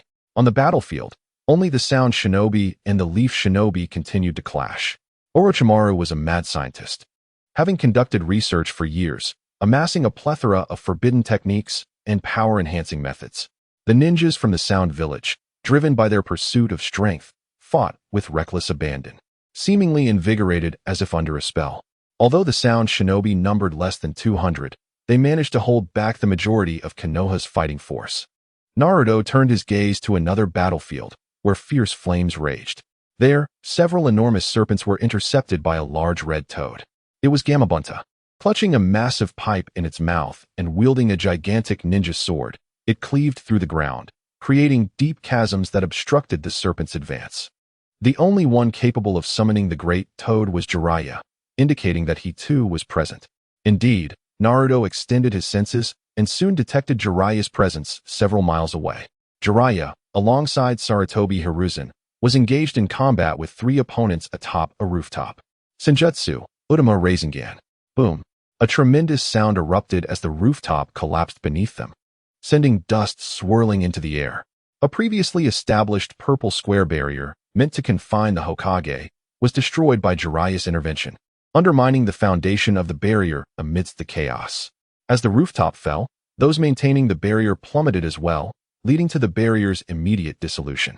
Jiraiya landed gracefully, a satisfied smile adorning his face. Orochimaru, you always resort to such underhanded tactics. Had I not arrived in time, the old man might have been done for. Che, I never anticipated you would be here, Orochimaru remarked, glancing at the Sound Shinobi, sustaining the 4 purple flames formation.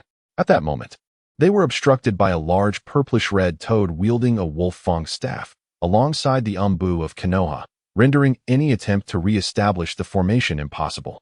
However, it matters not, for the initial intent was merely to prevent any disturbances during the battle with Sarutobi Hiruzen. At this moment, the presence of Jiraiya merely adds one more element to the fray. On our side, we have 3 formidable figures, the first Hokage, the second Hokage, and I implore you to hold Jiraiya at bay. Orochimaru chuckled sinisterly, charging towards Sarutobi Hiruzen, exclaiming, Master, allow me to experience your ninjutsu. To mock the deceased is indeed a grievous sin. Let me witness what progress you have made over the years. Sarutobi Hiruzen withdrew his gaze from the 2 individuals and cried out in anguish, Monkey King, the adamantine staff. With a resounding bang, the just-summoned monkey-like spirit, the Monkey King, transformed into a mighty iron staff, landing in Sarutobi's hands. With a vigorous twist of his wrists, the adamantine staff whirled like a fan, dispersing all of Orochimaru's ninjutsu attacks with the fierce winds it generated. The gale struck Orochimaru with the force of cannon fire, distorting his form as if it were being broken. Truly, the Monkey King is revered as the strongest summoning beast, with both offense and defense. It embodies the essence of a ninja. Orochimaru scoffed, twisting his body and suddenly unleashing a serpent from his mouth. The art of serpent spitting. Yet this was not the end. Orochimaru grinned as the massive serpent opened its gaping jaws, from which emerged a bare-chested version of himself. In an instant, the original Orochimaru withered away, akin to a snake shedding its skin, collapsing to the ground. Sarutobi was taken aback, astonished at the transformation. What manner of being has Orochimaru become? Fire style, ash pile burning. Sarutobi inhaled deeply, unleashing a torrent of explosive ash that engulfed Orochimaru, igniting and exploding with a cacophony. Serpent spitting, I spit forth a sword. A chilling laughter echoed as the unscathed Orochimaru emerged from the blast radius. He opened his mouth wide, and from it shot forth the Kusanagi sword, piercing directly in front of Sarutobi, but was deftly deflected by the adamantine staff. The Monkey King, now in staff form, emitted a muffled grunt as it was sent flying. The Kusanagi sword reversed its course, landing back in Orochimaru's grasp, where he instinctively licked the blade with his elongated tongue. You can't even hold your weapon. Teacher, have you chosen a suitable successor for the Hokage yet? Such a sharp sword, even the Monkey King cannot withstand it. Sarutobi's expression grew grave. Orochimaru's capabilities were unfathomable, making this confrontation exceedingly challenging. That coffin nearby, if I am not mistaken, contains the fourth Hokage. Fortunately, he has not been summoned. Otherwise, the situation would be dire. Sarutobi believed he had thwarted Orochimaru's efforts to summon the fourth Hokage, yet the truth was far more perplexing. Orochimaru himself was bewildered, as the reanimation of the fourth Hokage had inexplicably failed. All conditions had been meticulously prepared, yet there was no response. Otherwise, this battle would have reached its conclusion. Naruto, Shikamaru, you must assist at the hospital. There are too many patients, and our manpower is insufficient. The transfers are progressing too slowly.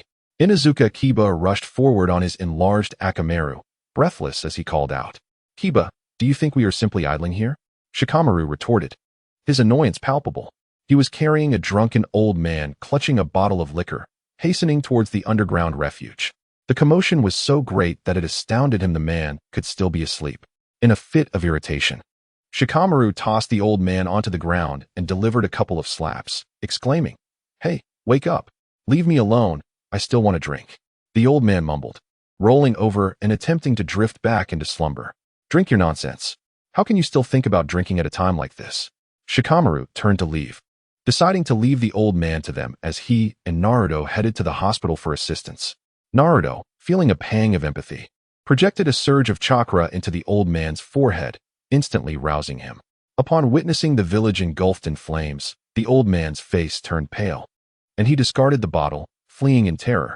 Upon arriving at the hospital, Naruto and Shikamaru were met with utter chaos, as combatants faced the enemy outside, while inside, the vulnerable and the elderly were in distress. The cacophony of battle outside sent the patients into a frenzy, akin to an apocalyptic scenario. Finding the noise unbearable, Naruto conjured several shadow clones, regardless of their identities, and began to lift each individual to transport them to safety. Chapter 92. I have found you, Ninetails Fox. With Naruto and his companions assisting, the evacuation progressed swiftly. Hey, that child, what are you doing wandering around at a time like this? It's perilous. Upon turning a corner, Naruto spotted a little girl squatting on the ground, clutching a kunai tied to a doll, resembling a toy. Mistaking her for an ordinary child playing, he approached, grasped her belt, and lifted her to depart. Hey, let me go, you jerk. I can walk by myself. She protested, kicking and punching playfully. Jerk. Naruto paused, studying her closely, and his eyes widened in realization. Are you Hinata's sister? Please, let me down. It's embarrassing if someone sees. Hanabi had accompanied Hinata back to the hospital when the battle erupted outside. Under the guidance of the hospital staff, they were also seeking refuge when, amidst the chaos, her treasured kunai, a gift from Hinata on her birthday, was knocked from her grasp. Panic-stricken and unwilling to alarm her sister, she had ventured back alone to retrieve it. Fortunately, she found it. Otherwise, how could she explain to her sister? Who would have thought she'd encounter Naruto here? Hinata would never be angry about such matters. However, Naruto felt a surge of frustration as he pulled her along. It's dangerous right now. You shouldn't be out here alone. Ugh, I told you I can manage. What if Hinata sees us? She's already a bit upset. If she sees us like this, she'll be furious and unable to get out of bed. Hanabi squirmed in Naruto's grasp, her legs flailing as she chattered incessantly. Naruto, exasperated, snapped. Does your sister know you're acting like this? Oh, I'm very well behaved. She retorted. Stop talking. Naruto suddenly slapped her. Ouch. What are you doing? Hanabi covered her face with her hands, suddenly feeling shy. Big bad brother-in-law. I want to tell Hinata-san that you spanked me. Naruto frowned at her words, raised his hand, and delivered another slap, whispering, There's an enemy. Hanabi's face flushed, and she instinctively covered her mouth, immediately silencing herself. Suddenly, a large hole was smashed into the wall, and Naruto hastily retreated while holding Hanabi. A figure appeared at the entrance, grinning at him. Found you, Ninetales. Kisame Hashigaki. A chill ran down Naruto's spine. How could he be here? Kisame, you're making too much noise. If you attract attention, it won't be good. What does it matter? The ninjas of Konoha are too preoccupied to care about us, Kisame replied. Naruto glanced past Kisame at the young man with flowing black hair behind him. It was their first meeting in 4 years, yet Naruto recognized him instantly. Itachi Uchiha. Oh, who are they? That big guy's face is so scary. Hanabi peeked up and immediately buried her face in Naruto's embrace, terrified by Kisame's shark-like visage. Damn it. Of all times. Naruto slowly retreated while holding Hanabi, subtly preparing a space technique with his right hand. Be careful, brother-in-law, Hanabi warned. However, a bandaged weapon suddenly flew toward them at high speed, interrupting Naruto's technique. What's the commotion? Kisame grinned, darting in front of Naruto and retrieving the Samahata. Suddenly, he looked surprised at the sword. Such unique chakra. Could this be the chakra of the Ninetales? Damn it, the Ninetales has long since left my body, Naruto thought, keeping a wary gaze on both men, feigning panic. Are you also working for Orochimaru? What do you want with me? Stop playing dumb. The Ninetales is within you, isn't it? A simple inquiry would reveal that. We came specifically to find you. As for Orochimaru, he is not part of our mission. Kisame pointed the Samahata at Naruto. Noticing the little girl in his arms, he sneered. Even in dire straits, you still think of saving others? Don't do anything unnecessary. Just take him and leave. Itachi advised as he stepped forward. TSK, this went surprisingly smoothly. Capturing the Ninetales was easier than I expected. Kisame swiftly reached for Hanabi in Naruto's arms. This little brat is of no use. Just throw her away. Brother-in-law. Though Hanabi possessed some strength, she was still merely a 4 or 5-year-old girl and instinctively shrank in fear within Naruto's embrace. Naruto suddenly smiled and charged backward. I'm afraid you'll be disappointed. Rasengan. Huh. Kisame was taken aback, his outstretched hand hesitating for a moment. Boom. The Samahata instinctively defended its master as the wind-release Rasengan collided with it, exploding on impact and sending both men flying backward. Naruto's palm tingled. That Samahata was remarkably strong. Using the rebound force from the Rasengan, Naruto broke through the wall, fleeing with Hanabi in his arms. Cough, he escaped. Kisame gazed at the spot where the two had vanished, a hint of confusion crossing his features. How could that boy wield such formidable ninjutsu? Itachi turned to leave, his voice calm and measured. The intelligence and the actual circumstances diverge somewhat. Let us wait and see. If you were to intervene, the Ninetales would have no chance of escape, Kisame remarked casually. Itachi, his expression inscrutable, replied, Who would have anticipated that he could evade your subordinates under such circumstances? The Rasengan, a technique developed by the 4th Hokage, Minato Namikaze, is one I have yet to see employed by anyone else, and that speed displayed during his escape. Naruto Uzumaki. You never cease to astonish me. Naruto, accompanied by Hanabi, departed the hospital and made his way directly to the underground shelter. Hinata, Tintin, and the elderly, infirm, and young were all inside. Naruto refrained from entering. Upon seeing Hinata again, Hanabi suddenly burst into tears. What is wrong, Hanabi? Hinata inquired, puzzled. Brother-in-law, him. Who? What happened? Brother-in-law saved me from the bad guys. Huh. Hanabi quickly covered her mouth, her eyes darting about. I encountered 2 big bad men outside, and brother-in-law appeared just in time to rescue me. Oh, why hasn't he come inside? It's dangerous out there. He had to leave in a hurry. Perhaps he feared being misunderstood by my sister. Hanabi giggled as she covered her mouth. Misunderstood? What do you mean? Hinata asked, somewhat bewildered, before narrowing her eyes at her. I've told you not to call him that. It's not what you think. Still quibbling, huh? I must have hit the nail on the head. Chapter 93. The corpse demon seal Itachi Uchiha and Kisame Hashigaki had come to seek him at such a moment, leaving Naruto feeling somewhat at a loss. After delivering Hanabi to Hinata, he rushed toward the location where Orochimaru was engaged in battle with the third Hokage. The third, known as the Professor of Ninjutsu, was said to possess knowledge of thousands of techniques. Although the summoned Monkey King was at a disadvantage against Orochimaru's Kusanagi blade, his ninjutsu remained unfettered, and he was still holding his ground. Meanwhile, Jiraiya found himself in a rather precarious situation facing the two Hokage in their reincarnated forms. The first and second Hokages retained peak combat awareness, and despite their powers being suppressed, they were immortal. Jiraiya, with his exceptional fighting prowess, seized several opportunities for ambush. Yet each time, the two would perish only to rise again, their bodies seemingly composed of dust, reconstituting endlessly. Should the battle continue, it would only be a matter of time before their chakra was depleted. This conflict had arisen without reason, a truly bewildering affair. Damn you, Orochimaru. What is the purpose of your attack on the village? Can this possibly yield any benefit for you? Jiraiya cursed vehemently. Of course. It is to seek the truth of the world, Orochimaru retorted nonchalantly. Their long-standing rivalry had never dulled, and after all these years, the verbal sparring remained as sharp as ever. Seek your own nonsense. What absurd rhetoric are you spouting? We are old acquaintances. Can't you be more genuine? I hold a profound fascination for ninjutsu, wherein the elemental chakras of water, fire, wind, lightning, and earth intertwine with the 12-hand seals, giving rise to myriad possibilities. My lifelong aspiration is to master all forms of ninjutsu in existence and to unveil the truths that govern the world. With my intellect, I believe this is indeed achievable. But how does this relate to your assault on Konoha? Material existence is destined to fade away. Orochimaru gazed skyward, a hint of melancholy in his expression. The human lifespan barely spans a few decades. How fleeting it is. Developing a new ninjutsu in a month could be considered swift, yielding merely 12 in a year. By the time of death, one would scarcely reach 1,000.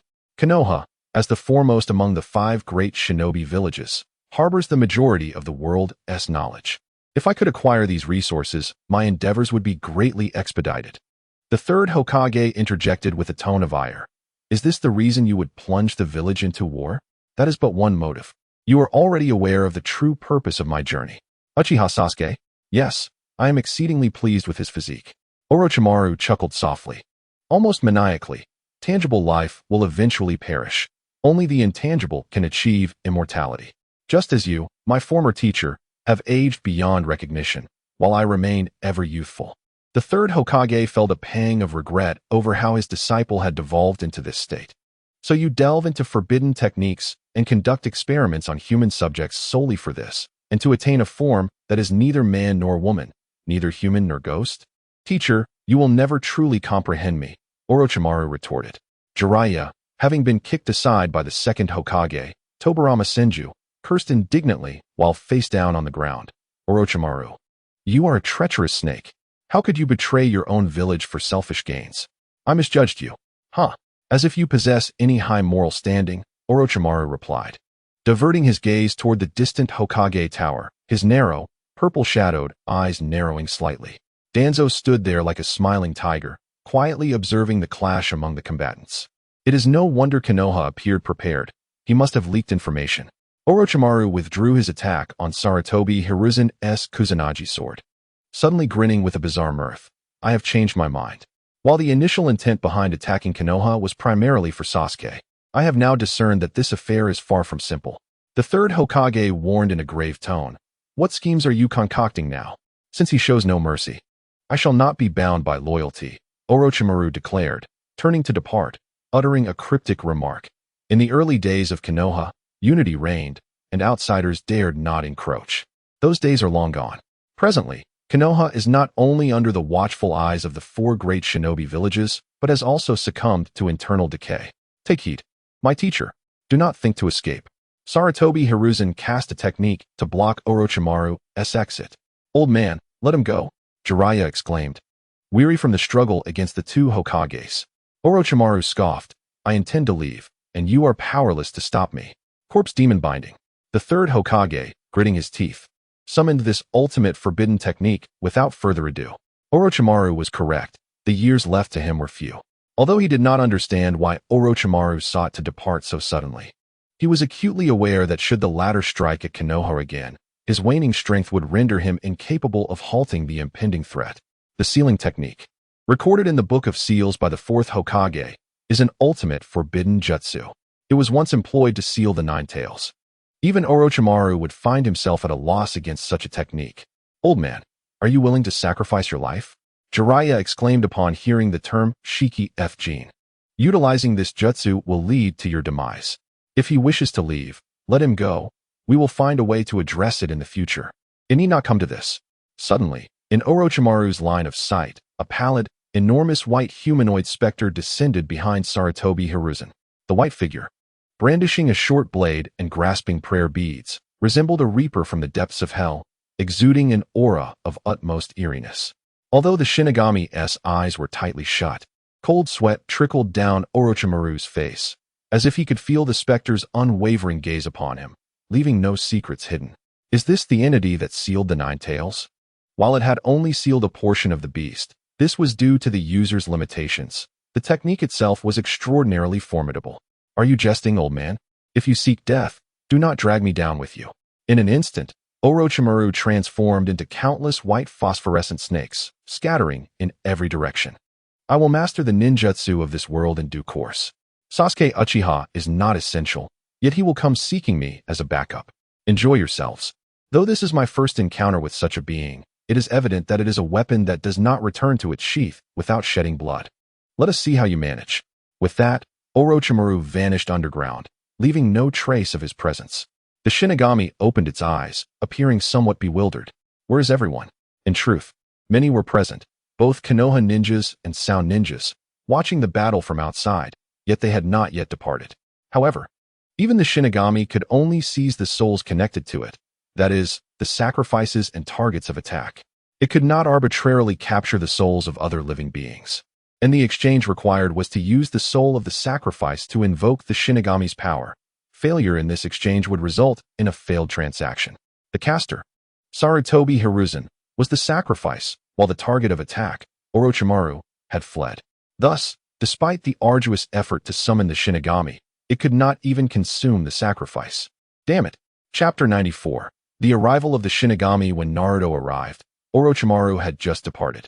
As a practitioner of the mystical arts, he could perceive souls. Gazing upon the immense white specter, Naruto's expression twitched.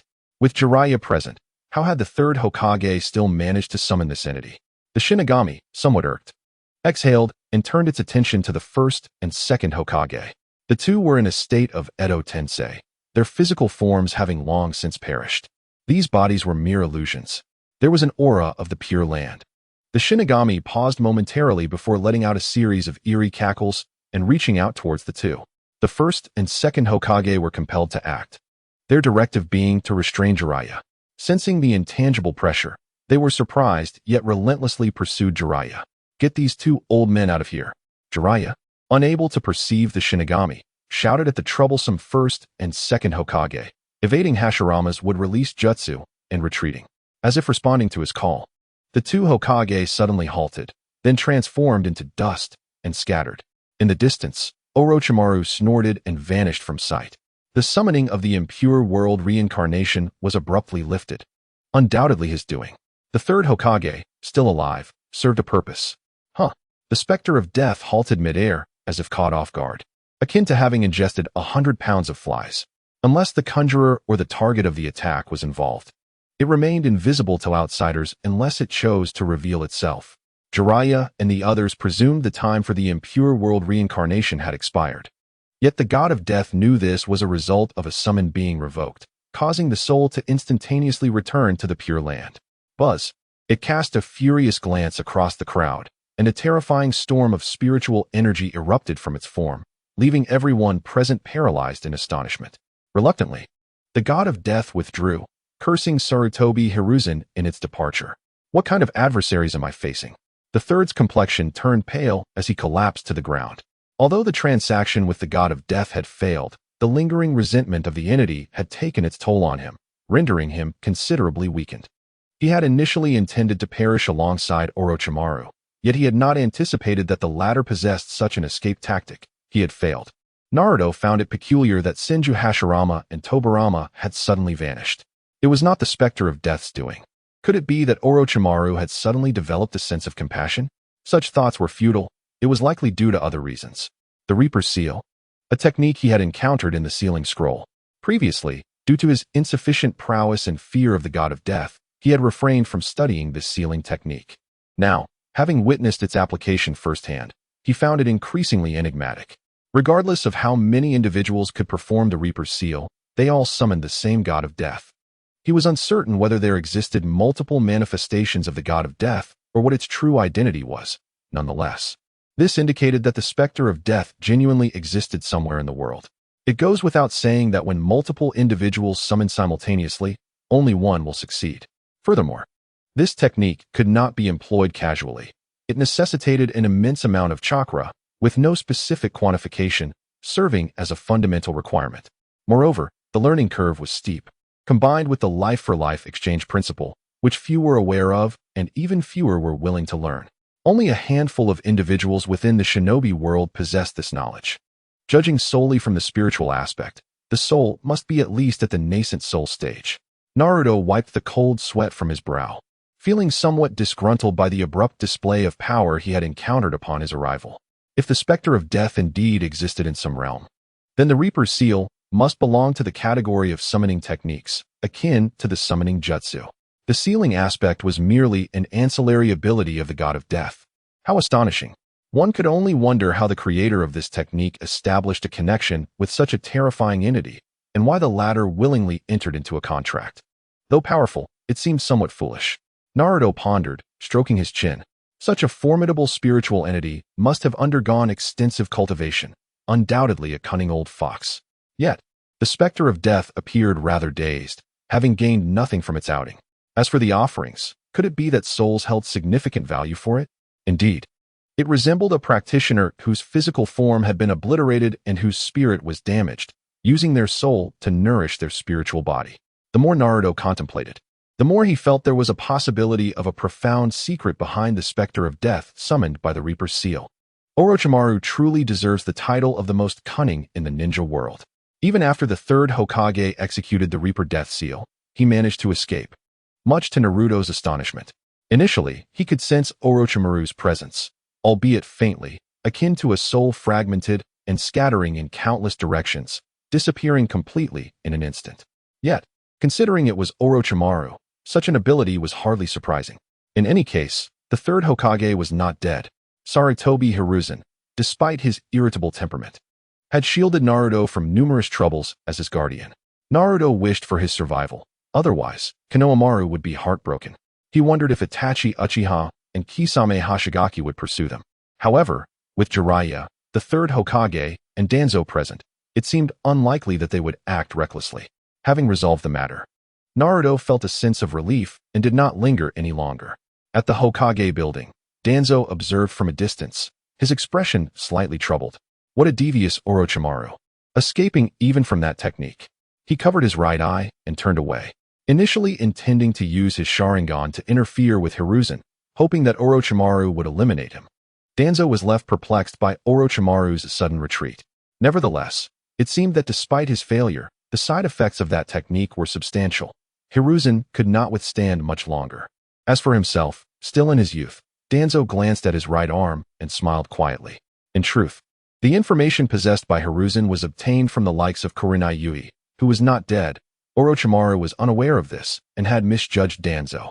Having defected for many years, Orochimaru and Danzo maintained clandestine contact and transactions. This assault on Konoha was a scheme orchestrated by the two. Danzo's objective was straightforward: to lure the primary forces of the Sand Village to engage in a mutual destruction with Hiruzen, allowing him to seize the opportunity to eliminate them and rescue Konoha, thus reaping the benefits. Orochimaru sought nothing less than Sasuke and certain information, which was of little consequence to Danzo. Moreover, even if he decided to renege, with his eye, he was confident in suppressing Orochimaru. Yet, everything fell apart, as Orochimaru did not grant him the chance to act. With Jiraiya's sudden return to the village, he single-handedly entangled both Hokages and several summoning snakes, leading to the Sand's retreat. The third Hokage possessed the Reaper Death Seal technique, making it impossible for Danzo to intervene. On the day of the Nin exams, Orochimaru, leading the Sound Village, colluded with the Sand to assault Konoha, forcing the exams to be halted. The war concluded with Konoha emerging victorious, albeit at a heavy cost, losing dozens of ninjas. Upon learning that the Kazekage had fallen to Orochimaru, the Sand Village, having suffered a great defeat, announced their unconditional surrender, pledging allegiance to Konoha and forming an alliance for mutual support. The following day, a funeral was held, and the events passed into memory. Where Konoha stands, the flame of life endures.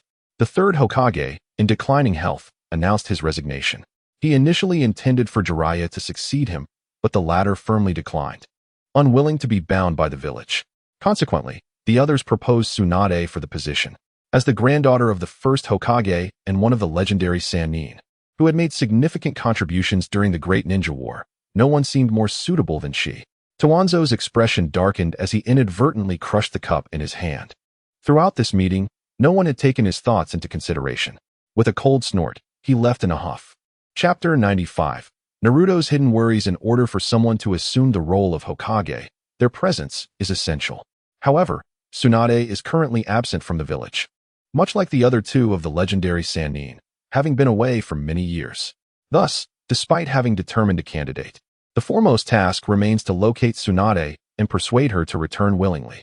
Unfortunately, Tsunade's elusive nature means that there is no intelligence regarding her whereabouts, making the search in the vast ninja world akin to finding a needle in a haystack. Fortunately, Jiraiya, as a former teammate, possesses more insight than others. Then let us set forth. Jiraiya declared boldly, hands on his hips, pointing towards the distant road. Naruto scratched his head and asked, somewhat irritated, so, why do I have to accompany you to find Tsunade? A fortnight prior, during the Nin exams, an unforeseen event had severely weakened the Sand Village, which in turn affected Konoha significantly. The examination had to be abruptly halted due to the candidate's circumstances, meaning the Nin selection process was rendered void. Yet, to everyone's astonishment, some individuals were still promoted to Nin. Shikamaru Nara, with his keen intellect and combat analysis skills rivaling that of Nin, was exceptionally recognized. After discussions among Konoha's higher-ups, it was decided to make an exception and promote him to Nin. Naruto internally scoffed at the outcome, pondering why others with remarkable combat abilities were not similarly elevated. As the post-war recovery period settled in, the village finally found some semblance of tranquility. Orochimaru retreated, and both Itachi Uchiha and Kisame Hashigaki seemed to have vanished without a trace. Just 2 days prior, the Sand Village had sent envoys to express their condolences to Konoha. With the fourth Kazekage deceased, the Sand Village was in disarray, urgently seeking to elect a new leader. However, individuals like Maki prevented this due to the lack of suitable candidates. Currently, the governance of the Sand Village is shared among its higher-ups. Maki, harboring his own ambitions, obstructed the process, fearing that if a new Kazekage were appointed, unforeseen complications might arise. This assault on Konoha had been orchestrated under his and the fourth Kazekage's command. Following its failure and substantial losses, accountability was inevitable. With the fourth Kazekage now dead, the lion's share of the blame fell upon Maki. Although he attempted to attribute responsibility to Orochimaru impersonating the Kazekage and issuing commands, such reasoning was flimsy at best, for the Kazekage had perished en route to the Land of Fire, implying that prior decisions were indeed his own. As the team leader and strategist for the Sand Village, it was inconceivable that the Kazekage would disregard Maki's counsel. Ultimately, this operation bore Maki's fingerprints. Once a new Kazekage is appointed, he would likely be the first to face repercussions. As the defeated Sand Village, reparations were unavoidable, and Konoha's higher-ups were not meek, adept at demanding substantial compensation. In the Land of Wind, the entrusted tasks must be prioritized for Konoha, and Tsunade is prohibited from intervening. Simultaneously, Tsunade is required to assist Konoha with certain essential matters. This statement is somewhat ambiguous. What precisely constitutes essential? It resembles a coercive clause. However, one must bow their head when under a roof, for one's own weakness and defeat compel compliance. I hope that the Hokage will not make unreasonable demands at that time. Naruto's holiday life has dissipated, as he cannot refuse Jiraiya's invitation to search for Tsunade together. The reasoning is that Jiraiya is intrigued by his remarkable physique and wishes to take him as a disciple. Goodness, who would desire that? Yet, upon observing the concern that occasionally flickers in Jiraiya's eyes, Naruto acquiesces. He must have sensed the signs of the Akatsuki's activities. Itachi Uchiha and Kisame Hashigaki have entered the village. Though it can be concealed from the masses, Naruto does not believe that Jiraiya is entirely oblivious. Jiraiya has signed a summoning contract with the Toad clan of Mount Myaboku, and those toads possess formidable abilities. When it comes to gathering intelligence, they have a significant advantage and can operate without raising the target's suspicion. Recently, the Akatsuki has become increasingly active across the ninja world, with objectives related to the tailed beasts. It is obvious that their intention in Konoha revolves around Naruto, although the reason for their sudden retreat remains unclear. The risk of their return lingers. These dangerous individuals are even more violent than Orochimaru. Konoha has just endured a great war and cannot afford a second conflict. Therefore, Jiraiya's decision to take Naruto away serves as a means of protecting the village. Naruto perceives this intention but chooses not to address it. Having attained the Golden Core stage, the quality of spiritual energy required has escalated, and the conventional method of meditative absorption can no longer suffice. The unexpected arrival of Itachi and Kisame has made him aware that the threads of fate have shifted. Many events seem to have transpired prematurely. Could it be due to his excessive interference? A sense of foreboding has begun to take root in Naruto's heart. In any case, numerous formidable adversaries have emerged, and his Golden Core cultivation remains inadequate. When facing Itachi and Kisame, Naruto sensed a discrepancy in their strength compared to his memories. To effectively navigate these challenges, he must achieve the embryonic breeding stage. Cultivating is essentially a struggle for the resources of heaven and earth. To put it bluntly, it is a theft of nature's bounty. The higher one ascends, the greater the demands, yet the resources remain unchanged. It is akin to a decaying piece of wood that will inevitably be consumed by pests. Upon reaching the Golden Core stage, Naruto has begun to contemplate this reality. This realm resembles a closed box, and as one's cultivation advances, there comes a time when one must touch the walls of that box. Of course, this is contingent upon the availability of sufficient resources for further advancement. At such a level of cultivation, the resources of this world will no longer suffice. To continue progressing, one must depart. Remaining will only exacerbate the depletion of resources, and eventually, all will be exhausted, leading to an inevitable need to leave.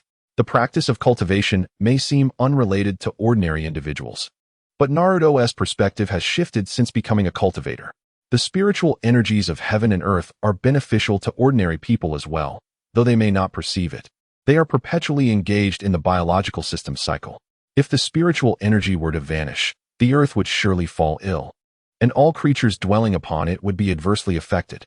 Spiritual energy is a vital essence for cultivators in their early stages, and its absence would have a profound impact.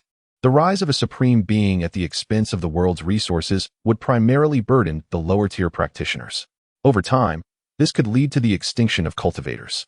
The so-called desolation of spiritual energy and the era of waning laws often arise from such circumstances. Naruto withdrew his thoughts.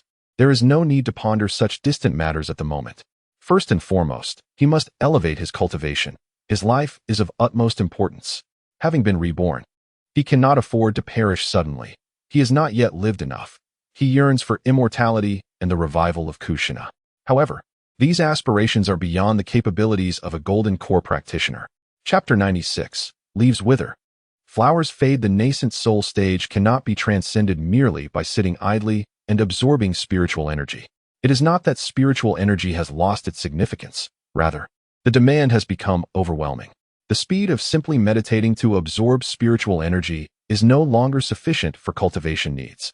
One must understand that for others, cultivation can take decades or even centuries of meditation. Naruto, however, is an anomaly among cultivators. He is not one to possess great patience. He finds himself unexpectedly looking forward to meeting the woman known as Tsunade.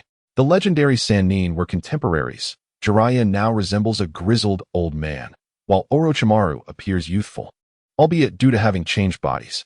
As for Tsunade, in his memories, she was a stunningly beautiful young woman. though her actual age is likely comparable to that of Orochimaru and Jiraiya. Whether this is due to bloodline effects or the characteristics of ninjutsu remains uncertain for now. Nevertheless, to maintain one's youthful appearance without the aid of cosmetics is indeed remarkable in the mundane world. Within the realm of cultivation, becoming a practitioner naturally allows one to delay aging, though not indefinitely. As cultivators advance in their realms, their lifespans correspondingly extend. It is akin to scaling the physical attributes of mortals to the age brackets of cultivators. Once a certain age is reached without an increase in cultivation, the body will gradually succumb to the ravages of time. This explains why the cultivation world is not solely populated by youthful beauties and handsome youths, but also by many elder figures with white hair and long beards. However, if one actively employs their cultivation to intervene, they can indeed resist aging and maintain a youthful state, albeit at a minor cost. Yet, once one truly becomes a cultivator, their perspective on appearance fundamentally shifts. They no longer place great importance on it. Rather than expending energy to sustain their looks, it is far more prudent to invest that effort into cultivation. Elevating one's cultivation leads to an increase in lifespan and naturally rejuvenates one's form. Achieving immortality is the fundamental solution. The higher the cultivation, the clearer this understanding becomes. Cultivation, whether in the realms of truth, immortality, or the Tao, is fundamentally about the heart. The physical body is merely a vessel. Being overly fixated on outward appearances can instead become a hindrance. If one cannot even see through this, what truth can they hope to cultivate? They might as well return home and tend to the fields. Compared to their fixation on the external, cultivators place far greater value on strength and cultivation. The unknown realms hold boundless mysteries. Cultivators are akin to treasure seekers, laboriously and slowly excavating these alluring treasures. The allure of enhancing one's cultivation surpasses all else for practitioners. Heaven and earth are indifferent, treating all beings as mere fodder. The laws of the universe are heartless, and so too are the cultivators. The cultivators, lacking compassion, regard mortals as mere commodities. The morning mushroom remains oblivious to the cycles of day and night, while the benevolent lady is unaware of the passage of spring and autumn. The life of an ordinary person, filled with aging, illness, and death, lasts but a century. For some cultivators, a century is merely a fleeting moment, gone in the blink of an eye after a solitary retreat. It may happen that a fortunate mortal encounters an immortal once, perceiving this meeting as fate. The immortal, in a moment of benevolence, grants a pill that promises longevity and cures all ailments. The mortal, invigorated and free from pain, eagerly anticipates another encounter, hoping for further celestial gifts. Yet, as the years pass, they find themselves waiting in vain, feeling abandoned by the immortal. In truth, this is merely a misunderstanding. The immortal never considered the matter significant, acting on whim alone. Whether in deep meditation or wandering the realms, who remembers such a mortal? This encapsulates the perception of cultivators in the eyes of mortals. The immortals are heartless, unattainable, and exalted beyond reach. The path of cultivation resembles a road of no return. Once embarked upon, there is no turning back. In the world of cultivators, while mortals exist, the two realms remain fundamentally incompatible. Mortals gather to converse about trivialities, yesterday's piglets at Old Wong's or the widow's closed door, engaging in idle chatter. Meanwhile, cultivators, valuing their time greatly, might not see outsiders for decades, discussing only matters of treasure and the beneficial pursuits of cultivation. The topics of these two groups diverge completely. Should they be forced to coexist, mortals would likely deem the immortals as reclusive and devoid of interest, rendering them difficult companions. Cultivators are well aware of this disconnect. Their retreat from the mundane world is not out of concern for mortal opinions, which they disregard, but rather a response to the overwhelming noise of ordinary life. To the cultivators, mortals might as well be but leaves on a tree, with the more striking among them merely a fleeting flower, transient visitors. Leaves turn brown and fall, while flowers wither on their branches. Not only do humans fade, but what of the dynasties of the mundane world? If mortals are akin to summer blooms and autumn leaves, then the worldly empires can be compared to trees. Even the most prosperous among them decline and are replaced within a millennium, a mere blink in the eyes of a cultivator who might easily live beyond 500 years at the golden core stage alone. Adding the 300 years accumulated from the chi refinement and foundation establishment stages, The lifespan of an ordinary person pales in comparison, yielding a total of over 800 years. In youth, the cultivator had not considered these truths, but now, as they reflect, it seems almost dreamlike. Does this existence render them akin to what mortals perceive as immortals? Yet, unlike the true immortals who distance themselves from the mundane, this cultivator finds themselves deeply intertwined with the mortal realm. Is it because this place lacks cultivators that they have integrated so thoroughly with ordinary folk? True eternal youth and immortality exist not within their known scope. If one were an ordinary person, employing the means of a cultivator to maintain youthful appearance until the end of their lifespan is indeed feasible. There exists a potion known as the elixir of youth, capable of bestowing such remarkable effects. However, Naruto lacks the expertise to concoct such elixirs, and the necessary ingredients are absent. It merely crossed his mind without further contemplation. The notion of youthfulness devoid of side effects is an arcane skill of the immortals, utterly unimaginable for ordinary beings. The method employed by Orochimaru, involving body swapping, resembles more of a possession and does not qualify. Tsunade's techniques, of which Naruto remains unaware, presumably remain within the realm of humanity. These matters can only be understood through direct experience. Tsunade has not returned to Konoha for over a decade. Who knows what she has been doing all this time? Jiraiya's so-called method of locating her involved starting from a small town outside the village, inquiring at various gambling establishments. This seemed exceedingly unreliable. Observing the cacophony within the gambling house, Naruto could not help but scoff. Jiraiya, thumping his chest in assurance, declared, "Oh, trust me. This is how I found her in the past. Tsunade has a penchant for gambling, so wherever she goes, her first stop is invariably a gambling house. However, her luck is notoriously poor. She loses nearly every time, leaving her destitute. Over time, she has developed a reputation as a wealthy target, widely known among the gamblers. Thus, prior to exploring better alternatives, starting the inquiries at the gambling establishments seems to be a reasonable approach." Chapter 97. The legendary Big Fat Sheep. Having never encountered Tsunade in person, Naruto was unaware of her aura and could not rule out the possibility of her disguising herself. Consequently, after fruitless attempts at sensing her, he abandoned his search method. Days passed, and at last, they received news of her whereabouts. "You're referring to that big fat sheep? I saw her this morning in the nearby town, seemingly pursued by someone for losing money she couldn't repay." A middle-aged man resembling a drunken gambler slurred as Jiraiya seized him, clearly inebriated. Forget about Tsunade. This individual was merely lamenting his own losses, likely drowning his sorrows in drink. The two exchanged skeptical glances. Could his words be trusted? Observing their reaction, another bystander chuckled and inquired, "Are you also here to seek money from her? You've arrived too late. She's likely lost everything today. She only visits one gambling house a day and one tea return today." Ha ha. With a laugh, Jiraiya shared a knowing glance with Naruto, realizing the truth in the man's claims. Releasing the drunkard, they hurried toward the location indicated. At an inn, a golden-haired girl with twin ponytails emerged, dragging a suitcase. She had a premonition that today would be her lucky day. Her eyes sparkled with excitement as she strode toward the street, where the wealthiest gambling house in the town awaited her. She intended to recoup all her previous losses, and although she had already gambled once today, she was willing to break the rule of only visiting once. Upon arriving at the gambling house, her distinctive presence instantly captivated everyone within. All eyes turned toward her.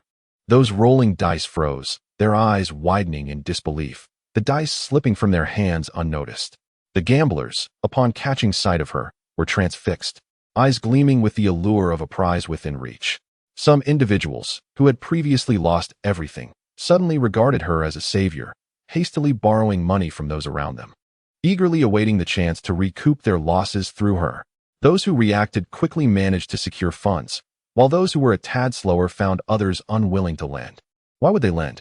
It would be far more advantageous to keep their money for themselves to recover their losses. Fewer people means a bigger share. "Ah, Lady Tsunade, please, come in. We have reserved seats for you." The sight of her was more heartwarming to them than that of their own ancestors. Today, she was indeed their ancestral benefactor, the one who generously bestowed them with wealth. The patrons inside hurriedly welcomed her, offering seats with utmost courtesy, fearful that any lack of hospitality might offend her and cause her to leave. She nodded in satisfaction, noting, "Today, quite a number of affluent patrons have gathered. The onlookers eyed the suitcase in her hand with avarice, their smiles barely contained as they remarked, "Oh no, you are the true wealthy one." Supporting the entire gambling community single-handedly. While they believed others to be foolishly affluent, Tsunade was well aware of the reality. Yet, she remained unfazed. She was not naive. The wealth was indeed substantial, accumulated over generations by the Shinjutsu clan, the founders of the Hidden Leaf Village. As the granddaughter of the first Hokage, all family wealth was rightfully hers, making her a veritable heiress. Were it not for the daily limit on her spending, she would not have imposed a rule to visit the gambling den only once a day. To an ordinary person, the amount she possessed might equate to years of salary. But to her, it was merely pocket change. The thrill she derived from dealing and playing cards served as a delightful distraction in her otherwise mundane life. Having already visited once today, she ought not to return, yet an inexplicable intuition beckoned her, whispering that today would yield bountiful rewards. Thus, she heeded the call of her instincts and returned, only to find her pocket money depleted.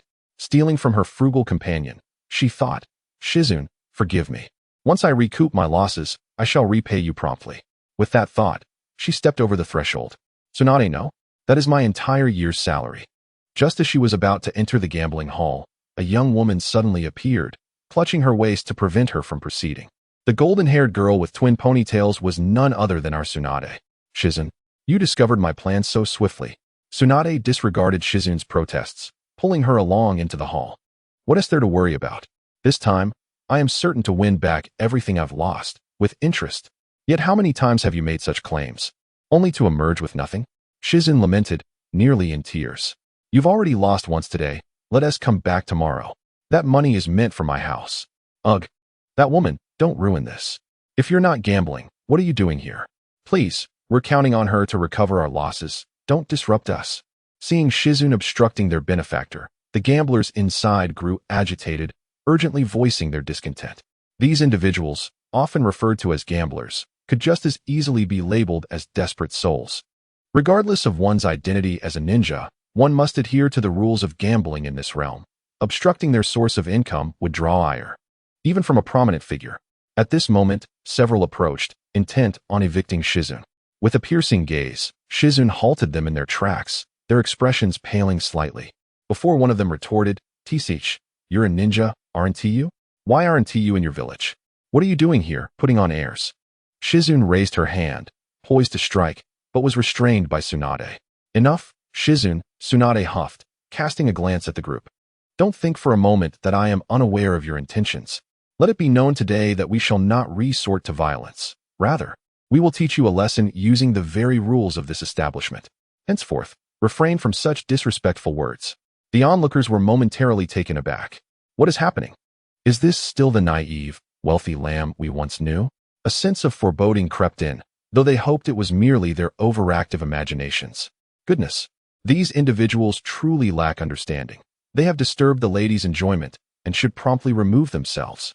In that instant, a shrewd individual, fearing Tsunade's wrath might jeopardize their plans, stepped forward with a conciliatory smile. "After all, harmony brings prosperity. You are absolutely right, my lady. Since we are here, it is certainly to win some money. Speaking thoughtlessly would be sheer folly. Please, take a seat." Tsunade let out a dismissive sound, her gaze falling upon a lavish wooden round table. The expressions of the gamblers softened slightly, yet their intentions of viewing her as a target remained unmistakable. Shizune sighed, loosening her grip around Tsunade's waist. This was the first time she had witnessed Tsunade in such a manner, seemingly incensed by the derogatory remarks aimed at her. Let it be, let it be. These funds can be deducted from her future allowances. Chapter 98. The twin-tailed beauty Tsunade and Shizune entered the gambling den, taking their seats at the prominent table. With a grand gesture, a black box landed upon the surface, its contents spilling forth, an abundance of gold. As Tsunade's disciple and attendant, Shizune's remuneration was certainly substantial. The gamblers, one and all, flushed with excitement, eagerly salivating at the thought of the wealth that would soon be theirs. Little did they know, this would mark the inception of their nightmares. When Naruto and Jiraiya arrived, they found all the gamblers slumped in defeat, lifelessly seated on the ground. Before Tsunade, a mountain of currency towered at least a meter high, far beyond mere doubling. It had multiplied by dozens. Naruto, having never witnessed such wealth, stared in disbelief. Whoa, a rich lady. What did you say, brat? Tsunade and Shizune turned sharply at the sound. They were met by a small boy standing at the entrance. His eyes filled with desire, prompting Tsunade to furrow her brow. Naruto, perplexed, asked what's wrong. Shizune, reluctantly tearing her gaze from the gold before her, admonished. At your tender age, to be here is already misguided, but to speak such disrespectful words to Lady Tsunade is unacceptable. Today, I shall teach you a proper lesson. As Jingin concluded her words, she propelled herself off the table and leapt in front of Naruto, launching a punch aimed at his abdomen. Naruto furrowed his brow, perplexed by the abrupt escalation to violence. He swiftly grasped her arm, noting its surprising softness. What's wrong with you, suddenly attacking like that? With a swift motion, he hurled Jingin out of the room. Rich lady, take me along, he exclaimed, darting towards Tsunade, reaching for the money atop the table. However, she swiftly caught his hand, a playful smile gracing her lips. Although Jingin had underestimated her, the boy's unexpected maneuver to free himself hinted at his remarkable prowess. Tsunade's voice was sweet and soft, her golden ponytails and alluring figure presenting an image of a charming girl. She supported her chin with one hand, scrutinizing Naruto. Kid, who exactly are you? Hey, take it easy. Naruto winced, exclaiming, how can a girl have such strength? A girl? Hee, what a good child you are. Speaking so nicely. Let me see if I've hurt you, Tsunade replied, her eyes narrowing into slits, smiling like a playful cat. Not only did she refuse to release him, but she also began to inquire about his well-being, completely disregarding Jingin. Upon entering, Jingin was taken aback to find Naruto, who had just been at the door, now nestled in Tsunade's embrace, even rubbing against her affectionately. Furious, she shouted, Kid, let go of Lady Tsunade. She's the one holding on to me. Naruto retorted, his gaze fixed on the enchanting girl with twin ponytails. Jingin was exasperated, but before she could act, she was halted. Calm down, Jingin. Naruto is not a bad person. Jiraiya, who had followed behind her, entered and immediately shook his head at the scene. Naruto, that woman could be your grandmother. Lord Jiraiya, what brings you here? Jingin turned, initially surprised, then expressed mild disdain. So you know that brat? No wonder he's so disgusting. Who's disgusting? Your thoughts are the truly distasteful ones. Naruto shouted indignantly. And you, perverted sage. How can you call such a youthful and beautiful girl old? You truly lack vision and common sense. Youthful and beautiful? Jiraiya scratched his head, saying, youth still blinds one to appearances. Initially angered by Jiraiya's words, Tsunade's irritation dissipated upon hearing Naruto's defense. Indeed, Jiraiya's bizarre mindset meant that taking his words seriously would only lead to her own defeat. Little brother, don't get too close to that guy. He might instill bad habits in you, Tsunade advised, her mood brightening as she pulled Naruto closer. He nodded fervently, MMTCH. I wondered why I had such a bad premonition today, yet I won so much money. Turns out it's because of you, Jiraiya. Something significant has occurred in the village. Orochimaru has launched an attack, causing severe damage. The higher-ups unanimously propose you for the position of 5th Hokage. I've come specifically to seek you out. Orochimaru, he has lost his mind again. Tsunade's expression shifted to one of seriousness as she released Naruto and glanced at Jiraiya. So you mean to say that the old man Sarutobi is no more? Jiraiya nodded sadly. What nonsense. Was it really necessary to deceive her? Naruto remained silent. Jiraiya gestured to him, knowing full well that she would not be inclined to return otherwise. You can't expect her to believe that, Naruto retorted, feeling exasperated. Among the legendary three, one is a psychotic and the other is a lunatic. I'm the only sane one here. Tsunade scoffed, then turned to the quiet Shizune. I told you I'd return triumphantly today, yet you still doubt me. Just bring the money, Shizune. All right. Shizune hurried over, shooting Naruto a glare as she pushed his hand away from the pile of money. So much, but it's a pity it isn't mine, Naruto remarked, smacking his lips. Jiraiya hesitantly asked, so have you agreed? As if it concerns me. Tsunade leaned back in her chair, crossing her legs as she sipped her tea. Naruto looked at Jiraiya and shrugged. I told you this wouldn't work out, yet you refused to believe me. Jiraiya found himself in a quandary. Indeed, she was not in need of money. Why would she toil endlessly as Hokage? If she was unwilling, what could they do? They had underestimated the situation. The higher-ups in Konoha had never considered that someone might refuse the allure of the Hokage position. Unlike Danzo or many other ninjas in the village, and even Orochimaru, who would likely rejoice at the opportunity. Jiraiya himself had declined the role of the fifth Hokage due to frequent missions and personal reasons. Yet Tsunade was different.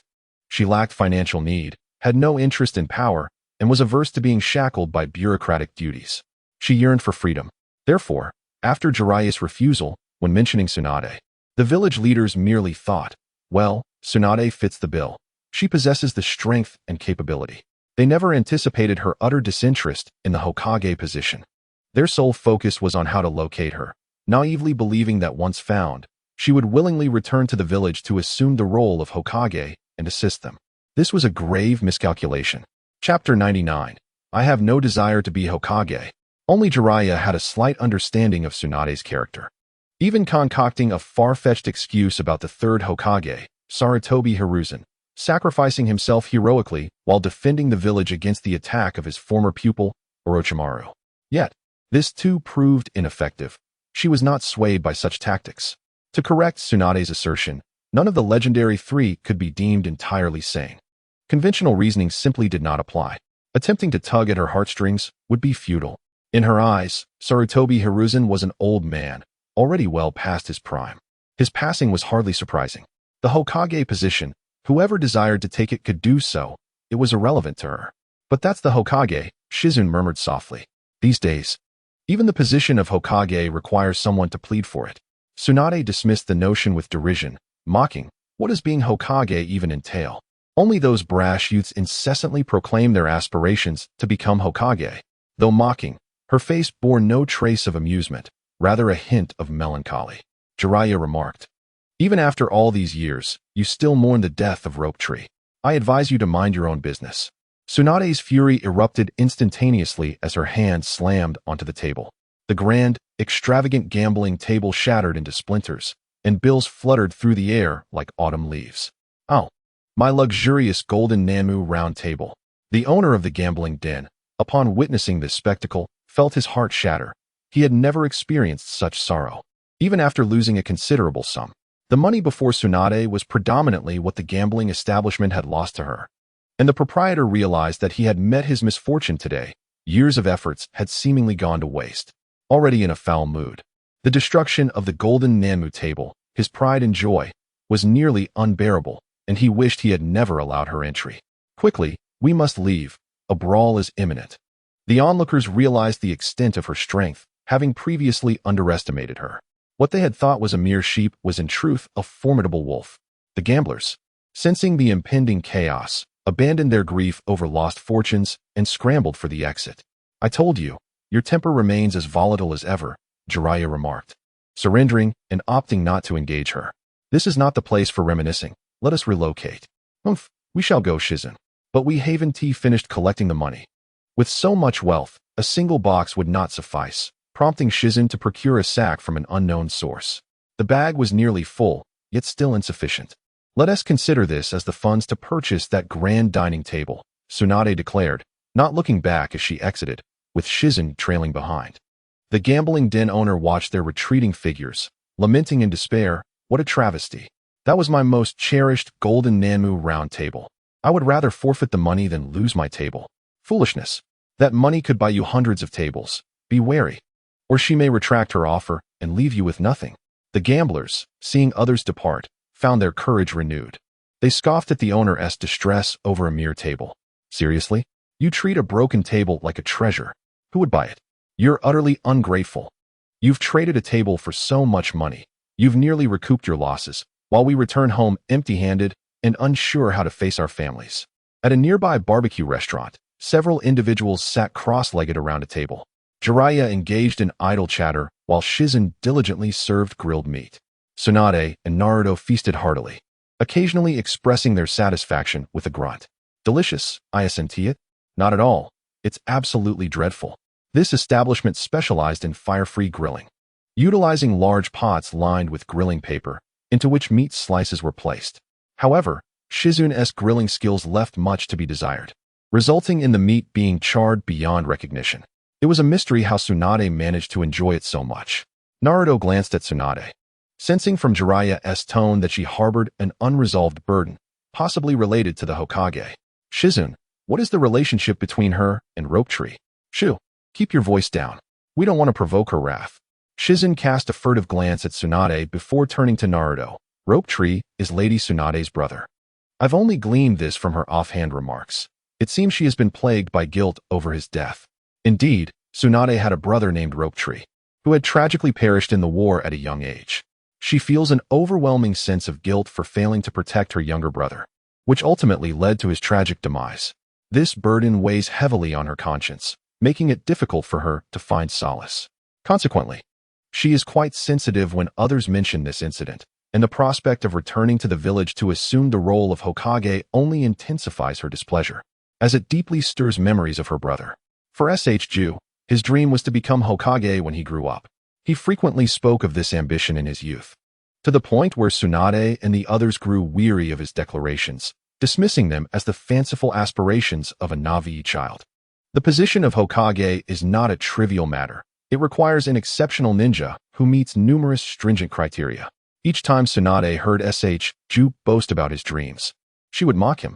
Little did she know that Ju was determined to prove her wrong. He aimed to demonstrate that he could indeed become Hokage. After becoming a ninja, he devoted himself to rigorous training in ninjutsu, diligently completed every assignment, and enthusiastically assisted the villagers, faithfully embodying the words he had spoken. Tragically, during the Second Shinobi World War, in a bid to save others, he fell victim to an enemy's explosive tag trap and lost his life.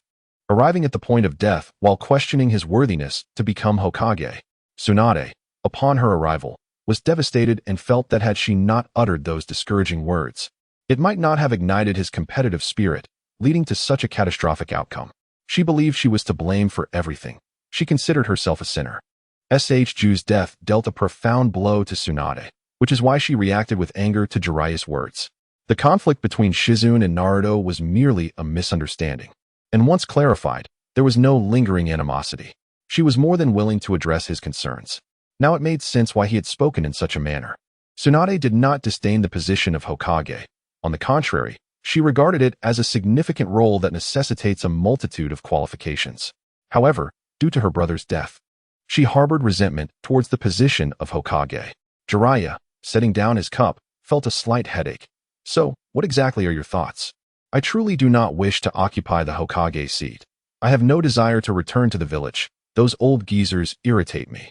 Yet, if you do not return, I cannot go back either. We made a promise to bring you back. Your return to Konoha is of no concern to me, Tsunade said, sipping her drink, slightly tipsy, as she glanced at Naruto. Oh, Ju, don't you have a mission today? Naruto replied. Jiraiya added, Chapter 100. Will you teach me the Rasengan? Tsunade, I have already told you that you cannot drink. Shizune immediately used her medical ninjutsu to sober her up, but Tsunade deftly evaded her. I am not drunk, Shizune. Mind your own business. Tsunade looked at Naruto and muttered, Ju, I should not have mocked you. You were right. Someone like you should indeed be Hokage. Jiraiya had never seen Tsunade like this before. Ju was his friend, and at this moment, as Tsunade spoke of him, he found himself at a loss for words, pouring more alcohol into his own glass. As Tsunade prepared to lunge towards Naruto again, Shizune hurriedly held her back. In a hushed tone of apology, she admitted her poor tolerance for alcohol. Observing the woman beside him, who appeared either feigning inebriation or genuinely intoxicated, Naruto felt a pang of annoyance. Yet, he was not inclined to indulge her. He subtly conjured a refreshing jutsu to restore her clarity. Behold, I am Uzumaki Naruto, not your brother. He perished over 2 decades ago. Naruto's words struck her like a bolt of enlightenment, instantly awakening Tsunade. Huh, I was merely pretending. As a medical ninja, how could I possibly be drunk? You really lack gentleness in your speech. How do you expect to win a girl's affection? She erupted into laughter before straightening her attire and regaining her composure. I am fully aware of Shinsui's demise, more than anyone else. Ino, with a pat on her chest, lamented, Lord Tsunade managed to deceive even me. This is rather concerning. Ino, as a medical ninja, merely learning healing jutsu is insufficient. You must strive harder, Tsunade instructed. Understood. Lord Tsunade, that's it for today, let us depart. What about Jiraiya and Naruto? What concern is that of ours? Tsunade and Ino exited, leaving Naruto and Jiraiya behind, wide-eyed. Naruto turned to Jiraiya, mocking, Wasn't it promised that finding her would ensure success? After not seeing her for so long, I find her increasingly perplexing. Jiraiya scratched his head. Leaning back with his hands behind his head, Naruto suddenly remarked, "This works for me. We won't have to return to the village immediately. Without going back, I can avoid those trivial tasks." He spoke sincerely. As a genin, regardless of his prowess, the missions assigned were of a lower caliber, easy, yet utterly uninspiring. Having lived in the village for over a decade, he felt a sense of obligation to social nuances, making it difficult to refuse assigned tasks. He began to understand Jiraiya's reluctance to assume the role of Hokage after years of roaming outside the village. Jiraiya, a carefree spirit, found little interest in the political machinations of Konoha's higher-ups. He wished to remain untethered by the village, yet still cared for it, which led him to engage in intelligence work outside. This occupation suited him remarkably well. Jiraiya chuckled, "No rush. This is the perfect time for me to teach you a jutsu." Naruto retorted eagerly, "Is it the Rasengan?" Jiraiya choked in surprise, utterly baffled. "How did you know? Is it really that hard to guess?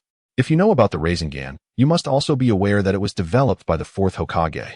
His Rasengan is a high-level technique, more potent than Kakashi's Chidori. Would you like to learn it? Not that I wouldn't. But why would you so generously teach me such a rare technique? You are my disciple. Kakashi doesn't hesitate to teach that Uchiha kid the Chidori. What's so suspect about me teaching you the Rasengan? You don't want to be outdone by Sasuke, do you? Don't try to forge connections. When did I become your disciple? Yet, you somehow know about Kakashi teaching Sasuke the Chidori. Does that even matter?" Tsunade interjected. "So, you were also a spectator at the Chunin exam?" Naruto and Jiraiya's conversation was not intentionally muted, but Jiraiya, having indulged in several drinks, spoke somewhat loudly, making their exchange audible from a distance. The other patrons in the establishment regarded the elderly and the youth with a mix of curiosity and annoyance, perceiving their conversation as somewhat disruptive. At that moment, a staff member from the barbecue shop rushed to the entrance, inquiring, "Ladies, have you perhaps left something behind?" It turned out to be Tsunade and Shizune returning. Shizune politely nodded, gesturing for the staff to continue with their duties. Tsunade approached the table, looking down at Naruto with keen interest, and asked, "Just now, Jiraiya claimed you are his pupil?" He took it upon himself. "I never consented to that." Naruto hurriedly waved his hands, expressing his disdain. "That's not important. Do you wish to learn the Rasengan?" Naruto replied somewhat awkwardly. "Well, due to certain circumstances, practicing the Rasengan isn't particularly necessary at the moment." Tsunade slammed her palm on the table, her excitement palpable. Then it settled.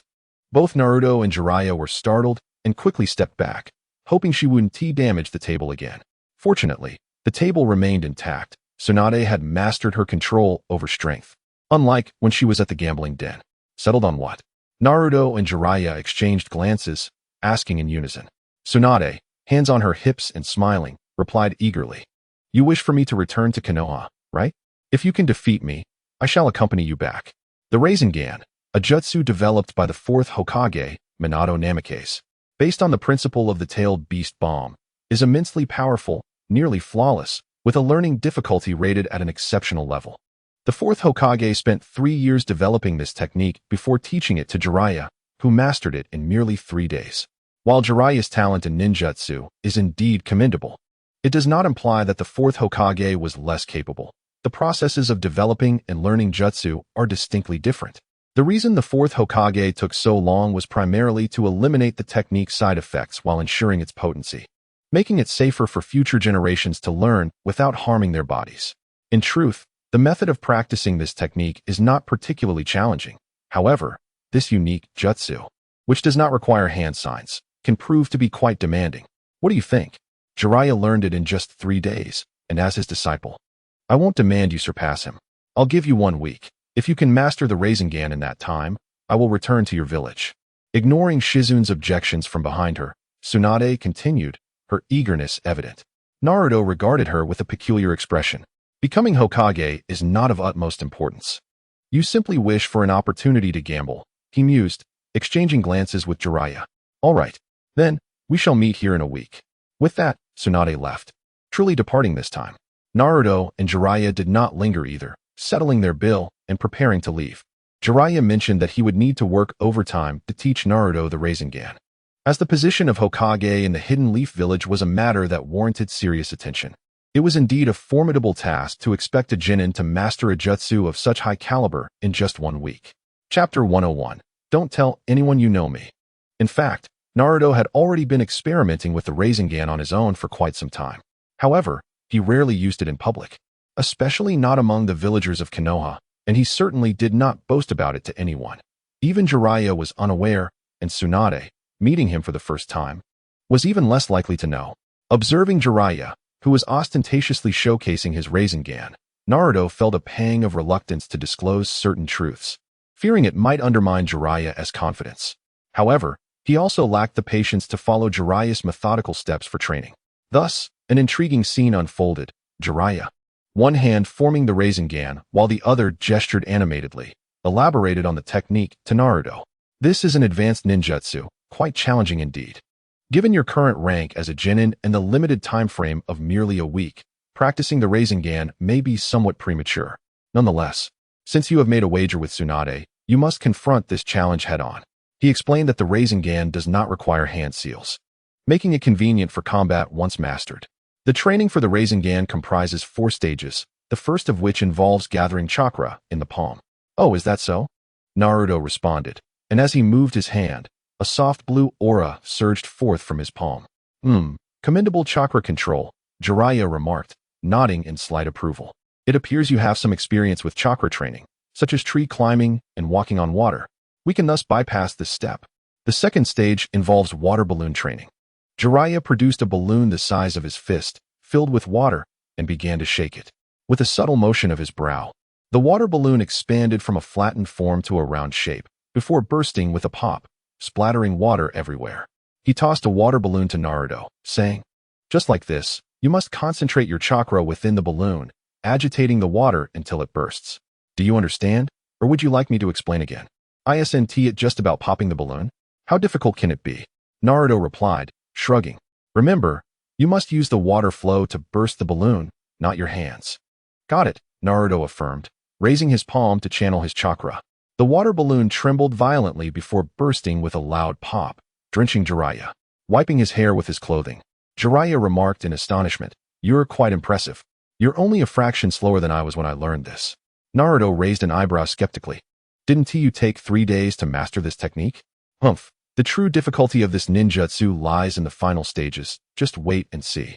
Jiraiya rolled up his sleeves and produced 2 rubber balls. "These are 100 times more resilient than the water balloons, meaning you must exert a force at least 100 times greater than what you used to burst the water balloon." The essence of the Rasengan is a rapidly rotating sphere of condensed chakra energy. The more chakra you accumulate, the faster it spins, and the more concentrated it becomes, amplifying its power. It bears a resemblance to the Chidori, though the latter utilizes chakra for piercing, with the active lightning attribute bursting forth from the palm, rendering it a formidable technique. Unlike the Chidori, whose power is immediately perceptible upon execution, the Rasengan reveals its astonishing destructive capacity only upon striking the target. The water balloon allows chakra-infused water to rotate and burst the balloon, while training with the rubber ball differs significantly. The rubber ball is devoid of water, containing only a minimal amount of air. This means one must agitate the air to rupture the ball. Indeed, the difficulty here surpasses that of the previous stage. However, once chakra is solidified, it is not unattainable. As Jiraiya remarked, the manifestation of chakra is a skill that can be mastered after practicing the art of walking on water. Naturally, Naruto possesses this ability, as Jiraiya had just witnessed. With the infusion of spiritual energy into the rubber ball, it began to feel weighty in his hands. The spiritual energy entirely supplanted the role of water within the balloon, now swirling and colliding at high speed. The amused expression on Jiraiya's face vanished in an instant. Could it be that this kid had already learned it? That shouldn't be the case. This technique was known to Kakashi, yet Kakashi, specializing in lightning chakra, had not taught him. At that moment, a soft pop resonated as the rubber ball in Naruto's palm shattered into fragments. Gazing at the rapidly spinning light blue energy sphere in his hand, Jiraiya's expression froze. Naruto raised the Rasengan before Jiraiya's face, the rushing wind howling in his ears, causing Jiraiya's cheeks to twitch uncontrollably. Damn it, this brat must have secretly learned it, and is now showing off. Jiraiya seized Naruto's arm and thrust him towards a nearby tree. Bang! Crack! Naruto, caught off guard, suffered a sneak attack, and the Rasengan struck the trunk, causing it to shake violently. The sound of splintering would echoed as the tree, surrounded by the two, crashed to the ground. You disregard martial ethics by launching a surprise attack. Naruto turned, once again forming a Rasengan aimed at Jiraiya. You need not adhere to such principles. Jiraiya laughed heartily, forming a Rasengan to counter. You little rascal, you've already mastered this ninjutsu while keeping it a secret from me. How amusing.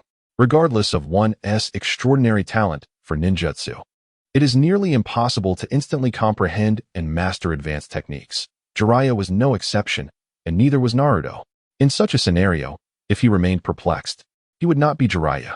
It was precisely because hand seals were unnecessary that, as long as one understood the principles and was willing to put in the effort, independently discovering the Rasengan was not out of reach.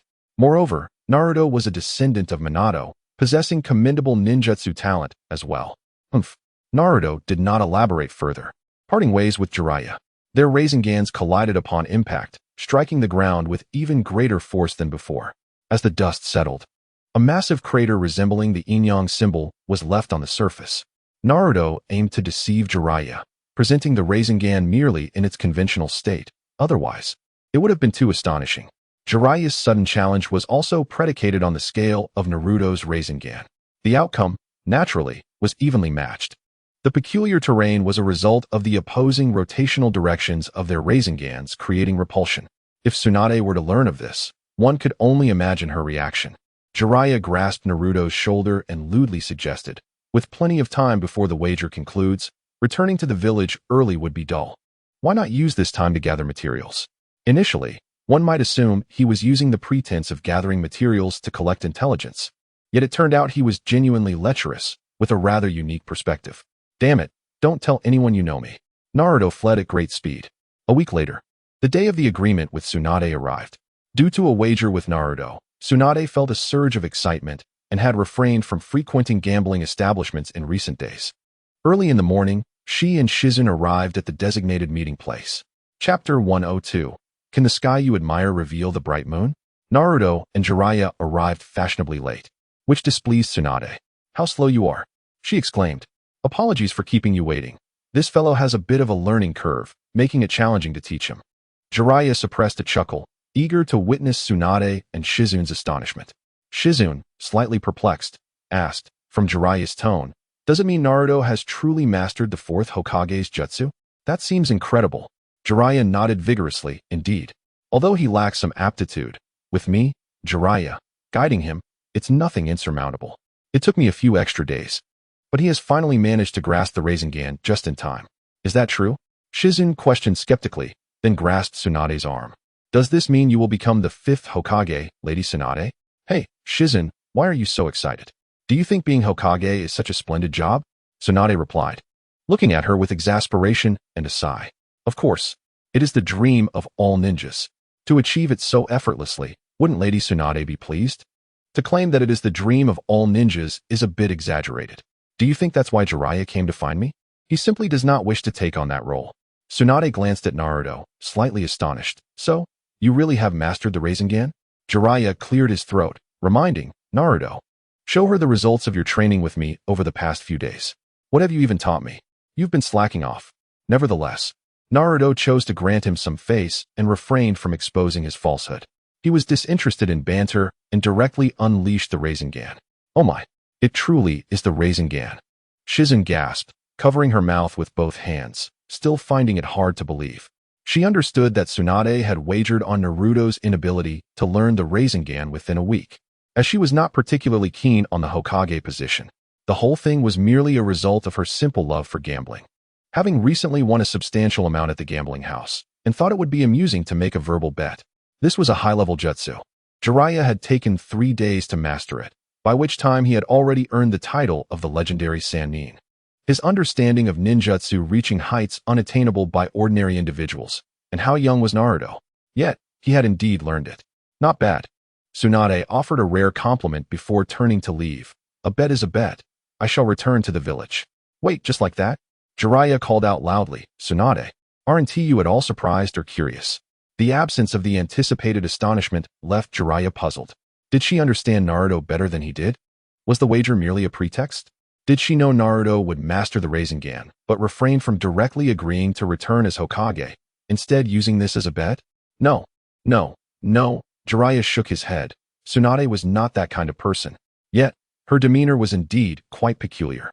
Humph, from now on, you shall refer to me as the fifth Hokage, Tsunade declared, glancing back at the still stunned Shizune as she strode towards the direction of Konoha. How could she have foreseen this? The adage that one loses every gamble is not without merit, especially when misfortune looms.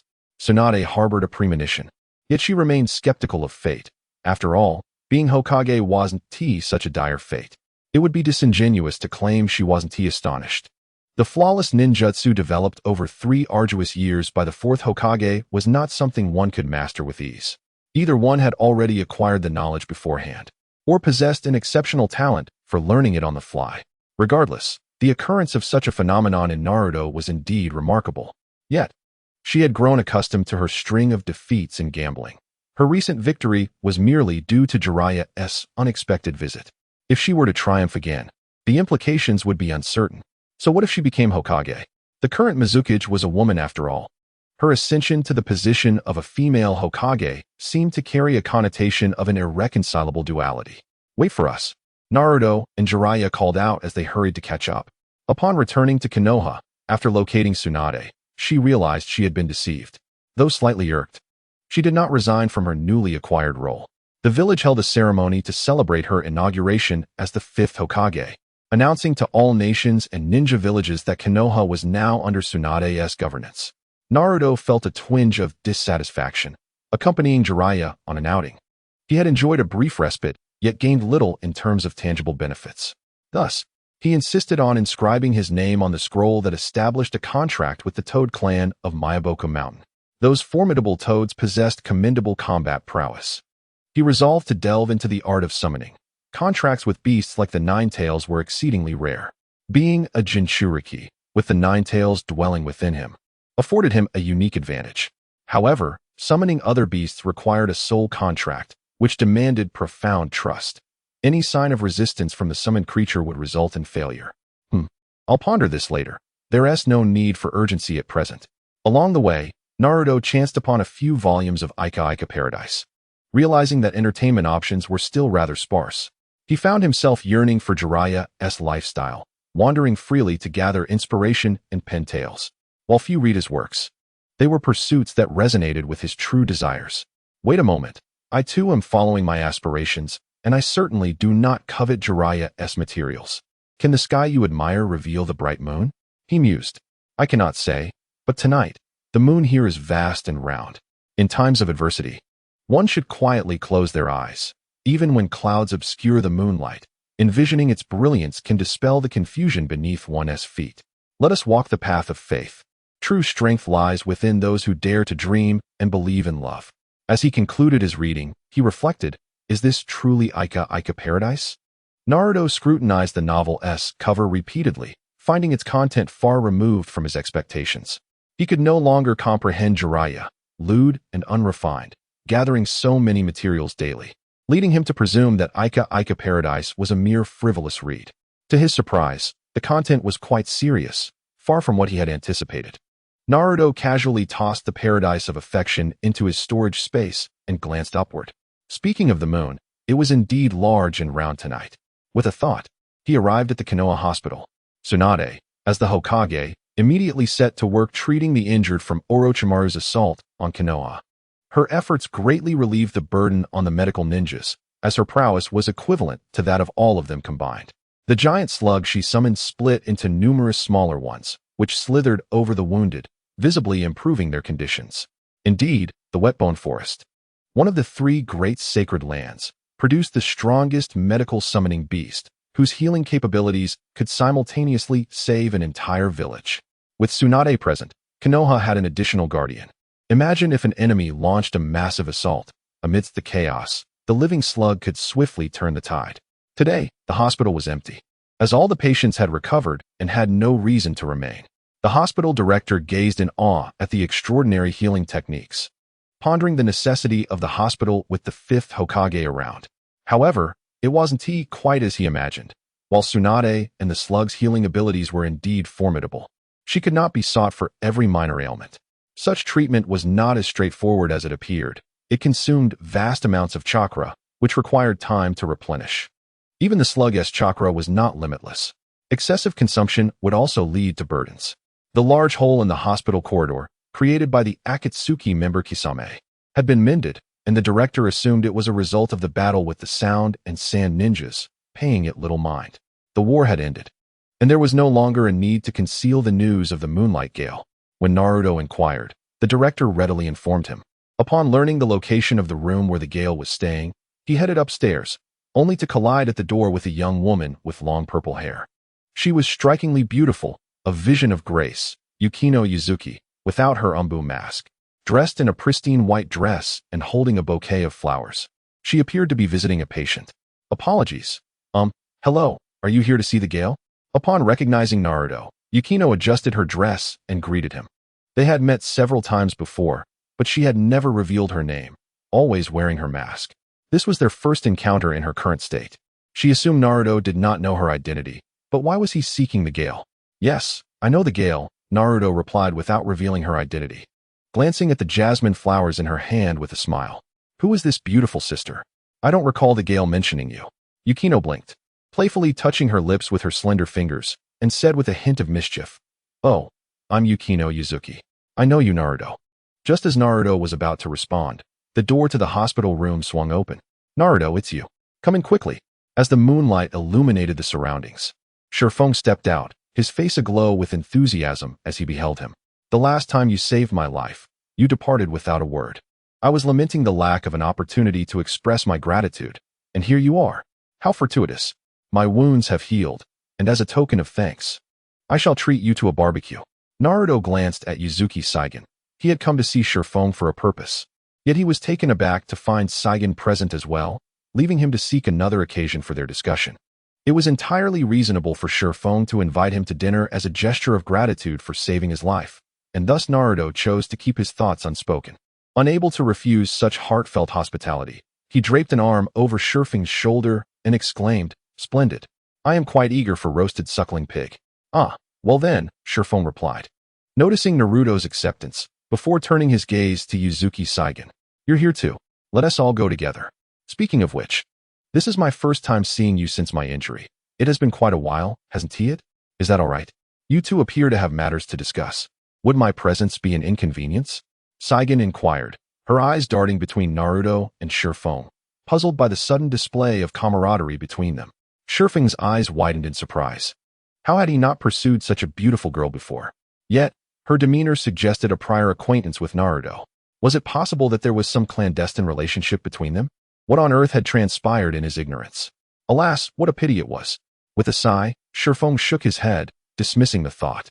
After all, a woman was merely an obstacle on the path to his ascendance. What troubles you? Why the sudden headshake? Saigen looked at him quizzically. Did your injury affect your mind? Clearing his throat, Shifeng addressed the two. By the way, Naruto, this is my cousin, Yuzuki Saigen. However, it seems you are already acquainted, so I need not elaborate further. Your cousin? Naruto exclaimed, surprised. He had nearly blurted out a question regarding her not being his partner, but he restrained himself upon noticing the intense look on Saigen's face. Is that strange? Saigen is indeed my cousin. She is the child of my aunt. After my aunt and uncle passed away, she had no other relatives. So we have maintained a close bond. Shifeng explained, slightly taken aback. Hasn't she mentioned this to you? Moreover, it was he who should be astonished by the revelation. Initially believing them to be childhood sweethearts, he now found they were actually cousins. Fortunately, he harbored no feelings for her. Otherwise, it would have been quite distressing. Shifeng did not dwell on the matter further and led Naruto toward a barbecue restaurant outside the Konoha hospital. Ah, Naruto, are you here for a meal? Upon entering the establishment, someone recognized Naruto. He turned to see a waitress in a uniform, though her face was unfamiliar to him. Yes, Naruto nodded, realizing he did not know her. In such a large village as Konoha, it was only natural that he would be unfamiliar with many people beyond the ninjas. There was nothing peculiar about that. Perhaps you were too preoccupied to notice, but on that day at the hospital during the evacuation of the injured, I was unable to move due to an injury to my foot, and it was you who assisted me in leaving. Could you possibly grant me an autograph? The girl gazed at him in admiration, pulling out a photograph and a pen. The picture depicted Naruto during the Chunin exams, a time when many spectators were present. And someone must have taken this photo, though she did not reveal from whom she obtained it. Naruto scratched his head, took the pen, and inscribed his name upon the photograph. However, something felt amiss. Naruto furrowed his brow as he scrutinized the image. Naruto, is it ready? Can I have it now? The girl, fearing he might change his mind, tugged gently at the photograph. Ah, this face, the more I look, the more dashing it appears. Naruto mused as he released the photograph, smiling. Do you have any more? I shall sign them all. Really? Just a moment. The girl turned and entered the house, emerging shortly with several more photographs. Some featured him alone, while others included companions, each taken from different angles and not all by the same hand. Yet they shared a commonality. In every picture, Naruto was undeniably handsome. After examining them closely, Naruto discerned the source of his earlier discomfort. He wondered if it was the effect of photo enhancement.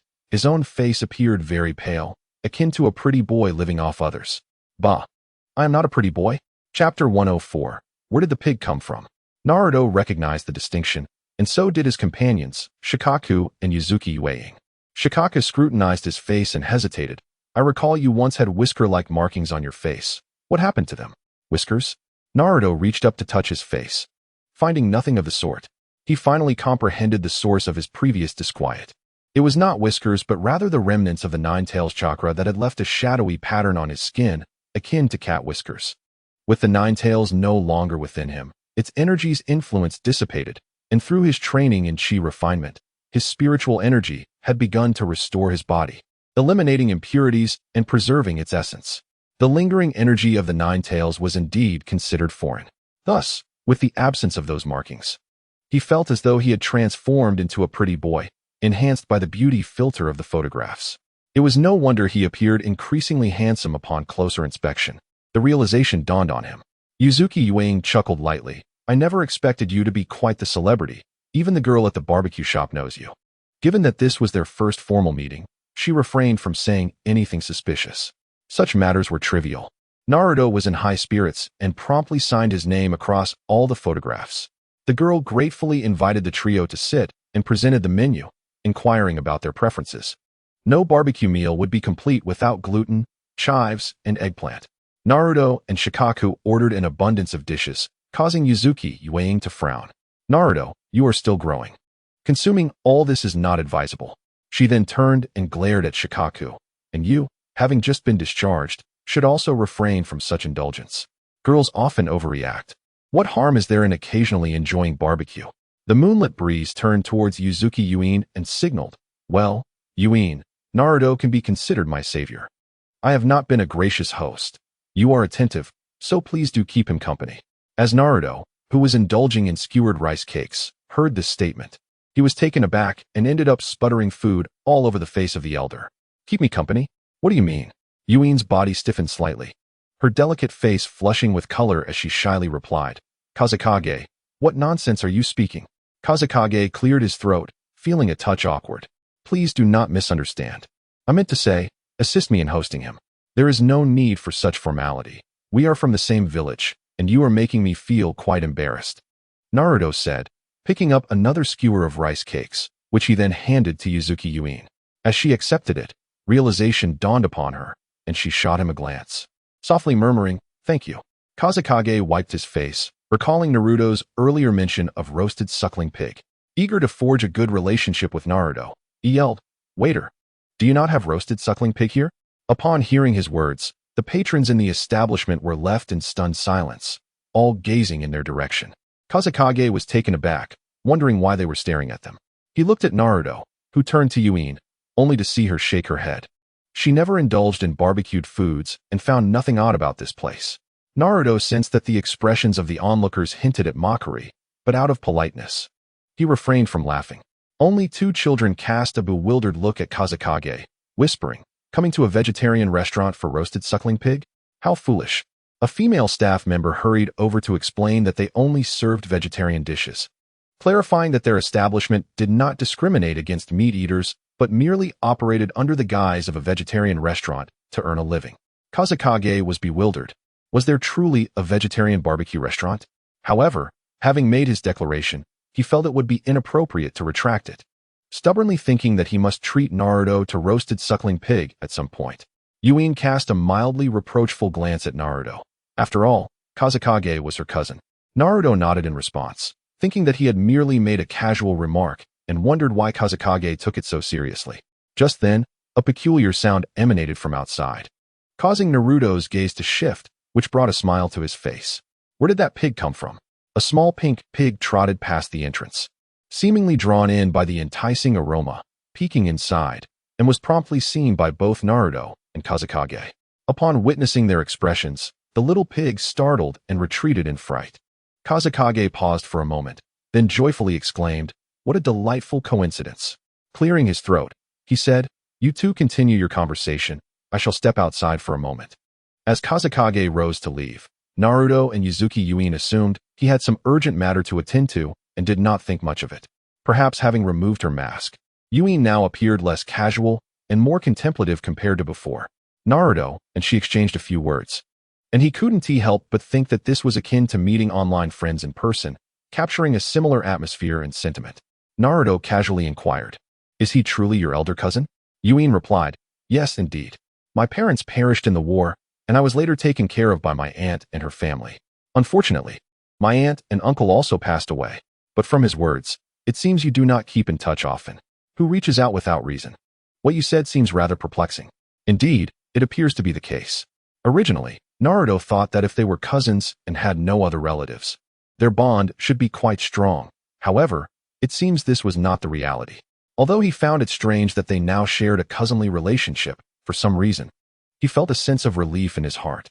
Before long, the swift moonlight returned, appearing somewhat furtive. Naruto and Yuzuki Yukaina exchanged puzzled glances, wondering what was amiss. "Hee, I've brought back something wonderful." With a mischievous grin, he presented a large platter of steaming roasted meat. It was a roasted suckling pig. Goodness! Naruto's face twitched in disbelief. "Is this the little pink pig from earlier? Kazekage, where did you acquire this? This is a vegetarian restaurant. Be cautious lest you be discovered and expelled." Yuzuki Yukaina was astonished. He had only been gone for a short while and had already procured a roasted pig. Kazekage, feeling somewhat guilty, whispered, "Naruto saved my life. A mere roasted pig is nothing in comparison." Naruto was at a loss for words. "Seriously? It seems there is a possibility it truly is that pig. Impressive, Kazekage. You live up to your name." In merely 10 minutes, he had managed to acquire a roasted pig. But that's not the point. Casually taking a Peppa Pig seems a bit inappropriate. It appears to be a pet pig or something. What if its owner comes looking for it? While I did save you, this is rather tempting. With Yuzuki Yukaina present, both Naruto and Kazekage exchanged knowing glances. Given the situation, further discussion was futile. They could not disregard the kind gesture. Yet Kazekage's excessive attentiveness made Naruto somewhat uneasy. After Kazekage began to eat, Naruto tearfully devoured 2 large pig trotters. Chapter 105. A great misunderstanding. Just as Naruto and Kazekage were indulging, a familiar female voice echoed through the air. "Oh, Naruto, you're here too." The voice belonged to Shizune, who, slightly flustered, lifted the curtain and entered, surprised to find Naruto there. Naruto slurped a rib and enthusiastically waved. "Ah, it's you. Come join us for a meal." Shizune frowned at the now unrecognizable roasted pig before them and remarked, "How fatty. What kind of meat is this?" "There's lean meat too." Kazekage, upon spotting Shizune, was instantly delighted. He quickly sliced a portion of lean meat onto an empty plate and pushed it towards her. "You must be Miss Shizune, the esteemed disciple of the 5th Hokage, Tsunade. A pleasure to meet you. I am Kazekage, a special jonin of the village." Kazekage introduced himself with familiarity. Shizune, being Tsunade's secretary, was quite prominent.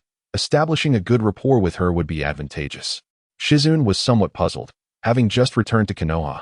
She was unfamiliar with many individuals, yet those she had met once were not easily forgotten. She had never encountered someone named Kazekage before. However, she had heard Tsunade mention treating a seriously injured jonin, who was apparently named Kazekage. It was strange that he recognized her at first glance and even claimed to be Tsunade's disciple. After all, she referred to herself as Tsunade's attendant. Under the moonlight, the swift wind smiled and remarked, "Miss Silence, are you puzzled about how I discerned your identity? I apologize for the oversight. I am primarily responsible for intelligence work." "Oh, I see. However, none of this is particularly secretive. A curious mind could easily inquire and uncover the truth. The flavor was quite pleasing. As Silence picked up a piece of meat and placed it in her mouth, nodding in curiosity, "What kind of meat is this?" "It is roasted suckling pig," Yujetsu Sayaka replied. Silence responded with an "oh," while intermittently glancing around, her mind seemingly elsewhere. "By the way, Miss Silence, what brings you here? Is there something amiss?" Naruto inquired. "I was at the hospital with Lady Tsunade attending to the injured. Afterward, I came here for a meal, but my pet, Tun, has gone missing. I just saw it running this way," Silence said, her anxiety evident as she set her chopsticks down. Tun? Naruto echoed, surprised. "Yes. It's a pet pig I've raised for several years. It never strays far. I have no idea what made it run off today." "What does it look like?" Naruto asked, smacking his lips. "It's a rather large piglet, quite intelligent." Silence gestured animatedly, assuming Naruto had seen it. "Have you noticed it? It certainly ran in this direction." Naruto's gaze fell upon the half-eaten roasted pig on the table, and he suddenly swallowed hard, uncertainly asking, "Is it a small pink pig?" Yes. Tun is indeed pink, and often makes peculiar snorting sounds." "Have you seen it, Naruto?"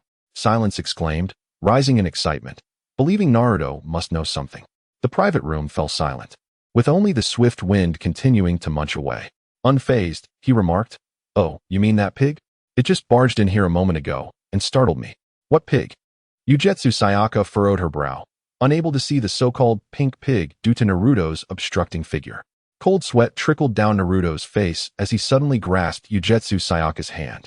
She blushed deeply, struggling to break free. "What are you doing?" "Haha, we have an urgent matter to attend to. Let us step out," Naruto said, disregarding her struggles as he whisked her away, vanishing from the restaurant.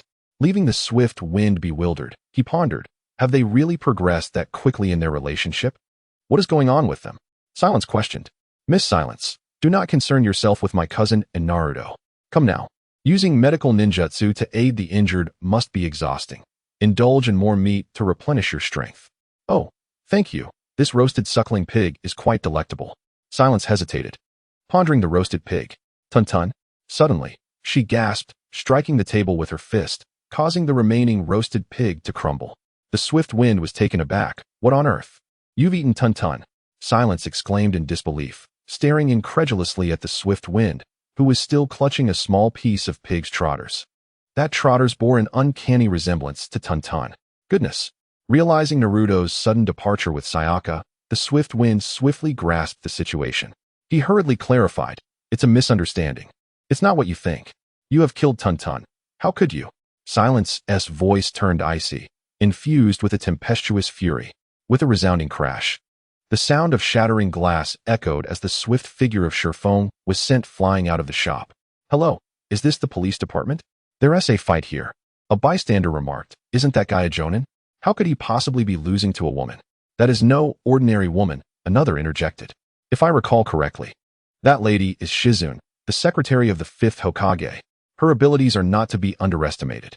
The commotion outside quickly drew the attention of passers-by. Upon witnessing a jonin and the Hokage's secretary, both esteemed figures, they merely gathered to observe, not taking the situation too seriously. What could that ninja have done to provoke Lady Shizune? She seemed so gentle before. Why is she so fearsome now? Coughing, Shifong pleaded, "Let me explain. That is not your pet." He halted abruptly, but Shizune was relentless, launching a barrage of fists and kicks upon him without restraint. "I'm telling the truth. I'm innocent," he cried out, blood spilling as his screams resonated through several streets away. He regretted ever inviting Naruto out for a meal today. He would have preferred to remain bedridden. This street was unfamiliar to Naruto. He never realized it was so vibrant, resembling a scene from a modern city. As evening descended, fireworks lit up the sky, casting a warm and beautiful glow upon the people below. Such a splendid view, yet it was marred by the presence of a pig. "Tuntan!" Naruto exclaimed in bewilderment as he spotted a small pink pig rooting through someone's cabbage. Upon hearing his voice, the pig squealed and scampered away in fright. Naruto exchanged a glance with Uzumaki Yukino, both realizing the gravity of the misunderstanding. "Roasted piglet, freshly prepared. Come in, young man, young lady, and have a taste. If it's not to your liking, you won't have to pay." A nearby barbecue shop owner called out as they passed, the enticing aroma wafting from within. Naruto's face twitched as he quickly pulled Yukino away. "No thanks, I'm not hungry. Will Shifong be alright?" Yukino suddenly inquired. Given the circumstances, it wasn't difficult to surmise what had transpired. Perhaps, maybe, he should be fine, Naruto replied uncertainly, having witnessed Shizin's notorious temper. While Shifeng would meet his demise, he would likely return to a state akin to his pre-hospitalization condition. As Naruto held Yukino's hand while walking down the street, it was evident that his mind was elsewhere. His keen hearing picked up the distant wails of distress. Even when Yukino tugged at his hand, he remained oblivious, gripping tightly. Yukino's expression darkened as she coldly remarked, "I say, have you had enough of this?" Naruto scratched his head, reluctantly loosening his grip. His initial intention to seek out Shifeng had turned into an unexpected gathering with Yukino, culminating in an amusing blunder. It seemed they should wrap things up. Naruto's expression shifted as he glanced at Yukino. She remarked with a hint of irritation, "It's all your fault for indulging in roasted suckling pig, causing him to suffer an unwarranted beating. I merely mentioned it in passing. Who could have anticipated he would take it to heart?" Naruto proceeded towards the Konoha hospital, with Yuzuki Yugao following suit after stamping her foot in frustration. In the familiar ward, Tsukikage Shippu lay on the bed, his face swollen grotesquely, while several doctors attended to his injuries. Originally, Shippu was due to be discharged today, but upon Naruto's visit, he had abandoned the discharge procedures to treat his friends to a meal. Now, having been readmitted, there was no need for formalities. As the sole patient in the Konoha hospital, he received exceptional care, with even the director personally administering his treatment. It was a lamentable situation. Each blow had been delivered with precision, targeting the most sensitive areas of the nervous system. Though not fatal, the pain was excruciating and difficult to heal. The director and several doctors shook their heads in dismay, frequently sighing. The technique employed was astonishingly ruthless, specifically aimed at the body's pressure points. It would be months before he could rise from his bed again. "What have you done to deserve this fate?" the director inquired with a peculiar expression. A flash of hatred flickered in Shippu's eyes. Had it not been for the desire to draw closer to Naruto, he would not have found himself in such a predicament. Although Shizune, being Tsunade's disciple, was a mere woman, her proficiency in medical ninjutsu rendered her formidable. In terms of combat, despite his status as a genin, he should have been able to handle the situation. Instead, he had played into her hands, using a strategy of self-harm to elicit sympathy from others. Even in the hospital, he remained attuned to happenings outside. The recent failure of Orochimaru's assault on Konoha was largely attributed to Jiraiya's intervention. Furthermore, Tsunade's return to the village as the fifth Hokage was also facilitated by Jiraiya. Shippu yearned to engage with Jiraiya, yet the latter was elusive and difficult to read, raising concerns that he might become suspicious and thwart Shippu's intentions. However, the same could be said of Naruto, who, being Jiraiya's disciple, possessed a straightforward mindset and would not overthink matters. "Shippu, are you all right?" Yuzuki Yugao inquired with genuine concern. Coughing, Shippu replied, "Who would have thought that indulging in roasted suckling pig would nearly cost me my life?" His complexion was a shade of blue and purple, not feigned but a reflection of his anger. Observing the two almost glued together, he gritted his teeth in pain. "How long have we known each other? And yet, your bond has grown so strong. It seems that fellow was merciful after all." Naruto, with a swift glance, discerned the situation. The injuries were superficial. Though torturous, they would not leave lasting repercussions. As Shizune, a disciple of Tsunade, had mastered the essence of her medical ninjutsu, such feats were not particularly challenging for her. Shippu managed a grin, resembling a pig's grin. "Indeed, after a round of explanations, the misunderstanding has finally been resolved, though I am left to suffer the consequences." "At least you're fine," Naruto said as he turned to leave, pulling Yuzuki Yugao along. "I appreciate your kindness. We shall visit you again another day." "Hey, if you're leaving, why drag me along?" Yuzuki Yugao protested. "My apologies, it's a habit," Naruto replied. As Naruto and Yuzuki Yugao exited the ward, Shippu's expression darkened. The doctors continued to deliberate over his injuries, but he dismissed them under the pretense of needing rest. His plan to win over Naruto had been thwarted. Never mind. There will be plenty of opportunities in the future. Shortly after Naruto and Yuzuki Yugugo exited the Konoha hospital, they parted ways. As he passed by the roasted piglet shop once again, he unexpectedly encountered Shizune, who was engaged in a heated argument with the shopkeeper.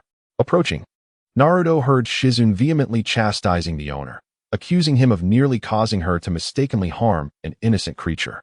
At her feet, a small pink piglet cowered in fear.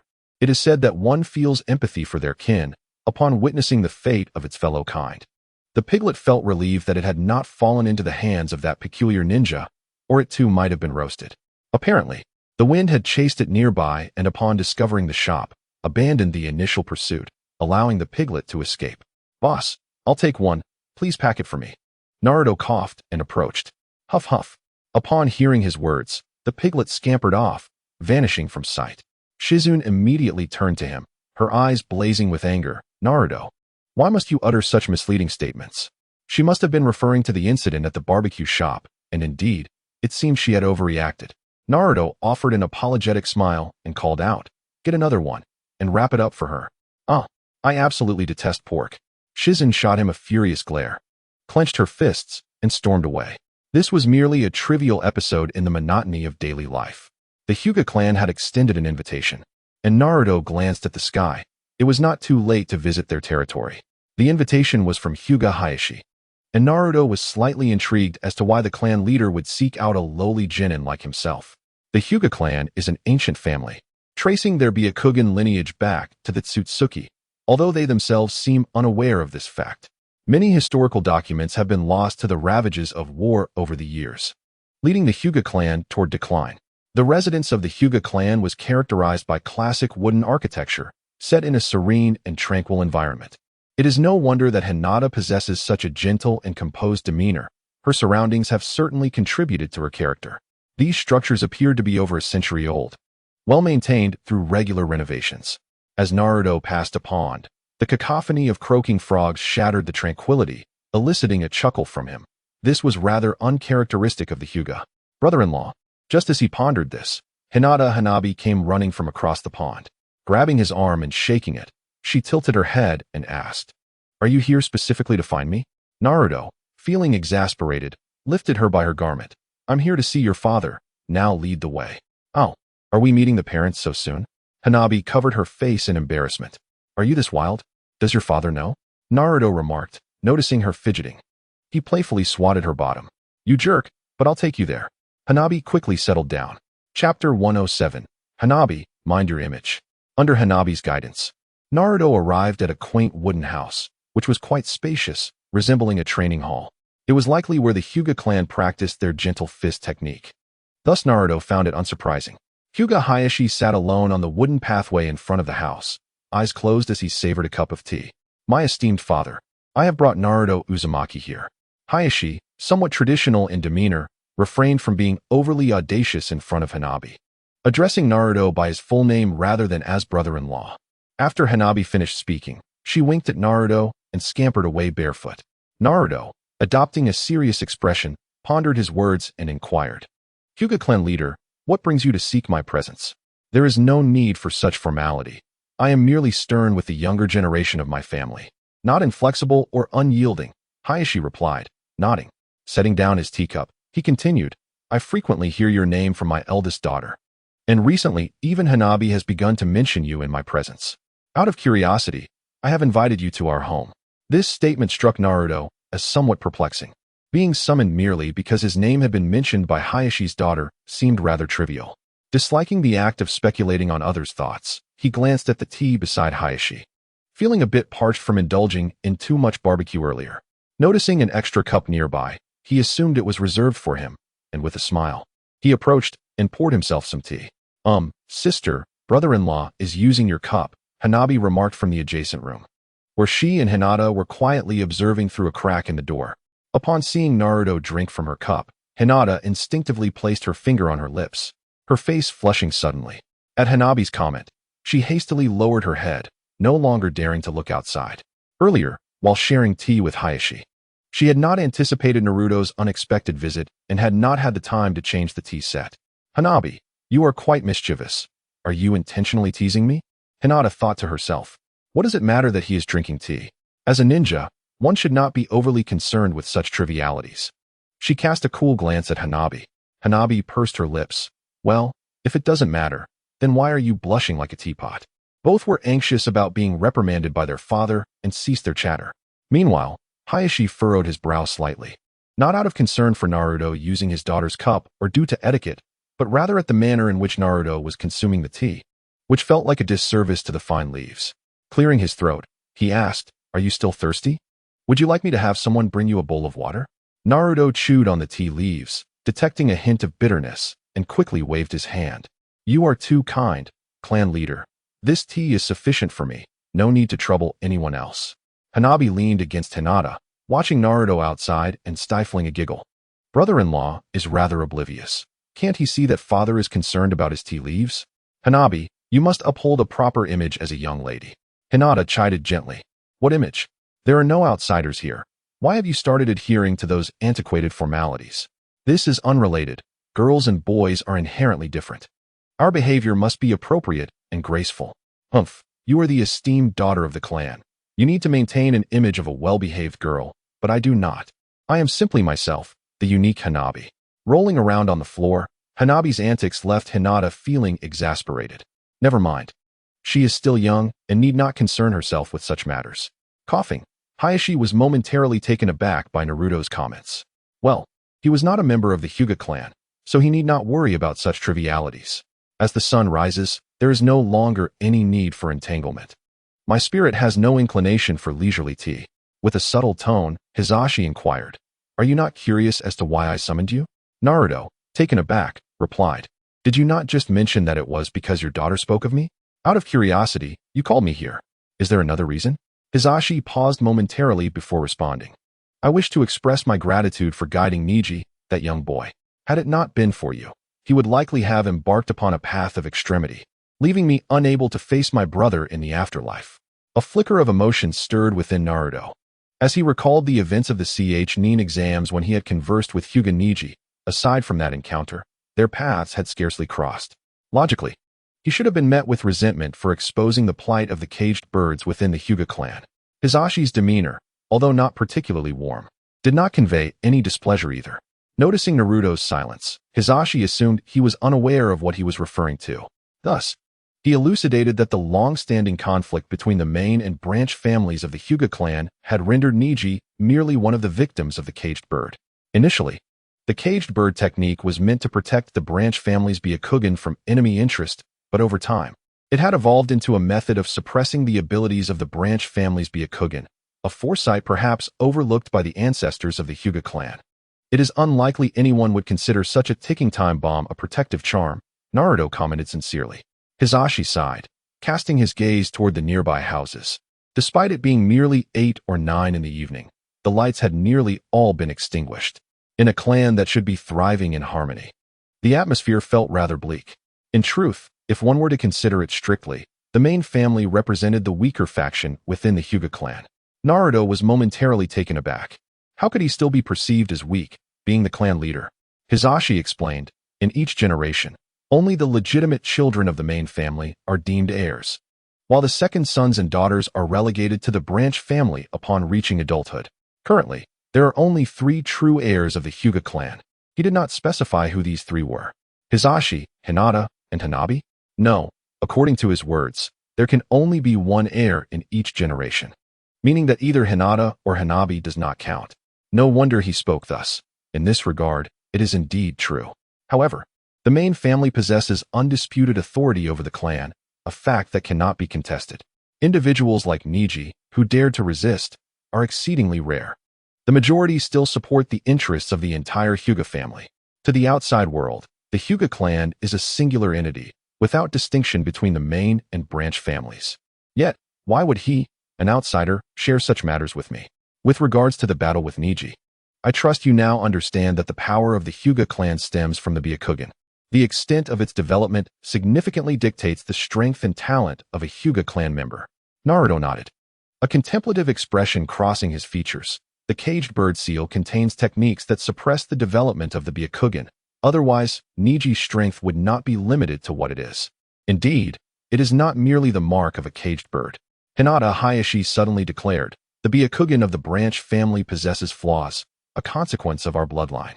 In Chapter 108, The Secret of the Byakugan, Hayashi elucidates that the shortcomings of the branch family's Byakugan stem from their lineage. Inside the adjacent room, Hanabi and Hinata were taken aback. What flaws? Hanabi inquired. Sister Hinata, does my Byakugan also have flaws? Why have I never noticed? Hinata furrowed her brow at her sister. observing no abnormalities. However, considering their father's assertion, there must be some validity to it. Perhaps it is due to an insufficient awakening of the Byakugan's abilities, which is yet to manifest. What do you mean by bloodline flaws? Naruto asked in bewilderment. This is a secret passed down exclusively to the head of the Hyuga clan upon their succession, Hayashi explained. He gazed at the moon above, a smile gracing his face, revealing a hint of disbelief. This was yet another hidden tale, and both Naruto and the Hinata sisters listened intently. He had disregarded the notion that only the clan leader should be privy to such information, as he now felt wholly included in the revelation of this secret. Nevertheless, as Naruto listened, the story began to resonate with him. The prosperity of the Hyuga clan originated from a mysterious woman known as Princess Take. Their ancestor, once a destitute commoner, discovered a baby girl and a trove of gold coins while foraging for bamboo shoots with his wife one fateful day. Since they had only one son and no daughters, they perceived this as a divine blessing and joyfully brought the child home, naming her Princess Take. From that moment on, the ancestors' family thrived. As the girl grew into a stunning beauty, her presence attracted considerable attention, leading many suitors, including the affluent and powerful, to lavish extravagant gifts merely for a glimpse of her. As she matured, the time came for her to wed, yet she found no suitor worthy of her affections. No man in the world could captivate her. With each passing day, she became increasingly enigmatic, often gazing at the moon and speaking of her kin residing there. Eventually, the reigning king learned of her existence and sent emissaries to abduct her for the palace. However, upon her arrival, the king and his soldiers met untimely deaths. Princess Take returned home to inform her ancestors of this incident, which they found peculiar. Fearing retribution, they fled under the cover of night. Yet, they were soon pursued by royal forces, who accused her of causing the king's death and sought to execute her family as penance. Naturally, her ancestors refused to comply, resulting in her brother's demise at the hands of the soldiers' arrows. Overwhelmed with guilt for her brother's death, Princess Take was inconsolable, contemplating suicide to atone for her family's misfortunes. At that moment, the moonlight intensified, and a figure descended from the heavens, rescuing Princess Take. This visitor revealed that she was, in fact, a celestial being who had been temporarily banished to Earth for her transgressions. Now that her period of punishment had concluded, they had come to escort her back. Presenting her with a mystical elixir, they instructed her to consume it, and upon doing so, Princess Take awakened her forgotten memories and gained formidable powers. In gratitude for the kindness bestowed upon her by her adoptive family, she employed miraculous means to revive the son of her ancestors, endowing him with a unique power for self-protection, the Byakugan. This extraordinary ability has been passed down through the bloodline. The Princess of Bamboo articulated that the physical capacity of mortals is limited. Thus, only the direct descendants can fully inherit the power of the Byakugan, while others may encounter unknown deficiencies. This measure seems to be a precaution against the potential misuse of such abilities. Although the exact nature of the flaws remains uncertain and not guaranteed to manifest, the mere thought of it is unsettling. Consequently, the Hyuga clan has remained relatively small, with only a handful of individuals existing even after hundreds of years. With the power of the Byakugan, the ancestors of the Hyuga clan managed to survive during the tumultuous eras of warfare, leading to the esteemed lineage of the Hyuga clan in Konohagakure today. As a member of the branch family, Neji has already displayed the deficiencies associated with the Byakugan. Not only is his strength suppressed, but even the capabilities of his Byakugan are compromised. The mere mark of a caged bird cannot be contained by his innate talent. After Hinata's father finished speaking, he redirected the conversation towards Neji. Or perhaps, it is precisely because of his exceptional talent that the flaws in his abilities are so pronounced. Is that so? Naruto scratched his thigh, not perceiving anything amiss with Neji's Byakugan aside from the caged bird seal. Suddenly, Hayashi remarked, "That day in the spectator seats, I watched your match against him. Oh, was there an issue?" Naruto's heart raced, wondering if he had inadvertently revealed something untoward. What if others had noticed? "Why are you so flustered?" Hayashi inquired, astonished. Naruto hastily sipped from the teapot. "No, please continue. I'm listening." Hayashi withdrew his gaze, muttering to himself. You unexpectedly struck away his forehead protector, exposing the caged bird to the eyes of the world, which caused Neji's composure to falter, leading to a chaotic battle where you ultimately triumphed. Although I left early, I was not surprised by the outcome. Are you suggesting I won by luck? Naruto glanced into the teapot, finding it nearly empty. Hinata, please come out and greet our guests. Hayashi glanced up at the opposite house and suddenly added, Hanabi too. Please fetch another pot of tea, but ensure you use the tea leaves from the far left of the cabinet. Those are the finest. Hinata and Hanabi pushed open the door and emerged, with Hanabi sticking her tongue out at Naruto and scampering away barefoot. Hinata bowed slightly and smiled gently. Naruto-kun. I didn't mean to eavesdrop. It was Hanabi's idea. Naruto waved his hand dismissively, unconcerned, for like Hayashi. He had known all along that there were listeners behind the door. After greeting him, Hinata chose not to elaborate further and settled beside Naruto, crouching gracefully with her arms resting on her legs, quietly listening to their conversation. Though merely in her teens, she exuded the grace befitting a young lady of her stature. Hayashi nodded in satisfaction. Although Hinata appeared delicate and her strength was unremarkable, she intuitively grasped the nuances of etiquette without needing instruction. In this era of peace, as the eldest daughter of the Hyuga clan, such propriety holds great significance. Moments later, Hanabi rushed over carrying a kettle. Recalling that Hinata had once mentioned that the finest tea leaves were always placed on the right. With this thought in mind, she couldn't help but chuckle upon seeing Naruto, leaving him utterly perplexed. With a flurry of activity, her demeanor was rather unrefined. Hisashi cast a brief glance in her direction before calling out, Hinata, serve tea to our guest. Hanabi, chastised, stood behind Naruto with a rueful expression. The task of pouring tea was entrusted to Hinata, who even thoughtfully provided Naruto with a new cup, softly saying, Naruto-kun, please. Oh, it's quite unnecessary, really. I could have simply used the other cup. Wouldn't it be more trouble for someone to wash an extra one? Nevertheless, Naruto accepted it and drank it all in one go. Hanabi erupted into laughter, only to be silenced by a glare from her father, prompting her to quickly cover her mouth and turn away. Hinata's cheeks flushed a deep crimson, though the night concealed her embarrassment as she clutched the cup, her gaze drifting, lost in thought. How is the tea? Is it to your liking? Hisashi gently sipped from his cup.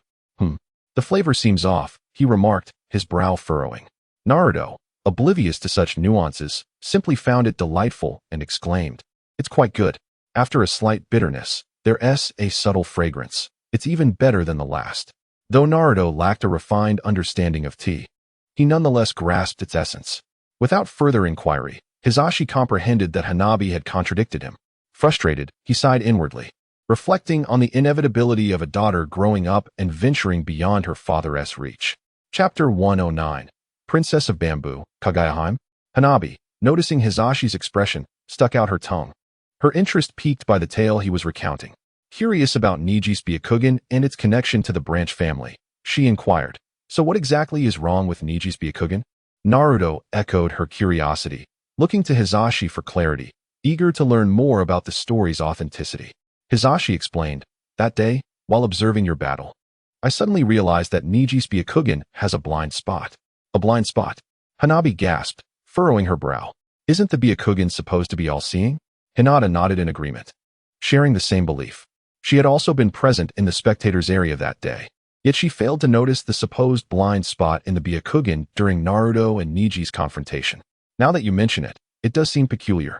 Although I concealed my presence, he shouldn't have been caught off guard to the point of losing his forehead protector, Naruto mused, recalling the circumstances.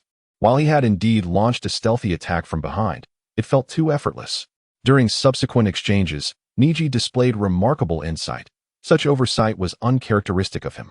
There must be a blind spot at the back of his head, a reality only Niji himself could truly understand, and one would hope he has recognized it. Hisashi glanced again at Hanabi, his expression tinged with concern. This flaw in the Byakugan has never been observed before. Perhaps it was discovered but not deemed significant. Moreover, every individual's circumstances differ, and I worry that Hanabi's Byakugan may also possess similar deficiencies. Hanabi touched her own eyes, feeling no sense of trouble. Hinata spoke soothingly. Father is overly concerned. Hanabi's talent for the Byakugan surpasses my own. If there are weaknesses in the Byakugan, it is I who possess them. Hanabi nodded vigorously, affirming. Sister is right. Naruto, too, felt that he had overthought the matter. Hanabi's aptitude was formidable, and with Hinata as the eldest daughter and a practitioner of the mystical arts, the significance of the Byakugan would diminish in time. Rather than dwell on this, He found himself far more intrigued by the tale of the bamboo princess recounted by Hisashi. Indeed, it was less a secret passed down through generations and more a story of uncertain veracity.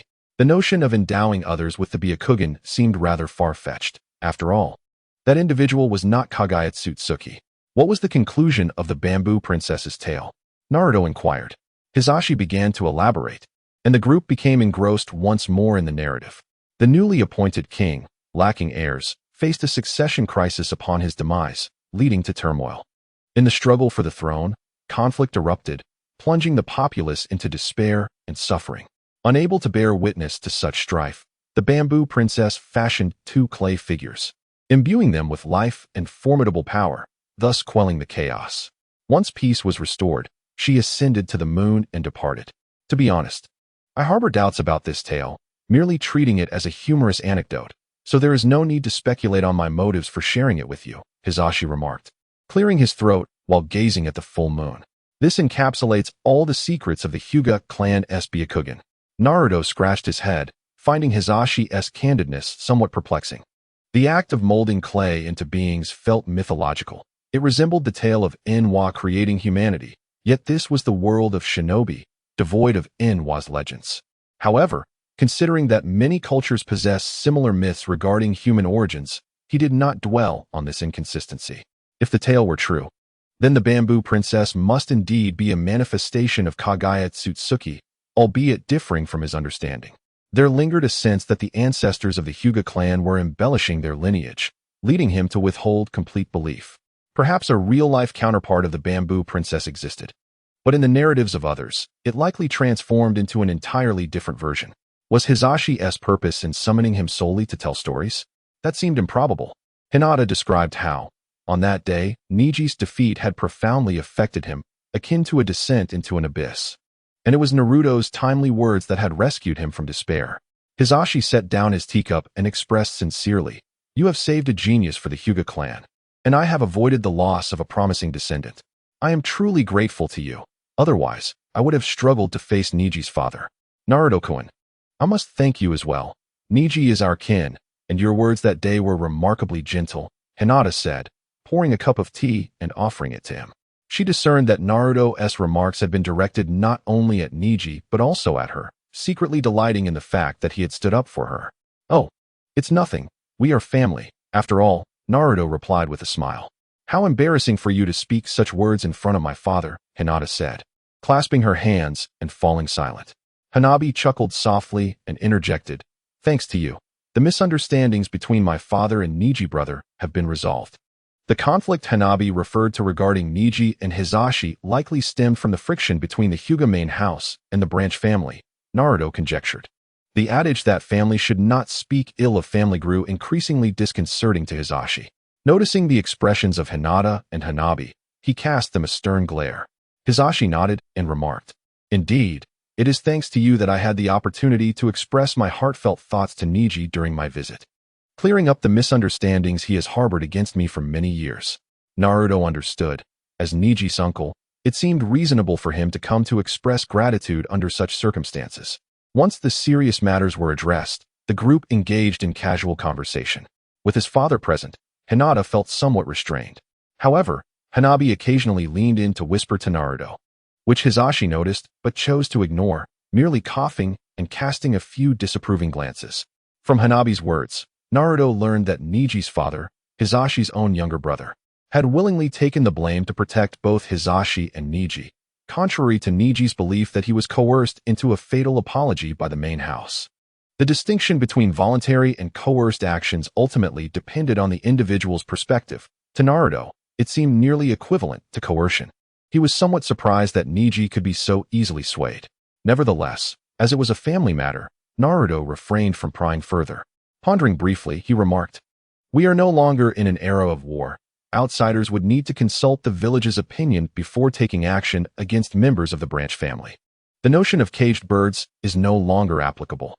Out of consideration for Hinata's dignity, he refrained from explicitly stating that the caged bird seal was used against their own kin, as such an act would be utterly inhumane. Over time, it could lead to an uprising among the branch family, a scenario that he, as the clan leader, would certainly not wish to witness. Hisashi nodded in agreement, aware of this matter even without Naruto's input. Moreover, he was already working towards a resolution.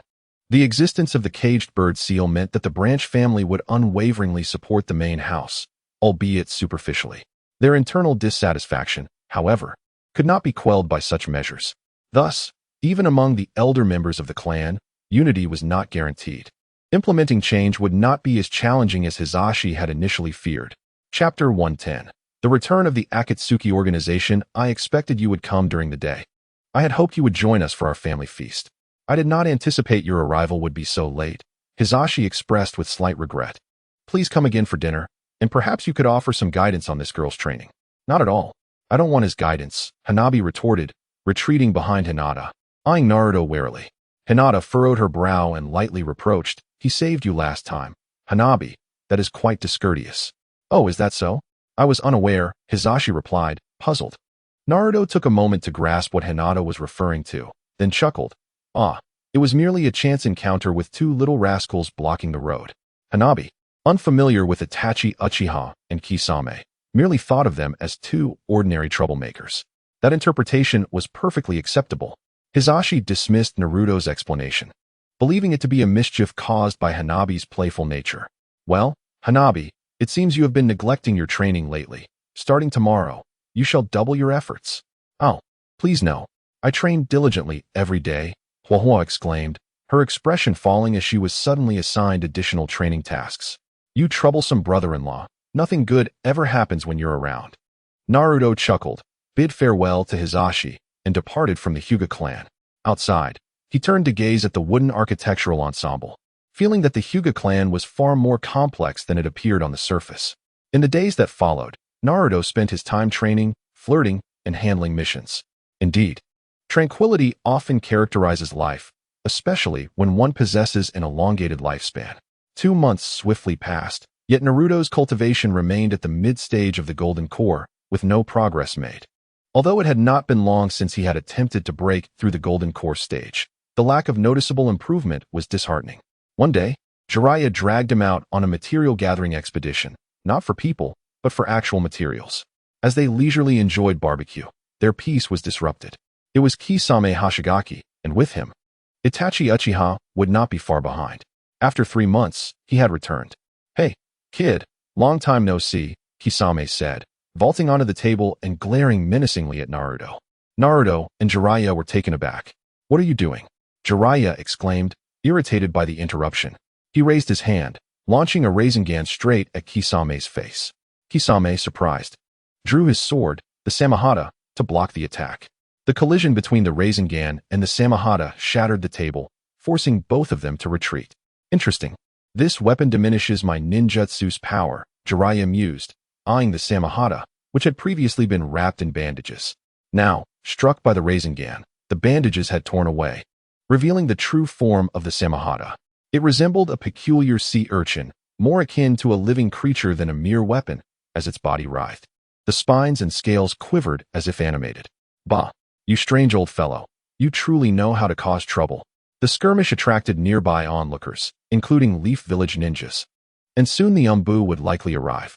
Kisame snorted, wielding his sword with intent to finish the fight swiftly.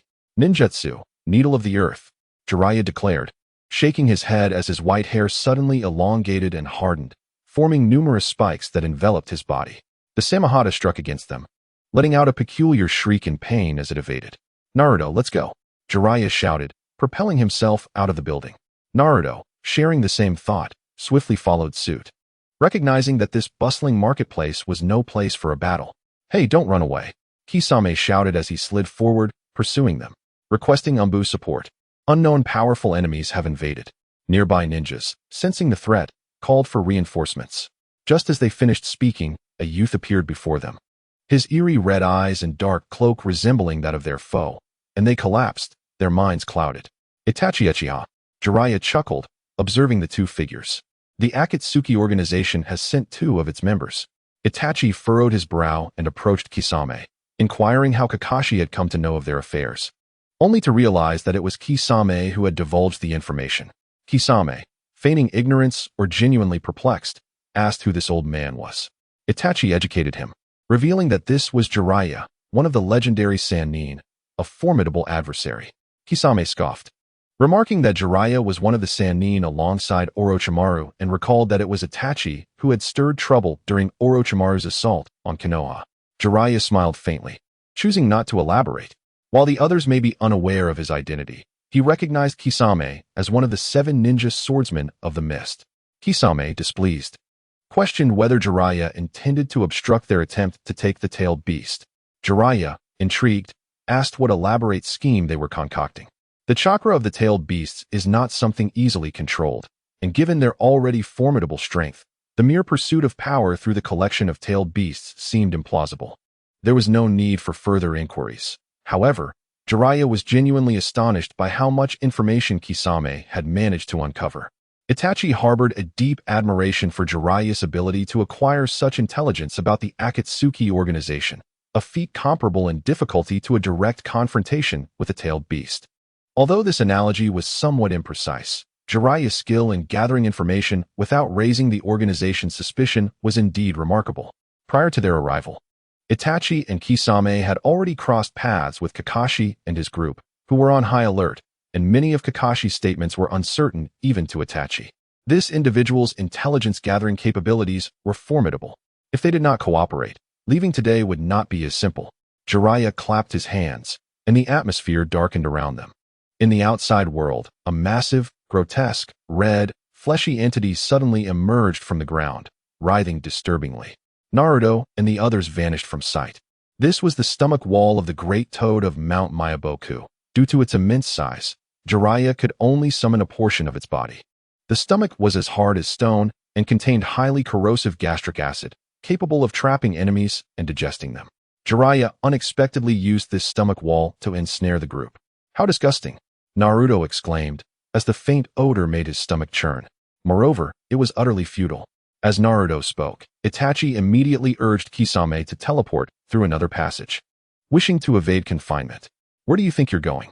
Jiraiya promptly pursued them. Itachi and Kisame, covering their mouths and noses, arrived at a particularly weak point in the stomach wall. This was their opportunity. Itachi's Sharingan world, activating its Manjiki form in an instant. Black flames suddenly erupted against the stomach wall, scorching a large hole. They leaped through the opening. Chapter 111. I came to find Naruto, not to play with you. When Jiraiya and Naruto caught up, only the remnants of black flames remained. This black flame is truly impressive.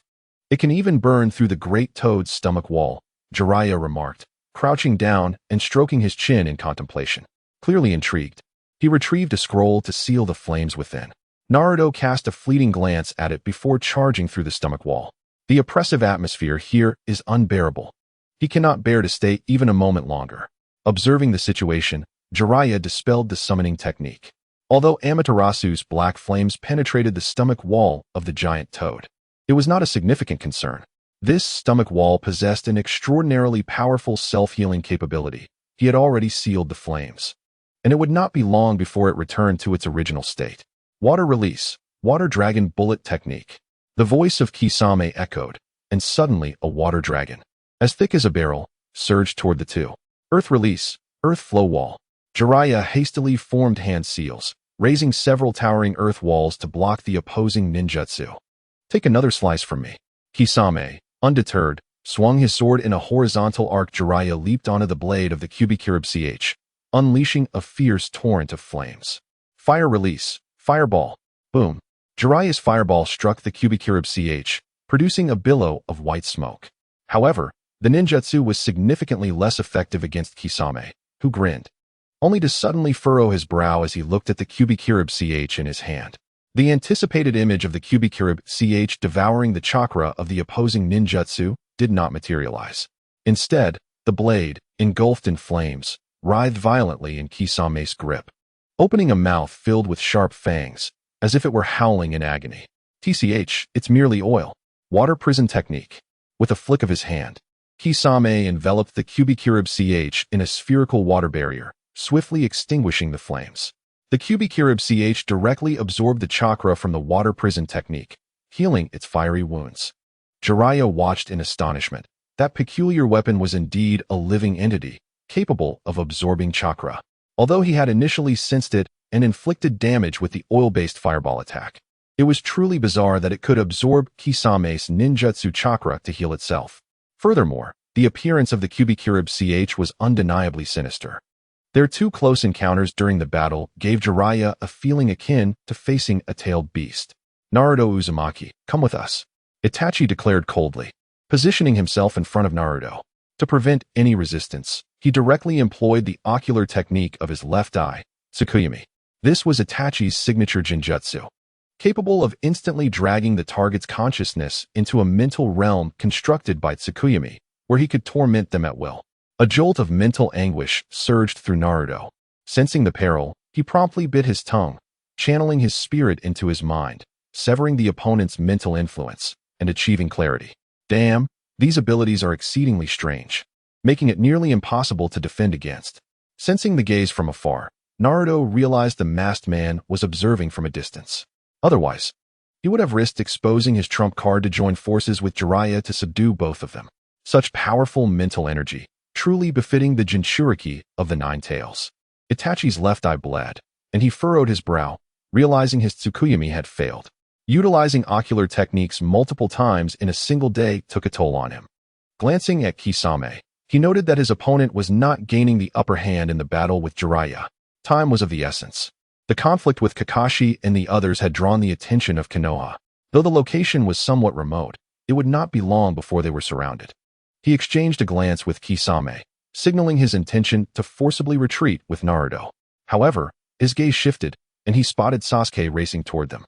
Upon my arrival, I encountered a rather alarming scene. Naruto's face twitched as he instinctively retreated. How infuriating. "Itachi, you wretched sinner of the Uchiha clan.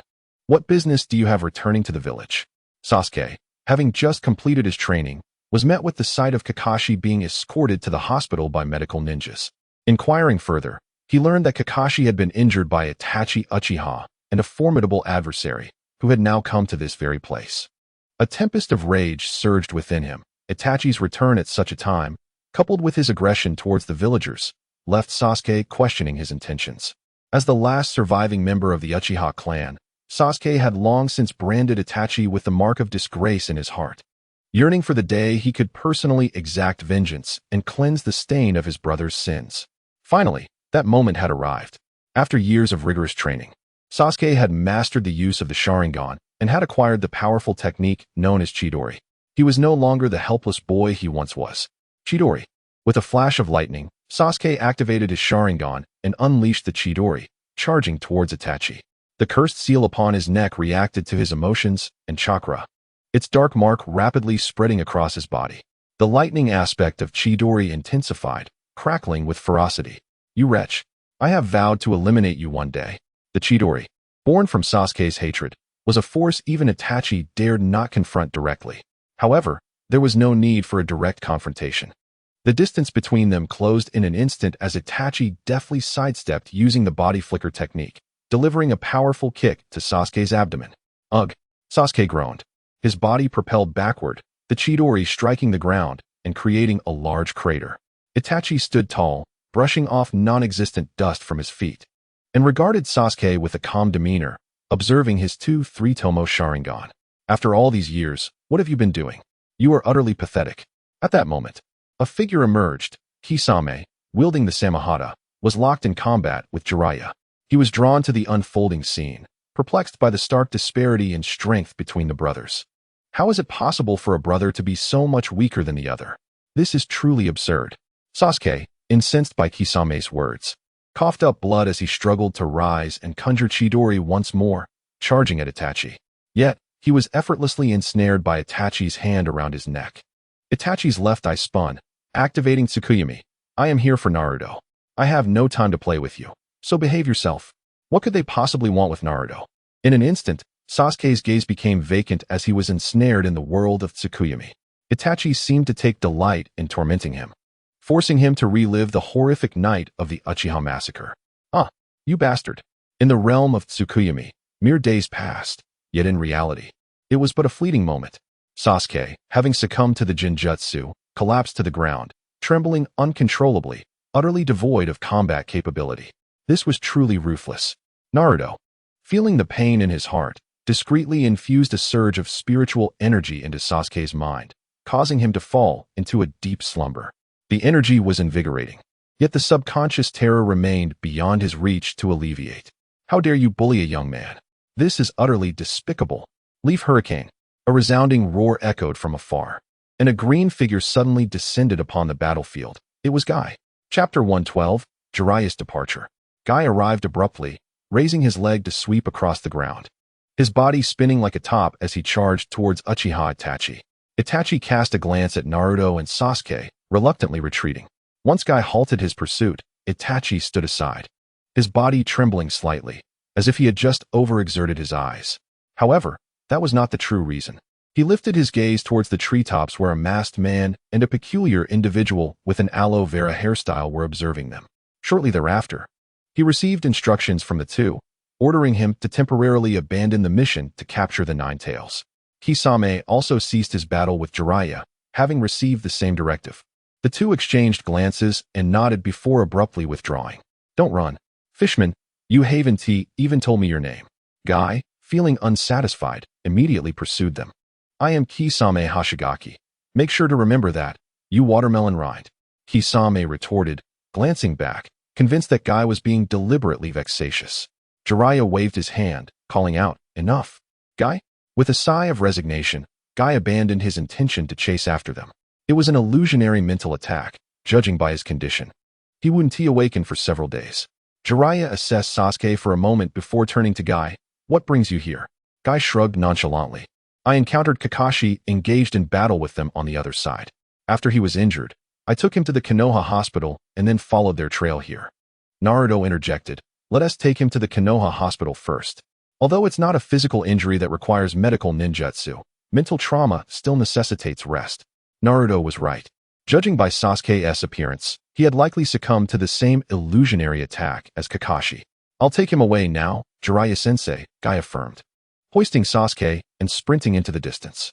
In his mental perception, the presence of the masked man and his companions had vanished, indicating they had retreated far, seemingly altering their plans. Naruto looked at Jiraiya, who pondered for a moment before responding.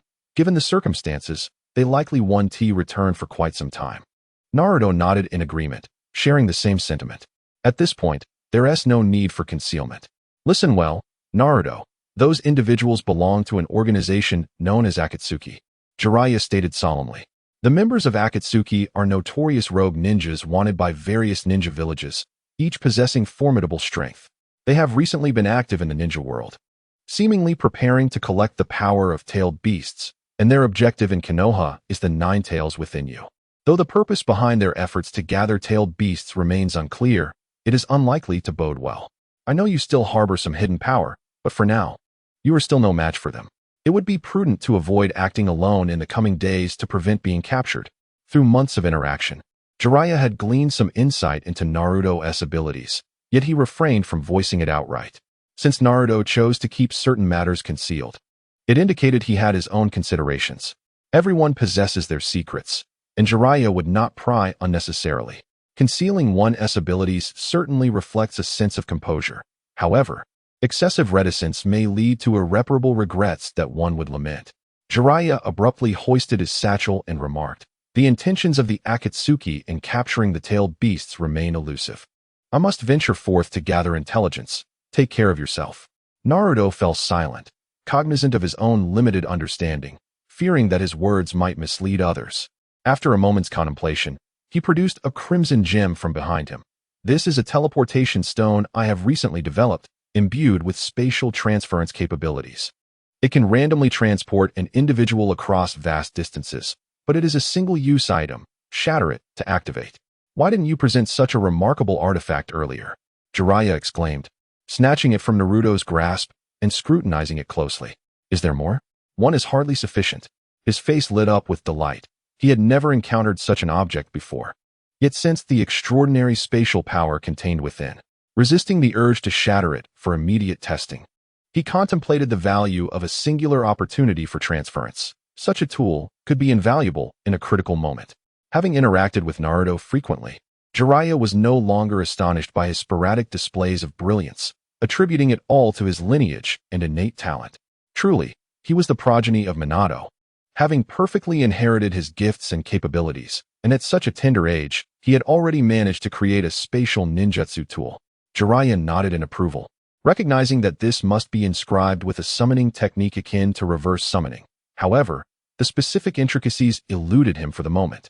Naruto, hearing his words, retorted with a smirk, "You think it's as simple as growing cabbages? The creation of this item is quite intricate.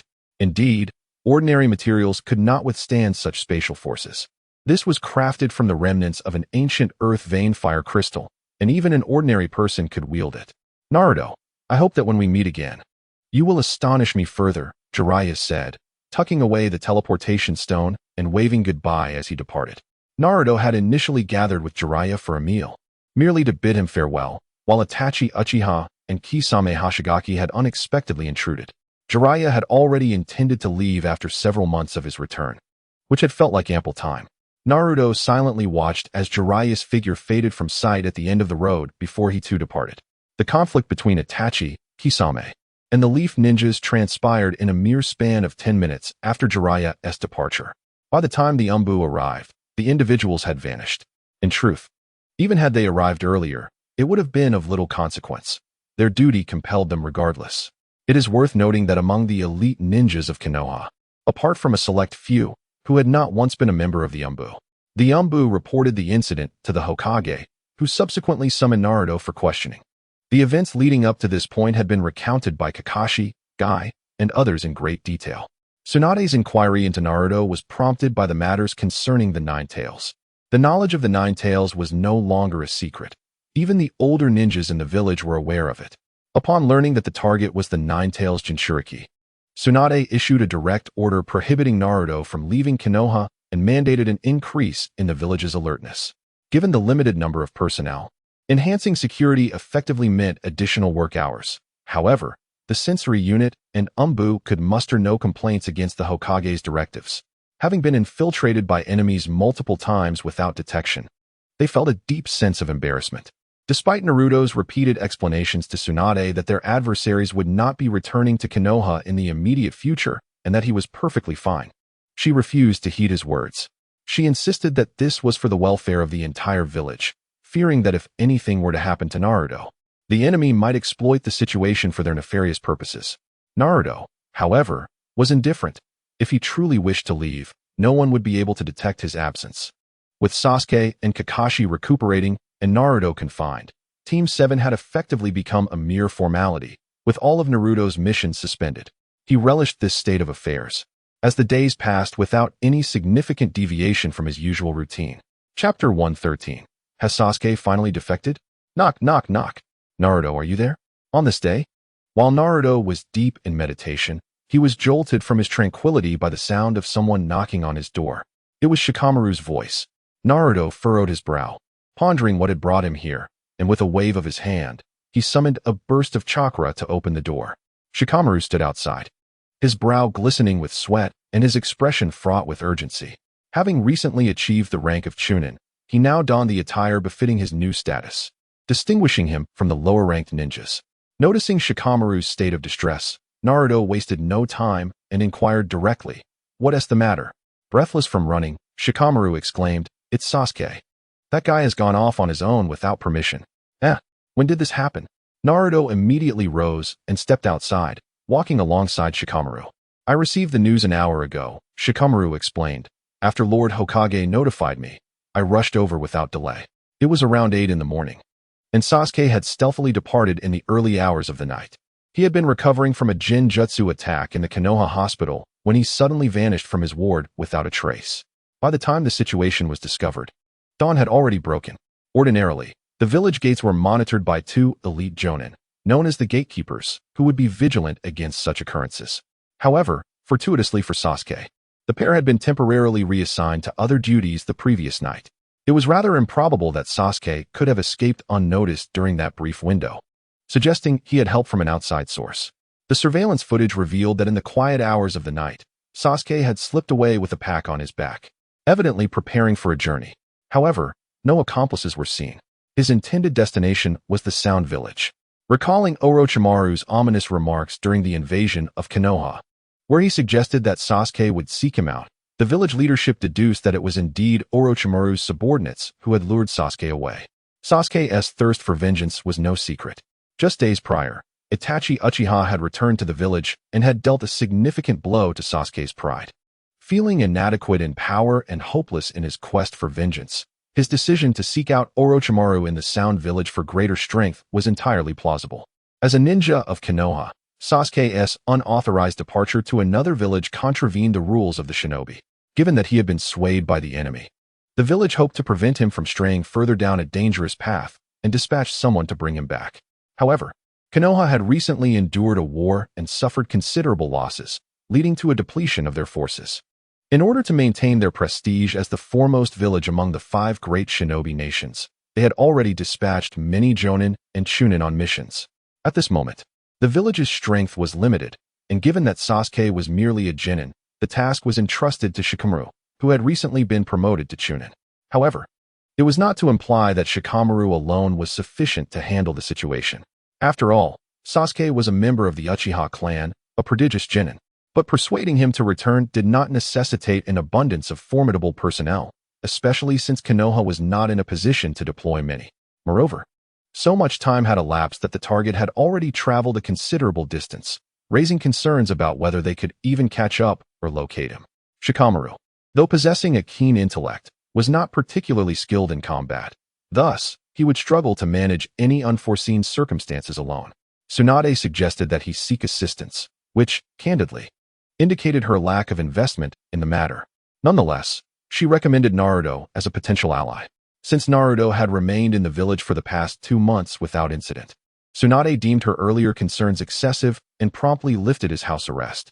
Unlike Shikamaru, Tsunade had witnessed Naruto's capabilities firsthand. At such a young age, he had mastered the Rasengan and had narrowly escaped the capture by Itachi Uchiha and Kisame Hashigaki, largely thanks to Jiraiya's diversion of the enemies. This was quite an achievement, considering those two were members of the Akatsuki. With Naruto's strength and Shikamaru's intellect, addressing the matter of Sasuke should pose no significant problem. Thus, Shikamaru was the first to seek out Naruto, aware that time was of the essence. Too much time had already passed, and further delays could jeopardize their chances of catching up. After a brief explanation, Naruto grasped the situation. Although he was not surprised by Sasuke's defection, he found it inconvenient that Tsunade had specifically recommended him, particularly after enjoying a rare moment of leisure. As they hurried towards the village gates, Naruto, feeling a twinge of discomfort, scratched his thigh. Shikamaru mentioned that he had also recruited additional assistants, accepting a mission as a Chunin team leader for the first time, especially one that required venturing far. He was determined to perform well and not falter. At the Konoha gates, Naruto encountered several familiar faces: Neji Hyuga, Choji Akimichi, Kiba Inuzuka, and Akamaru. Choji and Shikamaru had been partners for a long time, and when Tsunade had instructed someone to inform him, the two happened to be together. Thus, Shikamaru sought out Naruto and asked Choji to notify the others. Is 5 of us really enough? What if we encounter a battle or something? Choji expressed his doubts. Come on, let's not overthink it. Gathering 5 people is already a blessing, Shikamaru replied, feeling the weight of leading a team for the first time. He was surprised that someone like Neji was willing to join, which exceeded his expectations. Naruto nodded at them. Given the circumstances, most were likely engaged in their own missions, so assembling this group in such a short time was commendable. Moreover, the selection was not arbitrary. Kiba and Akamaru brought tracking skills, Neji contributed perception and combat prowess, and Choji and Shikamaru had a well-established synergy. The team was well-rounded, albeit lacking a medical ninja. Ironically, it seems Tsunade's recommendation had been the catalyst for Shikamaru seeking Naruto's involvement. Otherwise, due to his confinement, Shikamaru would not have considered him at all. However, his ability to triumph over Neji in the Nin exams is indisputable, and as a comrade of Sasuke, he may provide unexpected assistance. With Naruto present, Neji is unlikely to be excessively arrogant or difficult to manage. Tsunade merely instructed that available ninjas assist Shikamaru, who was taken aback when CHG invited Hyuga Neji. He felt fortunate that Naruto was involved. Otherwise, Neji might not have agreed to join, considering his lack of ties to Sasuke. CHG, however, was unconcerned with such matters. When Shikamaru asked him to find someone, he approached Neji, who had no mission at the time, and made the suggestion. Initially, Neji disregarded him, But upon hearing that Naruto would also participate, he felt it was acceptable to join in the excitement. Inuzuka Kiba was particularly enthusiastic, as his aspirations were set on becoming Hokage, thus he took the mission seriously. Since this was a joint task, there ought to be a leader. We are not merely a small squad. In my opinion, I shall take the lead, and with myself and Akamaru, we will certainly retrieve Sasuke. CHG scoffed, retorting, "Let us be realistic, Kiba. It was stated from the outset that Shikamaru is in charge, as per Hokage's orders, and in terms of intellect. You are certainly not my equal." Chapter 114. I just want to relax, Kiba, incensed by CHG's words, countered, "You think you can compete with me intellectually? What else can you do besides eat?" "Humph, this is our family's training method. You wouldn't understand." CHG unwrapped a packet of chips and began munching, ignoring Kiba's provocation. Hey, are we about to have an internal conflict before the mission has even started?" Shikamaru remarked with a pained expression, glancing at Kiba and CHG. "If you wish to lead, I have no objections. But let us not mess up this assignment which was entrusted to us by Lord Hokage." "You can arrange it, Shikamaru. I am indifferent," Neji suddenly interjected, casting a glance at Naruto. He had no interest in leadership. Rather, his recent battle with Naruto had illuminated the weaknesses in his Byakugan abilities.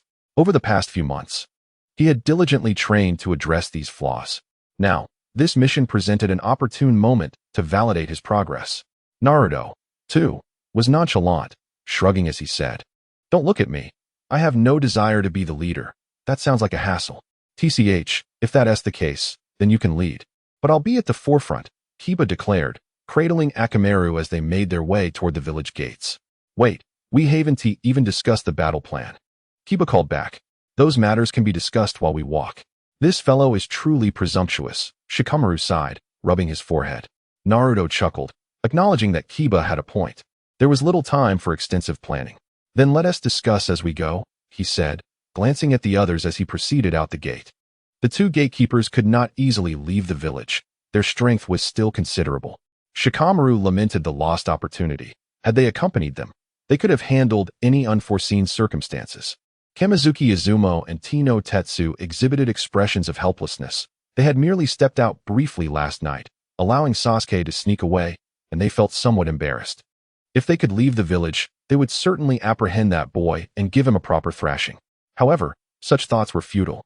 Their foremost duty was to guard the great gates of Konoha. Naruto and his companions traversed through the forest, his senses extending far and wide.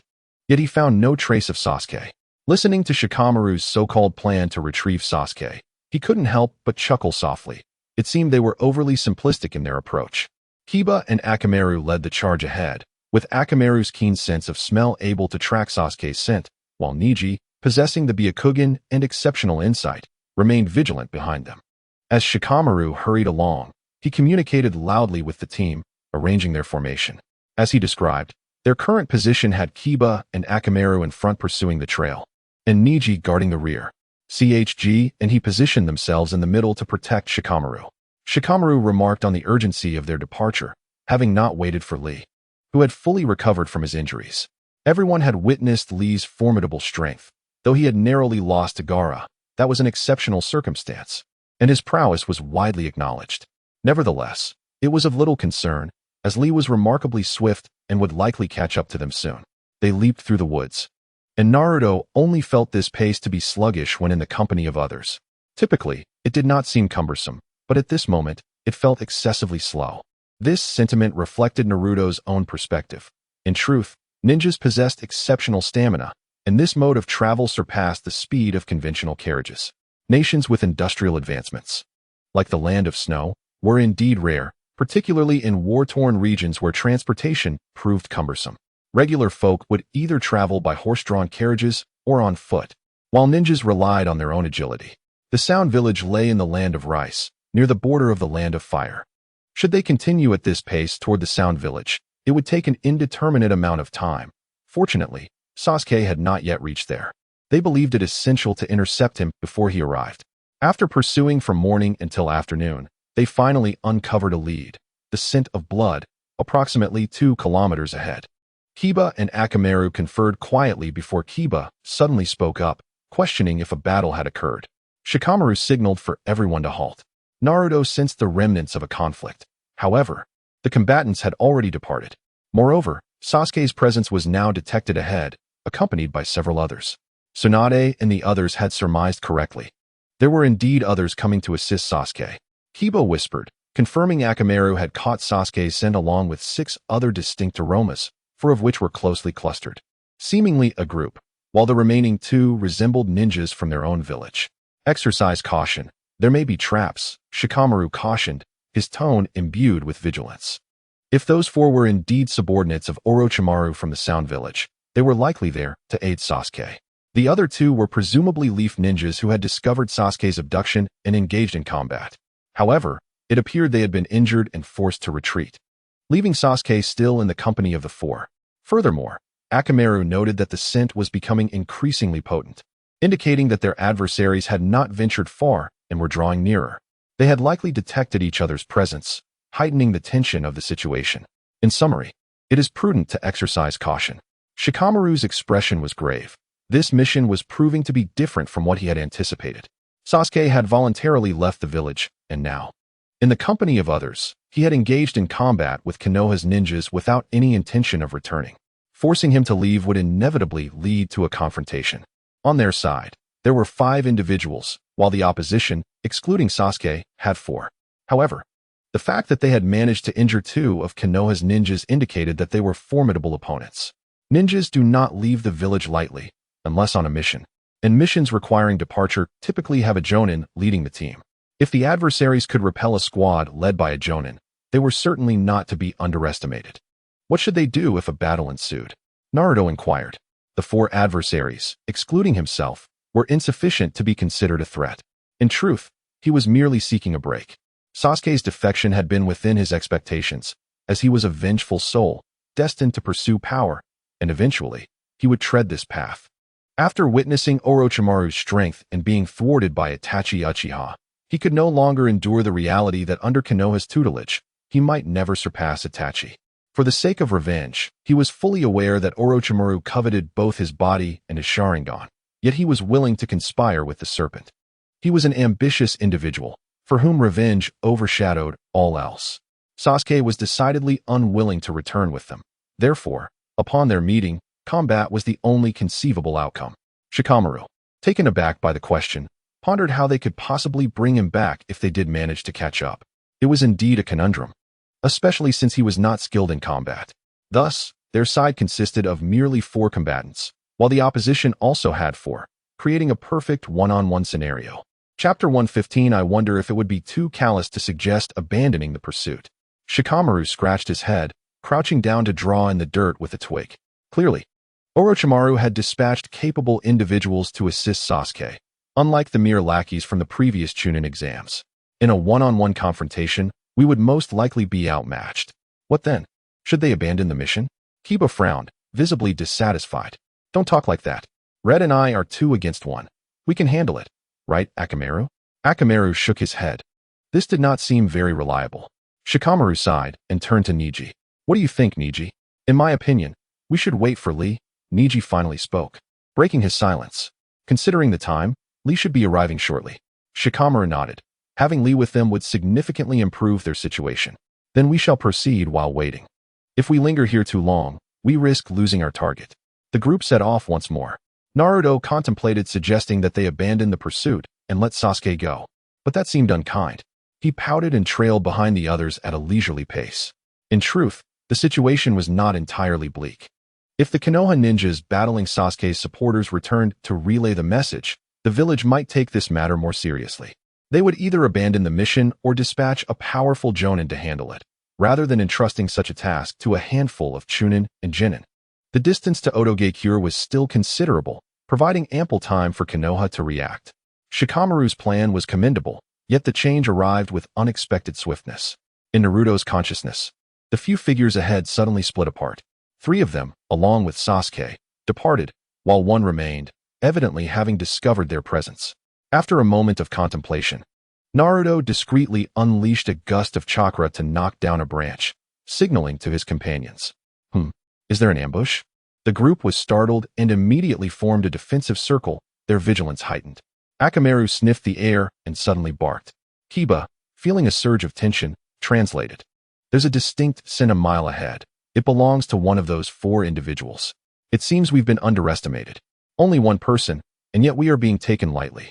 Shikamaru chuckled ruefully and urged the group onward. Niji, could you utilize your Byakugan to ascertain their precise location?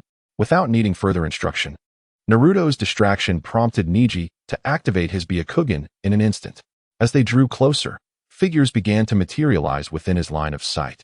The adversary lay concealed behind a tree, alarmingly close to them. Only one person, positioned 100 meters ahead, 20 meters high. After a brief pause, Niji whispered. The others, positioned too far away, remained undetected. Shikamaru grinned slyly and murmured, they surely do not anticipate our Byakugan, a rather advantageous ability. Given this, let us launch a surprise attack. The group cautiously advanced, maintaining a low profile. When they were about 7 or 8 meters away, Shikamaru suddenly formed hand seals, and a shadow surged from beneath him, swiftly reaching the tree. What is that? Curse it! Have I been discovered? At that moment, a voice emerged from behind the tree. Shikamaru's shadow successfully ensnared the opponent. Struggling to maintain the shadow binding technique, he shouted, CHG, use that move. Having collaborated for years, CHG and Shikamaru understood each other's abilities intimately. Thus, CHG comprehended the command instantly. With a mouthful of chips, CHG bellowed, partial expansion jutsu. His right arm expanded into a colossal appendage, several meters long and immensely thick, crashing down toward the tree. A deafening explosion reverberated as CHG's enlarged arm cleared a wide area ahead. To ensure a successful strike, Shikamaru maintained the shadow binding until the impact occurred, propelling him forward. He urgently called out, CHG. CHG swung his arm, effortlessly retrieving Shikamaru and placing him on the ground. Cough cough, did we succeed? Shikamaru steadied himself, eagerly gazing at the remnants of the destruction. It can't be that simple, Naruto remarked, observing the soil subtly heaving. He cautioned Shikamaru to watch his footing. Just as Shikamaru leaped at the sound, a figure burst forth from the earth, delivering a punch where he had just stood. It was a stout man with a pompadour, possessing a physique reminiscent of CHG's. Damn it! Don't think this will defeat me, he exclaimed. He was Jirbi, one of the Sound Four. They had come under Orochimaru's orders to assist Sasuke, as Orochimaru had anticipated that Sasuke would soon depart the village in search of him. They arrived outside the village of Konoha a fortnight ago. Yet the presence of 2 formidable gatekeepers deterred them from alerting the vigilant Konoha ninjas. Thus they were unable to find an opportunity to enter. It was not until last night that Sasuke, on his own volition, stepped out of the village. Upon revealing their intentions, he was initially skeptical, prompting them to teach him a lesson. Only after noticing the mysterious cursed marks on their bodies, akin to his own, did Sasuke come to believe they were affiliated with Orochimaru, and he agreed to depart with them. What began as a smooth escape soon encountered an obstacle in the form of 2 jonin from Konoha. After an arduous battle, the 4, utilizing the ultimate power of their cursed marks, managed to defeat the 2 ninjas. However, this victory came at a cost, exhausting their physical strength and chakra, which diminished their speed. Unexpectedly, they were pursued by several children. Sasuke, being the prized vessel sought by Orochimaru, could not be lost. The pursuit indicated that Konoha was aware of Sasuke's journey to the Sound Village, leaving no room for delay, lest they face further interception. Thus, CHG volunteered to remain behind to impede their pursuers while the other 3 escorted Sasuke back to the Sound Village. Overcoming a few children should pose no problem. Even considering the toll the excessive use of cursed mark power had taken on his body, he was confident he would soon catch up. Unfortunately, he was spotted. CHG glanced at Niji and, with irritation, remarked, "So it's the Hyuga clan from Konoha. No wonder they are aware of my position. But this is where you stop." He intended to hold them off alone.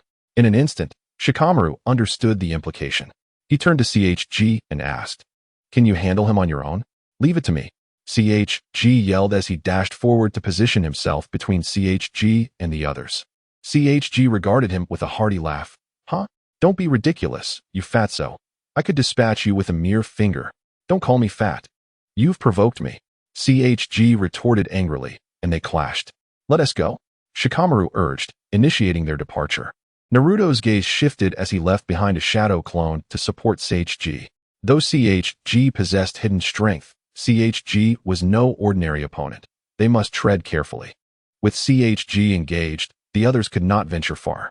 As Naruto and his companions pressed forward, they soon encountered another sound ninja, this time a young man named Kid Maru. Chapter 116. CHG, you just activated your hidden powers, didn't you?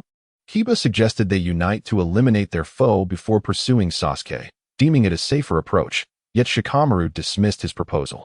This would only serve to increase the distance to their target. The enemy aimed to delay them, and engaging in battle was futile. However, their group was composed to balance various strengths. With CHG already occupied, leaving another member would overly dilute their power.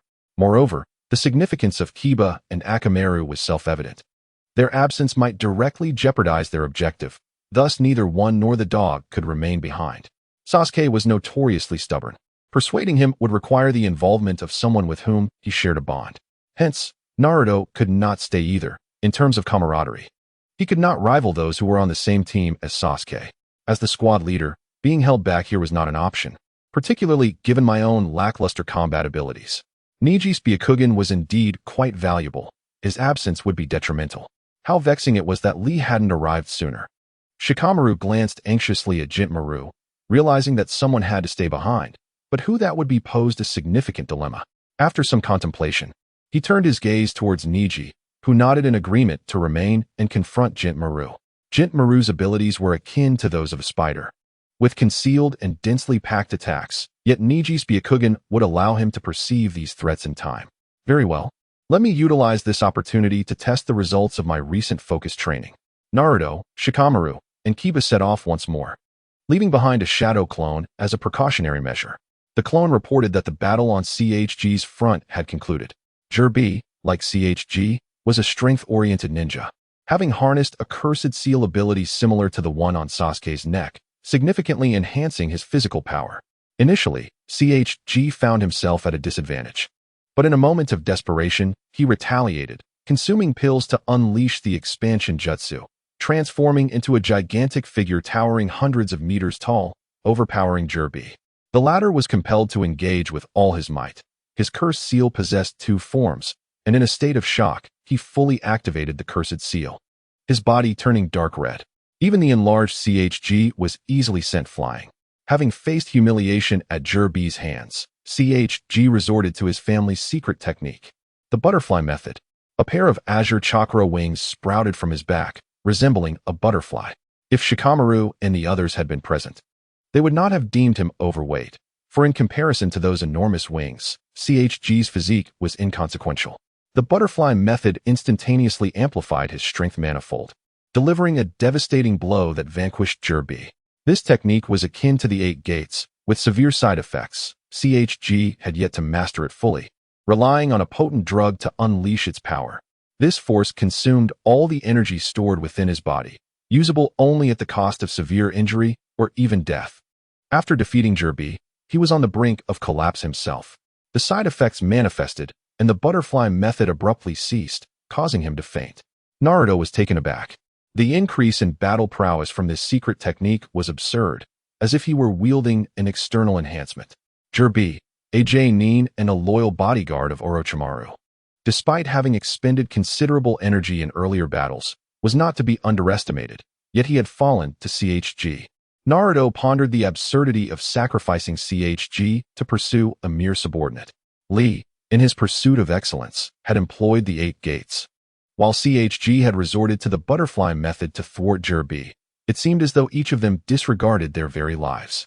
In his perception, reinforcements were already en route, comprising Lee and several medical ninjas.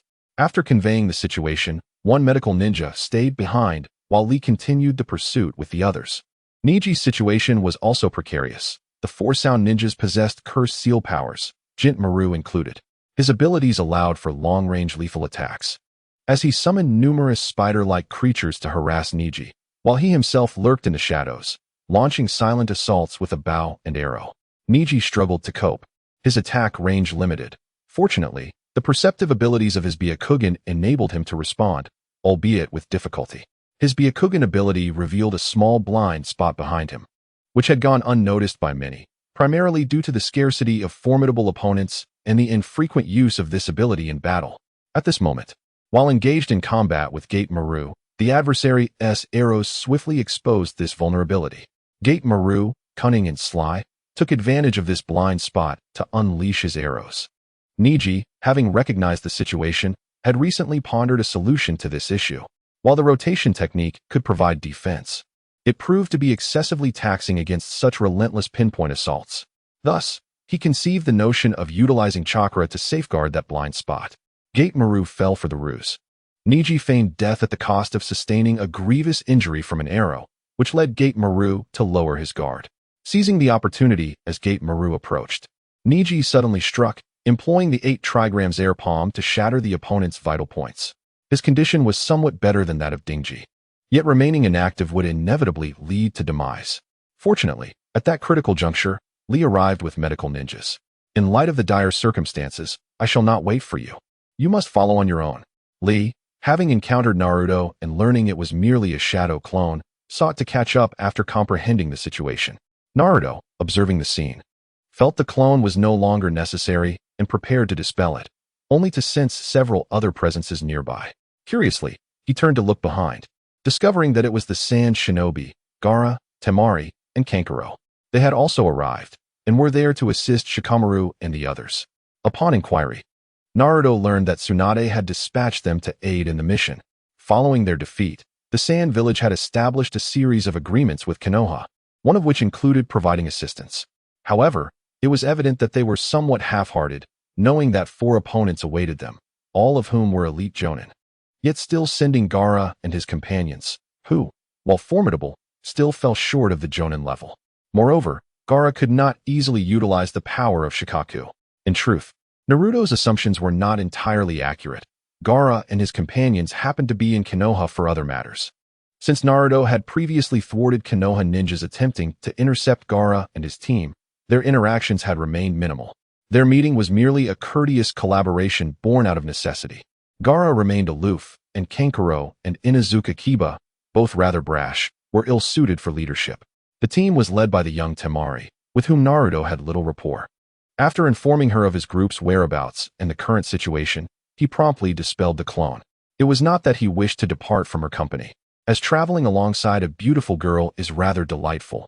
Rather, it was due to an unfolding crisis.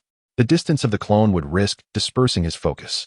Naruto, Shikamaru, and Kiba moved swiftly, and upon noticing that Jiraiya and Gate Maru had yet to return, they suspected something amiss and reluctantly left one person behind to obstruct their foes.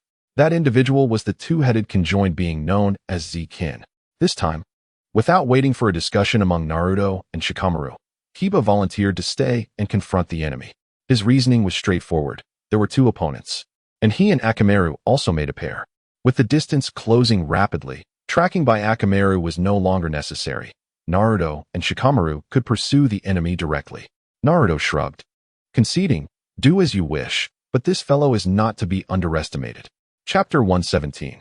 Could it be that you too possess some hidden lethal technique? Naruto refrained from engaging directly in the battle. He chose instead to observe and control the situation through his shadow clones, as any other approach would contradict his original intentions. He couldn't help but reflect on the formidable nature of his opponents, whether it be Shino, Niji, or Kiba. Each possessed unique abilities and secret techniques. The Sound Village placed significant emphasis on Sasuke, dispatching the formidable Sound Four, yet they still found themselves entangled in a fierce confrontation. Nearby, one of the heads was his brother, Uchiha, who shared a dual consciousness with him. Typically, Uchiha remained dormant within, while his brother, Uchiha, managed their physical form. However, in the heat of battle, Uchiha awakened to join forces with his sibling. Their capabilities were extraordinarily potent, allowing them to manipulate their limbs freely within their bodies. Kiba was caught off guard by a sudden assault from an arm that emerged unexpectedly from behind, delivering a heavy blow. Witnessing this, Akamaru employed a human-like jutsu to collaborate with Kiba, engaging in a tactical duel. In response, the enemy utilized a secret technique to split into 2 bodies, transforming the skirmish into a true 2-on-2 confrontation. Each of the Uchiha brothers displayed remarkable strength individually, and now, divided into 2, Kiba and Akamaru faced intensified pressure. However, in the months since the Chunin exams, Kiba had not been idle. He had diligently trained during this period, mastering a new secret technique, Wolf Fang. Kiba and Akamaru suddenly merged, transforming into a dual-headed white wolf. They spun rapidly, generating a tornado that surged toward the Uchiha brothers. This technique, superior to the previous Fong over Fong, amplified their power exponentially. The attack could lock onto its target while in motion, catching the Uchiha brothers off guard. In a moment of panic, they invoked the summoning technique, Rashomon. A gate resembling the entrance to the netherworld materialized before them, and the wolf Fong collided with it. Kiba and Akamaru were thrown to the ground, while the Rashomon gate sustained a significant dent. It was rumored that the gate possessed the defensive capability to withstand a tailed beast bomb, and indeed, it lived up to its reputation, successfully blocking the wolf Fong. The Uchiha brothers exchanged worried glances. Had the attack struck them directly, it could have proven catastrophic. They smirked as they soared toward Kiba and Akamaru, but at that moment, Rock Lee arrived, delivering powerful kicks that sent their adversaries flying. Lee, you finally arrived. Kiba exhaled in relief. Lee scanned the area, noticing Shikamaru was absent, and inquired, "Did they pursue Sasuke?" Kiba nodded. "Why not go assist Shikamaru? That guy's combat prowess is too weak." However, Lee countered, "Your opponents are formidable as well. I can hold them off for a while," Kiba insisted, rising to disengage from his transformation. Akamaru barked and leaped back to his side, both remaining vigilant against the Uchiha brothers. Naruto then made his entrance, announcing that the Sand siblings were en route and would arrive shortly. Kiba expressed his dissatisfaction, questioning Naruto's lack of trust in his abilities since he left a clone behind and did not directly assist. "That's not very Naruto-like," he remarked. Naruto, dismissing the conversation, recognized that Kiba would not grasp his reasoning. At that moment, Kankuro descended from above, prompting the group to gaze upward, witnessing Gaara using sand to transport Temari forward. Kankuro, seeing Naruto, hesitated momentarily. "Another clone?" Naruto nodded, feeling exasperated with Kankuro's involvement. The goal was merely to delay the enemy, something both he and Kiba could manage alone. Consequently, Lee abandoned the battlefield, hastening in pursuit of Gaara, who would lead the way without requiring Naruto's guidance. Naruto returned to his true self. They had pursued the last individual, Moya, an insufferable woman. Sasuke's silhouette was absent, and as Naruto glanced towards the large sealed wooden barrel behind her, a frown creased his brow. Sasuke was inside. He lay with closed eyes, seemingly in slumber, his body adorned with bizarre markings of a cursed seal, as if awakening latent power. He contemplated whether to interrupt her, when suddenly another adversary appeared. This newcomer, with his head of white hair and pallid complexion, resembled a specter of death. It was Kimimaro, and Naruto's expression grew serious. This man seemed significantly stronger than Moya and her companions, beyond Shikamaru's capability to handle. "Moya, you are too slow," Kimimaro remarked, casting an annoyed glance at the group. He had been waiting here, as the Sound Four had yet to return from retrieving Sasuke, prompting Kabuto to send him to check on the situation. Moya was startled, evading in haste, her voice tinged with fear. "Kimimaro, how did you arrive here?" "Enough idle chatter. I didn't expect you to be delayed by such weaklings. I will take Sasuke first. You can entertain yourselves," Kimimaro said, disregarding their expressions as he hoisted the large barrel containing Sasuke and turned to leave. His physical condition was precarious. He could not afford a prolonged battle, or he would perish before reaching the Sound Village, disappointing Lord Orochimaru and Kabuto's expectations. "Damn it, there's still another one." Shikamaru wiped the cold sweat from his brow, looking towards the retreating Kimimaro. "That barrel must contain Sasuke. For now, I can only hold him off. You pursue the other. Are you capable of that?" Naruto scrutinized him, questioning, "Do you possess some hidden trump card?" Shikamaru coughed awkwardly. He had no such secret weapon. His ability lay in shadow manipulation, something everyone was aware of. However, given the current situation, he had no choice. Rubbing the back of his head, he grimaced. "There's no other option. It's just the two of us left, and this woman should be the weakest among them. I should be able to delay her for a while. Take care of yourself then. Reinforcements are on the way. No need for a desperate fight." Naruto noticed Lee charging in from the side, ready to call out to him, but Lee sped past, clearly oblivious to their presence. Exchanging a glance with Shikamaru, Naruto sighed. "Don't panic, we still have two more." Shikamaru then realized that Gaara and his team from the Sand Village had also arrived, bringing him some relief. "Things are looking up. With Lee and Naruto here, we should be able to intercept her." Throughout, Naruto had merely been biding his time, not truly intending to intercept anyone. He wanted to deliver Sasuke to the Sound Village directly. However, he feared being labeled a rogue ninja if he did so, thus he refrained. Lee, please don't complicate matters. Seeing Temari and Gaara appear behind, he felt reassured. Swiftly, he made his escape, leaving Shikamaru behind. Sensing Lee's energy and soaring in that direction. In no time, he reached Lee's vicinity, who was already engaged in combat. Having recovered from his injuries sustained during the Chunin exams, Lee's fighting spirit surged upon encountering Kimimaro. The large barrel had been opened, and within it, Sasuke's figure was no longer present. He had awakened and fled on his own. In this manner, Kimimaro chose to remain and engage in battle with Lee. Since Sasuke had taken the initiative to venture into the Sound Village, there was no necessity for him to accompany him. Given his limited time, his sole intention for being here was to meet the individual favored by Orochimaru. What manner of person could possibly capture the attention of Lord Orochimaru? Upon seeing the wooden barrel, he comprehended Sasuke's condition. It was Zaku and his companions assisting him in awakening the cursed seal's power. As Sasuke broke free from the barrel and surveyed his surroundings, Kimimaro felt a sense of satisfaction with him. In Chapter 118, Naruto, are you also here to thwart me? Sasuke's curse mark of heaven had awakened splendidly. Furthermore, possessing the Sharingan indeed rendered him a suitable substitute. With no further reservations, Kimimaro permitted Sasuke to proceed alone while he remained to confront those bothersome adversaries. Lee, a practitioner of pure Taijutsu, found himself in direct confrontation with Kimimaro, who also specialized in physical combat, and they exchanged no words before launching into battle. However, Kimimaro possessed the Shikatsu Miyako bloodline limit and the curse mark of the earth, allowing him to manipulate the bone growth within his body, wielding his bones as weapons. Lee's attacks could scarcely connect with his form. Any approach would be thwarted by the sudden emergence of bone spikes. These bones, possessing a hardness akin to steel, served both as weaponry and defense. As Naruto arrived, Lee was momentarily repelled by Kimimaro's bone sword. Kimimaro displayed an air of elegance, refraining from lethal force.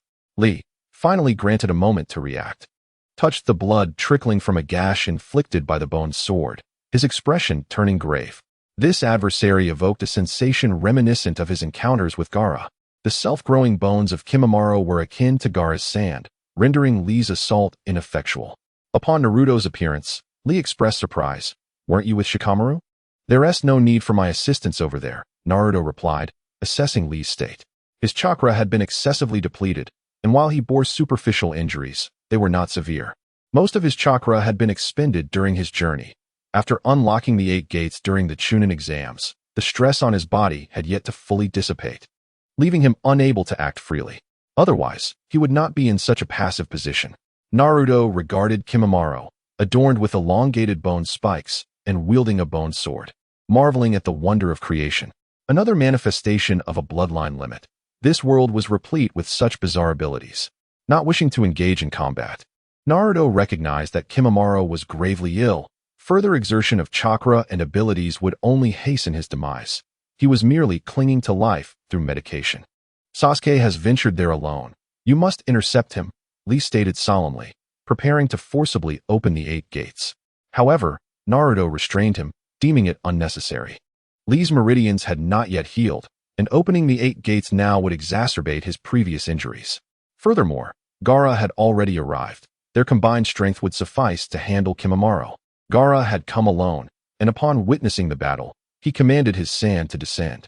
As he passed the site of Shikamaru and Temari's confrontation, curiosity led him to glance over, just in time to witness Shikamaru being struck down by Temari's attack, a consequence of her sound-based Shinjutsu, which Shikamaru had been unable to withstand, resulting in him falling victim to significant damage. As Doya prepared to retreat, Shumaru suddenly leaped down. Intrigued by Doya's soundwave illusion technique, Shumaru chose not to follow Gaara.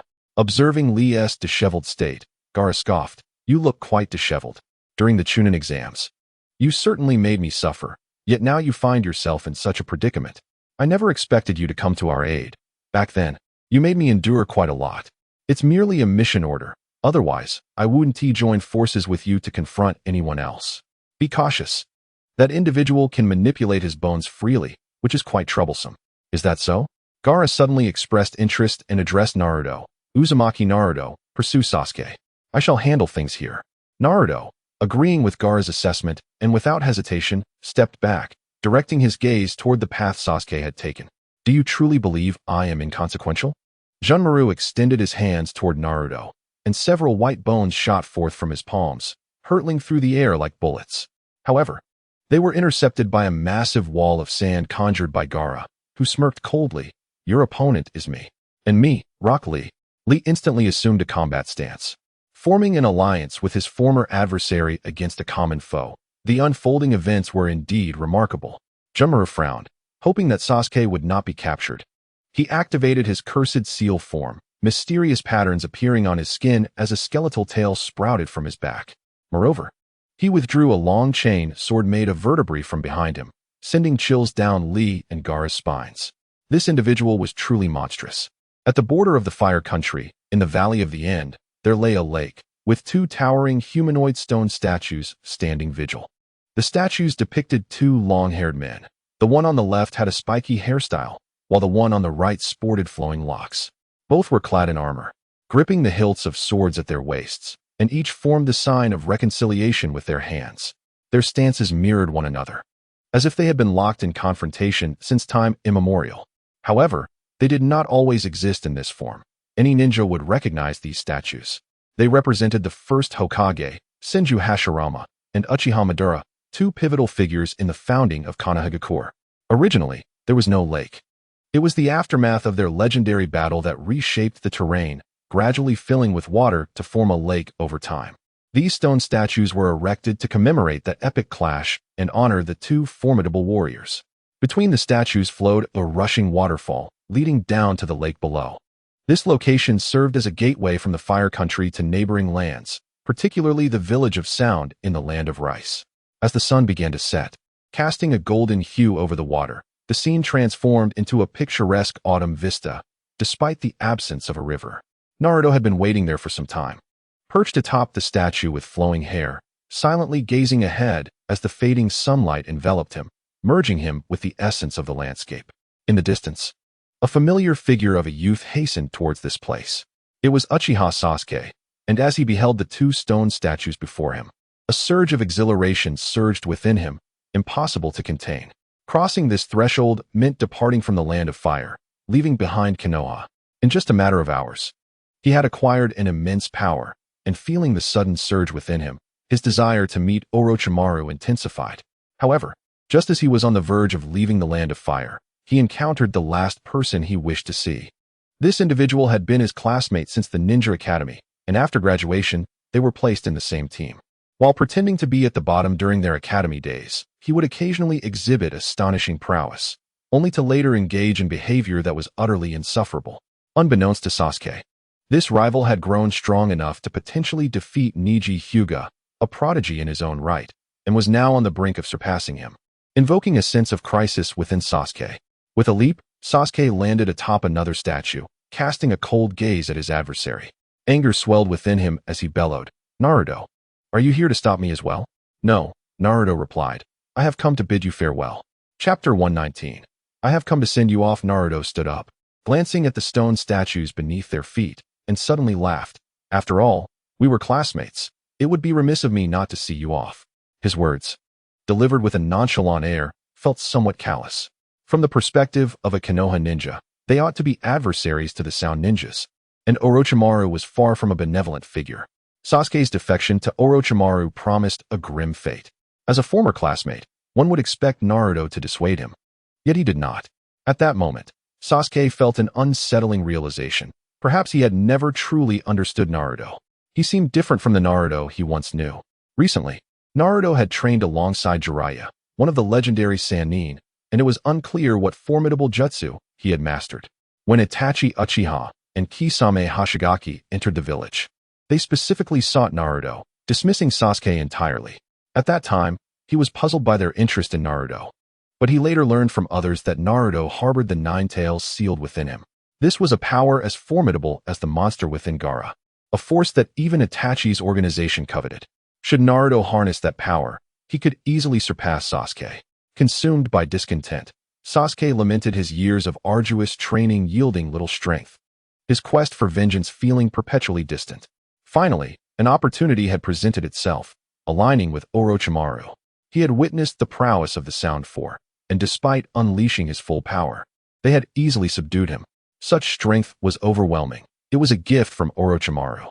Upon realizing that these individuals were here to assist him, he promptly accepted their proposal to awaken the second form of the Heaven's Curse mark. Subsequently, he ingested the secret medicine they provided, slipping into a state of feigned death and slumber. What transpired thereafter eluded his memory, but upon awakening, he found himself confined within a wooden barrel, surrounded by darkness. Hearing the sounds of battle outside, he burst forth from the barrel. Emerging, he encountered Lee and Kimimaro in combat, and was struck by the terrifying realization that Kimimaro could even suppress Lee. He understood that Shao Li was undoubtedly pursuing him from the village. And with the absence of the Sound Ninja Quartet, it was certain that other shinobi from Konoha were on their way.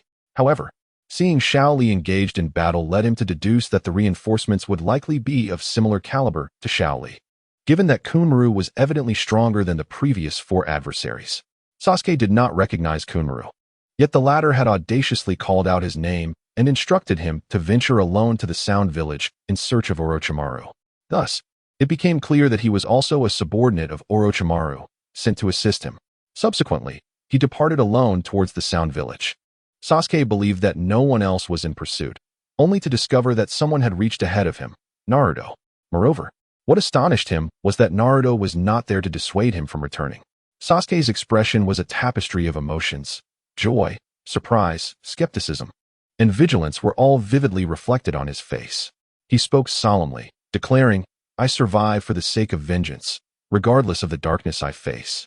No matter the horrors that may unfold, I shall forge ahead in my quest for power." Who would have thought that the one who understands me most in this village would be you? Indeed, this was his own decision, and the interference of outsiders bore little significance. He had no desire to provoke annoyance unnecessarily. At that moment, Naruto was remarkably earnest. Although Sasuke occasionally exuded an air of arrogance that irked him, it was perhaps unintentional, or merely a fade. Bearing the weight of his family's tragic demise at the hands of his elder brother, his life was destined to be unlike that of others. One could argue that revenge was the very impetus for his existence. He had previously refrained from exploding with rage due to an unawareness of the disparity in strength with Itachi and an inability to find an appropriate source of power. Now, being overpowered by Itachi shattered Sasuke's confidence, rendering his years of effort seemingly a mere jest. The appearance of Orochimaru, however, undoubtedly instilled new hope within him. Naruto felt that in this moment, for the sake of revenge, Sasuke would indeed risk everything, even his own life. The principle of retribution, an eye for an eye, was only natural, and Sasuke's thoughts were profoundly rational. Therefore, Naruto chose not to impede him. Even Shikamaru and Neji, who had accompanied him, were merely fulfilling their missions. Furthermore, from the village's perspective, Tsunade likely regarded Sasuke merely as a Konoha shinobi. The notion of him defecting to another village, especially to the Sound Village led by the enemy Orochimaru, was hardly palatable. It seemed a matter of pride rather than genuine concern for Sasuke himself. Of course, the village's decisions were not solely dictated by the Hokage. However, Naruto was indifferent to the thoughts of the higher-ups in Konoha. Sasuke remarked, "In the past, others hailed me as a genius, and I genuinely believed it to be true. Was it not so? In the Shinobi Academy, my grades were always at the top. And during the Ch-Nin exams, I managed to injure Gaara, who had defeated Shao Li, who had opened the 5th gate of the 8 gates. Indeed, I was a genius. Yet, I am aware that Gaara is the Jinchuriki of the One Tail from the Sand Village, possessing the power of a tailed beast which he did not unleash during the exams. Had he done so, I would have undoubtedly faced defeat." Naruto smiled faintly, remarking that it was indeed a peculiar circumstance. The tailed beasts were external forces, ultimately not the inherent power of the ninja, and could be lost at any moment. Are you aware that the host of the One Tail has changed several times? As long as one can harness it for their own purposes, it becomes their strength. Sasuke's gaze warmed as he fixed his eyes on Naruto. "I've heard that you possess a tailed beast within you. The Kyuubi, is it not? What of it? You know well that I have never utilized the power of the Kyuubi, for the strength of the tailed beasts is notoriously difficult to control." The fact that Naruto was the host of the Kyuubi was no secret. He did not conceal it. But what was the meaning behind Sasuke's exhilarated expression? Taking a deep breath, Sasuke proclaimed loudly, "Naruto Uzumaki, I challenge you." Is it merely because I am the QB's host? Naruto was perplexed. He had not come to thwart Sasuke, so why was this escalating towards a confrontation? It made no sense. I admit, in the past, I may have overestimated my own abilities. You are no lesser than I, and while I do not understand why you concealed your strength, I am not the same Uchiha Sasuke of old. Eagerly, Sasuke's voice grew increasingly animated. I wish to ascertain whether you, as the QB's host, are indeed the strongest among our peers. If I can defeat you, perhaps I can also overcome that individual. Naruto understood he was referring to Itachi Uchiha. But was Sasuke truly so confident? What gave him such assurance? As they spoke, Sasuke activated his Sharingan, and not just that. He also invoked the power of the curse mark. Naruto was momentarily taken aback. It had not been long since they last met. Yet the extent of Sasuke's curse mark had significantly increased, with the black flame patterns nearly enveloping his entire body. Seeing Sasuke's self-satisfaction, he knew this was merely the first state of the curse mark. Even in this form, he had already attained several times his previous strength. The sensation was exhilarating. The brief moment of pain endured to awaken the curse mark was worth the years of solitary training he had undergone. He felt the words of the sound ninja were accurate. Remaining in the sheltered environment of Konohagakure would never allow for true growth. The sound village was where he truly belonged. Here I come. Without waiting for Naruto's response, Sasuke shouted and leaped from the stone statue. He initiated his attack with a fire release technique, the Great Fireball. This ninjutsu was developed by the Uchiha clan, and it could be said that nearly every Uchiha ninja mastered this technique. According to some clan members, only by mastering the Great Fireball technique could one be deemed worthy of being an Uchiha. They had never considered that some clan members might lack fire release chakra. However, it seemed there was no such case, at least not that Sasuke had heard of. The 3-foot-wide Great Fireball soared toward Naruto's head, yet he did not seem to react. Sasuke frowned, wondering if it was a shadow clone or if Naruto simply underestimated his jutsu. Neither was the case. Naruto had indeed moved. With a slight lift of his hand, a water dragon of considerable girth surged forth, devouring the fireball whole. How is this possible? You can utilize water release ninjutsu? Sasuke's pupils constricted. He had only witnessed this technique employed by Kakashi and Zabuza during their battles. This matter is of little significance. The water dragon jutsu is merely a basic technique. What astonishes him is how Naruto possesses water release chakra without performing any hand seals. And yet the technique's power is so formidable. The water dragon jutsu, based on the principle of water overcoming fire, is universally understood, and in this lake environment, its execution is remarkably straightforward. With just a pull of spiritual energy, such an effect is achieved. What is there to find curious? I have never claimed to be incapable of water release. As Naruto's words faded, the water dragon jutsu soared into the sky, bursting apart. Hundreds of tons of water scattered like rain, drenching the two of them completely. Naruto, feeling discomfort, wiped his hair as if he had just applied hair gel. Mist enveloped the area, creating a rainbow bridge under the sunset's glow. The bridge was not long, merely spanning from one statue's head to another. Yet it served as a reminder of the chasm below, one side representing Konoha, the other the Sound Ninja Village. Neither of them had the leisure to ponder such matters. Especially Sasuke, who was solely focused on Naruto's prowess. Sasuke glanced at the lake below, the very site where the Uchiha clan's leader had clashed with the first Hokage. Now, as he battled Naruto here, it felt as if history were repeating itself. Itachi had already been personally disowned by Sasuke, as the last surviving member of the Uchiha clan. His betrayal of Konoha signified the clan's complete disappearance from the village. Sasuke shook his head, shaking off some of the water from his hair. It was only natural to conceal one's true abilities, including the fact that he could perform water release. The power of ninjutsu increases with the user's strength. The Great Fireball technique is merely a basic jutsu, and he had already mastered it to a considerable degree. Naruto's technique benefited from the advantageous environment. The Great Fireball was ineffective, and other fire-based jutsu yielded little impact. He possessed only a limited repertoire. Time was of the essence. Although he did not believe that Lee and the others could reach this location, unforeseen circumstances could arise. He did not wish to be pursued by them. Let us each present our strongest forms. Is that truly necessary? Sasuke retorted, his irritation evident. Your constant superiority complex is infuriating. Do you genuinely think I am beneath you? Naruto, sensing Sasuke's insistence, replied, aren't you merely seeking someone to test your skills against? Come, let us each unleash a technique. Very well. Sasuke sneered as the cursed seal spread across his body, turning dark red. His hair lengthened, his eyes became bloodshot, and a black cross mark appeared on his face. Suddenly, a pair of wing-like appendages emerged from his back, causing Naruto to frown in dismay. Those flesh-like wings appeared grotesque, reminiscent of a genetic mutation, a most discordant sight.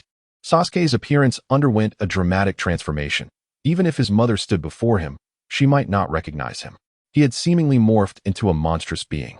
With his head held high, he gazed at the sky, seemingly relishing this newfound sensation. Haha, this is the power. Orochimaru truly did not deceive me. In a fit of frenzy, Sasuke suddenly charged towards Naruto, urging him to make a move. Alright, Naruto, not one for excessive words.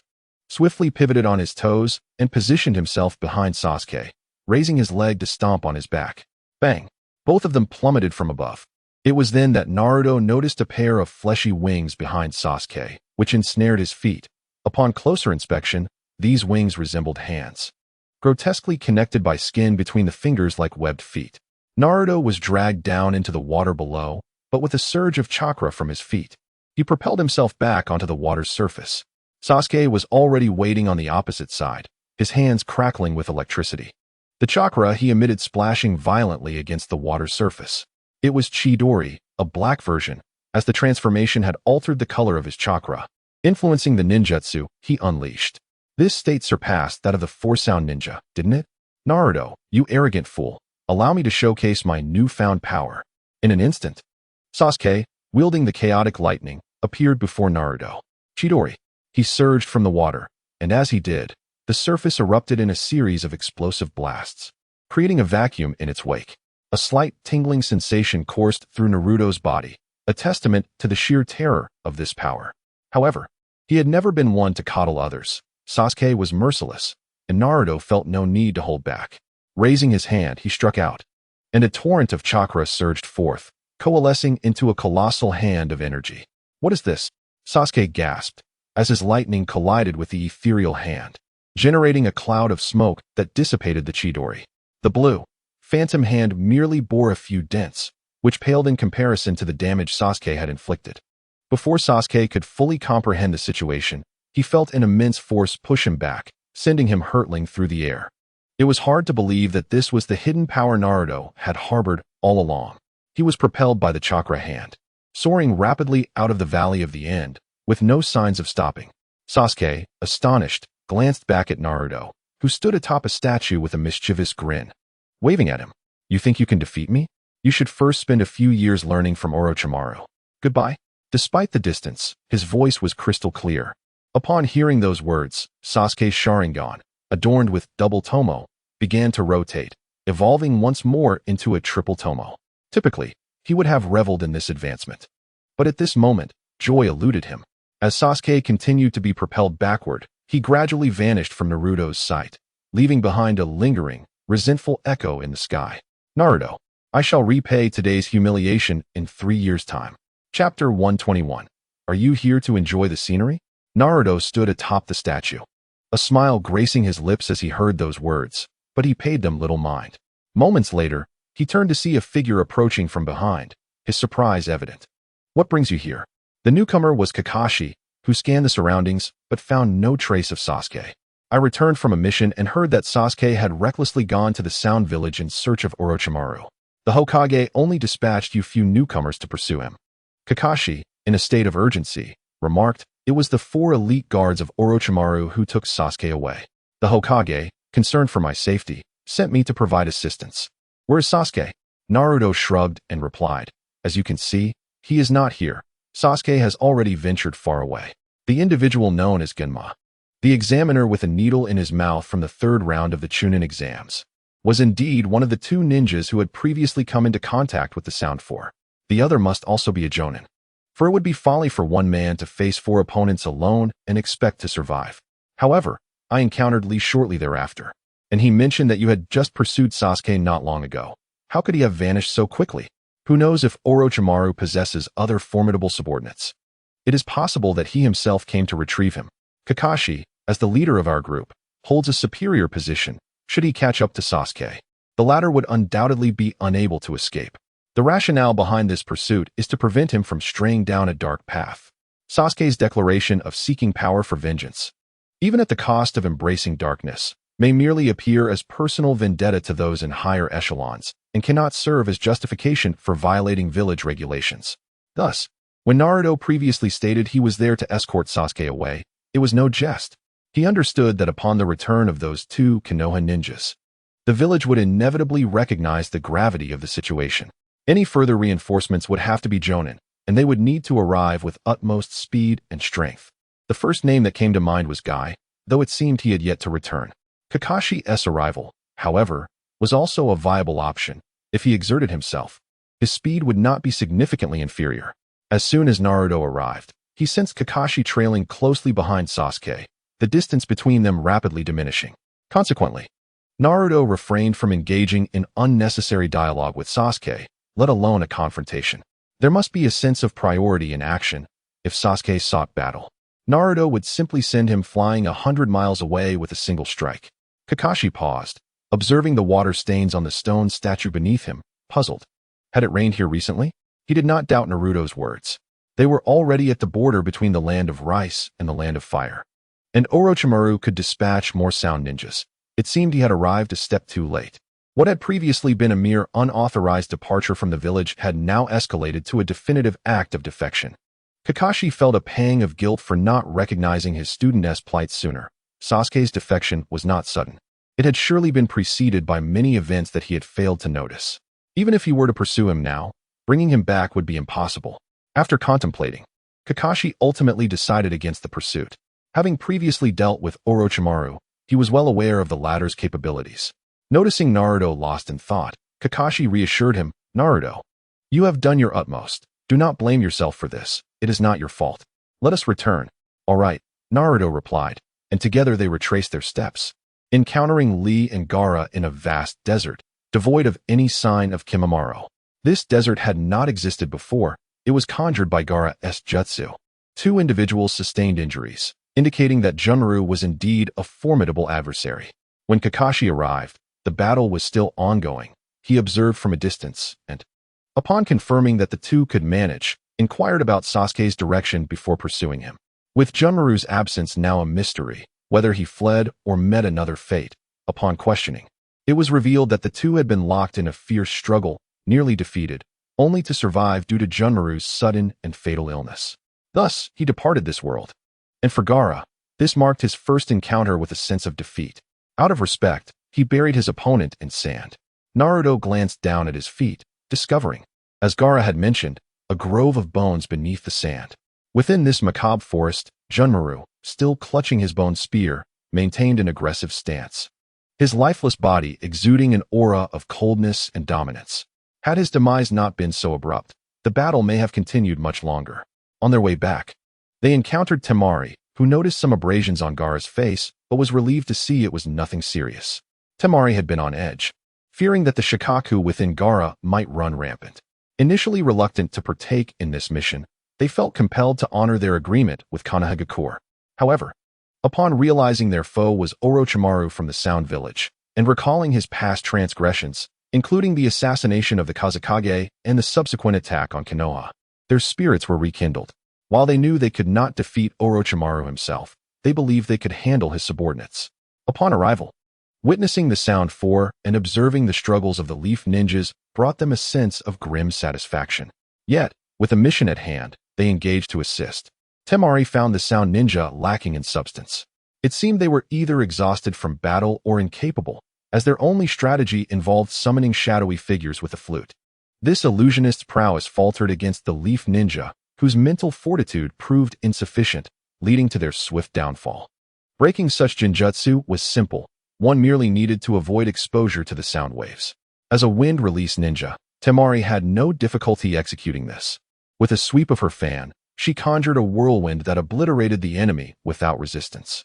The transformation of the once thriving forest into a barren wasteland littered with shattered branches elicited a remark from Naruto. Temari cast a glance his way, surprised to see him unscathed amidst the chaos, while Gaara and Lee bore wounds, and Kakashi appeared weary from his relentless journey. With a playful glint in her eye, Temari teased, Are you here merely to enjoy the scenery, looking so unfazed? Naruto stuttered. You caught me. I was just here for the view. Gaara clarified that Naruto had been pursuing Uchiha Sasuke and that no battle had ensued, while Kakashi was fatigued from his hurried arrival. I see, Temari mused, momentarily reconsidering her judgment of Naruto's capabilities. Her candid nature left Naruto somewhat at a loss for words, and he chose to remain silent in response. Chapter 122. Father, if you depart peacefully, I shall refrain from seeking vengeance. Naruto discovered Shikamaru's figure beneath a heap of branches and pulled him out. Shikamaru had regained consciousness after succumbing to the enemy's illusionary assault, which had plunged him into a state of lethargy while he battled the monstrous foe for an extended period. Suddenly, a chilling breeze swept through, followed by a dizzying sensation that caused him to crash heavily onto the ground, rousing him from his stupor. To his dismay, he found himself immobilized beneath a mass of twigs. Fortunately, they were merely branches. Had it been a heavier log, his frail frame would have suffered grievously. He shouted for help, but his voice was too feeble and distant for Temari to hear. After what felt like an eternity, Naruto finally located him. Upon learning that Temari had come to his rescue only to find him in such a predicament, Shikamaru expressed his grievances, deeming her interference unwarranted. Temari, exasperated by his complaints, wielded her large iron fan and sent Shikamaru flying once more, remarking that had she not intervened, he would hardly be alive and well. The onlookers could not help but wince at the exchange. Fortunately, the circumstances of these two battles had improved. Upon locating Shikamaru, they hastened to assist their comrades. Meanwhile, Kankuro and Kiba had also concluded their skirmish. Among the Sound Ninja, the most formidable were the duo known as Zoken and Yoken, who had split into two. Kiba and Akamaru struggled to contend with them until Kankuro unexpectedly appeared. Utilizing a puppet to deceive the adversaries and seizing the opportunity to eliminate Zoken with a deadly mechanism coated in poison, subsequently joining forces with Kiba to vanquish Yoken. In the fray, Kiba and Akamaru employed the Fong over Fong technique, only to rebound against the formidable Rashomon, resulting in severe injuries. Fortunately, medical ninjas were on hand, and by the time Naruto and his companions arrived, the two had already tended to Kiba's wounds. According to the medical ninjas, Niji and Choji had sustained more serious injuries and had been evacuated to the village ahead of time. With no time to linger, they escorted Kiba directly back to Konoha. Upon hearing that Sasuke had yet to return, the higher-ups displayed visible concern. Orochimaru's threat loomed large, having previously instilled fear in the hearts of the villagers, and now, with the potential acquisition of Sasuke's Sharingan, he could grow even more formidable. The prospect of another assault on the village was daunting. Danzo, privy to more information than others, recognized that it was not merely Orochimaru they had to fear. Should anything happen to Sasuke, Itachi might also act out of desperation. Itachi had once struck a deal with the village, trading the safety of the Uchiha clan for Sasuke's protection. Danzo had never anticipated that Itachi would resort to such measures. Having already awakened his Manjiki Sharingan, he had underestimated Itachi's capabilities. The power of the Manjiki Sharingan, which he only partially comprehended, seemed to possess a domineering force known as Susanoo, compelling Danzo to regard Itachi with newfound respect. Now, he felt justified in placing the blame squarely on Orochimaru, as the latter had lured Sasuke away. This realization brought him a sense of relief. Their primary concern lay not in Sasuke's fate, but rather in the potential ramifications of Orochimaru acquiring Uchiha power, which could spell disaster for Konoha. Tsunade observed the heated arguments among her peers, akin to a bustling marketplace, and found herself weary of the incessant discussions. Rubbing her temples, she slammed her hand upon the table, instantly silencing the room. The situation has unfolded as it has, and further discussion is futile. Instead of ruminating over various matters, it is far more prudent to focus on enhancing the strength of the village's ninjas. Upon her pronouncement, the crowd found no reason to continue their discourse. Not long ago, an inconsequential disagreement arose between the village's advisor, Nara Shikamaru, and Tsunade, resulting in her angrily threatening to toss him out of the Hokage building should he continue his incessant chatter. With such a woman, who resorts to physical confrontation at the slightest provocation, who would dare to oppose her? The elders of the village, mindful of their dignity, would shun any situation that might bring them embarrassment. Fortunately, despite her exaggerated methods, Tsunade remains astute regarding significant matters. As she stated, what has transpired has occurred. Lamenting the past serves no purpose. This is the consequence of your unanimous choice for Hokage. Tsunade's adversary, Danzo, relished in this turn of events before departing. Observing this, the assembly dispersed.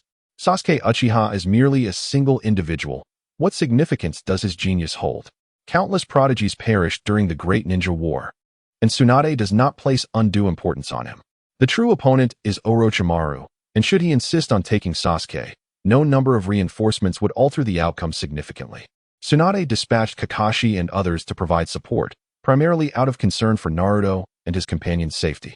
Sacrificing several newcomers for the sake of one Sasuke would be an unwise trade, especially for someone who has endured 2 great ninja wars. She possesses a pragmatic perspective. In light of the injuries sustained during this operation, Tsunade believes a reform of the ninja teams is necessary. Each squad should include a medical ninja, which would substantially enhance their survival rate. Survival begets hope, and thus the likelihood of mission success would increase. However, the existing medical ninjas must tend to the village's inhabitants, necessitating the training of new personnel. Temari and her companions did not linger in Konoha, departing after their meeting with the Hokage. From Gaara, they learned that Kimimaro was involved in the assault on the 4th Kazekage and perished during his confrontation with Gaara, thus avenging his father. Yet, Gaara himself harbors no strong feelings regarding this. As a Jinchuriki, he has been shunned since childhood, and the 4th Kazekage wished for his demise. His survival is a mere stroke of luck, and the death of his father holds little more significance to him than that of a stranger.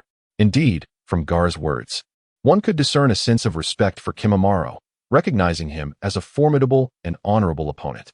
As for seeking vengeance against Orochimaru, that is a matter for her and Kankuro. However, it presents an insurmountable challenge, leaving Kankuro feeling powerless. As they passed the site of the 4th Kazekage's demise, the memories evoked sorrow, compelling Kankuro to pause and pay his respects. Father, may you rest peacefully. My strength is insufficient. I shall not be able to avenge your death at the hands of Orochimaru. Upon turning around, he realized that Gaara and his companion had already distanced themselves, prompting Kankuro to sigh and hastily pursue them. Sasuke has defected in pursuit of power. Naruto, too, feels the urge to leave. This is not to suggest any particular bond between them. Rather, he finds remaining in the village uninteresting. He has his own aspirations to fulfill, yet he does not wish to be branded a rogue ninja, prompting him to seek leave from Tsunade. The reason is the search for Jiraiya's training. Tsunade, consumed with rage, questioned why Jiraiya had not mentioned his intention to leave with him earlier, and how one could take a leave of absence for several years. She believed Naruto was merely evading his responsibilities, captivated by the allure of the outside world. Was he truly that kind of person? Naruto, infuriated, retorted that if he remained in the village while the Akatsuki organization mobilized to capture the Nine Tails, everyone in Konoha would perish. Tsunade contended that he was in greater danger outside. The Akatsuki acted without restraint and could easily seize him, using the Nine Tails against Konoha. Naruto asserted that with Jiraiya present, such a calamity would not occur. They were both astute and would return to protect Konoha once they grew stronger. After much persuasion from Naruto, Tsunade finally relented. Leaning lazily against her chair, slightly displeased, she conceded, "Fine, but you must report back to the village regularly." Chapter 123, Naruto, you rascal. Tsunade agreed. Fearing he might vanish without a trace, he must contact the village every few months to confirm his well-being. This posed no issue for Naruto, as he could return at any time he wished. With her approval, he was free to decide his whereabouts without being assigned any missions. Naruto then sought out Sakura, discovering that Team 7 was now a mere shadow of its former self, with her as its sole member. He found her at Ino's flower shop, and upon seeing Naruto, she was somewhat surprised. They had just returned from a mission and had learned of Sasuke's defection. Being former classmates from the Ninja Academy, like many girls, they had once been infatuated with Sasuke, believing they knew him well, only to realize that their understanding was superficial. In pursuit of revenge, he had allied himself with Orochimaru. Perhaps he had endured inner turmoil, but had to make such a choice to achieve his goals. Upon hearing that Naruto was also leaving to train, a wave of melancholy washed over them. They were aware of Naruto's sealing of the Nine Tails and understood why adults had warned children to stay away from him. With the Akatsuki now lurking, they grasped the immense pressure he faced. Alas, it seems I cannot fall too far behind. I must hasten to enhance my strength. After assisting Ino in arranging flowers, Sakura removed her apron and, taking a deep breath, said, "Actually, Tsunade-sama mentioned to me not long ago that she would teach me about training. At the time, I dismissed it, thinking medical ninjutsu could not enhance combat prowess. But now I realize I misunderstood." Ino, still grappling with her feelings about Naruto taking advantage of her, maintained a cold demeanor and did not engage much. She was tending to a pot of purple autumn cherry blossoms, wearing an apron to avoid pollen on her clothes. Upon hearing Sakura's words, she took off her apron and approached.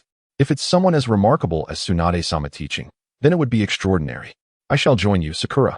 Indeed, Tsunade had mentioned preparing to train medical ninjas and reforming the ninja squads, indicating a pressing need for personnel. Now it all made sense to Naruto. Tsunade had indeed broached the subject in her office. Tsunade jestingly remarked that within Team 7, one was favored by Jiraiya, another by Orochimaru, leaving Sakura as the sole unchosen one, which was rather pitiable. Thus, she decided to take her under her wing. "Very well, let it be so. It seems quite agreeable." Naruto nodded, casting a glance at Ino, who still held a grudge after all this time. Ino huffed, turning her head away, her chin raised high, resembling a proud swan with her immaculate neck.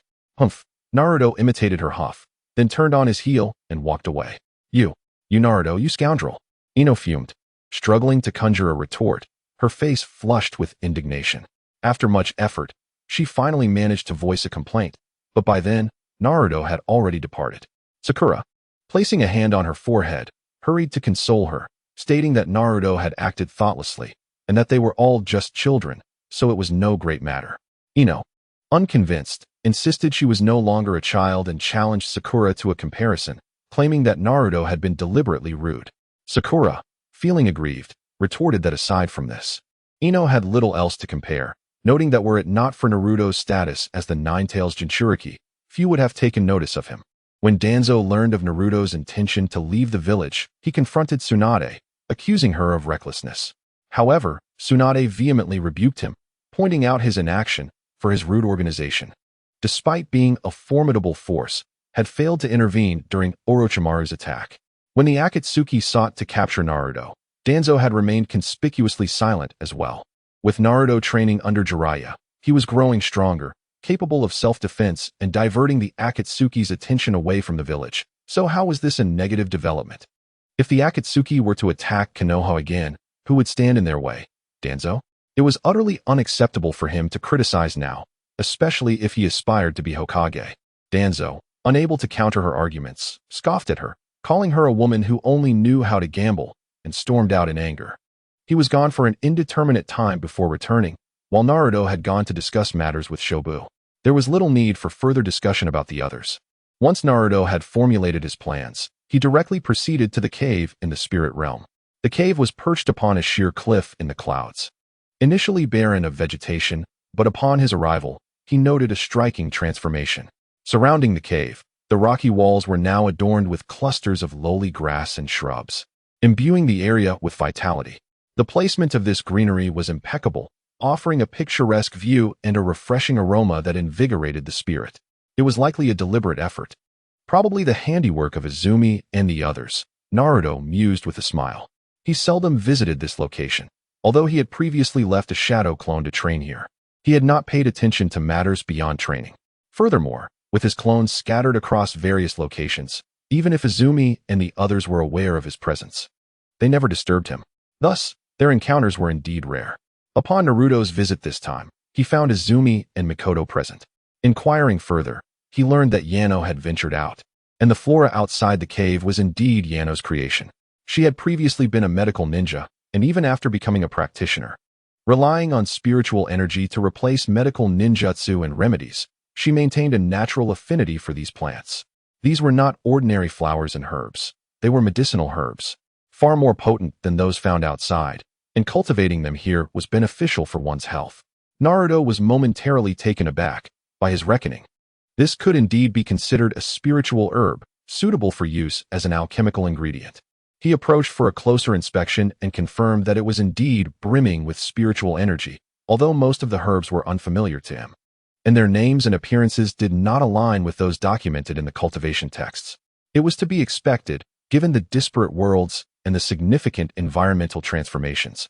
The spiritual herbs from the realm of cultivation could hardly be found in this realm.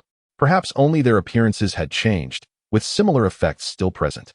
Yet he was not an alchemist, and could not dissect the herbs to discover substitute materials for alchemy. It was merely a passing thought. His path of cultivation was distinct, and the pursuit of alchemy was, at present, unnecessary. Upon their reunion, Naruto noted the considerable changes in both individuals. Firstly, with regard to their cultivation levels. They had both embarked on their journeys simultaneously, but 5 years later, Izumi had established her foundation, while Mikoto had only reached the 9th level of chi refining. Their innate talents were relatively comparable, not exceptionally high, yet not low either, yet a discernible gap had emerged. It seemed that age and cultivation were indeed interconnected. Although Naruto could not identify the precise reasons, only harboring some conjectures. Perhaps the younger one is, the more pure their mind and body, allowing for a greater affinity with the heavenly principles at the onset of cultivation. No wonder the major sects in the realm of cultivation generally prefer to recruit children as disciples. Neither of them possessed the extraordinary physiques of Fenghua and Xiaoxua, yet their progress was not slow by any means. According to the standards set by the major sects in the cultivation realm, those in the chi refining stage were considered apprentices, becoming true disciples only upon reaching the foundational stage.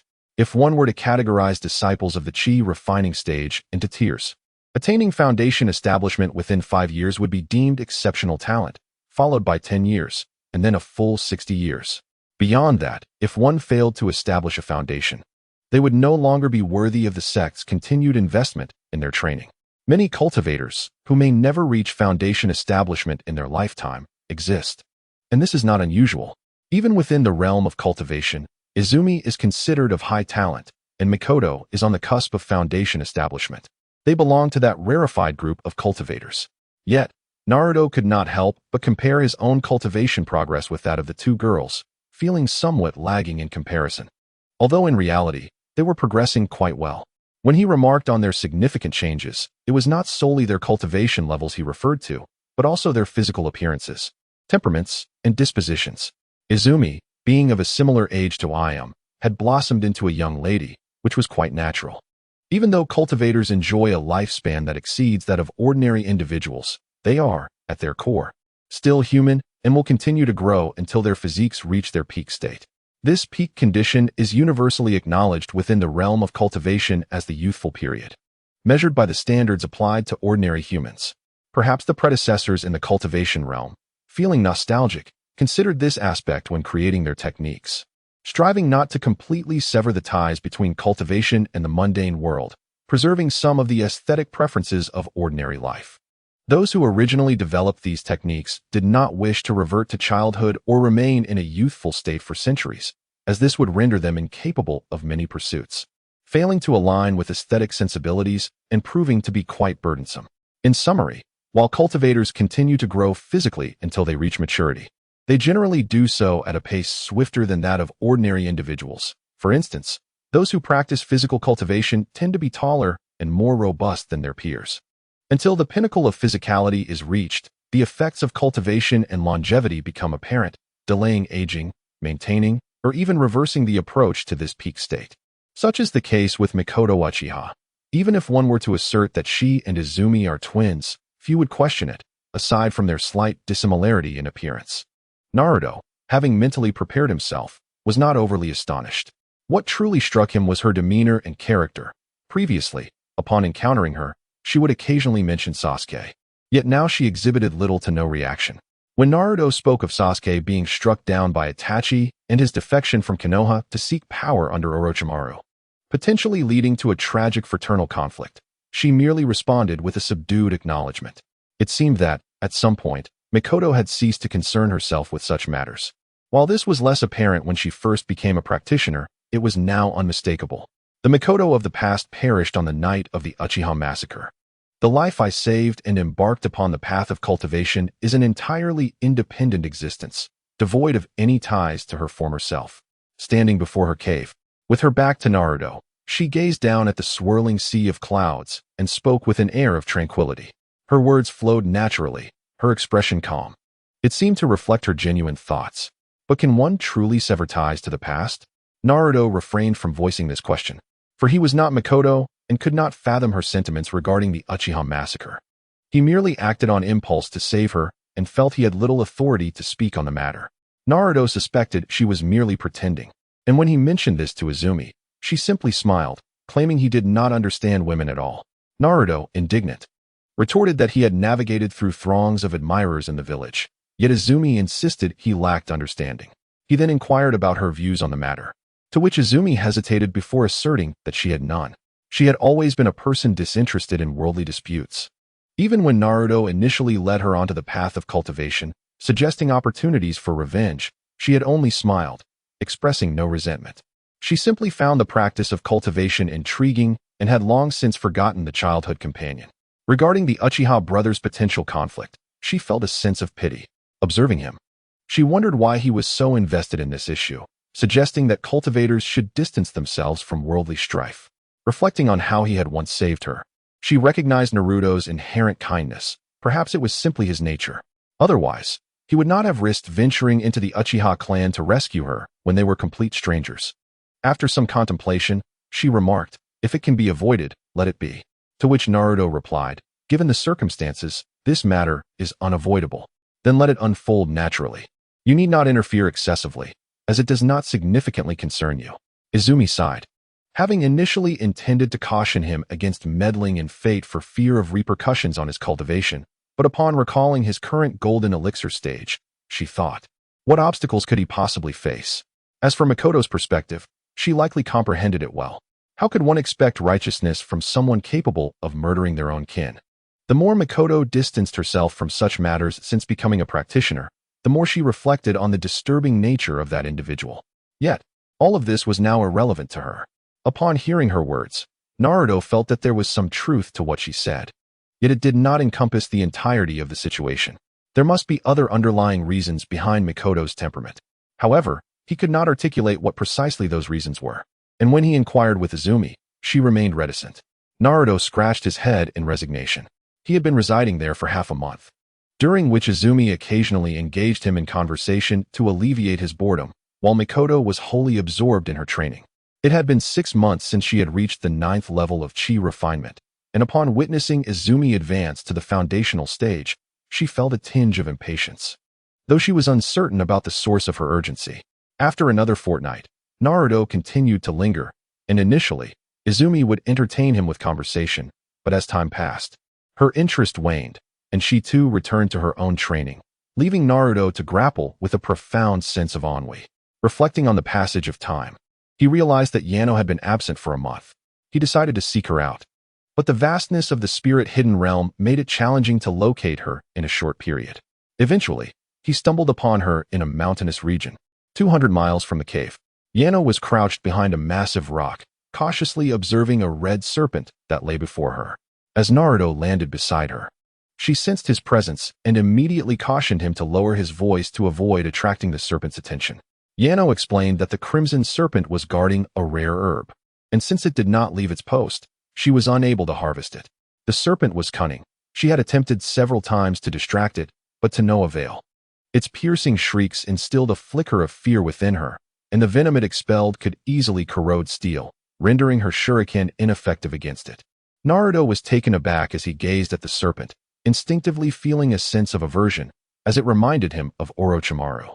The serpent's body was merely an inch in diameter and half a foot long, yet its scales glistened a brilliant red, presenting an alluring sight.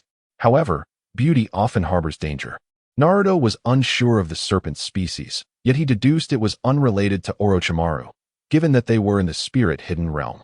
The serpent lay on the ground like a salted fish, its eyes fixed on them, occasionally flicking out its tongue in a vigilant, yet somewhat foolish manner. Behind the serpent stood a half-meter-tall spiritual herb bearing several crimson fruits, resembling tomatoes, glistening and tantalizing. However, they were not tomatoes.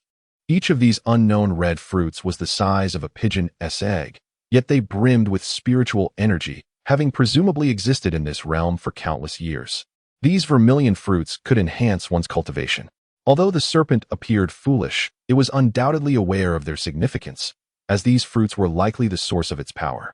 Therefore, it was naturally vigilant to prevent them from falling into human hands. Despite the serpent's venomous nature and seemingly dangerous demeanor, its combat prowess was not particularly formidable. As for Yano's claim that the serpent's cries instilled fear within her, it was likely a common reaction among women confronted with snakes. Observing Yano, Naruto quickly grasped why she was being outmatched by this diminutive serpent. She excelled in medical ninjutsu, but lacked proficiency in combat. Currently only at the 8th level of chi refinement, which did not significantly augment her fighting capabilities.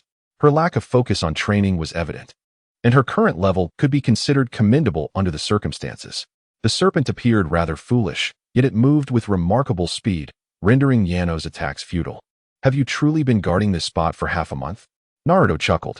If she were to seek assistance, even Izumi could easily deal with this snake. If I were to intervene, a single slap would suffice to end it. I too wish to seek help, but the back and forth is too bothersome. What if it devours the fruit and escapes? That would render the effort pointless. I shall assist you. Are you intending to use this red fruit to enhance your cultivation? Red fruit. Yano paused, then realized she had no knowledge of this crimson fruit, yet the name seemed fitting. Nodding, she replied, I plan to transplant this fruit tree to my cave, where the spiritual energy is more abundant, making it more conducive for the growth of the red fruit. Yano contemplated further. If she could cultivate more seedlings from this tree, she could directly consume the red fruit for her cultivation in the future. Naruto was taken aback by her foresight, surprised that she had such long-term considerations. He himself had merely thought of consuming the fruit for immediate enhancement.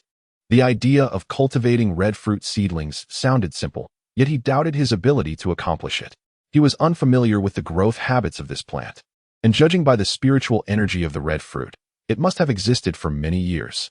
However, observing its grass-like appearance, he was perplexed as to whether it could be propagated through cuttings, how many years it would take to bear fruit, and how long it would take to mature. He was truly oblivious to these details. After probing with his spiritual sense, he found no other red fruit nearby. He was uncertain of how this particular one came to be, suspecting it might be a mutation of another plant. Yet, these were not matters he wished to investigate at that moment. He emerged from behind the stone wall, startling Yano, who feared an attack. Indeed, upon seeing a person suddenly appear before it, and noting the gaze directed toward the red fruit behind it, the serpent discerned ill intentions. It reacted without courtesy, glaring and hissing, a sound reminiscent of crackling electricity rather than a typical snake's hiss. Naruto frowned slightly, yet deemed it inconsequential. It was likely a unique ability of the serpent. Dismissing further thoughts, he released a wave of spiritual energy, rendering the sound ineffective against him. Seeing Naruto unyielding, the serpent opened its mouth and sprayed venom at him. However, with a mere wave of his hand, the venom was swept to the ground by his spiritual energy, sizzling as it corroded the earth, leaving small pockmarks. He raised an eyebrow. Indeed, the poison was formidable, yet such an attack posed no threat to him. With a gesture, he immobilized the serpent. Approaching the red fruit, he intended to uproot the entire plant, but Yano called out to him. There is no need for such drastic measures. It appears this plant has thrived here for many years and has formed a symbiotic relationship with the serpent. To take it away would be somewhat cruel. We should only take the fruit and some branches. I have a method to propagate new plants from the branches. Yano was known for her kind heart. During the war, she had taken in numerous children, and even a serpent she was reluctant to harm without cause. Hearing her words, Naruto acquiesced, considering it no great matter. We only harvest the fruits and a few branches to cultivate more of the red fruit trees. The trees remain for you. Do you understand? Naruto asked, a hint of irritation in his tone, unsure if the foolish serpent could comprehend his words. However, upon finishing, he noticed the crimson serpent indeed nodded slightly, and he took it as a sign that it understood him, thus releasing it. The red serpent swiftly darted away upon landing, and Naruto shook his head, realizing he had frightened it significantly. He turned to Yena, who approached in astonishment. She had witnessed Naruto's abilities before, but this effortless control over the crimson serpent was a first for her. It seemed his cultivation had indeed advanced. She mused silently, acknowledging the growing disparity between their powers. Nevertheless, her disposition remained positive, and she proceeded to collect the branches of the red fruit. True to her word, she only took the fruits and a few branches, sealing them within her storage space using spiritual energy. As she explained, for a herbalist, foraging in the wild is often a matter of luck. If everyone harvested recklessly and without restraint, certain rare herbs could face extinction. Thus, they always left a portion behind so that the plants could regenerate for future harvests, allowing others the opportunity to gather them as well. Indeed, it embodies the essence of sustainable development. Naruto clicked his tongue, reflecting on his own thoughts, which often revolved around seizing opportunities without concern for others. The concept of sustainable development surprised Yena. It was an apt characterization. After collecting the red fruits and branches, they departed. Not far from their location, Naruto sensed the serpent had returned, spewing venom towards their retreating figures, reminiscent of a petulant child deprived of her candy. Ugh! Naruto recalled a game he had played long ago. Even a serpent is becoming sentient. He grimaced, turning around, causing the serpent to flatten itself in fear. Amused, he decided not to torment it further and flicked a strand of spiritual energy towards it.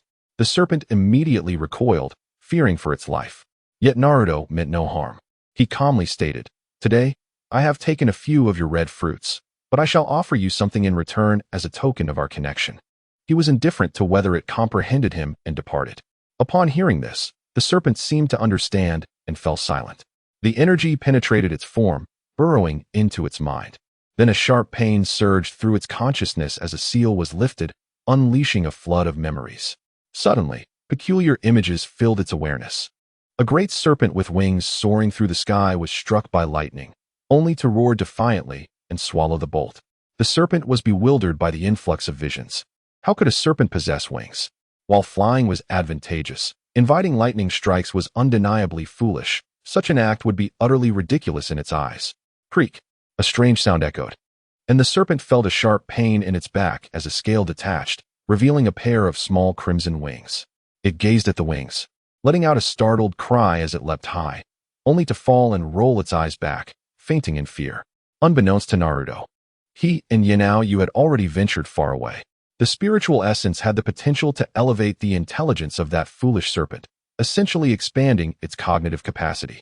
In comparison to humans, beasts fundamentally lack intelligence. By enhancing its mind, Naruto considered it a form of compensation for plucking those few crimson fruits.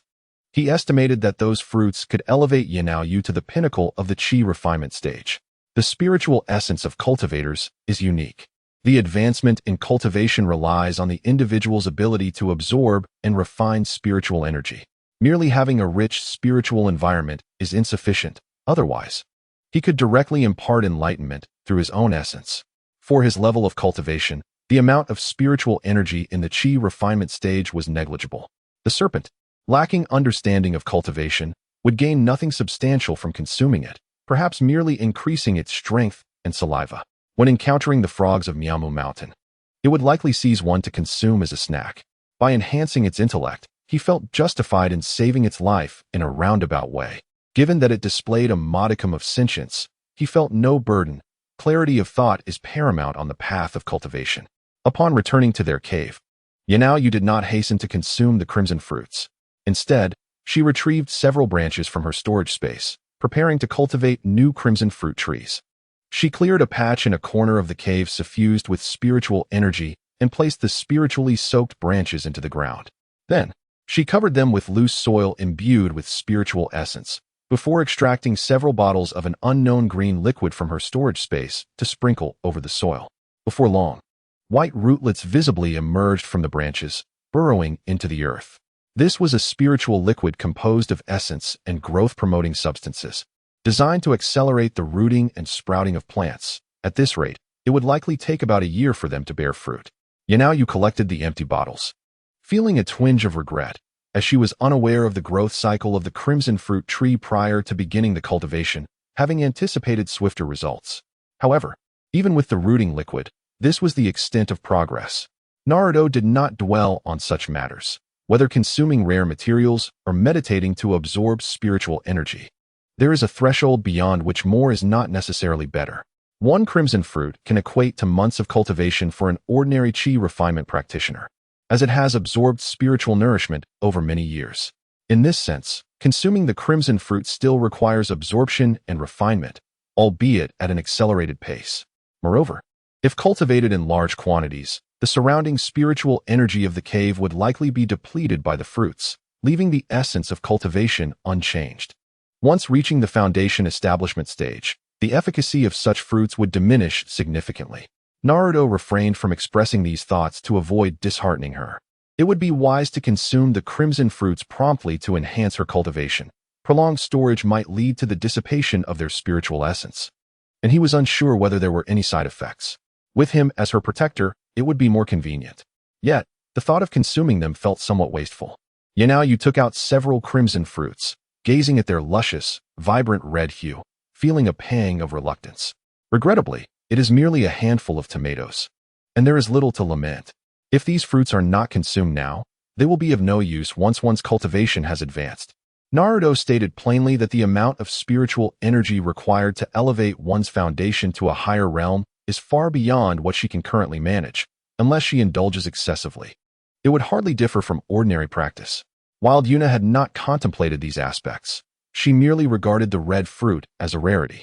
However, upon realizing that she had cultivated a new plant, she ceased to dwell on it and leisurely consumed the crimson fruit. The fruit was diminutive, and after several bites, she finally swallowed it whole, only for Naruto to observe her complexion turn an unusual shade of pink. The influx of spiritual energy was overwhelming, causing her discomfort. Covering her mouth, Yuna felt a fiery heat surge within her, as if the energy were about to escape through her lips. Seeing her drenched in sweat, Naruto understood that the potency of the fruit was too intense for her, especially since it was her first time engaging in such cultivation, which was bound to be unsteady. He grasped her hand firmly, channeling his own spiritual energy to suppress hers. Under his influence, Yuna gradually returned to a state of normalcy. Subsequently, she entered a phase of refinement and enlightenment, the duration of which varied from person to person, leaving Naruto uncertain of how long she would require. Once she settled into tranquility, he exited the chamber.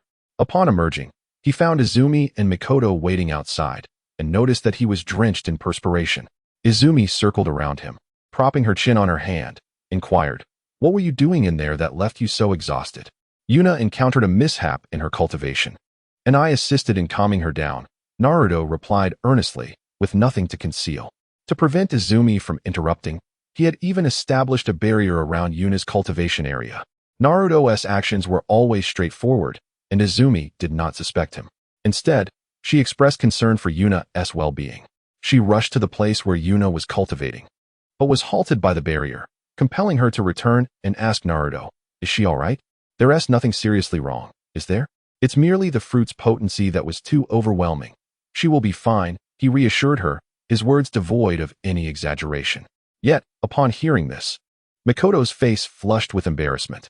"How improper," she murmured softly. Izumi, puzzled, queried her meaning, but Mikoto remained silent, casting a glance at the two before retreating to her own cultivation. Izumi found her behavior perplexing, noticing Naruto's silence. She wondered if there was some conflict between him and Mikoto. This seemed unlikely, yet she could not fathom the reason behind it, so she decided to dismiss the thought. Upon learning that Yuna had established a medicinal field in the cave, her curiosity compelled her to investigate. Naruto wished to avoid explaining such matters in front of Izumi, not wanting to taint her innocent spirit. However, he truly had done nothing wrong. It was Mikoto who had misinterpreted his words, and as he contemplated the two phrases, he realized they could easily be misconstrued. "I must clarify this misunderstanding. How can I allow someone's integrity to be unjustly questioned?" Naruto found Mikoto outside the cave, where she often preferred to meditate nearby, and saw her seated upon a rock. "It is not as you might imagine," he said, scratching his head as he approached her. He felt it was imperative to clarify the matter. Otherwise, they might inevitably develop peculiar notions in the future, perhaps even believing that his intention in saving and teaching them was merely to gain an advantage later. He certainly did not act with ulterior motives. Chapter 127. Are you trying to drive me away? Mikoto opened her eyes and glanced over, saying nonchalantly, "What do you think?" "I was merely referring to assisting Yanoyu in suppressing the restless energy." "Where did your mind wander to, that you would accuse me of impropriety?" Naruto had never been one to beat around the bush. He spoke plainly, and it was she who had misconstrued his intentions. He had never been that sort of person. Did suppressing energy require one to break into a sweat? With her abilities, such a task should be effortless for her. Mikoto thought this to herself, but refrained from voicing it, simply responding with a mild "oh" before ignoring him altogether. Naruto sensed her disbelief and tried to clarify that nothing untoward had occurred between them. "Why don't you believe me?" You should consider that there is quite an age gap between us. How could it be like that? To a cultivator, such a minor difference in age was inconsequential. After a moment, noticing he still lingered, Mikoto finally replied. Her words were sincere. When measured by the time scales of cultivators, their age difference was trivial. Moreover, Yano Yu appeared to be in her late teens, and Naruto, being young and unmarried, certainly had his own thoughts on the matter. She understood this. But with Izumi still present, it seemed rather reckless for them to behave so freely. Ultimately, she was resolute in her belief. Naruto surmised that further explanations would fall on deaf ears, and chose to remain silent. As Mikoto practiced, Naruto observed her meditative posture, and as he watched, he could not help but be drawn in. Mikoto felt uncomfortable under his gaze, her tone growing colder. What more do you want from me? Even if I've misunderstood. Is that enough? TCH, you're just projecting your own filth. Naruto decided against further argument, his brow slightly furrowed. Have you been too hasty in your training lately? You seem rather burdened. I am not, Mikoto replied, reluctant to address his inquiry. Not. You're on the verge of developing a mental demon. And you say you're not? Naruto was unaware of her inner turmoil, yet he could sense her unsettled energy. At times, her expression revealed deep contemplation, tinged with confusion. If her struggles stemmed from her cultivation, it was unexpected. She had only reached the 9th level of chi refinement, and such a challenging predicament should not have arisen. She seemed troubled, and Naruto remarked, cultivation must be approached step by step, with steady perseverance. The worst mistake is to seek rapid results, given your current state. Establishing a solid foundation may prove difficult. Advancing one's cultivation, especially during significant breakthroughs, is about seeking that profound sense of enlightenment. The closer one is to a breakthrough, the more intense that sensation becomes. Why then did she seem to be losing her way? Upon hearing this, Mikoto realized he had discerned something. She did not wish to feel this way, and after a moment of contemplation, she said, I am just a bit confused. What am I truly cultivating for? Both Izumi and Yano Yu have clear goals, yet I am adrift. Naruto and Mikoto conversed for quite some time, with the majority of the dialogue stemming from her as he listened quietly. For several years, the two had scarcely exchanged words. Yet now she appeared to have found a confidant, pouring forth the emotions that had long been bottled up within her. As Meichin spoke, her excitement intensified, mingling with a growing confusion. By the time she finished, Naruto began to grasp the situation. Just as she had articulated, Izumi harbored no burdensome thoughts from the outset. After narrowly escaping a great calamity, she had come to view life with a refreshing perspective. Her cultivation was driven by the sheer enjoyment of it, as it promised beauty and eternal youth. With a heart as pure as that of a child, she remained singularly focused, thus advancing her skills with remarkable speed. They were also aware of Yano's circumstances. Her pursuit of cultivation was entirely to follow in Naruto's footsteps and to enhance her medical skills. As for Naruto, his motivations were clear. He sought to confront the unknown adversaries that lay ahead, a fact he had openly shared with them from the beginning, without any hint of secrecy. Regardless of their individual reasons, each possessed a defined goal, whereas Meichin found herself adrift. Initially, her interest in cultivation stemmed from a desire for vengeance against those behind the Uchiha clan's massacre, but as time passed, she began to perceive that tragedy as a self-inflicted wound. It was as though embarking on the path of cultivation had radically altered her perspective on such matters. Consequently, she considered becoming a source of strength for Naruto, akin to Yano, as a viable aspiration, yet even this ambition now wavered. The growing chasm between her strength and Naruto's left her feeling increasingly ineffectual, as her current abilities seemed but a pale shadow of what he faced, adversaries at or above the nascent soul stage. With her own cultivation stuck at the 9th level of chi refinement, how could she possibly assist him? At that moment, Meichin felt utterly devoid of worth. Moreover, she was acutely aware that she was different from Izumi and Yano, having once been married.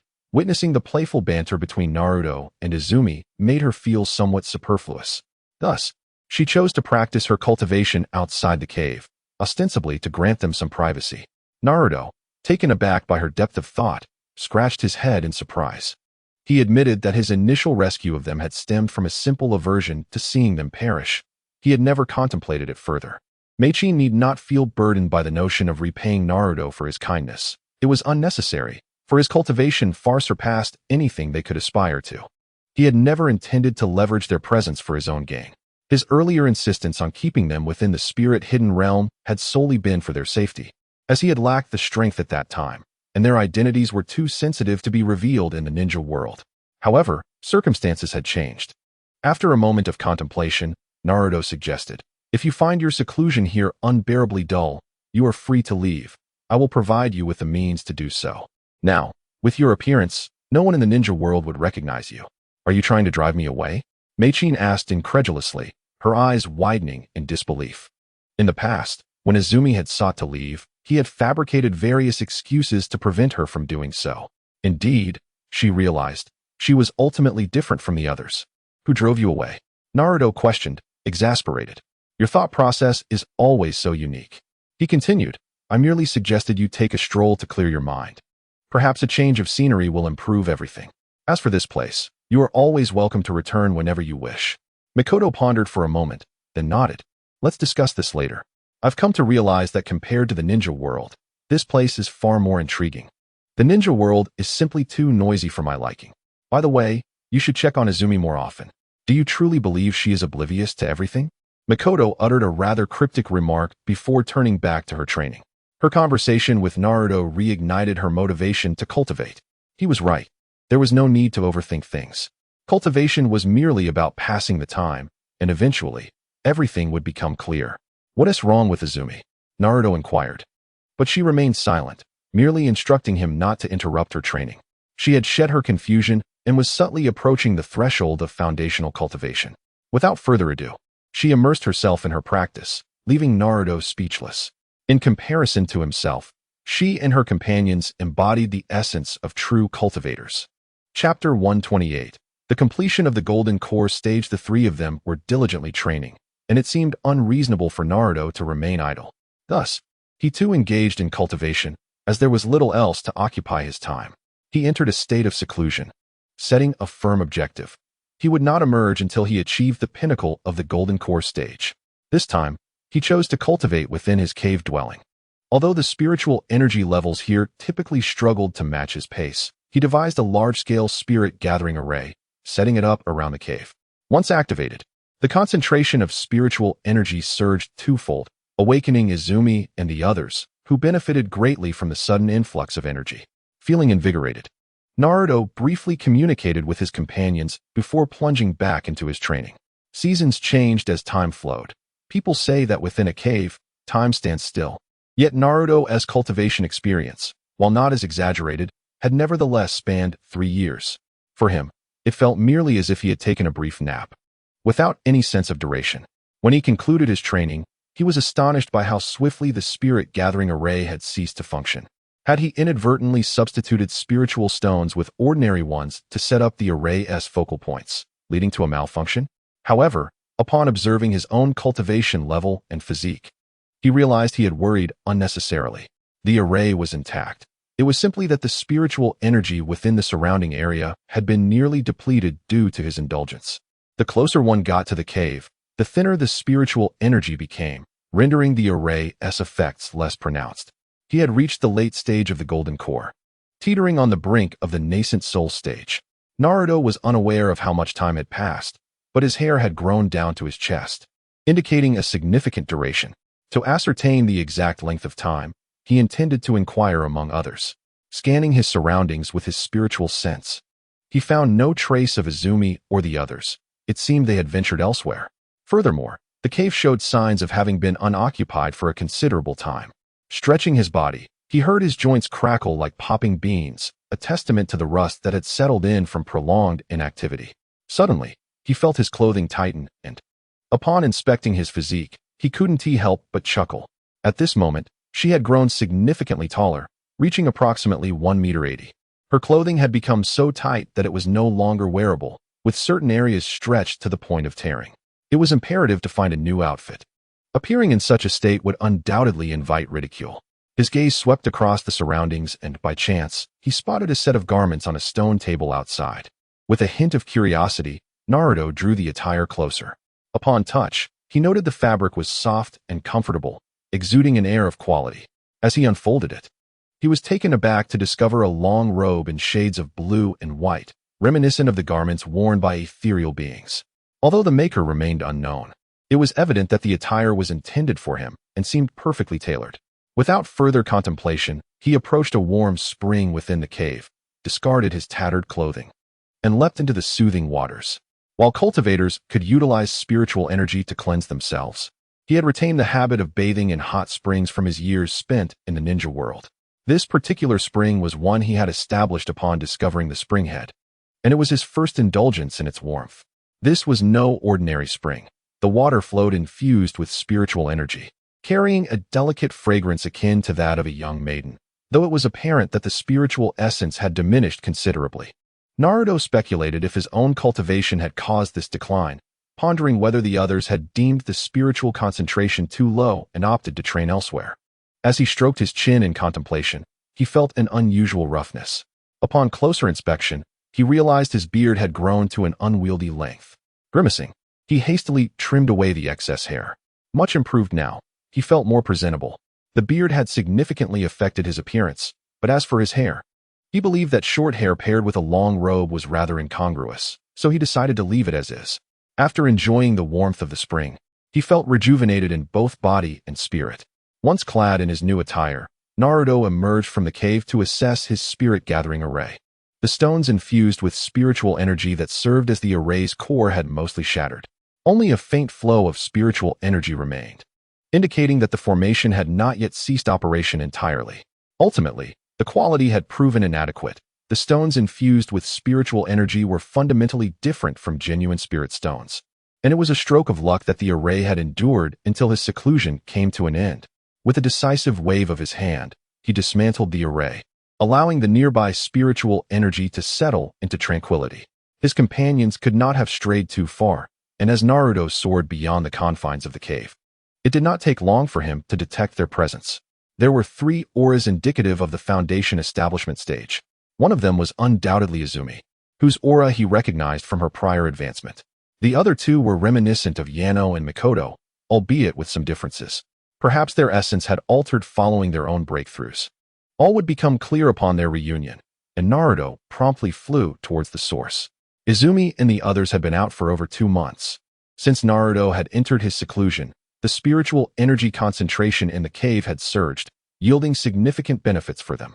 In just a year, Izumi was nearing the late stage of foundation establishment, while Yano and Mikoto had successfully advanced to the early stage. However, Naruto's spiritual energy was depleting at an astonishing rate, and gradually, the spiritual essence within the cave began to diminish rapidly, eventually sinking below its initial levels. The group had no choice but to venture outside for cultivation. They were unaware of when Naruto would emerge from his seclusion, but every 2 months, they would return to the cave to inquire about his status. Now, as the trio prepared to return to the cave, they possessed the flying talismans crafted by Naruto, enabling them to soar swiftly through the skies. After a brief flight, they suddenly spotted a figure materializing in the air ahead. The individual, a young man clad in flowing garments with long hair billowing behind him, approached with an ethereal grace that evoked a sense of celestial elegance in the 3 women. Upon noticing them, the young man paused and smiled. His ability to traverse the air signified he was at the golden core stage. Quien's instincts kicked in, and she promptly removed a violet hairpin from her head, which instantly transformed into a violet sword that she wielded. "Who are you? Where do you hail from? And why do you obstruct our path?" Quien demanded, positioning herself protectively in front of Yano and Mikoto, her tone laden with gravity. In the spirit concealment realm, Naruto mentioned that aside from the Myoko Mountain region, no outsiders would come here, let alone cultivators. There are no other practitioners here, especially not someone of the golden core level. This ominous presence surpasses even Naruto. Her words momentarily stunned Yano, who wondered how an outsider could be present. Meanwhile, Mikoto scrutinized the figure, her brow furrowing as if she had pieced together a revelation. The long-haired youth appeared somewhat bewildered by Quien's words and the group's reaction. "What is happening here?" he thought. "This individual does not seem benevolent. I will detain him while you find a way to escape." Quien communicated silently to the 2 women through her thoughts. "There's no need for that, Quien." Mikoto interjected suddenly, flying to her side and gazing at the young man across from them, hesitating as she inquired, "Are you Naruto?" Chapter 129. How have you grown so much? The long-haired young man was indeed Naruto. He breathed a sigh of relief, initially fearing that the women had been possessed, which would explain their failure to recognize him. Although he had cast a formation outside to conceal himself during his seclusion, he had not expected such a significant change in his physique. Yet, his face should not have altered drastically. It was reassuring to know that at least someone could still identify him. Of course it's me. Quian, what were you thinking? How could you mistake me for an enemy? Naruto? Quian exclaimed, covering her mouth in disbelief. This must be a joke. How have you grown so much? You're taller than I am now. Indeed, Quian had previously stood a head taller than Naruto, but now he towered over her by half a head. Is there anything surprising about that? I am simply in a growth phase. It is entirely normal for me to surpass your height. The group reunited, exchanging brief pleasantries. And it was only then that Naruto learned he had been in seclusion for over 3 years. Quian rested her chin on her hand, eyeing Mikoto with suspicion. However, with such a significant change in Naruto, how did you recognize him so quickly? Mikoto, taken aback by the question, replied, What is strange about that? Besides us three, do you see any other living beings here? That seems to be the case, but exceptions exist in all matters. Can we truly ascertain it is him based solely on that? What if it is not? Was unconvinced, believing her judgment to be rather hasty.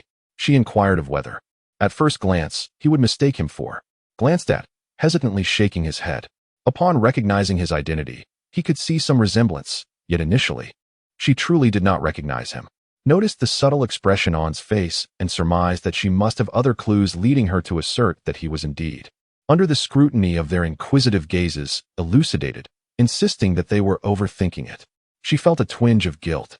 Her recognition was not based on those reasons, but rather the attire he wore.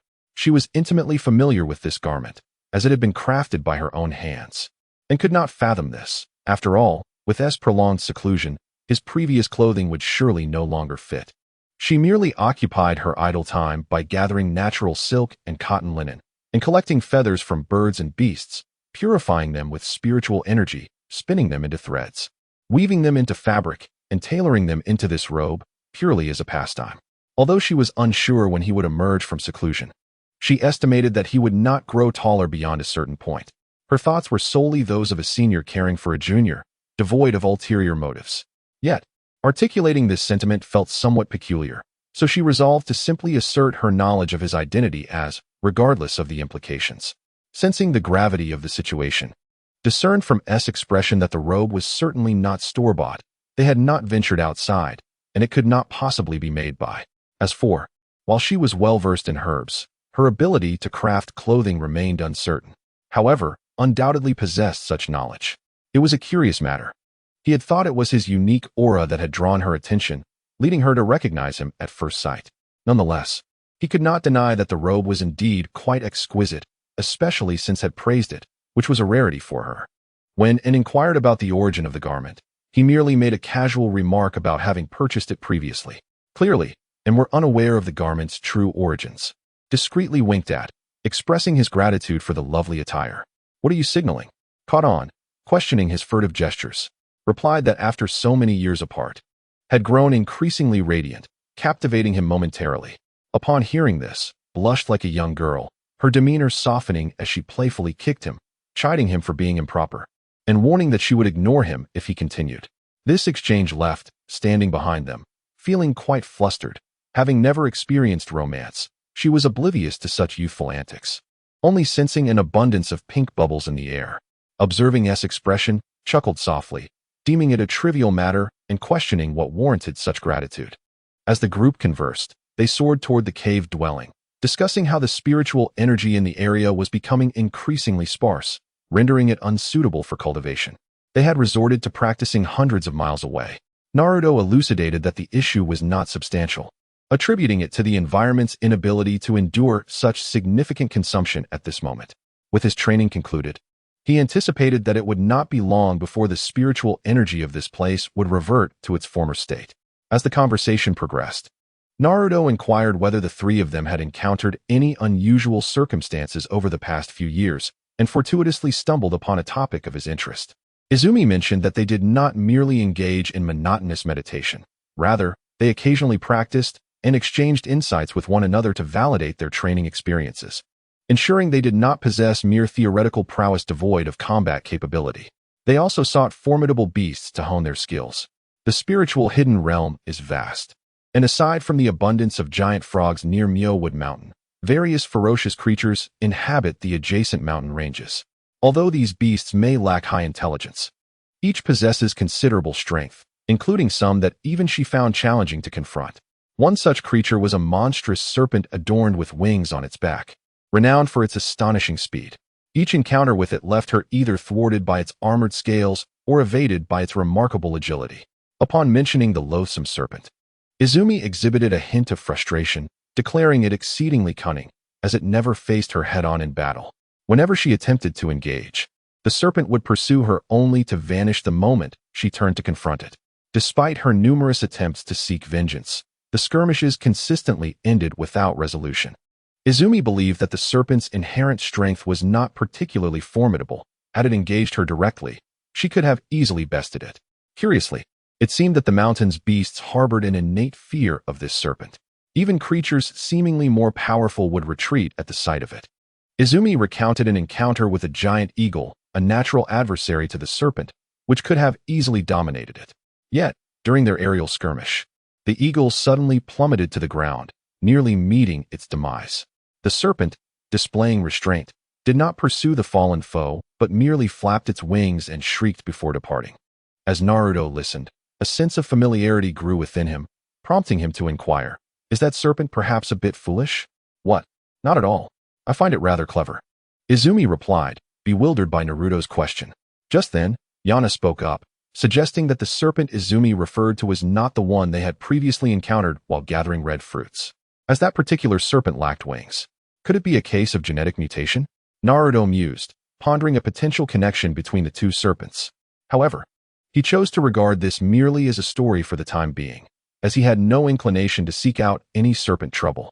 From Izumi's description, it seemed that the serpent he had previously encountered 3 years ago had indeed become more astute after he had enhanced its intellect. Everyone understood the principle of retreating when the enemy advances and pursuing when they retreat. If one could not win, fleeing was the essence of survival. Yet, it appeared that the serpent's strength was growing rather rapidly. Chapter 130, Strawberry-Flavored Red Fruit. Upon returning to the training cave, Naruto expressed curiosity regarding the red fruit tree cultivated by Yana.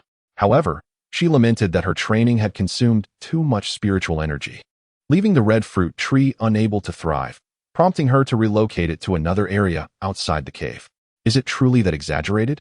Naruto mused, feeling as though he had become a mere consumer, as each level of training required significantly more spiritual energy than his peers. Not exaggerated in the slightest. The flowers planted outside the cave have all withered due to your excessive consumption.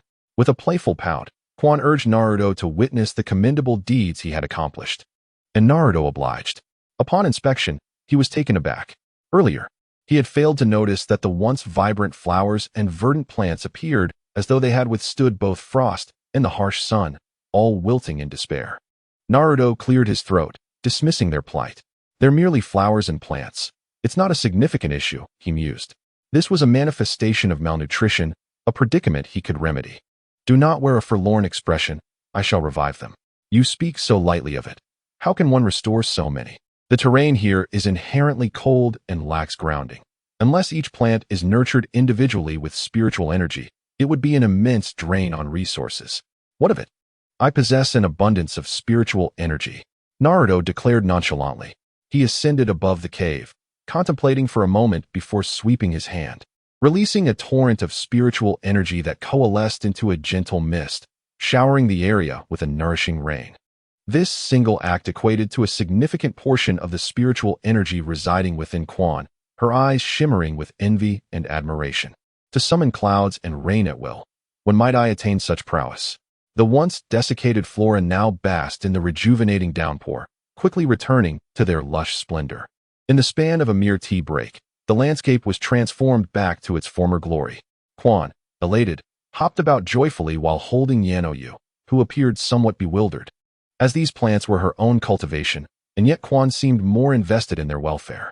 Naruto descended from the clouds and joined Yanoyu to examine the crimson fruits.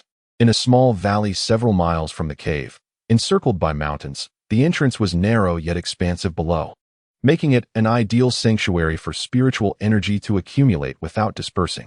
To avoid any interference from Naruto's training, She had painstakingly sought this gathering place for spiritual energy.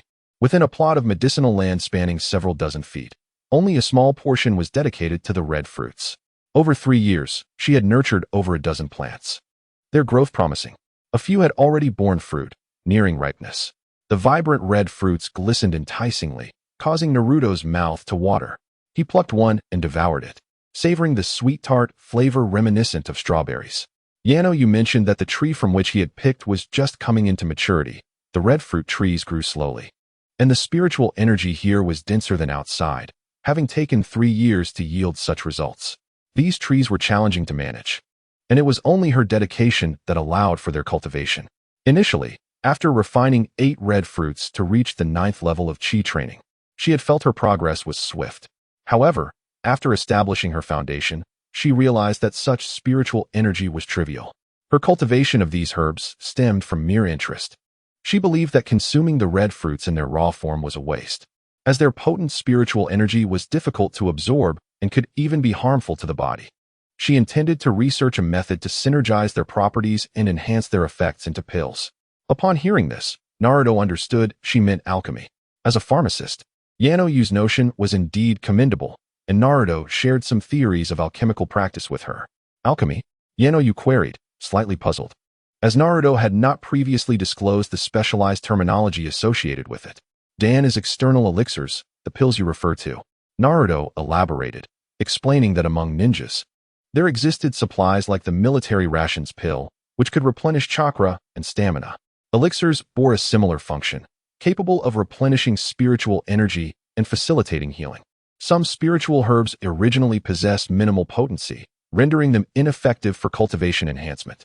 However, under the skilled hands of an alchemist, through careful combination with other ingredients, they can be transformed into elixirs with effects magnified by several folds. Certain potent herbs, which are unsuitable for direct consumption, can be refined into harmonious and restorative treasures through their expertise. In essence, alchemists are a remarkable cadre of practitioners capable of transmuting the mundane into the extraordinary. And a proficient alchemist is highly esteemed within the realm of cultivation. Yet, the path to becoming an alchemist is fraught with challenges. Mastering the art requires an immense expenditure of rare materials, which necessitate significant resources to procure. Often, the cultivation of a single alchemist demands the full commitment of an entire sect, with no guarantee of success. Consequently, smaller sects often shy away from this endeavor, unable to bear the burden. This scarcity renders alchemists as rare as practitioners themselves are to ordinary people. Yu gazed longingly, captivated by the intriguing world of alchemy. Naruto, noticing her expression, smiled knowingly and decided to share several recipes with her for her contemplation. Thus, Yu immersed herself in her thoughts. Having stayed in the spirit-hidden realm for quite some time, Naruto had intended to periodically report back to Tsunade. Yet he lost track of time once he delved into his training. It was high time he returned home. After 3 days in his cave, he bid farewell to his companions and departed. In Konoha village, within the Hokage's office, Tsunade rested her head on the desk, sound asleep. Beside her, Shizune wore a troubled expression. After all, she was the Hokage, and it was quite unseemly to be napping during the day when work awaited. A series of knocks echoed through the office, prompting Shizune to rise and rouse Tsunade from her slumber. Tsunade, groggy and disheveled, straightened up and inquired, "What is it, Shizune? Have those documents been processed?" Shizune hesitated. "A visitor has arrived." Tsunade's penchant for shirking responsibilities had left Shizune to handle the workload alone. However, it was not entirely unjust. Recent events in the ninja world had increased the volume of work, and Tsunade had been burning the midnight oil the previous night. Understanding the situation, Tsunade called for the visitor to enter. Expecting a routine report from a subordinate, they were surprised to see a long-haired youth whom they did not recognize. "Who are you?" Shizune instinctively positioned herself protectively in front of Tsunade, brandishing her surgical scalpel with caution. This stranger had never been seen before, and given the presence of guards outside, any unfamiliar face should have been reported beforehand. The lack of prior notification suggested either that the were unaware or had been neutralized by this individual. Either scenario indicated that this newcomer was not to be underestimated. Naruto, slightly pained, exclaimed, "How could you not recognize me?" "Shizune, it's me, Naruto. I've returned." "You cannot be Naruto. After all, You have been away with Jiraiya for 3 years. If you had returned, the village would have known immediately. Who exactly are you? Come on. I really am Naruto.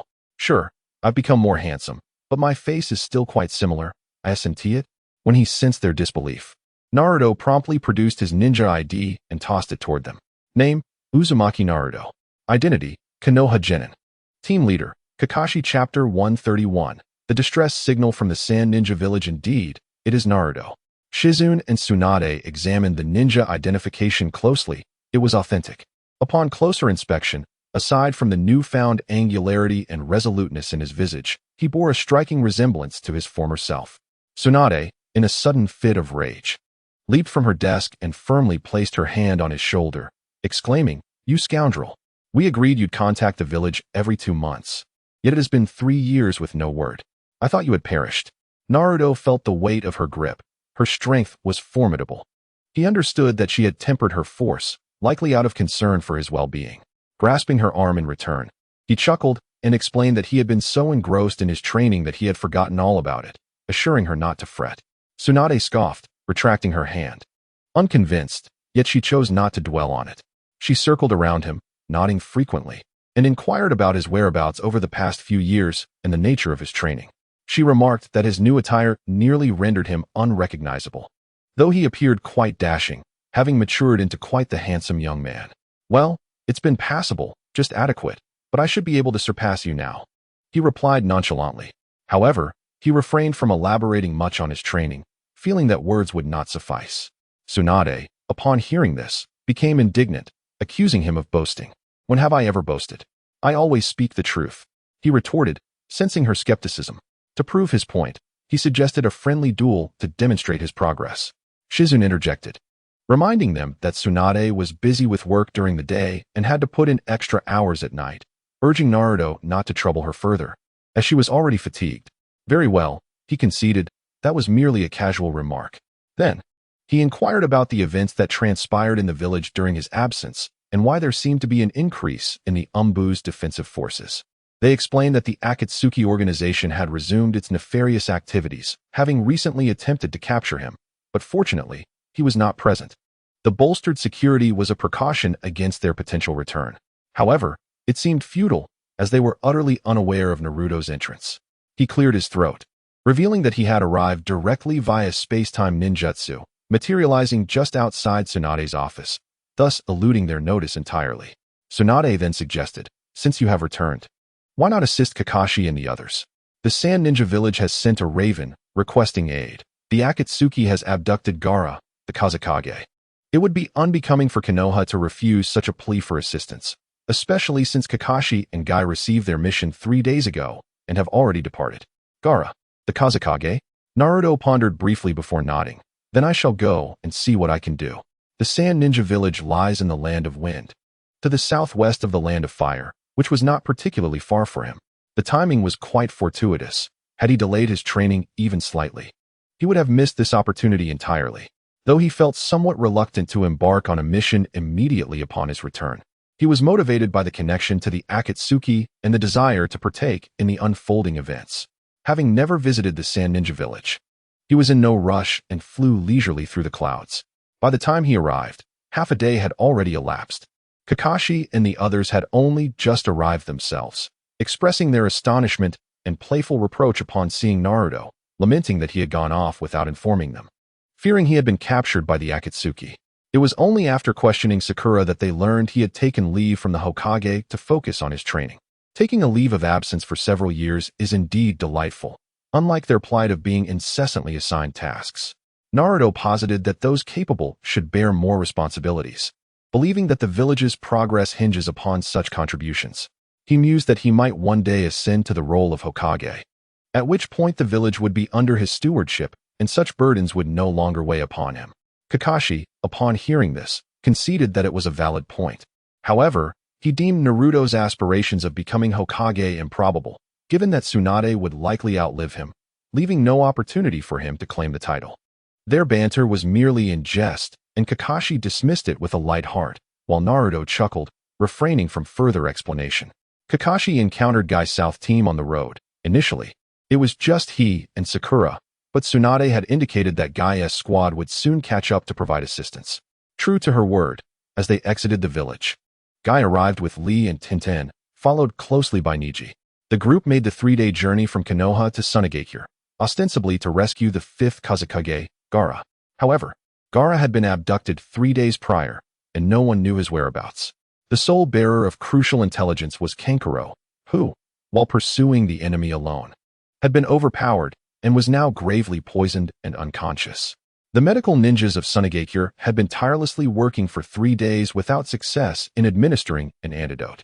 Upon their arrival, Sakura offered her expertise in concocting a remedy, having trained under Tsunade for 3 years and now possessing remarkable skills as a medical ninja, coupled with formidable combat abilities. Kakashi remarked that Naruto would undoubtedly be astonished to see her. Naruto laughed, asserting that few things could surprise him now.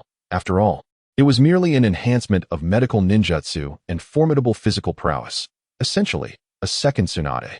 The hospitality extended by Sunagakure was noteworthy, with them offering rest and refreshments, treating the visitors as esteemed guests.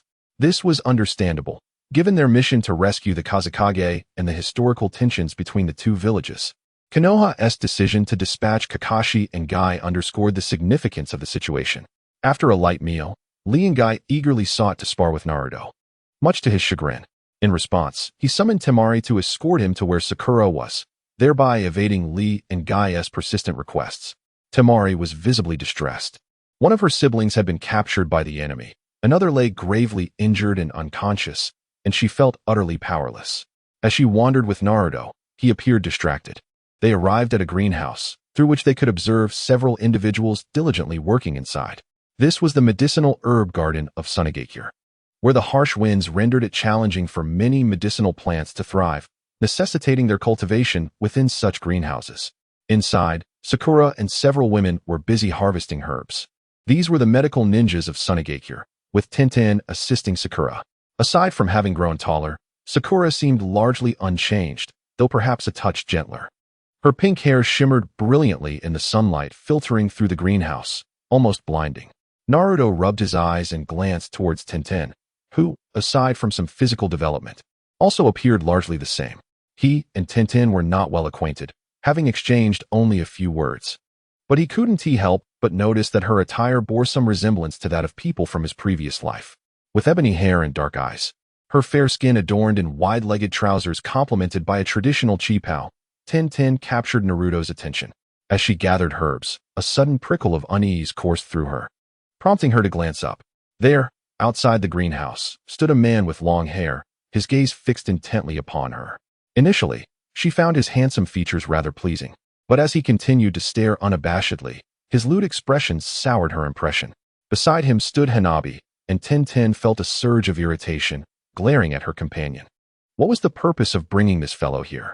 Did she no longer wish to rescue her brother? Naruto's behavior did not escape Hanabi's notice. She reflected on how innocent he had been 3 years prior, perplexed by his current demeanor, unable to comprehend the change. She patted Naruto's shoulder gently and advised him to temper his enthusiasm, reminding him that they might not recognize him. Chapter 132. What concern is Naruto's ninja technique to me? Naruto rose and cast a glance at Hanabi, responding coolly, "What are you thinking? I am merely elated to reunite after so long." Inside, Sakura had also noticed their presence. Tintin accused Naruto of spying on them, yet Sakura dismissed her concerns, considering him rather upright. Nevertheless, she felt an odd familiarity about him, as if his smile bore a resemblance to Naruto's. Naruto had mentioned training with Jiraiya, leaving no word of his return, which left Sakura to shake her head and refocus on her tasks. Accompanying her was an elderly woman who remained silent, only speaking up to inquire about the herbs Sakura was collecting. Sakura patiently explained that while the herb had modest cold-repelling properties, when combined with other ingredients, it could enhance its efficacy and transform into an antidote. Sakura's eloquence left the elderly woman, Chiyo, momentarily stunned. Chiyo, a renowned medical ninja and one of the most capable in Sunagakure, was astonished by Sakura's knowledge, which she had gleaned from Tsunade's teachings, a recent advancement in their field. Having lived in seclusion for many years, it was not surprising that Chiyo was unfamiliar with these concepts. Truly remarkable, she mused, acknowledging Sakura's progress after merely 3 years of training under the Slug Princess. It seems I have no choice but to concede. My defeat on the battlefield years ago was not without merit. Chiyo sighed, lamenting her inability to counter the poison-afflicting Kankuro. Yet, Sakura, with just a glance, devised a solution, suggesting that any poison with effects similar to Kankuro's could be treated in this manner. Although her method appeared somewhat rudimentary and unrefined, its efficacy was undeniable. She posited that potent toxins required an antidote that could neutralize their effects, diminishing their impact on the body. However, Sakura proposed a direct approach, eliminating the toxins altogether without the need for neutralization, regardless of the poison's nature. A few individuals took some time to gather the necessary medicinal herbs, and upon stepping outside, they discovered Naruto still lingering there. Curious, they inquired of Temari about his identity and why he was staring at them so intently. Temari chuckled softly, encouraging them to take a closer look and see if they could recognize him. Sakura and Tenten frowned, urging her to get to the point, warning that if they waited any longer, it would be too late for her brother. This remark came from Tenten, who was still brooding over her defeat to Temari in the Chunin exams. Temari, sensing the urgency, stated that he was Naruto. Sakura and Tenten were incredulous. After all, Naruto had been away for 3 years. How could he possibly be here now? Naruto, no longer pretending, remarked on the troublesome nature of women, questioning their disbelief. He declared that he had never changed his name or identity, always speaking his mind openly. To prove his point, he accurately recited Sakura and Tenten's measurements, causing both to blush furiously as they glanced down and kicked him a few times in exasperation. Finally, Tenten, with a scowl, demanded to know how he had come by such knowledge. Such secrets were rarely divulged, even among the closest of friends. Naruto remained silent. If he claimed he could discern such details with a mere glance, would they believe him? With a dismissive scoff, he explained that he had simply spoken casually and that they should measure themselves, as there might be slight discrepancies in his figures. Now convinced of his identity, Sakura reproached him for spending 3 years with Jiraiya, suggesting he had picked up some unsavory habits. Tenten believed it was simply his nature. After all, how else could he have developed such dubious techniques as the seduction jutsu in his youth? Naruto protested, insisting that it was slander, questioning when they had ever seen him employ such jutsu. Tenten, momentarily at a loss for words, acknowledged that he did refrain from using it in public. However, she was not without evidence, stating that Konohamaru had transformed into a woman using a jutsu in the village, claiming Naruto had taught him. Exasperated, Naruto realized that the boy had indeed been misbehaving, evidently spoiled by the third Hokage, and resolved to keep his distance from him in the future. He argued that jutsu were neither good nor bad. It all depended on the wielder, and he had not been the one to misuse it. Thus he chose not to engage further in that debate.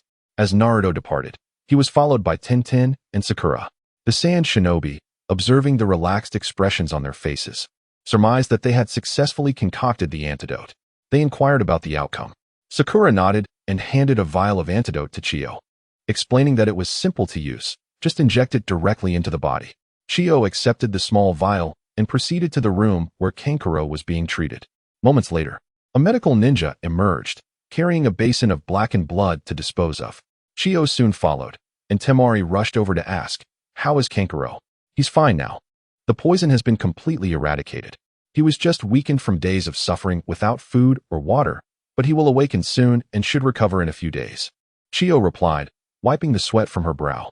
Though she felt exhausted, she acknowledged that it was the era of the youth now. "That's wonderful," exclaimed Temari, joyfully entering the room to check on her brother. Kakashi and the others also stepped inside the infirmary. They have come to assist in the rescue of the Wind Shadow. Now that Kinjio Lang has awakened, perhaps he might provide some valuable intelligence. "What did you say? The one who injured you was Scorpion?" Chiyo, her face filled with disbelief, pressed Kinjio Lang. "Are you certain you did not mistake him? He is indeed my grandson." Kinjio Lang lay on the sickbed, still pale, yet somewhat comforted by the fact that so many had come to visit him, including ninjas from Konoha. "Cough, cough, it is true. He calls himself Sasori of the Red Sand, and he claimed that my puppet was crafted by his hands. He effortlessly defeated me using his puppet techniques. There is no doubt he is your grandson." To his astonishment, Scorpion had indeed joined the Akatsuki organization and even turned against his own village. Chiyo's countenance fell, her already aged body appearing even more worn. Kanjio Lang mentioned that 2 members of the Akatsuki had come. One was Scorpion. and the other was the man who rode a giant bird and defeated Gaara. They had come to abduct Gaara, while Sasori provided cover, ruthlessly slaying several guards outside Sunagakure. The adversaries could fly, and it was uncertain how far they had already fled. With these two, along with Uchiha Itachi and Deidara, for powerful members of the Akatsuki had revealed themselves. This organization was indeed formidable. Kakashi's expression grew serious. Jiraiya, wandering the world, occasionally provided the village with external information. According to him, the Akatsuki had several other members, each possessing similar strength. It was no wonder Tsunade had summoned him in Gai. The opponents were too powerful. Chapter 133, Truly Handsome, But Don't Die. Crash. A glass of water on Kinjio Lang's bedside suddenly shattered. Both he and Temari felt their hearts sink. Temari had a dreadful premonition. Something had happened to Gaara. She turned to Chiyo, anxiously exclaiming, "Grandmother, saving Gaara is our top priority. We must depart at once." "Indeed. We cannot delay, but Temari, you need not go." "But he is my brother." Temari protested, bewildered. Kinjio Lang went alone to confront the enemy, and I was unaware. He nearly lost his life. Now that I can clearly accompany the rescue for Gaara, why must I stay behind? You are underestimating the situation. The enemy is far beyond your capabilities, and there are reasons for you to remain in the village. Chiyo furrowed her brows. With the wind shadow captured and Kinjio Lang gravely injured, you must stay to stabilize the hearts of the people. Chiyo contemplated deeply. Sunagakure was not united. Gaara housed a tailed beast, and some would rather see him perish. If everyone rushed out, those individuals would act even more recklessly, and they might directly choose another wind shadow. Now that Temari had become a jonin and was part of Sunagakure's upper echelons, her presence would deter those people from causing chaos. She even suspected that the ease with which the enemy penetrated Sunagakure was due to those traitors conspiring behind the scenes. Otherwise, how could such a vast defense force fail to react in time? Temari, please heed your grandmother's advice. If even the ninjas from Konoha and the others cannot retrieve Gaara, our efforts would be in vain. Maki approached, noting the series of unfortunate events that had transpired since the wind shadow was captured by the enemy. At that moment, when Gaara was captured, very few were aware of the situation. The villagers were abruptly awakened from their slumber to witness a fierce battle between the wind shadow and the enemy. Subsequently, the adversaries unleashed a formidable bomb, which was thwarted by a cloud of sand that obscured the sky. As the sand settled, the enemy retreated. The villagers mistakenly believed that the wind shadow had repelled the attackers and gradually began to view Gaara in a more favorable light, considering his actions a noble endeavor to safeguard their lives. Consequently, they yearned to express their gratitude to the wind shadow. However, it was impossible for them to meet, as Gaara was no longer present. Despite the efforts of Maki and others to conceal Gaara's capture, rumors began to circulate unwittingly. Temari, along with Maki, belonged to Gaara's faction and could not depart. Otherwise, they would risk the immediate appointment of a new wind shadow. Naruto was exasperated by the political machinations within such a small village. With all this time, they could have pursued the enemy. During the Chunin exams, everyone had been brimming with confidence. Yet now, in the rescue of the wind shadow, only Chiyo could be dispatched. Had it not been for her grandson, Sasori, she likely would not have participated, whether it was due to a lack of effort or an inability to gather sufficient allies. Naruto felt that the village was not performing well. In his eyes, Gaara was already lost. The sudden shattering of that cup was no mere coincidence. In this world of remarkable phenomena, such occurrences often served as ominous omens. Kankuro observed Naruto and reflected on how Gaara, having finally ascended to the position of wind shadow and begun to earn the villagers' acceptance, now faced such adversity. As a Jinchuriki, Gaara's plight was indeed tragic, and Naruto, having experienced similar ostracism due to the nine tails within him, would surely comprehend the gravity of the situation. Kankuro implored Naruto to bring Gaara back, emphasizing the urgency of the task. Temari bowed deeply to the group, her eyes brimming with tears. She seemed to realize the gravity of their mission, asking only for Gaara to be returned rather than rescued. Naruto found this uncharacteristic of Temari, who was usually decisive, now appearing fraught with anxiety. Time was of the essence. They needed to depart swiftly. As Naruto grew impatient with the lengthy discussions, Kakashi and Kankuro conferred about their departure route. Kankuro retrieved a puppet and extracted a small piece of fabric from its ruined form. He explained that he had torn it from an enemy during their confrontation. suggesting that a tracking ninja beast could potentially locate the foe. This was Kakashi's specialty. He summoned his pack of ninja dogs, adept at such pursuits, and instructed them to follow the scent of the fabric as they set off in pursuit. While hurrying along the road, Sakura voiced her confusion, questioning why the Akatsuki had taken so long to act. After all, they had sought Naruto in Konoha 3 years ago. Had they truly accomplished nothing during this interval? With so many tailed beasts at their disposal, was it not rather leisurely to only now attempt to capture a one-tail? Their objective, presumably, was to acquire all 9 tailed beasts. Had there been no opportunities for 3 years? Upon realizing she was directing her inquiries at him, Naruto couldn't help but smirk, wondering if she wished for him to be captured.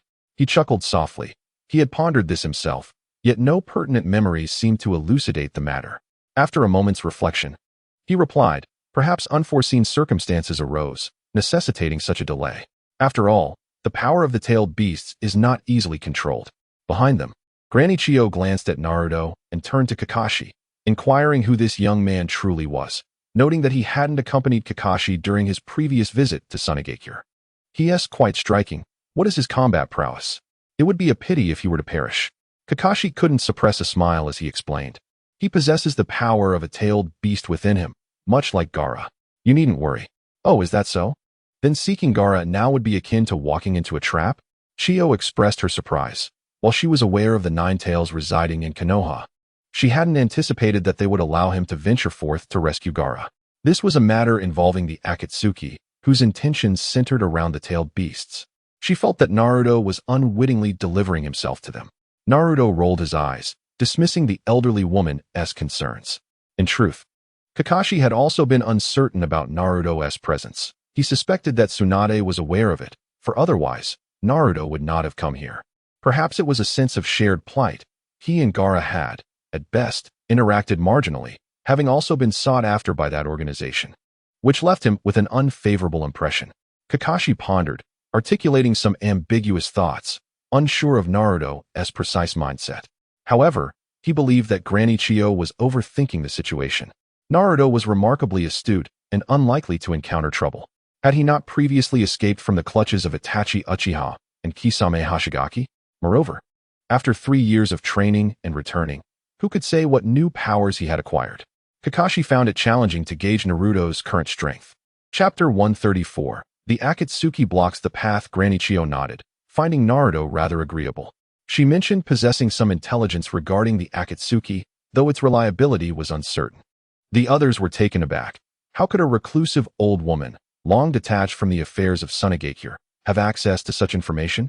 Do not underestimate me. I was once a prominent figure in Sunagakure. Chiyo chuckled, recalling the many connections she had forged during the Great Ninja War. Even in retirement, she still maintained occasional contact. Kakashi urged her to dispense with the suspense and share her insights, as they were about to confront the Akatsuki, and mutual understanding was lacking. Chiyo indicated that the Akatsuki might be preparing for something significant. The chakra of the tailed beasts was immense and not easily manageable. Sunagakure had sacrificed many ninja to seal Shikaku. The ambitions of the Akatsuki were grand indeed, seeking to collect all 9 tailed beasts, a task of monumental difficulty that required thorough preparation. For instance, the tailed beasts are not inclined to heed their commands nor comply obediently. Thus, to harness the power of a tailed beast, one must either wield formidable Jinjutsu to exert control or absorb the chakra of the beast. The former is nearly impossible, as the mental fortitude of such creatures is extraordinarily potent, rendering a ninja's illusions ineffective. As for the latter, a common method for absorbing tailed beast chakra involves becoming a Jinchuriki. However, only one individual can serve as the Jinchuriki for each tailed beast. The emergence of a new Jinchuriki necessitates the extraction of the previous host's tailed beast. The Akatsuki organization is likely engaged in such endeavors, a task that is far from simple. It requires immensely powerful techniques to extract the chakra, which is also quite time-consuming. Prior to extraction, a suitable container must be identified. This seems to be the preparations they are undertaking. Once the tailed beast is extracted from the host will perish. It is worth mentioning that Shikaku, the tailed beast within Gaara, was sealed inside him by me, with the intent of augmenting the strength of Sunagakure. Unforeseen, my actions inadvertently led to his tragic fate. As Chiyo spoke, her smile faded. In the past, After Shikaku wreaked havoc in the village and was subdued by the Kazekage and the Sand Shinobi, she, contemplating the losses the village incurred during the war, decided to seal the beast within the young Gaara, sacrificing many lives to suppress the one tail. This resulted in a lifelong tragedy for him. Since then, although she has distanced herself from worldly affairs, she remains aware of the happenings in the village. Kakashi inquired, "Are you suggesting that the Akatsuki intends to create new Jinchuriki?" "Perhaps, but if their aim is to instigate violence, the presence of Jinchuriki may be inconsequential." The tailed beasts, each possessing a volatile temperament and rebellious nature, would wreak havoc if released without human guidance. Could it be that the Akatsuki seeks to incite war? What could they possibly gain from it? Chio was perplexed, and Kakashi and the others were equally baffled. Naruto nodded, acknowledging the validity of their analysis, recognizing them as a mercenary organization that cannot be understood through conventional reasoning. Although the enemy possesses the ability to fly, they did not venture far. As the following day their whereabouts were soon discovered. Kakashi's ninja dog, Pakin, abruptly halted and reported that the enemy had been sighted not far ahead, approximately 10 miles away. It was the owner of that piece of cloth. Chio's expression darkened immediately, deducing that it must be her grandson, Sasori. However, it did not end there, at that moment. Itachi Uchiha and Kisame Hashigaki suddenly appeared, blocking their path. Naruto and the others came to a halt, assessing their adversaries. Did they not say there were only two? Kakashi grumbled, finding the situation rather troublesome. Initially believing that only Sasori and another would confront them, they were now faced with Itachi and Kisame instead. This implied they might have to contend with 4 members of the Akatsuki, a daunting challenge. Kisame turned to Guy, grinning. "Hey, do you remember me?" Guy, furrowing his brow, replied, "Who are you? You really have a short memory. We didn't finish our last encounter. Let me have another go at you." Kisame hefted the Samahata, striking the ground with a mighty blow, unleashing a torrent of water that separated Guy from Kakashi and the others. Little Lee was taken aback and immediately splashed through the water, shouting, "Teacher Akai, I am here to assist you." He kicked the blade of the shark, causing the creature to stumble back in surprise, glancing at this burly youth, impressed by his strength. Furthermore, his attire mirrored that of Akai, creating a rather peculiar dynamic between the master and disciple. Little Lee retreated to stand back-to-back with Akai, both of them alert to the sudden emergence of the shark's clone. It was 2 against 2, and their spirits soared with determination.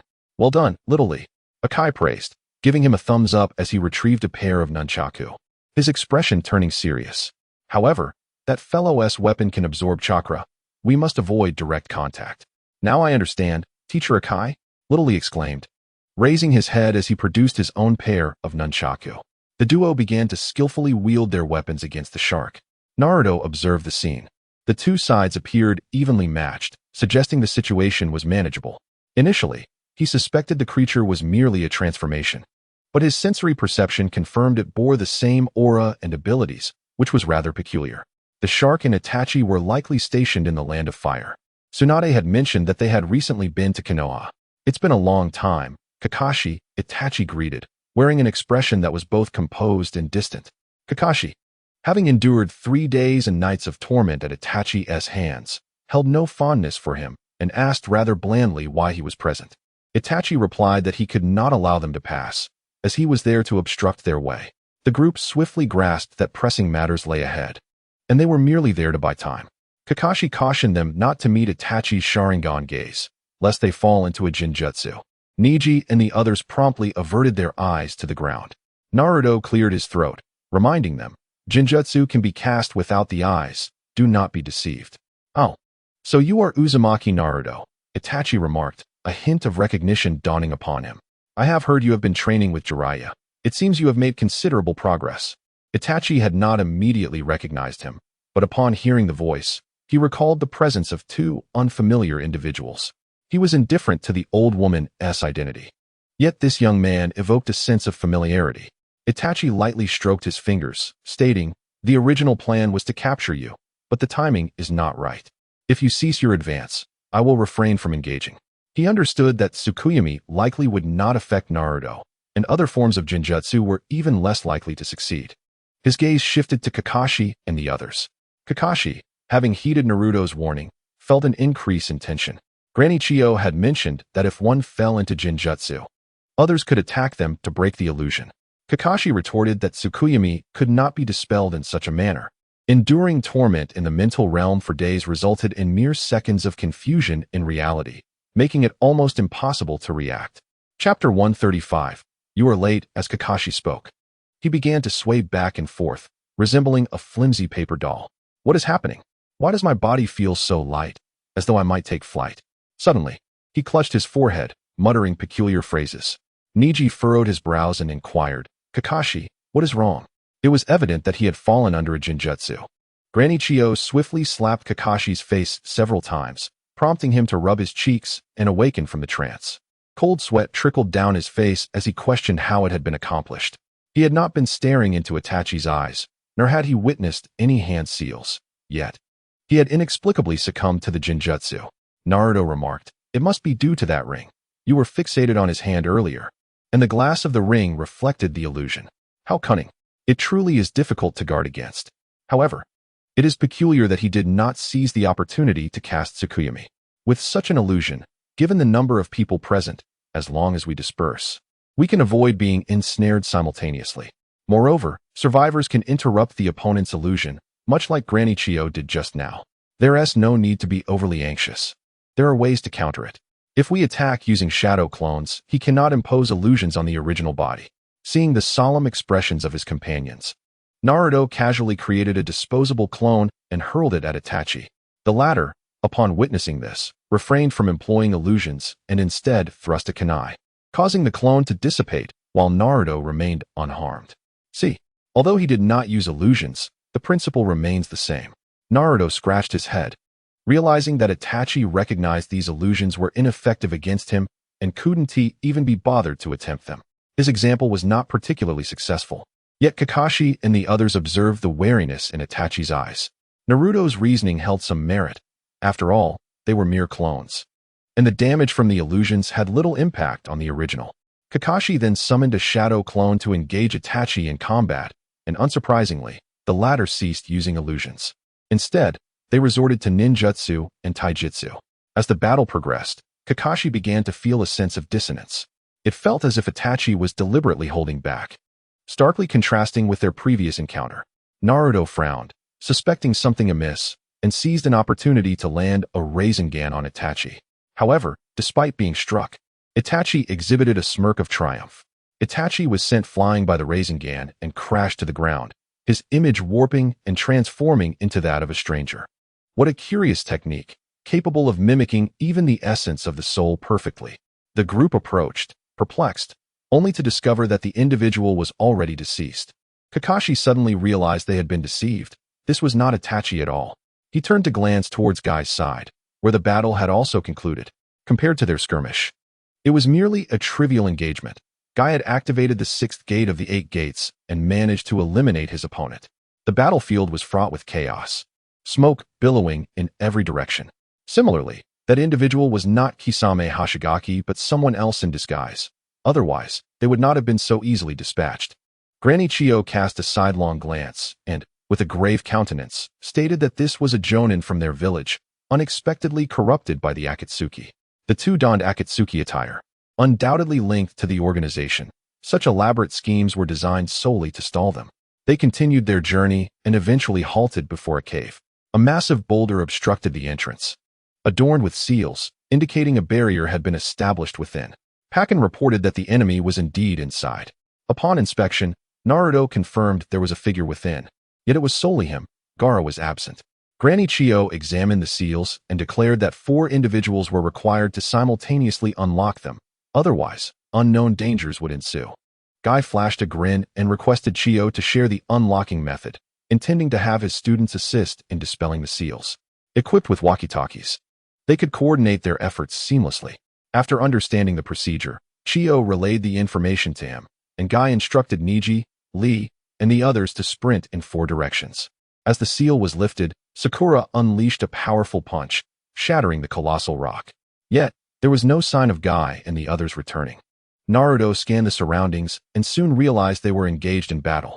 The place where Guy and his disciples stood was besieged by foes that mirrored their likeness, resembling replicas, though Naruto could not discern their true nature. Unlike the previous encounter with Itachi and Kisame, It seemed that this jutsu required them to share their strength. What was transpiring this time? Guy and his comrades would not lend their powers to their adversaries. What purpose did it serve to create counterfeit versions of them?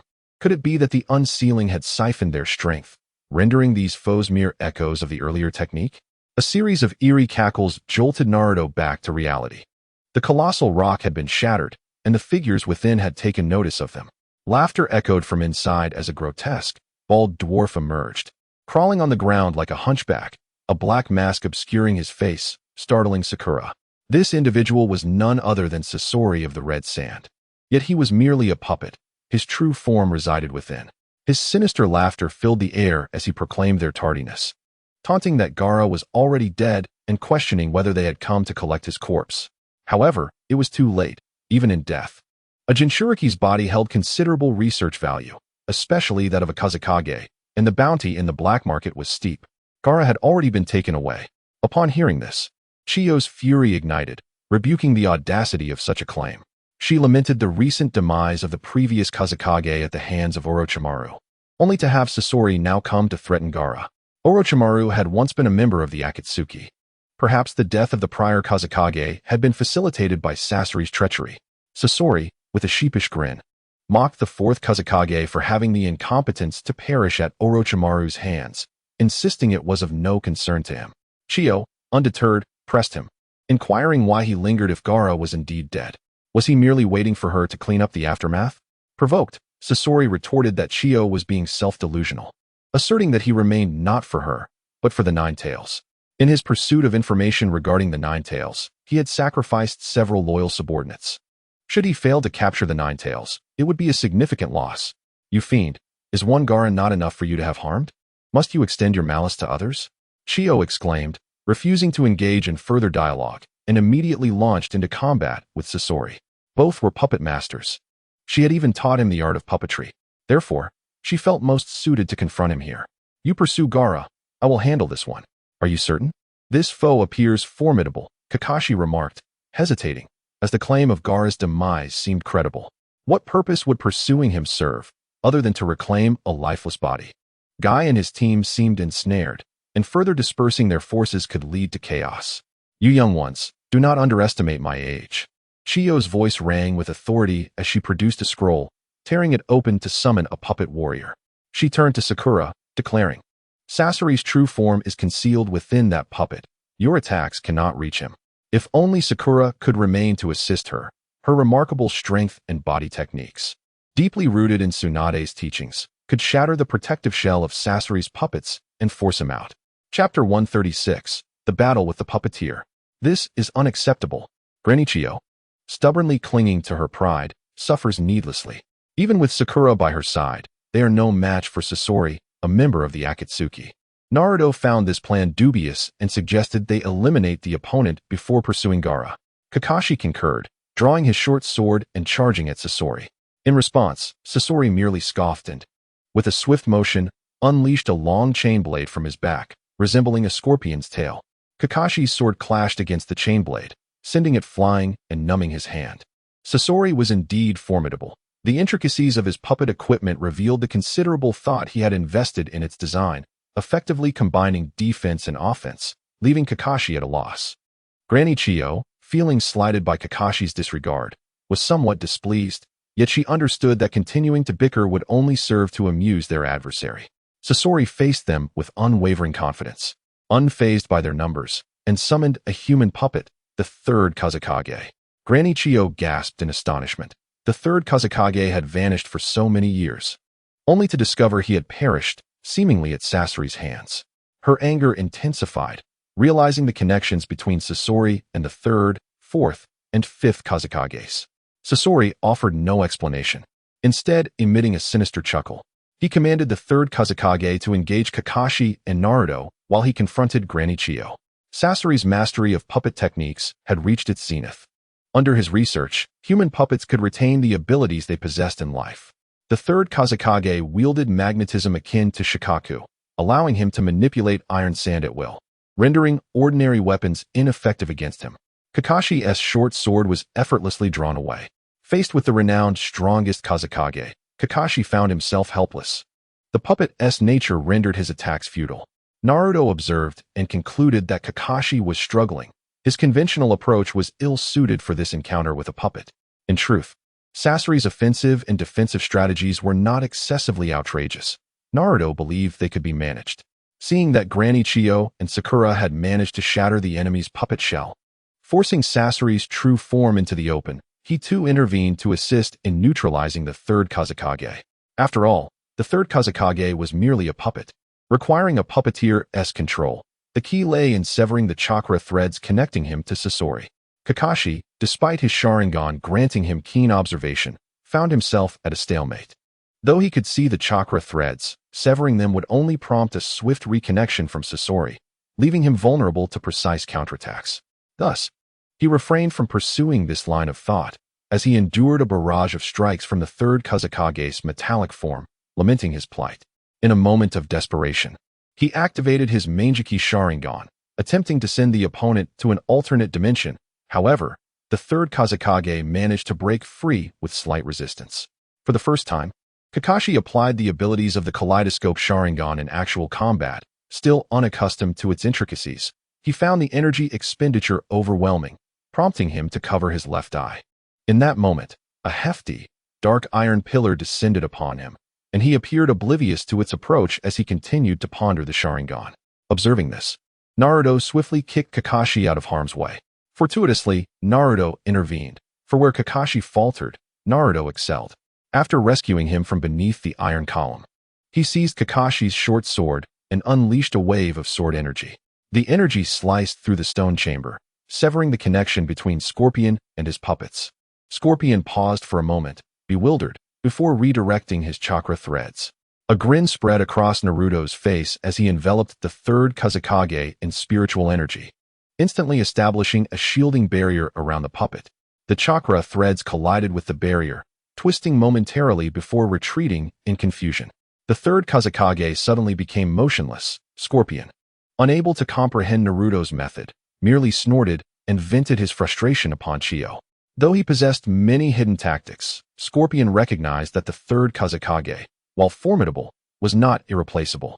Upon witnessing Chiyo summon 10 white puppets, he understood the gravity of the situation. The old woman was serious. This was her secret technique, the Shinjutsu, a display of her mastery over puppetry. Each of her fingers could manipulate a puppet, and the 10 puppets were crafted by the legendary puppeteer, Sasori. Chiyo boasted that with these puppets, she could conquer a city. Scorpion chose not to dwell on the sudden loss of control of the third Kazekage. Dealing with Chiyo was paramount. You possess a secret technique, and I possess one as well. Let us see whose puppetry prevails today, he proclaimed, immediately retrieving a scroll from behind him. From the scroll erupted hundreds of red figures, swiftly filling the surrounding space. Chiyo gasped in shock. As a puppeteer, she could only control 10 puppets at most with her 10 fingers, yet Scorpion had transcended this limitation. In this regard alone, she had already lost. With a heavy heart, she gazed at the chakra threads emanating from Scorpion's chest, realizing the truth behind his creations.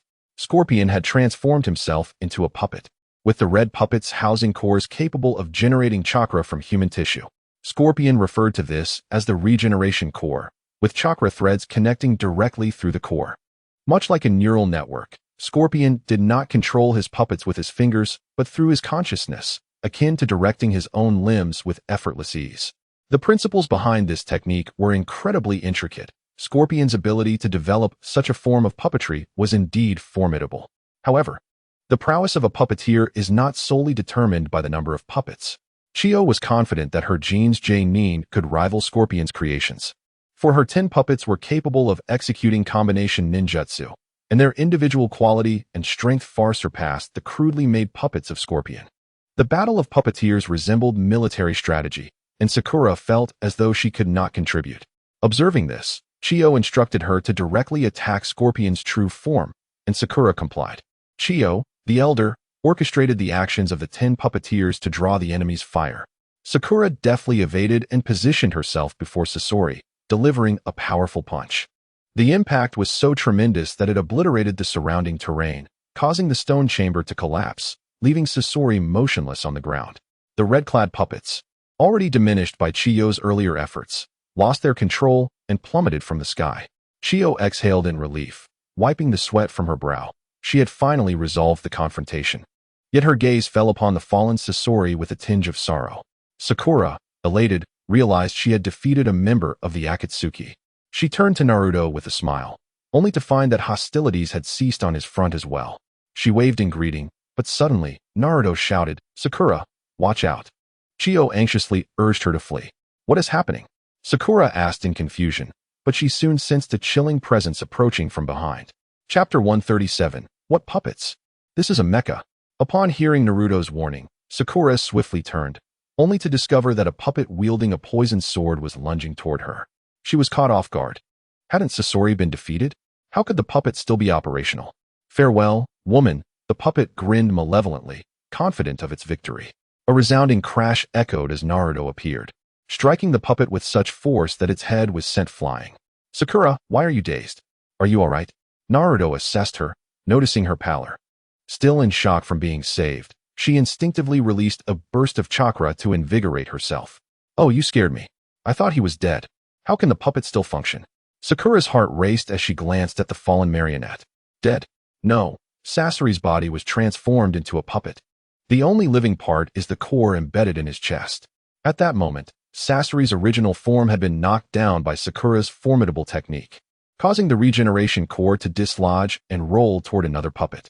The puppet on the ground began to fumble, expertly reattaching the fallen head to its neck, as if it had rehearsed this action countless times.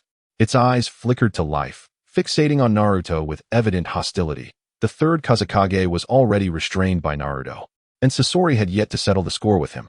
Such swift reactions, the puppet remarked, mimicking Sasori's previous expressions and movements. Chiyo, now fully aware of the situation, felt a deep pang of sorrow. "Sasori, why have you reduced yourself to this? What purpose does it serve? It is all in pursuit of eternal life."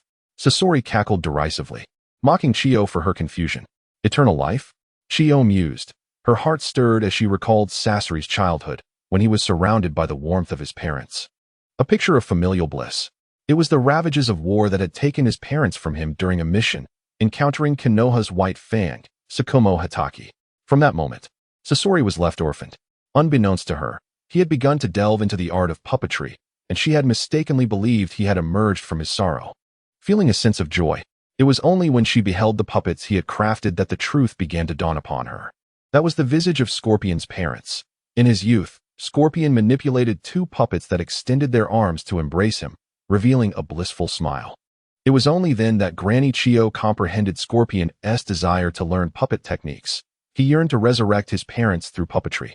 However, as he matured, he gradually realized that puppets were ultimately lifeless entities. His parents were gone, and resurrection was impossible. Scorpion ceased indulging in the whimsical notion of controlling puppets for companionship. Yet he remained captivated by the study of puppetry, developing numerous exquisite creations. He grew increasingly reticent, even unable to converse with his own grandmother, and then one day, Scorpion vanished without a trace. Some claimed he departed from the village, and despite Granny Chiyo's extensive search, he was never found again. Since that time, he had not returned to Sunagakure, until now, when he had slain the fifth Kazekage, Gaara. The third Kazekage was ensnared, the secret technique had been dismantled, and even your original human puppet had become unusable. "Scorpion, what other means do you possess?" Granny Chiyo sighed.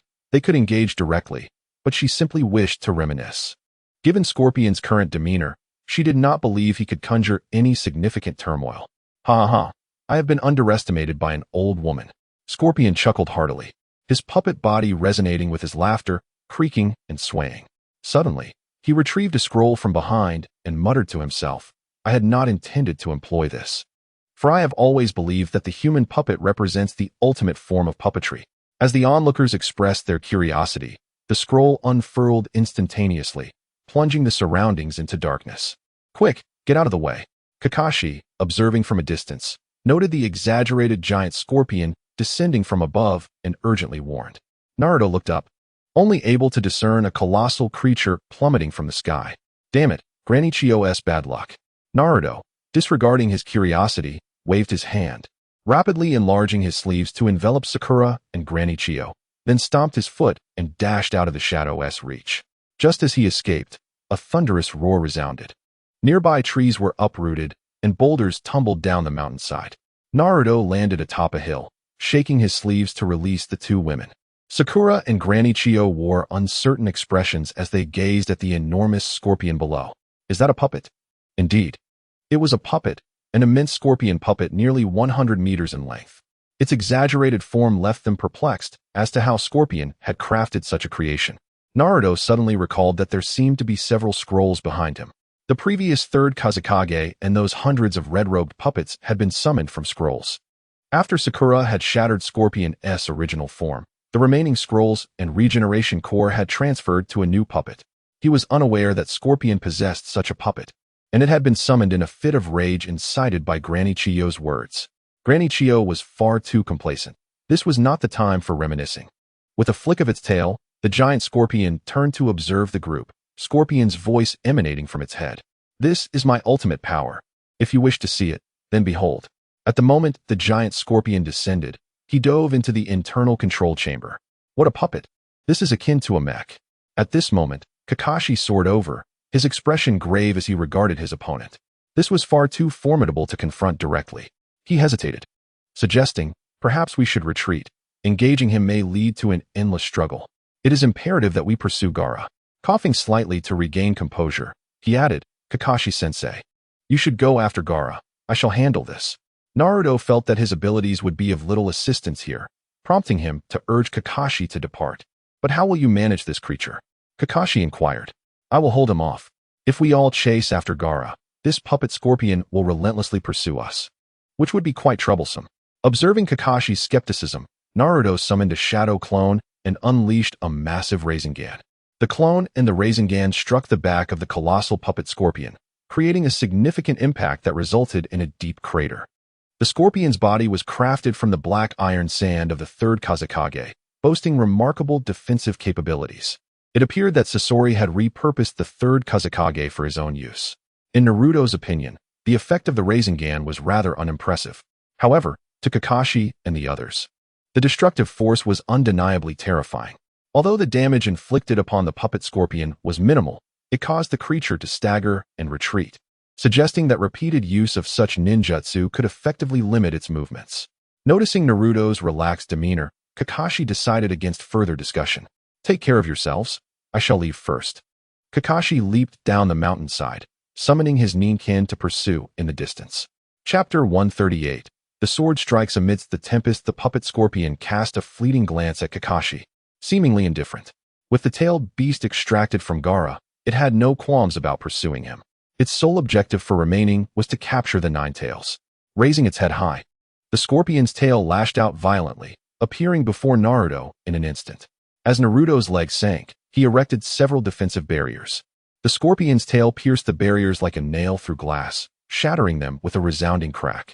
In the face of overwhelming power, all techniques appeared frivolous. And this was precisely that moment. Fortunately, Naruto had not placed his hopes solely on these defenses.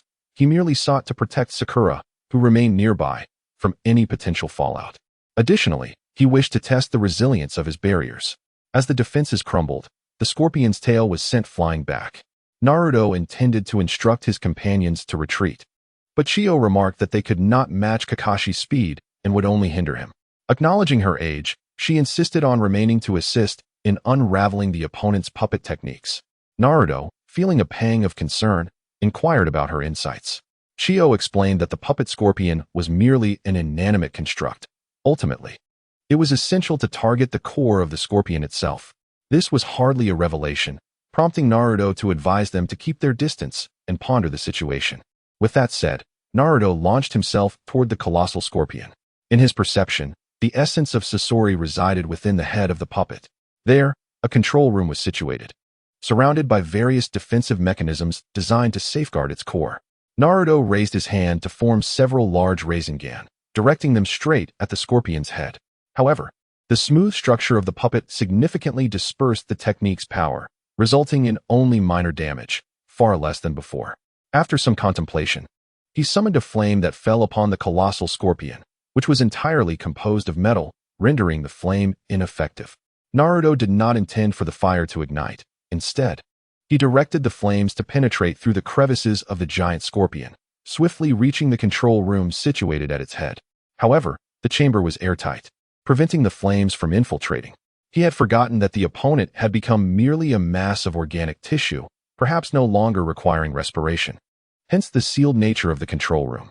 The entire chamber was impervious to fire and water, ensuring the safety of the scorpion. Abandoning the notion of roasting the scorpion, Naruto disregarded Sakura's astonished expression and summoned his flying sword artifact. The emergence of the sword brought forth a tempest, instantly capturing the attention of the red sand scorpion. Such a double-edged sword was a rarity in the ninja world, and it evoked an unusual sense of fear within him, an alarming deviation from the norm. He immediately maneuvered the giant scorpion to shake Naruto off, its massive pincers stabbing at him like bolts of lightning.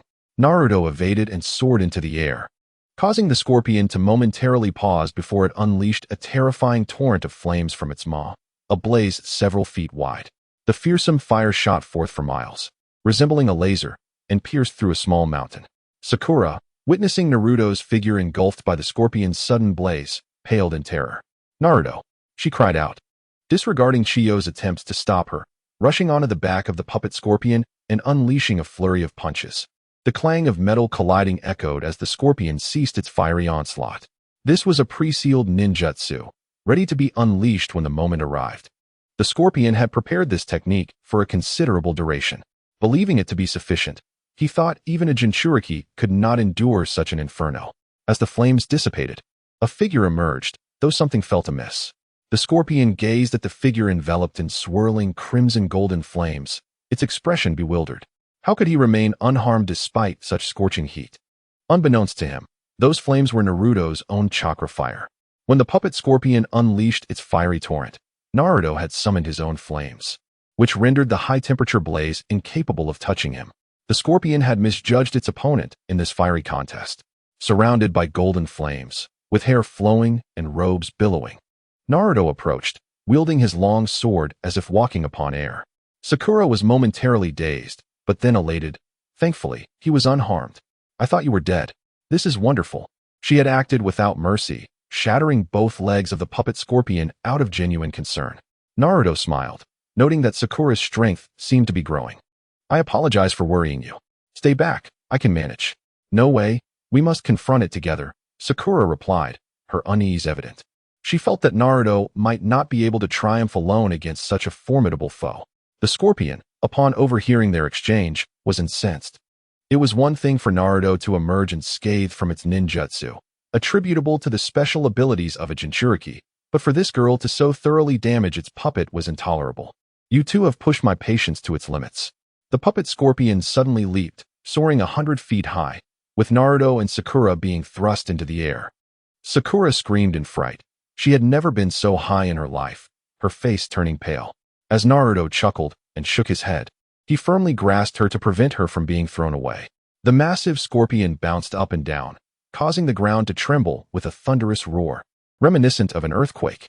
Chiyo, watching from a distance, was filled with trepidation. This creature had far surpassed the realm of mere puppetry. It seemed endless, didn't it? As Naruto descended with Sakura, he wielded his long sword, which suddenly trembled violently, unleashing a formidable sword aura that tore through the dust and plummeted downward. The sword struck the giant scorpion with incredible speed, creating an even louder commotion than before, cleaving its body in two, which then fell to the ground, no longer bouncing. Only the front half remained lodged in the fissure created by Naruto's strike, its pincers unable to rise. Naruto and Sakura landed atop the scorpion's tail, while the other half glared at them with fury in its eyes. Such capabilities were not mentioned in Itachi's intel. Had he concealed this information? The scorpion, wearing a grim expression, smiled faintly, realizing the terrifying destructive power of his opponent. The scorpion had chosen to remain because he had learned from Itachi that the Nine-Tails Jinchuriki was also approaching. Each member of the Akatsuki had a quota for capturing tailed beasts, and his comrade Deidara had already secured one. He was unwilling to return empty-handed. Originally, the Nine-Tails was under the responsibility of Itachi and Kisame, but since it had come to him, the scorpion would not show any courtesy. The earlier shadow clones could replicate the appearance and abilities of others, requiring merely a sacrifice and the transfer of a portion of chakra. To delay Naruto and his companions, the Akatsuki had created 6 clones. To ensure their strength, the sacrifices had been Scorpion's subordinates, all of whom had met their demise, leaving him with nothing to gain. The Scorpion believed that Itachi was dissatisfied with him for usurping credit, unwilling to share the true information about the Nine-Tails Jinchuriki. In reality, Itachi himself had limited knowledge about Naruto. No one truly understood the extent of Naruto's abilities. Considering his departure, the Scorpion realized that he could not withstand another round of such devastation. It was a pity for this puppet, having only just emerged, to be destroyed. Indeed, humanoid puppets suited him best. With a sigh, the Scorpion in the control room activated a mechanism, and suddenly a window opened above him, propelling his body and chair outward. Chapter 139. The Scorpion's last resort. As the Scorpion was ejected from his chair, flames erupted from beneath it, propelling him swiftly away from the scene. Oh, seeking to flee? Naruto observed as he darted towards Kakashi, summoning the Otsutsuki blade to burst forth from the ground. The sword flashed into action, and several sword auras dismantled the Scorpion along with his chair, sending them crashing down. Chiyo arrived, her expression conflicted as she beheld the Scorpion's state. He had not perished. His true form was merely that mass of flesh-producing chakra. Even now, with only half of his puppet remaining, he could still speak, mocking Chiyo for displaying such an expression, declaring her to be quite senile. He would not die, and she ought to be more concerned for herself. He still possessed means yet to be utilized. Chiyo scolded him for his obstinacy, admonishing him for speaking such words even on the brink of death, questioning what he could still achieve in his current state. Naruto felt as though her mouth had been unleashed. He warned her that further discussion would be ill-fated, urging her to expedite the sealing process or whatever measures needed to be taken. Chiyo summoned forth two puppets, one male and one female. With a benevolent expression, she gazed at Scorpion and inquired, "Do you remember them?" Scorpion fell silent, acutely aware of her feigned ignorance. These puppets were creations of his past, his parents. Chiyo, regarding the figures with a complex tone, expressed, "You know, I have felt immense guilt over the years. If only I had developed that technique sooner, things might not have spiraled to this point." "What are you talking about? What does developing a technique have to do with me?" Scorpion shook his head in confusion, his voice wavering as he asked, "Could it be that technique?" "Indeed, it is the rebirth technique," Chiyo affirmed with a nod, her demeanor tinged with melancholy. "Had I researched this technique earlier, I could have resurrected them." Scorpion, lost in thought, remained silent for a moment before suddenly exclaiming, "Impossible. That technique does not exist." He recalled hearing whispers of Orochimaru mastering a forbidden jutsu known as impure world reincarnation, capable of reviving the dead. He had endeavored to make contact, even placing spies near Orochimaru, yet no concrete intelligence had surfaced, leading him to doubt the reliability of such a technique. Now, with Chiyo claiming to have developed a rebirth technique, how could he possibly believe her? However, it no longer mattered. Chiyo, having come to terms with the situation, remarked, "Even if they were resurrected, they could never return to the past. They were heroes of the village, and you have taken so many lives." Her words flowed endlessly. And Scorpion, exhibiting signs of agitation, cast his gaze towards a scroll on the ground. Chiyo, mistakenly believing he had a hidden agenda, cautioned Naruto and Sakura to be wary, while she positioned the two puppets to shield Scorpion. As he beheld his parents so close, a smile unexpectedly graced Scorpion's face. This scene felt achingly familiar. The last time he had seen them was many years prior. With a subtle movement of his damaged fingers, the puppets suddenly extended their arms, enveloping him in an embrace. Chiyo was taken aback. She had not commanded the puppets to move. How could they act on their own? Naruto and Sakura stared at Scorpion in astonishment. Upon approaching the puppets, Chiyo discovered that they held Scorpion, each plunging a knife into his chest. Vivid crimson blood flowed from the blades, pooling on the ground. Yet, Scorpion wore a serene expression, a smile of happiness and nostalgia gracing his lips. This moment evoked memories for Chiyo of Scorpion's childhood, and it was evident he too was reminiscing. Thus, these puppets were under his control. Finally, Scorpion turned to face Chiyo, who wore an expression of disbelief, and softly stated, "Do not forget, they are my creations, Granny Chiyo." His words seemed to answer her earlier question. Yes, she had feigned ignorance. These two were indeed Scorpion's creations. How could he not recognize them? Naruto clicked his tongue, reaching for the scroll and drawing it to him. Upon opening it, he discovered it contained a reverse summoning array. At that moment, an overwhelming allure emanated from within, causing Scorpion, embraced by the puppets, to tremble slightly as if being drawn into the scroll. Naruto took a glance and promptly closed the scroll. The moment it was sealed, the pull vanished, and the others comprehended the unfolding situation. The scorpion met its demise, succumbing to its own hands, in the embrace of two puppets it had crafted in its youth. Despite being in his advanced years, he clung to the warmth of parental affection like a child. Granny Chiyo, lost in thought for a prolonged moment, let out a deep sigh, her form appearing considerably aged. Sakura supported her, concerned about the emotional toll. Yet Granny Chiyo insisted that it was not the time for such reflections. She had unfinished business and would not simply falter now. Meanwhile, Akatsuki and his companions had concluded their battle and rushed over, explaining that the significant chakra expenditure during the unsealing had drawn them into a confrontation with an enemy resembling themselves. They inquired about Naruto's situation, puzzled by the sudden appearance of the colossal scorpion. Sakura clarified that it was an enemy puppet, and the foe was Sasori of the Red Sand. Upon observing the puppets on the ground and noticing Granny Chiyo's expression, they quickly grasped the gravity of the situation. Lee and his comrades, exhausted from their struggles against their impostors, sat on the ground, overwhelmed by the exertion. Naruto, Akatsuki, I entrust you with bringing back the Kazekage. I wish to linger here a while longer, said Chiyo, relinquishing her own plans upon seeing Akatsuki's arrival. Very well. Naruto, preferring brevity, nodded and began pursuing Kakashi alongside Akatsuki. Akatsuki seized the opportunity to challenge Naruto to a race, eager to see who would reach the Akatsuki member first. He seemed to disregard Kakashi entirely, failing to consider whether he could track their target without Kakashi's Ninken. Naruto found Akatsuki's persistence bothersome, as he followed closely behind. In truth, the scorpion had not spoken the entire truth. Gaara had not been taken long ago. When Naruto and the others located Gaara, Kakashi was already there, sprinting rapidly on the ground after a figure riding a great white bird above. Deidara, a member of the Akatsuki and Sasori's companion, was the one who had abducted Gaara. Clad in the same red cloud-patterned black cloak as his peers, he sported long flowing blonde hair, controlling a large white bird that clutched Gaara in its beak. The bird, made of clay, had a head resembling that of a hippopotamus and flew with cumbersome slowness. Noticing Kakashi, the enemy periodically dropped clay bombs resembling small animals. Kakashi found himself in a precarious situation, dodging the clay explosives while desperately keeping pace with his adversary. I've caught up to you, Kakashi. Fortunately, Naruto and Akatsuki arrived just in time. Upon witnessing the scene, Akatsuki shouted and rushed to Kakashi's side, deftly intercepting and discarding the clay bombs. Naruto, after a brief pause, followed closely behind Akatsuki. In his sensory perception, he detected two additional individuals nearby, Masked Man and the aloe vera-headed figure.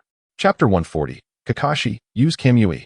The Masked Man and the aloe vera-headed figure were Uchiha Obito and Zetsu.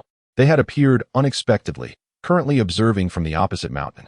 Naruto speculated that had he and Akatsuki arrived even a moment later, these two might have launched an immediate attack on Kakashi, with Akatsuki shielding him from the bombs.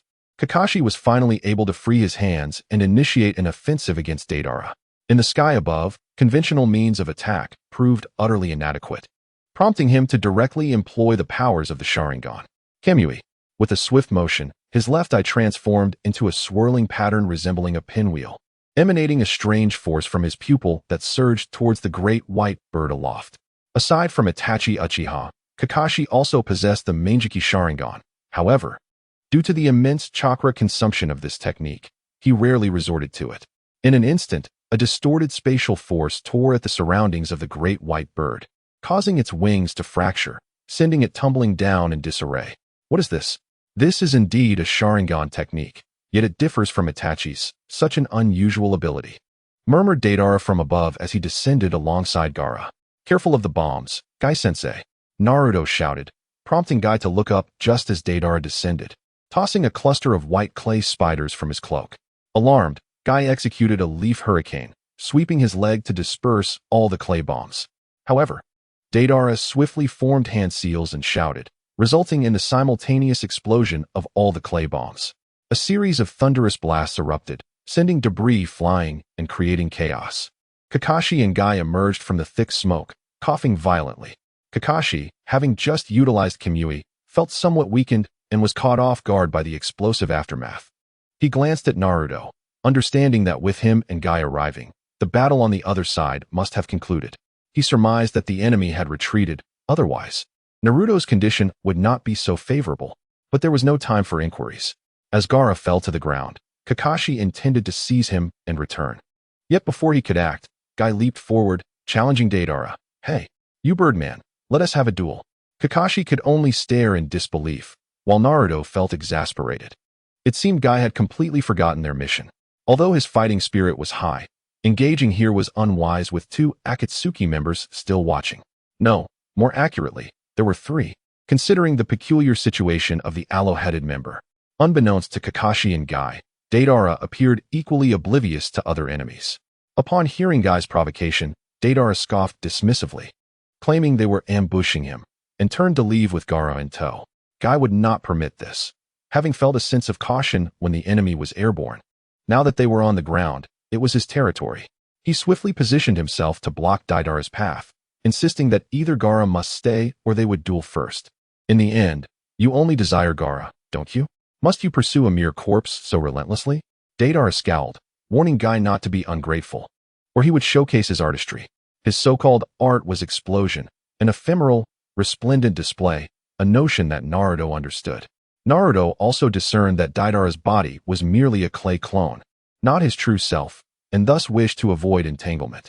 He signaled for Guy and Kakashi to draw attention while he stealthily moved to secure Gaara. Kakashi instantly grasped the plan, and together they encircled Deidara, while Naruto dashed past him, hoisting Gaara away. "Hey, you nine-tailed brat, you truly underestimate me." Deidara glared angrily in the direction Naruto had departed, preparing to pursue him, only to be firmly restrained by Kakashi and Guy. "Humph, do you think I would simply wait for you without any preparations?" Guy questioned, perplexed, observing Kakashi relentlessly chasing after the adversary. Noting that Deidara did not appear to be ready for a confrontation, cold sweat trickled down Kakashi's brow as he glanced at Gaara, realizing that the latter might be the bait meant to lure them in, with the same objective as Sasori, capturing the Nine Tails. Was he attempting to achieve 2 goals with one effort? Otherwise, coordinating with Sasori would have made capturing the Nine Tails far more efficient. Noticing Kakashi and Guy still standing in shock, Naruto looked back, only to witness Deidara's body rapidly expanding. At that moment, he comprehended that this body was also a bomb. "Get down," Naruto shouted, and Kakashi and Guy turned to flee.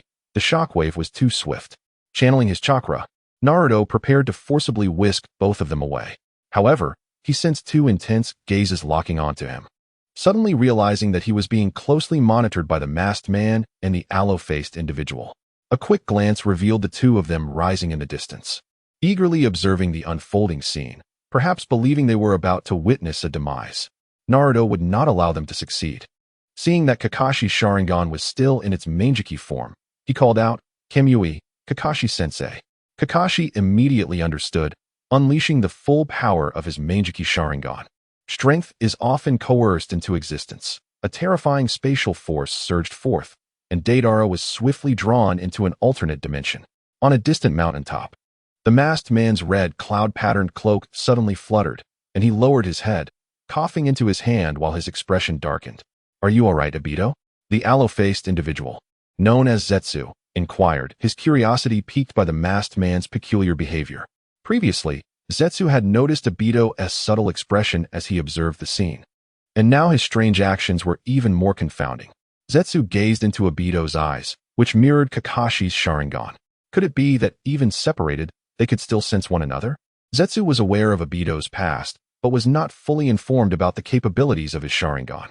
"I'm fine," Obito dismissed, waving his hand, unwilling to delve into the topic of Sharingan, as he felt somewhat unwell at that moment. Watching Naruto and Guy carry Gaara away, he abandoned any intent to engage. "Let us depart. The One Tail has been captured, and Gaara is dead. His body holds little value now."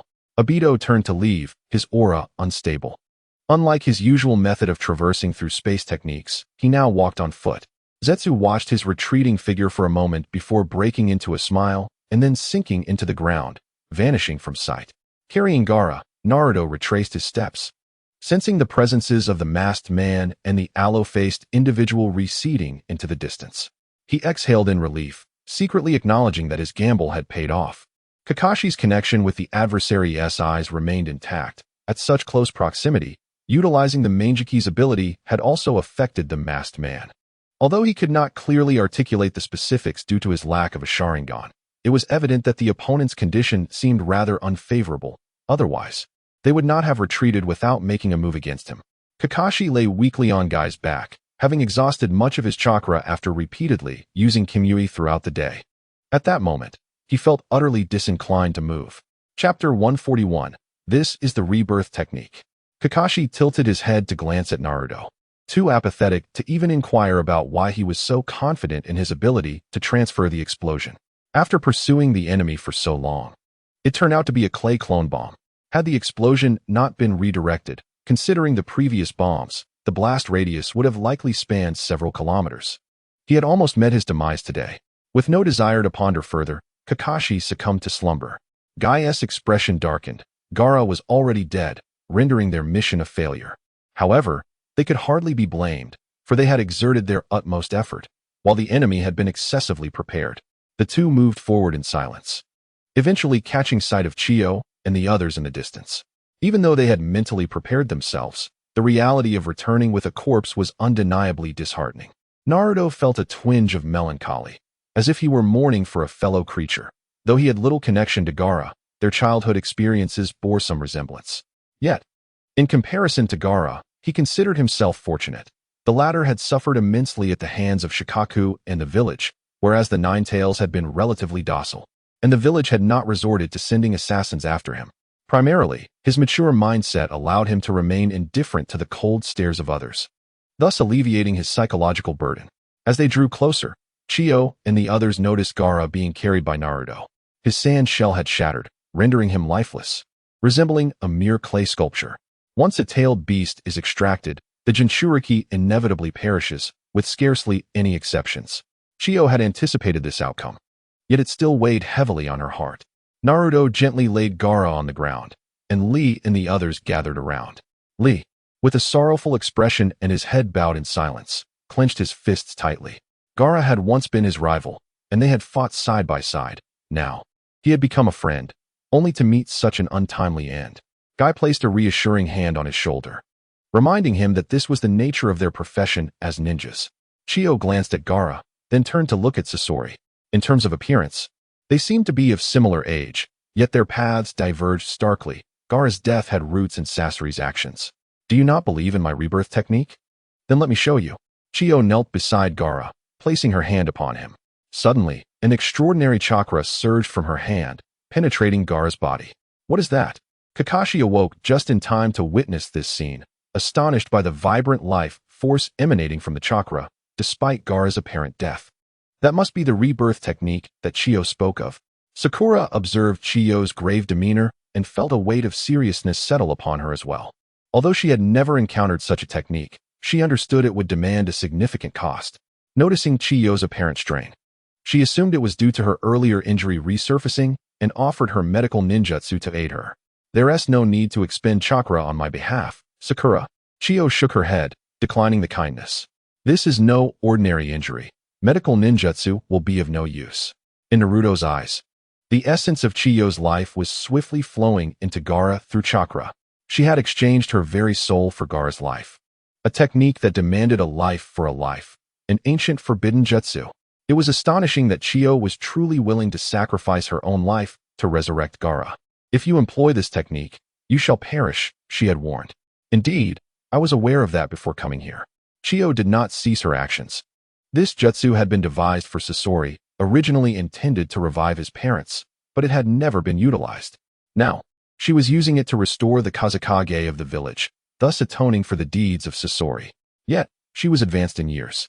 In her youth, reviving two individuals would have posed no challenge, but now, even reviving Gaara was exceedingly taxing due to the immense chakra consumption required. She began to sway, while Gaara's body began to exhibit signs of life. However, she could barely sustain her own existence. Naruto sighed, for Chiyo's resolve was unwavering. Yet, her efforts might be in vain. Gaara's soul had yet to return to his body, and Chiyo was on the brink of death. Allow me to assist you. I possess an abundance of chakra, Naruto offered, infusing her with energy. although this would inadvertently hasten her demise. Chiyo was transferring her life essence to Gaara through chakra, and initially, there had not been enough chakra to facilitate a complete transfer. Now, with Naruto's infusion of energy, she was not only prolonging her own life, but also enhancing the efficiency of the transfer. Chiyo recognized this, merely nodding in acknowledgement without uttering a word. Should the reincarnation technique prove futile, it would be a source of mockery for Sasori. Kakashi and the others comprehended the gravity of the situation, their expressions turning solemn. As Chiyo's vitality waned, Gaara's vitality surged, culminating in a sudden influx of soul into his body. Naruto realized that the jutsu had succeeded and ceased his efforts. At that moment, a multitude of individuals appeared nearby, adorned with the forehead protectors of Sunagakure. Upon closer inspection, Naruto recognized Temari and Kankuro among them. They had mentioned that they would not come, yet Naruto felt no inclination to inquire further. The sand shinobi gathered around, understanding that this was not the time for explanations. It was evident to all that Chiyo was endeavoring to save Gaara. On the other side, the red-haired puppet, cradled by a male and female puppet, was unmistakably Sasori, Chiyo's grandson. Upon noticing the arrival of these individuals, Chiyo did not acknowledge them. She simply ceased her actions and struggled to turn her gaze towards the puppet. A sense of pride welled within her as she declared, "Do you see, Sasori? This is the reincarnation jutsu I developed." After speaking, she turned to Sakura, praising her remarkable qualities, noting that she exhibited the same spirit as the legendary Tsunade and was destined to become an extraordinary person. Tears welled in Sakura's eyes, unable to bear the heart-wrenching scene of life and death. "Thank you, Naruto Uzumaki. This era ultimately belongs to the youth," Chiyo remarked, casting a final glance at everyone before her vitality extinguished. Naruto scratched his head, at a loss for words. Sakura wiped away her tears and gently placed her down, affirming that regardless of what became of Sasori, Granny Chiyo was indeed a remarkable medical ninja. The crowd fell into silence. Indeed, she had traded her life to bring Gaara back. Was that not an act of greatness? When Gaara awoke, he was astonished to find himself surrounded by so many people. He remembered the extraction of Shikaku by the Akatsuki and thought he should have perished. His soul had wandered, only to be summoned back by a mysterious force. He glanced at Granny Chiyo beside him, finding her somewhat familiar. She was the advisor of Sunagakure and the village's most formidable medical ninja, someone he had only seen a few times as she rarely emerged. The fact that he had been saved was a feat only a medical ninja could accomplish. Yet here lay Granny Chiyo, now fallen. Gaara quickly grasped the situation. Chapter 142, Long Time No See Naruto. Temari remarked that after Naruto and the others departed, certain high-ranking officials in the village could not contain themselves, promptly leaking the news of Gaara's capture and impending fate. Intending to use it as a pretext to select a new Kazekage, they presumed they would garner the villagers' support, but to their surprise, the villagers were deeply moved upon realizing that Gaara had been captured by the enemy in order to protect them. They had witnessed his deeds over the past several years. He was no longer the figure who once instilled fear. The villagers demanded that the village take action to rescue him.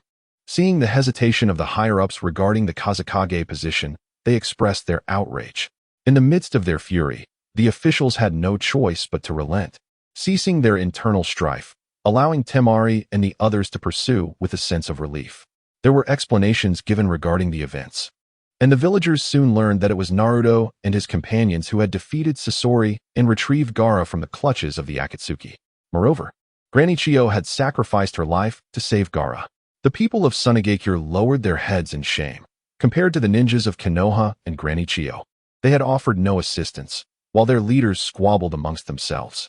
Gaara, having died once and now devoid of Shikaku, had become an ordinary person. Understanding the full context of events only deepened his complex feelings. After expressing his gratitude to Naruto and the others, he summoned Sand to carry Granny Chiyo back. They had arrived with only a few, but returned as a multitude. As an ordinary person, he felt a newfound closeness to them, despite the absence of Shikaku. He remained the Kazekage. The safety of the village still required his vigilance, which was, after all, the purpose of Granny Chiyo's sacrifice. As she put it, this era belonged to the youth. Temari and Kankuro were the last to leave, with Kankuro still wrapped in bandages. He had disregarded his injuries to follow everyone in the effort to rescue Gaara. Naruto, Sakura, friends of Konoha, when you next visit Sunagakure, We shall offer you a grand reception." The two expressed their heartfelt gratitude. Without them, Gaara would never have returned.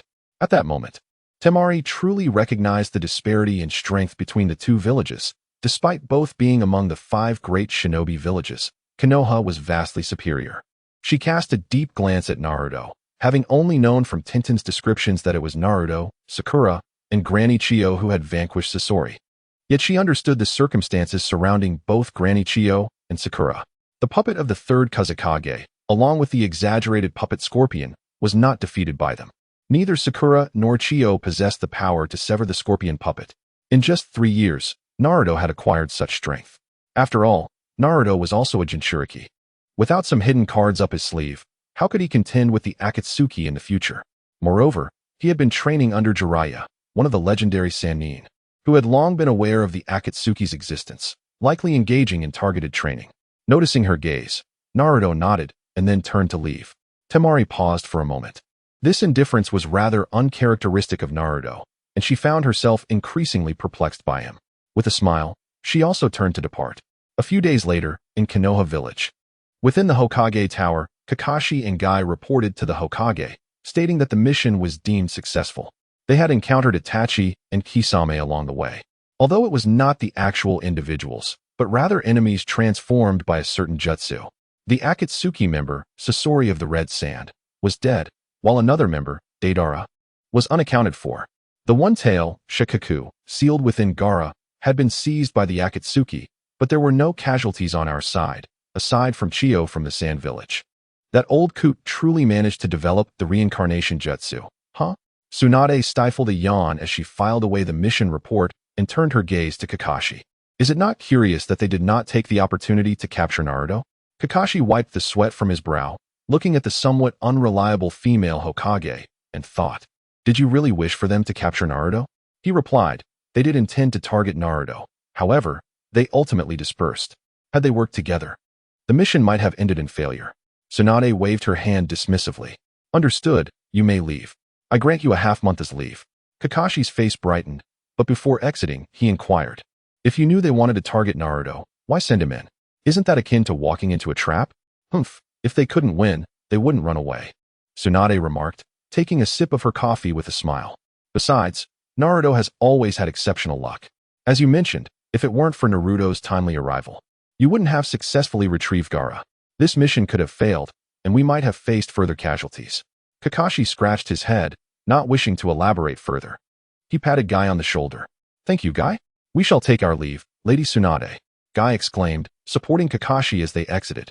The side effects of the Manjiki Sharingan were considerable, and Kakashi had yet to fully recover. Upon returning to the village, news of Naruto's arrival spread quickly.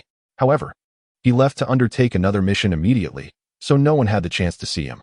As he strolled through the streets, he found himself at Ichiraku Ramen. It had been 3 years since he last saw Ayam. "Uncle Ichiraku, how have you been?" Naruto entered the shop, finding Ichiraku alone, lost in thought at the table. He plopped down beside him. Without turning around, Ichiraku sighed. "Ah, Naruto, you little rascal, after 3 years, you finally decided to come back."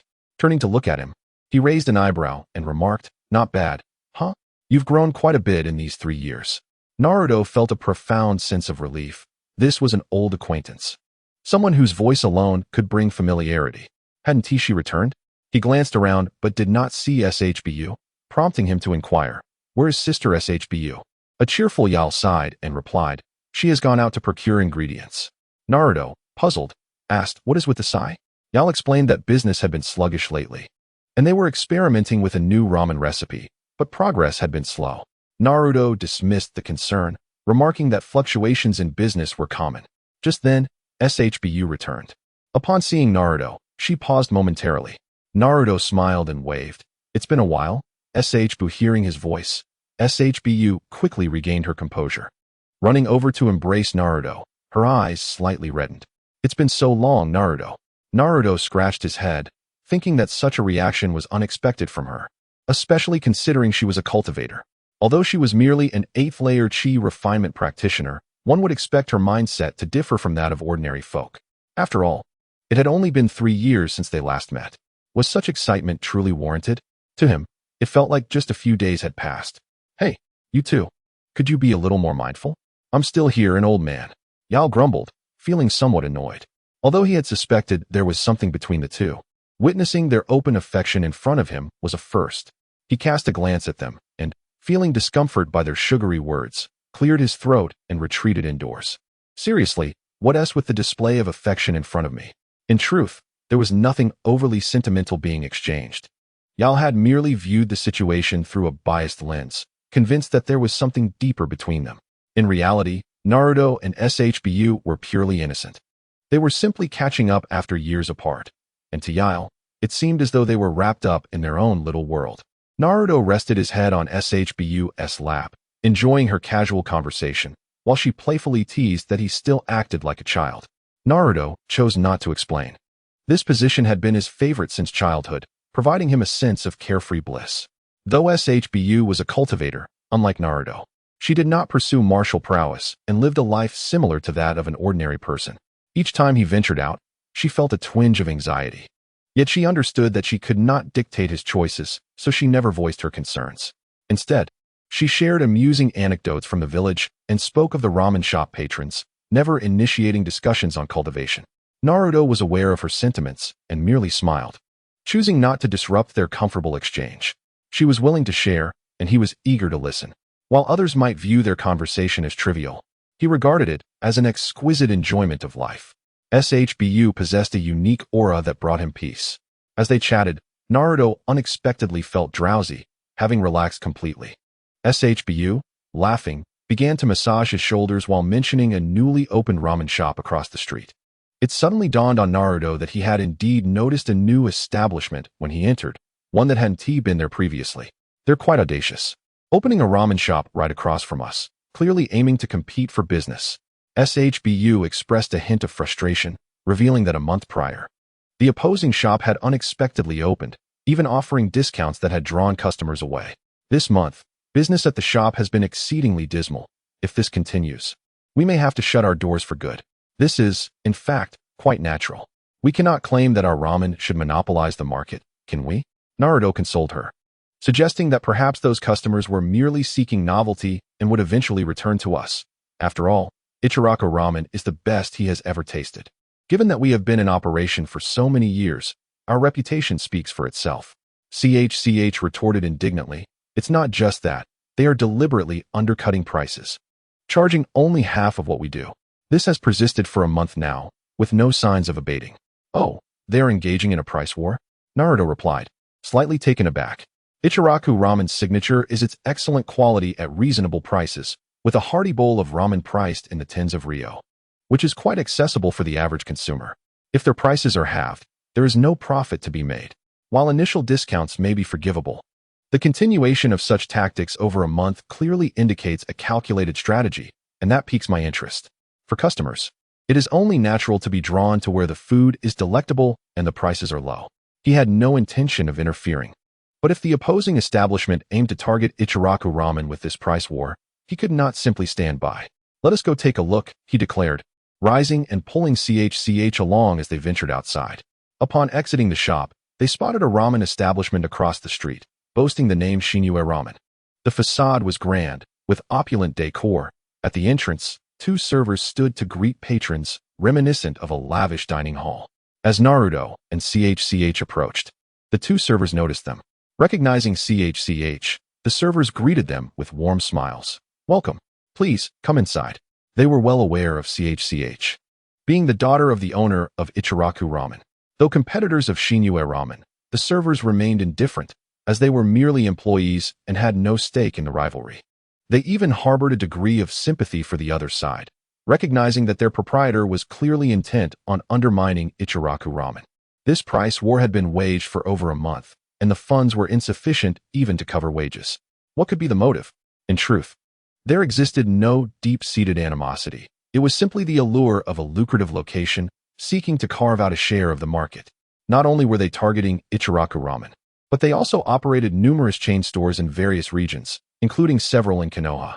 As Naruto and CHCH stepped inside, they encountered a series of small cubicles reminiscent of private dining rooms. A dozen long tables were occupied by a throng of customers, while the staff bustled about energetically. Everything appeared quite normal. Curious, he selected a table by the window, and a server promptly approached to inquire about their orders. As Naruto scanned the menu, he noted that the prices were indeed merely half of what Ichiraku Ramen charged. Exchanging a glance with CHCH, they each ordered a bowl of pork bone ramen, which was quite similar to what Ichiraku offered. Ramen in the village was generally uniform. The variations were subtle, with each establishment offering slight differences in ingredients and preparation that resulted in distinct flavors. Before long, 2 bowls of ramen were served, and the portions were comparable. Naruto took a slurp, raising an eyebrow slightly. The flavor was rather mediocre. After settling the bill, a middle-aged man with a small mustache sauntered by. He glanced at CHCH and remarked with a smirk, "Miss CHCH, is Ichiraku Ramen not open for business today?" CHPU huffed in annoyance, choosing to ignore him. She quietly explained to Naruto that the man was the owner of the establishment. Naruto scrutinized the man, noting the distinct mustache above his lip and his shifty little eyes that darted about, revealing a keen intellect. The owner, in turn, assessed Naruto, recognizing he was not a local and thus unfamiliar with him. However, Naruto's remarkable demeanor suggested he was no ordinary individual, leading the owner to presume he was a young noble visiting the village. He chuckled lightly, dismissing CHPU's discontent, and nodded toward Naruto, inquiring if the guest was satisfied with his meal.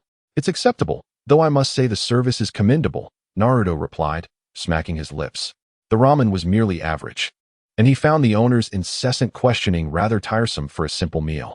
The owner felt a twinge of embarrassment, but quickly masked it, explaining that as a newly opened establishment, they were still finding their footing and requested the patrons' understanding. "You've been open for over a month. Still finding your way? Aren't you worried about selling off your undergarments?" Naruto chuckled, sensing the owner's ulterior motives. "You needn't fret. I have a grasp of the situation," the owner retorted, casting a puzzled glance at Naruto, asking about his identity. Naruto clarified, "I am a CH Nin from Konoha." The owner paused, seemingly puzzled but lacking recognition, and with a strange expression remarked, "You can't possibly be her kept man." Naruto's expression darkened, asserting, "I am not a kept man. CHPU is my sister, and I am her brother." The owner, half convinced, scrutinized the duo, claiming he had never heard of Ichiraku having a son. Naruto retorted, "We are not biological siblings. This is a matter between us, and it does not concern her father." CHPU, blushing, playfully struck him, her knowledge having expanded significantly from their time together. Clearing his throat, Naruto steered the conversation back, directly questioning the owner about his motives, asking if he harbored a grudge against Ichiraku Ramen. The owner, taken aback, replied, "Isn't it obvious?" Chapter 144, Naruto, have you been bought off by the opposing side? The little mustached owner, sensing their hostility, dropped the facade, boldly declaring, "I intend to bring down Ichiraku Ramen." Not only Ichiraku, but he had established 8 ramen shops throughout the village, all positioned directly across from those competitors. The high foot traffic in those areas facilitated his strategy of employing price wars to eliminate rivals and subsequently seize control of the market. Several establishments had already succumbed to the pressure and shifted to other ventures, leaving only Ichiraku resolute, clinging to its reputation. His ambitions extended beyond Konoha. He planned to implement this strategy throughout the Land of Fire and even envisioned expanding his chain to other nations. CHPU frowned, indignantly asserting that he lacked professional ethics. The owner, amused, replied, "At the end of the day, you're just a young girl. What good is professional ethics? I am in business, not charity. My goal is profit." Naruto raised an eyebrow, intrigued by the owner's aspirations. "Ah, quite the ambition. Are you preparing to monopolize the market?" Admittedly, his strategy was rather astute. With sufficient financial backing, aggressively investing was indeed one of the swiftest ways to eliminate competition. While others may disregard Naruto, he simply cannot allow anyone to harm Ichiraku Ramen. It is a cherished memory from his childhood. How could he stand by and watch it be destroyed? Should he resort to dragging the perpetrator into a confrontation and issuing threats? Despite the lingering arrogance of the man with the mustache, Naruto dismissed the thought. Realizing that as a golden core cultivator, it seemed rather pointless to resort to violence against an ordinary person. The Land of Fire has its laws, and Konoha has its village regulations, albeit imperfect ones. There are minimal restrictions on commercial competition, primarily because most businesses are operated by individuals engaged in minor skirmishes. The franchise model has yet to emerge, and thus, there are no protective laws in place. While such behavior may be deemed unethical, it is not illegal. On what grounds could he justify an attack? In a certain sense, these individuals are more challenging to deal with than Kaido. Kaido is simply a villain, engaging in all sorts of nefarious activities. If Naruto were to eliminate him, the nations would applaud. However, this businessman operates a franchise, pays taxes, and claims to contribute 40% of his earnings towards wages and job creation, retaining only 40% for himself. He also promotes social development, presenting logical arguments that even the feudal lords might find compelling. His arrogance, while irksome, does not breach any laws. Ultimately, it is merely a price war. Unless he can sustain it indefinitely, Naruto finds the prospect of resolving the issue through ordinary means rather intriguing. He takes SHBU back to Ichiraku Ramen. Inside, the rare presence of a customer, albeit only one, is evident, as the beaming smile of the proprietor indicates just how slow business has been this month. The customer is a familiar face, Shino Aburame, easily recognizable by his distinctive attire. Naruto approaches, playfully slapping Shino on the shoulder before sitting down beside him. Delicious, isn't it, Shino? Naruto? You're back. Shino nearly choked, glancing back at him. After setting down his chopsticks and settling the bill, he replies, it's quite delicious. Ah, that's wonderful. Since you're our guest today, here's a discount coupon for you. Next time, you can enjoy an 80 discount. The proprietor beams with joy as he produces a hand-drawn coupon and hands it to Shino. Gratefully, Shino accepts it and stows it away. Curiously, he inquires how Naruto recognized him so quickly, considering that Naruto had been away for 3 years and that Shino himself had changed quite a bit.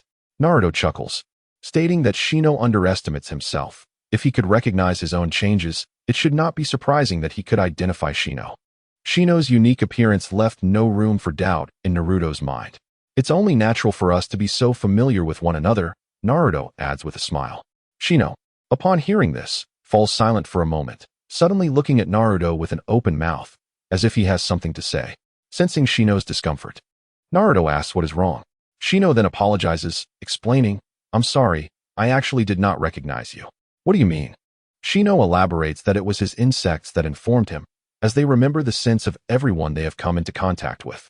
When Naruto appeared, the insects immediately recognized him. SHBU bursts into laughter at this revelation. Naruto had assumed everyone could recognize him with ease, just like her. Zeno, you truly are an earnest individual, Naruto remarked with sincerity, gently patting Zeno's shoulder. He then added, however, I must confess that I misled you earlier. Perplexed, Zeno inquired about his meaning. Naruto glanced at SHBU and Uncle Ichiraku, then leaned closer to Zeno's ear and whispered, I recognized you instantly because you haven't changed your outfit. That's not true, Zeno exclaimed angrily, rising to defend herself. If you look closely, this attire is different from before. Uncle Ichiraku burst into laughter, commenting that Zeno had worn that same style for so long it had become her signature look. Ah, so everyone is aware, Naruto said, questioning what was different, as they all appeared to be of the same design. Zeno pointed out the added pockets and that the garment was 2 sizes larger, insisting it was not the same. Uncle Ichiraku approached, scrutinized her outfit, and nodded. It does seem to have changed slightly. Exasperated, Zeno decided it was not worth arguing. By the way, why don't you go eat at the new place across the street?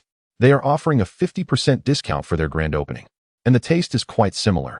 I've already tried it, and the service is commendable. Hey, Naruto, have you been bribed by the competition? Zeno is my guest. Uncle Ichiraku rolled up his sleeves, ready to confront Naruto.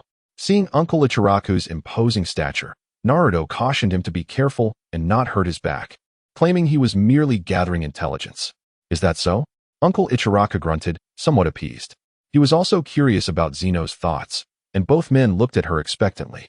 Zeno's face flushed, and she pulled her hood over her head, preparing to flee.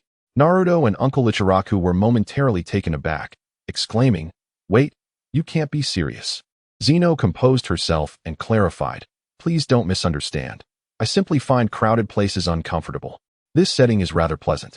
Zeno was succinct, having honed her cutting remarks over 16 years. Her gentle words struck a chord with Uncle Ichiraku, each syllable resonating deeply. Could you possibly return the coupon to me? Uncle Ichiraku asked, his expression earnest as he looked at Zeno's pockets.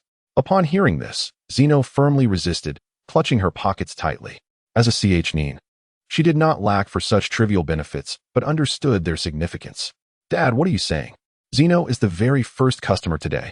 SHBU interjected, feeling that Uncle Ichiraku's remarks were somewhat petty. Uffed. Uncle Ichiraku winced as though struck, collapsing onto a stool, appearing aged by several days. He lamented, "Is my ramen shop truly destined to close down?" However, the situation was not as dire as it seemed. Noticing Uncle Ichiraku's genuine sadness, Naruto sought to console him. When Uncle Ichiraku asked for his insights, Naruto recounted the happenings at the establishment across the street. Upon hearing this, Uncle Ichiraku leapt up and dashed into the kitchen, leaving Naruto and Zeno bewildered. SHBU exclaimed in alarm, urging Naruto to stop his father, but Naruto, puzzled by Uncle Ichiraku's intentions, did not intervene. Moments later, Uncle Ichiraku emerged wielding a large black kitchen knife, seething with fury. He stepped outside, gritting his teeth, and declared, "Those impertinent rivals think they can bully me, Ichiraku?" Chapter 145. Are you preparing to raise pigs with all this fodder? Witnessing this, Naruto and Zeno excitedly slid off their stools. Calm down. There's no need to be so agitated, Naruto said as he and Shino rushed over to pull Ichiraku back. Shino insisted that such actions were ill-advised. After all, if they proceeded this way, Ichiraku would end up in trouble, and what would become of the ramen shop? If Ichiraku's ramen were to close, he would have nowhere to satisfy his cravings. Upon hearing this, Ichiraku begrudgingly acknowledged the logic behind Shino's words, realizing that it would be too lenient on their opponent. It was time for them to devise a strategy of their own. After some contemplation, Shino suggested, "They triumph through pricing. We shall retaliate with flavor." He noted that Ichiraku's ramen had become monotonous, with only a handful of flavors that had long since lost their novelty. Ichiraku's face fell at this revelation, lamenting the difficulty of improving the taste, given that he had spent years refining his recipes. Shino was correct. They needed to invest effort into enhancing the flavor, lest they be outperformed. Naruto interjected, "Ichiraku has no option to retreat." Just then, he detected a peculiar scent wafting through the air, one that seemed strangely familiar. The aroma emanated from Shino's clothing, prompting Naruto to inquire about its origin. Shino sniffed his sleeve and explained that he had been searching for insects in the forest, which might have resulted in the unusual odor. After conversing with the insects, he identified the source as a green grass resembling a feathered garment, which was responsible for the scent. Despite its subtlety, Naruto recognized it immediately. With a surge of chakra, Naruto conjured a small green plant with feather-like leaves. "Is this it?" he asked. "Yes, exactly. How did you know?" Shino responded, puzzled by Naruto's ability to visualize a plant based solely on a description, considering he had no experience in agriculture. Naruto chuckled, "This is cilantro. I've been eating it for over a decade. How could I not recognize it?" It dawned on him that the local culinary culture was vastly different, and these ingredients might not be appreciated because their scent could be off-putting. "Ichiraku's ramen is saved," Naruto proclaimed. Both Ichiraku and Ayam looked perplexed and asked for clarification. Naruto explained, "This herb is called cilantro. While its aroma may be strange, it becomes delightfully fragrant when cooked. If you're seeking to innovate your flavors, why not give it a try?" "Are you serious? I've encountered this herb before, and its scent is overwhelming. What if it tarnishes Ichiraku's reputation?" Ichiraku expressed his skepticism, having studied ramen for decades and believing this ingredient unsuitable. Naruto, however, insisted that such distinctiveness would make it hard for others to replicate their flavor. Ayam, intrigued, suggested they should experiment, noting that Ichiraku's shop was already struggling for business, so they might as well take a risk. Naruto then asked Shino to lead them in search of the herb, but Shino mentioned he had a mission to attend to. "What mission?" Naruto challenged. "Do you not wish to enjoy ramen today? It's on the house." Reluctantly, Shino agreed. The trio made their way to the fields, and soon they returned with an abundance of the green herb. Along the way, a few elderly villagers spotted them and inquired, "Are you planning to quit being ninjas and pursue pig farming with all that grass?" Naruto simply smiled. "This is for culinary purposes." They were skeptical, questioning how such a thing could be edible. Shino cautioned them against further comments, noting that everyone was already aware of the ingredients they were using, and wondered how Ichiraku ramen could possibly compete. Naruto concurred, asserting that they should first eliminate their rivals before worrying about anything else. He had no desire to engage in lengthy discussions with the elders, so he swiftly returned to Ichiraku ramen with Shino. The two of them dropped off a heap of herbs and called for Ichiraku to handle it. To their surprise, he returned promptly to prepare the ingredients. Not only cilantro, but also others. Ichiraku picked up a handful of white roots, displaying a puzzled expression. What is this? This is Houtuinia cordata, Naruto explained, likening its strange aroma to that of cilantro, adding that a pinch of it in spicy sauce was utterly delightful. Ichiraku was bewildered, inquiring where Naruto had found it, as he had never seen it before. Since Houtuinia grows underground, he had also trimmed the leaves, making it understandable that Ichiraku wouldn't recognize it.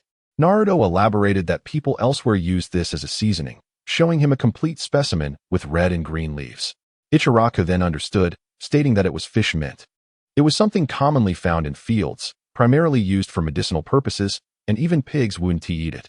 Yes, he recognized it. Even the name was the same. Houtuinia cordata was indeed fish mint, with leaves that emitted a pungent odor reminiscent of fish, typically consumed only for its tender underground stems. Naruto and Shino observed Ichiraku grumbling to himself as he prepared the ingredients, while Shino kept a distance, mentioning that his insects were averse to such smells. Shino admired Naruto's vast knowledge, noting that even his father, an experienced chef, was unfamiliar with some of these ingredients. Naruto took the opportunity to chat with her about the world outside, gradually resting his head on her lap. They felt no shame in their closeness, while Ichiraku's grumbling grew more animated. Shino, witnessing this, adjusted her glasses in mild surprise, realizing the depth of the bond between Naruto and Shino. After a while, Ichiraku approached with a large bowl of noodles, claiming he had added cilantro and Houtuinia, but he was too apprehensive to try it and asked the others to taste it instead. It smelled delightful. What was there to fear? As they glanced up, they noticed Ichiraku wearing a mask, complaining that he couldn't endure the smell. Naruto urged him to remove the mask and take a whiff of the aroma. Reluctantly, Ichiraku complied, only to be taken aback by the changed scent. Doubting his senses, he didn't wait for anyone else to take the first bite and instead picked up a noodle with his chopsticks. Upon tasting it, tears welled up in his eyes. Oh my, this is incredibly delicious. He finished the entire bowl, leaving Shino visibly envious. Naruto inquired about Ichiraku's confidence in defeating their opponents now. Ichiraku flicked his chopsticks, firmly slapping the table as he declared, "Let us do this." It seemed promising, and Naruto, who initially thought the locals might not appreciate such flavors, realized he had underestimated them. Ichiraku announced that they should start selling immediately to attract all the customers back. Shino protested, reminding him that they had agreed on free meals for today. Naruto cleared his throat. Ichiraku paused, realizing he hadn't actually said that, and mentioned that he had given her discount coupons. Shino retorted that those were two separate matters and should not be conflated. Alas, father, you truly are something. This situation owes much to Shino and Naruto. I am, unable to bear it any longer, chastised him for being so miserly. Ichiraku wore a pained expression, lamenting the loss he faced. After all, people rarely visited to dine, so why would they come now? Naruto reminded him that attracting customers required more than just flavor. They must also appeal to price. The core reason for the influx of patrons to competitors lay in their lower prices.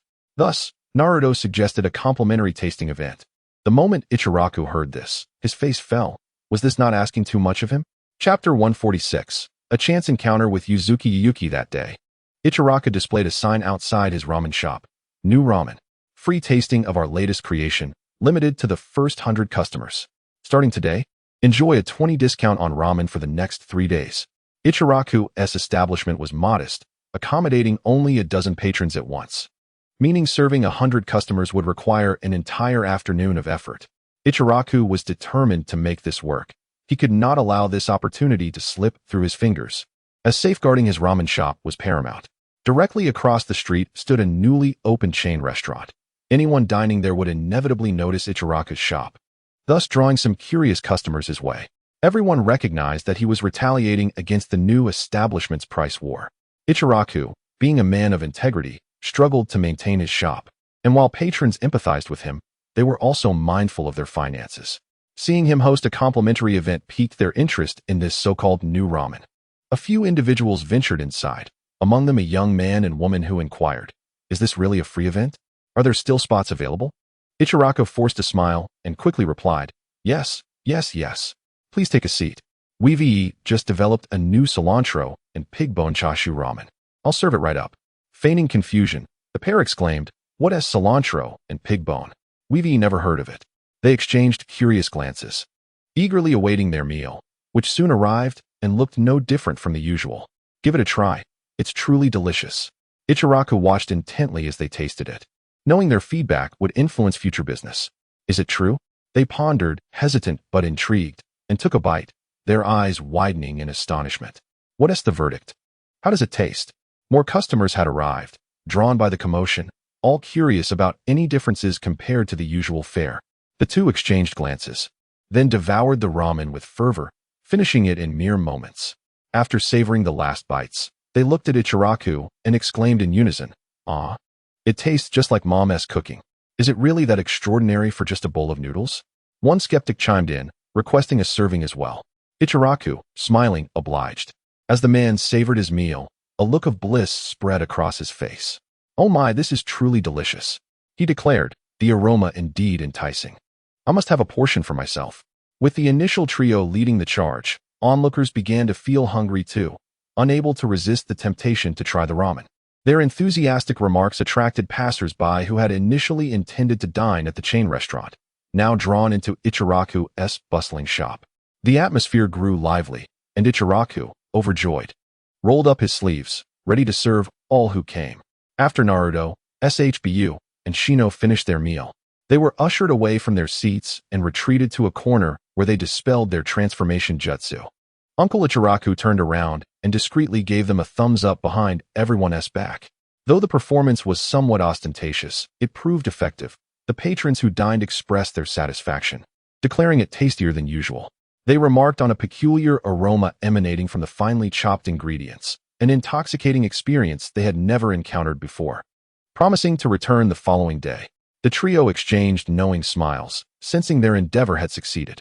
Customers were willing to pay, and the establishment across the street would either need to lower their prices or offer complimentary meals, though the latter seemed unlikely, as such actions were unwarranted. Ichiraku Ramen's influence was not significant enough to warrant such extremes. Indeed, while the following 2 days were not as bustling as the first, they still attracted a normal flow of customers. Once the promotional event concluded and prices returned to normal, patrons remained eager to pay, enchanted by the captivating flavors of cilantro and hautoinia.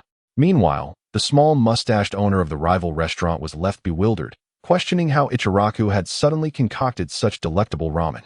Was his monopolistic scheme about to unravel? No, this was a task bestowed upon him by a certain esteemed individual, and he could not simply abandon it. With a flicker of inspiration, the mustached man resolved to innovate his own flavors in response to Ichiraku's creativity. He instructed his staff to gather intelligence from across the street. Upon their return with a bowl of Ichiraku's ramen, he tasted it and was astonished by the flavor. It was indeed captivating. However, he struggled to identify the specific components of the finely chopped cilantro and hautoinia after they had been cooked. Stumped, he contemplated reaching out to that esteemed individual for guidance. Although he had been generously provided with funds to establish a chain of restaurants, splitting the profits 3-7, he was acutely aware of the individual's unique status and the previous admonition to avoid unnecessary contact and to keep his identity concealed. This person was likely within Konoha, and contacting them via radio would be relatively straightforward. Successfully establishing communication, he conveyed the situation. The individual pondered for a moment before agreeing to visit in person, instructing him not to act recklessly, then abruptly severed the connection.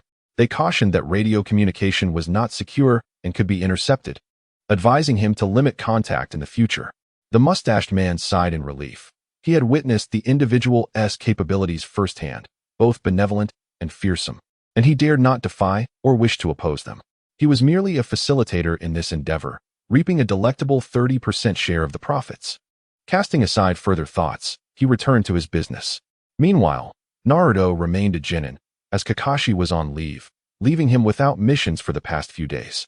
One day, as he made his way to Ichiraku Ramen, he unexpectedly encountered a familiar face. It was Yuzuki Waigao, and this marked their first meeting since her return. However, everyone had become familiar with Naruto's appearance, thus she initiated the greeting. "Hey, Naruto." Waigao-ne. "It's been a while," Naruto replied, looking up with a smile. She retained her former beauty, her countenance as serene as water, clad in a flowing white dress.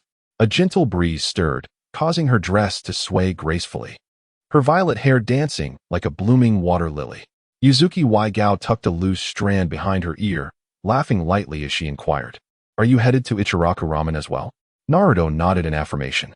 Two individuals encountered one another, engaging in a brief conversation as they made their way to the Ichiraku Ramen shop. Along the journey, their dialogue meandered, reminiscing about the past. Yuzuki Yugao remarked on a certain incident when her cousin, Jifeng, nearly faced dire consequences due to his antics. Naruto chuckled softly, the memories feeling as fresh as if they had transpired yesterday. He confessed that he hadn't given it much thought back then. Yugao observed him closely, noting a change in him. Naruto insisted that apart from his appearance, he remained fundamentally the same. In the past, though occasionally irreverent, he had always exuded an air of calm confidence, while now he seemed to harbor some concerns. Yugao paused momentarily before softly inquiring if it was the experiences of the past few years that had altered him. Naruto fell silent. For him, 3 years felt no different from 3 days. Yet, for others, time had indeed progressed, and in those 3 years, much could transpire and many things could change.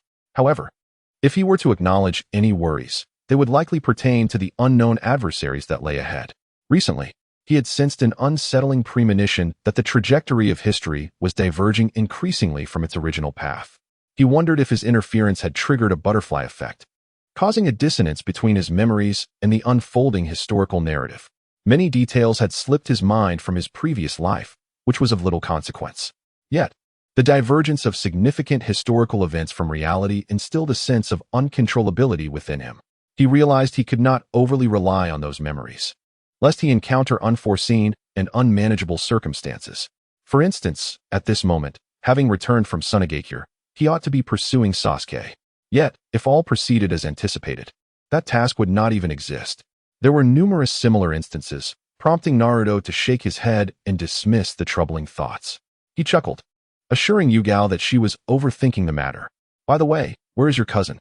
He casually redirected the conversation. Yugao frowned, puzzled. "I'm not sure.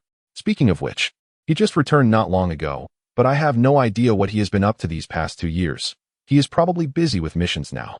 Isn't he a member of the Umbu? Can he not come and go as he pleases?" "That, I cannot say. I did see him about 2 weeks ago, but he didn't mention anything when I casually inquired." As their conversation continued, they arrived at Ichiraku Ramen. Naruto glanced across at the opposing shop, noticing a considerable number of patrons dining there, while the little mustached owner gazed at him with envy, leaving Naruto somewhat bewildered. Paying it no mind, he entered Ichiraku Ramen alongside Yuzuki Yugao. SHBU, familiar with both Naruto and Yugao, greeted them with a hint of surprise before smiling warmly. "Yugao-chan, you're here." Ichiraku also enthusiastically invited her to sit, mentioning a new ramen flavor that had recently been introduced, encouraging her to try it. Yugao nodded, revealing that she had come specifically because she had heard about it. The news of Ichiraku Ramen had spread throughout Konohagakure. As the sun set, Cheyenne indulged in a bowl of noodles, while Naruto also savored his meal. He called out to SHBU, requesting her assistance in serving his noodles. With a gentle hum of reluctance, she declined to oblige him. Naruto experienced a pang of annoyance and cast a glance towards Ichiraku Ramen. Though Ichiraku remained oblivious to the nature of the quarrel between SHBU and Naruto, he held a favorable disposition towards Naruto, who had once rescued his ramen shop. Thus, he promptly prepared a bowl of noodles for him and instructed SHBU to deliver it, albeit with an air of reluctance. Seeing her demeanor, Naruto inquired about her unusual expression, jokingly suggesting that perhaps she was experiencing her monthly cycle. SHBU placed the bowl before him, retorting, "You're the one whose aunt has arrived." Cheyenne, observing the exchange, chuckled softly and remarked on the absurdity of Naruto's comment. Seated across from them, SHBU, curious about their acquaintance, questioned how they had met. Seemingly unaware of their shared history, Naruto scoffed, asserting that he knew everyone in the village. Cheyenne clarified that they had met 3 years prior by chance and had encountered each other a few times since, with today being another fortuitous meeting. SHBU, skeptical, noted their apparent closeness, prompting Cheyenne to explain that Naruto merely regarded her as an older sister, while she saw him as a younger brother. Their long hair might have contributed to the illusion of familiarity, and she urged SHBU not to misconstrue their bond. With a playful blink, SHBU remarked, "What a coincidence. I also have long hair, little brother." Naruto coughed slightly, sensing something was amiss with her today. Perhaps she truly was experiencing her monthly cycle. He chuckled and resumed his meal. Just then, a customer entered, and Ichiraku, overwhelmed, requested SHBU's assistance. However, she remained unmoved, leaning on her hands as she watched Cheyenne eat. As Cheyenne set down her chopsticks, having nearly finished her meal, SHBU inquired with concern, "Sister, are you still hungry? I can prepare more for you." Cheyenne, appreciating the gesture, politely declined. "Thank you, but I must maintain my figure, unlike you, dear sister, who seems immune to gaining weight." Naruto sensed a peculiar tension in the air, but remained a bystander to their interaction. At that moment, a familiar face entered, instantly brightening Naruto's expression. "Kaze!" he exclaimed. "Oh, Naruto. And Cheyenne, you're here too." The newcomer, Mizuki Kaze, greeted them. Arriving for a meal, he was pleasantly surprised to see both Naruto and Cheyenne at the ramen shop. Taking a seat beside Naruto, Kaze noticed the unusual seating arrangement of SHBU and Cheyenne across from each other and inquired about the situation.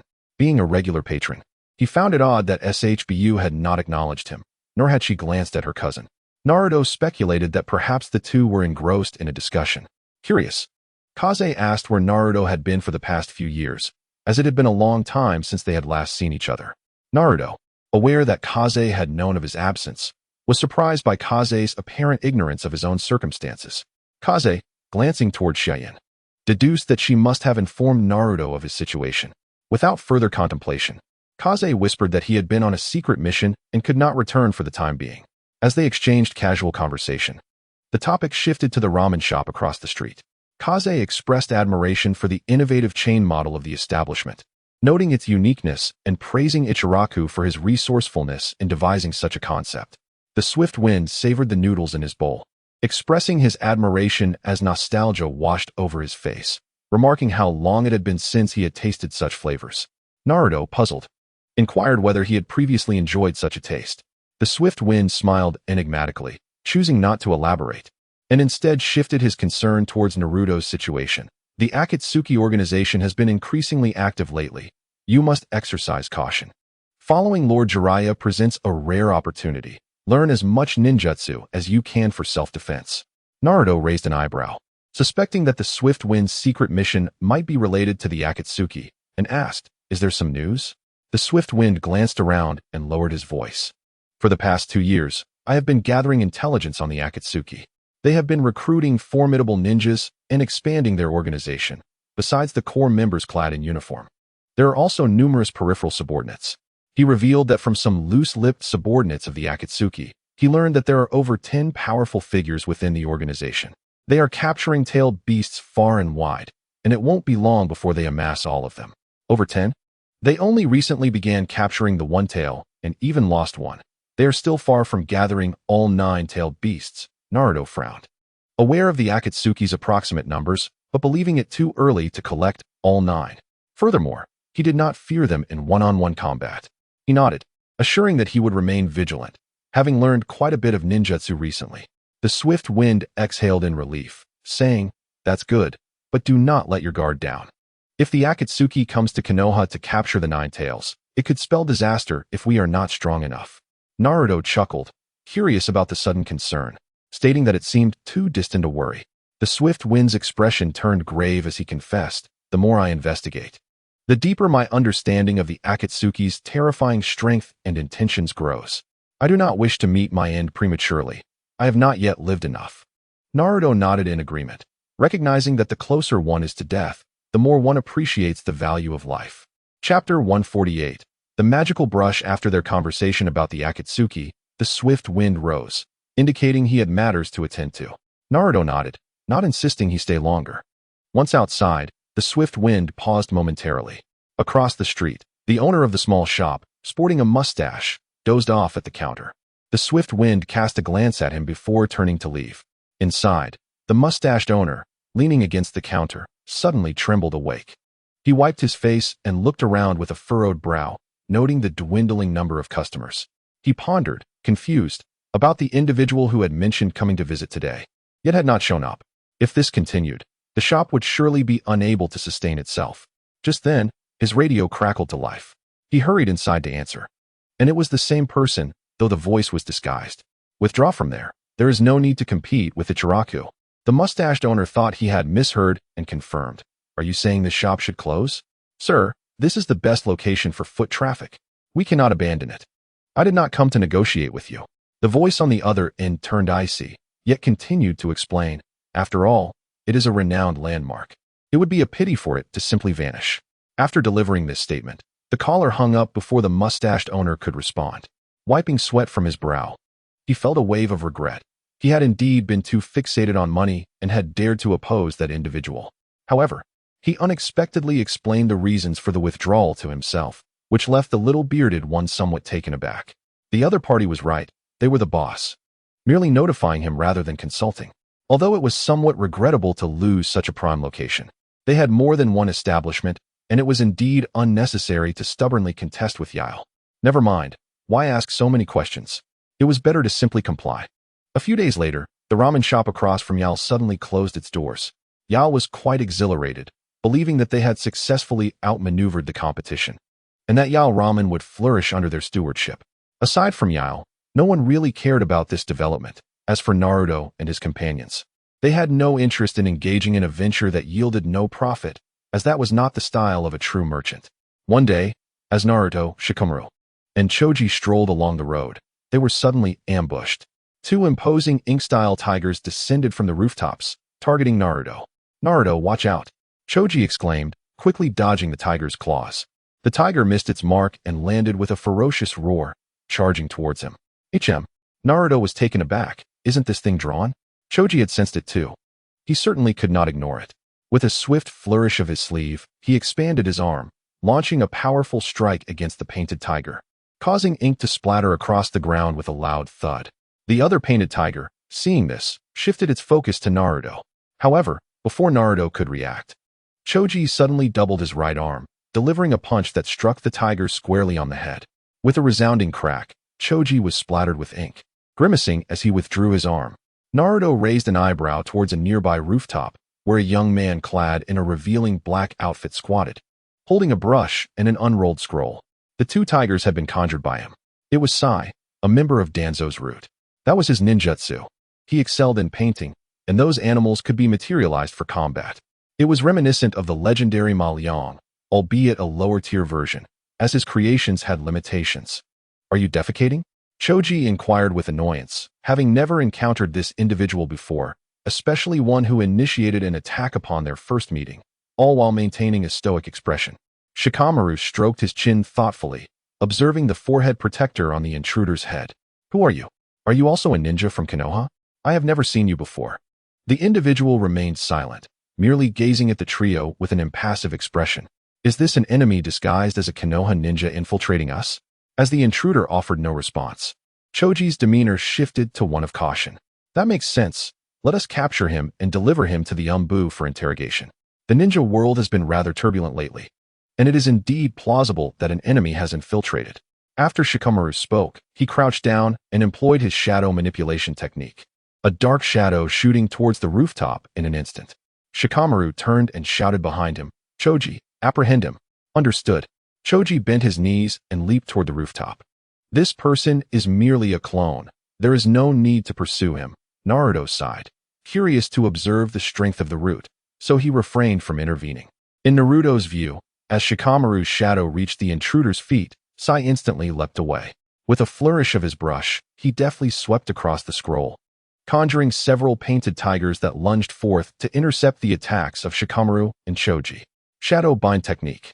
Shikamaru shouted, as his shadow abruptly split into multiple tendrils, ensnaring the painted tigers like creeping vines, causing them to explode. As the tigers burst apart, Choji seized the moment and lunged towards Sai. Sai narrowed his eyes, revealing a faint smile, and effortlessly drew a short blade from his back to block Choji's punch. Observing Choji's frown as he retreated, Sai casually remarked, "How weak you are. Is this truly the extent of your power?" Enraged, Choji's arm swelled dramatically as he swung a mighty blow at him. Sai, slightly taken aback, retreated, but found himself against a wall with no escape. At that moment, a long, flowing sleeve darted towards them, swiftly pulling both back. They landed, and Choji gasped for breath, reverting to his normal size. "Naruto, what are you doing?" he exclaimed indignantly. "I was battling an enemy. Aren't you just indirectly aiding him? It's merely a shadow clone. There's no need for concern.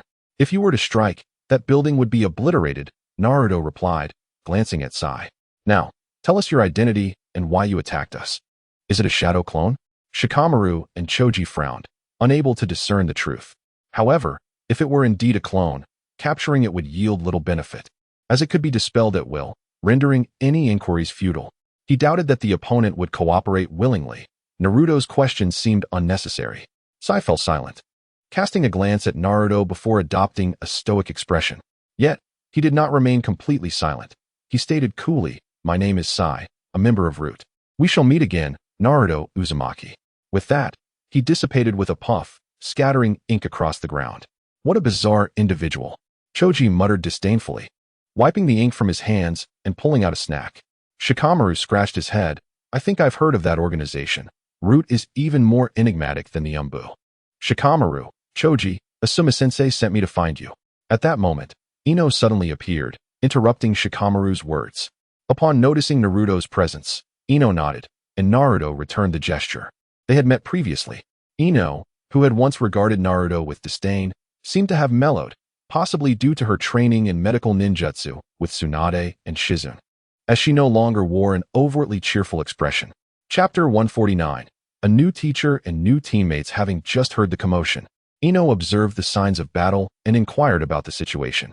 A strange guy suddenly attacked us out of nowhere. When he realized he couldn't win, he fled. Choji lamented. I see, Ino replied, not pressing further. We need to hurry back. Asuma-sensei has something important for us. Naruto casually asked, in such a rush, what is going on? Asuma is leaving for a while. He might be arranging matters for the future, Ino responded, scrutinizing Naruto and absent-mindedly playing with her hair. In truth, she was unsure herself, merely acting as a messenger. Naruto smiled, having only asked out of curiosity.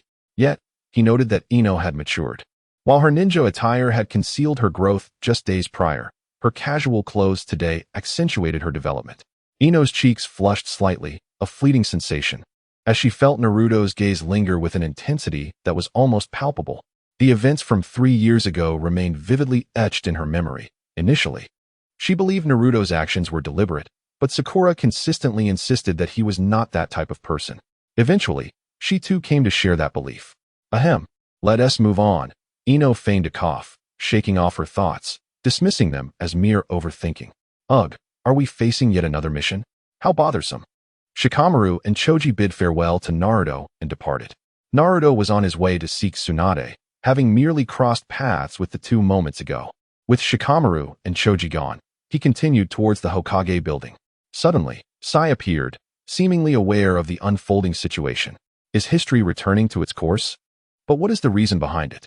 In the Hokage office, Tsunade was reviewing a mission report, nodding after a prolonged silence. Seeing this, Shizune took the document, stamped it, and placed it on a nearby shelf. A member of the Umbu stood a few meters in front of the desk, having been waiting there to report on a mission. Upon Tsunade's acknowledgement, he prepared to leave, but she called out to him. Is there anything else, Hokage-sama? The Umbu inquired. There is a mission I need you to undertake.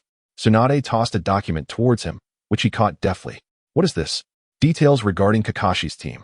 I require you to substitute for Kakashi and lead them on a mission, as detailed in the document. What about Kakashi-senpai? Isn't it inappropriate to take his place? The Umbu glanced at the first page of the document, which contained information about Team 7, Haruno Sakura, Uzumaki Naruto, and Sai. Why is there an unfamiliar name? Who is Sai? Tsunade paused, her fingers ceasing their rhythmic motion on the pen, and spoke firmly. He is a member of Root, specifically recommended by Danzo to join Team 7, so I advise you to pay close attention to him. Danzo, I see. In that case, I shall temporarily lead Team 7 in Kakashi-senpai's stead. Tsunade nodded, adding, this mission is routine, masks are unnecessary. To facilitate the operation, let us assign you a name. How does Yamato sound? Understood. Yamato removed his mask and tucked it away. Now, go meet them. They should be on their way.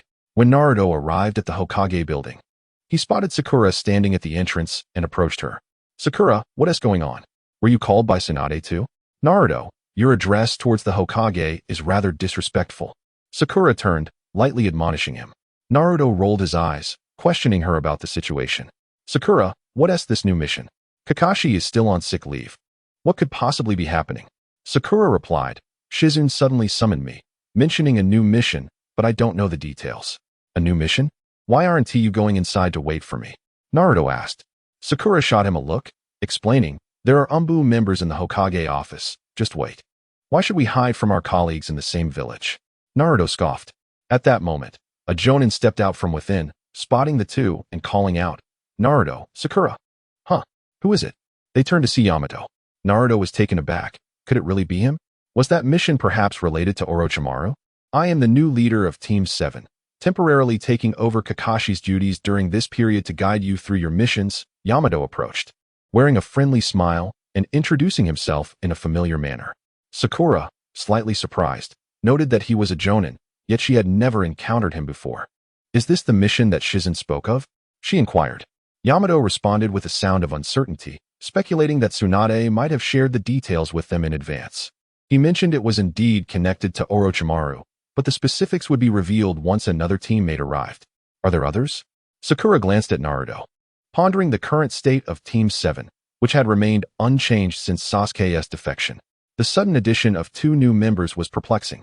Naruto was now convinced that their task involved meeting that double agent at the Tenchi Bridge. He casually placed his hand on Yamato's shoulder, asking why he was the one assigned as the new teacher for Team 7 and if there was a special circumstance behind it. Yamato looked at him and explained that he was a junior of Kakashi and had stepped in to assist since Kakashi was still on medical leave. I see, Naruto said, his gaze shifting to a figure approaching from the opposite direction. Naruto, Sakura, you are here too. The newcomer was Sai, who greeted them with a smile, his eyes narrowing with delight. Sakura furrowed her brow slightly and asked, is he the new teammate? Yamato nodded at Sai, indicating that an introduction was unnecessary. Yes, we've met. Haven't we, Naruto? Sai remarked with a smile directed at Naruto. Sakura was momentarily taken aback. Naruto had never mentioned this. She asked Naruto who he was and why she had never seen him before. Naruto replied, we just happened to run into each other on the way. He is a member of Root, so it's normal that you Haven team met him. Sai's smile seemed disingenuous, resembling that of a deceptive tiger, which made Naruto uncomfortable. Could you please stop smiling? You look ridiculous, he thought. Apparently, I'm not as good at acting as I believed, Sai remarked, opening his eyes and stating, my name is Sai, and from this day forward, I will be taking Sasuke's place in Team 7. I look forward to working with you. Sakura let out an awkward chuckle, whispering, this guy is so annoying. He seems even more arrogant than Sasuke ever was. Is that so? However, I find your fiery temperament quite appealing, Sai retorted cheekily. Sakura, not one to back down, promptly delivered a punch, sending Sai flying backward with a thud. How dare you call me hot-tempered? She exclaimed. That was quite a punch. Sai rose, astonished by her strength. Seeing him still being cheeky, Naruto quickly intervened, grabbing Sakura to mediate the situation. We'll be working together on missions, so please don't injure each other. Yamato interjected, as the new leader. I must step in to diffuse this tension. On our first day, we cannot afford such disruptions. Since the 5th Hokage has entrusted us with this mission, we must execute it diligently. Any team friction should be resolved later. We do not have time for personal conflicts now. Yamato cleared his throat and presented a document, stating, our mission is to contact a sound ninja at the Heaven and Earth Bridge.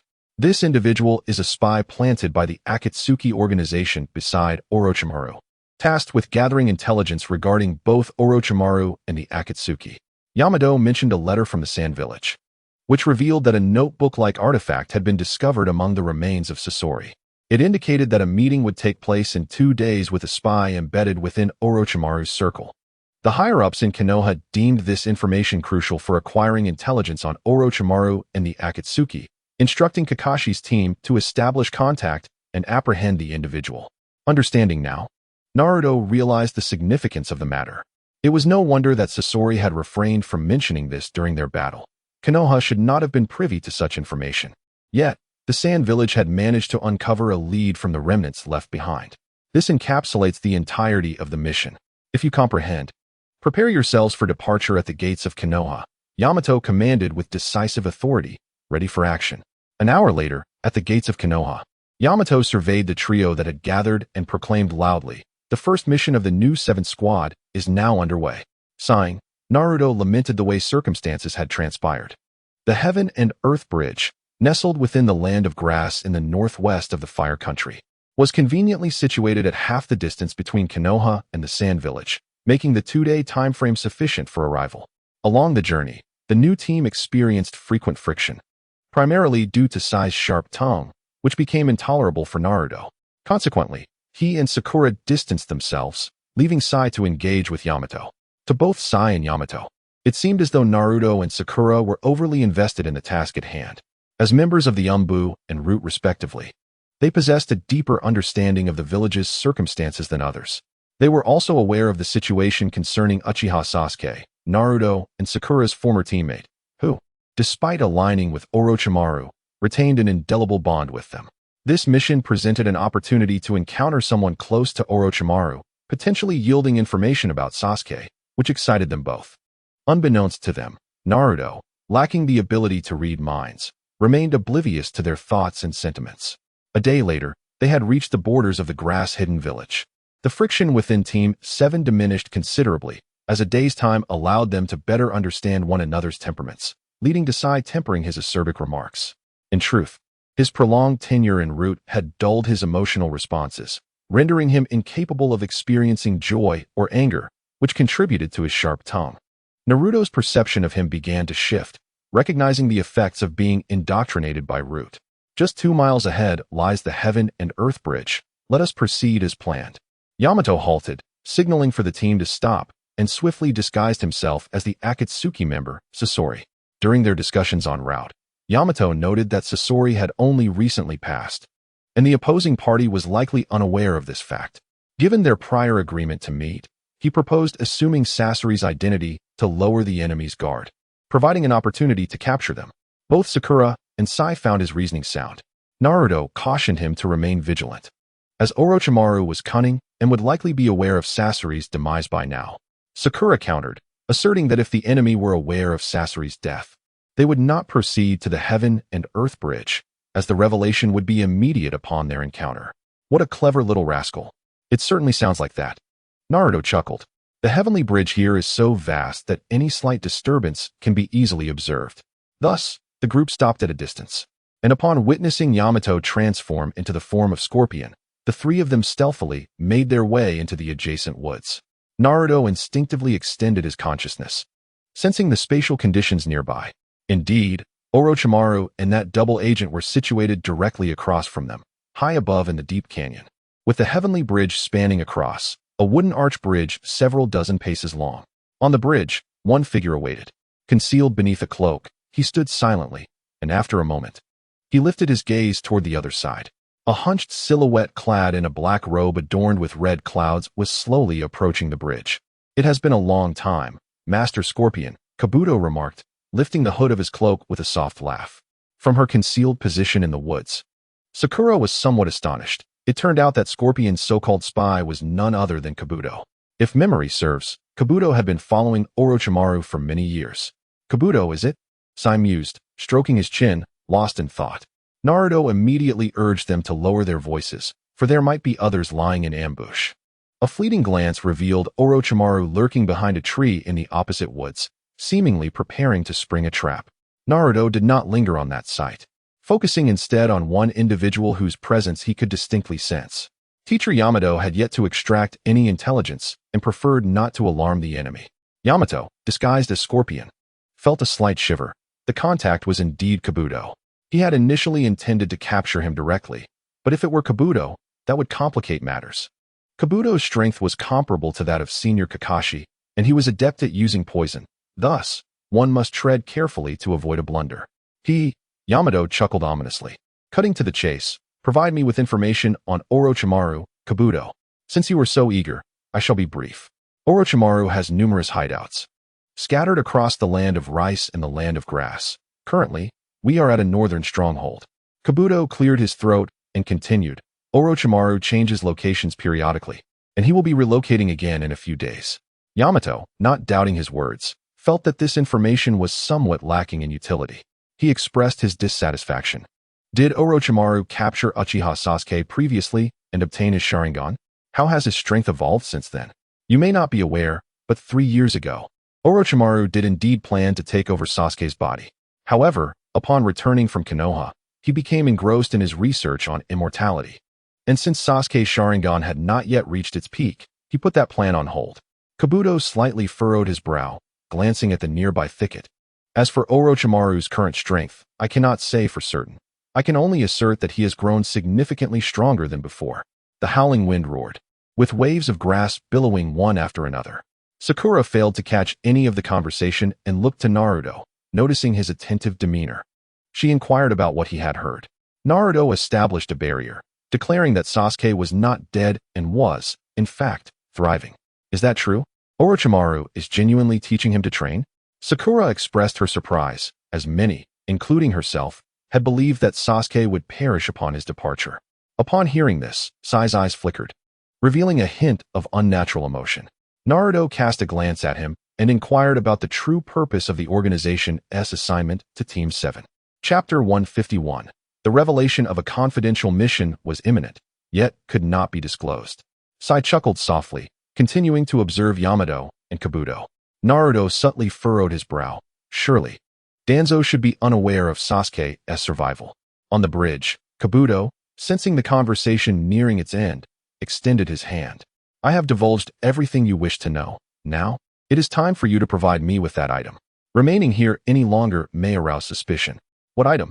Yamato, disguised as Sasori, was oblivious to the precise purpose of the meeting between Sasori and Kabuto, merely perceiving it as an exchange of information for something of value. Very well, I shall grant you that. Kabuto narrowed his eyes at the figure before him, his hand instinctively reaching for the kunai at his waist. Kabuto chuckled lightly, striding toward him. Yet, as he drew closer, Yamato suddenly lunged, thrusting the kunai towards him. Simultaneously, a shadowy figure appeared behind Kabuto, two serpentine arms lunging forth with malevolent intent. Yamato, alert, darted backward. Kabuto, taken aback, followed suit. The two serpents, having failed to strike their target, retreated with a hiss back to Orochimaru's side. Orochimaru. Sakura's expression turned grave as she whispered, "What is he doing here? It seems we have walked into a trap." Sai pondered thoughtfully, resting his chin on his hand. Naruto nodded in agreement. Orochimaru was evidently unaware that Sasori had already been eliminated. The situation was self-explanatory. Orochimaru had once been a member of the Akatsuki, privy to certain secrets, and following his departure, the organization had pursued him relentlessly. Sasori had orchestrated Kabuto's infiltration of Orochimaru's operations to eventually eliminate him. But suitable opportunities had been scarce. For Orochimaru, the Akatsuki was also a nuisance. He, too, desired to topple the organization. Yamato, how will you respond? Kabuto wiped his face, a hint of fear evident. That was perilous. Had it not been for Lord Sasori's timely intervention, I might not have sensed the presence behind me. Yamato remained silent, cold sweat trickling down his brow. He had failed. His intention had been to subdue Kabuto, only to be confronted by Orochimaru. Fortunately, it seemed Kabuto had not discerned his true intentions. Kabuto, you are rather careless, allowing yourself to be tailed. Haha, after all, it is not an easy task to completely conceal oneself from such an opponent. Kabuto pressed a hand to his arm, a green luminescence enveloping it. There lay a slender wound, inflicted moments earlier by Yamato. Orochimaru licked his lips, chuckling. Ah, how I miss that guy, Sasori. You have followed him here for reasons beyond mere nostalgia, I presume? Yamato endeavored to maintain his composure, contemplating the feasibility of joining forces with Kabuto to defeat Orochimaru. Yet, it seemed impossible. Any action would reveal their intentions. Orochimaru glanced at Kabuto, a low chuckle escaping him. He is a rare talent. He has been of considerable assistance to me over the years, and I would rather not see him taken from me. Listening intently, Kabuto's eyes shimmered with amusement. The healing light in his hand abruptly transformed into a chakra blade as he turned, aiming it at the figure Yamato impersonated as Sasori. The chakra blade swiftly sliced through his disguise, revealing Yamato's true form. Has my identity already been exposed? Yamato gasped, retreating from D's side. The hidden shadow snake hands. Orochimaru extended his arm, unleashing dozens of venomous snakes that lunged at Yamato. The serpents ensnared Yamato, their fangs poised to strike, before yanking him back violently. Wooden clone technique. Bang! Yamato's form was yanked to the ground, only to reveal a wooden figure in his place. He himself had retreated to the bridge's edge. Should we intervene? Sakura, noticing Yamato's precarious situation, inquired urgently. Sai, contemplating the sketchbook in his hands, replied, "It would disrupt the plan if we acted prematurely. He has instructed us to await orders." Sai's commitment to the mission was unwavering, prompting Sakura to turn to Naruto. "What do you think, Naruto? At this rate, Yamato-sensei cannot contend with both Orochimaru and D." Naruto assessed the situation, noting that Yamato had managed to distance himself, and shook his head. "Engaging in battle would yield no benefits. We should observe for now. Is this truly the scorpion of the red sand?" D, returning to Orochimaru's side, asked in astonishment. "You must have interacted with him before. Did you not recognize his true identity?" Orochimaru chuckled, curiously scrutinizing Yamato. "No, Scorpion has always concealed himself within his puppets. It is quite difficult to encounter him directly." Yamato, relieved to have distanced himself from the two, regarded D with suspicion. "What is the meaning of this? Were you not one of Scorpion's subordinates in the Akatsuki? Have you fallen under Orochimaru's control?" "Haha, I was merely momentarily ensnared by Scorpion's jutsu, but such techniques pose no challenge to Lord Orochimaru. I have long been freed from it. I have always been on Lord Orochimaru's side. Who are you to disrupt my plans? Where is Scorpion?" D and Orochimaru had initially intended to eliminate Scorpion, only to discover that he was merely a guise. Orochimaru, recognizing that Yamato was fishing for information, interrupted their conversation. "D, we shall address these matters later." "Very well, shall we capture him?" "Wait, for a task of this nature, should there not be others? Where are your companions?" Orochimaru gazed toward the thicket behind Yamato, sensing a lingering gaze upon him since earlier. It seemed unlikely that the intruder had risked approaching the hidden grass village alone. "It appears we have been discovered." As Yamato signaled, Sai was the first to charge forward. Naruto and Sakura exchanged glances before also stepping out from the thicket. "Be cautious. Naruto, Sai, our opponent is the legendary Sannin, Orochimaru. There is no need to engage. Let us withdraw." Yamato glanced back, preparing to retreat. Indeed, a wise decision. Neither Naruto nor Sakura were surprised. For Yamato, the mission's objective had already been accomplished. Sai frowned. "Are we not to fight? Are we simply retreating? Since Sasuke is still alive, should we not rescue him?" The trio paused, momentarily taken aback by his question. "When did you become so concerned about Sasuke?" Naruto's heart stirred, realizing that Sai's mission indeed pertained to Sasuke. Yamato scratched his head, exasperated. "Well, that is outside the scope of our mission. I see now it's you. Naruto and Sakura, I had not realized you had joined us." D's expression shifted to one of understanding as he smiled and sheathed the chakra blade. He possesses far superior acting skills compared to Sai, and his smile is as refreshing as a spring breeze. Ultimately, it all stems from his origins. However, a few are aware of his true nature and do not take him seriously. "You are that Ninetales brat, aren't you? I almost didn't recognize you. I've heard that the Akatsuki organization has been searching for you lately. Is it wise to be wandering around like this?" Orochimaru scrutinized Naruto, astonished beyond measure. After all these years, has the chakra of the Ninetales not leaked at all? He felt not a hint of it. Chapter 152, Wood Release. Bridge creation. There's no need to display that expression. We are here solely for the Akatsuki, Naruto stated. Noticing the excitement on Orochimaru's face and feeling somewhat pained, Orochimaru was taken aback and questioned, "Aren't you here for Sasuke?" Naruto replied, "That is not the case. I just needed to know that Sasuke is alive. He came here on his own accord. He knows what he is doing." Speaking of which, the two still share a common enemy at present. Orochimaru considered this, but suddenly became intrigued by Naruto's Ninetales and desired to witness it firsthand. "Let me see. Which is mightier, your beastly power or Sasuke's Sharingan?" With a smile, Orochimaru swiftly slithered forward like a serpent, positioning himself 2 zhang away from the group. Yamato, observing this, clapped his hands together, summoning several long wooden beams that instantly formed a barrier to impede Orochimaru's advance.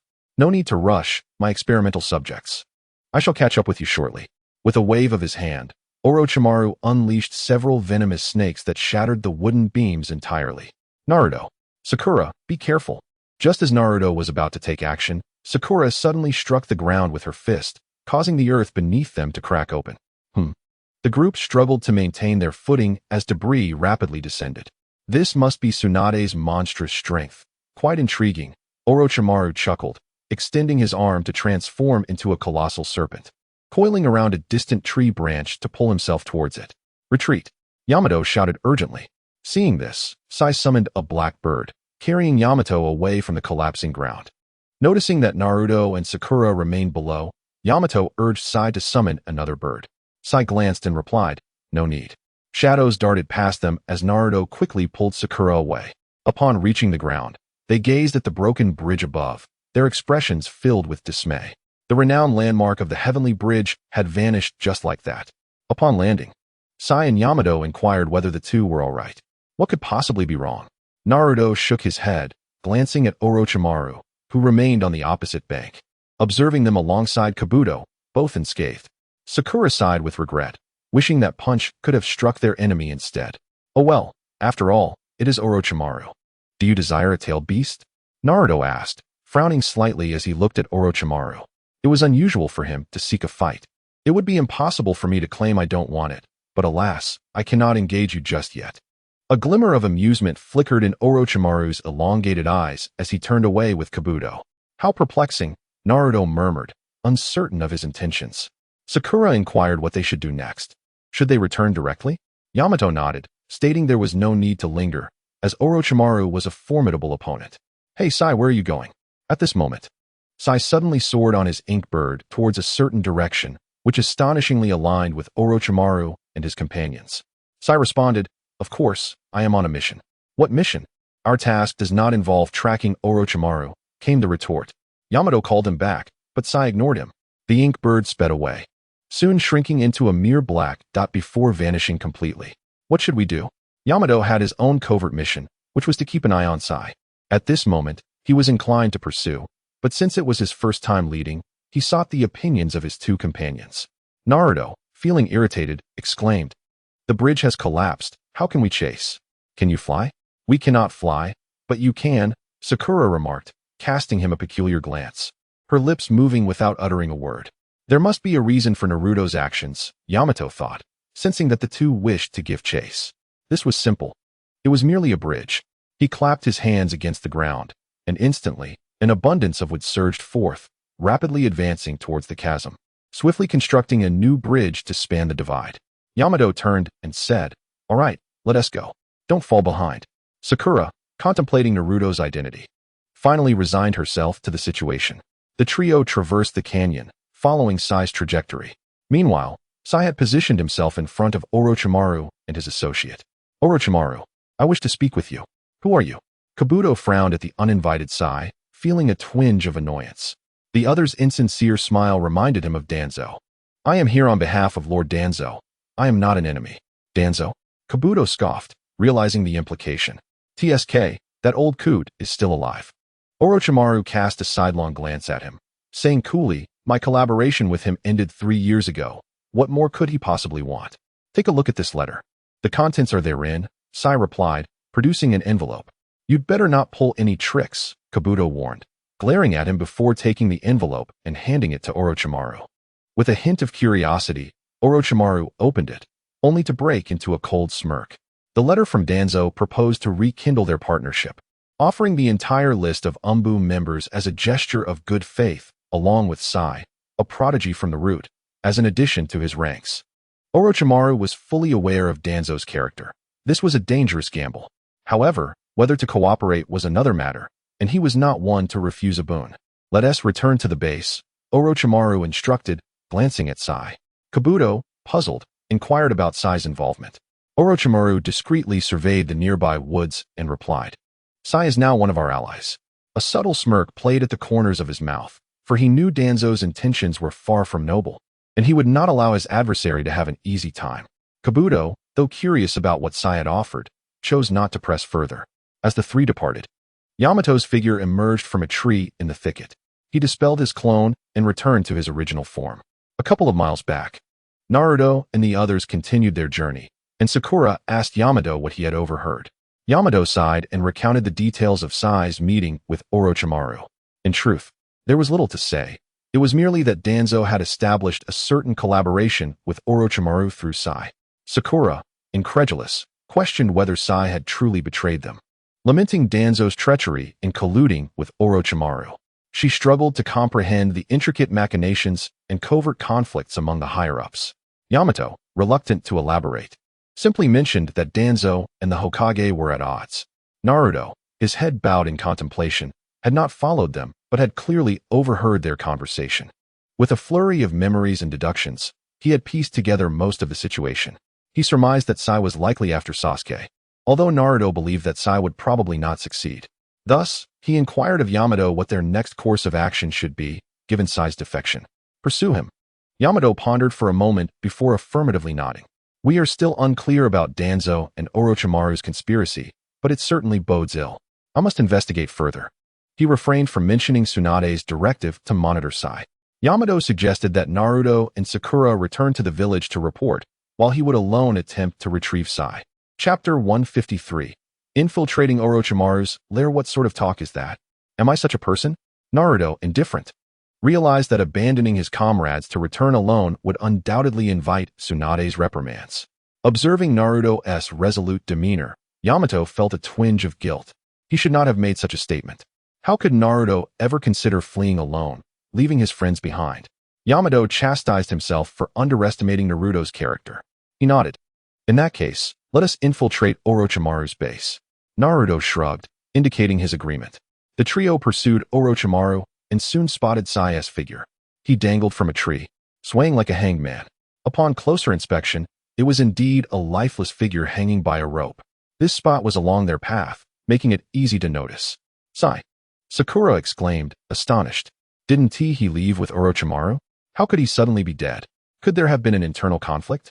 Naruto cast a glance at Sai and quickly discerned that it was a ruse. Someone was impersonating him. The intent behind this deception was likely to buy time or create confusion, which underestimated their capabilities. They halted, and Yamato flung a kunai, severing the rope from Sai's neck. The body fell to the ground, and they approached to investigate. Yamato crouched down for an examination and declared it a fake. A fake? Sakura asked in confusion. How can you tell? Yamato pointed to the head of the figure, stating, there are traces of stitches. It appears to have undergone cosmetic surgery. He parted the hair of the corpse, and Naruto noticed indeed that there were subtle stitch marks. One might not catch them without a careful inspection. However, this was no trickery for Yamato, who, as a member of the Umbu, was well versed in such matters. Sakura felt a wave of nausea and turned away, asserting that this was undoubtedly the work of Kabuto, a medical ninja capable of such feats. Without lingering, they pressed on. Meanwhile, Sai was in dire straits. He had come with a mission from Danzo, and his true objective was not as he had conveyed to Orochimaru. Danzo's orders were to ascertain the fate of Sasuke Uchiha. If Sasuke has indeed been possessed by Orochimaru, then cooperation, as previously discussed, is to be expected. However, if Sasuke still lives, this presents an opportunity to eliminate the adversary. Danzo believes that once Orochimaru acquires the power of the Uchiha clan, it will pose a threat to both the village and himself. Should Sasuke be eliminated by Orochimaru, the menace of Itachi Uchiha could be averted. Sai has confirmed Sasuke's survival. Thus, he is to execute the secondary mission, using the items intended for Orochimaru merely as a means to approach Sasuke. Even Orochimaru has been deceived. Sai successfully infiltrates and meets Sasuke in a cavernous stone chamber. Orochimaru, you promised to teach me today. Why have you taken so long? In the shadows ahead, a cold young man sits. With spiky white hair, otherworldly eyes, and a rebellious demeanor, he embodies every aspect described in the mission. This is Uchiha Sasuke. Upon seeing him, Sai feels as though he is gazing at a venomous serpent, radiating an aura of danger. Orochimaru chuckles, teasing, don't be so impatient. I have brought you a gift. This is Sai, a fellow ninja from Konoha. Now one of us. Perhaps he can alleviate your boredom. Sasuke glances briefly, snorting dismissively. Uchiha Sasuke, I believe we could become friends. Sai grins, attempting to establish rapport. Sasuke, without raising his gaze, coldly retorts, get lost. Sai's smile falters, his expression becoming impassive and untroubled. It appears I am ill-suited for forced smiles. Even Naruto and Sakura find me intolerable. However, I believe our personalities are more aligned than theirs, so we should get along. At that moment, an inexplicable pressure emanates from Sasuke, causing Sai to instinctively step back. This is the oppressive aura released by Sasuke. He rises upon hearing Sai's words. His voice frosty. You would do well to refrain from such trash talk. Sasuke, please, remain calm, Kabuto interjects, positioning himself protectively in front of Sai. This individual still holds value. He must not perish. Sasuke huffs, offering Sai not another glance, and turns to walk away. Orochimaru, accompany me in training. Orochimaru, chuckling, remarks, I am your master, yet your attitude, shaking his head, instructs Kabuto to take Sai away. Sai wipes the cold sweat from his brow. The sensation he just experienced was truly astonishing. Uchiha Sasuke is even stronger than anticipated, rendering this task quite formidable. Well, I suppose I shall wait a moment. Having been immediately subjected to Sasuke's intimidation, Sai's mood becomes somewhat heavy. Kabuto leads him to a small cell-like room and instructs him to stay there. For the time being, you will have to endure this. Kabuto smiles, locking the door. He must observe the opponent for a while. Who knows what secrets lie hidden within? Sai remains indifferent. Confronting Sasuke head-on is undoubtedly futile. He must bide his time. Meanwhile, Naruto and his companions travel for a while until they arrive at a concealed cave. The earthen walls are a dull yellow, and Yamato declares that a cave lies within, where Orochimaru's stronghold is situated. Sakura inquires, is this truly the place? Could there be a mistake? Yamato explained in a hushed tone, I have left would-release chakra on Sai, which allows me to sense him. So, the reason you instantly recognized Sai's corpse as a fake was this? Naruto raised an eyebrow, pondering how Yamato had started to act rather pretentiously. Yamato scratched his head, conceding that was somewhat accurate. His curiosity regarding the absence of his chakra on the other led to a meticulous examination. His preconceived notions initially clouded his judgment. Otherwise, he would not have discerned immediately that it was someone impersonating another. They found themselves at a cave, its entrance barely discernible, seamlessly merging with the mountainside. Sakura inquired about what to do, fearing they would be discovered if they entered. Yamato reassured her that it was simple, they could use earth release. He produced two seed-like objects, instructing the pair to carry them, stating they would allow them to sense their location in case of trouble, with the seed's effects lasting a day. Naruto accepted without hesitation, pocketing them while observing Yamato's demeanor. Yamato tilted his head against the mountainside, listening intently, preparing to use earth release to create a tunnel when Naruto called out to him. Wait, there's a main entrance, and someone is behind it. Is that true? Naruto asserted his sensory abilities were reliable, advising to move right for 10 meters, where there was no passage. Yamato hesitantly complied, moving to the right. That's enough, Naruto declared. Let's proceed from here. Yamato nodded, placing his hand against the wall, chakra surging forth as the earth and stone parted to reveal an opening large enough for three. Upon seeing this, Naruto and Sakura entered the cave. Yamato turned, sealing the entrance with a swipe of his hand, then retrieved a flashlight. Prompted by Naruto, he advanced into the tunnel. Chapter 154. Kill Sasuke, annihilate Orochimaru? Suddenly, Naruto raised an eyebrow and called for a halt. Yamato ceased his actions, questioning what was amiss. Naruto extended his senses, discovering that Sai and Sasuke were engaged in battle. He urged Yamato to listen closely, indicating that a fight was underway. Yamato pressed his ear against the wall, straining to hear. He could discern Sai's voice amidst the chaos. He created a small hole in the wall with his finger to peek through, and indeed, he saw Sai battling a young man in white amidst the ruins. Although Yamato did not recognize the youth, he deduced from the Sharingan that it was Sasuke. Sai's combat technique involved the super beast imitation technique, summoning numerous creatures, yet Sasuke, wielding his sword, swiftly tore through Sai's summoned beasts with electric ferocity. As Sai attempted to engage in close combat, he was pierced through the shoulder by Sasuke's blade. Collapsing against a stone, Sasuke stood aloof atop the debris, coldly regarding him, questioning why Sai was fighting him. Sai smiled faintly, citing it was a mission. Sasuke furrowed his brow, probing further, but Sai fell silent. A chill passed through Sasuke's gaze as he slowly raised his sword. In that case, you shall die? Wait. Yamato suddenly shouted, rushing out from the hidden passageway. However, Sasuke showed no mercy. With a swift motion, he unleashed the electrically charged Kusanagi sword towards Sai. Seeing this, Yamato positioned himself in front of Sai, clapping his hands together forcefully. Wood release, wood pillar. With a resounding thud, multiple wooden structures rose from the ground, arching into a protective barrier around him and Sai. The electrified blade pierced the wood, embedding itself 3 inches deep before abruptly halting. Sasuke regarded the sudden appearance of Yamato, who had intercepted the attack, with a cold gaze. As he clenched his right hand, the Kusanagi sword, embedded in the wooden wall, crackled with a surge of electricity. A sense of foreboding washed over Yamato, his expression shifting as he swiftly pressed his palm against the ground, causing the earth beneath him to rise, and elevate both himself and Sai. With a resounding explosion, Yamato looked down to see that the wooden wall he had summoned had been reduced to splinters by the electric current. That was close, Uchiha Sasuke. You cannot kill him, Yamato declared, wiping his face as he spoke loudly. Oh, if he intends to kill me, am I not justified in responding in kind? Sasuke retorted, a mocking tone lacing his words. Yamato reminded him that they were all ninjas of Konoha, and that Sai was currently a member of Kakashi's team, with Yamato serving as the guiding teacher responsible for their safety. He asserted that Sasuke was merely a defector, and should he kill Sai, he would bear the heavy burden of fratricide. Sai, observing Yamato's back and listening to their exchange, remained silent. Sasuke scoffed dismissively. What does that matter to me? He is no longer a ninja of Konoha. If you continue to prattle on, I will not hesitate to eliminate you as well.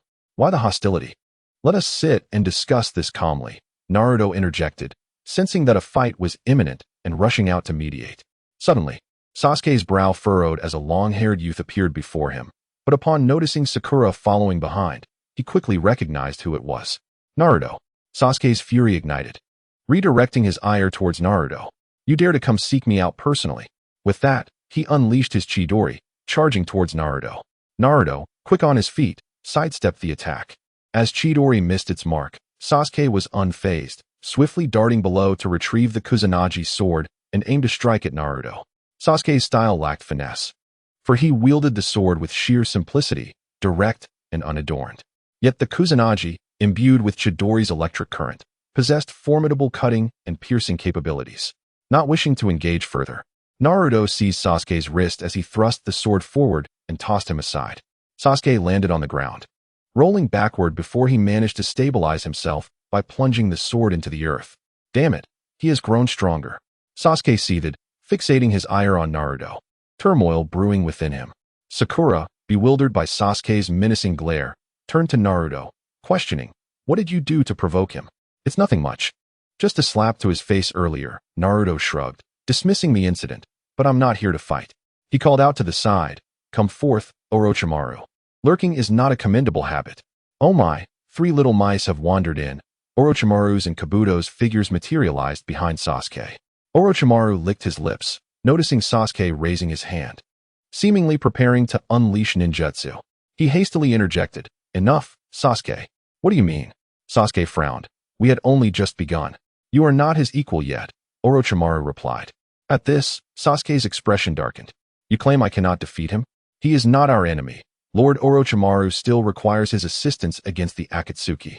Your only true adversary has always been Itachi, has it not?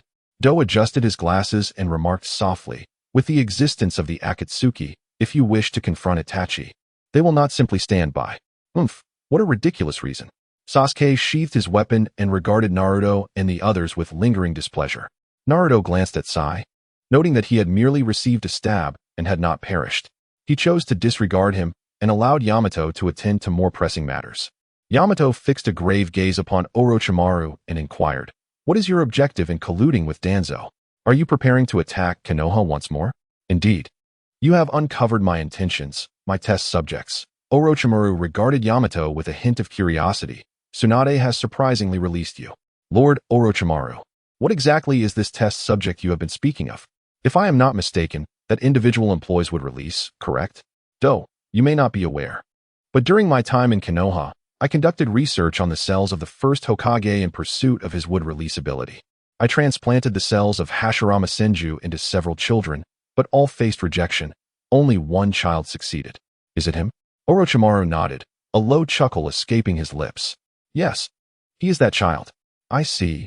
What an enviable ability, Do remarked, a glimmer of interest flashing through his glasses as he turned his attention to Yamato. Sakura, lacking any concept of the first Hokage, was oblivious to the connections, perceiving would release merely as a rare bloodline limit and showing no curiosity. Orochimaru openly revealed Danzo's intent to conspire against Konoha, leaving Naruto somewhat taken aback. Their relationship seemed rather strained. Orochimaru's bluntness rendered Yamato's prepared rhetoric useless. He turned to Sai, asking helplessly, Sai, what task did Danzo assign to you? To kill Sasuke, destroy the vessel for Orochimaru's reincarnation, and eliminate the threat he poses to Konoha. Sai did not conceal his mission. He believed it was beneficial for Konoha and saw no reason for doubt. Yamato and Sakura stared in surprise at Sai, who had so boldly articulated such a matter. Chapter 155. The Bounty Hunters of the Akatsuki. That old man is indeed up to no good. However, with Sasuke's exceptional abilities, I cannot bear to truly use him as a vessel. Orochimaru licked his lips and gestured for them to leave. Naruto, I shall challenge you again in the future. Sasuke cast a fleeting glance at the group before gradually vanishing from sight. Orochimaru suddenly paused, reminding them, "Oh, by the way, I must inform you that 2 members of the Akatsuki have already headed towards Konoha." Huh? The Akatsuki is going to Konoha? Naruto furrowed his brows, eager to inquire further. But Orochimaru and Do had already departed. What was he to do? Naruto grimaced at Sai. What can we do? We should return. Regardless of whether what he said is true or not, this matter pertains to Root, and it is beyond our purview to decide. In truth, Sai's mission bore no fault. As an Umbu, it was Yamato's duty to eliminate rogue ninjas, and he ought to assist. As for Orochimaru's collaboration with Danzo to attack Konoha again, it was mere conjecture without evidence, rendering it ineffective as a basis for action. The 4 retraced their steps. Zai, adhering to his orders, remained loyal to the Roots and would return to the village on his own accord, regardless of external factors. Consequently, Yamato refrained from imposing any restrictions on his actions, though he remained vigilant regarding Zai's movements. As Yamato and Zai sprinted ahead, Naruto and Sakura followed at a more leisurely pace. Breaking the silence, Sakura furrowed her brow and inquired of Naruto, "So, have we completed this mission or not? We were supposed to gather intelligence on the Akatsuki. But aside from the information that Orochimaru mentioned about an Akatsuki member heading toward Konoha, it seems we have little to show for our efforts." Naruto smiled, pulling his thoughts back to the present. In truth, he had already gleaned quite a bit. Orochimaru had not seized Sasuke's body, and his mutual animosity with the Akatsuki suggested that he was actively sharing their movements with us, indicating that he had no reason to attack Konoha. Within the Akatsuki, at least Itachi Uchiha was being restrained by both Orochimaru and Sasuke. Furthermore, considering Orochimaru's report of 2 members heading toward Konoha, if one of them were Itachi, they would not let him go freely, thereby implying that it was not Itachi. The Akatsuki typically operated in pairs. Thus, Itachi's absence also meant that Kisame was likely not present. Sakura asked whether Orochimaru's claims could be trusted, expressing her concern that if 2 individuals were indeed heading to Konoha, it might be best for Naruto not to return. After all, one could never know what sort of adversaries they might encounter. The last time they had witnessed the combat prowess of Sasori of the Red Sand, it had left Sakura wary of the Akatsuki. While Naruto's ingenuity often turned the tide in battle, his abilities seemed to have their limits, a subtle reality that Sakura perceived without further inquiry. Naruto reassured her not to overthink things, asserting that they would face whatever came their way without fear. The following day, the group returned to the village to report on their mission. Tsunade, observing Zai, chastised him for his reckless behavior, questioning what would happen if Naruto and Sakura encountered danger while attempting to rescue him. Zai offered a feigned smile, but remained silent. He was merely following orders, and such concerns were not his to ponder. Tsunade, displeased, had initially suspected that Zai was a spy planted by Danzo to monitor Naruto, only to discover that his true purpose was to engage with Orochimaru. She pondered whether Naruto's seal on the 9 tails was so secure that even Danzo had forgotten about it. Were it not for the emergence of the Akatsuki, they would not have redirected their attention to Naruto at all. In a way, this was fortuitous, as it suited everyone's interests. Tsunade suggested to Danzo that he should take Zai away, as he was proving difficult to manage. Danzo acquiesced, acknowledging that despite Zai's failure, he remained a valuable subordinate. What a disgrace to work for the Hokage, he muttered as he departed. Zai, however, chose not to return, expressing that he had gained significant insights from this mission and wished to remain with Team 7 for a while longer. Danzo reminded him not to forget the purpose of the Root's existence before grumbling away. Tsunade, bemused, turned to Kakashi's team for their opinions. Naruto, indifferent, stated that as long as Zai did not act recklessly as he had before, that would suffice. Just as he was about to leave, a ninja rushed in, flustered. "Report." Tsunade frowned and asked what was the matter. The ninja, whom Naruto did not recognize, took a breath and hurriedly relayed. "The communication unit has received word that the fire temple in the Land of Fire has been attacked by the Akatsuki, resulting in the death of the head monk, whose remains have been taken by the enemy. Asuma's team happened to be nearby, and has taken the initiative to investigate this matter. So swiftly did Kakashi's team inform him of the Akatsuki's impending arrival in Konoha that the battle had already commenced. Upon hearing this news, Tsunade furrowed her brow in exasperation. Kakashi, I must trouble you to embark on another mission. Your task is to assist Asuma's team. Should the situation appear dire, retreat immediately. Everyone has assignments, and currently, only Team 7 has returned and remains within the village. This scenario differs from the rescue of Gaara. The Akatsuki's objective is to capture the Nine Tails. Tsunade wished to spare Naruto from peril. She understood that Asuma shared a deep bond with the Earth Temple and with the death of the temple's guardian. Asuma would not relent. A confrontation was inevitable, yet with only the Inuzuka, Nara, and Akimichi trio alongside him, Tsunade could not confidently assert their victory. Hence she instructed Naruto and his companions to avoid prolonged combat. This event transpired 2 hours prior. The Earth Temple lies several hundred miles from Konoha, and it was likely that Asuma and his team had already engaged the enemy. Naruto sought out Yamato and the others, relaying the details of their mission, after which they swiftly mounted the ink birds conjured by Sai, soaring toward the Earth Temple. Near the lakeside behind the temple, not far from a public restroom, Asuma's team was already embroiled in combat with 2 members of the Akatsuki clad in their characteristic red cloud black cloaks. Asuma faced Haiden, easily recognizable by his large scythe, while the other, with striking green eyes, was Kakuzu, confronting the trio of Inuzuka, Nara, and Akimichi. Kakuzu's motivation was financial gain.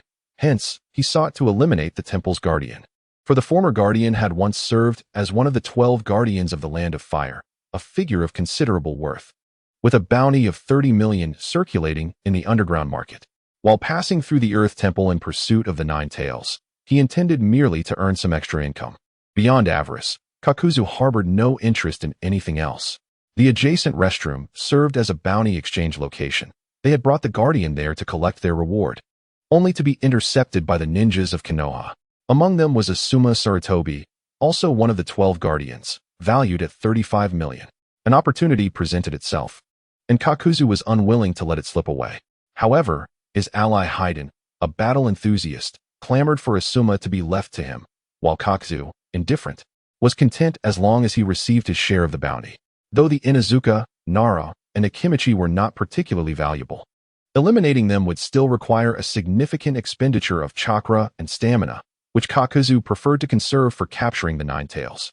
Thus, he opted to exert minimal effort against the trio, merely assisting Haiden in keeping them occupied. Observing the 3 youthful adversaries before him, he was somewhat taken aback, especially by the stout one, whose enlarged form possessed remarkable strength. Haiden, are you finished yet?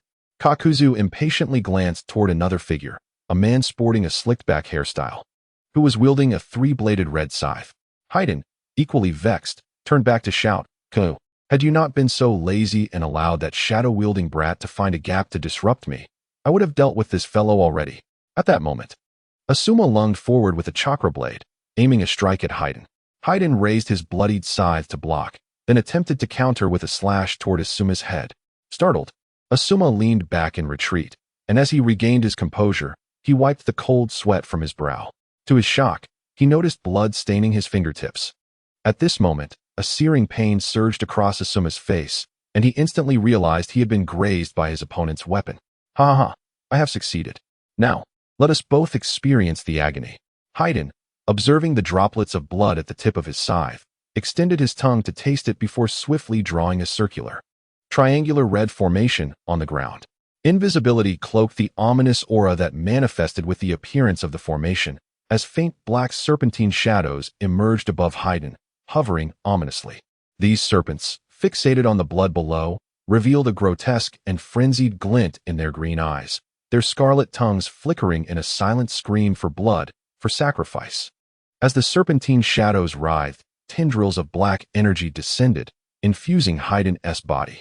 In an instant, his exterior turned pitch black, adorned with peculiar white markings that lent him an eerie appearance. "Asuma, be careful," Shikamaru shouted urgently as a shadow darted past Kakuzu towards Haiden. Haiden grinned maniacally, pulling from his garments a 3-foot-long black iron stake, and, with a swift motion, plunged it into his own heart. Blood gushed forth, dripping into the cursed formation. as invisible red energy slowly flowed towards the black shadows. The shadows opened their mouths to inhale, revealing expressions of rapture. Keek, such exquisite blood. Meanwhile, Asuma glanced down at his abdomen, his expression stiffening. Ugh! A violent pain radiated from his lower body, and he spat out a mouthful of blood. They had witnessed Haiden's ability to rebound damage, so they had remained vigilant, yet he had still fallen victim.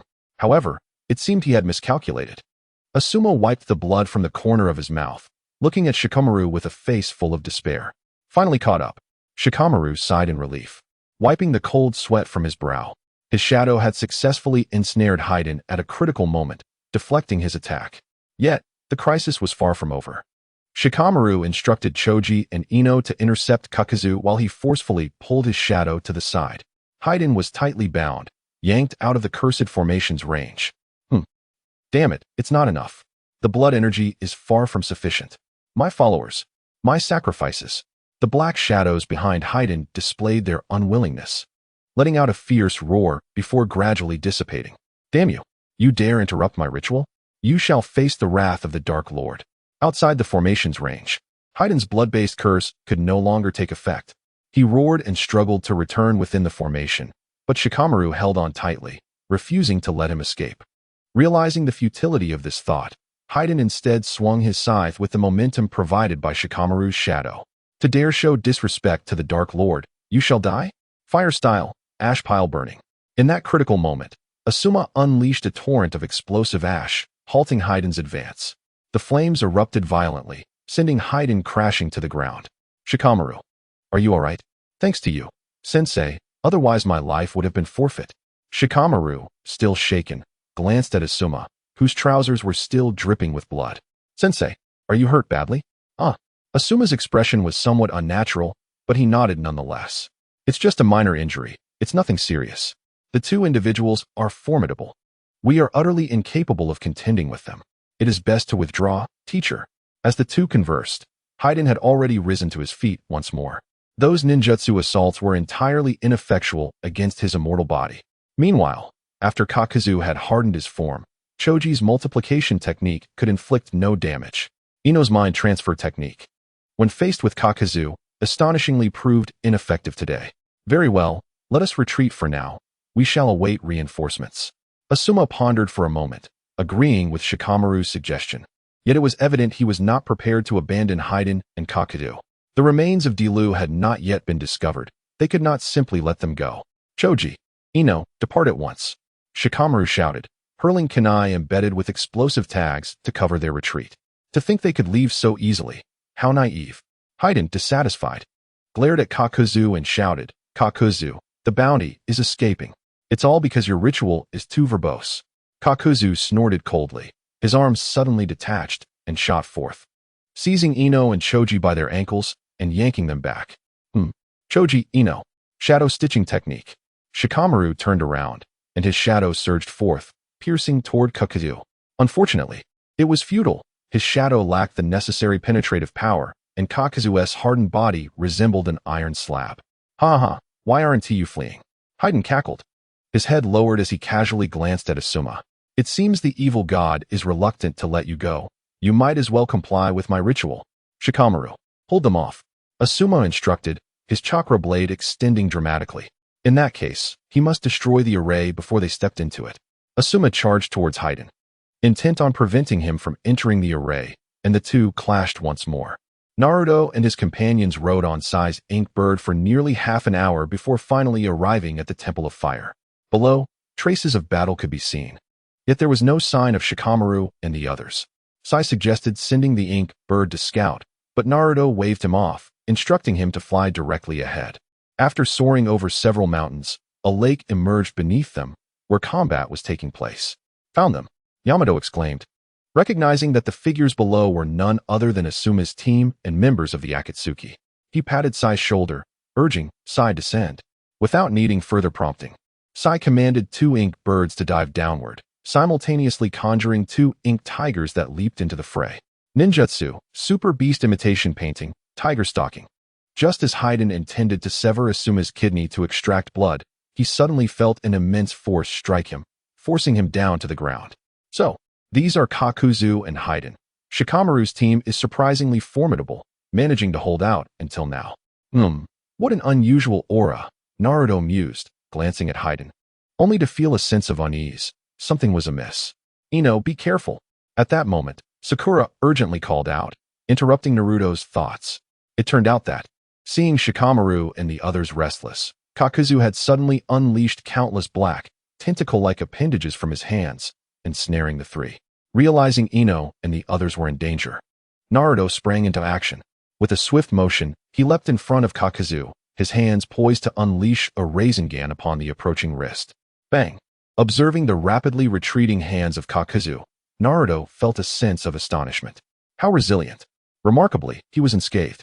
In Chapter 157, Destruction of the Grievances of the Land, Kakuzu's hands swiftly retreated, his long beard writhing, and in the blink of an eye, reattached to his arms. Naruto, Sakura? How wonderful! Ino and her companions, upon seeing Naruto's sudden appearance, instantly breathed a sigh of relief. Yamato rushed to Asuma's side and exclaimed loudly, "The Hokage has instructed us to cover your retreat. We must leave at once. Is that how we are to withdraw?" Asuma hesitated, shaking his head. "Since you are here, we should seize this rare opportunity to eliminate them. Is that feasible?" Yamato glanced at Naruto and Shikamaru. 8 against 2 seemed promising. Asuma's team had endured for so long without harm. These two were likely among the weaker members of the Akatsuki. Considering their aim was the Nine Tails, a confrontation in Konoha was inevitable. Yamato believed it would be advantageous to neutralize them here. Thus, he declared, "Naruto, Sakura, Sai, assist Asuma's team in subduing these two." Naruto's heart stirred as he directed his gaze toward Kakuzu. His face twitched in disgust as he became curious about Kakuzu's physical condition, only to be repulsed by the sight. Kakuzu was grotesque, his body a patchwork of flesh, stitched together by a mass of black tendrils. These tendrils writhed as though his body were infested with iron wire worms. Furthermore, within his form resided 5 sinister, yarn-like orbs. "Ah, I recall you are the Jinchuriki of the Nine Tails, approaching me so willingly." Kakuzu's attention shifted to the suddenly appearing Naruto, aware of the intelligence regarding the Nine Tails Jinchuriki. Uzumaki Naruto was indeed the target of his mission. Naruto inquired curiously, "So eager to find me, how many tailed beasts have you captured? Do you truly believe I would divulge such information?" Kakuzu, his entire form concealed within his garments and his head swathed in white cloth, regarded Naruto's words with a disdainful glimmer in his green eyes. He was inherently a killer, previously engaging in trivial skirmishes with Ino's team merely for the sake of convenience. Only those with bounties on their heads sparked his interest. Yet Naruto was an exception due to his status as a Jinchuriki, making him the focal point of Kakuzu's mission. "Haiden, I shall handle this one. You deal with the rest." Kakuzu chuckled darkly, dramatically shedding his red, clouded black robe to reveal his patchwork body. He swiftly formed hand seals, and his back convulsed, splitting to unveil 5 masked black yarn creatures. Sakura, Ino, and the others were horrified by the sight. Observing this, Naruto instructed them to confront Haiden, while he would take on Kakuzu himself. "Is that wise?" Sakura expressed her apprehension. "Absolutely," Naruto affirmed, noticing a 3-foot-long iron stake nearby, which he effortlessly summoned into his grasp. He swung it a few times, assessing its balance. "Hey, that is my weapon," Haiden shouted, witnessing the stake he had used for self-mutilation being appropriated by Naruto, and kicked Shikamaru aside in a rage. "Haiden, your opponent is us." As he prepared to lunge at Naruto, Shikamaru quickly summoned his shadow to restrain him. In the midst of concern, Jinya furrowed his brow and inquired, "Will Naruto be able to manage?" If it were merely a matter of stalling their adversary, it would pose no issue. Without hesitation, Dingzi positioned himself before Fade Wan and delivered a powerful punch that sent the latter flying. The trio often found themselves together and had a fair understanding of Naruto's prowess. In his estimation, Naruto surpassed both himself and Shikamaru combined. Thus, a swift resolution was imperative. They must subdue the foe before them, and then hasten to assist Naruto. Sasui acted decisively, his brush dancing across the canvas as he conjured the 12 zodiac signs. The inked beasts surged forth towards Fade Wan. Though Fade Wan possessed the gift of immortality, he found himself in distress, unable to draw blood or perform the ritual due to the onslaught. Meanwhile, Naruto faced Kakuzu, who had summoned 5 ominous black entities, leaving him momentarily perplexed about their nature. With a hint of curiosity, he unleashed 2 waves of sword energy, only to have them effortlessly evaded by the creatures. Intriguing. To avoid endangering Sakura and the others, Naruto leaped towards the mountains in the distance. If you wish to catch me, then pursue. Despite Fadewan's bizarre abilities, he posed little threat as long as the ritual could not be enacted. Outnumbered 7-1, and with Asuma and Yamato, 2 elite jonin, by his side, Naruto felt no anxiety. You've provoked me. Kakuzu sneered, trailing Naruto up the mountains with his 5 black monstrosities. On the rear mountain, Naruto perched upon a rock, observing the sudden appearance of Kakuzu, and swiftly unleashed 2 waves of sword energy. Earth Release, Earth Spear. Quick-witted, Kakuzu seized one of the black creatures and activated its body-hardening technique. Boom. The sword energy was intercepted by the black creature, dissipating upon impact. Quite resilient, indeed. After all, it was merely an ordinary weapon. This black entity had employed some form of Earth Release hardening technique, rendering physical attacks largely ineffective against it. Wind Release, Pressure Damage. Kakuzu bellowed, as one of the black entities opened its mouth and expelled a torrent of chakra. The chakra rapidly transformed into a towering storm, uprooting the ground and shattering trees, surging towards Naruto in an instant. He had no need to evade. Extending his hand, Naruto expanded the Rasengan in his palm to an impressive size, colliding it against the windstorm, resulting in a tremendous explosion. An even larger tempest erupted, engulfing everything atop the mountain in moments. After a brief interval, Naruto regarded the black creature lying on the ground, slightly raising an eyebrow. Kakuzu had used it as a shield against damage. TSK. No wonder the leader insisted on sealing the Ninetales last. Such power is truly enviable, he mused. Kakuzu, with a grim expression, lifted the corpse of the black entity, glaring at Naruto. One encounter had obliterated a heart, particularly through the Earth Release technique, quite troublesome. Naruto, unwilling to engage in further banter, summoned his flying sword artifact. Kakuzu's eye twitched violently. The sword exuded an overwhelming aura. Realizing Naruto's intent, he dared not linger and immediately unleashed his ultimate technique, Composite Ninjutsu, Flame Wind Chaos Wave. The 2 black entities on his shoulders opened their mouths, unleashing fireballs and storms that transformed into a vast sea of flames, engulfing Naruto in an instant. The confrontation was far from over. Perhaps startled by Naruto's earlier actions, Kakuzu felt a sense of insecurity.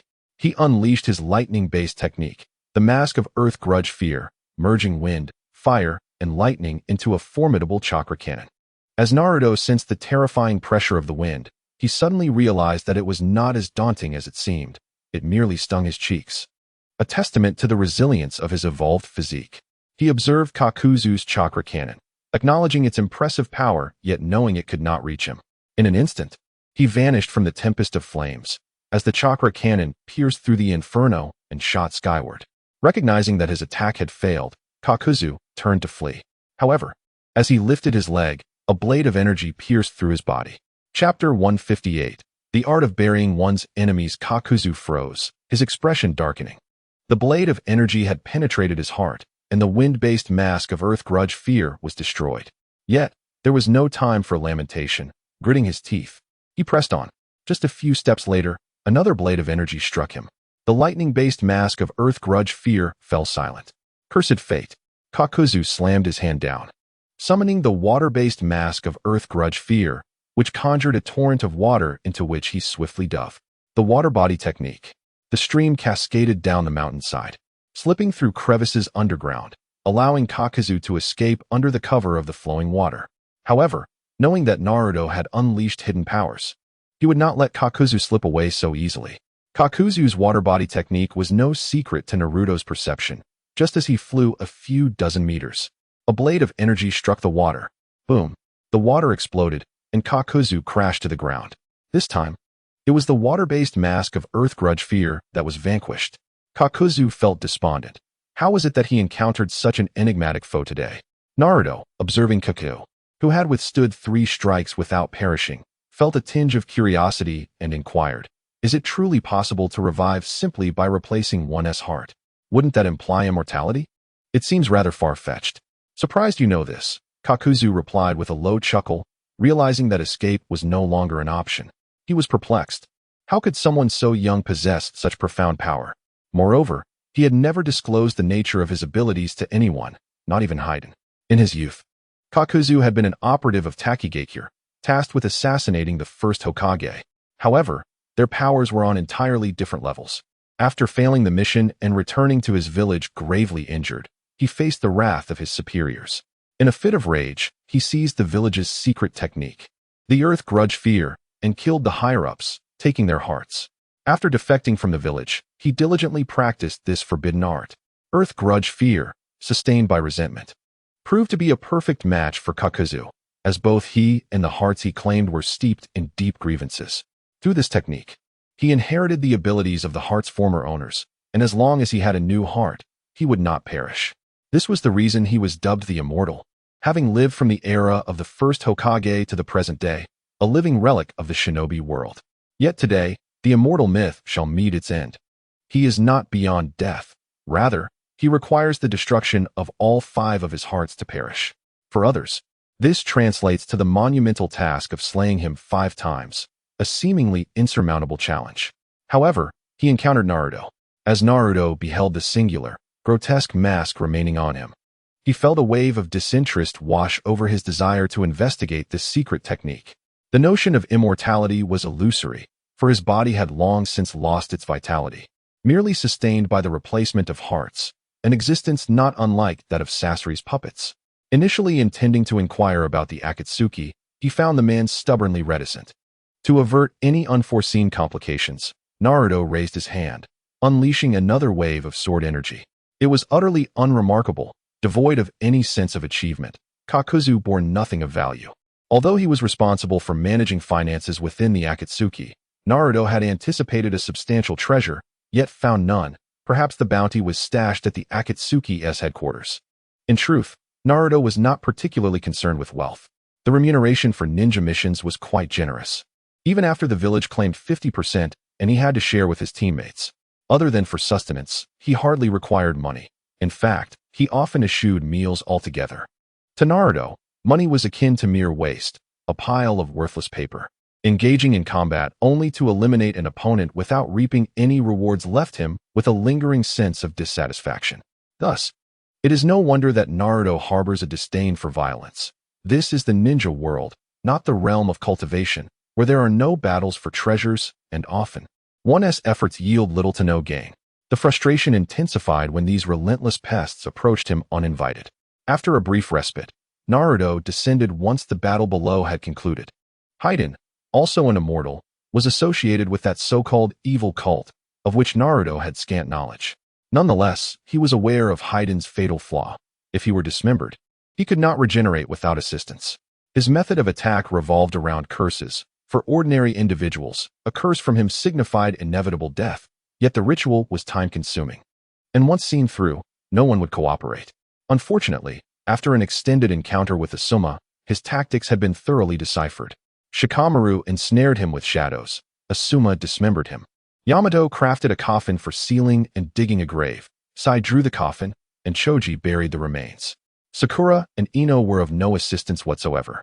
Naruto carried Kakuzu down the mountain, leaving everyone astounded. Did you single-handedly defeat him? In truth, Naruto was equally surprised. Scratching his head, he remarked, "How come you all seem so adept? Naruto, you may not be aware, but this fellow named Haydn can resurrect even in death. We are merely preventing his escape." Yamato explained, glancing at Kakuzu, who bore 4 wounds. He inquired of Naruto how this had come to pass.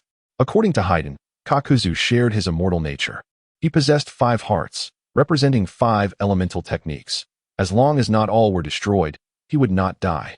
I seized the opportunity to strike him unexpectedly, Naruto summarized. Offering no further details on the execution of his plan, Naruto then inquired if their mission was complete and whether they should return.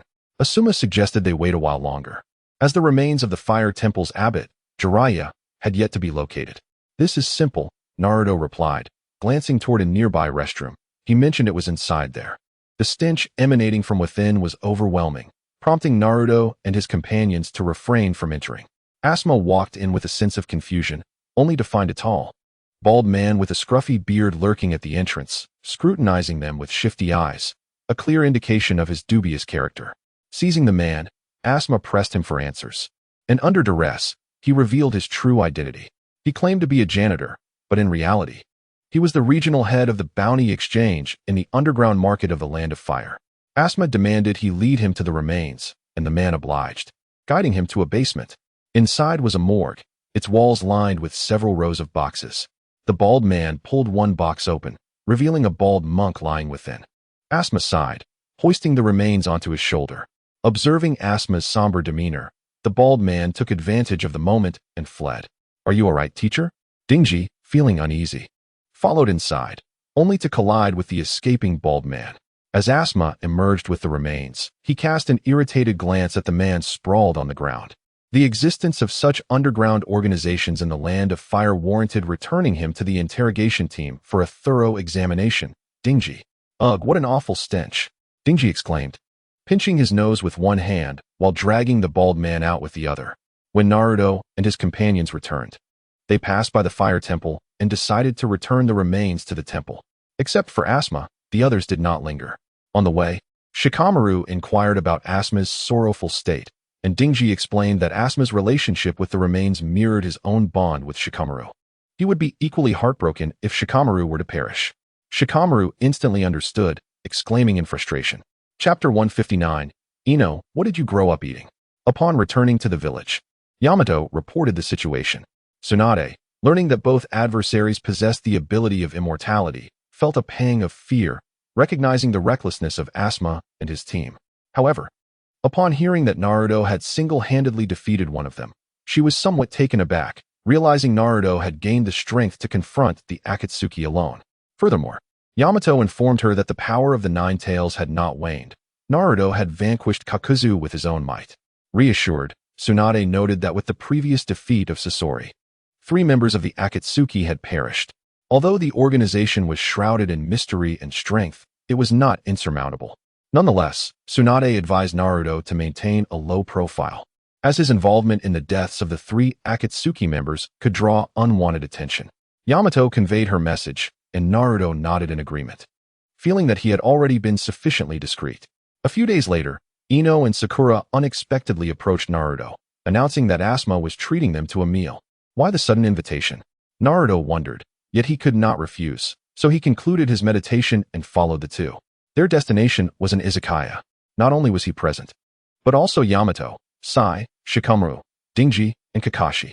The group gathered around a table on tatama mats, the surface laden with an array of dishes and drinks. Upon seeing Naruto and his companions approach, Shikamaru and Dingji eagerly greeted them. Naruto wasted no time in taking a seat. It was worth noting that his contemporaries, Shikamaru, Dingji, and Sakura, had all been promoted to Chunin, while Neji from the Hyuga clan had ascended to Jonin. Before long, it seemed that everyone would attain Jonin status. Upon reflecting on this, Naruto smiled. He was the only remaining genin here. Disliking alcohol, he unceremoniously seized a plate of grilled meat from in front of Choji, provoking a flurry of complaints from him, yet Naruto paid no heed.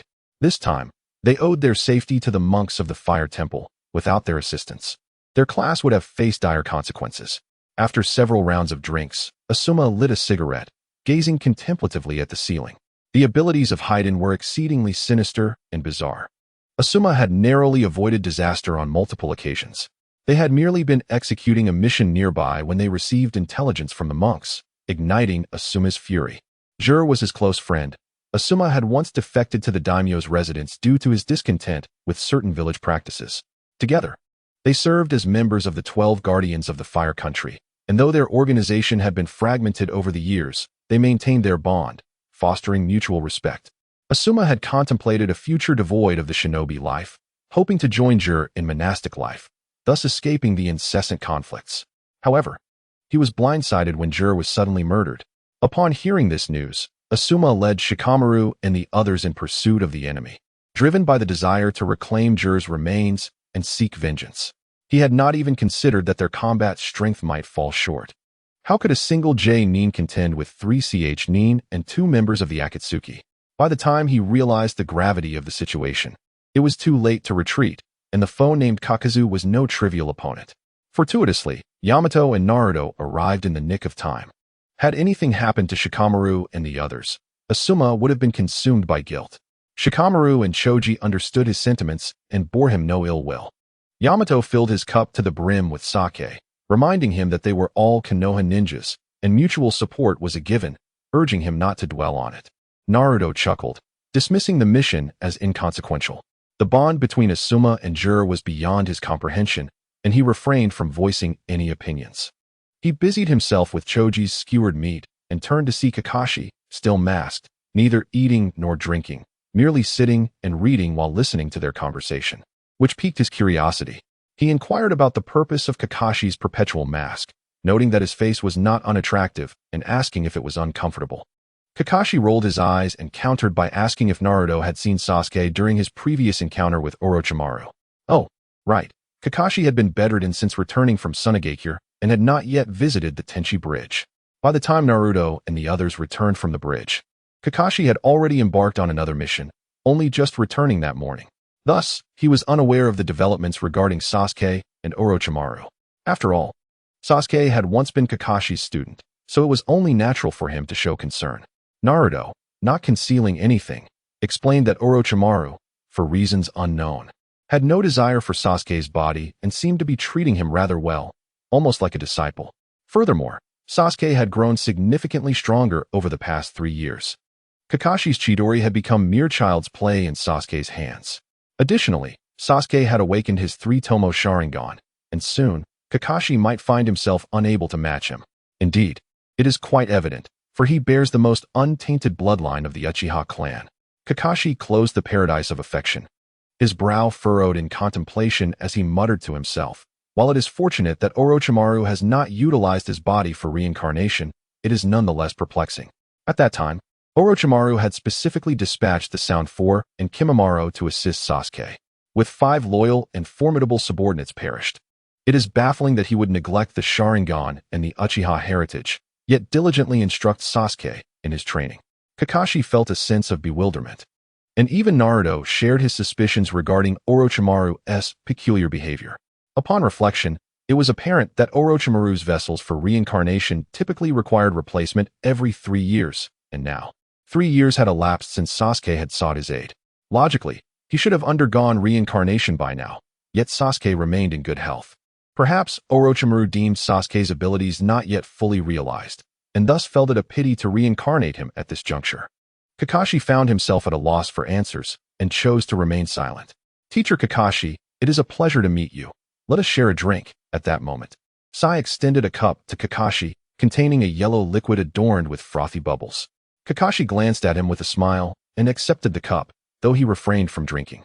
He placed the cup on the table and looked at Sai. "You are Sai, correct? It seems we have met before." Sai chuckled softly. "Oh, is that so?" Kakashi, having once been part of the Umbu, might indeed recall him, but Sai chose not to dwell on it. As Sai and Kakashi engaged in light conversation, Asuma was conversing with Shikamaru and Choji, while Yamato had succumbed to intoxication, sprawled across the table. Sakura and Ino, abstaining from alcohol, sat together, whispering to one another, while Naruto, intrigued, enjoyed his grilled meat. "What's the matter, Sakura?" Ino asked, perplexed by Sakura's sudden closeness. Their voices were already soft, and there was no need to lean in so closely. "Keep it down. Naruto has excellent hearing," Sakura whispered, her breath brushing against Ino's face. Ino's ears flushed crimson as she hurriedly inquired what was amiss. Sakura discreetly poked Ino's chest and asked in confusion, "How is it that you have developed so quickly?" Chapter 160. Has the Hokage's son made a grave mistake in choosing a path? "Ino, how have you matured so rapidly?" Coughing slightly, Naruto was caught off guard by Sakura's comment. He instinctively glanced over and noticed that indeed, 3 years prior, Ino had merely had a slight bulge. Yet now she had blossomed into a more pronounced form. Sakura was indeed correct. "Sakura, what nonsense are you spouting? Such matters should be discussed privately," Ino admonished softly. Her cheeks flushed. Noticing Naruto's gaze directed towards them, she felt a twinge of irritation, fearing he had overheard. "What are you staring at?" Ino shot him a glare.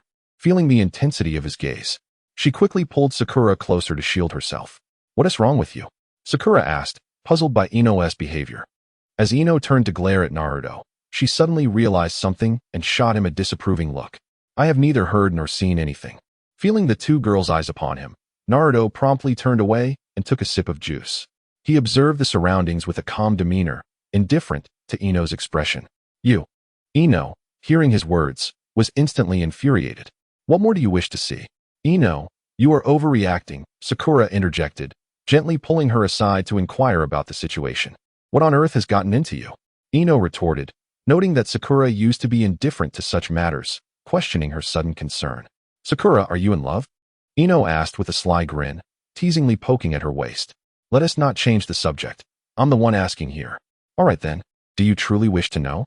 Just eat more regularly, Sakura replied. Ah, but what exactly is it, Ino? Ino glanced at Naruto, feeling as if he were eavesdropping, and whispered, I'll tell you later. Humph, who cares to listen? A moment later, Naruto set down his cup and glanced toward Asuma. Asuma repeatedly looked at Shikamaru, Choji, and Ino, as if he had something to say, yet the words lingered unspoken. What is wrong, Asuma? Naruto inquired casually. In truth, the two rarely interacted. Although Asuma was the son of the third Hokage and uncle to Konohamaru, Naruto did not know him well. Shikamaru noticed Asuma's troubled demeanor and asked what was amiss. Asuma smiled gently at Naruto, a hint of sadness etched across his face. Shikamaru, Choji, and Ino, I owe you an apology. He took a deep drag from his cigarette. Looking at the trio. Starting tomorrow, I will no longer be your teacher. Team 10 will henceforth be led by Kakashi. The room fell silent. With only Yamato resting his head on the table, fast asleep. Kakashi seemed to have anticipated this development, remaining unfazed as he quietly perused his book. Why, Asuma-sensei? Why the sudden change? Choji asked, unable to contain his confusion. Team 10 has been doing well. Since graduating from the Ninja Academy, you four have been under my guidance. Over the past 3 years, we have completed numerous missions together. Now, suddenly stating that you will no longer be our instructor is bewildering. Shikamaru and Ino shared his sentiments, but refrained from probing further, trusting that Asuma would provide an explanation. Asuma sighed, the ash from his cigarette falling despondently. This is something that needed to be said eventually. You are aware of my relationship with Jiraiya. I grew weary of the ninja life in my youth. I joined the daimyo's house as one of the 12 guardians, seeking to escape the village's intrigues and conflicts. It was during that time that I met Jiraiya. And when the 12 guardians disbanded, we promised to retreat together and enjoy a life of seclusion, watching the clouds. However, due to certain events in the village, I had to return to bolster Konoha's ninja strength. Years have passed, and with Jiraiya's passing, I find myself contemplating retirement once more. Coincidentally, the Temple of Fire is in need of a head monk, and I will take over Jiraiya's role as a tribute to my old friend. I have already discussed this matter with the Hokage and the temple. Well, you have all grown up now and no longer need to follow me around, weeping and wailing, making a fool of Kakashi. Asuma chuckled while giving Shikamaru a pat on the shoulder, advising him to keep an eye on Choji, since a decision has been made. Further words are futile. Shikamaru shrugged his shoulders, left speechless. Observing Choji sobbing uncontrollably, Shikamaru slapped him on the head, exclaiming, Come on. It's not a matter of life and death. Why are you crying like that? Shouldn't this situation evoke sorrow? We are not the ones who should be saddened. It is Asuma-sensei who bears the weight of grief. Choji grabbed a tissue to wipe his face, casting a resentful glance at Shikamaru. We are not children anymore. Since Asuma-sensei has his own aspirations, he should pursue them, Ino remarked with a smile, unfazed. Initially, Asuma anticipated a somewhat awkward atmosphere, but it seemed he had overthought it. And he sighed in relief. Lighting another cigarette, he turned his gaze to Kakashi. Kakashi, I entrust Team 10 to you from now on. How wonderful it is to enjoy such ease so early on. Kakashi nodded, feeling a twinge of envy. Upon hearing this, Asuma shook his head with a smile. Finally turning his attention to Naruto. Based on the movements of Kakuzu and Haiden, the Akatsuki's base should be in the direction of the Temple of Fire. They are after you, and will undoubtedly return. I will keep a close watch over the Temple of Fire, and will send word to the village should anything arise. Thank you for your trouble. Naruto expressed his gratitude. Although he did not particularly care, he appreciated that Asuma was considering him. So he did not hesitate to offer polite words. Wait a moment. Asuma Sarutobi is going to the Temple of Fire to become the abbot. Isn't that becoming a monk? That doesn't seem right. Although he was supposed to be dead and has somehow survived, is it not peculiar for the son of the Hokage to become a monk? With these thoughts, Naruto looked at Asuma with a strange expression. There must be other reasons behind this. Ahem. Tonight, I will cover the bill. Everyone eat and drink to your heart's content. Oh, That's right, Sai. Don't just drink. Make sure to eat some food too, or you'll get drunk easily. Asuma felt uneasy under his gaze and changed the subject. Drunk? I'm not drunk at all. At that moment, Yamato suddenly looked up and snatched the cup from Sai's hand, downing its contents in one go. Sai squinted and smiled, saying, "Thank you." He then filled Yamato's cup again. And upon seeing this, Yamato gulped it down once more. Sai continued to refill the cup. As Yamato prepared to down another, Kakashi quickly intervened. Don't cause any trouble. You too. Chapter 161. Hinata must not cry. Seeing Asuma reminded Naruto of Haiden.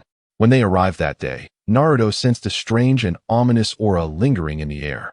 Initially, he thought it stemmed from Haiden, but upon reflection, it felt different.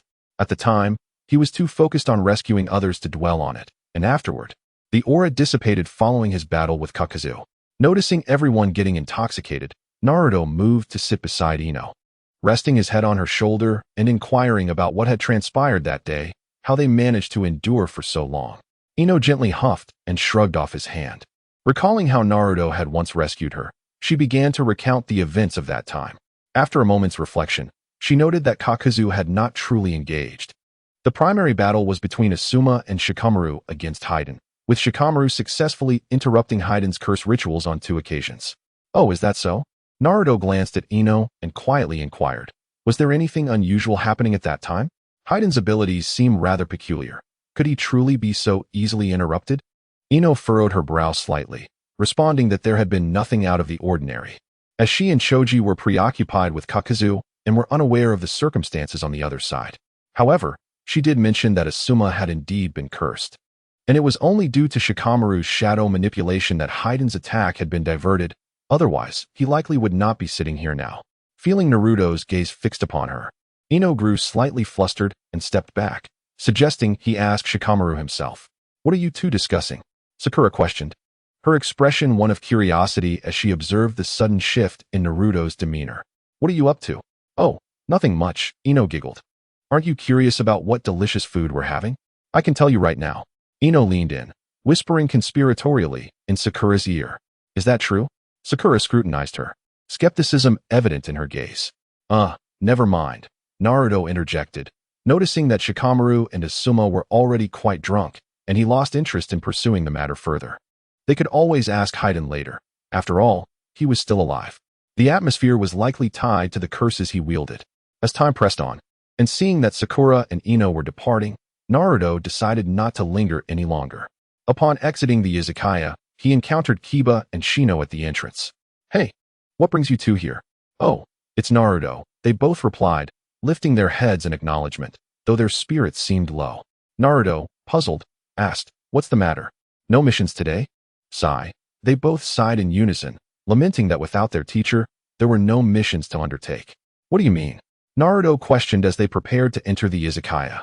He quickly stopped them, noting the noise and overwhelming smell of alcohol inside. Kiba and Shino exchanged glances, their expressions grim. Naruto, we were going in to eat. Eat what? It smells like a brewery in there. Come on, my treat, let's go somewhere else. Grateful for Naruto's generosity, they found it hard to refuse. Leading them to a nearby shop, Naruto called out, Hey, boss, we'll take 4 spicy snack combo meals. The proprietor, an elderly woman with graying hair, had been dozing in her rocking chair, but upon hearing Naruto's voice, she opened her eyes wide. Is that you rascals? You've grown so much. Yes. Do you still remember me? Of course, you're that troublemaker. And look at Akamaru, all grown up. Still craving those spicy snacks, eh? Akamaru barked in response, excitedly. Wait a minute, I'm not that troublemaker, Naruto muttered under his breath, feeling slightly exasperated. It seemed she only recognized Akamaru, likely due to his frequent visits. The old woman chuckled heartily and shuffled back inside. Is this what you're treating us to? Kiba exclaimed, visibly displeased, and turned to leave, but found himself unable to do so. Woof woof. Chiwamaru clamped onto his pant leg, looking up with a comical expression reminiscent of a pug. Drool dripping from his mouth. Chiwamaru, do you desire this morsel? He whimpered. All right then, you conceded, turning away. In the blink of an eye, the elderly lady emerged with a pile of spicy snacks. Naruto laid down a handful of money and received the snacks, distributing them among them. Yet accepted them with mild disdain, tearing open a packet and handing 2 sticks to Chiwamaru. The little creature eagerly devoured them, finishing and then gazing expectantly at you. Sigh. Such a dog with no aspirations. Do not be so critical. Even Shino remained silent, you retorted. Shino chimed in. Consuming only this without proper meals will inevitably lead to stomach ailments. Nevertheless, it is rather delicious. The trio and the dog ambled down the street, enjoying their spicy treats. Naruto inquired about their earlier despondency, asking if someone had passed away at home. They sighed again, silently acknowledging, it is about Teacher Hong. What? Naruto exclaimed, taken aback. No way. Teacher Hong referred to Yuhi Kurinai, the instructor for Hinata, Shino, and Ya. The stunning teacher with flowing waves and crimson eyes was gone. Suddenly, Naruto found the spicy snacks in his hand unappetizing. Teacher Hong had unexpectedly announced that she could no longer lead them, and they were troubled by this matter. Unsure of what had displeased her, Ya, puzzled, asked why Naruto was so agitated. Oh, I see. Could you possibly articulate your thoughts in one breath? Naruto exhaled. Shocked and bewildered, he had thought a major incident had occurred. Wasn't it merely a teacher transfer?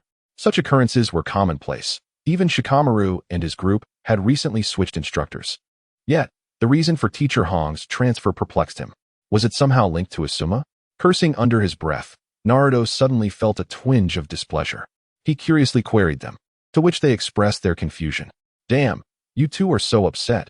What about Hinata? She must be heartbroken. Losing interest in accompanying them any further, Naruto turned to leave.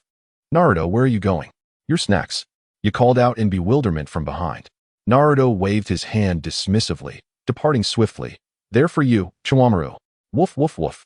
Upon hearing this, Chiwamaru joyfully frolicked around Shino and Ya.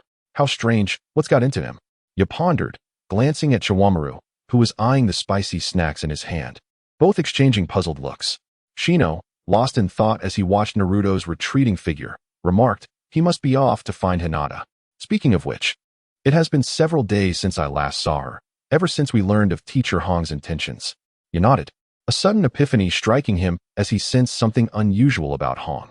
Shino, I believe Teacher Hong must have an important matter to attend to, hence her remarks. I intend to investigate this matter further. What about you? Indeed, I share the same sentiment. Naruto was headed to find Hinata, naturally making his way to the Hyuga clan's residence. After bidding farewell to Shino and Chiwamaru, he arrived at the Hyuga estate. Chapter 162. Please wait in my room. The Hyuga clan was a large family, complete with servants, yet Hinata preferred to tend to her own needs, managing her daily affairs independently. Hinata Hyuga found herself entangled in family matters while Hanabi attended the ninja academy. When Naruto arrived, he noticed that Hinata was present. He pondered the somber states of Shino and Kiba, wondering if Hinata was in tears. However, to his surprise, she was not crying but instead engaged in rigorous training.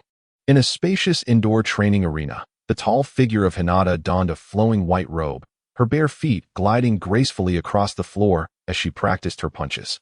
Her movements were as fluid as water, her long, fair legs slicing through the air with remarkable agility.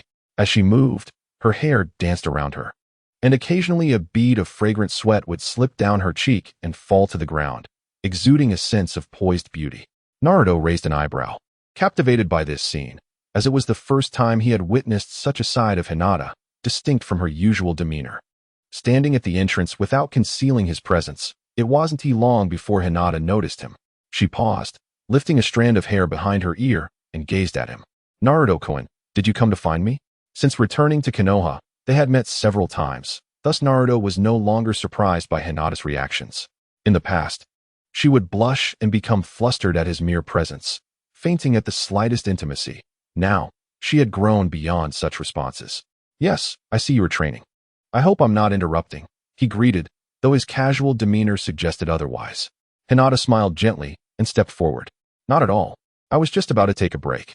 She inquired about his visit, knowing that he seldom came to this place without reason. Naruto candidly shared that he had heard from Shino and Kiba about the recent circumstances surrounding their teacher, Yuhi Kurinai, and had come to check on her after noticing she had not ventured out in several days. Hinata felt a flicker of emotion and sighed softly, smiling as she remarked, Naruto-kun, you always have a way of offering warmth and care without even realizing it. She wanted to express that this particular trait of his was irresistibly charming to girls. Yet she refrained from saying too much, not wanting to lead his thoughts astray. Naruto scratched the back of his head and leaned against the doorframe, inquiring about the situation. Hinata let out a slight sigh, explaining that Kurenai had been taking them on fewer missions lately. It seemed she had other matters to attend to, and just a few days prior, she had advised them to become self-reliant, as if she were preparing to leave them. Hinata was uncertain of the specific reasons, as she had not seen Kurenai in recent days and was unaware of her whereabouts. With no missions to undertake, I've simply stayed home, which may have caused you concern. Naruto quickly reassured her, saying that as long as she was all right, there was no cause for worry. He realized he had perhaps overthought the situation. Hinata was remarkably resilient and wouldn't be easily disheartened by such matters. While it was evident that her mood was not at its best, it did not mirror the gloominess exhibited by Shino and Kiba. In truth, Naruto's visit was not solely for Hinata's sake. He queried her about any unusual behavior from Kurenai in the past, suggesting that such changes would not arise without some prior indication. Hinata fell into contemplative silence for a moment before recalling certain occurrences. Kurenai-sensei would occasionally venture to the area known as Ramen Hill, but whenever we inquired about it, she never disclosed her reasons. In the past month, she has been there more frequently, yet I remain unaware of the circumstances. Ramen Hill? Naruto asked, puzzled. He was familiar with the location, a small hill within the Konoha forest upon which a manor stood. In that place resided some ordinary individuals, seemingly unremarkable. Naruto remarked. Could it be that Sakura is in a romantic relationship? That seems unlikely. She has never mentioned such matters, came the response. However, it does seem that Asuma-sensei pursued her for a while. And then what happened? Naruto inquired. Asuma is now set to become the head monk at the Temple of Fire. By the way, can monks marry? Naruto pondered, still uncertain. Why do you care about that? Hinata asked, her gaze slightly perplexed, but she continued. Asuma-sensei returned empty-handed. Sakura declared herself a staunch single practitioner. That's a relief, Naruto sighed, and upon noticing Hinata's odd expression, he added, I can somewhat understand Sakura's reasoning. Oh, what do you mean? Hinata questioned. You mentioned that Sakura often visits the Hill of Rimi. I suspect there might be something significant there. Perhaps this incident is related to it. If we wish to uncover the truth, we should investigate, Hinata asserted. You sound so certain? I've been to that villa, and there's nothing particularly special about it.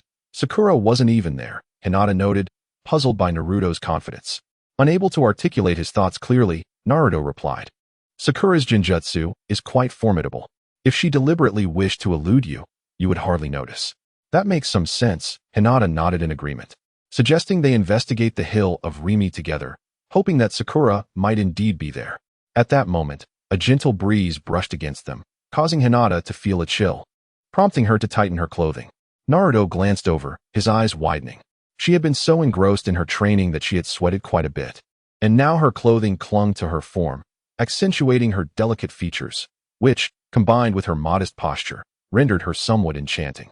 She was blossoming into a beautiful young woman, her gentle demeanor reminiscent of a first love from their school days. Naruto raised an eyebrow and teased, You're not planning to wear that outfit, are you? Hinata immediately reverted to her bashful self, gently pinching the hem of her clothing. Naruto-kun, what are you thinking? I'm not thinking anything. Let us just change into something else and head out, he suggested, scratching his head, as he found Hinata too easily flustered and wished to avoid teasing her. Hinata also felt the discomfort of her clingy attire and glanced at Naruto, whispering, Why don't you wait in my room for a moment? I'd like to take a shower. Oh, Naruto replied, but when he looked back at her, Hinata had already turned and headed toward her room.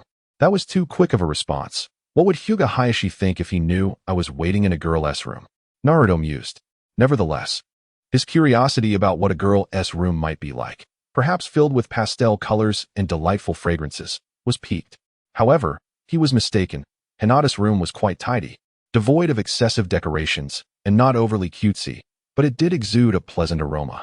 He smiled softly. This seemed more in line with Hinata's character. Her room had a vintage charm, with a wooden door leading to a living area and a bedroom, which also contained a bathroom.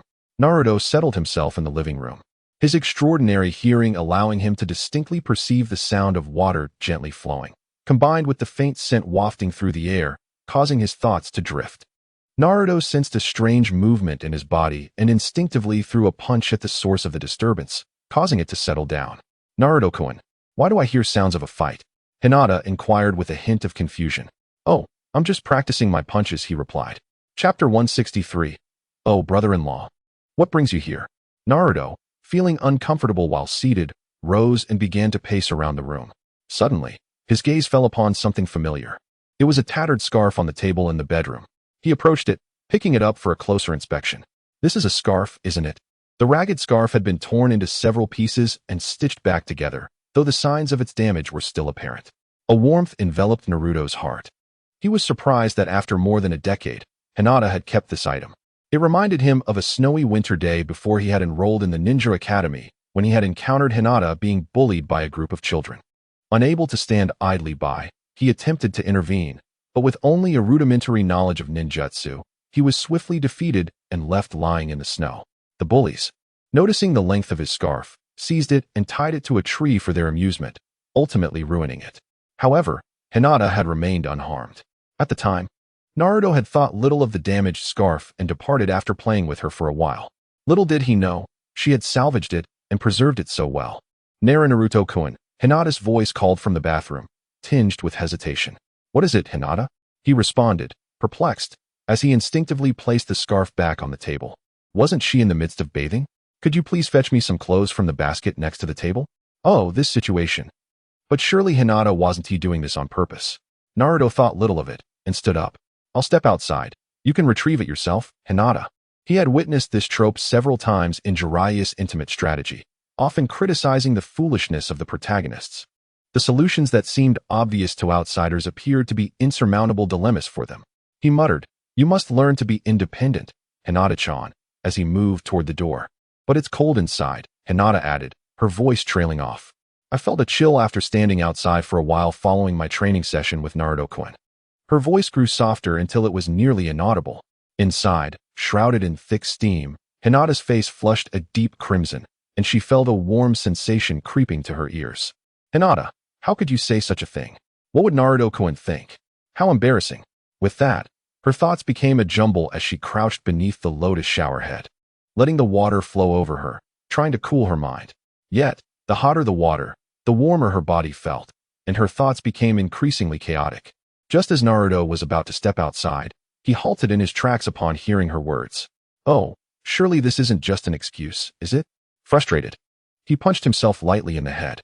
What nonsense am I thinking? Naruto scratched his head and closed the door, dismissing any further thoughts.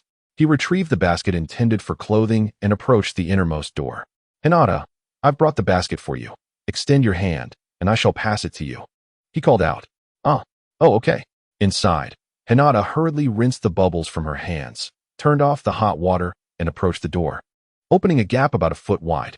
As Naruto noticed the door ajar, mist billowed forth, and he felt a distinct chill in the air, prompting him to promptly extend the basket forward. Then, he beheld a pale arm reaching out, still damp, exuding warmth under the light, perhaps due to the heavy mist. Visibility was poor, and Hinata's arm flailed about without grasping anything. Where's the basket? She inquired. Naruto, a bit exasperated, thought, is your Byakugan really white? Nonetheless, he found it peculiar that she needed to employ her Byakugan for such a trivial matter. Observing her continued flailing, he seized her hand and placed the basket in her grasp. All right, I'm heading out now. Reluctantly, he released her cool, smooth hand and kindly assisted in closing the door before stepping outside. Inside, Hinata shuddered, sliding down the wall to the floor, covering her face with her hand, her ears burning with embarrassment. Oh dear, Hinata, how shameful. Just then, a female voice called from outside, startling Hinata. Hanabi? Why is she back now? This is bad. If she sees Naruto-kun here realizing the gravity of the situation, Hinata panicked and urged Naruto to hide immediately. What is there to hide from? Naruto, now outside, was puzzled by Hinata's frantic tone. Hanabi had already sprinted over, clad in a fitted outfit, her petite frame concealing an impressive strength akin to that of a tiger or leopard. Her small feet tread lightly upon the grass, leaving no trace of damage. As if she were weightless, a testament to her mastery of chakra control, surpassing the mere training in water treading. Undoubtedly, her father had provided her with advanced education. Who is that? Hanabi approached her sister's yard, noticing a figure outside the door. The individual's back was turned, rendering their face indistinguishable. But it appeared to be a man, prompting her to adopt a cautious stance.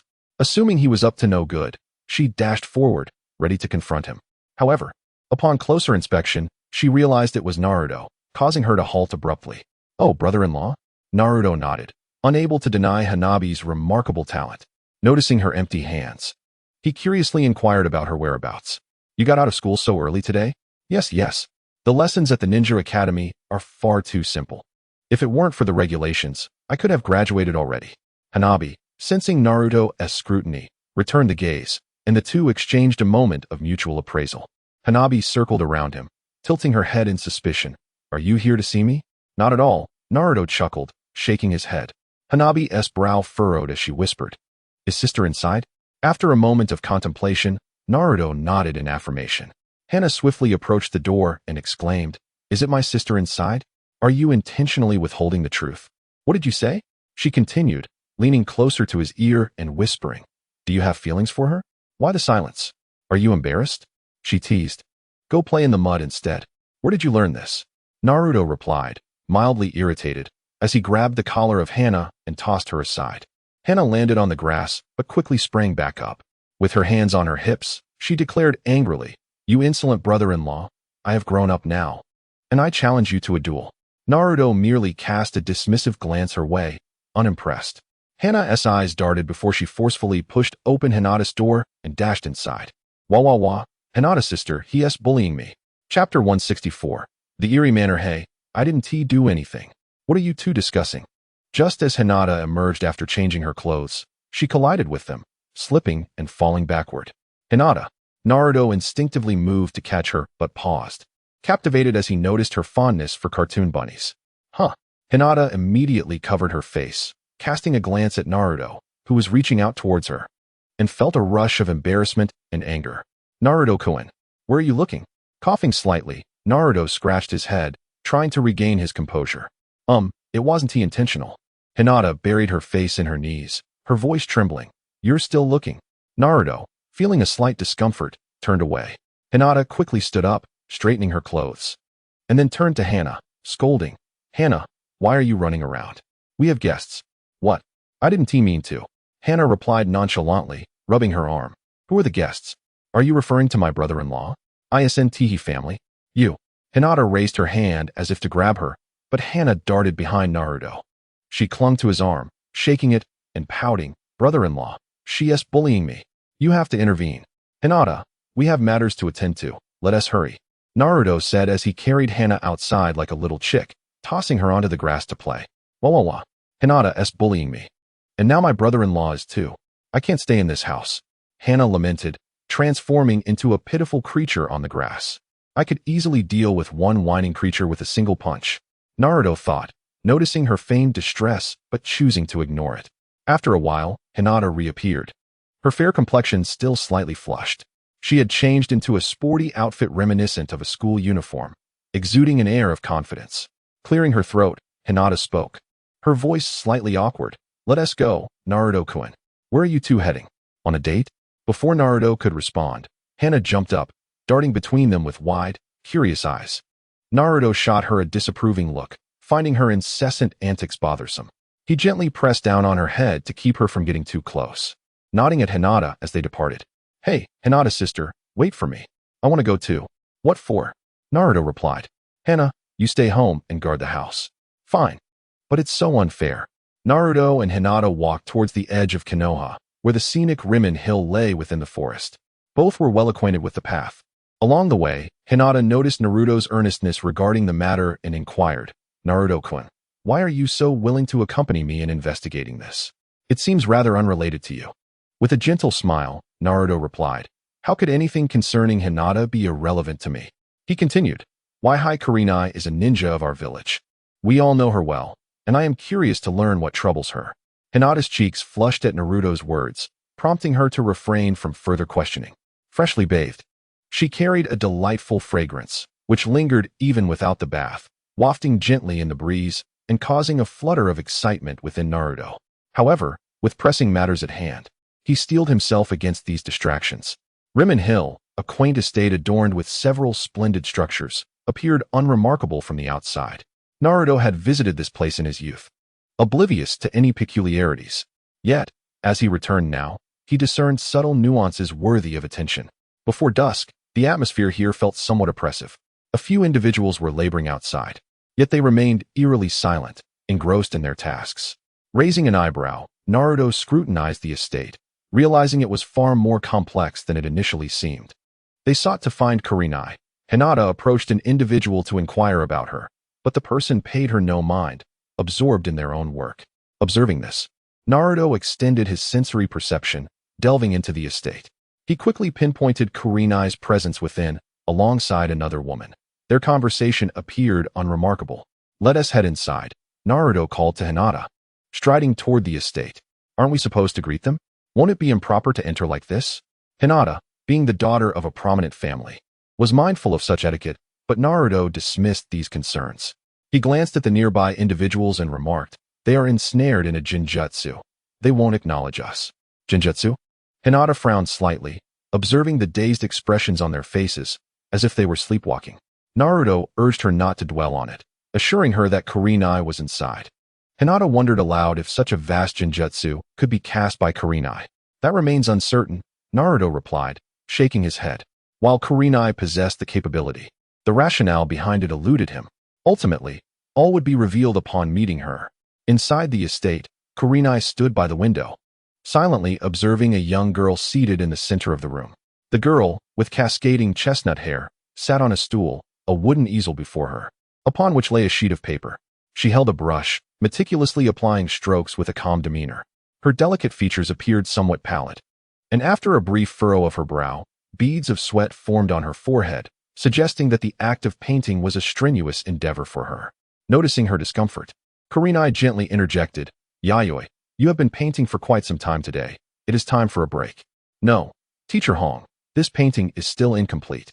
The girl appears somewhat stubborn, forcing a smile as she raises her head, only to continue her work.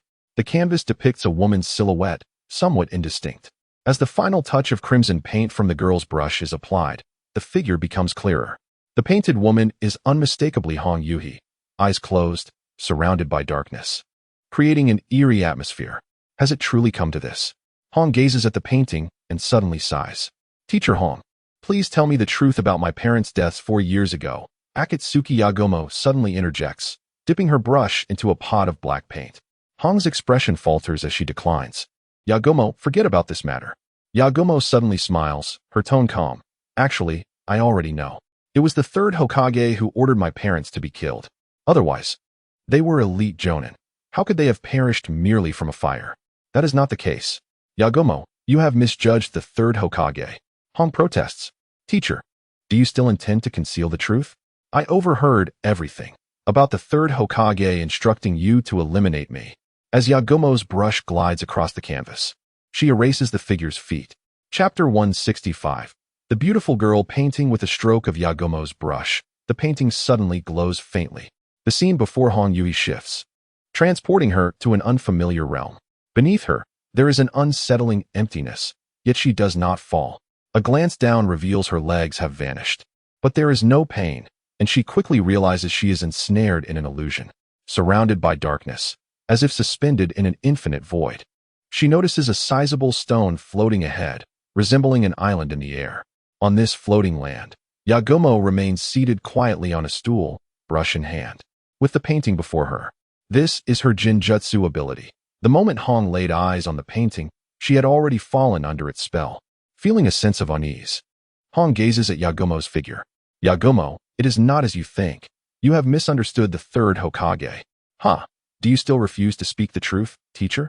Yagomo's brush makes another stroke, completely obscuring Hong's legs. Yagomo's expression grows cold as she exclaims, "At that time, I could have been an exceptional ninja. Yet the third Hokage ordered you to seal my chakra, confining me to this estate, treated like a prisoner. I do not understand. I merely wish to become a ninja. Why must you all treat me this way? My parents did nothing wrong. Why did the third Hokage send someone to harm them? I do not comprehend, teacher. It is not as you believe. We have never harmed your family. The third Hokage never issued such orders. There are other reasons behind this." Hong shakes her head, struggling internally, unwilling to reveal the painful truth. Her words, however, sound hollow and powerless to Yagomo. Yagomo's face contorts with anguish, her demeanor bordering on hysteria. "Excuses, mere excuses. Teacher, You once treated me with great kindness. Why now do you deceive me? In truth, you have come here to end my life, have you not? The moment you crossed the threshold, I sensed a heaviness in your heart. After all, it is a cruel thing to take the life of one's own student. This is why you have hesitated each time you visited. Tears welled in the eyes of Shiji Hong as she gazed at the girl before her. Regret filled her heart. Perhaps if she had guided her better from the beginning, the subsequent events could have been averted. Yagumo, what we must confront is the entity within you, not you yourself. Do not misunderstand. Please, cease this. Negative emotions will only empower that thing, ultimately consuming you. The entity within me? What do you mean, teacher? Are you implying that there is a terrifying monster inside me? This is no jest. I am who I am, and I bear no monster within. If you continue to speak such words, I shall take action against you. With a swift stroke of her brush, Yagumo's creation vanished from Shiji Hong's abdomen. Suddenly, a wooden plank flew in, crashing at their feet. Yagumo's hand trembled, causing her brush to fall to the ground. She spun around, her gaze sharp as she asked, "Who goes there?" "Huh? Yagumo, what is wrong? Is there someone else here?" Shiji Hong noticed Yagumo's alarmed expression and understood that someone had intruded upon their reality. Outside, Naruto and Hinata advanced without encountering any obstacles, swiftly arriving at the room where Shiji Hong was located. Sensing something amiss about Shiji Hong's aura, Naruto wasted no time in pushing open the door. "Teacher Hong." Upon opening the door, Hinata immediately spotted Hong and stepped inside, only to halt abruptly. "Hinata?" Naruto raised an eyebrow, realizing she had fallen under an illusion. He nudged her, but she remained unresponsive. It was a hypnotic illusion, rendering her oblivious to the outside world. The girl was rather formidable, yet it was not a significant issue. Naruto refrained from waking her immediately, instead casting a protective aura around her spirit. He then entered the room. Unlike Hinata, he sensed nothing amiss and began to survey the surroundings. The room was adorned with paintings, and at its center sat a girl, alertly watching him as she prepared to pick up her brush. "You are Yagumo Arima? Who are you?" Yagumo regarded Naruto with a cold gaze. She rarely ventured from the estate and did not recognize him. However, his sudden intrusion and the destruction of the door indicated he was an adversary. Naruto did not respond. Instead, he curiously studied the paintings in the room. "Is this your illusion?" Yagumo remained silent, but indeed, those paintings were manifestations of her illusion. To his astonishment, Naruto discerned the truth with a mere glance, brazenly scrutinizing him. Did he not fear falling prey to his own illusion? No, that was not right. Why was he unaffected? After all, that girl had succumbed to his illusion. Akuma Yakumo abruptly ceased her writing and lifted her gaze to him, inquiring, "Are you also an illusionist?" "An illusionist?" Upon hearing this, Naruto shook his head. He was no master of illusions. However, after a moment's contemplation, he grasped the reason behind her question. Although he lacked the artistry of an illusionist, his spirit was as steadfast as stone, rendering him impervious to such traps. "The illusions cast by those outside are your doing, aren't they?" he asserted. "Indeed," she acknowledged. "Why?" he pressed. "They were exceedingly bothersome. Do not be deceived by their ordinary appearances. They are, in fact, ninjas assigned to guard me. Were it not for their entrapment and illusion, you would have been discovered long ago." Akuma Yakumo frowned, then queried further, "Who exactly are you? You are not wearing a headband, and your attire does not resemble that of a ninja. What brings you here?" Naruto nodded, recognizing the truth in her words. The outsiders donned the guise of commoners, yet each possessed a significant reservoir of chakra. They were indeed ninjas. He and Hinata initially believed it was Waihai Kurinai's illusion, but it was now evident that it was Akuma Yakumo who had ensnared them. "As you can see, Hinata is accompanying me. She is known as Kurinai-sensei, and I have come here for her," he revealed. Upon hearing this, Akuma Yakumo resumed her painting, beginning to add strokes next to Waihai Kurinai's figure on the canvas. Her pace was unhurried, considerably slower than that of Sai. "Do you intend to rescue her?" she asked, referencing Kurinai. Naruto did not conceal his intentions. He nodded affirmatively. "Indeed. Of course." Chapter 166. To save her, enter my painting. Naruto did not hinder her artistic endeavor, intrigued by the peculiar aura she emanated. "What is that within you?"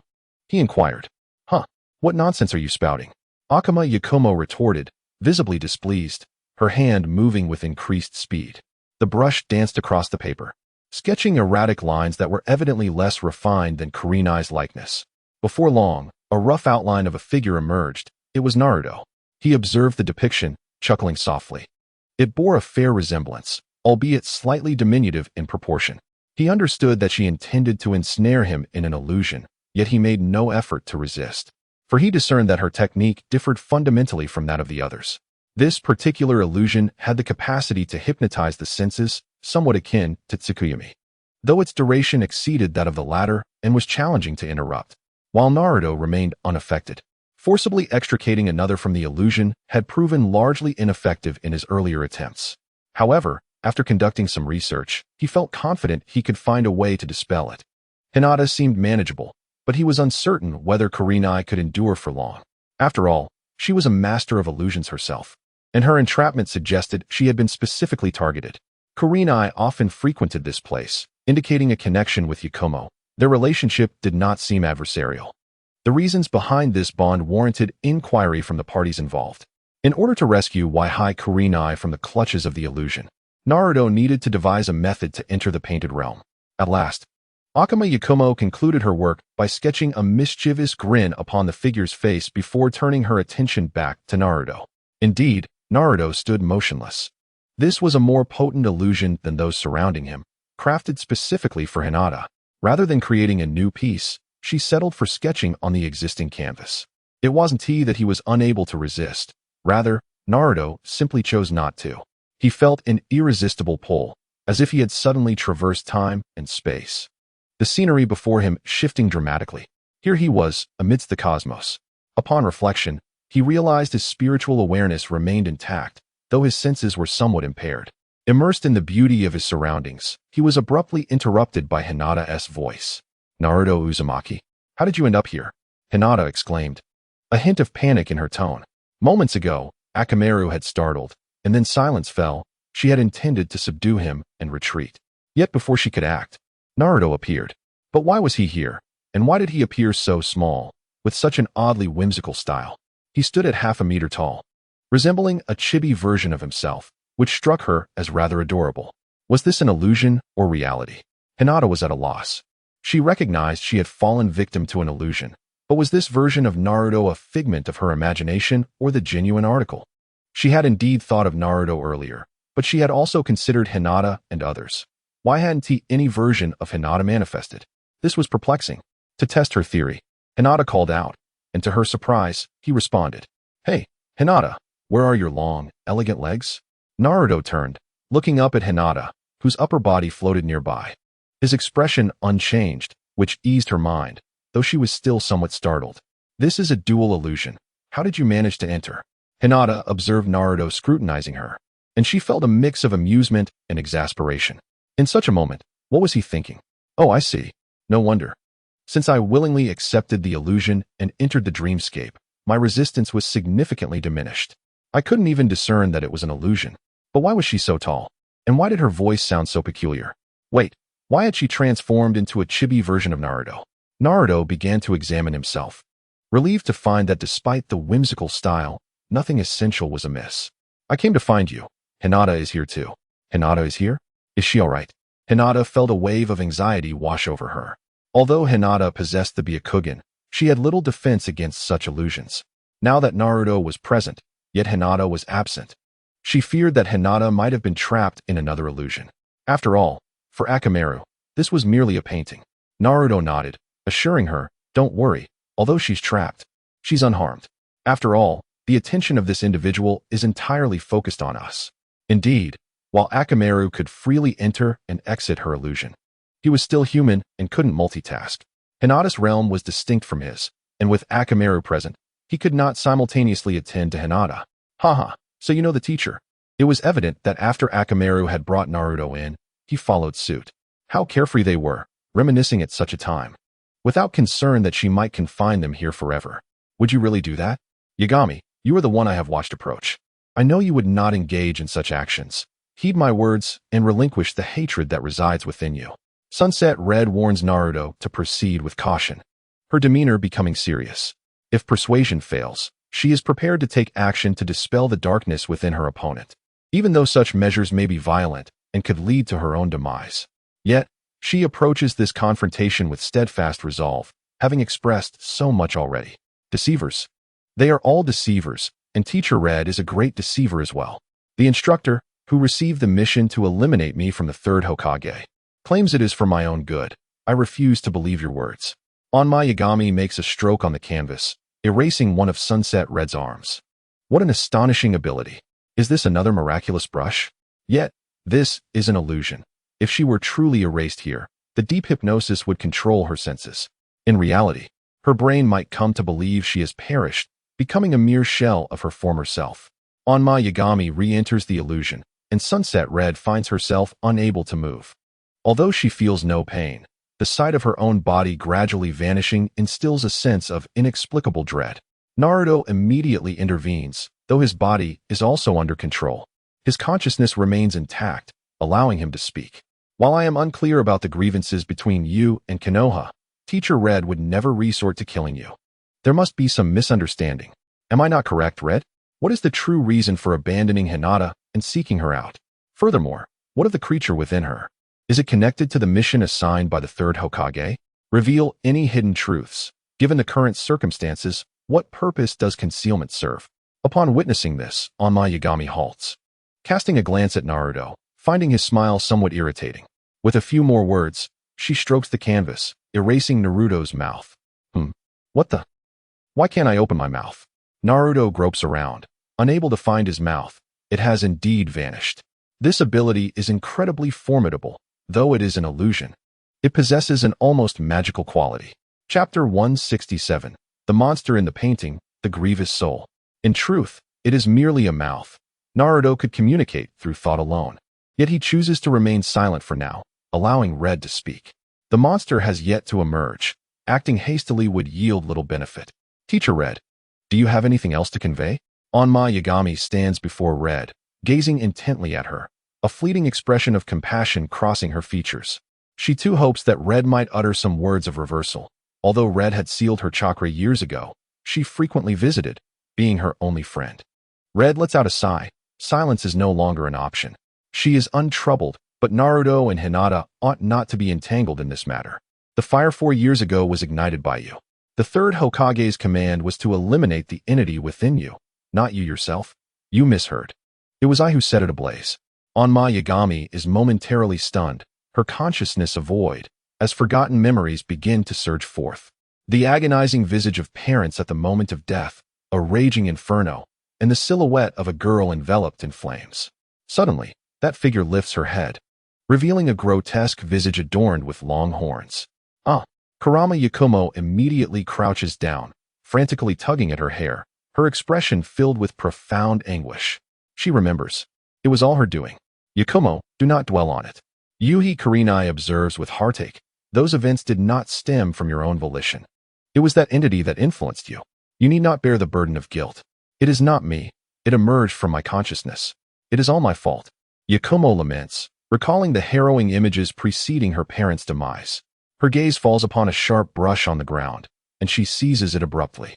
Naruto inquires about Yakumo's condition, perplexed by Kurinai's observation of his sealed mouth, yet still managing to speak. However, at this moment, she has no time to ponder such curiosities. She explains that Yakumo's clan possesses a bloodline limit, excelling in illusions. Yet, from a young age, she had poor health, rendering her unsuitable for training. There was a time she attempted to enroll in the Ninja Academy, only to be turned away. Eventually, she was entrusted to serve as her private tutor, but her frail constitution rendered her incapable of enduring even short training sessions. Kurinai and her parents, concerned for her well-being, urged her to relinquish her aspirations of becoming a ninja and lead a normal life, but Yakumo refused. One day, Kurinai ventured into Yakumo's inner world, where she encountered a fearsome beast with long horns, devouring Yakumo. Realizing this was her inner demon, Kurinai, for the sake of Yakumo's safety, conferred with the third Hokage and decided to seal her powers to eliminate the monster, a plan overheard by Yakumo, who misconstrued it as an intent to eradicate her, sowing the seeds of hatred within her. For years prior, a devastating fire unexpectedly consumed Yakumo's parents. Witnesses claimed that only Yakumo was present at the scene, and they perceived the shadow of the horned beast upon her. Yet, Yakumo retained no memory of the incident. Fearing her potential for chaos, the third Hokage isolated her at the Rizai Hill Manor, assigning medical ninjas to oversee her. Kurenai visited regularly until recently, when Yakumo's clan recognized the potency of her abilities and sought to claim them for themselves. They dispatched individuals disguised as residents of the manor to abduct Yakumo. Kurenai discovered this plot and began frequent visits to safeguard her. However, Yakumo needed no protection. Merely by painting a few artworks, those intruders fell into illusions. Kurenai realized that her inner demon had matured and must be eradicated without delay, lest it completely consume Yakumo's soul. Thus, she sought her out, intending to confront the demon, only to find herself ensnared in a terrifying illusion. The inner demon, that entity, indeed. Naruto gazes at Kurama Yakumo, perceiving a horned monster within her shadow that starkly contrasts with her essence. In truth, this reflects a fractured identity. Although it is the inner demon at play, the actions are solely her own, merely devoid of memory afterward. Such entities are challenging to vanquish through external means. Kurenai mentioned having sealed Yakumo's powers using a sealing technique, essentially suppressing her chakra. She believed that without the ability to utilize chakra, the inner demon would cease to grow, yet it is evident that this assumption has failed. At this moment, Naruto did not observe any seal on Yakumo. It seemed to have long since faded. Although she acted under the influence of her inner demons, her strength was inherently her own. Even if an outsider forcibly eradicated her inner turmoil, it would inevitably be reborn. Clearly, she had come to this realization. Naruto glanced at her, only to see Yakumo fiercely thrusting the tip of her brush towards her own chest. However, she failed, as a hand suddenly emerged from the painting before her, seizing her wrist. "Why? I have granted you so many wishes, and now you wish to kill me?" Yakumo's shadow cast upon the canvas, and from within, a perfect replica of Yakumo emerged. Upon uttering those words, her expression twisted, transforming into a fearsome horned creature that glared at her with malice. Yakumo stumbled back in terror, flustered. Had such a monster always dwelled within her heart? The horned beast cackled mockingly. "Did you think it was all my doing, devoid of your involvement? Had you not nurtured such hatred within yourself? I would never have come to be. I merely magnified your resentment and acted upon the desires you dared not pursue. You despise your parents for denying you the path of a ninja, so I helped you eliminate them. You resent the third Hokage for his words, yet cannot defeat him. You yearn for power, hence I grew rapidly within your heart. All that I have done is merely a reflection of your own desires." Listening to these words, Yakumo comprehended everything. Indeed, she had once yearned to be a ninja, but her parents had forbade her. She had truly resented them for that. All of this was of her own making, and she felt utterly wretched. "Come, let us join forces and vanquish those two. Eliminate everyone who has obstructed you." The monster gazed at Yakumo, pointing at the nearly vanishing figure of Tsunade, inciting her further. "That woman once sealed your powers. She deserves to perish. Why do you hesitate? Just pick up this brush and cast your stroke upon the canvas, and she will vanish forever. It is time to act. Do not waver. Yakumo, do not listen to it. Those are not your true thoughts. It is merely leading you astray." In a moment of desperation, Tsunade managed to break free from her bindings and rushed to Naruto's side. She sought to aid him, but the chakra here was utterly unresponsive. "Do not worry. I am fine." Naruto waved his hand dismissively, shaking his body free from its restraints. At this moment, the monster's attention was elsewhere, rendering the bindings ineffective. Seeing the creature continue its incessant chatter, Naruto raised his hand and struck with a palm. His consciousness surged forth, transforming into a blade that shot towards the monster's forehead, impaling it and sending it flying. Chapter 168. I will destroy you. How dare you attack me here? The monster staggered back, clutching its forehead in pain. It drew the blade from its head, inspecting it before crushing it in its grip. "What a pity, for this is our domain. Your every tactic is powerless against me." "Powerless? Then why do you retreat?" Though he uttered those words, Naruto felt a surge of alarm within. This was an illusion, and he could not access the energy within his body at this moment. He was taken aback by the unexpected resolution of the mental attack, feeling a pang of frustration. Even his own consciousness seemed to be merely a figment of his imagination, casting a shadow of uncertainty upon him. This phenomenon was indeed difficult for outsiders to resolve, unless they could confront Akuma Yakumo. As Wai Kurenai witnessed Naruto suddenly conjuring a sword to strike down the monstrous entity, her gaze shifted towards him. Perplexed by the situation, how was he able to launch an attack? Yet, there was little time for astonishment, as the creature resumed its efforts to ensnare Yakumo's mind. "Yakumo, Gather your strength. Do not let it prevail. Kurenai, a master of illusions, initially bound and powerless, found inspiration in Naruto's offensive. With a swift motion of her arm and a fierce glare, several shuriken materialized before her palms. It worked, she exclaimed, and with her thought, the shuriken flew towards the monster. Naruto raised an eyebrow, realizing the implications. Was this truly possible? Indeed, the consciousness was a manifestation of thought. They were trapped within another's illusion. Everything here was a projection of Akuma Yakumo's mind, and at that moment, her grip on reality was faltering. Kurenai could also conjure objects based on her thoughts. This was not a unique ability. However, it appeared to be of little consequence. What is happening? How can you still use ninjutsu here?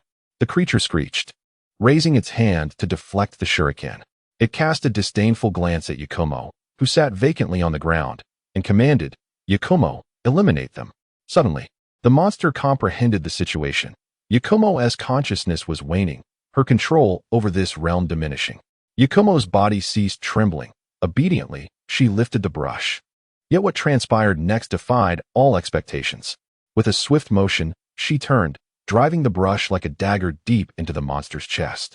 Both Naruto and Kurenai stood in shock, bewildered by this sudden turn of events. Why? The creature snarled, glaring down at her in disbelief. Unable to fathom why Akuma Yakumo would turn against it. With tears streaming down her face, she withdrew the brush, crying, "It's all your fault. You brought harm to my parents. Had you not appeared, they would have been safe. How absurd. I am you. Are you deluding yourself to evade responsibility?" The creature retorted. Black, viscous liquid oozed from its wound, resembling blood. In a frenzy, it lunged at Yakumo, spewing flames and toxic gas from its mouth. "You are not me," Yakumo shouted, shoving it away and fleeing towards Kurenai. She formed hand seals to break the restrictions binding Kurenai. The latter's form returned to normal, her previously vanished body parts reappearing. Without hesitation, she embraced Yakumo, expressing concern. "Are you all right, Yakumo?" "Yes, Kurenai-sensei, I'm fine. I have wrongfully accused you all along," Yakumo replied, her voice trembling, shoulders shaking with emotion. She had nearly brought disaster upon Kurenai that day, and the fear lingered within her. Hey, the situation is not yet resolved," Naruto reminded them at an opportune moment. Despite the monster being pierced by Yakumo's brush and bleeding profusely, it had not vanished. It was essentially another facet of Yakumo's personality, not so easily vanquished. At this moment, Onma Yakumo suddenly remembered that Naruto was nearby. She contemplated relieving him of his control, but Naruto had already freed himself, even breaking the seal on his mouth. Surprised, she turned to ask Tsunade, Teacher Red, "What should we do now? We simply cannot defeat it." Tsunade furrowed her brow as she observed the monstrous creature. It had lost a significant amount of blood, yet its wounds had already healed. The creature menacingly advanced toward the three of them, but Tsunade was uncertain of its abilities. If it possessed powers akin to those of Yakumo, they would be in grave danger. "Yakumo, we will hold it off. You must find a way to eliminate it. Only your attacks can harm it. Such an opportunity is rare. If we miss it, it will be exceedingly difficult to draw it out." After Tsunade spoke, she formed hand seals and conjured a multitude of vines to strike at the enemy. This was not a ninjutsu. Rather, it was a manifestation of her thoughts, an attempt to ensnare the creature with the vines. "I understand, teacher." Onma Yakumo wiped away her tears and dashed forward. She picked up a blank canvas from the ground and quickly began to sketch. "Damn you, Yakumo, how could you betray me?" The monster forcefully tore at the vines that ensnared it, closing in on Onma Yakumo. "I will devour you. From now on, there will be no more Onma Yakumo. Only Ito." It continued, "And you, should you dare to obstruct me, I will obliterate you all without exception." The creature had even taken on a name, revealing its considerable ambition. Naruto frowned internally. This monster had emerged from Yakumo's subconscious, and if it were primarily guided by her consciousness, it should not possess a name. The fact that it now called itself Ito indicated its desire to sever ties with Yakumo and assert control over her body. "Not a chance. I will not allow you to harm Yakumo." Seeing the creature break free, Tsunade summoned another wave of vines to tightly ensnare it. However, it was of no use. The inner demon Ito was immensely powerful in this domain, effortlessly severing the vines as if they were mere paper.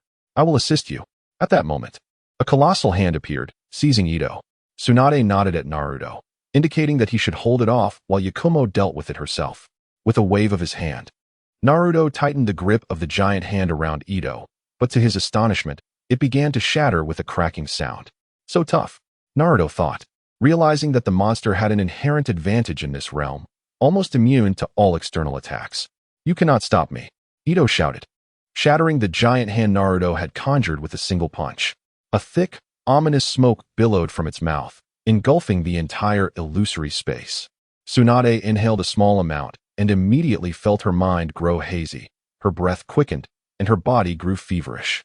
Her mental fortitude faltered, causing the broken vines she had conjured to vanish in an instant. This cannot continue. We will be slaughtered. Don't worry about me. I will handle it. Naruto understood at a glance that this was an illusion. Poison would be ineffective, so it certainly was not toxic. However, the smoke appeared formidable, triggered by smell, likely possessing hallucinogenic effects.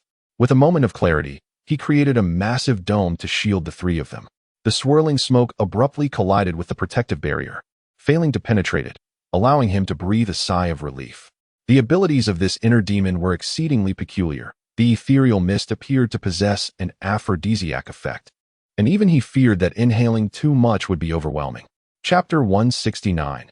Vanquishing the Inner Demon. Observing the increasingly disordered breath of the alluring sunset hue, Naruto felt his cheeks flush and his heart race.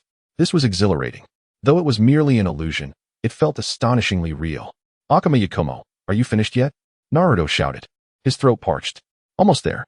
In front of Akuma Yakumo, the silhouette of the inner demon, Idu, began to materialize on the canvas. Once she captured its form, she could obliterate it entirely. Hurry up. This barrier won't hold, Naruto exclaimed, already wielding a massive banana fan in his hands. Idu had shattered the protective shield, and the smoky tendrils began to infiltrate. Both the barrier and the fan were mere illusions of his creation. Their power could not possibly compare to reality. However, he had no other means at his disposal. It was a desperate gambit. Begone. Naruto swung the fan with vigor, unleashing a whirlwind that dispersed the smoke entirely. Got you now, you brat. Just as he exhaled in relief, his vision darkened, and the fearsome visage of Idu suddenly loomed before him. Damn! Naruto nearly succumbed to fright, lifting his leg to deliver a kick to its face. Thud! The sound was dull as iron, and Idu grinned wickedly. Is that a mere tickle? With that, it launched a powerful punch towards Naruto. Staggering back, Naruto felt the immense pressure of the battlefield. This creature's physicality was more resilient than steel.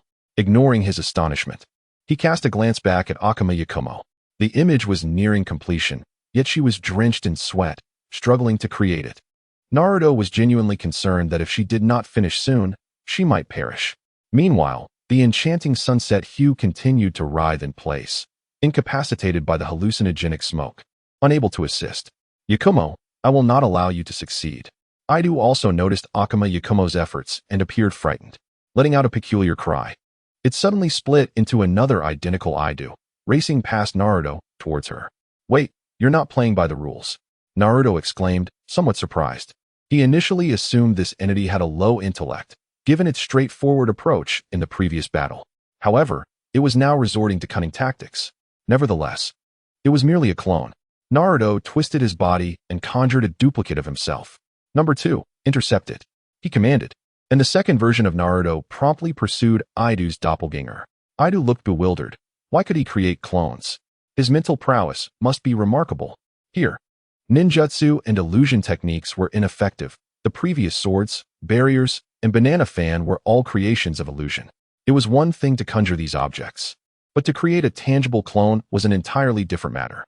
With a swift punch, Naruto sent Idu flying, shaking his aching arm. You've got it right. As the opponent soared towards him once more, Naruto, enduring excruciating pain, positioned himself before it and seized its lower back. Although he was unable to subdue the creature, his formidable spirit was equally impervious to its influence. He understood that once the painting of Akuma Bayun was completed, everything would come to a conclusion. Meanwhile, the claws of Idu number 2 were poised to pierce Akuma Bayun's heart when Naruto number 2, having rushed in unexpectedly, forcefully pressed its head into the ground. Akuma Bayun gasped in fright, collapsing to the ground. Naruto, despite his discomfort, cast a glance her way, urging, hurry up and paint. Oh, Akuma Bayun scrambled to her feet, summoning her strength to grasp the brush and sketch the outlines. Moments later, she weakly exclaimed, "Done." Naruto turned to see a magnificent image of the Bodhisattva quietly materializing beside him. The painting emanated a soft glow, as if the Bodhisattva were about to step out of the canvas. "Damn it! Stop her!" Ida screeched in alarm upon witnessing this. The Ida number 2, pinned to the ground, suddenly exerted brute force to break free from Naruto's grasp and lunged towards Akuma Bayun. However, Naruto would not allow it to succeed. Without awareness, Naruto number 2 instinctively positioned itself directly before Idu, remaining steadfast despite its relentless charge. "Bayun, quickly, grant me eternal oblivion," commanded Naruto. As Akuma Bayun wielded her brush like a judge's pen, swiftly drawing a line across the canvas. A streak of white paint pierced the heart of the monstrous figure. Simultaneously, like a meteor streaking across the sky, a brilliant white light suddenly descended from above. Naruto's gaze flickered with concern, fearing for his own safety, and he swiftly evaded. "Ah, damn it." The white light instantly penetrated Idu's heart. It let out a wretched howl, disintegrating into ethereal stardust. With the demise of its core, Idu no. 2 vanished as well. Is this really a success? Naruto observed the battered and nearly breathless number 2, feeling a twinge of pain. The sensation of annihilation felt surreal. Perhaps this was merely a dream. He waved away number 2, merely a fragment of his consciousness, devoid of any real pain. Turning to survey his surroundings, he found that apart from the patch beneath his feet, the rest was engulfed in chaos and void, inducing a faint sense of dread the longer he gazed. This could be either the realm of the painting or the inner world of Akuma Bayun, perhaps a blend of both. Yet, this was not true chaos or void, and it lacked the power to affect Naruto. He glanced at Hinata, only to discover her disheveled attire and a dazed expression as she gazed back at him. Naruto shook his head, reminding himself that this was an illusion and not to make a fool of himself. Ignoring her allure, he approached Akuma Bayun. However, upon inspection, he began to frown. The earlier exertions seemed to have drained all of Akuma Bayun's strength, leaving her pale and collapsed on the ground. Is it really this severe? Isn't this her domain? He pondered. Your inner demons have been vanquished. You should be able to leave now. He hesitated before speaking, recognizing that this was not the time for pity. If she were to perish here, he and Hinata would be trapped forever. Hearing his voice, Akuma Bayun managed to muster a faint smile, turning her gaze towards Hinata. "Teacher, I have succeeded." "Teacher, what is wrong with you?" Onma Yagumo gazed at the distant sunset, her expression one of curiosity. Sunset Hong remained unresponsive, her movements growing bolder, as white silken ribbons unraveled, displaying an array of charm. "Cough, if you don't leave soon.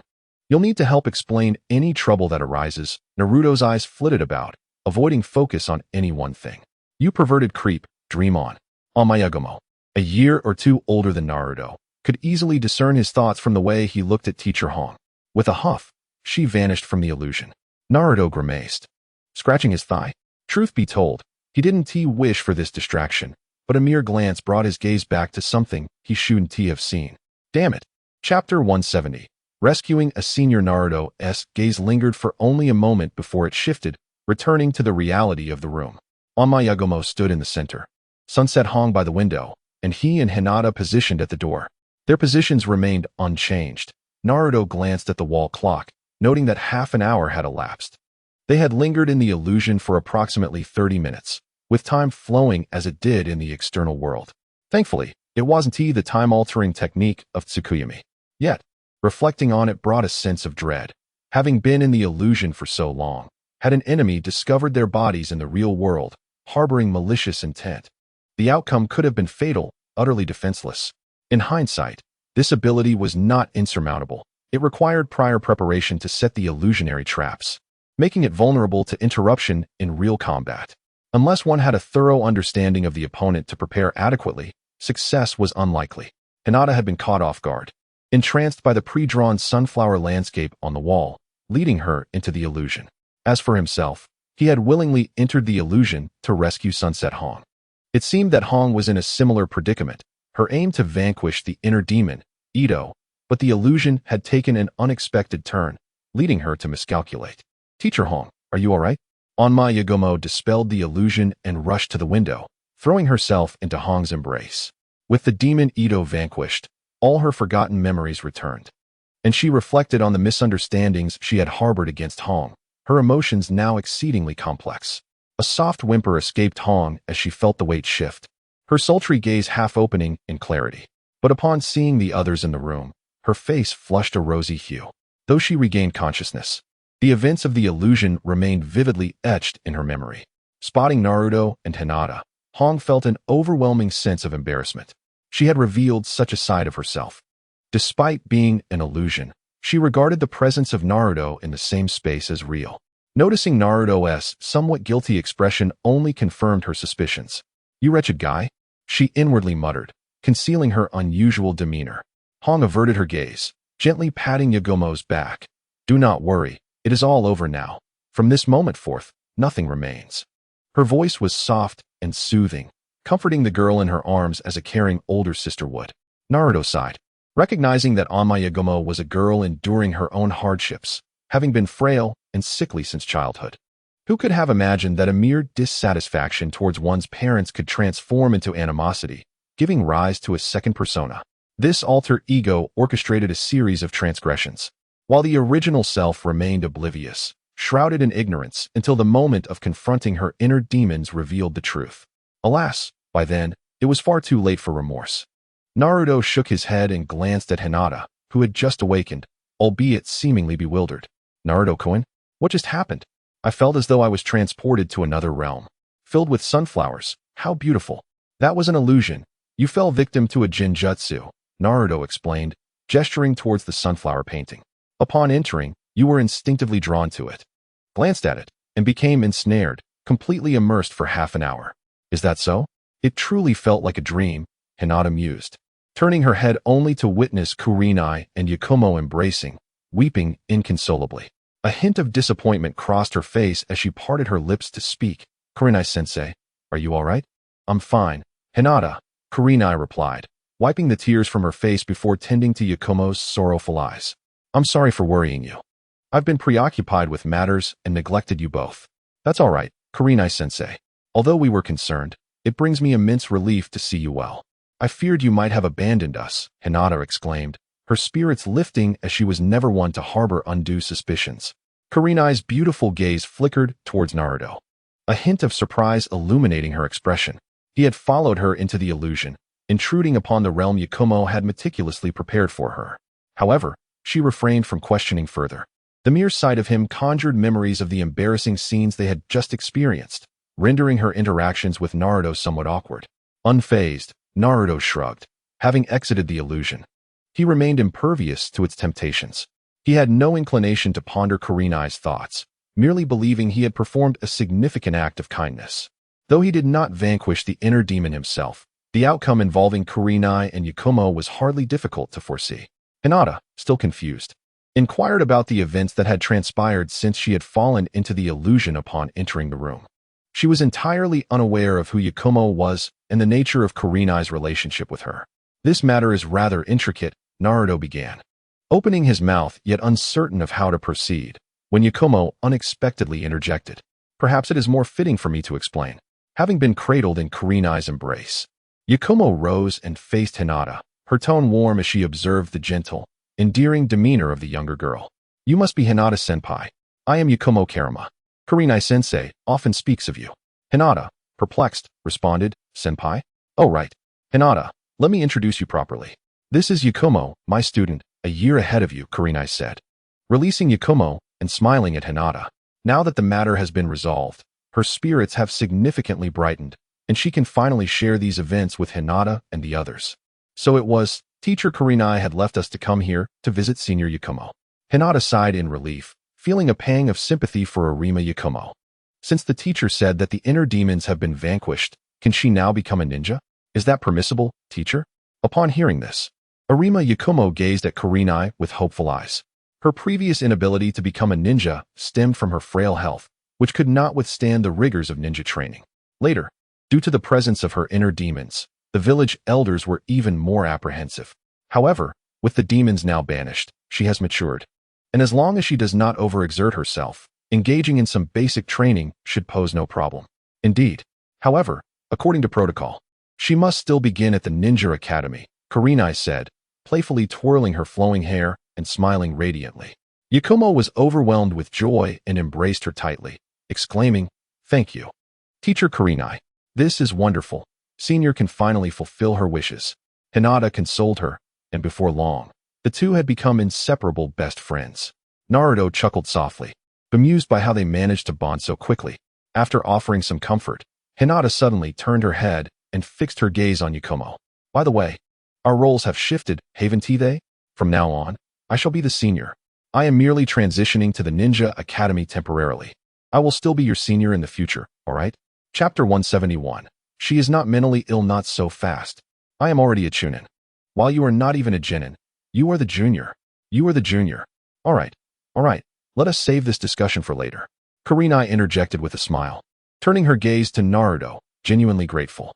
If it weren't for your timely arrival, not only I, but also Yakumo, and even everyone in this manor would have been in peril. Kurinai's words seemed overly formal. After all, I am also a ninja of Konoha, and Hinata is your student. It is only natural for me to act in such a manner, regardless of whether she requested my assistance. In truth, Hinata had not asked him to intervene. Naruto's words were merely polite. Everyone was well aware of the unspoken understanding that required no further elaboration. Hinata disregarded this and inquired about the individuals outside, who were still ensnared in the Shinjutsu, and how they should be handled. Yakumo's eyes shimmered. Those individuals include medical ninjas and servants, all of whom were monitoring me. However, it is no longer necessary. They can be sent back now. As for the others, they belong to the Arima clan. They have taken an interest in my abilities and wish for me to return and serve the family, but I have declined. Kurinai pondered for a moment. Let us step outside and take a look. The four of them exited the room and stepped into the open air. Outside, there were a dozen individuals. Dusk had fallen, yet they continued with their tasks, showing no inclination to return home. The hypnotic effect was remarkably strong. Typically, upon falling victim to a Jinjutsu, one would become immobilized as if rendered unconscious, but these individuals appeared to move freely. They operated like robots, executing their programmed routines, seemingly impervious to fatigue or drowsiness. Nevertheless, even machines require recharging, and these are, after all, real human beings. From a distance, these individuals appeared unremarkable, but upon closer inspection, their faces revealed a vacant expression and lifeless eyes, indicative of excessive fatigue. Release them, Yakumo. I will inform the Hokage of your situation. They shall no longer disturb you. Since the teacher has spoken, so be it. Though I harbor a disdain for them, they merely followed orders and caused no harm. Release.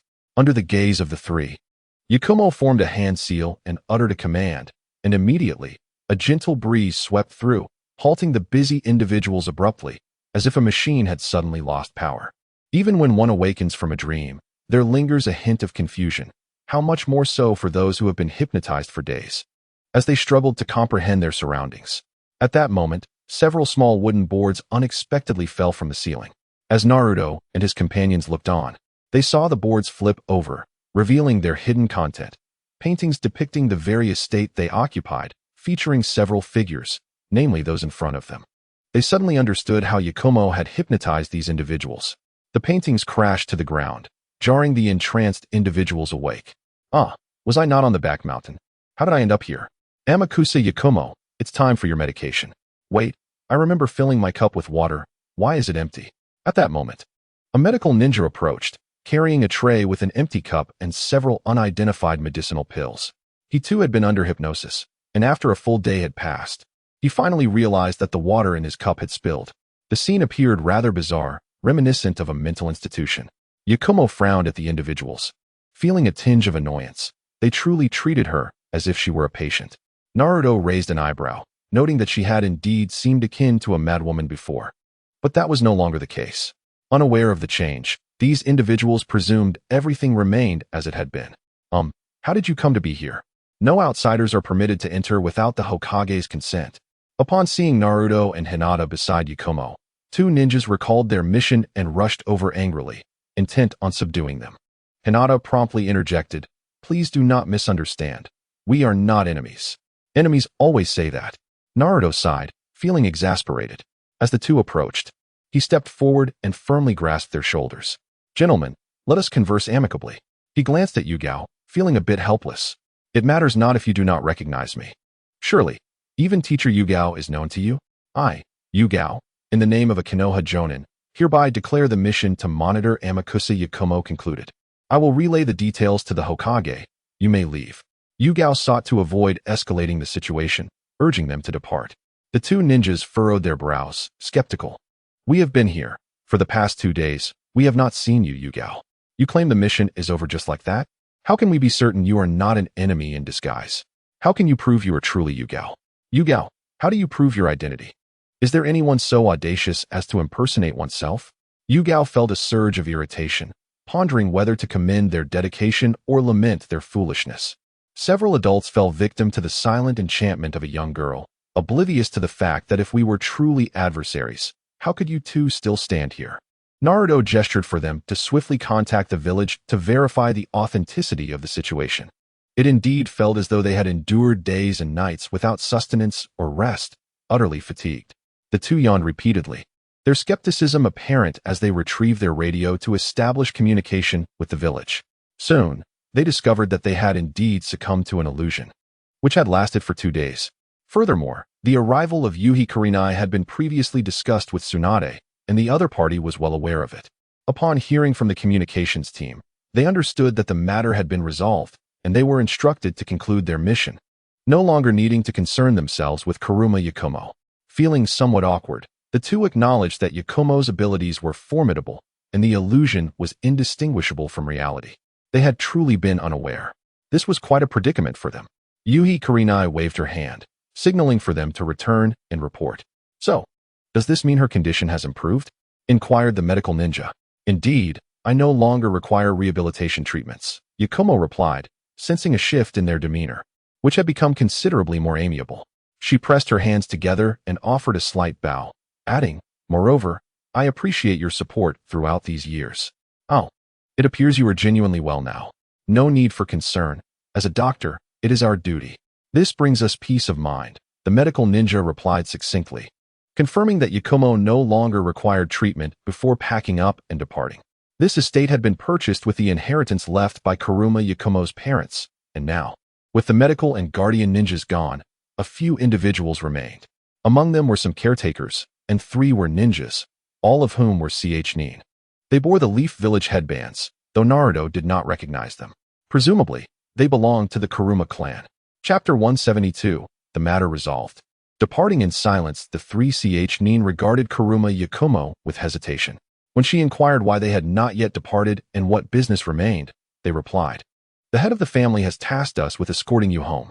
These two had previously fallen under the same illusion and were only just realizing that this young girl was not as fragile as they had presumed. It was no wonder the head of the family placed such importance on her, yet the 3 Nin seemed insufficient for the task. Yakumo understood that her family valued her abilities rather than her person, which left her with little regard for them. Coldly, she stated, I will return, but not now. You may leave, and do not compel me to take action. Very well, we shall report back to the head of the family with the truth, they conceded reluctantly, realizing they could not overpower her and, after a brief glance, departed. The Kuruma clan was a minor family within the Leaf Village, skilled in illusion techniques. Once basking in glory but gradually declining. Over the years, they had failed to produce many elite ninjas, and now, seeing Yakumo's innate talent, they could not let this opportunity slip away. The 3rd Hokage had initially isolated Yakumo on the Hill of Sight, as the Kuruma clan believed that the village's higher-ups sought to suppress their resurgence by stifling Yakumo's development. Thus, they had repeatedly attempted to seize her, but each endeavor had ended in failure, and this time was no different. Fortunately, Yakumo has now attained her freedom and has mentioned her intention to return to her family in the future, which has somewhat eased their concerns. In truth, they hail from the same village. It is merely that Konoha is more expansive and the distance is greater, rendering the notion of returning inconsequential. Naruto glanced at the sky, noting that it was getting late, and inquired about their plans. After some contemplation, Yakumo concluded that now that she had become a ninja, she would inevitably face various missions, and residing here would prove inconvenient due to the distance. Thus, she suggested relocating to the central area and asked Naruto where houses were available for sale. Naruto, feeling somewhat exasperated, admitted he was not well informed about such matters. Hinata, who was more familiar with the village, chimed in. I believe there are some houses for rent near Naruto's home. Yakumo nodded with a smile, responding, "Then let us go take a look. Perhaps we will become neighbors in the future, Naruto." With that, they headed into the village. "Suit yourself," Naruto replied nonchalantly, trailing behind them. He felt it was best for them to handle such matters independently, as he was not particularly concerned. Red intended to report a mission at the Hokage's office, while Hinata accompanied Yakumo for a stroll. Naruto, uninterested in visiting the Hokage's office or joining them, decided to leave. The night passed without incident. The following day, with the Hokage's approval, Yakumo was able to enter the Ninja Academy, becoming classmates with Hinata Hanabi. Meanwhile, Asuma Sarutobi, having stepped down as the leader of Team 10, had gone to the Temple of Fire, leaving Team 10 under Kakashi's guidance and Team 7 under Yamato's leadership. As Naruto peered through the window, he observed Kakashi and Shikamaru heading out of the village, presumably on another mission. Seeing Shikamaru reminded Naruto of Haiden. The latter was merely sealed underground, and he felt an unsettling sense of unease. The Akatsuki had many spies, making it not difficult to ascertain Haiden's whereabouts. He feared that should Haiden be resurrected, not only would Naruto's previous efforts be in vain, but it could also pose a threat to those around him. Moreover, the strange aura he had sensed that day continued to linger in his mind, leading him to believe that Haiden harbored secrets yet to be uncovered. After some deliberation, Naruto focused on the direction of the Temple of Fire and traversed space to arrive at his destination swiftly. He found himself outside the bounty exchange office, which had already been cleared out by Konoha's personnel. The makeshift mortuary behind the restroom had been demolished, transforming it into a proper restroom. The bald-headed overseer had been apprehended, replaced by an ordinary caretaker. After surveying the area and finding nothing amiss, Naruto turned and made his way to the grove where Haiden had been buried. This location was relatively secluded, with few visitors.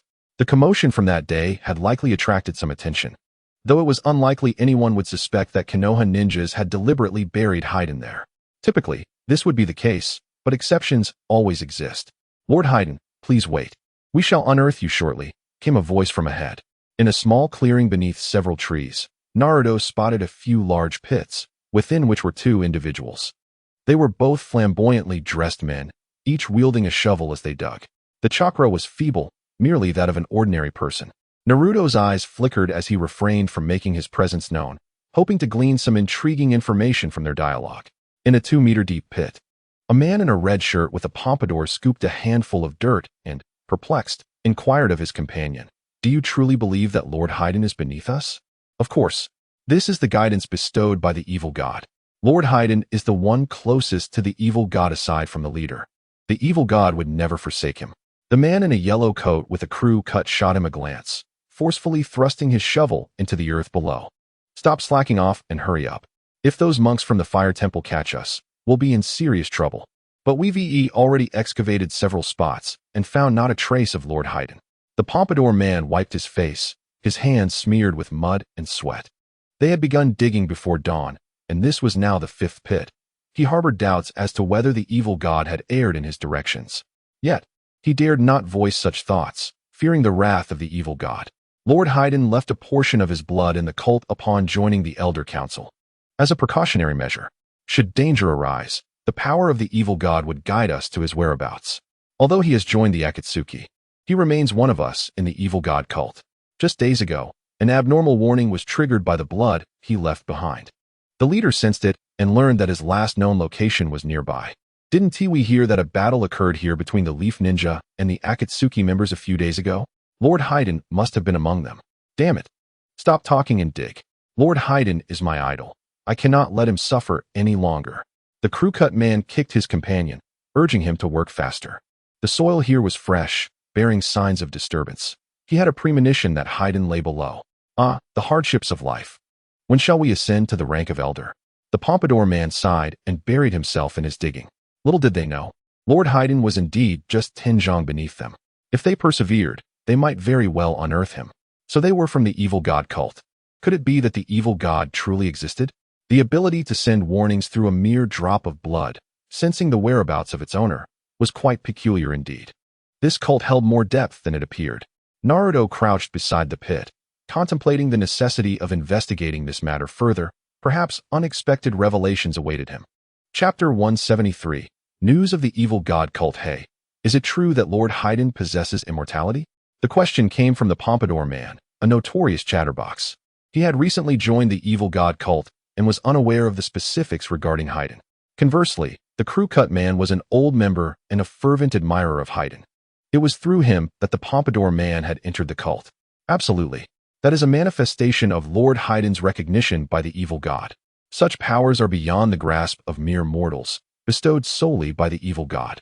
Even among the cult, Lord Haydn is a singular existence.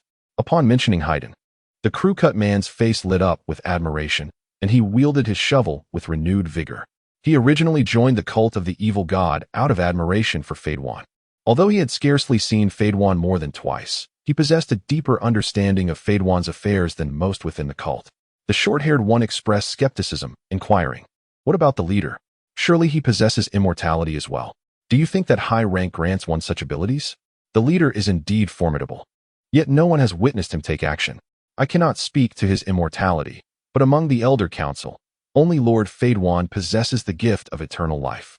As for your aspirations to join the Elder Council, you are still far from it. Speak to me once you have mastered the curse ritual. You failed to curse even a defenseless old man. It is too soon for such claims." The short-haired one, feeling indignant, replied, "I've only been in the cult for 2 months. Achieving that level is quite impressive, isn't it?" That old man met his demise regardless. "Humph. I have told you countless times that the curse ritual exists to offer blood to the evil god. It is an essential process. At that time, you hastily treated your wound after a mere cut to your arm, causing the sacrifice to bleed out. The evil god could not sense your pain or sincerity, rendering that offering a waste." The short-haired one spat in frustration. Their organization, rooted in sinister doctrines, thrived in darkness, shunned by the world. Sacrifices were hard to come by, and the repeated waste by the young one filled him with disappointment. "There's an old man guarding the public restroom over there. Once we rescue Lord Faidwan, I will request him to demonstrate the true curse ritual for you." "Ah, that would be splendid. I eagerly anticipate it." Upon hearing this, the young one's face brightened. The thought of witnessing the immortal Lord Faidwan perform the curse ritual filled him with a sense of honor. "Brother, you are truly generous. I shall follow your lead from now on." "Haha, we are brothers. Why say such things? Stick with me, and when I become an elder, you shall not be neglected." "Two lunatics," thought Naruto, furrowing his brow. Compared to these two, Faidwan seemed quite normal, as he only engaged with formidable ninjas. From their words, it appeared that others in the cult of the evil god did not spare even ordinary people, and they were even plotting against the old man guarding the restroom, hoping Faidwan would teach them the curse ritual.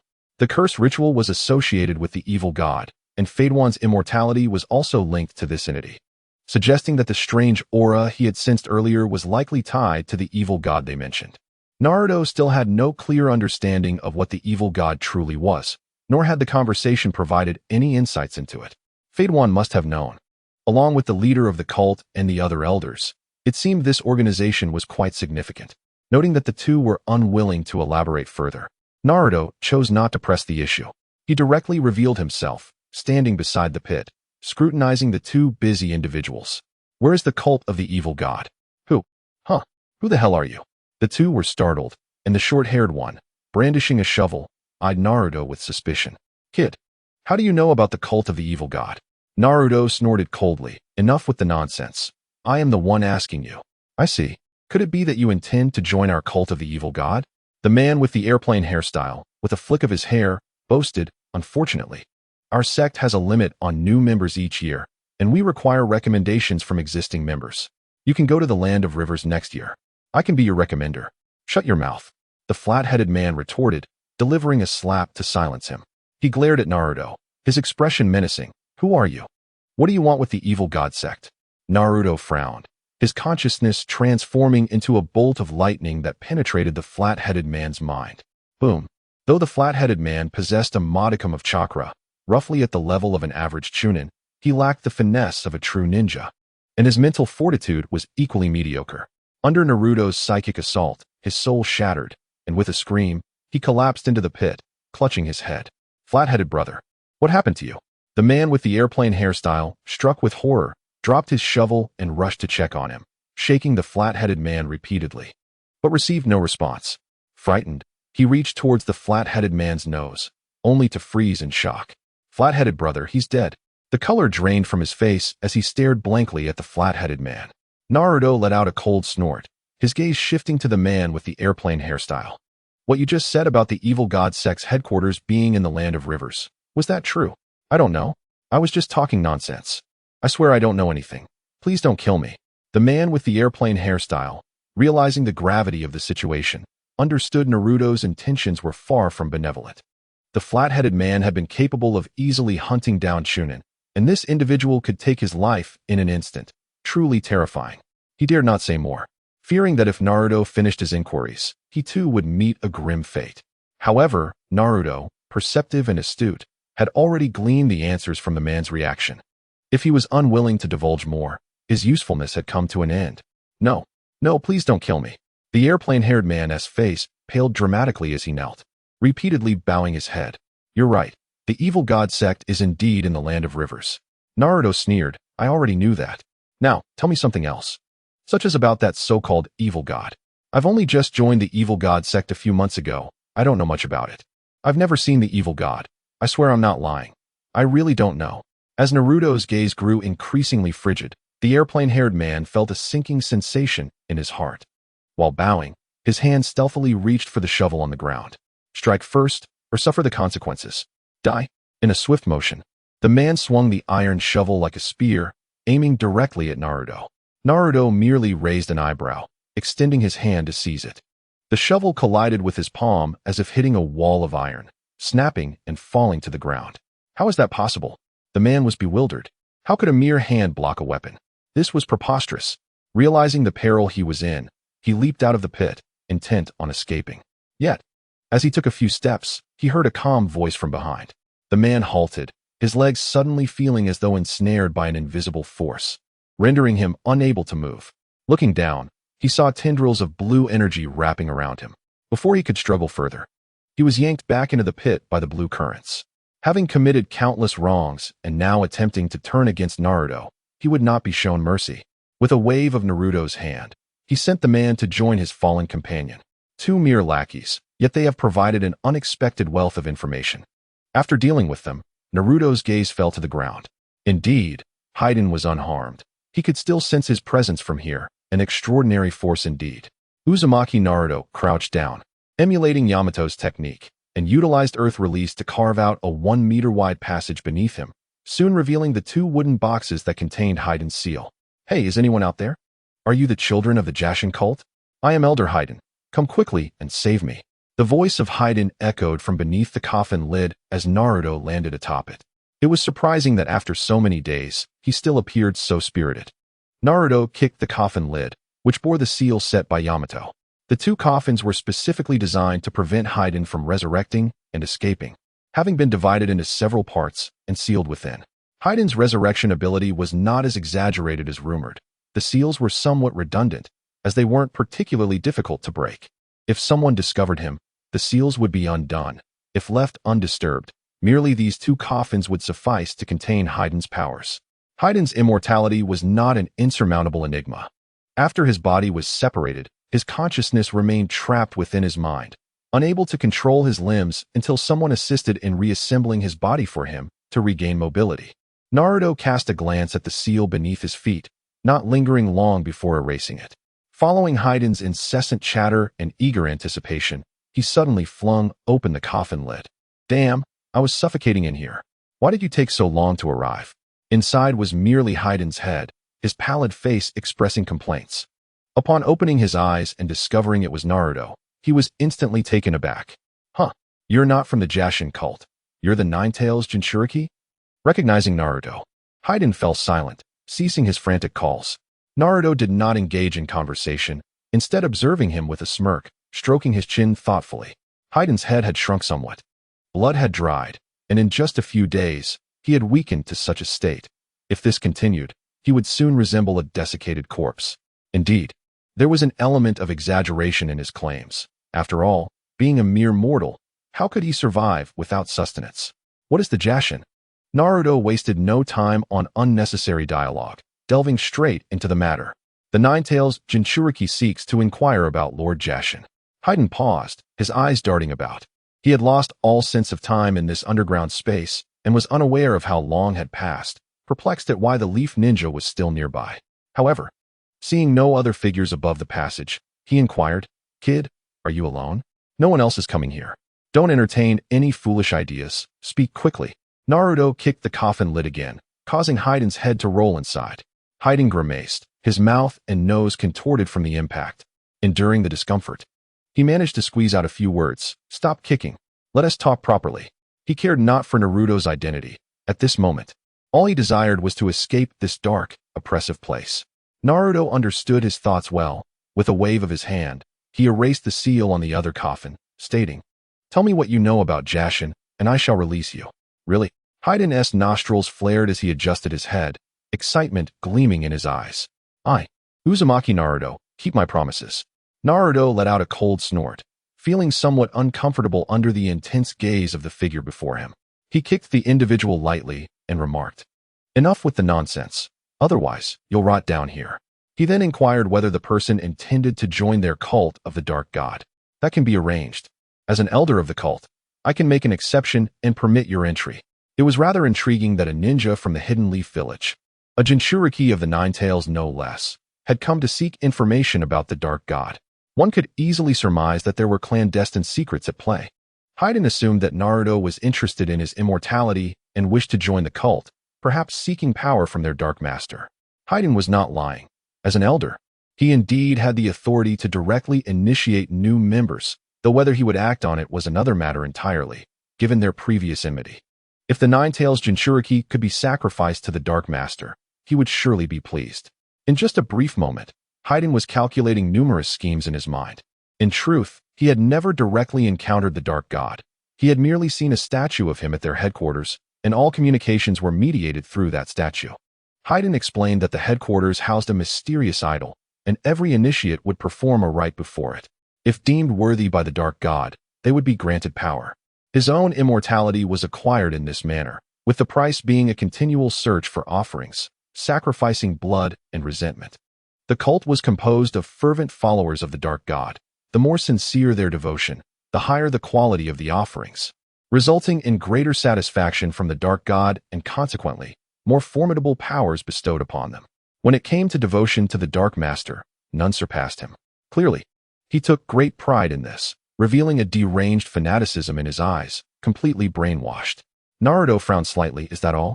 You have never met him in person?" Hayden replied, "What do you expect? He is the Dark God. I too wish to see him, but if it were so easy to meet him, he wouldn't he truly be a god?"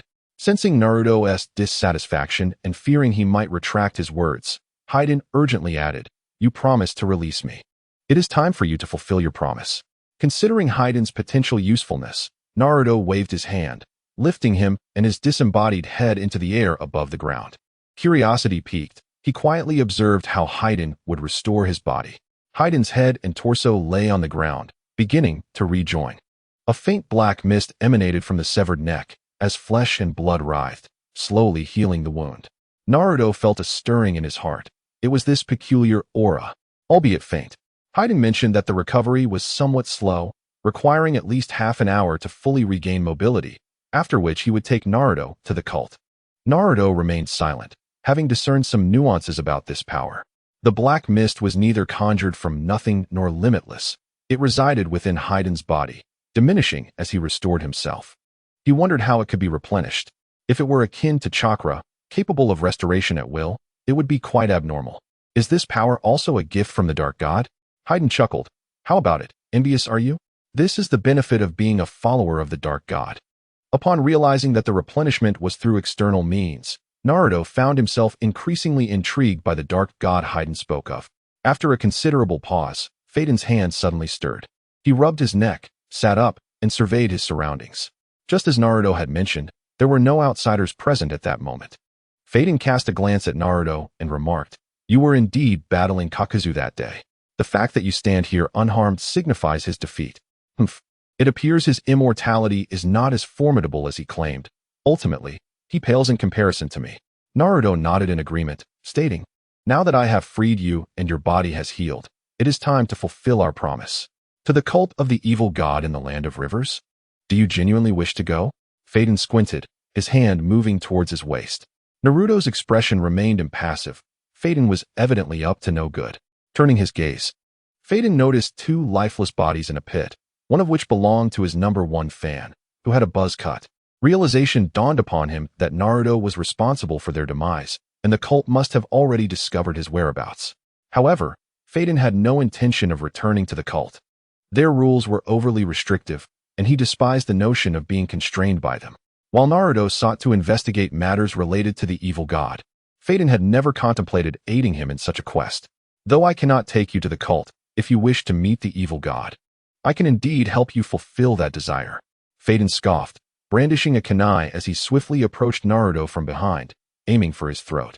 By sacrificing you as an offering to the evil god, you would surely find yourself in his presence. A Jinchuriki offering would undoubtedly be extraordinary, wouldn't it? Naruto let out a cold snort, raising his hand to grasp the incoming kunai. Faden attempted to withdraw, but his efforts proved futile against Naruto's strength. Aside from his curse rituals, his combat prowess was rather lacking. However, Naruto refrained from killing him. Contemplating Faden's words, he wished to ascertain whether his suspicions were correct. Thus he released his defensive stance.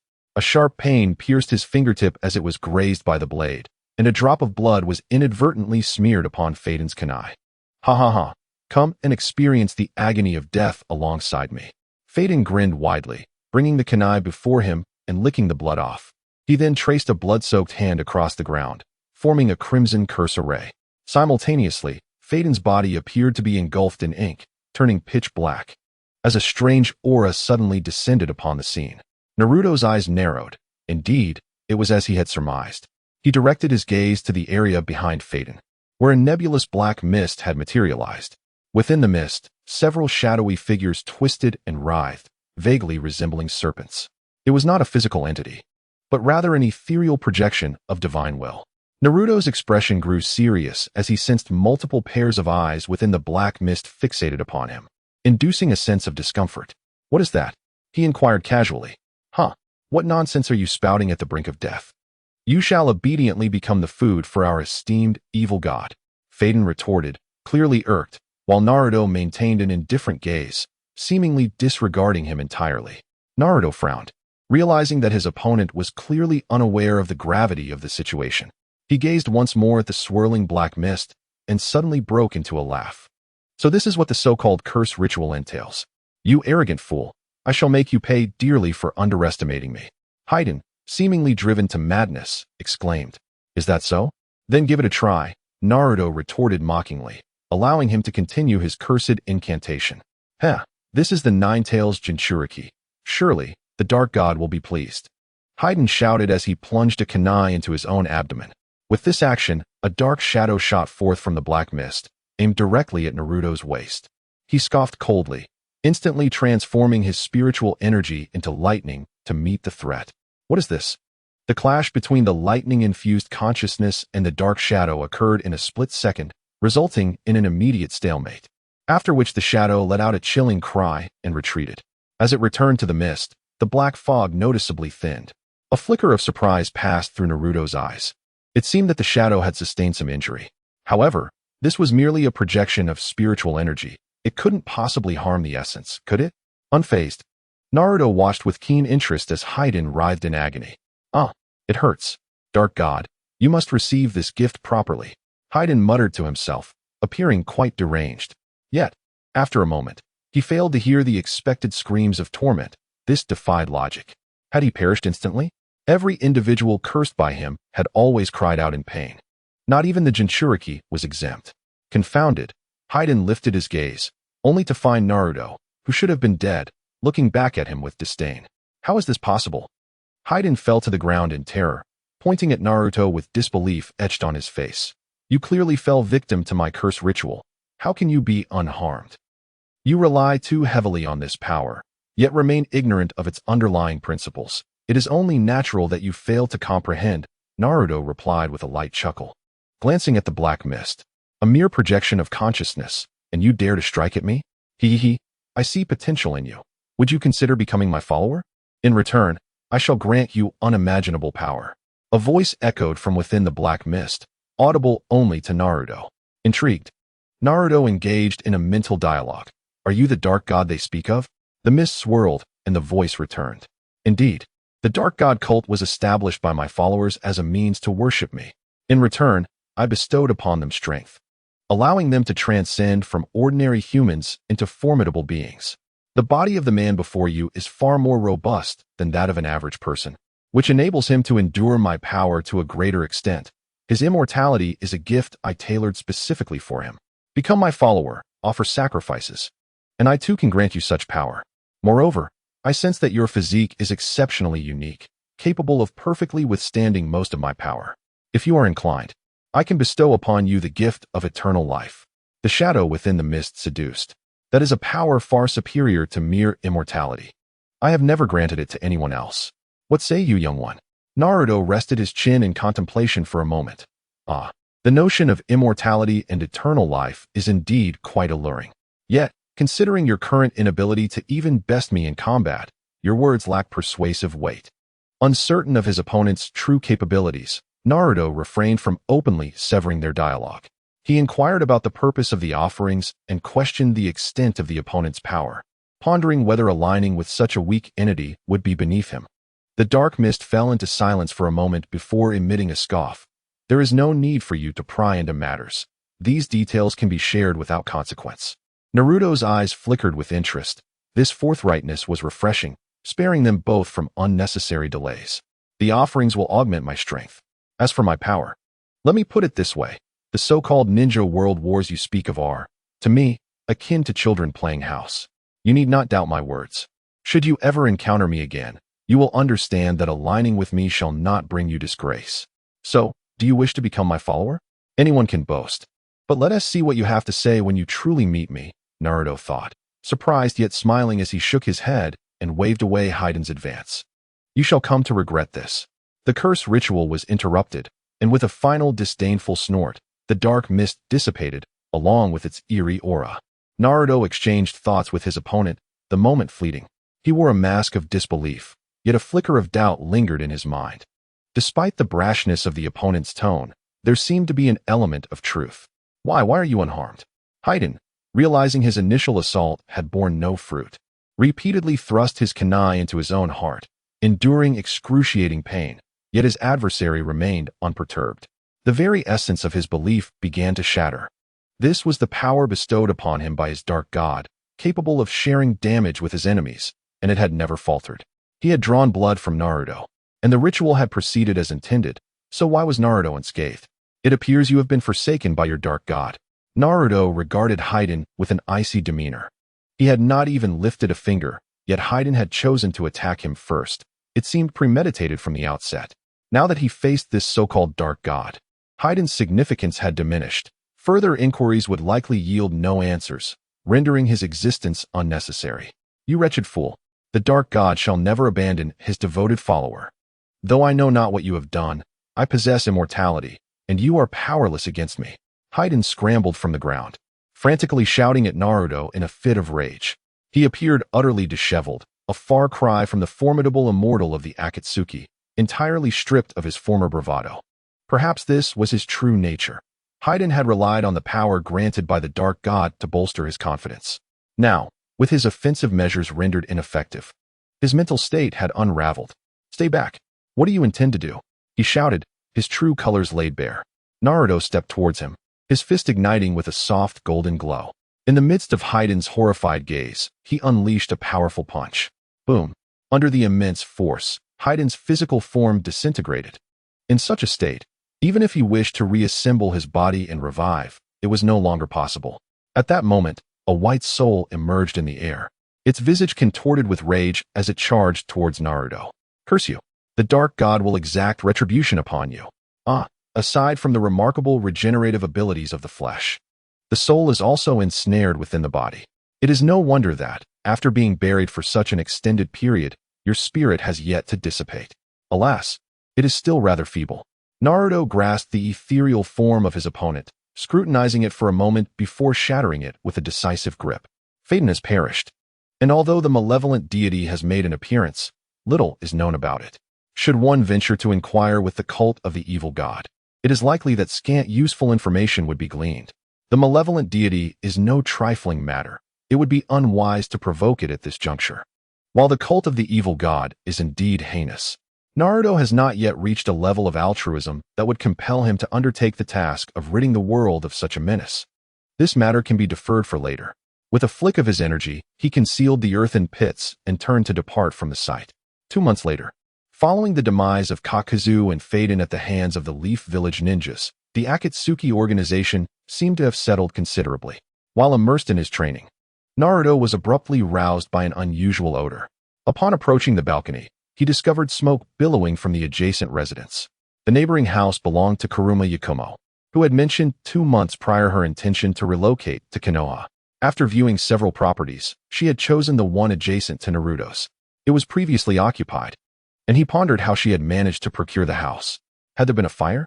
Naruto furrowed his brow and extended his senses, only for his expression to darken. It was indeed Kuruma Yakumo in the kitchen, and somehow, she had managed to ignite a fire while attempting to fry an egg. Good heavens! How did this pan catch fire? I followed the recipe precisely, and the heat was just right. A familiar feminine voice echoed from the neighboring abode. It was Kuruma Yakumo. She was unharmed, seemingly oblivious to the flames engulfing the stove, as she remained engrossed in her culinary endeavors. You even need a recipe to fry an egg, Naruto mused with a chuckle, noticing the increasing smoke. With a sigh of exasperation, he leaped over to her balcony.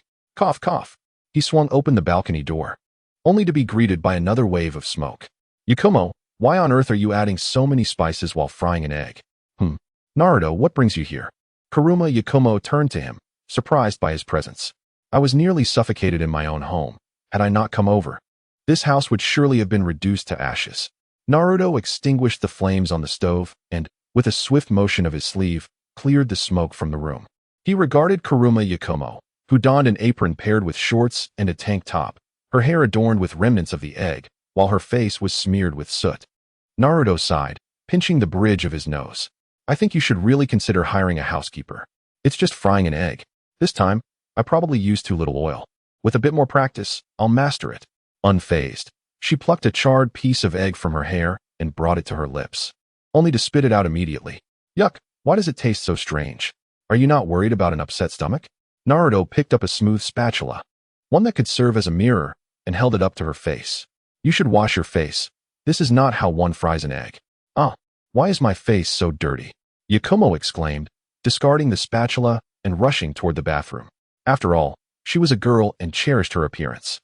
Naruto cast a glance back, snapped his fingers to reignite the stove, and expertly grasped the spatula. Yayoi Arima had always been attended to, leading a life where every need was catered to, but this was her first experience living alone. To commemorate the commencement of her new lifestyle, she resolved to take charge of everything herself. The house was equipped with an array of furniture, far more comprehensive than that of Naruto's place. The kitchen boasted a refrigerator, which Naruto opened to find stocked with various ingredients. Regrettably, however, the owner was an inept cook. With a chuckle, Naruto extracted a few eggs and cracked them into a pan. In a short while, the delightful aroma filled the entire room, reaching even Yayoi in the bathroom. Wow, it smells amazing, Naruto. Wait for me. I'll be out after my shower, she called, quickly rinsing off the soap suds. Satisfied with her reflection in the mirror, free of any grime, she nodded approvingly. After drying off, she hastily donned her clothes. Meanwhile, Naruto, using chopsticks, sampled a piece of fried egg and furrowed his brow. I may have added too much salt. Yayoi emerged barefoot in a tank top and, unable to resist the temptation, approached Naruto, who was enjoying his meal. Upon peering into the pan, she was met with a pot full of soapy water. Chapter 177. Unexpected news. Wow. How did you finish so quickly? Didn't I ask you to wait for me? I haven't eaten anything this morning, Yayoi exclaimed. I didn't say I was cooking for you. Oh, there's still some left. Take it, Naruto replied, scratching his thigh as he handed her a half-eaten fried egg. Yayoi, not one to be picky, eagerly accepted it. This is a bit salty, she remarked. Naruto cast a glance at her tank top and said, you should be careful with your health during this time. Although the heart demon has been dispelled, you have always been frail by nature, so don't overexert yourself. As a ninja, her Shinjutsu prowess was already commendable. There was no need to push herself further in ninjutsu. If any issues arose due to her training as a ninja, I believe Kurenai would feel quite guilty. Yayoi nodded while chewing her food. I will be careful. Speaking of which, thanks to your previous help in restoring my health, I am feeling much better now. Even with the same training regimen as those little brats at the Ninja Academy, I don't experience any discomfort. Naruto carefully surveyed her condition and, finding no serious issues, felt relieved. Previously, the presence of the heart demon had led to some tragedies, resulting in severe depression that had adversely affected her health. She often relied on medication to cope. Now that the heart demon was gone, Yayoi had emerged from her melancholy. With Naruto's assistance, at Kurenai's request, in channeling spiritual energy to restore her health, her condition had significantly improved. Additionally, living next door allowed their relationship to flourish rapidly over the past 2 months. Well, it's not too advanced. I'd say we are friends, perhaps on the cusp of something more. Yayoi savored the last morsel of fried egg, licking her fingers in lingering delight. By the way, the young girl from the Hyuga clan invited me to her home. Would you like to join? Hanabi? Never mind. I think I'll pass, Naruto replied, waving his hand dismissively. He found her boisterous nature a bit overwhelming. Moreover, he had no particular business at the Hyuga household. He wasn't idle enough to wander about aimlessly. Kuruma Yakumo cast a puzzled glance at him, inquiring, "Why are you so reclusive? Don't you feel suffocated staying at home all the time? I thought I was quite the hermit while residing at Raimai Hill, yet it seems you surpass me in seclusion. You must have barely stepped outside these past 2 months. By the way, what do you occupy yourself with indoors every day? Aren't you undertaking any missions?" Naruto scratched his thigh, chuckling softly. His outings were conducted stealthily. If he truly ventured out, how would Kuruma Yakumo ever know? As for missions, he had adopted a laid-back approach. Beyond the mandatory monthly tasks, he refrained from accepting any additional assignments.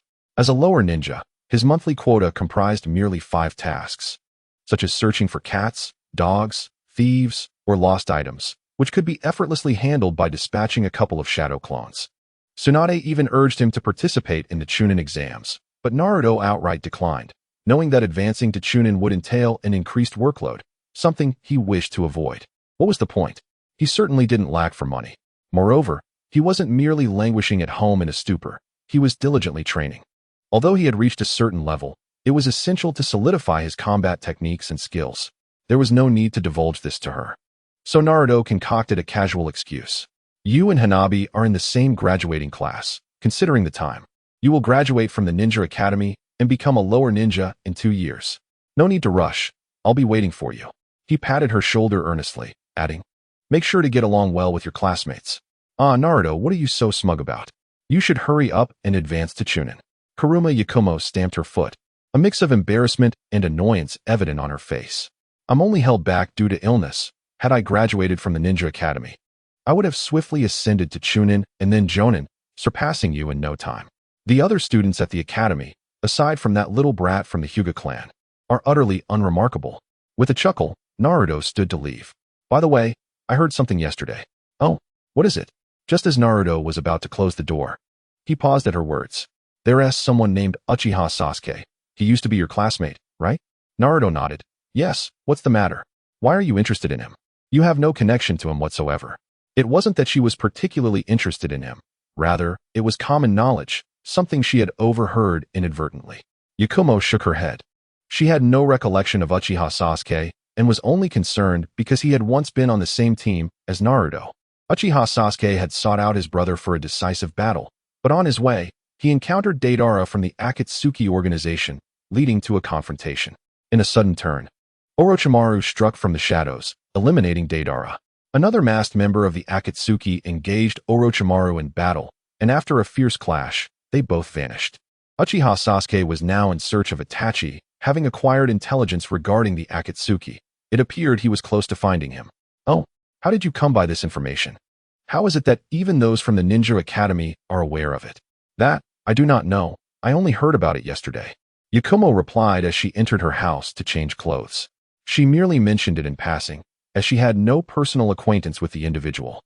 To her, such events were merely tales. Naruto furrowed his brow, pondering how outsiders could possibly be aware of this matter. Perhaps a member of Konoha's Umbu had fortuitously stumbled upon the incident and reported it to the village. However, given the sensitive nature of the situation involving the Akatsuki and Orochimaru, it should have remained confidential and not disclosed to the villagers. The higher-ups in Konoha would not commit such a fundamental error. Or perhaps he was overthinking it. He was not surprised by the confrontation between Sasuke and Itachi. Although the events of this world had undergone some alterations due to his arrival, Sasuke's objective had always been to seek vengeance against Uchiha Itachi, a goal that remained steadfast and difficult to alter. He was simply unaware of the precise timing, yet he understood that this day would inevitably arrive. The only difference was that Orochimaru had not been slain by Sasuke, and Deidara had fallen at the hands of Orochimaru. Indeed, had Orochimaru not intervened, it was uncertain who would have met their demise at Sasuke's hands. Deidara was ultimately a member of the Akatsuki, and with 4 members dead, the organization's strength had been considerably diminished. Recruiting new members was no easy feat, and to have lost so many in just a few months was alarming. Thus, the masked man had taken action against Orochimaru, perceiving him as a traitor to the Akatsuki who possessed invaluable intelligence. The masked man might have genuinely been incensed. However, Naruto was uncertain of the outcome of their battle. He did not believe the masked man could defeat Orochimaru. Yet it would be no easy task for Orochimaru to emerge victorious. What a dramatic scene that was, regrettably missed. Nonetheless, he felt compelled to witness the clash between Sasuke and Itachi, as it would influence significant events in the future. Previously, he had a brief encounter with Sasuke at Orochimaru's lair, and at that time, Naruto had deemed him inferior to Itachi. Now, months later, he wondered how much Sasuke had grown. Chapter 178. Jiraiya's shock. The conflict between Orochimaru and the Akatsuki was of little concern to Konoha's higher-ups. However, upon hearing that Orochimaru had fought and killed Deidara, they considered it a fortunate turn of events. A dog-eat-dog scenario would be ideal, with both parties suffering significant losses or even perishing in the fray. After all, one was a rogue ninja from Konoha who had once attacked the village, while the other was a mercenary group composed of various rogue ninjas, harboring ambitions to seize the Nine-Tails Jinchuriki. Neither party was benevolent, and the more fiercely they clashed, the better it was for Konoha. Thus, even upon learning this news, Konoha had no further plans, treating it merely as a topic for light-hearted conversation. Compared to an organization, the 5 great ninja nations remained formidable. Even with their tailed beasts, those creatures were not invincible. There had been individuals capable of sealing them, and there were still those who could suppress the tailed beasts. At the very least, the 5 Kage possessed such power. For ordinary villagers, there was little sense of crisis. These matters felt too distant from their lives. The same applied to the situation between Uchiha Sasuke and Itachi. Both were rogue ninjas from Konoha, and the village preferred to remain uninvolved, allowing them to resolve their issues independently. After receiving this news from Kurama Yakumo, Naruto departed. The location of the confrontation between Uchiha Sasuke and Itachi was a secret base outside the Uchiha clan, a detail that was unlikely to change. If all goes as anticipated, this shall mark the final confrontation between the 2 brothers, and selecting a site worthy of remembrance seems fitting. The precise location of the Uchiha stronghold remains unclear to Naruto, yet it must lie within the confines of the Land of Fire. He is, however, notably struck by the unique topography of the area, making it relatively easy to inquire about. The Rain Village, situated at the confluence of the lands of fire, earth, and wind, resides in the Land of Rain. Here, incessant downpours prevail throughout the year, and the region frequently succumbs to the ravages of war instigated by the 3 great nations. Over a decade ago, the Rain Village was under the leadership of Hanzo the Salamander, until he met his demise at the hands of Pain during a civil conflict. Following the conclusion of the civil strife, Pain emerged as the new leader of the Rain Village. This place serves as the headquarters of the Akatsuki organization, with the entire village constructed from concrete and steel, rising majestically amidst the rain, a distinctive landscape within the ninja world. Under Pain's leadership, few dare to trespass into the Rain Village, as the rain itself is under his vigilant surveillance. Any intruder would find themselves detected almost instantaneously. Yet today, an unexpected visitor arrives, Jiraiya.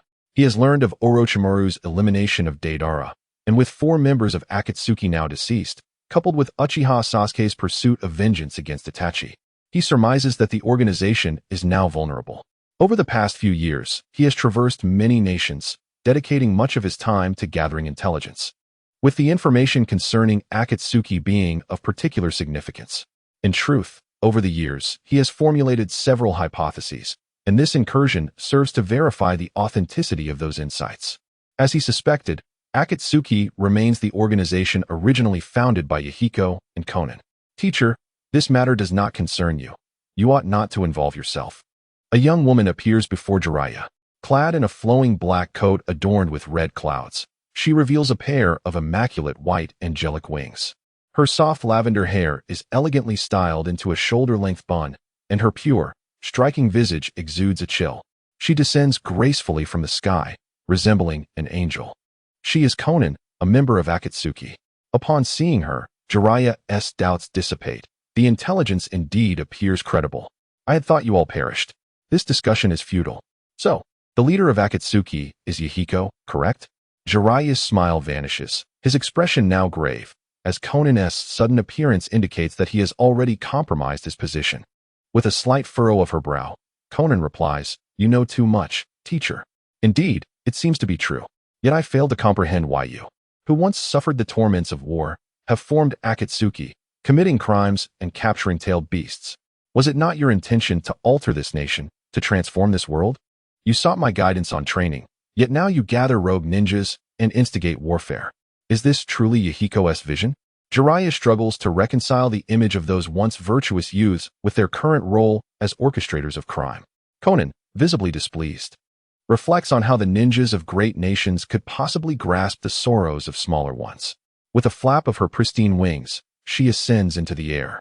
Jiraiya, you are but a superficial observer of this nation, unaware of its deeper motives. It is unnecessary for you to comprehend these matters, especially as we belong to opposing nations. Should you persist in your inquiries, I shall invoke divine retribution upon you. Konan's voice was as cold as the rain that fell around them, yet she left a sliver of mercy. If Jiraiya were to withdraw and cease his investigations, she would not pursue the matter further. Her sincerity was evident. Jiraiya raised his head, wiping the rain from his face, and offered a faint smile. Do you believe that sprouting wings can transform you into an angel? With that, he suddenly retreated, inciting Konan's wrath as she realized his true stance. In the name of the divine, I shall end your life.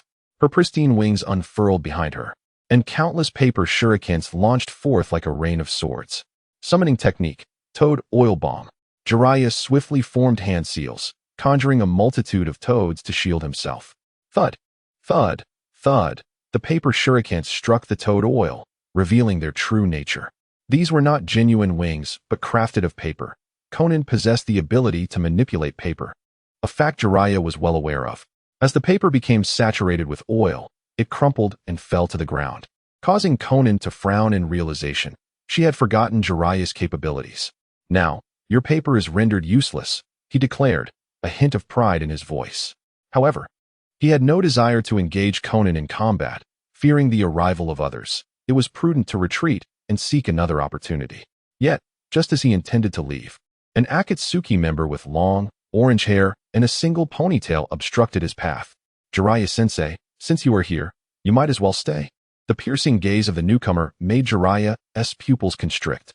That eye, you are Nagato. He scrutinized the figure before him. Noting the stark difference from the red-haired Nagato, he remembered. Indeed, it is you, Pain. Yet your appearance has changed dramatically. What has transpired? Such knowledge is beyond your reach. As you are but an outsider, the orange-haired man replied, clapping his hands together and commanding, summoning technique.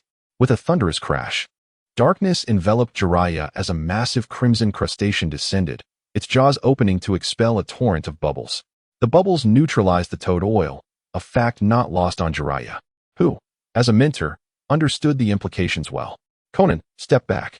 I shall handle this myself, the long-haired man, the beast path of pain, asserted, redirecting his focus towards Jiraiya. Konan hesitated briefly before inquiring, Are you certain of your condition? Fear not, for I am a god, he assured her. Very well, I shall leave it to you. She acquiesced, glancing down at Jiraiya in the water before taking flight and departing. Jiraiya regarded the beast path with a grave expression. What of Nagato and Yahiko? Yahiko? The beast path chuckled, reminiscing, there once was such a person, but he has long since perished. Jiraiya-sensei, allow me to extend to you a proper welcome. Oh, so that is the case. No wonder Jiraiya appears somewhat melancholic. The transformations of the Akatsuki and Pain are likely tied to Yahiko's demise. However, a mistake is a mistake. As a teacher, it is my duty to correct my disciples. Come now, Let me witness the extent of your growth over these years. Wild Lion's main technique. As Jiraiya observed the massive red crustacean charging towards him, he swiftly tossed his head back, allowing his white hair to lengthen and multiply rapidly, propelling forth to ensnare the summoning beast to the ground. Bang! The white hair coiled tightly, as hard as steel, and with a wretched cry, the giant lobster dissipated into smoke. It was unclear from whence the opponent had summoned such a beast. Its appearance was somewhat intimidating, yet it was swiftly undone by Jiraiya. Nevertheless, the summon from the animal path was not intended for combat, but rather to neutralize Jiraiya's toad oil, and with that objective accomplished, the beast vanished without so much as a blink. For the true battle was yet to unfold. Teacher, I shall get serious now. Summoning technique. Without waiting for Jiraiya's response, the animal path clapped his hands, and several gigantic war beasts appeared by his side. TCH, how dare you underestimate me, for I am Jiraiya, the toad sage of Mount Myaboku. Jiraiya spread his hand wide and forcefully pressed it against the ground. Summoning technique. Wow, what brings you here, Toadken? A large red toad materialized before Jiraiya, who regarded it with slight confusion. Toadken, with a stoic expression, perched against the wall, swaying slightly, replied, Indeed. Bunta and Toad Hero have gone out. I remain here at Mount Myaboku. Sigh, let us be a bit more reliable here, Jiraiya said, shaking himself. He pointed towards the animal path. Let us finish him off, Toadken. Apologies for my clumsiness, but I shall not allow them to hinder you, Toadken declared, brandishing a spiked club as he leapt towards the two-headed dog and the giant bird across from him. It seems I must also take this seriously. I shall directly enter Sage mode.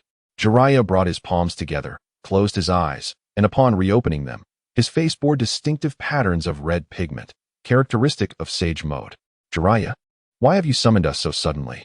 I was in the midst of cooking, croaked a voice as two frogs, the two great sages of Mount Myaboku, Fukasaku, and Shima, perched upon his shoulders. This is an urgent situation, or I would not have called you both here.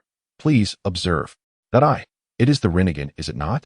Sage Fukasaku remarked with a solemn expression after a brief glance. I never imagined such eyes truly existed. It seems the words of the old man have come to pass. What?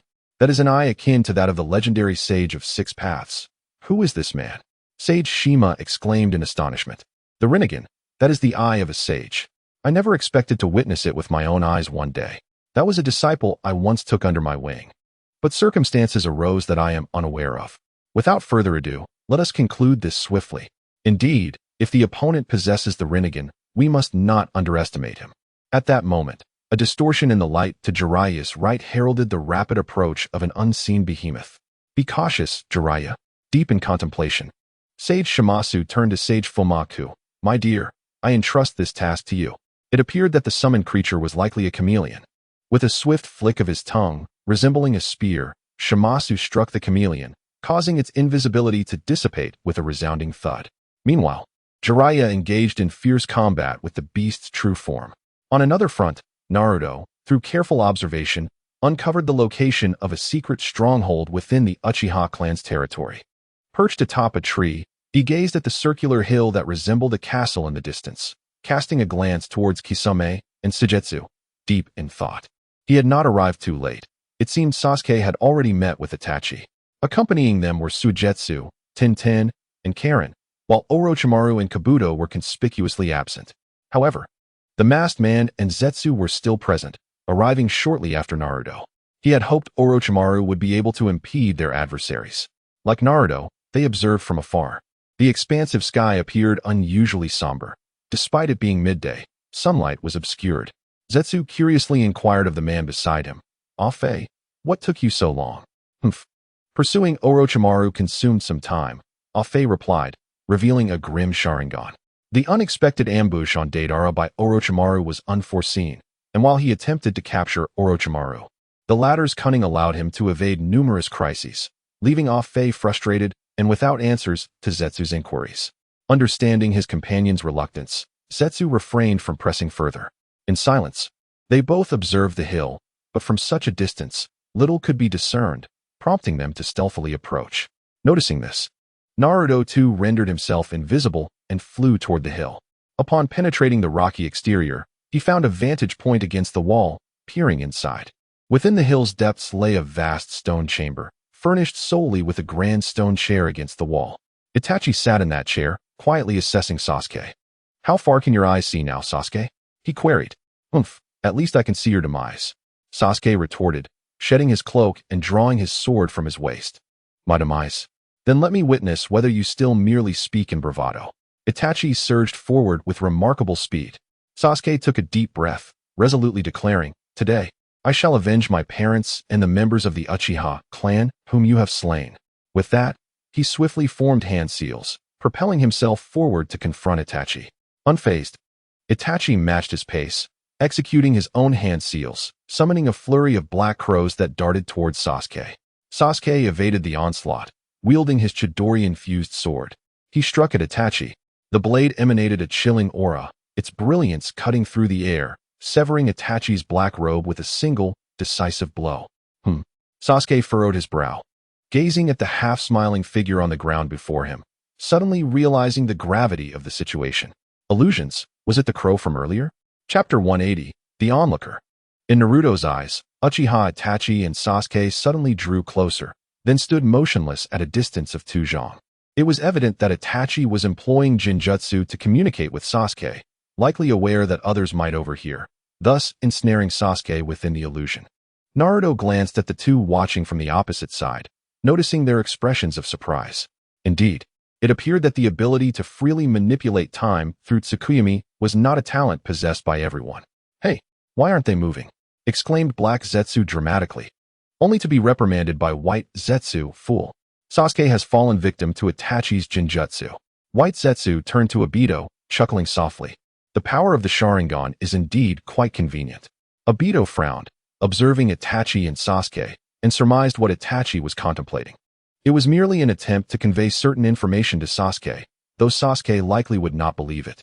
Within the illusion, Itachi's figure vanished from the ground and reappeared behind Sasuke. Sasuke thrust his Chidori Kusanagi sword backward, shattering Itachi's image, only to realize it was yet another illusion. "Humph. A tiresome Jinjutsu," Sasuke scoffed, his 3-tomo Sharingan suddenly ablaze with intensity as he demanded, "Why did you murder our parents? I recall having explained this to you once before." "Sasuke," Itachi replied, returning to his seated position, crossing his legs and regarding Sasuke languidly. Sasuke retorted coldly, "Was it merely to test your so-called tolerance? Why do you remain silent?" Itachi responded indifferently, "It seems you have yet to awaken the power of the Manjiki Sharingan. Without it, I can still kill you. How Navi you are, Sasuke." Suddenly, Itachi conjured a Kusanagi sword, plunging it into Sasuke's heart. "Ugh, is this another Jinjutsu? You bastard!" Sasuke screamed, only to find no wounds upon his body. Itachi remained seated across from him, beads of cold sweat cascading down his face. This was the realm of Tsukuyomi, where countless phenomena defied his understanding. Every attack he executed here would prove futile, despite having trained with Orochimaru for 3 years and becoming considerably stronger. He still felt a twinge of fear when faced with Itachi's gaze. Yet, he perceived that Itachi seemed in no hurry to act, the reason for which remained unclear. Itachi regarded him coolly and mocked. "Clearly, your vision does not extend far enough. Bastard, what do you intend to do?" Sasuke asked, visibly flustered. If he were to be confined here for several days again, it would be unbearable. The after-effects of the Tsukuyomi from 3 years prior had left him bedridden for half a month. However, as he contemplated, Sasuke gradually regained his composure. Reflecting on the events from 3 years ago, he recalled Itachi's words and inquired, "You once said that if I possessed the Manjiki, there would be 3 Uchiha, including you. Who wielded it? What did you mean by that? Are there other Uchiha besides you who have awakened the Manjiki?" Sasuke suddenly paused, confronting Itachi. "That person is your accomplice, isn't he? I wondered how you could possibly annihilate the entire clan alone. It turns out you had an accomplice. Bastard, who is that person? Tell me." "Oh, it seems you have made a discovery." Itachi's eyes glimmered slightly as he spoke. "Indeed, apart from me, there were other allies at that time. I shall reveal to you that one of them was Uchiha Madara. You need not doubt. I refer to the very individual you are contemplating, the co-founder of Konoha, the ancestor of the Uchiha clan, the first to unlock the powers of the Manjiki Sharingan. That person is Uchiha Madara. Do you expect me to believe your nonsense?" Uchiha Madara was a contemporary of the first Hokage. If he were still alive, he would be over 100 years old. "It is impossible," Sasuke retorted. Skeptical and feeling dismissed, Itachi chuckled disdainfully. Believe it or not, people tend to dwell within the confines of their own perceptions. What you consider reality may merely be an illusion. Do you not agree? Enough with your nonsense. Sasuke suddenly unleashed a great fireball technique towards him, engulfing Itachi's figure. My Sharingan can now see through your illusions. Huh. You remain so naive. Itachi emerged unscathed from the flames. There exists a fundamental distinction between the Mangekyou Sharingan and the ordinary Sharingan. I find it somewhat regrettable. I had anticipated you would come to me with the Mangekyou Sharingan. In that case, I could have taken your eyes to fulfill my own desires. Sasuke, on high alert, questioned, what do you mean? Even the mighty Mangekyou Sharingan, when overused, can lead to blindness, Itachi replied slowly. The means to restore sight and maintain the powers of the Mangekyou Sharingan lies in transplanting the eyes of someone with the same bloodline. Under the stimulus of a shared lineage, the Mangekyou Sharingan can evolve to a higher form, becoming the eternal Mangekyou Sharingan. Uchiha Madara attained his eternal Mangekyou through this method. Though the two conversed in the world of Tsukuyomi for quite some time, barely half a minute had passed in the real world. Naruto raised an eyebrow, observing that their exchange had concluded. No one could discern the nature of their discourse in the Tsukuyomi realm, but it was unlikely to have been a heartfelt conversation. The moment they exited the illusion, Sasuke unleashed his Chidori. Crack, crack, crack. Itachi vanished from his position, and the Chidori struck the ceiling of the stone chamber, shattering it and creating a gaping hole. Itachi ascended above, and both Zetsu and Tobi exchanged glances, subsequently disappearing back to the ground. Seeing Itachi depart, Sasuke seized the Kusanagi sword and leaped through the opening in pursuit.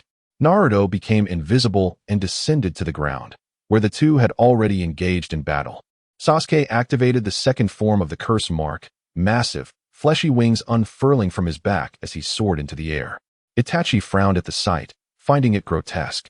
That was a power devised by Orochimaru. He could sense the distinct aura emanating from Sasuke, as if Orochimaru had been reincarnated within him. Yet, Orochimaru remained unharmed and did not act against Sasuke.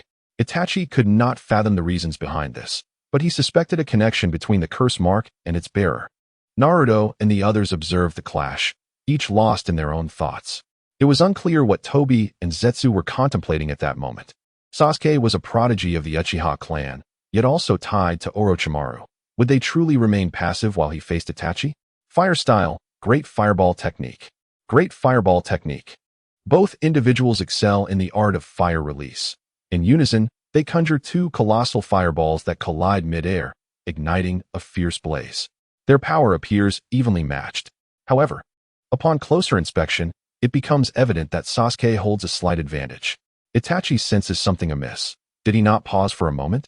Zetsu murmurs softly, his tone laced with uncertainty. Akatsuki remains silent, merely observing. Sasuke's three-tomo Sharingan seems particularly unique, while Itachi's physical state appears indeed compromised. With this realization, a cold smirk flickers beneath Akatsuki's mask. Chapter 181. The Crimson Giant, Susanoo. While the Uchiha brothers remain locked in combat, the battle between Jiraiya and Pain has reached a decisive conclusion. It becomes clear, each of the six figures is a corpse.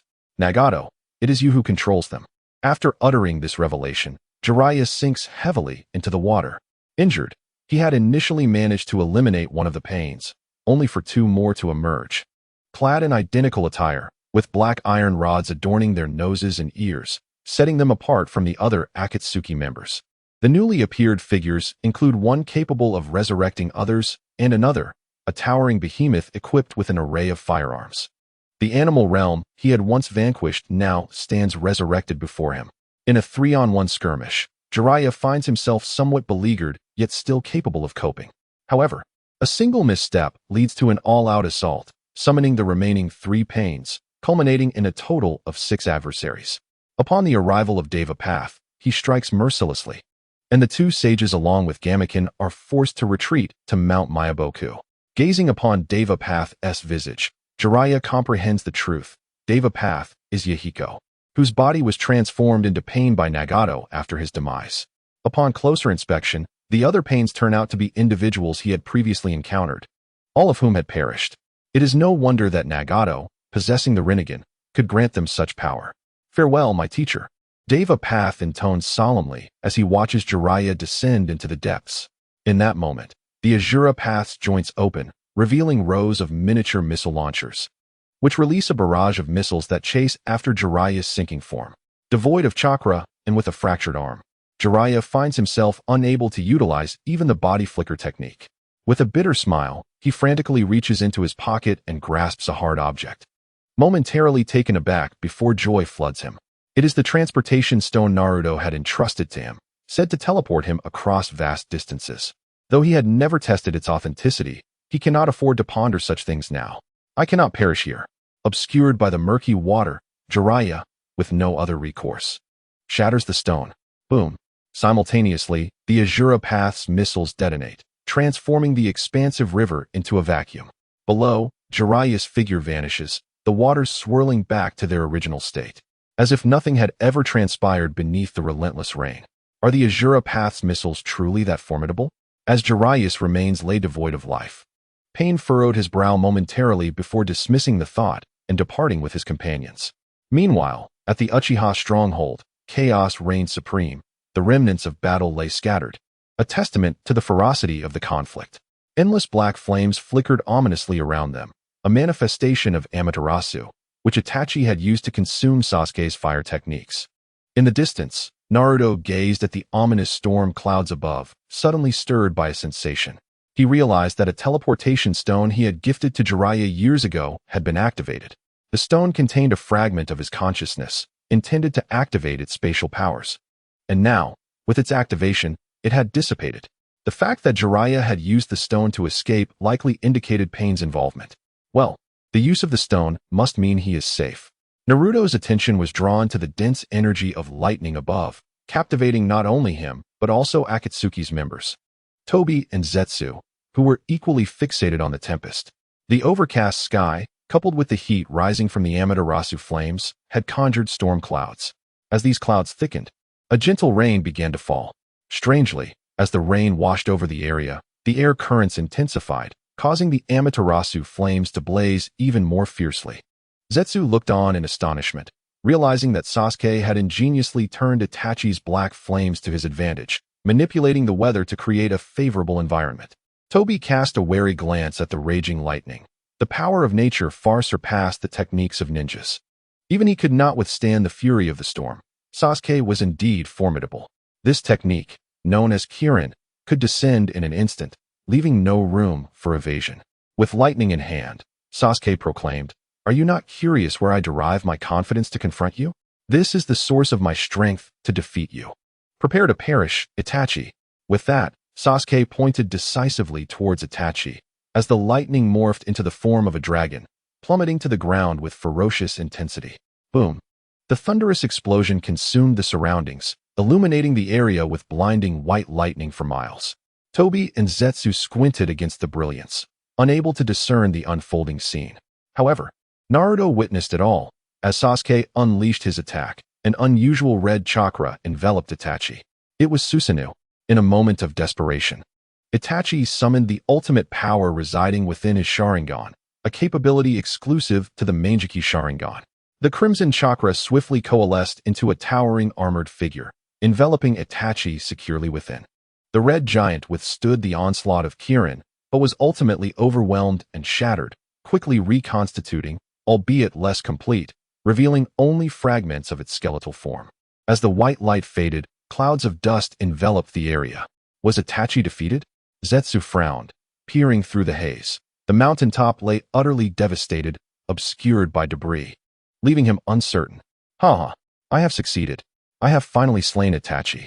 Sasuke reveled in the ecstasy of his victory, feeling as though all had come to an end. Yet, an incongruous sound of a pained cough pierced the air, interrupting the moment. Is this your trump card? How infuriating. Why are you still alive? Sasuke's composure shattered as he endured the assault of Kirin, yet remained unscathed. Indeed, Itachi staggered to his feet, dragging his weary form towards him. But my true power has only just begun to awaken. A crimson skeletal structure enveloped Itachi's body, exuding an awe-inspiring presence, though he was still injured. No matter how formidable Susanoo's defense, it could not offer complete protection, and perhaps his body was already on the brink of collapse. as blood trickled from the corner of his mouth. That is Susanoo, he thought, gazing intently at his opponent, his eyes flickering with unspoken thoughts. Underneath the mask, Kakuzu's expression darkened. Indeed, Itachi had mastered this extraordinary power. However, it was merely a desperate resistance. As he observed Itachi inserting medicine into his mouth, Kakuzu regained his composure. Itachi stumbled towards Sasuke, the crimson skeleton moving slowly alongside him, sprouting veins and flesh-like formations, gradually restoring its armor of red. This is the ultimate power of the Manjiki Sharingan. Unveil any hidden strength you possess, or you shall lose your chance. How infuriating! How infuriating! Sasuke gazed at the colossal red figure, nearly succumbing to despair. Yet, the memories of his parents' demise urged him not to accept defeat so easily. He bit his tongue sharply, forcing himself to regain his calm. If he spoke of hidden strength, he indeed had more, albeit it came with great difficulty to wield. But at this moment, he could not afford to dwell on such matters. Sasuke suddenly let out a fierce roar, and his form transformed instantaneously. Chapter 182. The finale wings emerged from Sasuke's back, quivering as they sprouted brown serpentine scales, his head sharpening into a beak-like structure. The cursed seal's power evolved once more, rendering his original visage unrecognizable. This had transcended the mere form of the Heaven's Cursed Seal, approaching the complete embodiment of J-Go. Was that Orochimaru's cursed seal? It could evolve further. It felt significantly stronger than before. White Zetsu, a loquacious entity, chattered incessantly beside Kakuzu. Kakuzu remained silent. He understood this power well. Orochimaru had conducted numerous experiments on cursed seals, with Sasuke being one of them. However, the forms of others seemed less complete than his evolution, and he could sense Orochimaru's presence emanating from Sasuke. Raijin. Naruto's composure faltered. The figure of a bird-headed man with the body of a human and wings of thunder resembled that of Raijin, yet he was not Raijin here. There's another, Yatagarasu. At that moment, Sasuke's appearance mirrored the legendary Yatagarasu from folklore. If he were to magnify his form, it would closely resemble the complete Susanoo. Was it mere coincidence? Or was this cursed seal form random? He had witnessed the four sound ninjas and the buried Kimimaro. Each possessed a distinct cursed seal form. Sasuke's manifestation was further intertwined with personal traits. The serpent scales reflected Orochimaru's power, while Yatagarasu embodied the capabilities of the Uchiha's Manjiki Sharingan and Susanoo. He appeared as a genetic anomaly, merging two formidable forces. With a flap of his wings, Sasuke soared into the air, thus evading Itachi's imminent attack. A dark aura enveloped him as his gaze fixated upon the colossal red figure below. The Kaleidoscope Sharingan possesses an astonishing power, yet he stands unfazed. He brandishes the Kusanagi sword as if a thunder god has descended, the black Chidori striking like a whip of lightning upon Susanoo, leaving behind a series of marks. Although it does not directly breach the defenses, it undeniably proves effective. It is evident that while the potency of this form's assault may not rival that of the Kirin, it is certainly capable of inflicting harm upon Itachi. You have truly grown stronger, Itachi remarks, clearing his throat and raising his gaze to Sasuke in the skies, his expression revealing a hint of emotion. However, this alone is insufficient. The circular shield of Susanoo is raised to deflect the subsequent black lightning of Chidori. Just moments ago, it had withstood the assault of Kirin, the Yata mirror, reputed to be a spiritual shield capable of defending against all physical attacks. Though the reason behind Orochimaru's failure to seize Sasuke's body remains unclear, he has nonetheless planted the seeds of reincarnation within him. Perhaps one day, he shall inevitably succumb to the fate of being consumed by Orochimaru. Itachi exhales, casting a glance at Sasuke's wings, where the serpentine scales resemble countless eyes fixed upon him. His gaze turns cold, and he commands Susanoo's right hand to reach skyward, conjuring a long blade of searing flames within the grasp of the Crimson Giant. Though it appears cumbersome, its speed is astonishing. Sasuke is unable to evade in time and is pierced through by the flames. How is it that I am unharmed? He murmurs, looking down at the flames enveloping him, perplexed. Yet, soon, a chill of dread washes over him. No, Itachi fears for the destruction of his own eyes. The flames are siphoning his power. In the blink of an eye, his avian head and wings dissipate. Not only that, all the power of the cursed seal begins to vanish. Damn it, what are you doing? Sasuke struggles, but his efforts are in vain. Suspended in the air by the flames, he cannot escape. That is the Ten Kusanagi. He glances at it, a twinge of envy surfacing. Yet this artifact is ethereal, intangible, and cannot be seized. Suddenly, Itachi shudders violently, bending over to expel a significant amount of blood. With his movement, Susanoo also bows, causing Sasuke to descend. Itachi's vision blurs. He has overexerted the power of the kaleidoscope Sharingan. Fortunately, the seals are all contained. Sasuke has reverted to his human form, and the cursed seal upon his neck has vanished. I shall claim your eyes, Itachi declares. Sasuke is on the brink of despair. His Sharingan cannot compete. The Kirin proves futile, and even the full activation of the cursed seal yields no results, as the very essence of his basic seals has been wrested away. He watches Itachi approach, smiling with each step, resembling a demon. He feels utterly powerless to resist, each effort a futile endeavor. The kaleidoscope Sharingan is overwhelmingly formidable. Alas, it seems that Itachi has triumphed. White Zetsu chuckles, and Black Zetsu, rarely in agreement, nods in acknowledgement. Indeed, no other outcome is foreseeable. In the distance, Naruto opens his mouth, sensing that Uchiha Itachi has truly become serious. If this is merely a performance, it is far too convincing.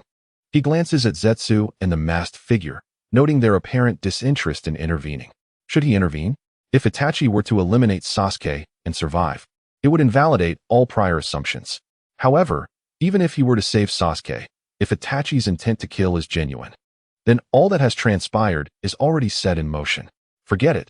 This serves as a perfect opportunity to verify whether the causal line has shifted. If it remains unchanged, that would be a stroke of luck. If it has altered, at least I will be prepared to make plans in advance. Just a moment ago, Itachi activated the power of his Sharingan, and a raven swiftly vanished, embedding itself within Sasuke. Naruto was taken aback. Why would Itachi use Jinjutsu on Sasuke at such a critical moment? This would only hinder his body. Could it be that the raven contains Shinsue's eyes? As Naruto's thoughts raced, he furrowed his brow, sensing the presence of another type of Manjiki Sharingan within Sasuke. It appears to be true. Itachi has indeed sealed Shinsue's eyes within Sasuke's body. Thus, Itachi is undoubtedly putting on an act. Indeed, through Naruto's gaze, Itachi wobbled again, his red Susanoo swaying precariously on the brink of collapse. Sasuke, aside from throwing explosive kunai which rebounded off the Susanoo armor and affected him, was rendered utterly powerless, devoid of the will to act. As he watched Itachi approach step by step, fingers reaching for his own eyes, he despairingly widened his gaze. However, the massive form of the Susanoo before him suddenly dissipated. Itachi attempted to force the issue, hoping to provoke Sasuke's Manjiki ability, yet he was unable to achieve this. Never mind, he smiled faintly, his finger resting on Sasuke's forehead, before collapsing straight to the ground. Itachi has fallen. White Zetsu exclaimed in astonishment. How could this happen? Wasn't he supposed to win? Black Zetsu, contemplative, mused. It seems that Itachi's illness was indeed genuine. No wonder he faltered several times. It was due to his physical condition. What should we do now, Akatsuki? After a moment of contemplation, Akatsuki swiftly flew over. White Zetsu chuckled. The Akatsuki organization has lost another member. Fool, that was a comrade. There is no reason to gloat, Black Zetsu coldly retorted. Sasuke too had collapsed, the difference being that he was not dead. His strength was utterly depleted. He showed no reaction to Akatsuki and Zetsu's arrival, allowing them to take him away without resistance. As the rain cleared and the sun emerged, Naruto watched the group depart. Ultimately, Itachi fell before Sasuke, still contemplating how to leave a contingency for him. Naruto had begun to speculate on Itachi's purpose in placing Shinsue's eyes within Sasuke's body. So be it. If Itachi's plan could indeed unfold as intended, that would be splendid. Should unexpected events arise, he could also test the might of other divine techniques. The earth around them still bore the countless black flames of Amaterasu, as if narrating the fierce battle that had transpired here. The black flames of Amaterasu were not as pitiful as others had jested. This gift I shall accept. Chapter 183. The second mutation of Danfire. The vast expanse of Amaterasu's black flames, which ordinary folk would avoid at all costs, was something Naruto could not overlook. It would be a pity to leave it unattended. He summoned a strand of his Danfire, manipulating the crimson golden flames, directing them toward the sea of black fire. Like a gluttonous serpent, wherever the Danfire passed, the black flames were entirely consumed. in merely half a quarter of an hour. The ground was cleared of the Amaterasu flames, absorbed completely. Originally, the elixir fire was a radiant gold, but after absorbing a strand of Samadhi true fire, it evolved into a resplendent crimson hue. Now, having consumed a significant amount of Amaterasu's black flames, the elixir fire has undergone a profound transformation, adopting a dark red appearance. Although its potency has not drastically increased, its nature has indeed changed. The absorption of Samadhi true fire has endowed the elixir fire with the ability to incinerate one's essence. While Amaterasu's flames are eternal and indomitable, thus, the current elixir fire possesses this same characteristic. The golden elixir fire has evolved into an everlasting flame, capable of igniting anything it encounters. Previously, it relied on spiritual energy as fuel, extinguishing when that energy was depleted. Now, however, it retains its flame even in the absence of fuel, thanks to the properties of Amaterasu's black flames. This may sound somewhat exaggerated, but it conveys the essence of the situation. In summary, Naruto has effectively acquired a mobile volcano of fire, and he finds himself lacking for flames no longer. Gazing at the dark red flame suspended before him, Naruto raised an eyebrow, bemused by this peculiar fire that is the elixir fire. Who would believe such a tale? Nonetheless, belief from others is unnecessary. Next, he shall make his way to the Hidden Rain village. In the distance, the trio of Suigetsu, Jugo, and Karen, who were confronting the formidable Kisame, have begun to approach. Naruto had no intention of engaging with them. After retracting the elixir fire, he chose a direction and vanished from sight. In a waterfall within the ninja realm, a disheveled figure emerged from the water's surface, laboriously collapsing onto the grass. Finally, he had made it, though he was uncertain of his current whereabouts. Jiraiya lay on the ground, tilting his head to survey his surroundings. Aside from the waterfall, towering mountains encircled him. This was an unfamiliar area, but judging by the terrain, it should not be far from the 5 great nations. Naruto was indeed correct. This object possesses the ability for long-distance transportation. However, it could only be used once, which was a pity. Jiraiya gazed at the cracked teleportation stone in his hand, shaking his head as he tucked it into his pocket. At least it had saved him, serving as a memento. Such treasures are not easily crafted. And having already been rescued by one, he deemed it sufficient.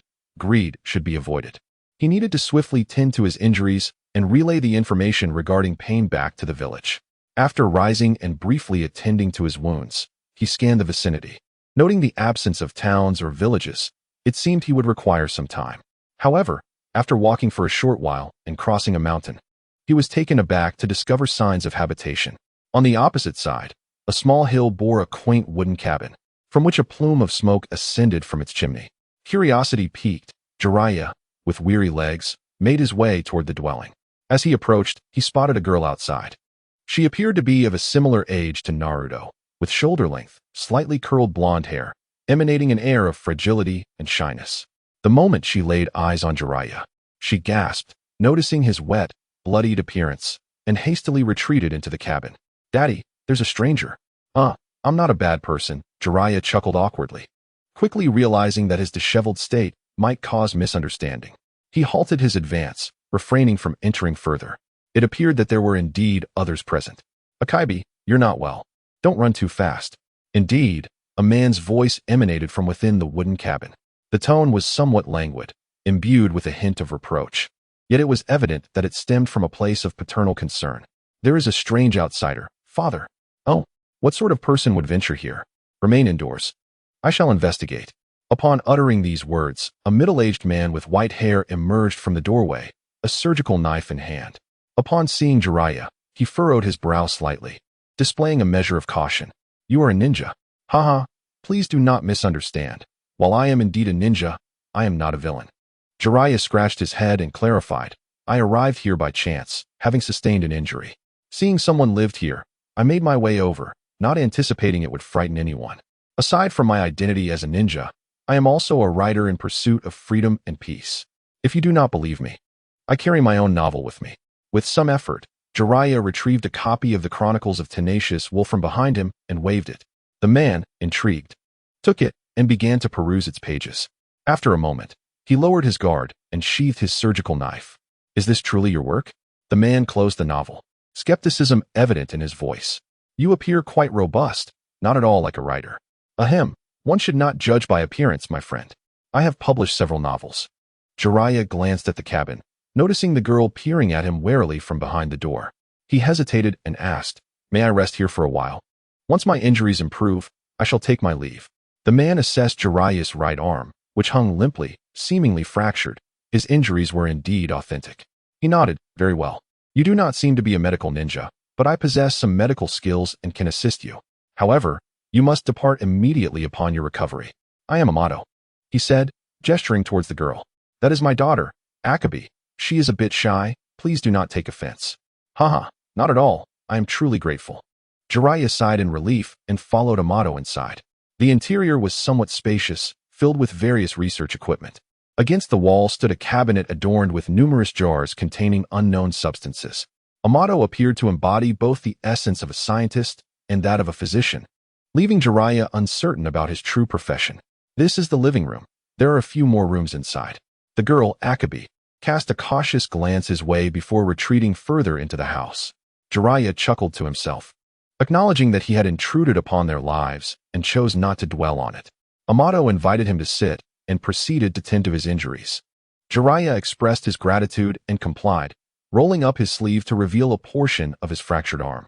Amato grimaced at the sight, realizing that had he arrived any later, the arm might have been rendered useless. Without further ado, he fetched a tray laden with surgical tools, a knife, scissors, alcohol, and other medical implements.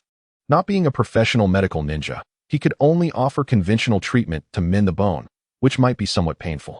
Jiraiya reassured him not to worry, expressing immense gratitude for his willingness to assist. "I genuinely appreciate your help.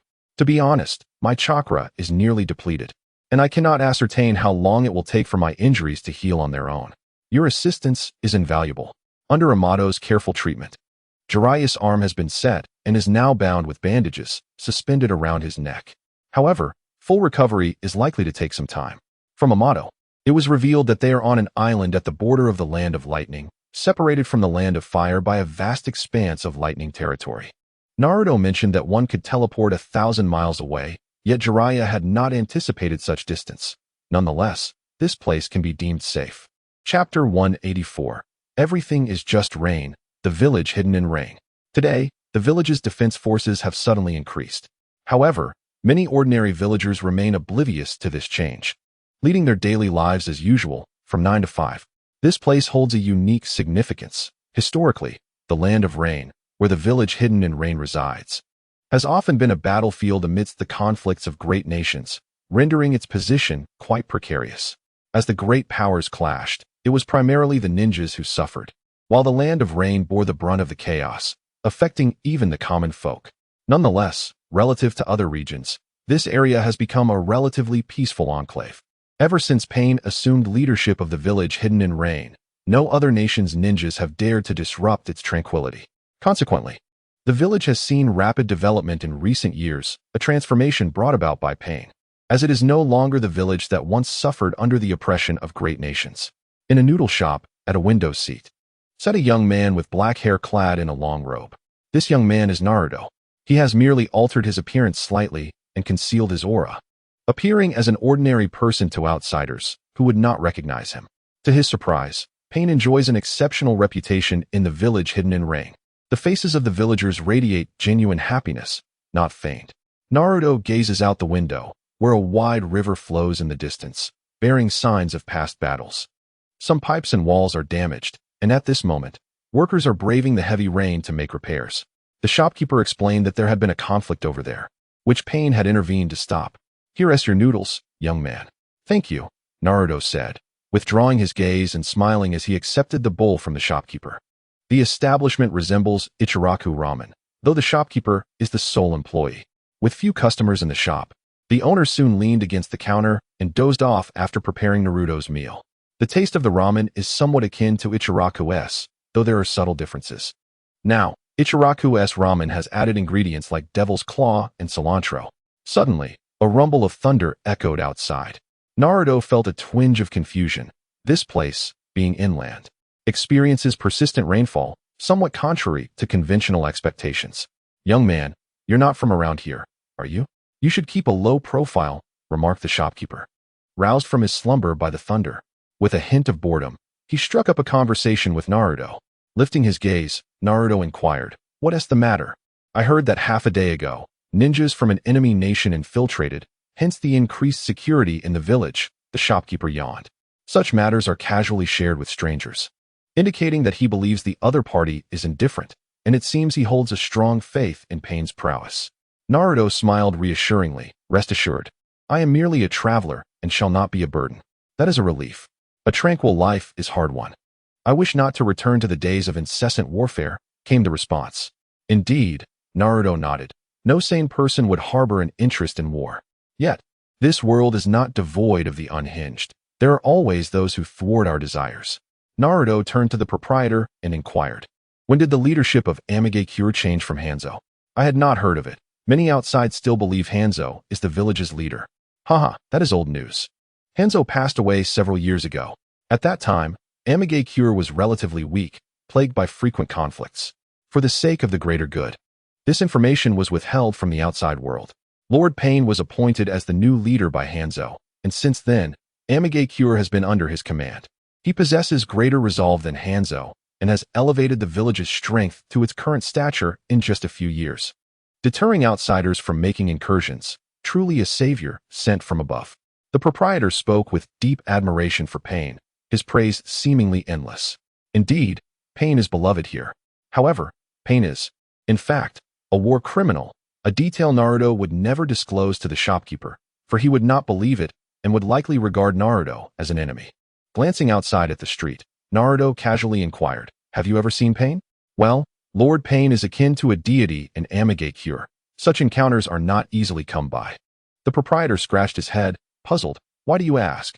"Oh, just a casual inquiry. After all, he is a significant figure, and I would like the opportunity to meet him if possible," Naruto replied with a chuckle, and the proprietor took no offense.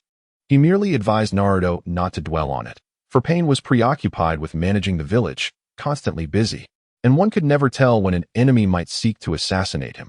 He would not appear lightly. At that moment, a young woman entered the shop. "Sir, I would like a bowl of noodles as well." "Ah, it's you. Please wait a moment." The woman glanced towards the window, her delicate brows furrowing slightly. There was already someone seated there, a stranger. The shop had limited seating, yet there were 2 long tables. Naruto occupied the table by the window, with another one adjacent. The young woman looked around but chose to sit beside him, separated by a single seat. Perhaps she too favored the window view, Naruto mused, uncertain. His disguise was impeccable. Even his mother would not recognize him as Uzumaki Naruto. As she awaited her noodles, the young woman discreetly studied Naruto. In this weather, not wearing a raincoat, yet remaining completely dry. Interesting. Noticing her gaze linger on him, Naruto offered a polite smile. The young woman continued to appraise Naruto, who in turn observed her in secret. She wore a beige hooded trench coat, the hem of which dripped with water. Her features were exquisite, with violet hair tied back and adorned with a small white paper flower at the side, exuding a somewhat aloof elegance. Outside, the rain continued to fall softly, droplets splattering against the cobblestones, creating a faint mist. In the distance, a small wooden boat glided across the river, sending forth elongated ripples that evoked the ethereal beauty of Jiangnan in the misty rain. A young woman rested her chin in her hands, gazing out the window, her face adorned with a hint of melancholy. Observing her sorrowful demeanor, Naruto too felt a twinge of sadness, though he was uncertain of its origin. Their encounter was merely a first meeting, yet the young woman, known as Konan, took him by surprise in this place. He found his appetite for noodles diminished, as he was captivated by the enchanting scene around him, inspiring a poetic impulse reminiscent of the literary figures of yore. However, as he struggled to conjure an apt verse, he noticed that she had already begun to eat. The juxtaposition of her dining while he attempted to compose poetry felt somewhat absurd, so he dismissed the notion. The two shared no conversation. After a moment of silent observation, Naruto received a sharp glare from her. Sighing, he called for the bill and placed his payment on the table before rising to leave. The rain continued to fall outside, seemingly endless, as though this realm were perpetually enveloped in a shroud of rain, intent on consuming everything in its path. Inside the establishment, upon noticing Naruto's departure, Konan turned her gaze towards him, her eyes narrowing in surprise. He had inexplicably acquired an oiled paper umbrella, which he opened as he faded into the misty downpour. Chapter 185. The Tower of Rebirth. Delicate raindrops fell from the sky, and the riverside street lay tranquil and serene. Naruto, under the shelter of his umbrella, ambled along at a leisurely pace. Each step sent splashes of water beneath his feet, yet he remained indifferent, observing the small clusters of passers-by who laughed and chatted. Their faces illuminated with joy, it seemed as though they found a peculiar happiness amidst the rain. The trees lining the riverbank, drenched in rainwater, shimmered with vibrant greens and silvers, presenting a flavor distinctly different from that of the Hidden Leaf Village. Beneath the trees, some pedestrians hurried along, accustomed to such weather, their indifference to the post-rain beauty evident. The river's currents surged with vigor, frothing with white bubbles. Yet the refreshing essence brought by the rain instilled a sense of peace and tranquility. As Naruto reached out to catch a drifting leaf, droplets cascaded onto his palm. He could not identify the species of the tree. It was merely an instinctive action. It seemed he often engaged in such subconscious behaviors, like glancing up at Hokage Rock while traversing the main road of the Hidden Leaf, inevitably noticing a young and lovely girl, drawn to her presence without thought. With a deep breath, he inhaled the refreshing fragrance that lingered after the rain, his inner turmoil gradually calming. Walking along the street, observing the smiles of those around him, it stirred within him a cascade of beautiful emotions and thoughts. His spirits were initially lifted, yet there were always those who lacked awareness to disrupt the peace. Halt! Two ninjas from the Rain Village blocked his path. They were both Nin. One, tall and lean, regarded Naruto with suspicion. "Who are you? I have never seen you before. Where do you hail from? And what is your purpose here?" "There's no need for such tension. I am merely a traveler," Naruto replied, exasperated, as he genuinely sought to appreciate the unique beauty of this city. "You are lying, are you not? The visitors entering the village have all reported to us. There is no record of someone like you. You have sneaked in." The tall, lanky figure brandished a kunai, threateningly stating, "Confess, and you shall be treated leniently. Resist and face severe consequences. Will you compel us to take action?" Bystanders, drawn by the commotion, began to gather and observe. Could this fellow be a spy? He certainly did not appear to fit the mold. A spy must at least possess the stealth of a ninja, and he seemed too frail to even match my strength. Yet, while others donned raincoats, he wielded an umbrella, raising suspicion. Only an outsider would behave thus. Perhaps this reasoning is a tad tenuous. Naruto had no intention of making a scene. He decided to test a new technique. He shot a piercing glance at the two, rendering their expressions momentarily vacant, though it was fleeting and hardly perceptible to outsiders. He spoke softly, "You have made an error. I indeed entered through the main gate." The two blinked, their demeanor softening as they hastily nodded in agreement. "Ah, yes. We have both been a bit overwhelmed with work recently and may have forgotten. Please enjoy your time." "Esteemed guest." The tall one suggested they move toward the main gate to complete their patrol. What a misunderstanding. How mundane. I had anticipated a more thrilling spectacle. "Let us return home for a meal. I am famished after a long day's work." The onlookers dispersed in a clamor. Naruto's eyes glimmered as he smiled faintly and departed. This was a simple application of hypnosis. During his time in Konoha, he had extensively studied such techniques. At its core, it is a form of illusionary art, and the skills of Anko Mitarashi, a proficient illusionist, were too valuable to overlook. However, the ability to induce hypnosis through artistic means belonged to a bloodline limit, a subject Naruto had not delved into deeply. He employed an auditory method instead. Upon inquiry, Anko was quick to share her insights on the matter without reservation. Understanding the principle sufficed, as Naruto possessed a rapid learning technique. By infiltrating the target's mind with his mental energy, he could breach their psychological defenses, followed by subtle auditory suggestions, ensuring the target firmly believed his words for a brief period. Over time, this memory would fade away. Though he lacked refinement, the two minions were unlikely to pose a challenge to a seasoned shinobi. Behind him, at the shop's entrance, two Nin from the Rain Village passed by and encountered Konan, who was exiting. Noticing their hurried demeanor, she furrowed her brow. "What just transpired?"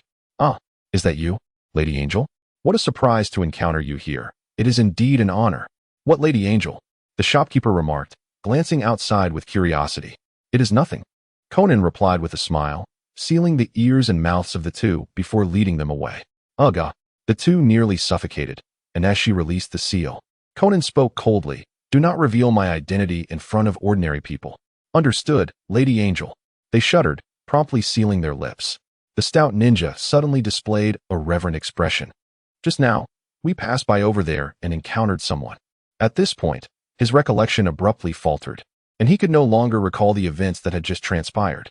It was not only him. His companion was equally perplexed. What is the matter? Xiaonan inquired. Somewhat displeased by the incomplete conversation of the two, the stout ninja glanced at his companion, who was gazing back at him in bewilderment. Before them stood the angelic figure, a messenger of the divine, an esteemed presence rarely encountered. Ah, just now, we met someone and offered our apologies. They both echoed the same sentiment. And Xiaonan's irritation grew. As ninjas of the Rain Village, do not be so flustered. It may cause concern among the villagers. We shall heed the teachings of the angel, they replied respectfully. We have work to attend to and must take our leave. Xiaonan gazed thoughtfully down the street as the two nodded in deference and departed, leaving her to her musings. Meanwhile, Naruto arrived at the base of a towering edifice. This structure could be regarded as the emblematic architecture of the Rain Village, reaching nearly 100 feet in height. The exterior was crafted from steel, exuding a distinct steampunk aesthetic. Atop the tower loomed a demonic visage, its elongated tongue protruding ominously, standing sentinel amidst the pouring rain, creating an eerie sight. The entire tower was equipped with various instruments designed to thwart mental probing, thus preventing outsiders from prying into its secrets. Naruto understood that pain resided above. These devices served to conceal the tower's clandestine nature. For the villagers, this place was a repository for the deceased. Yet they could not comprehend why Lord Pain would choose to dwell in such a location. Rumors later circulated that it was to allow the departed to rest undisturbed.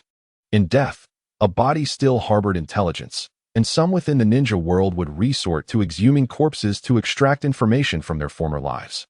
With Pain's presence here, no one dared to disrupt the sanctity of the place. Moreover, the tower's towering height brought it closer to the divine.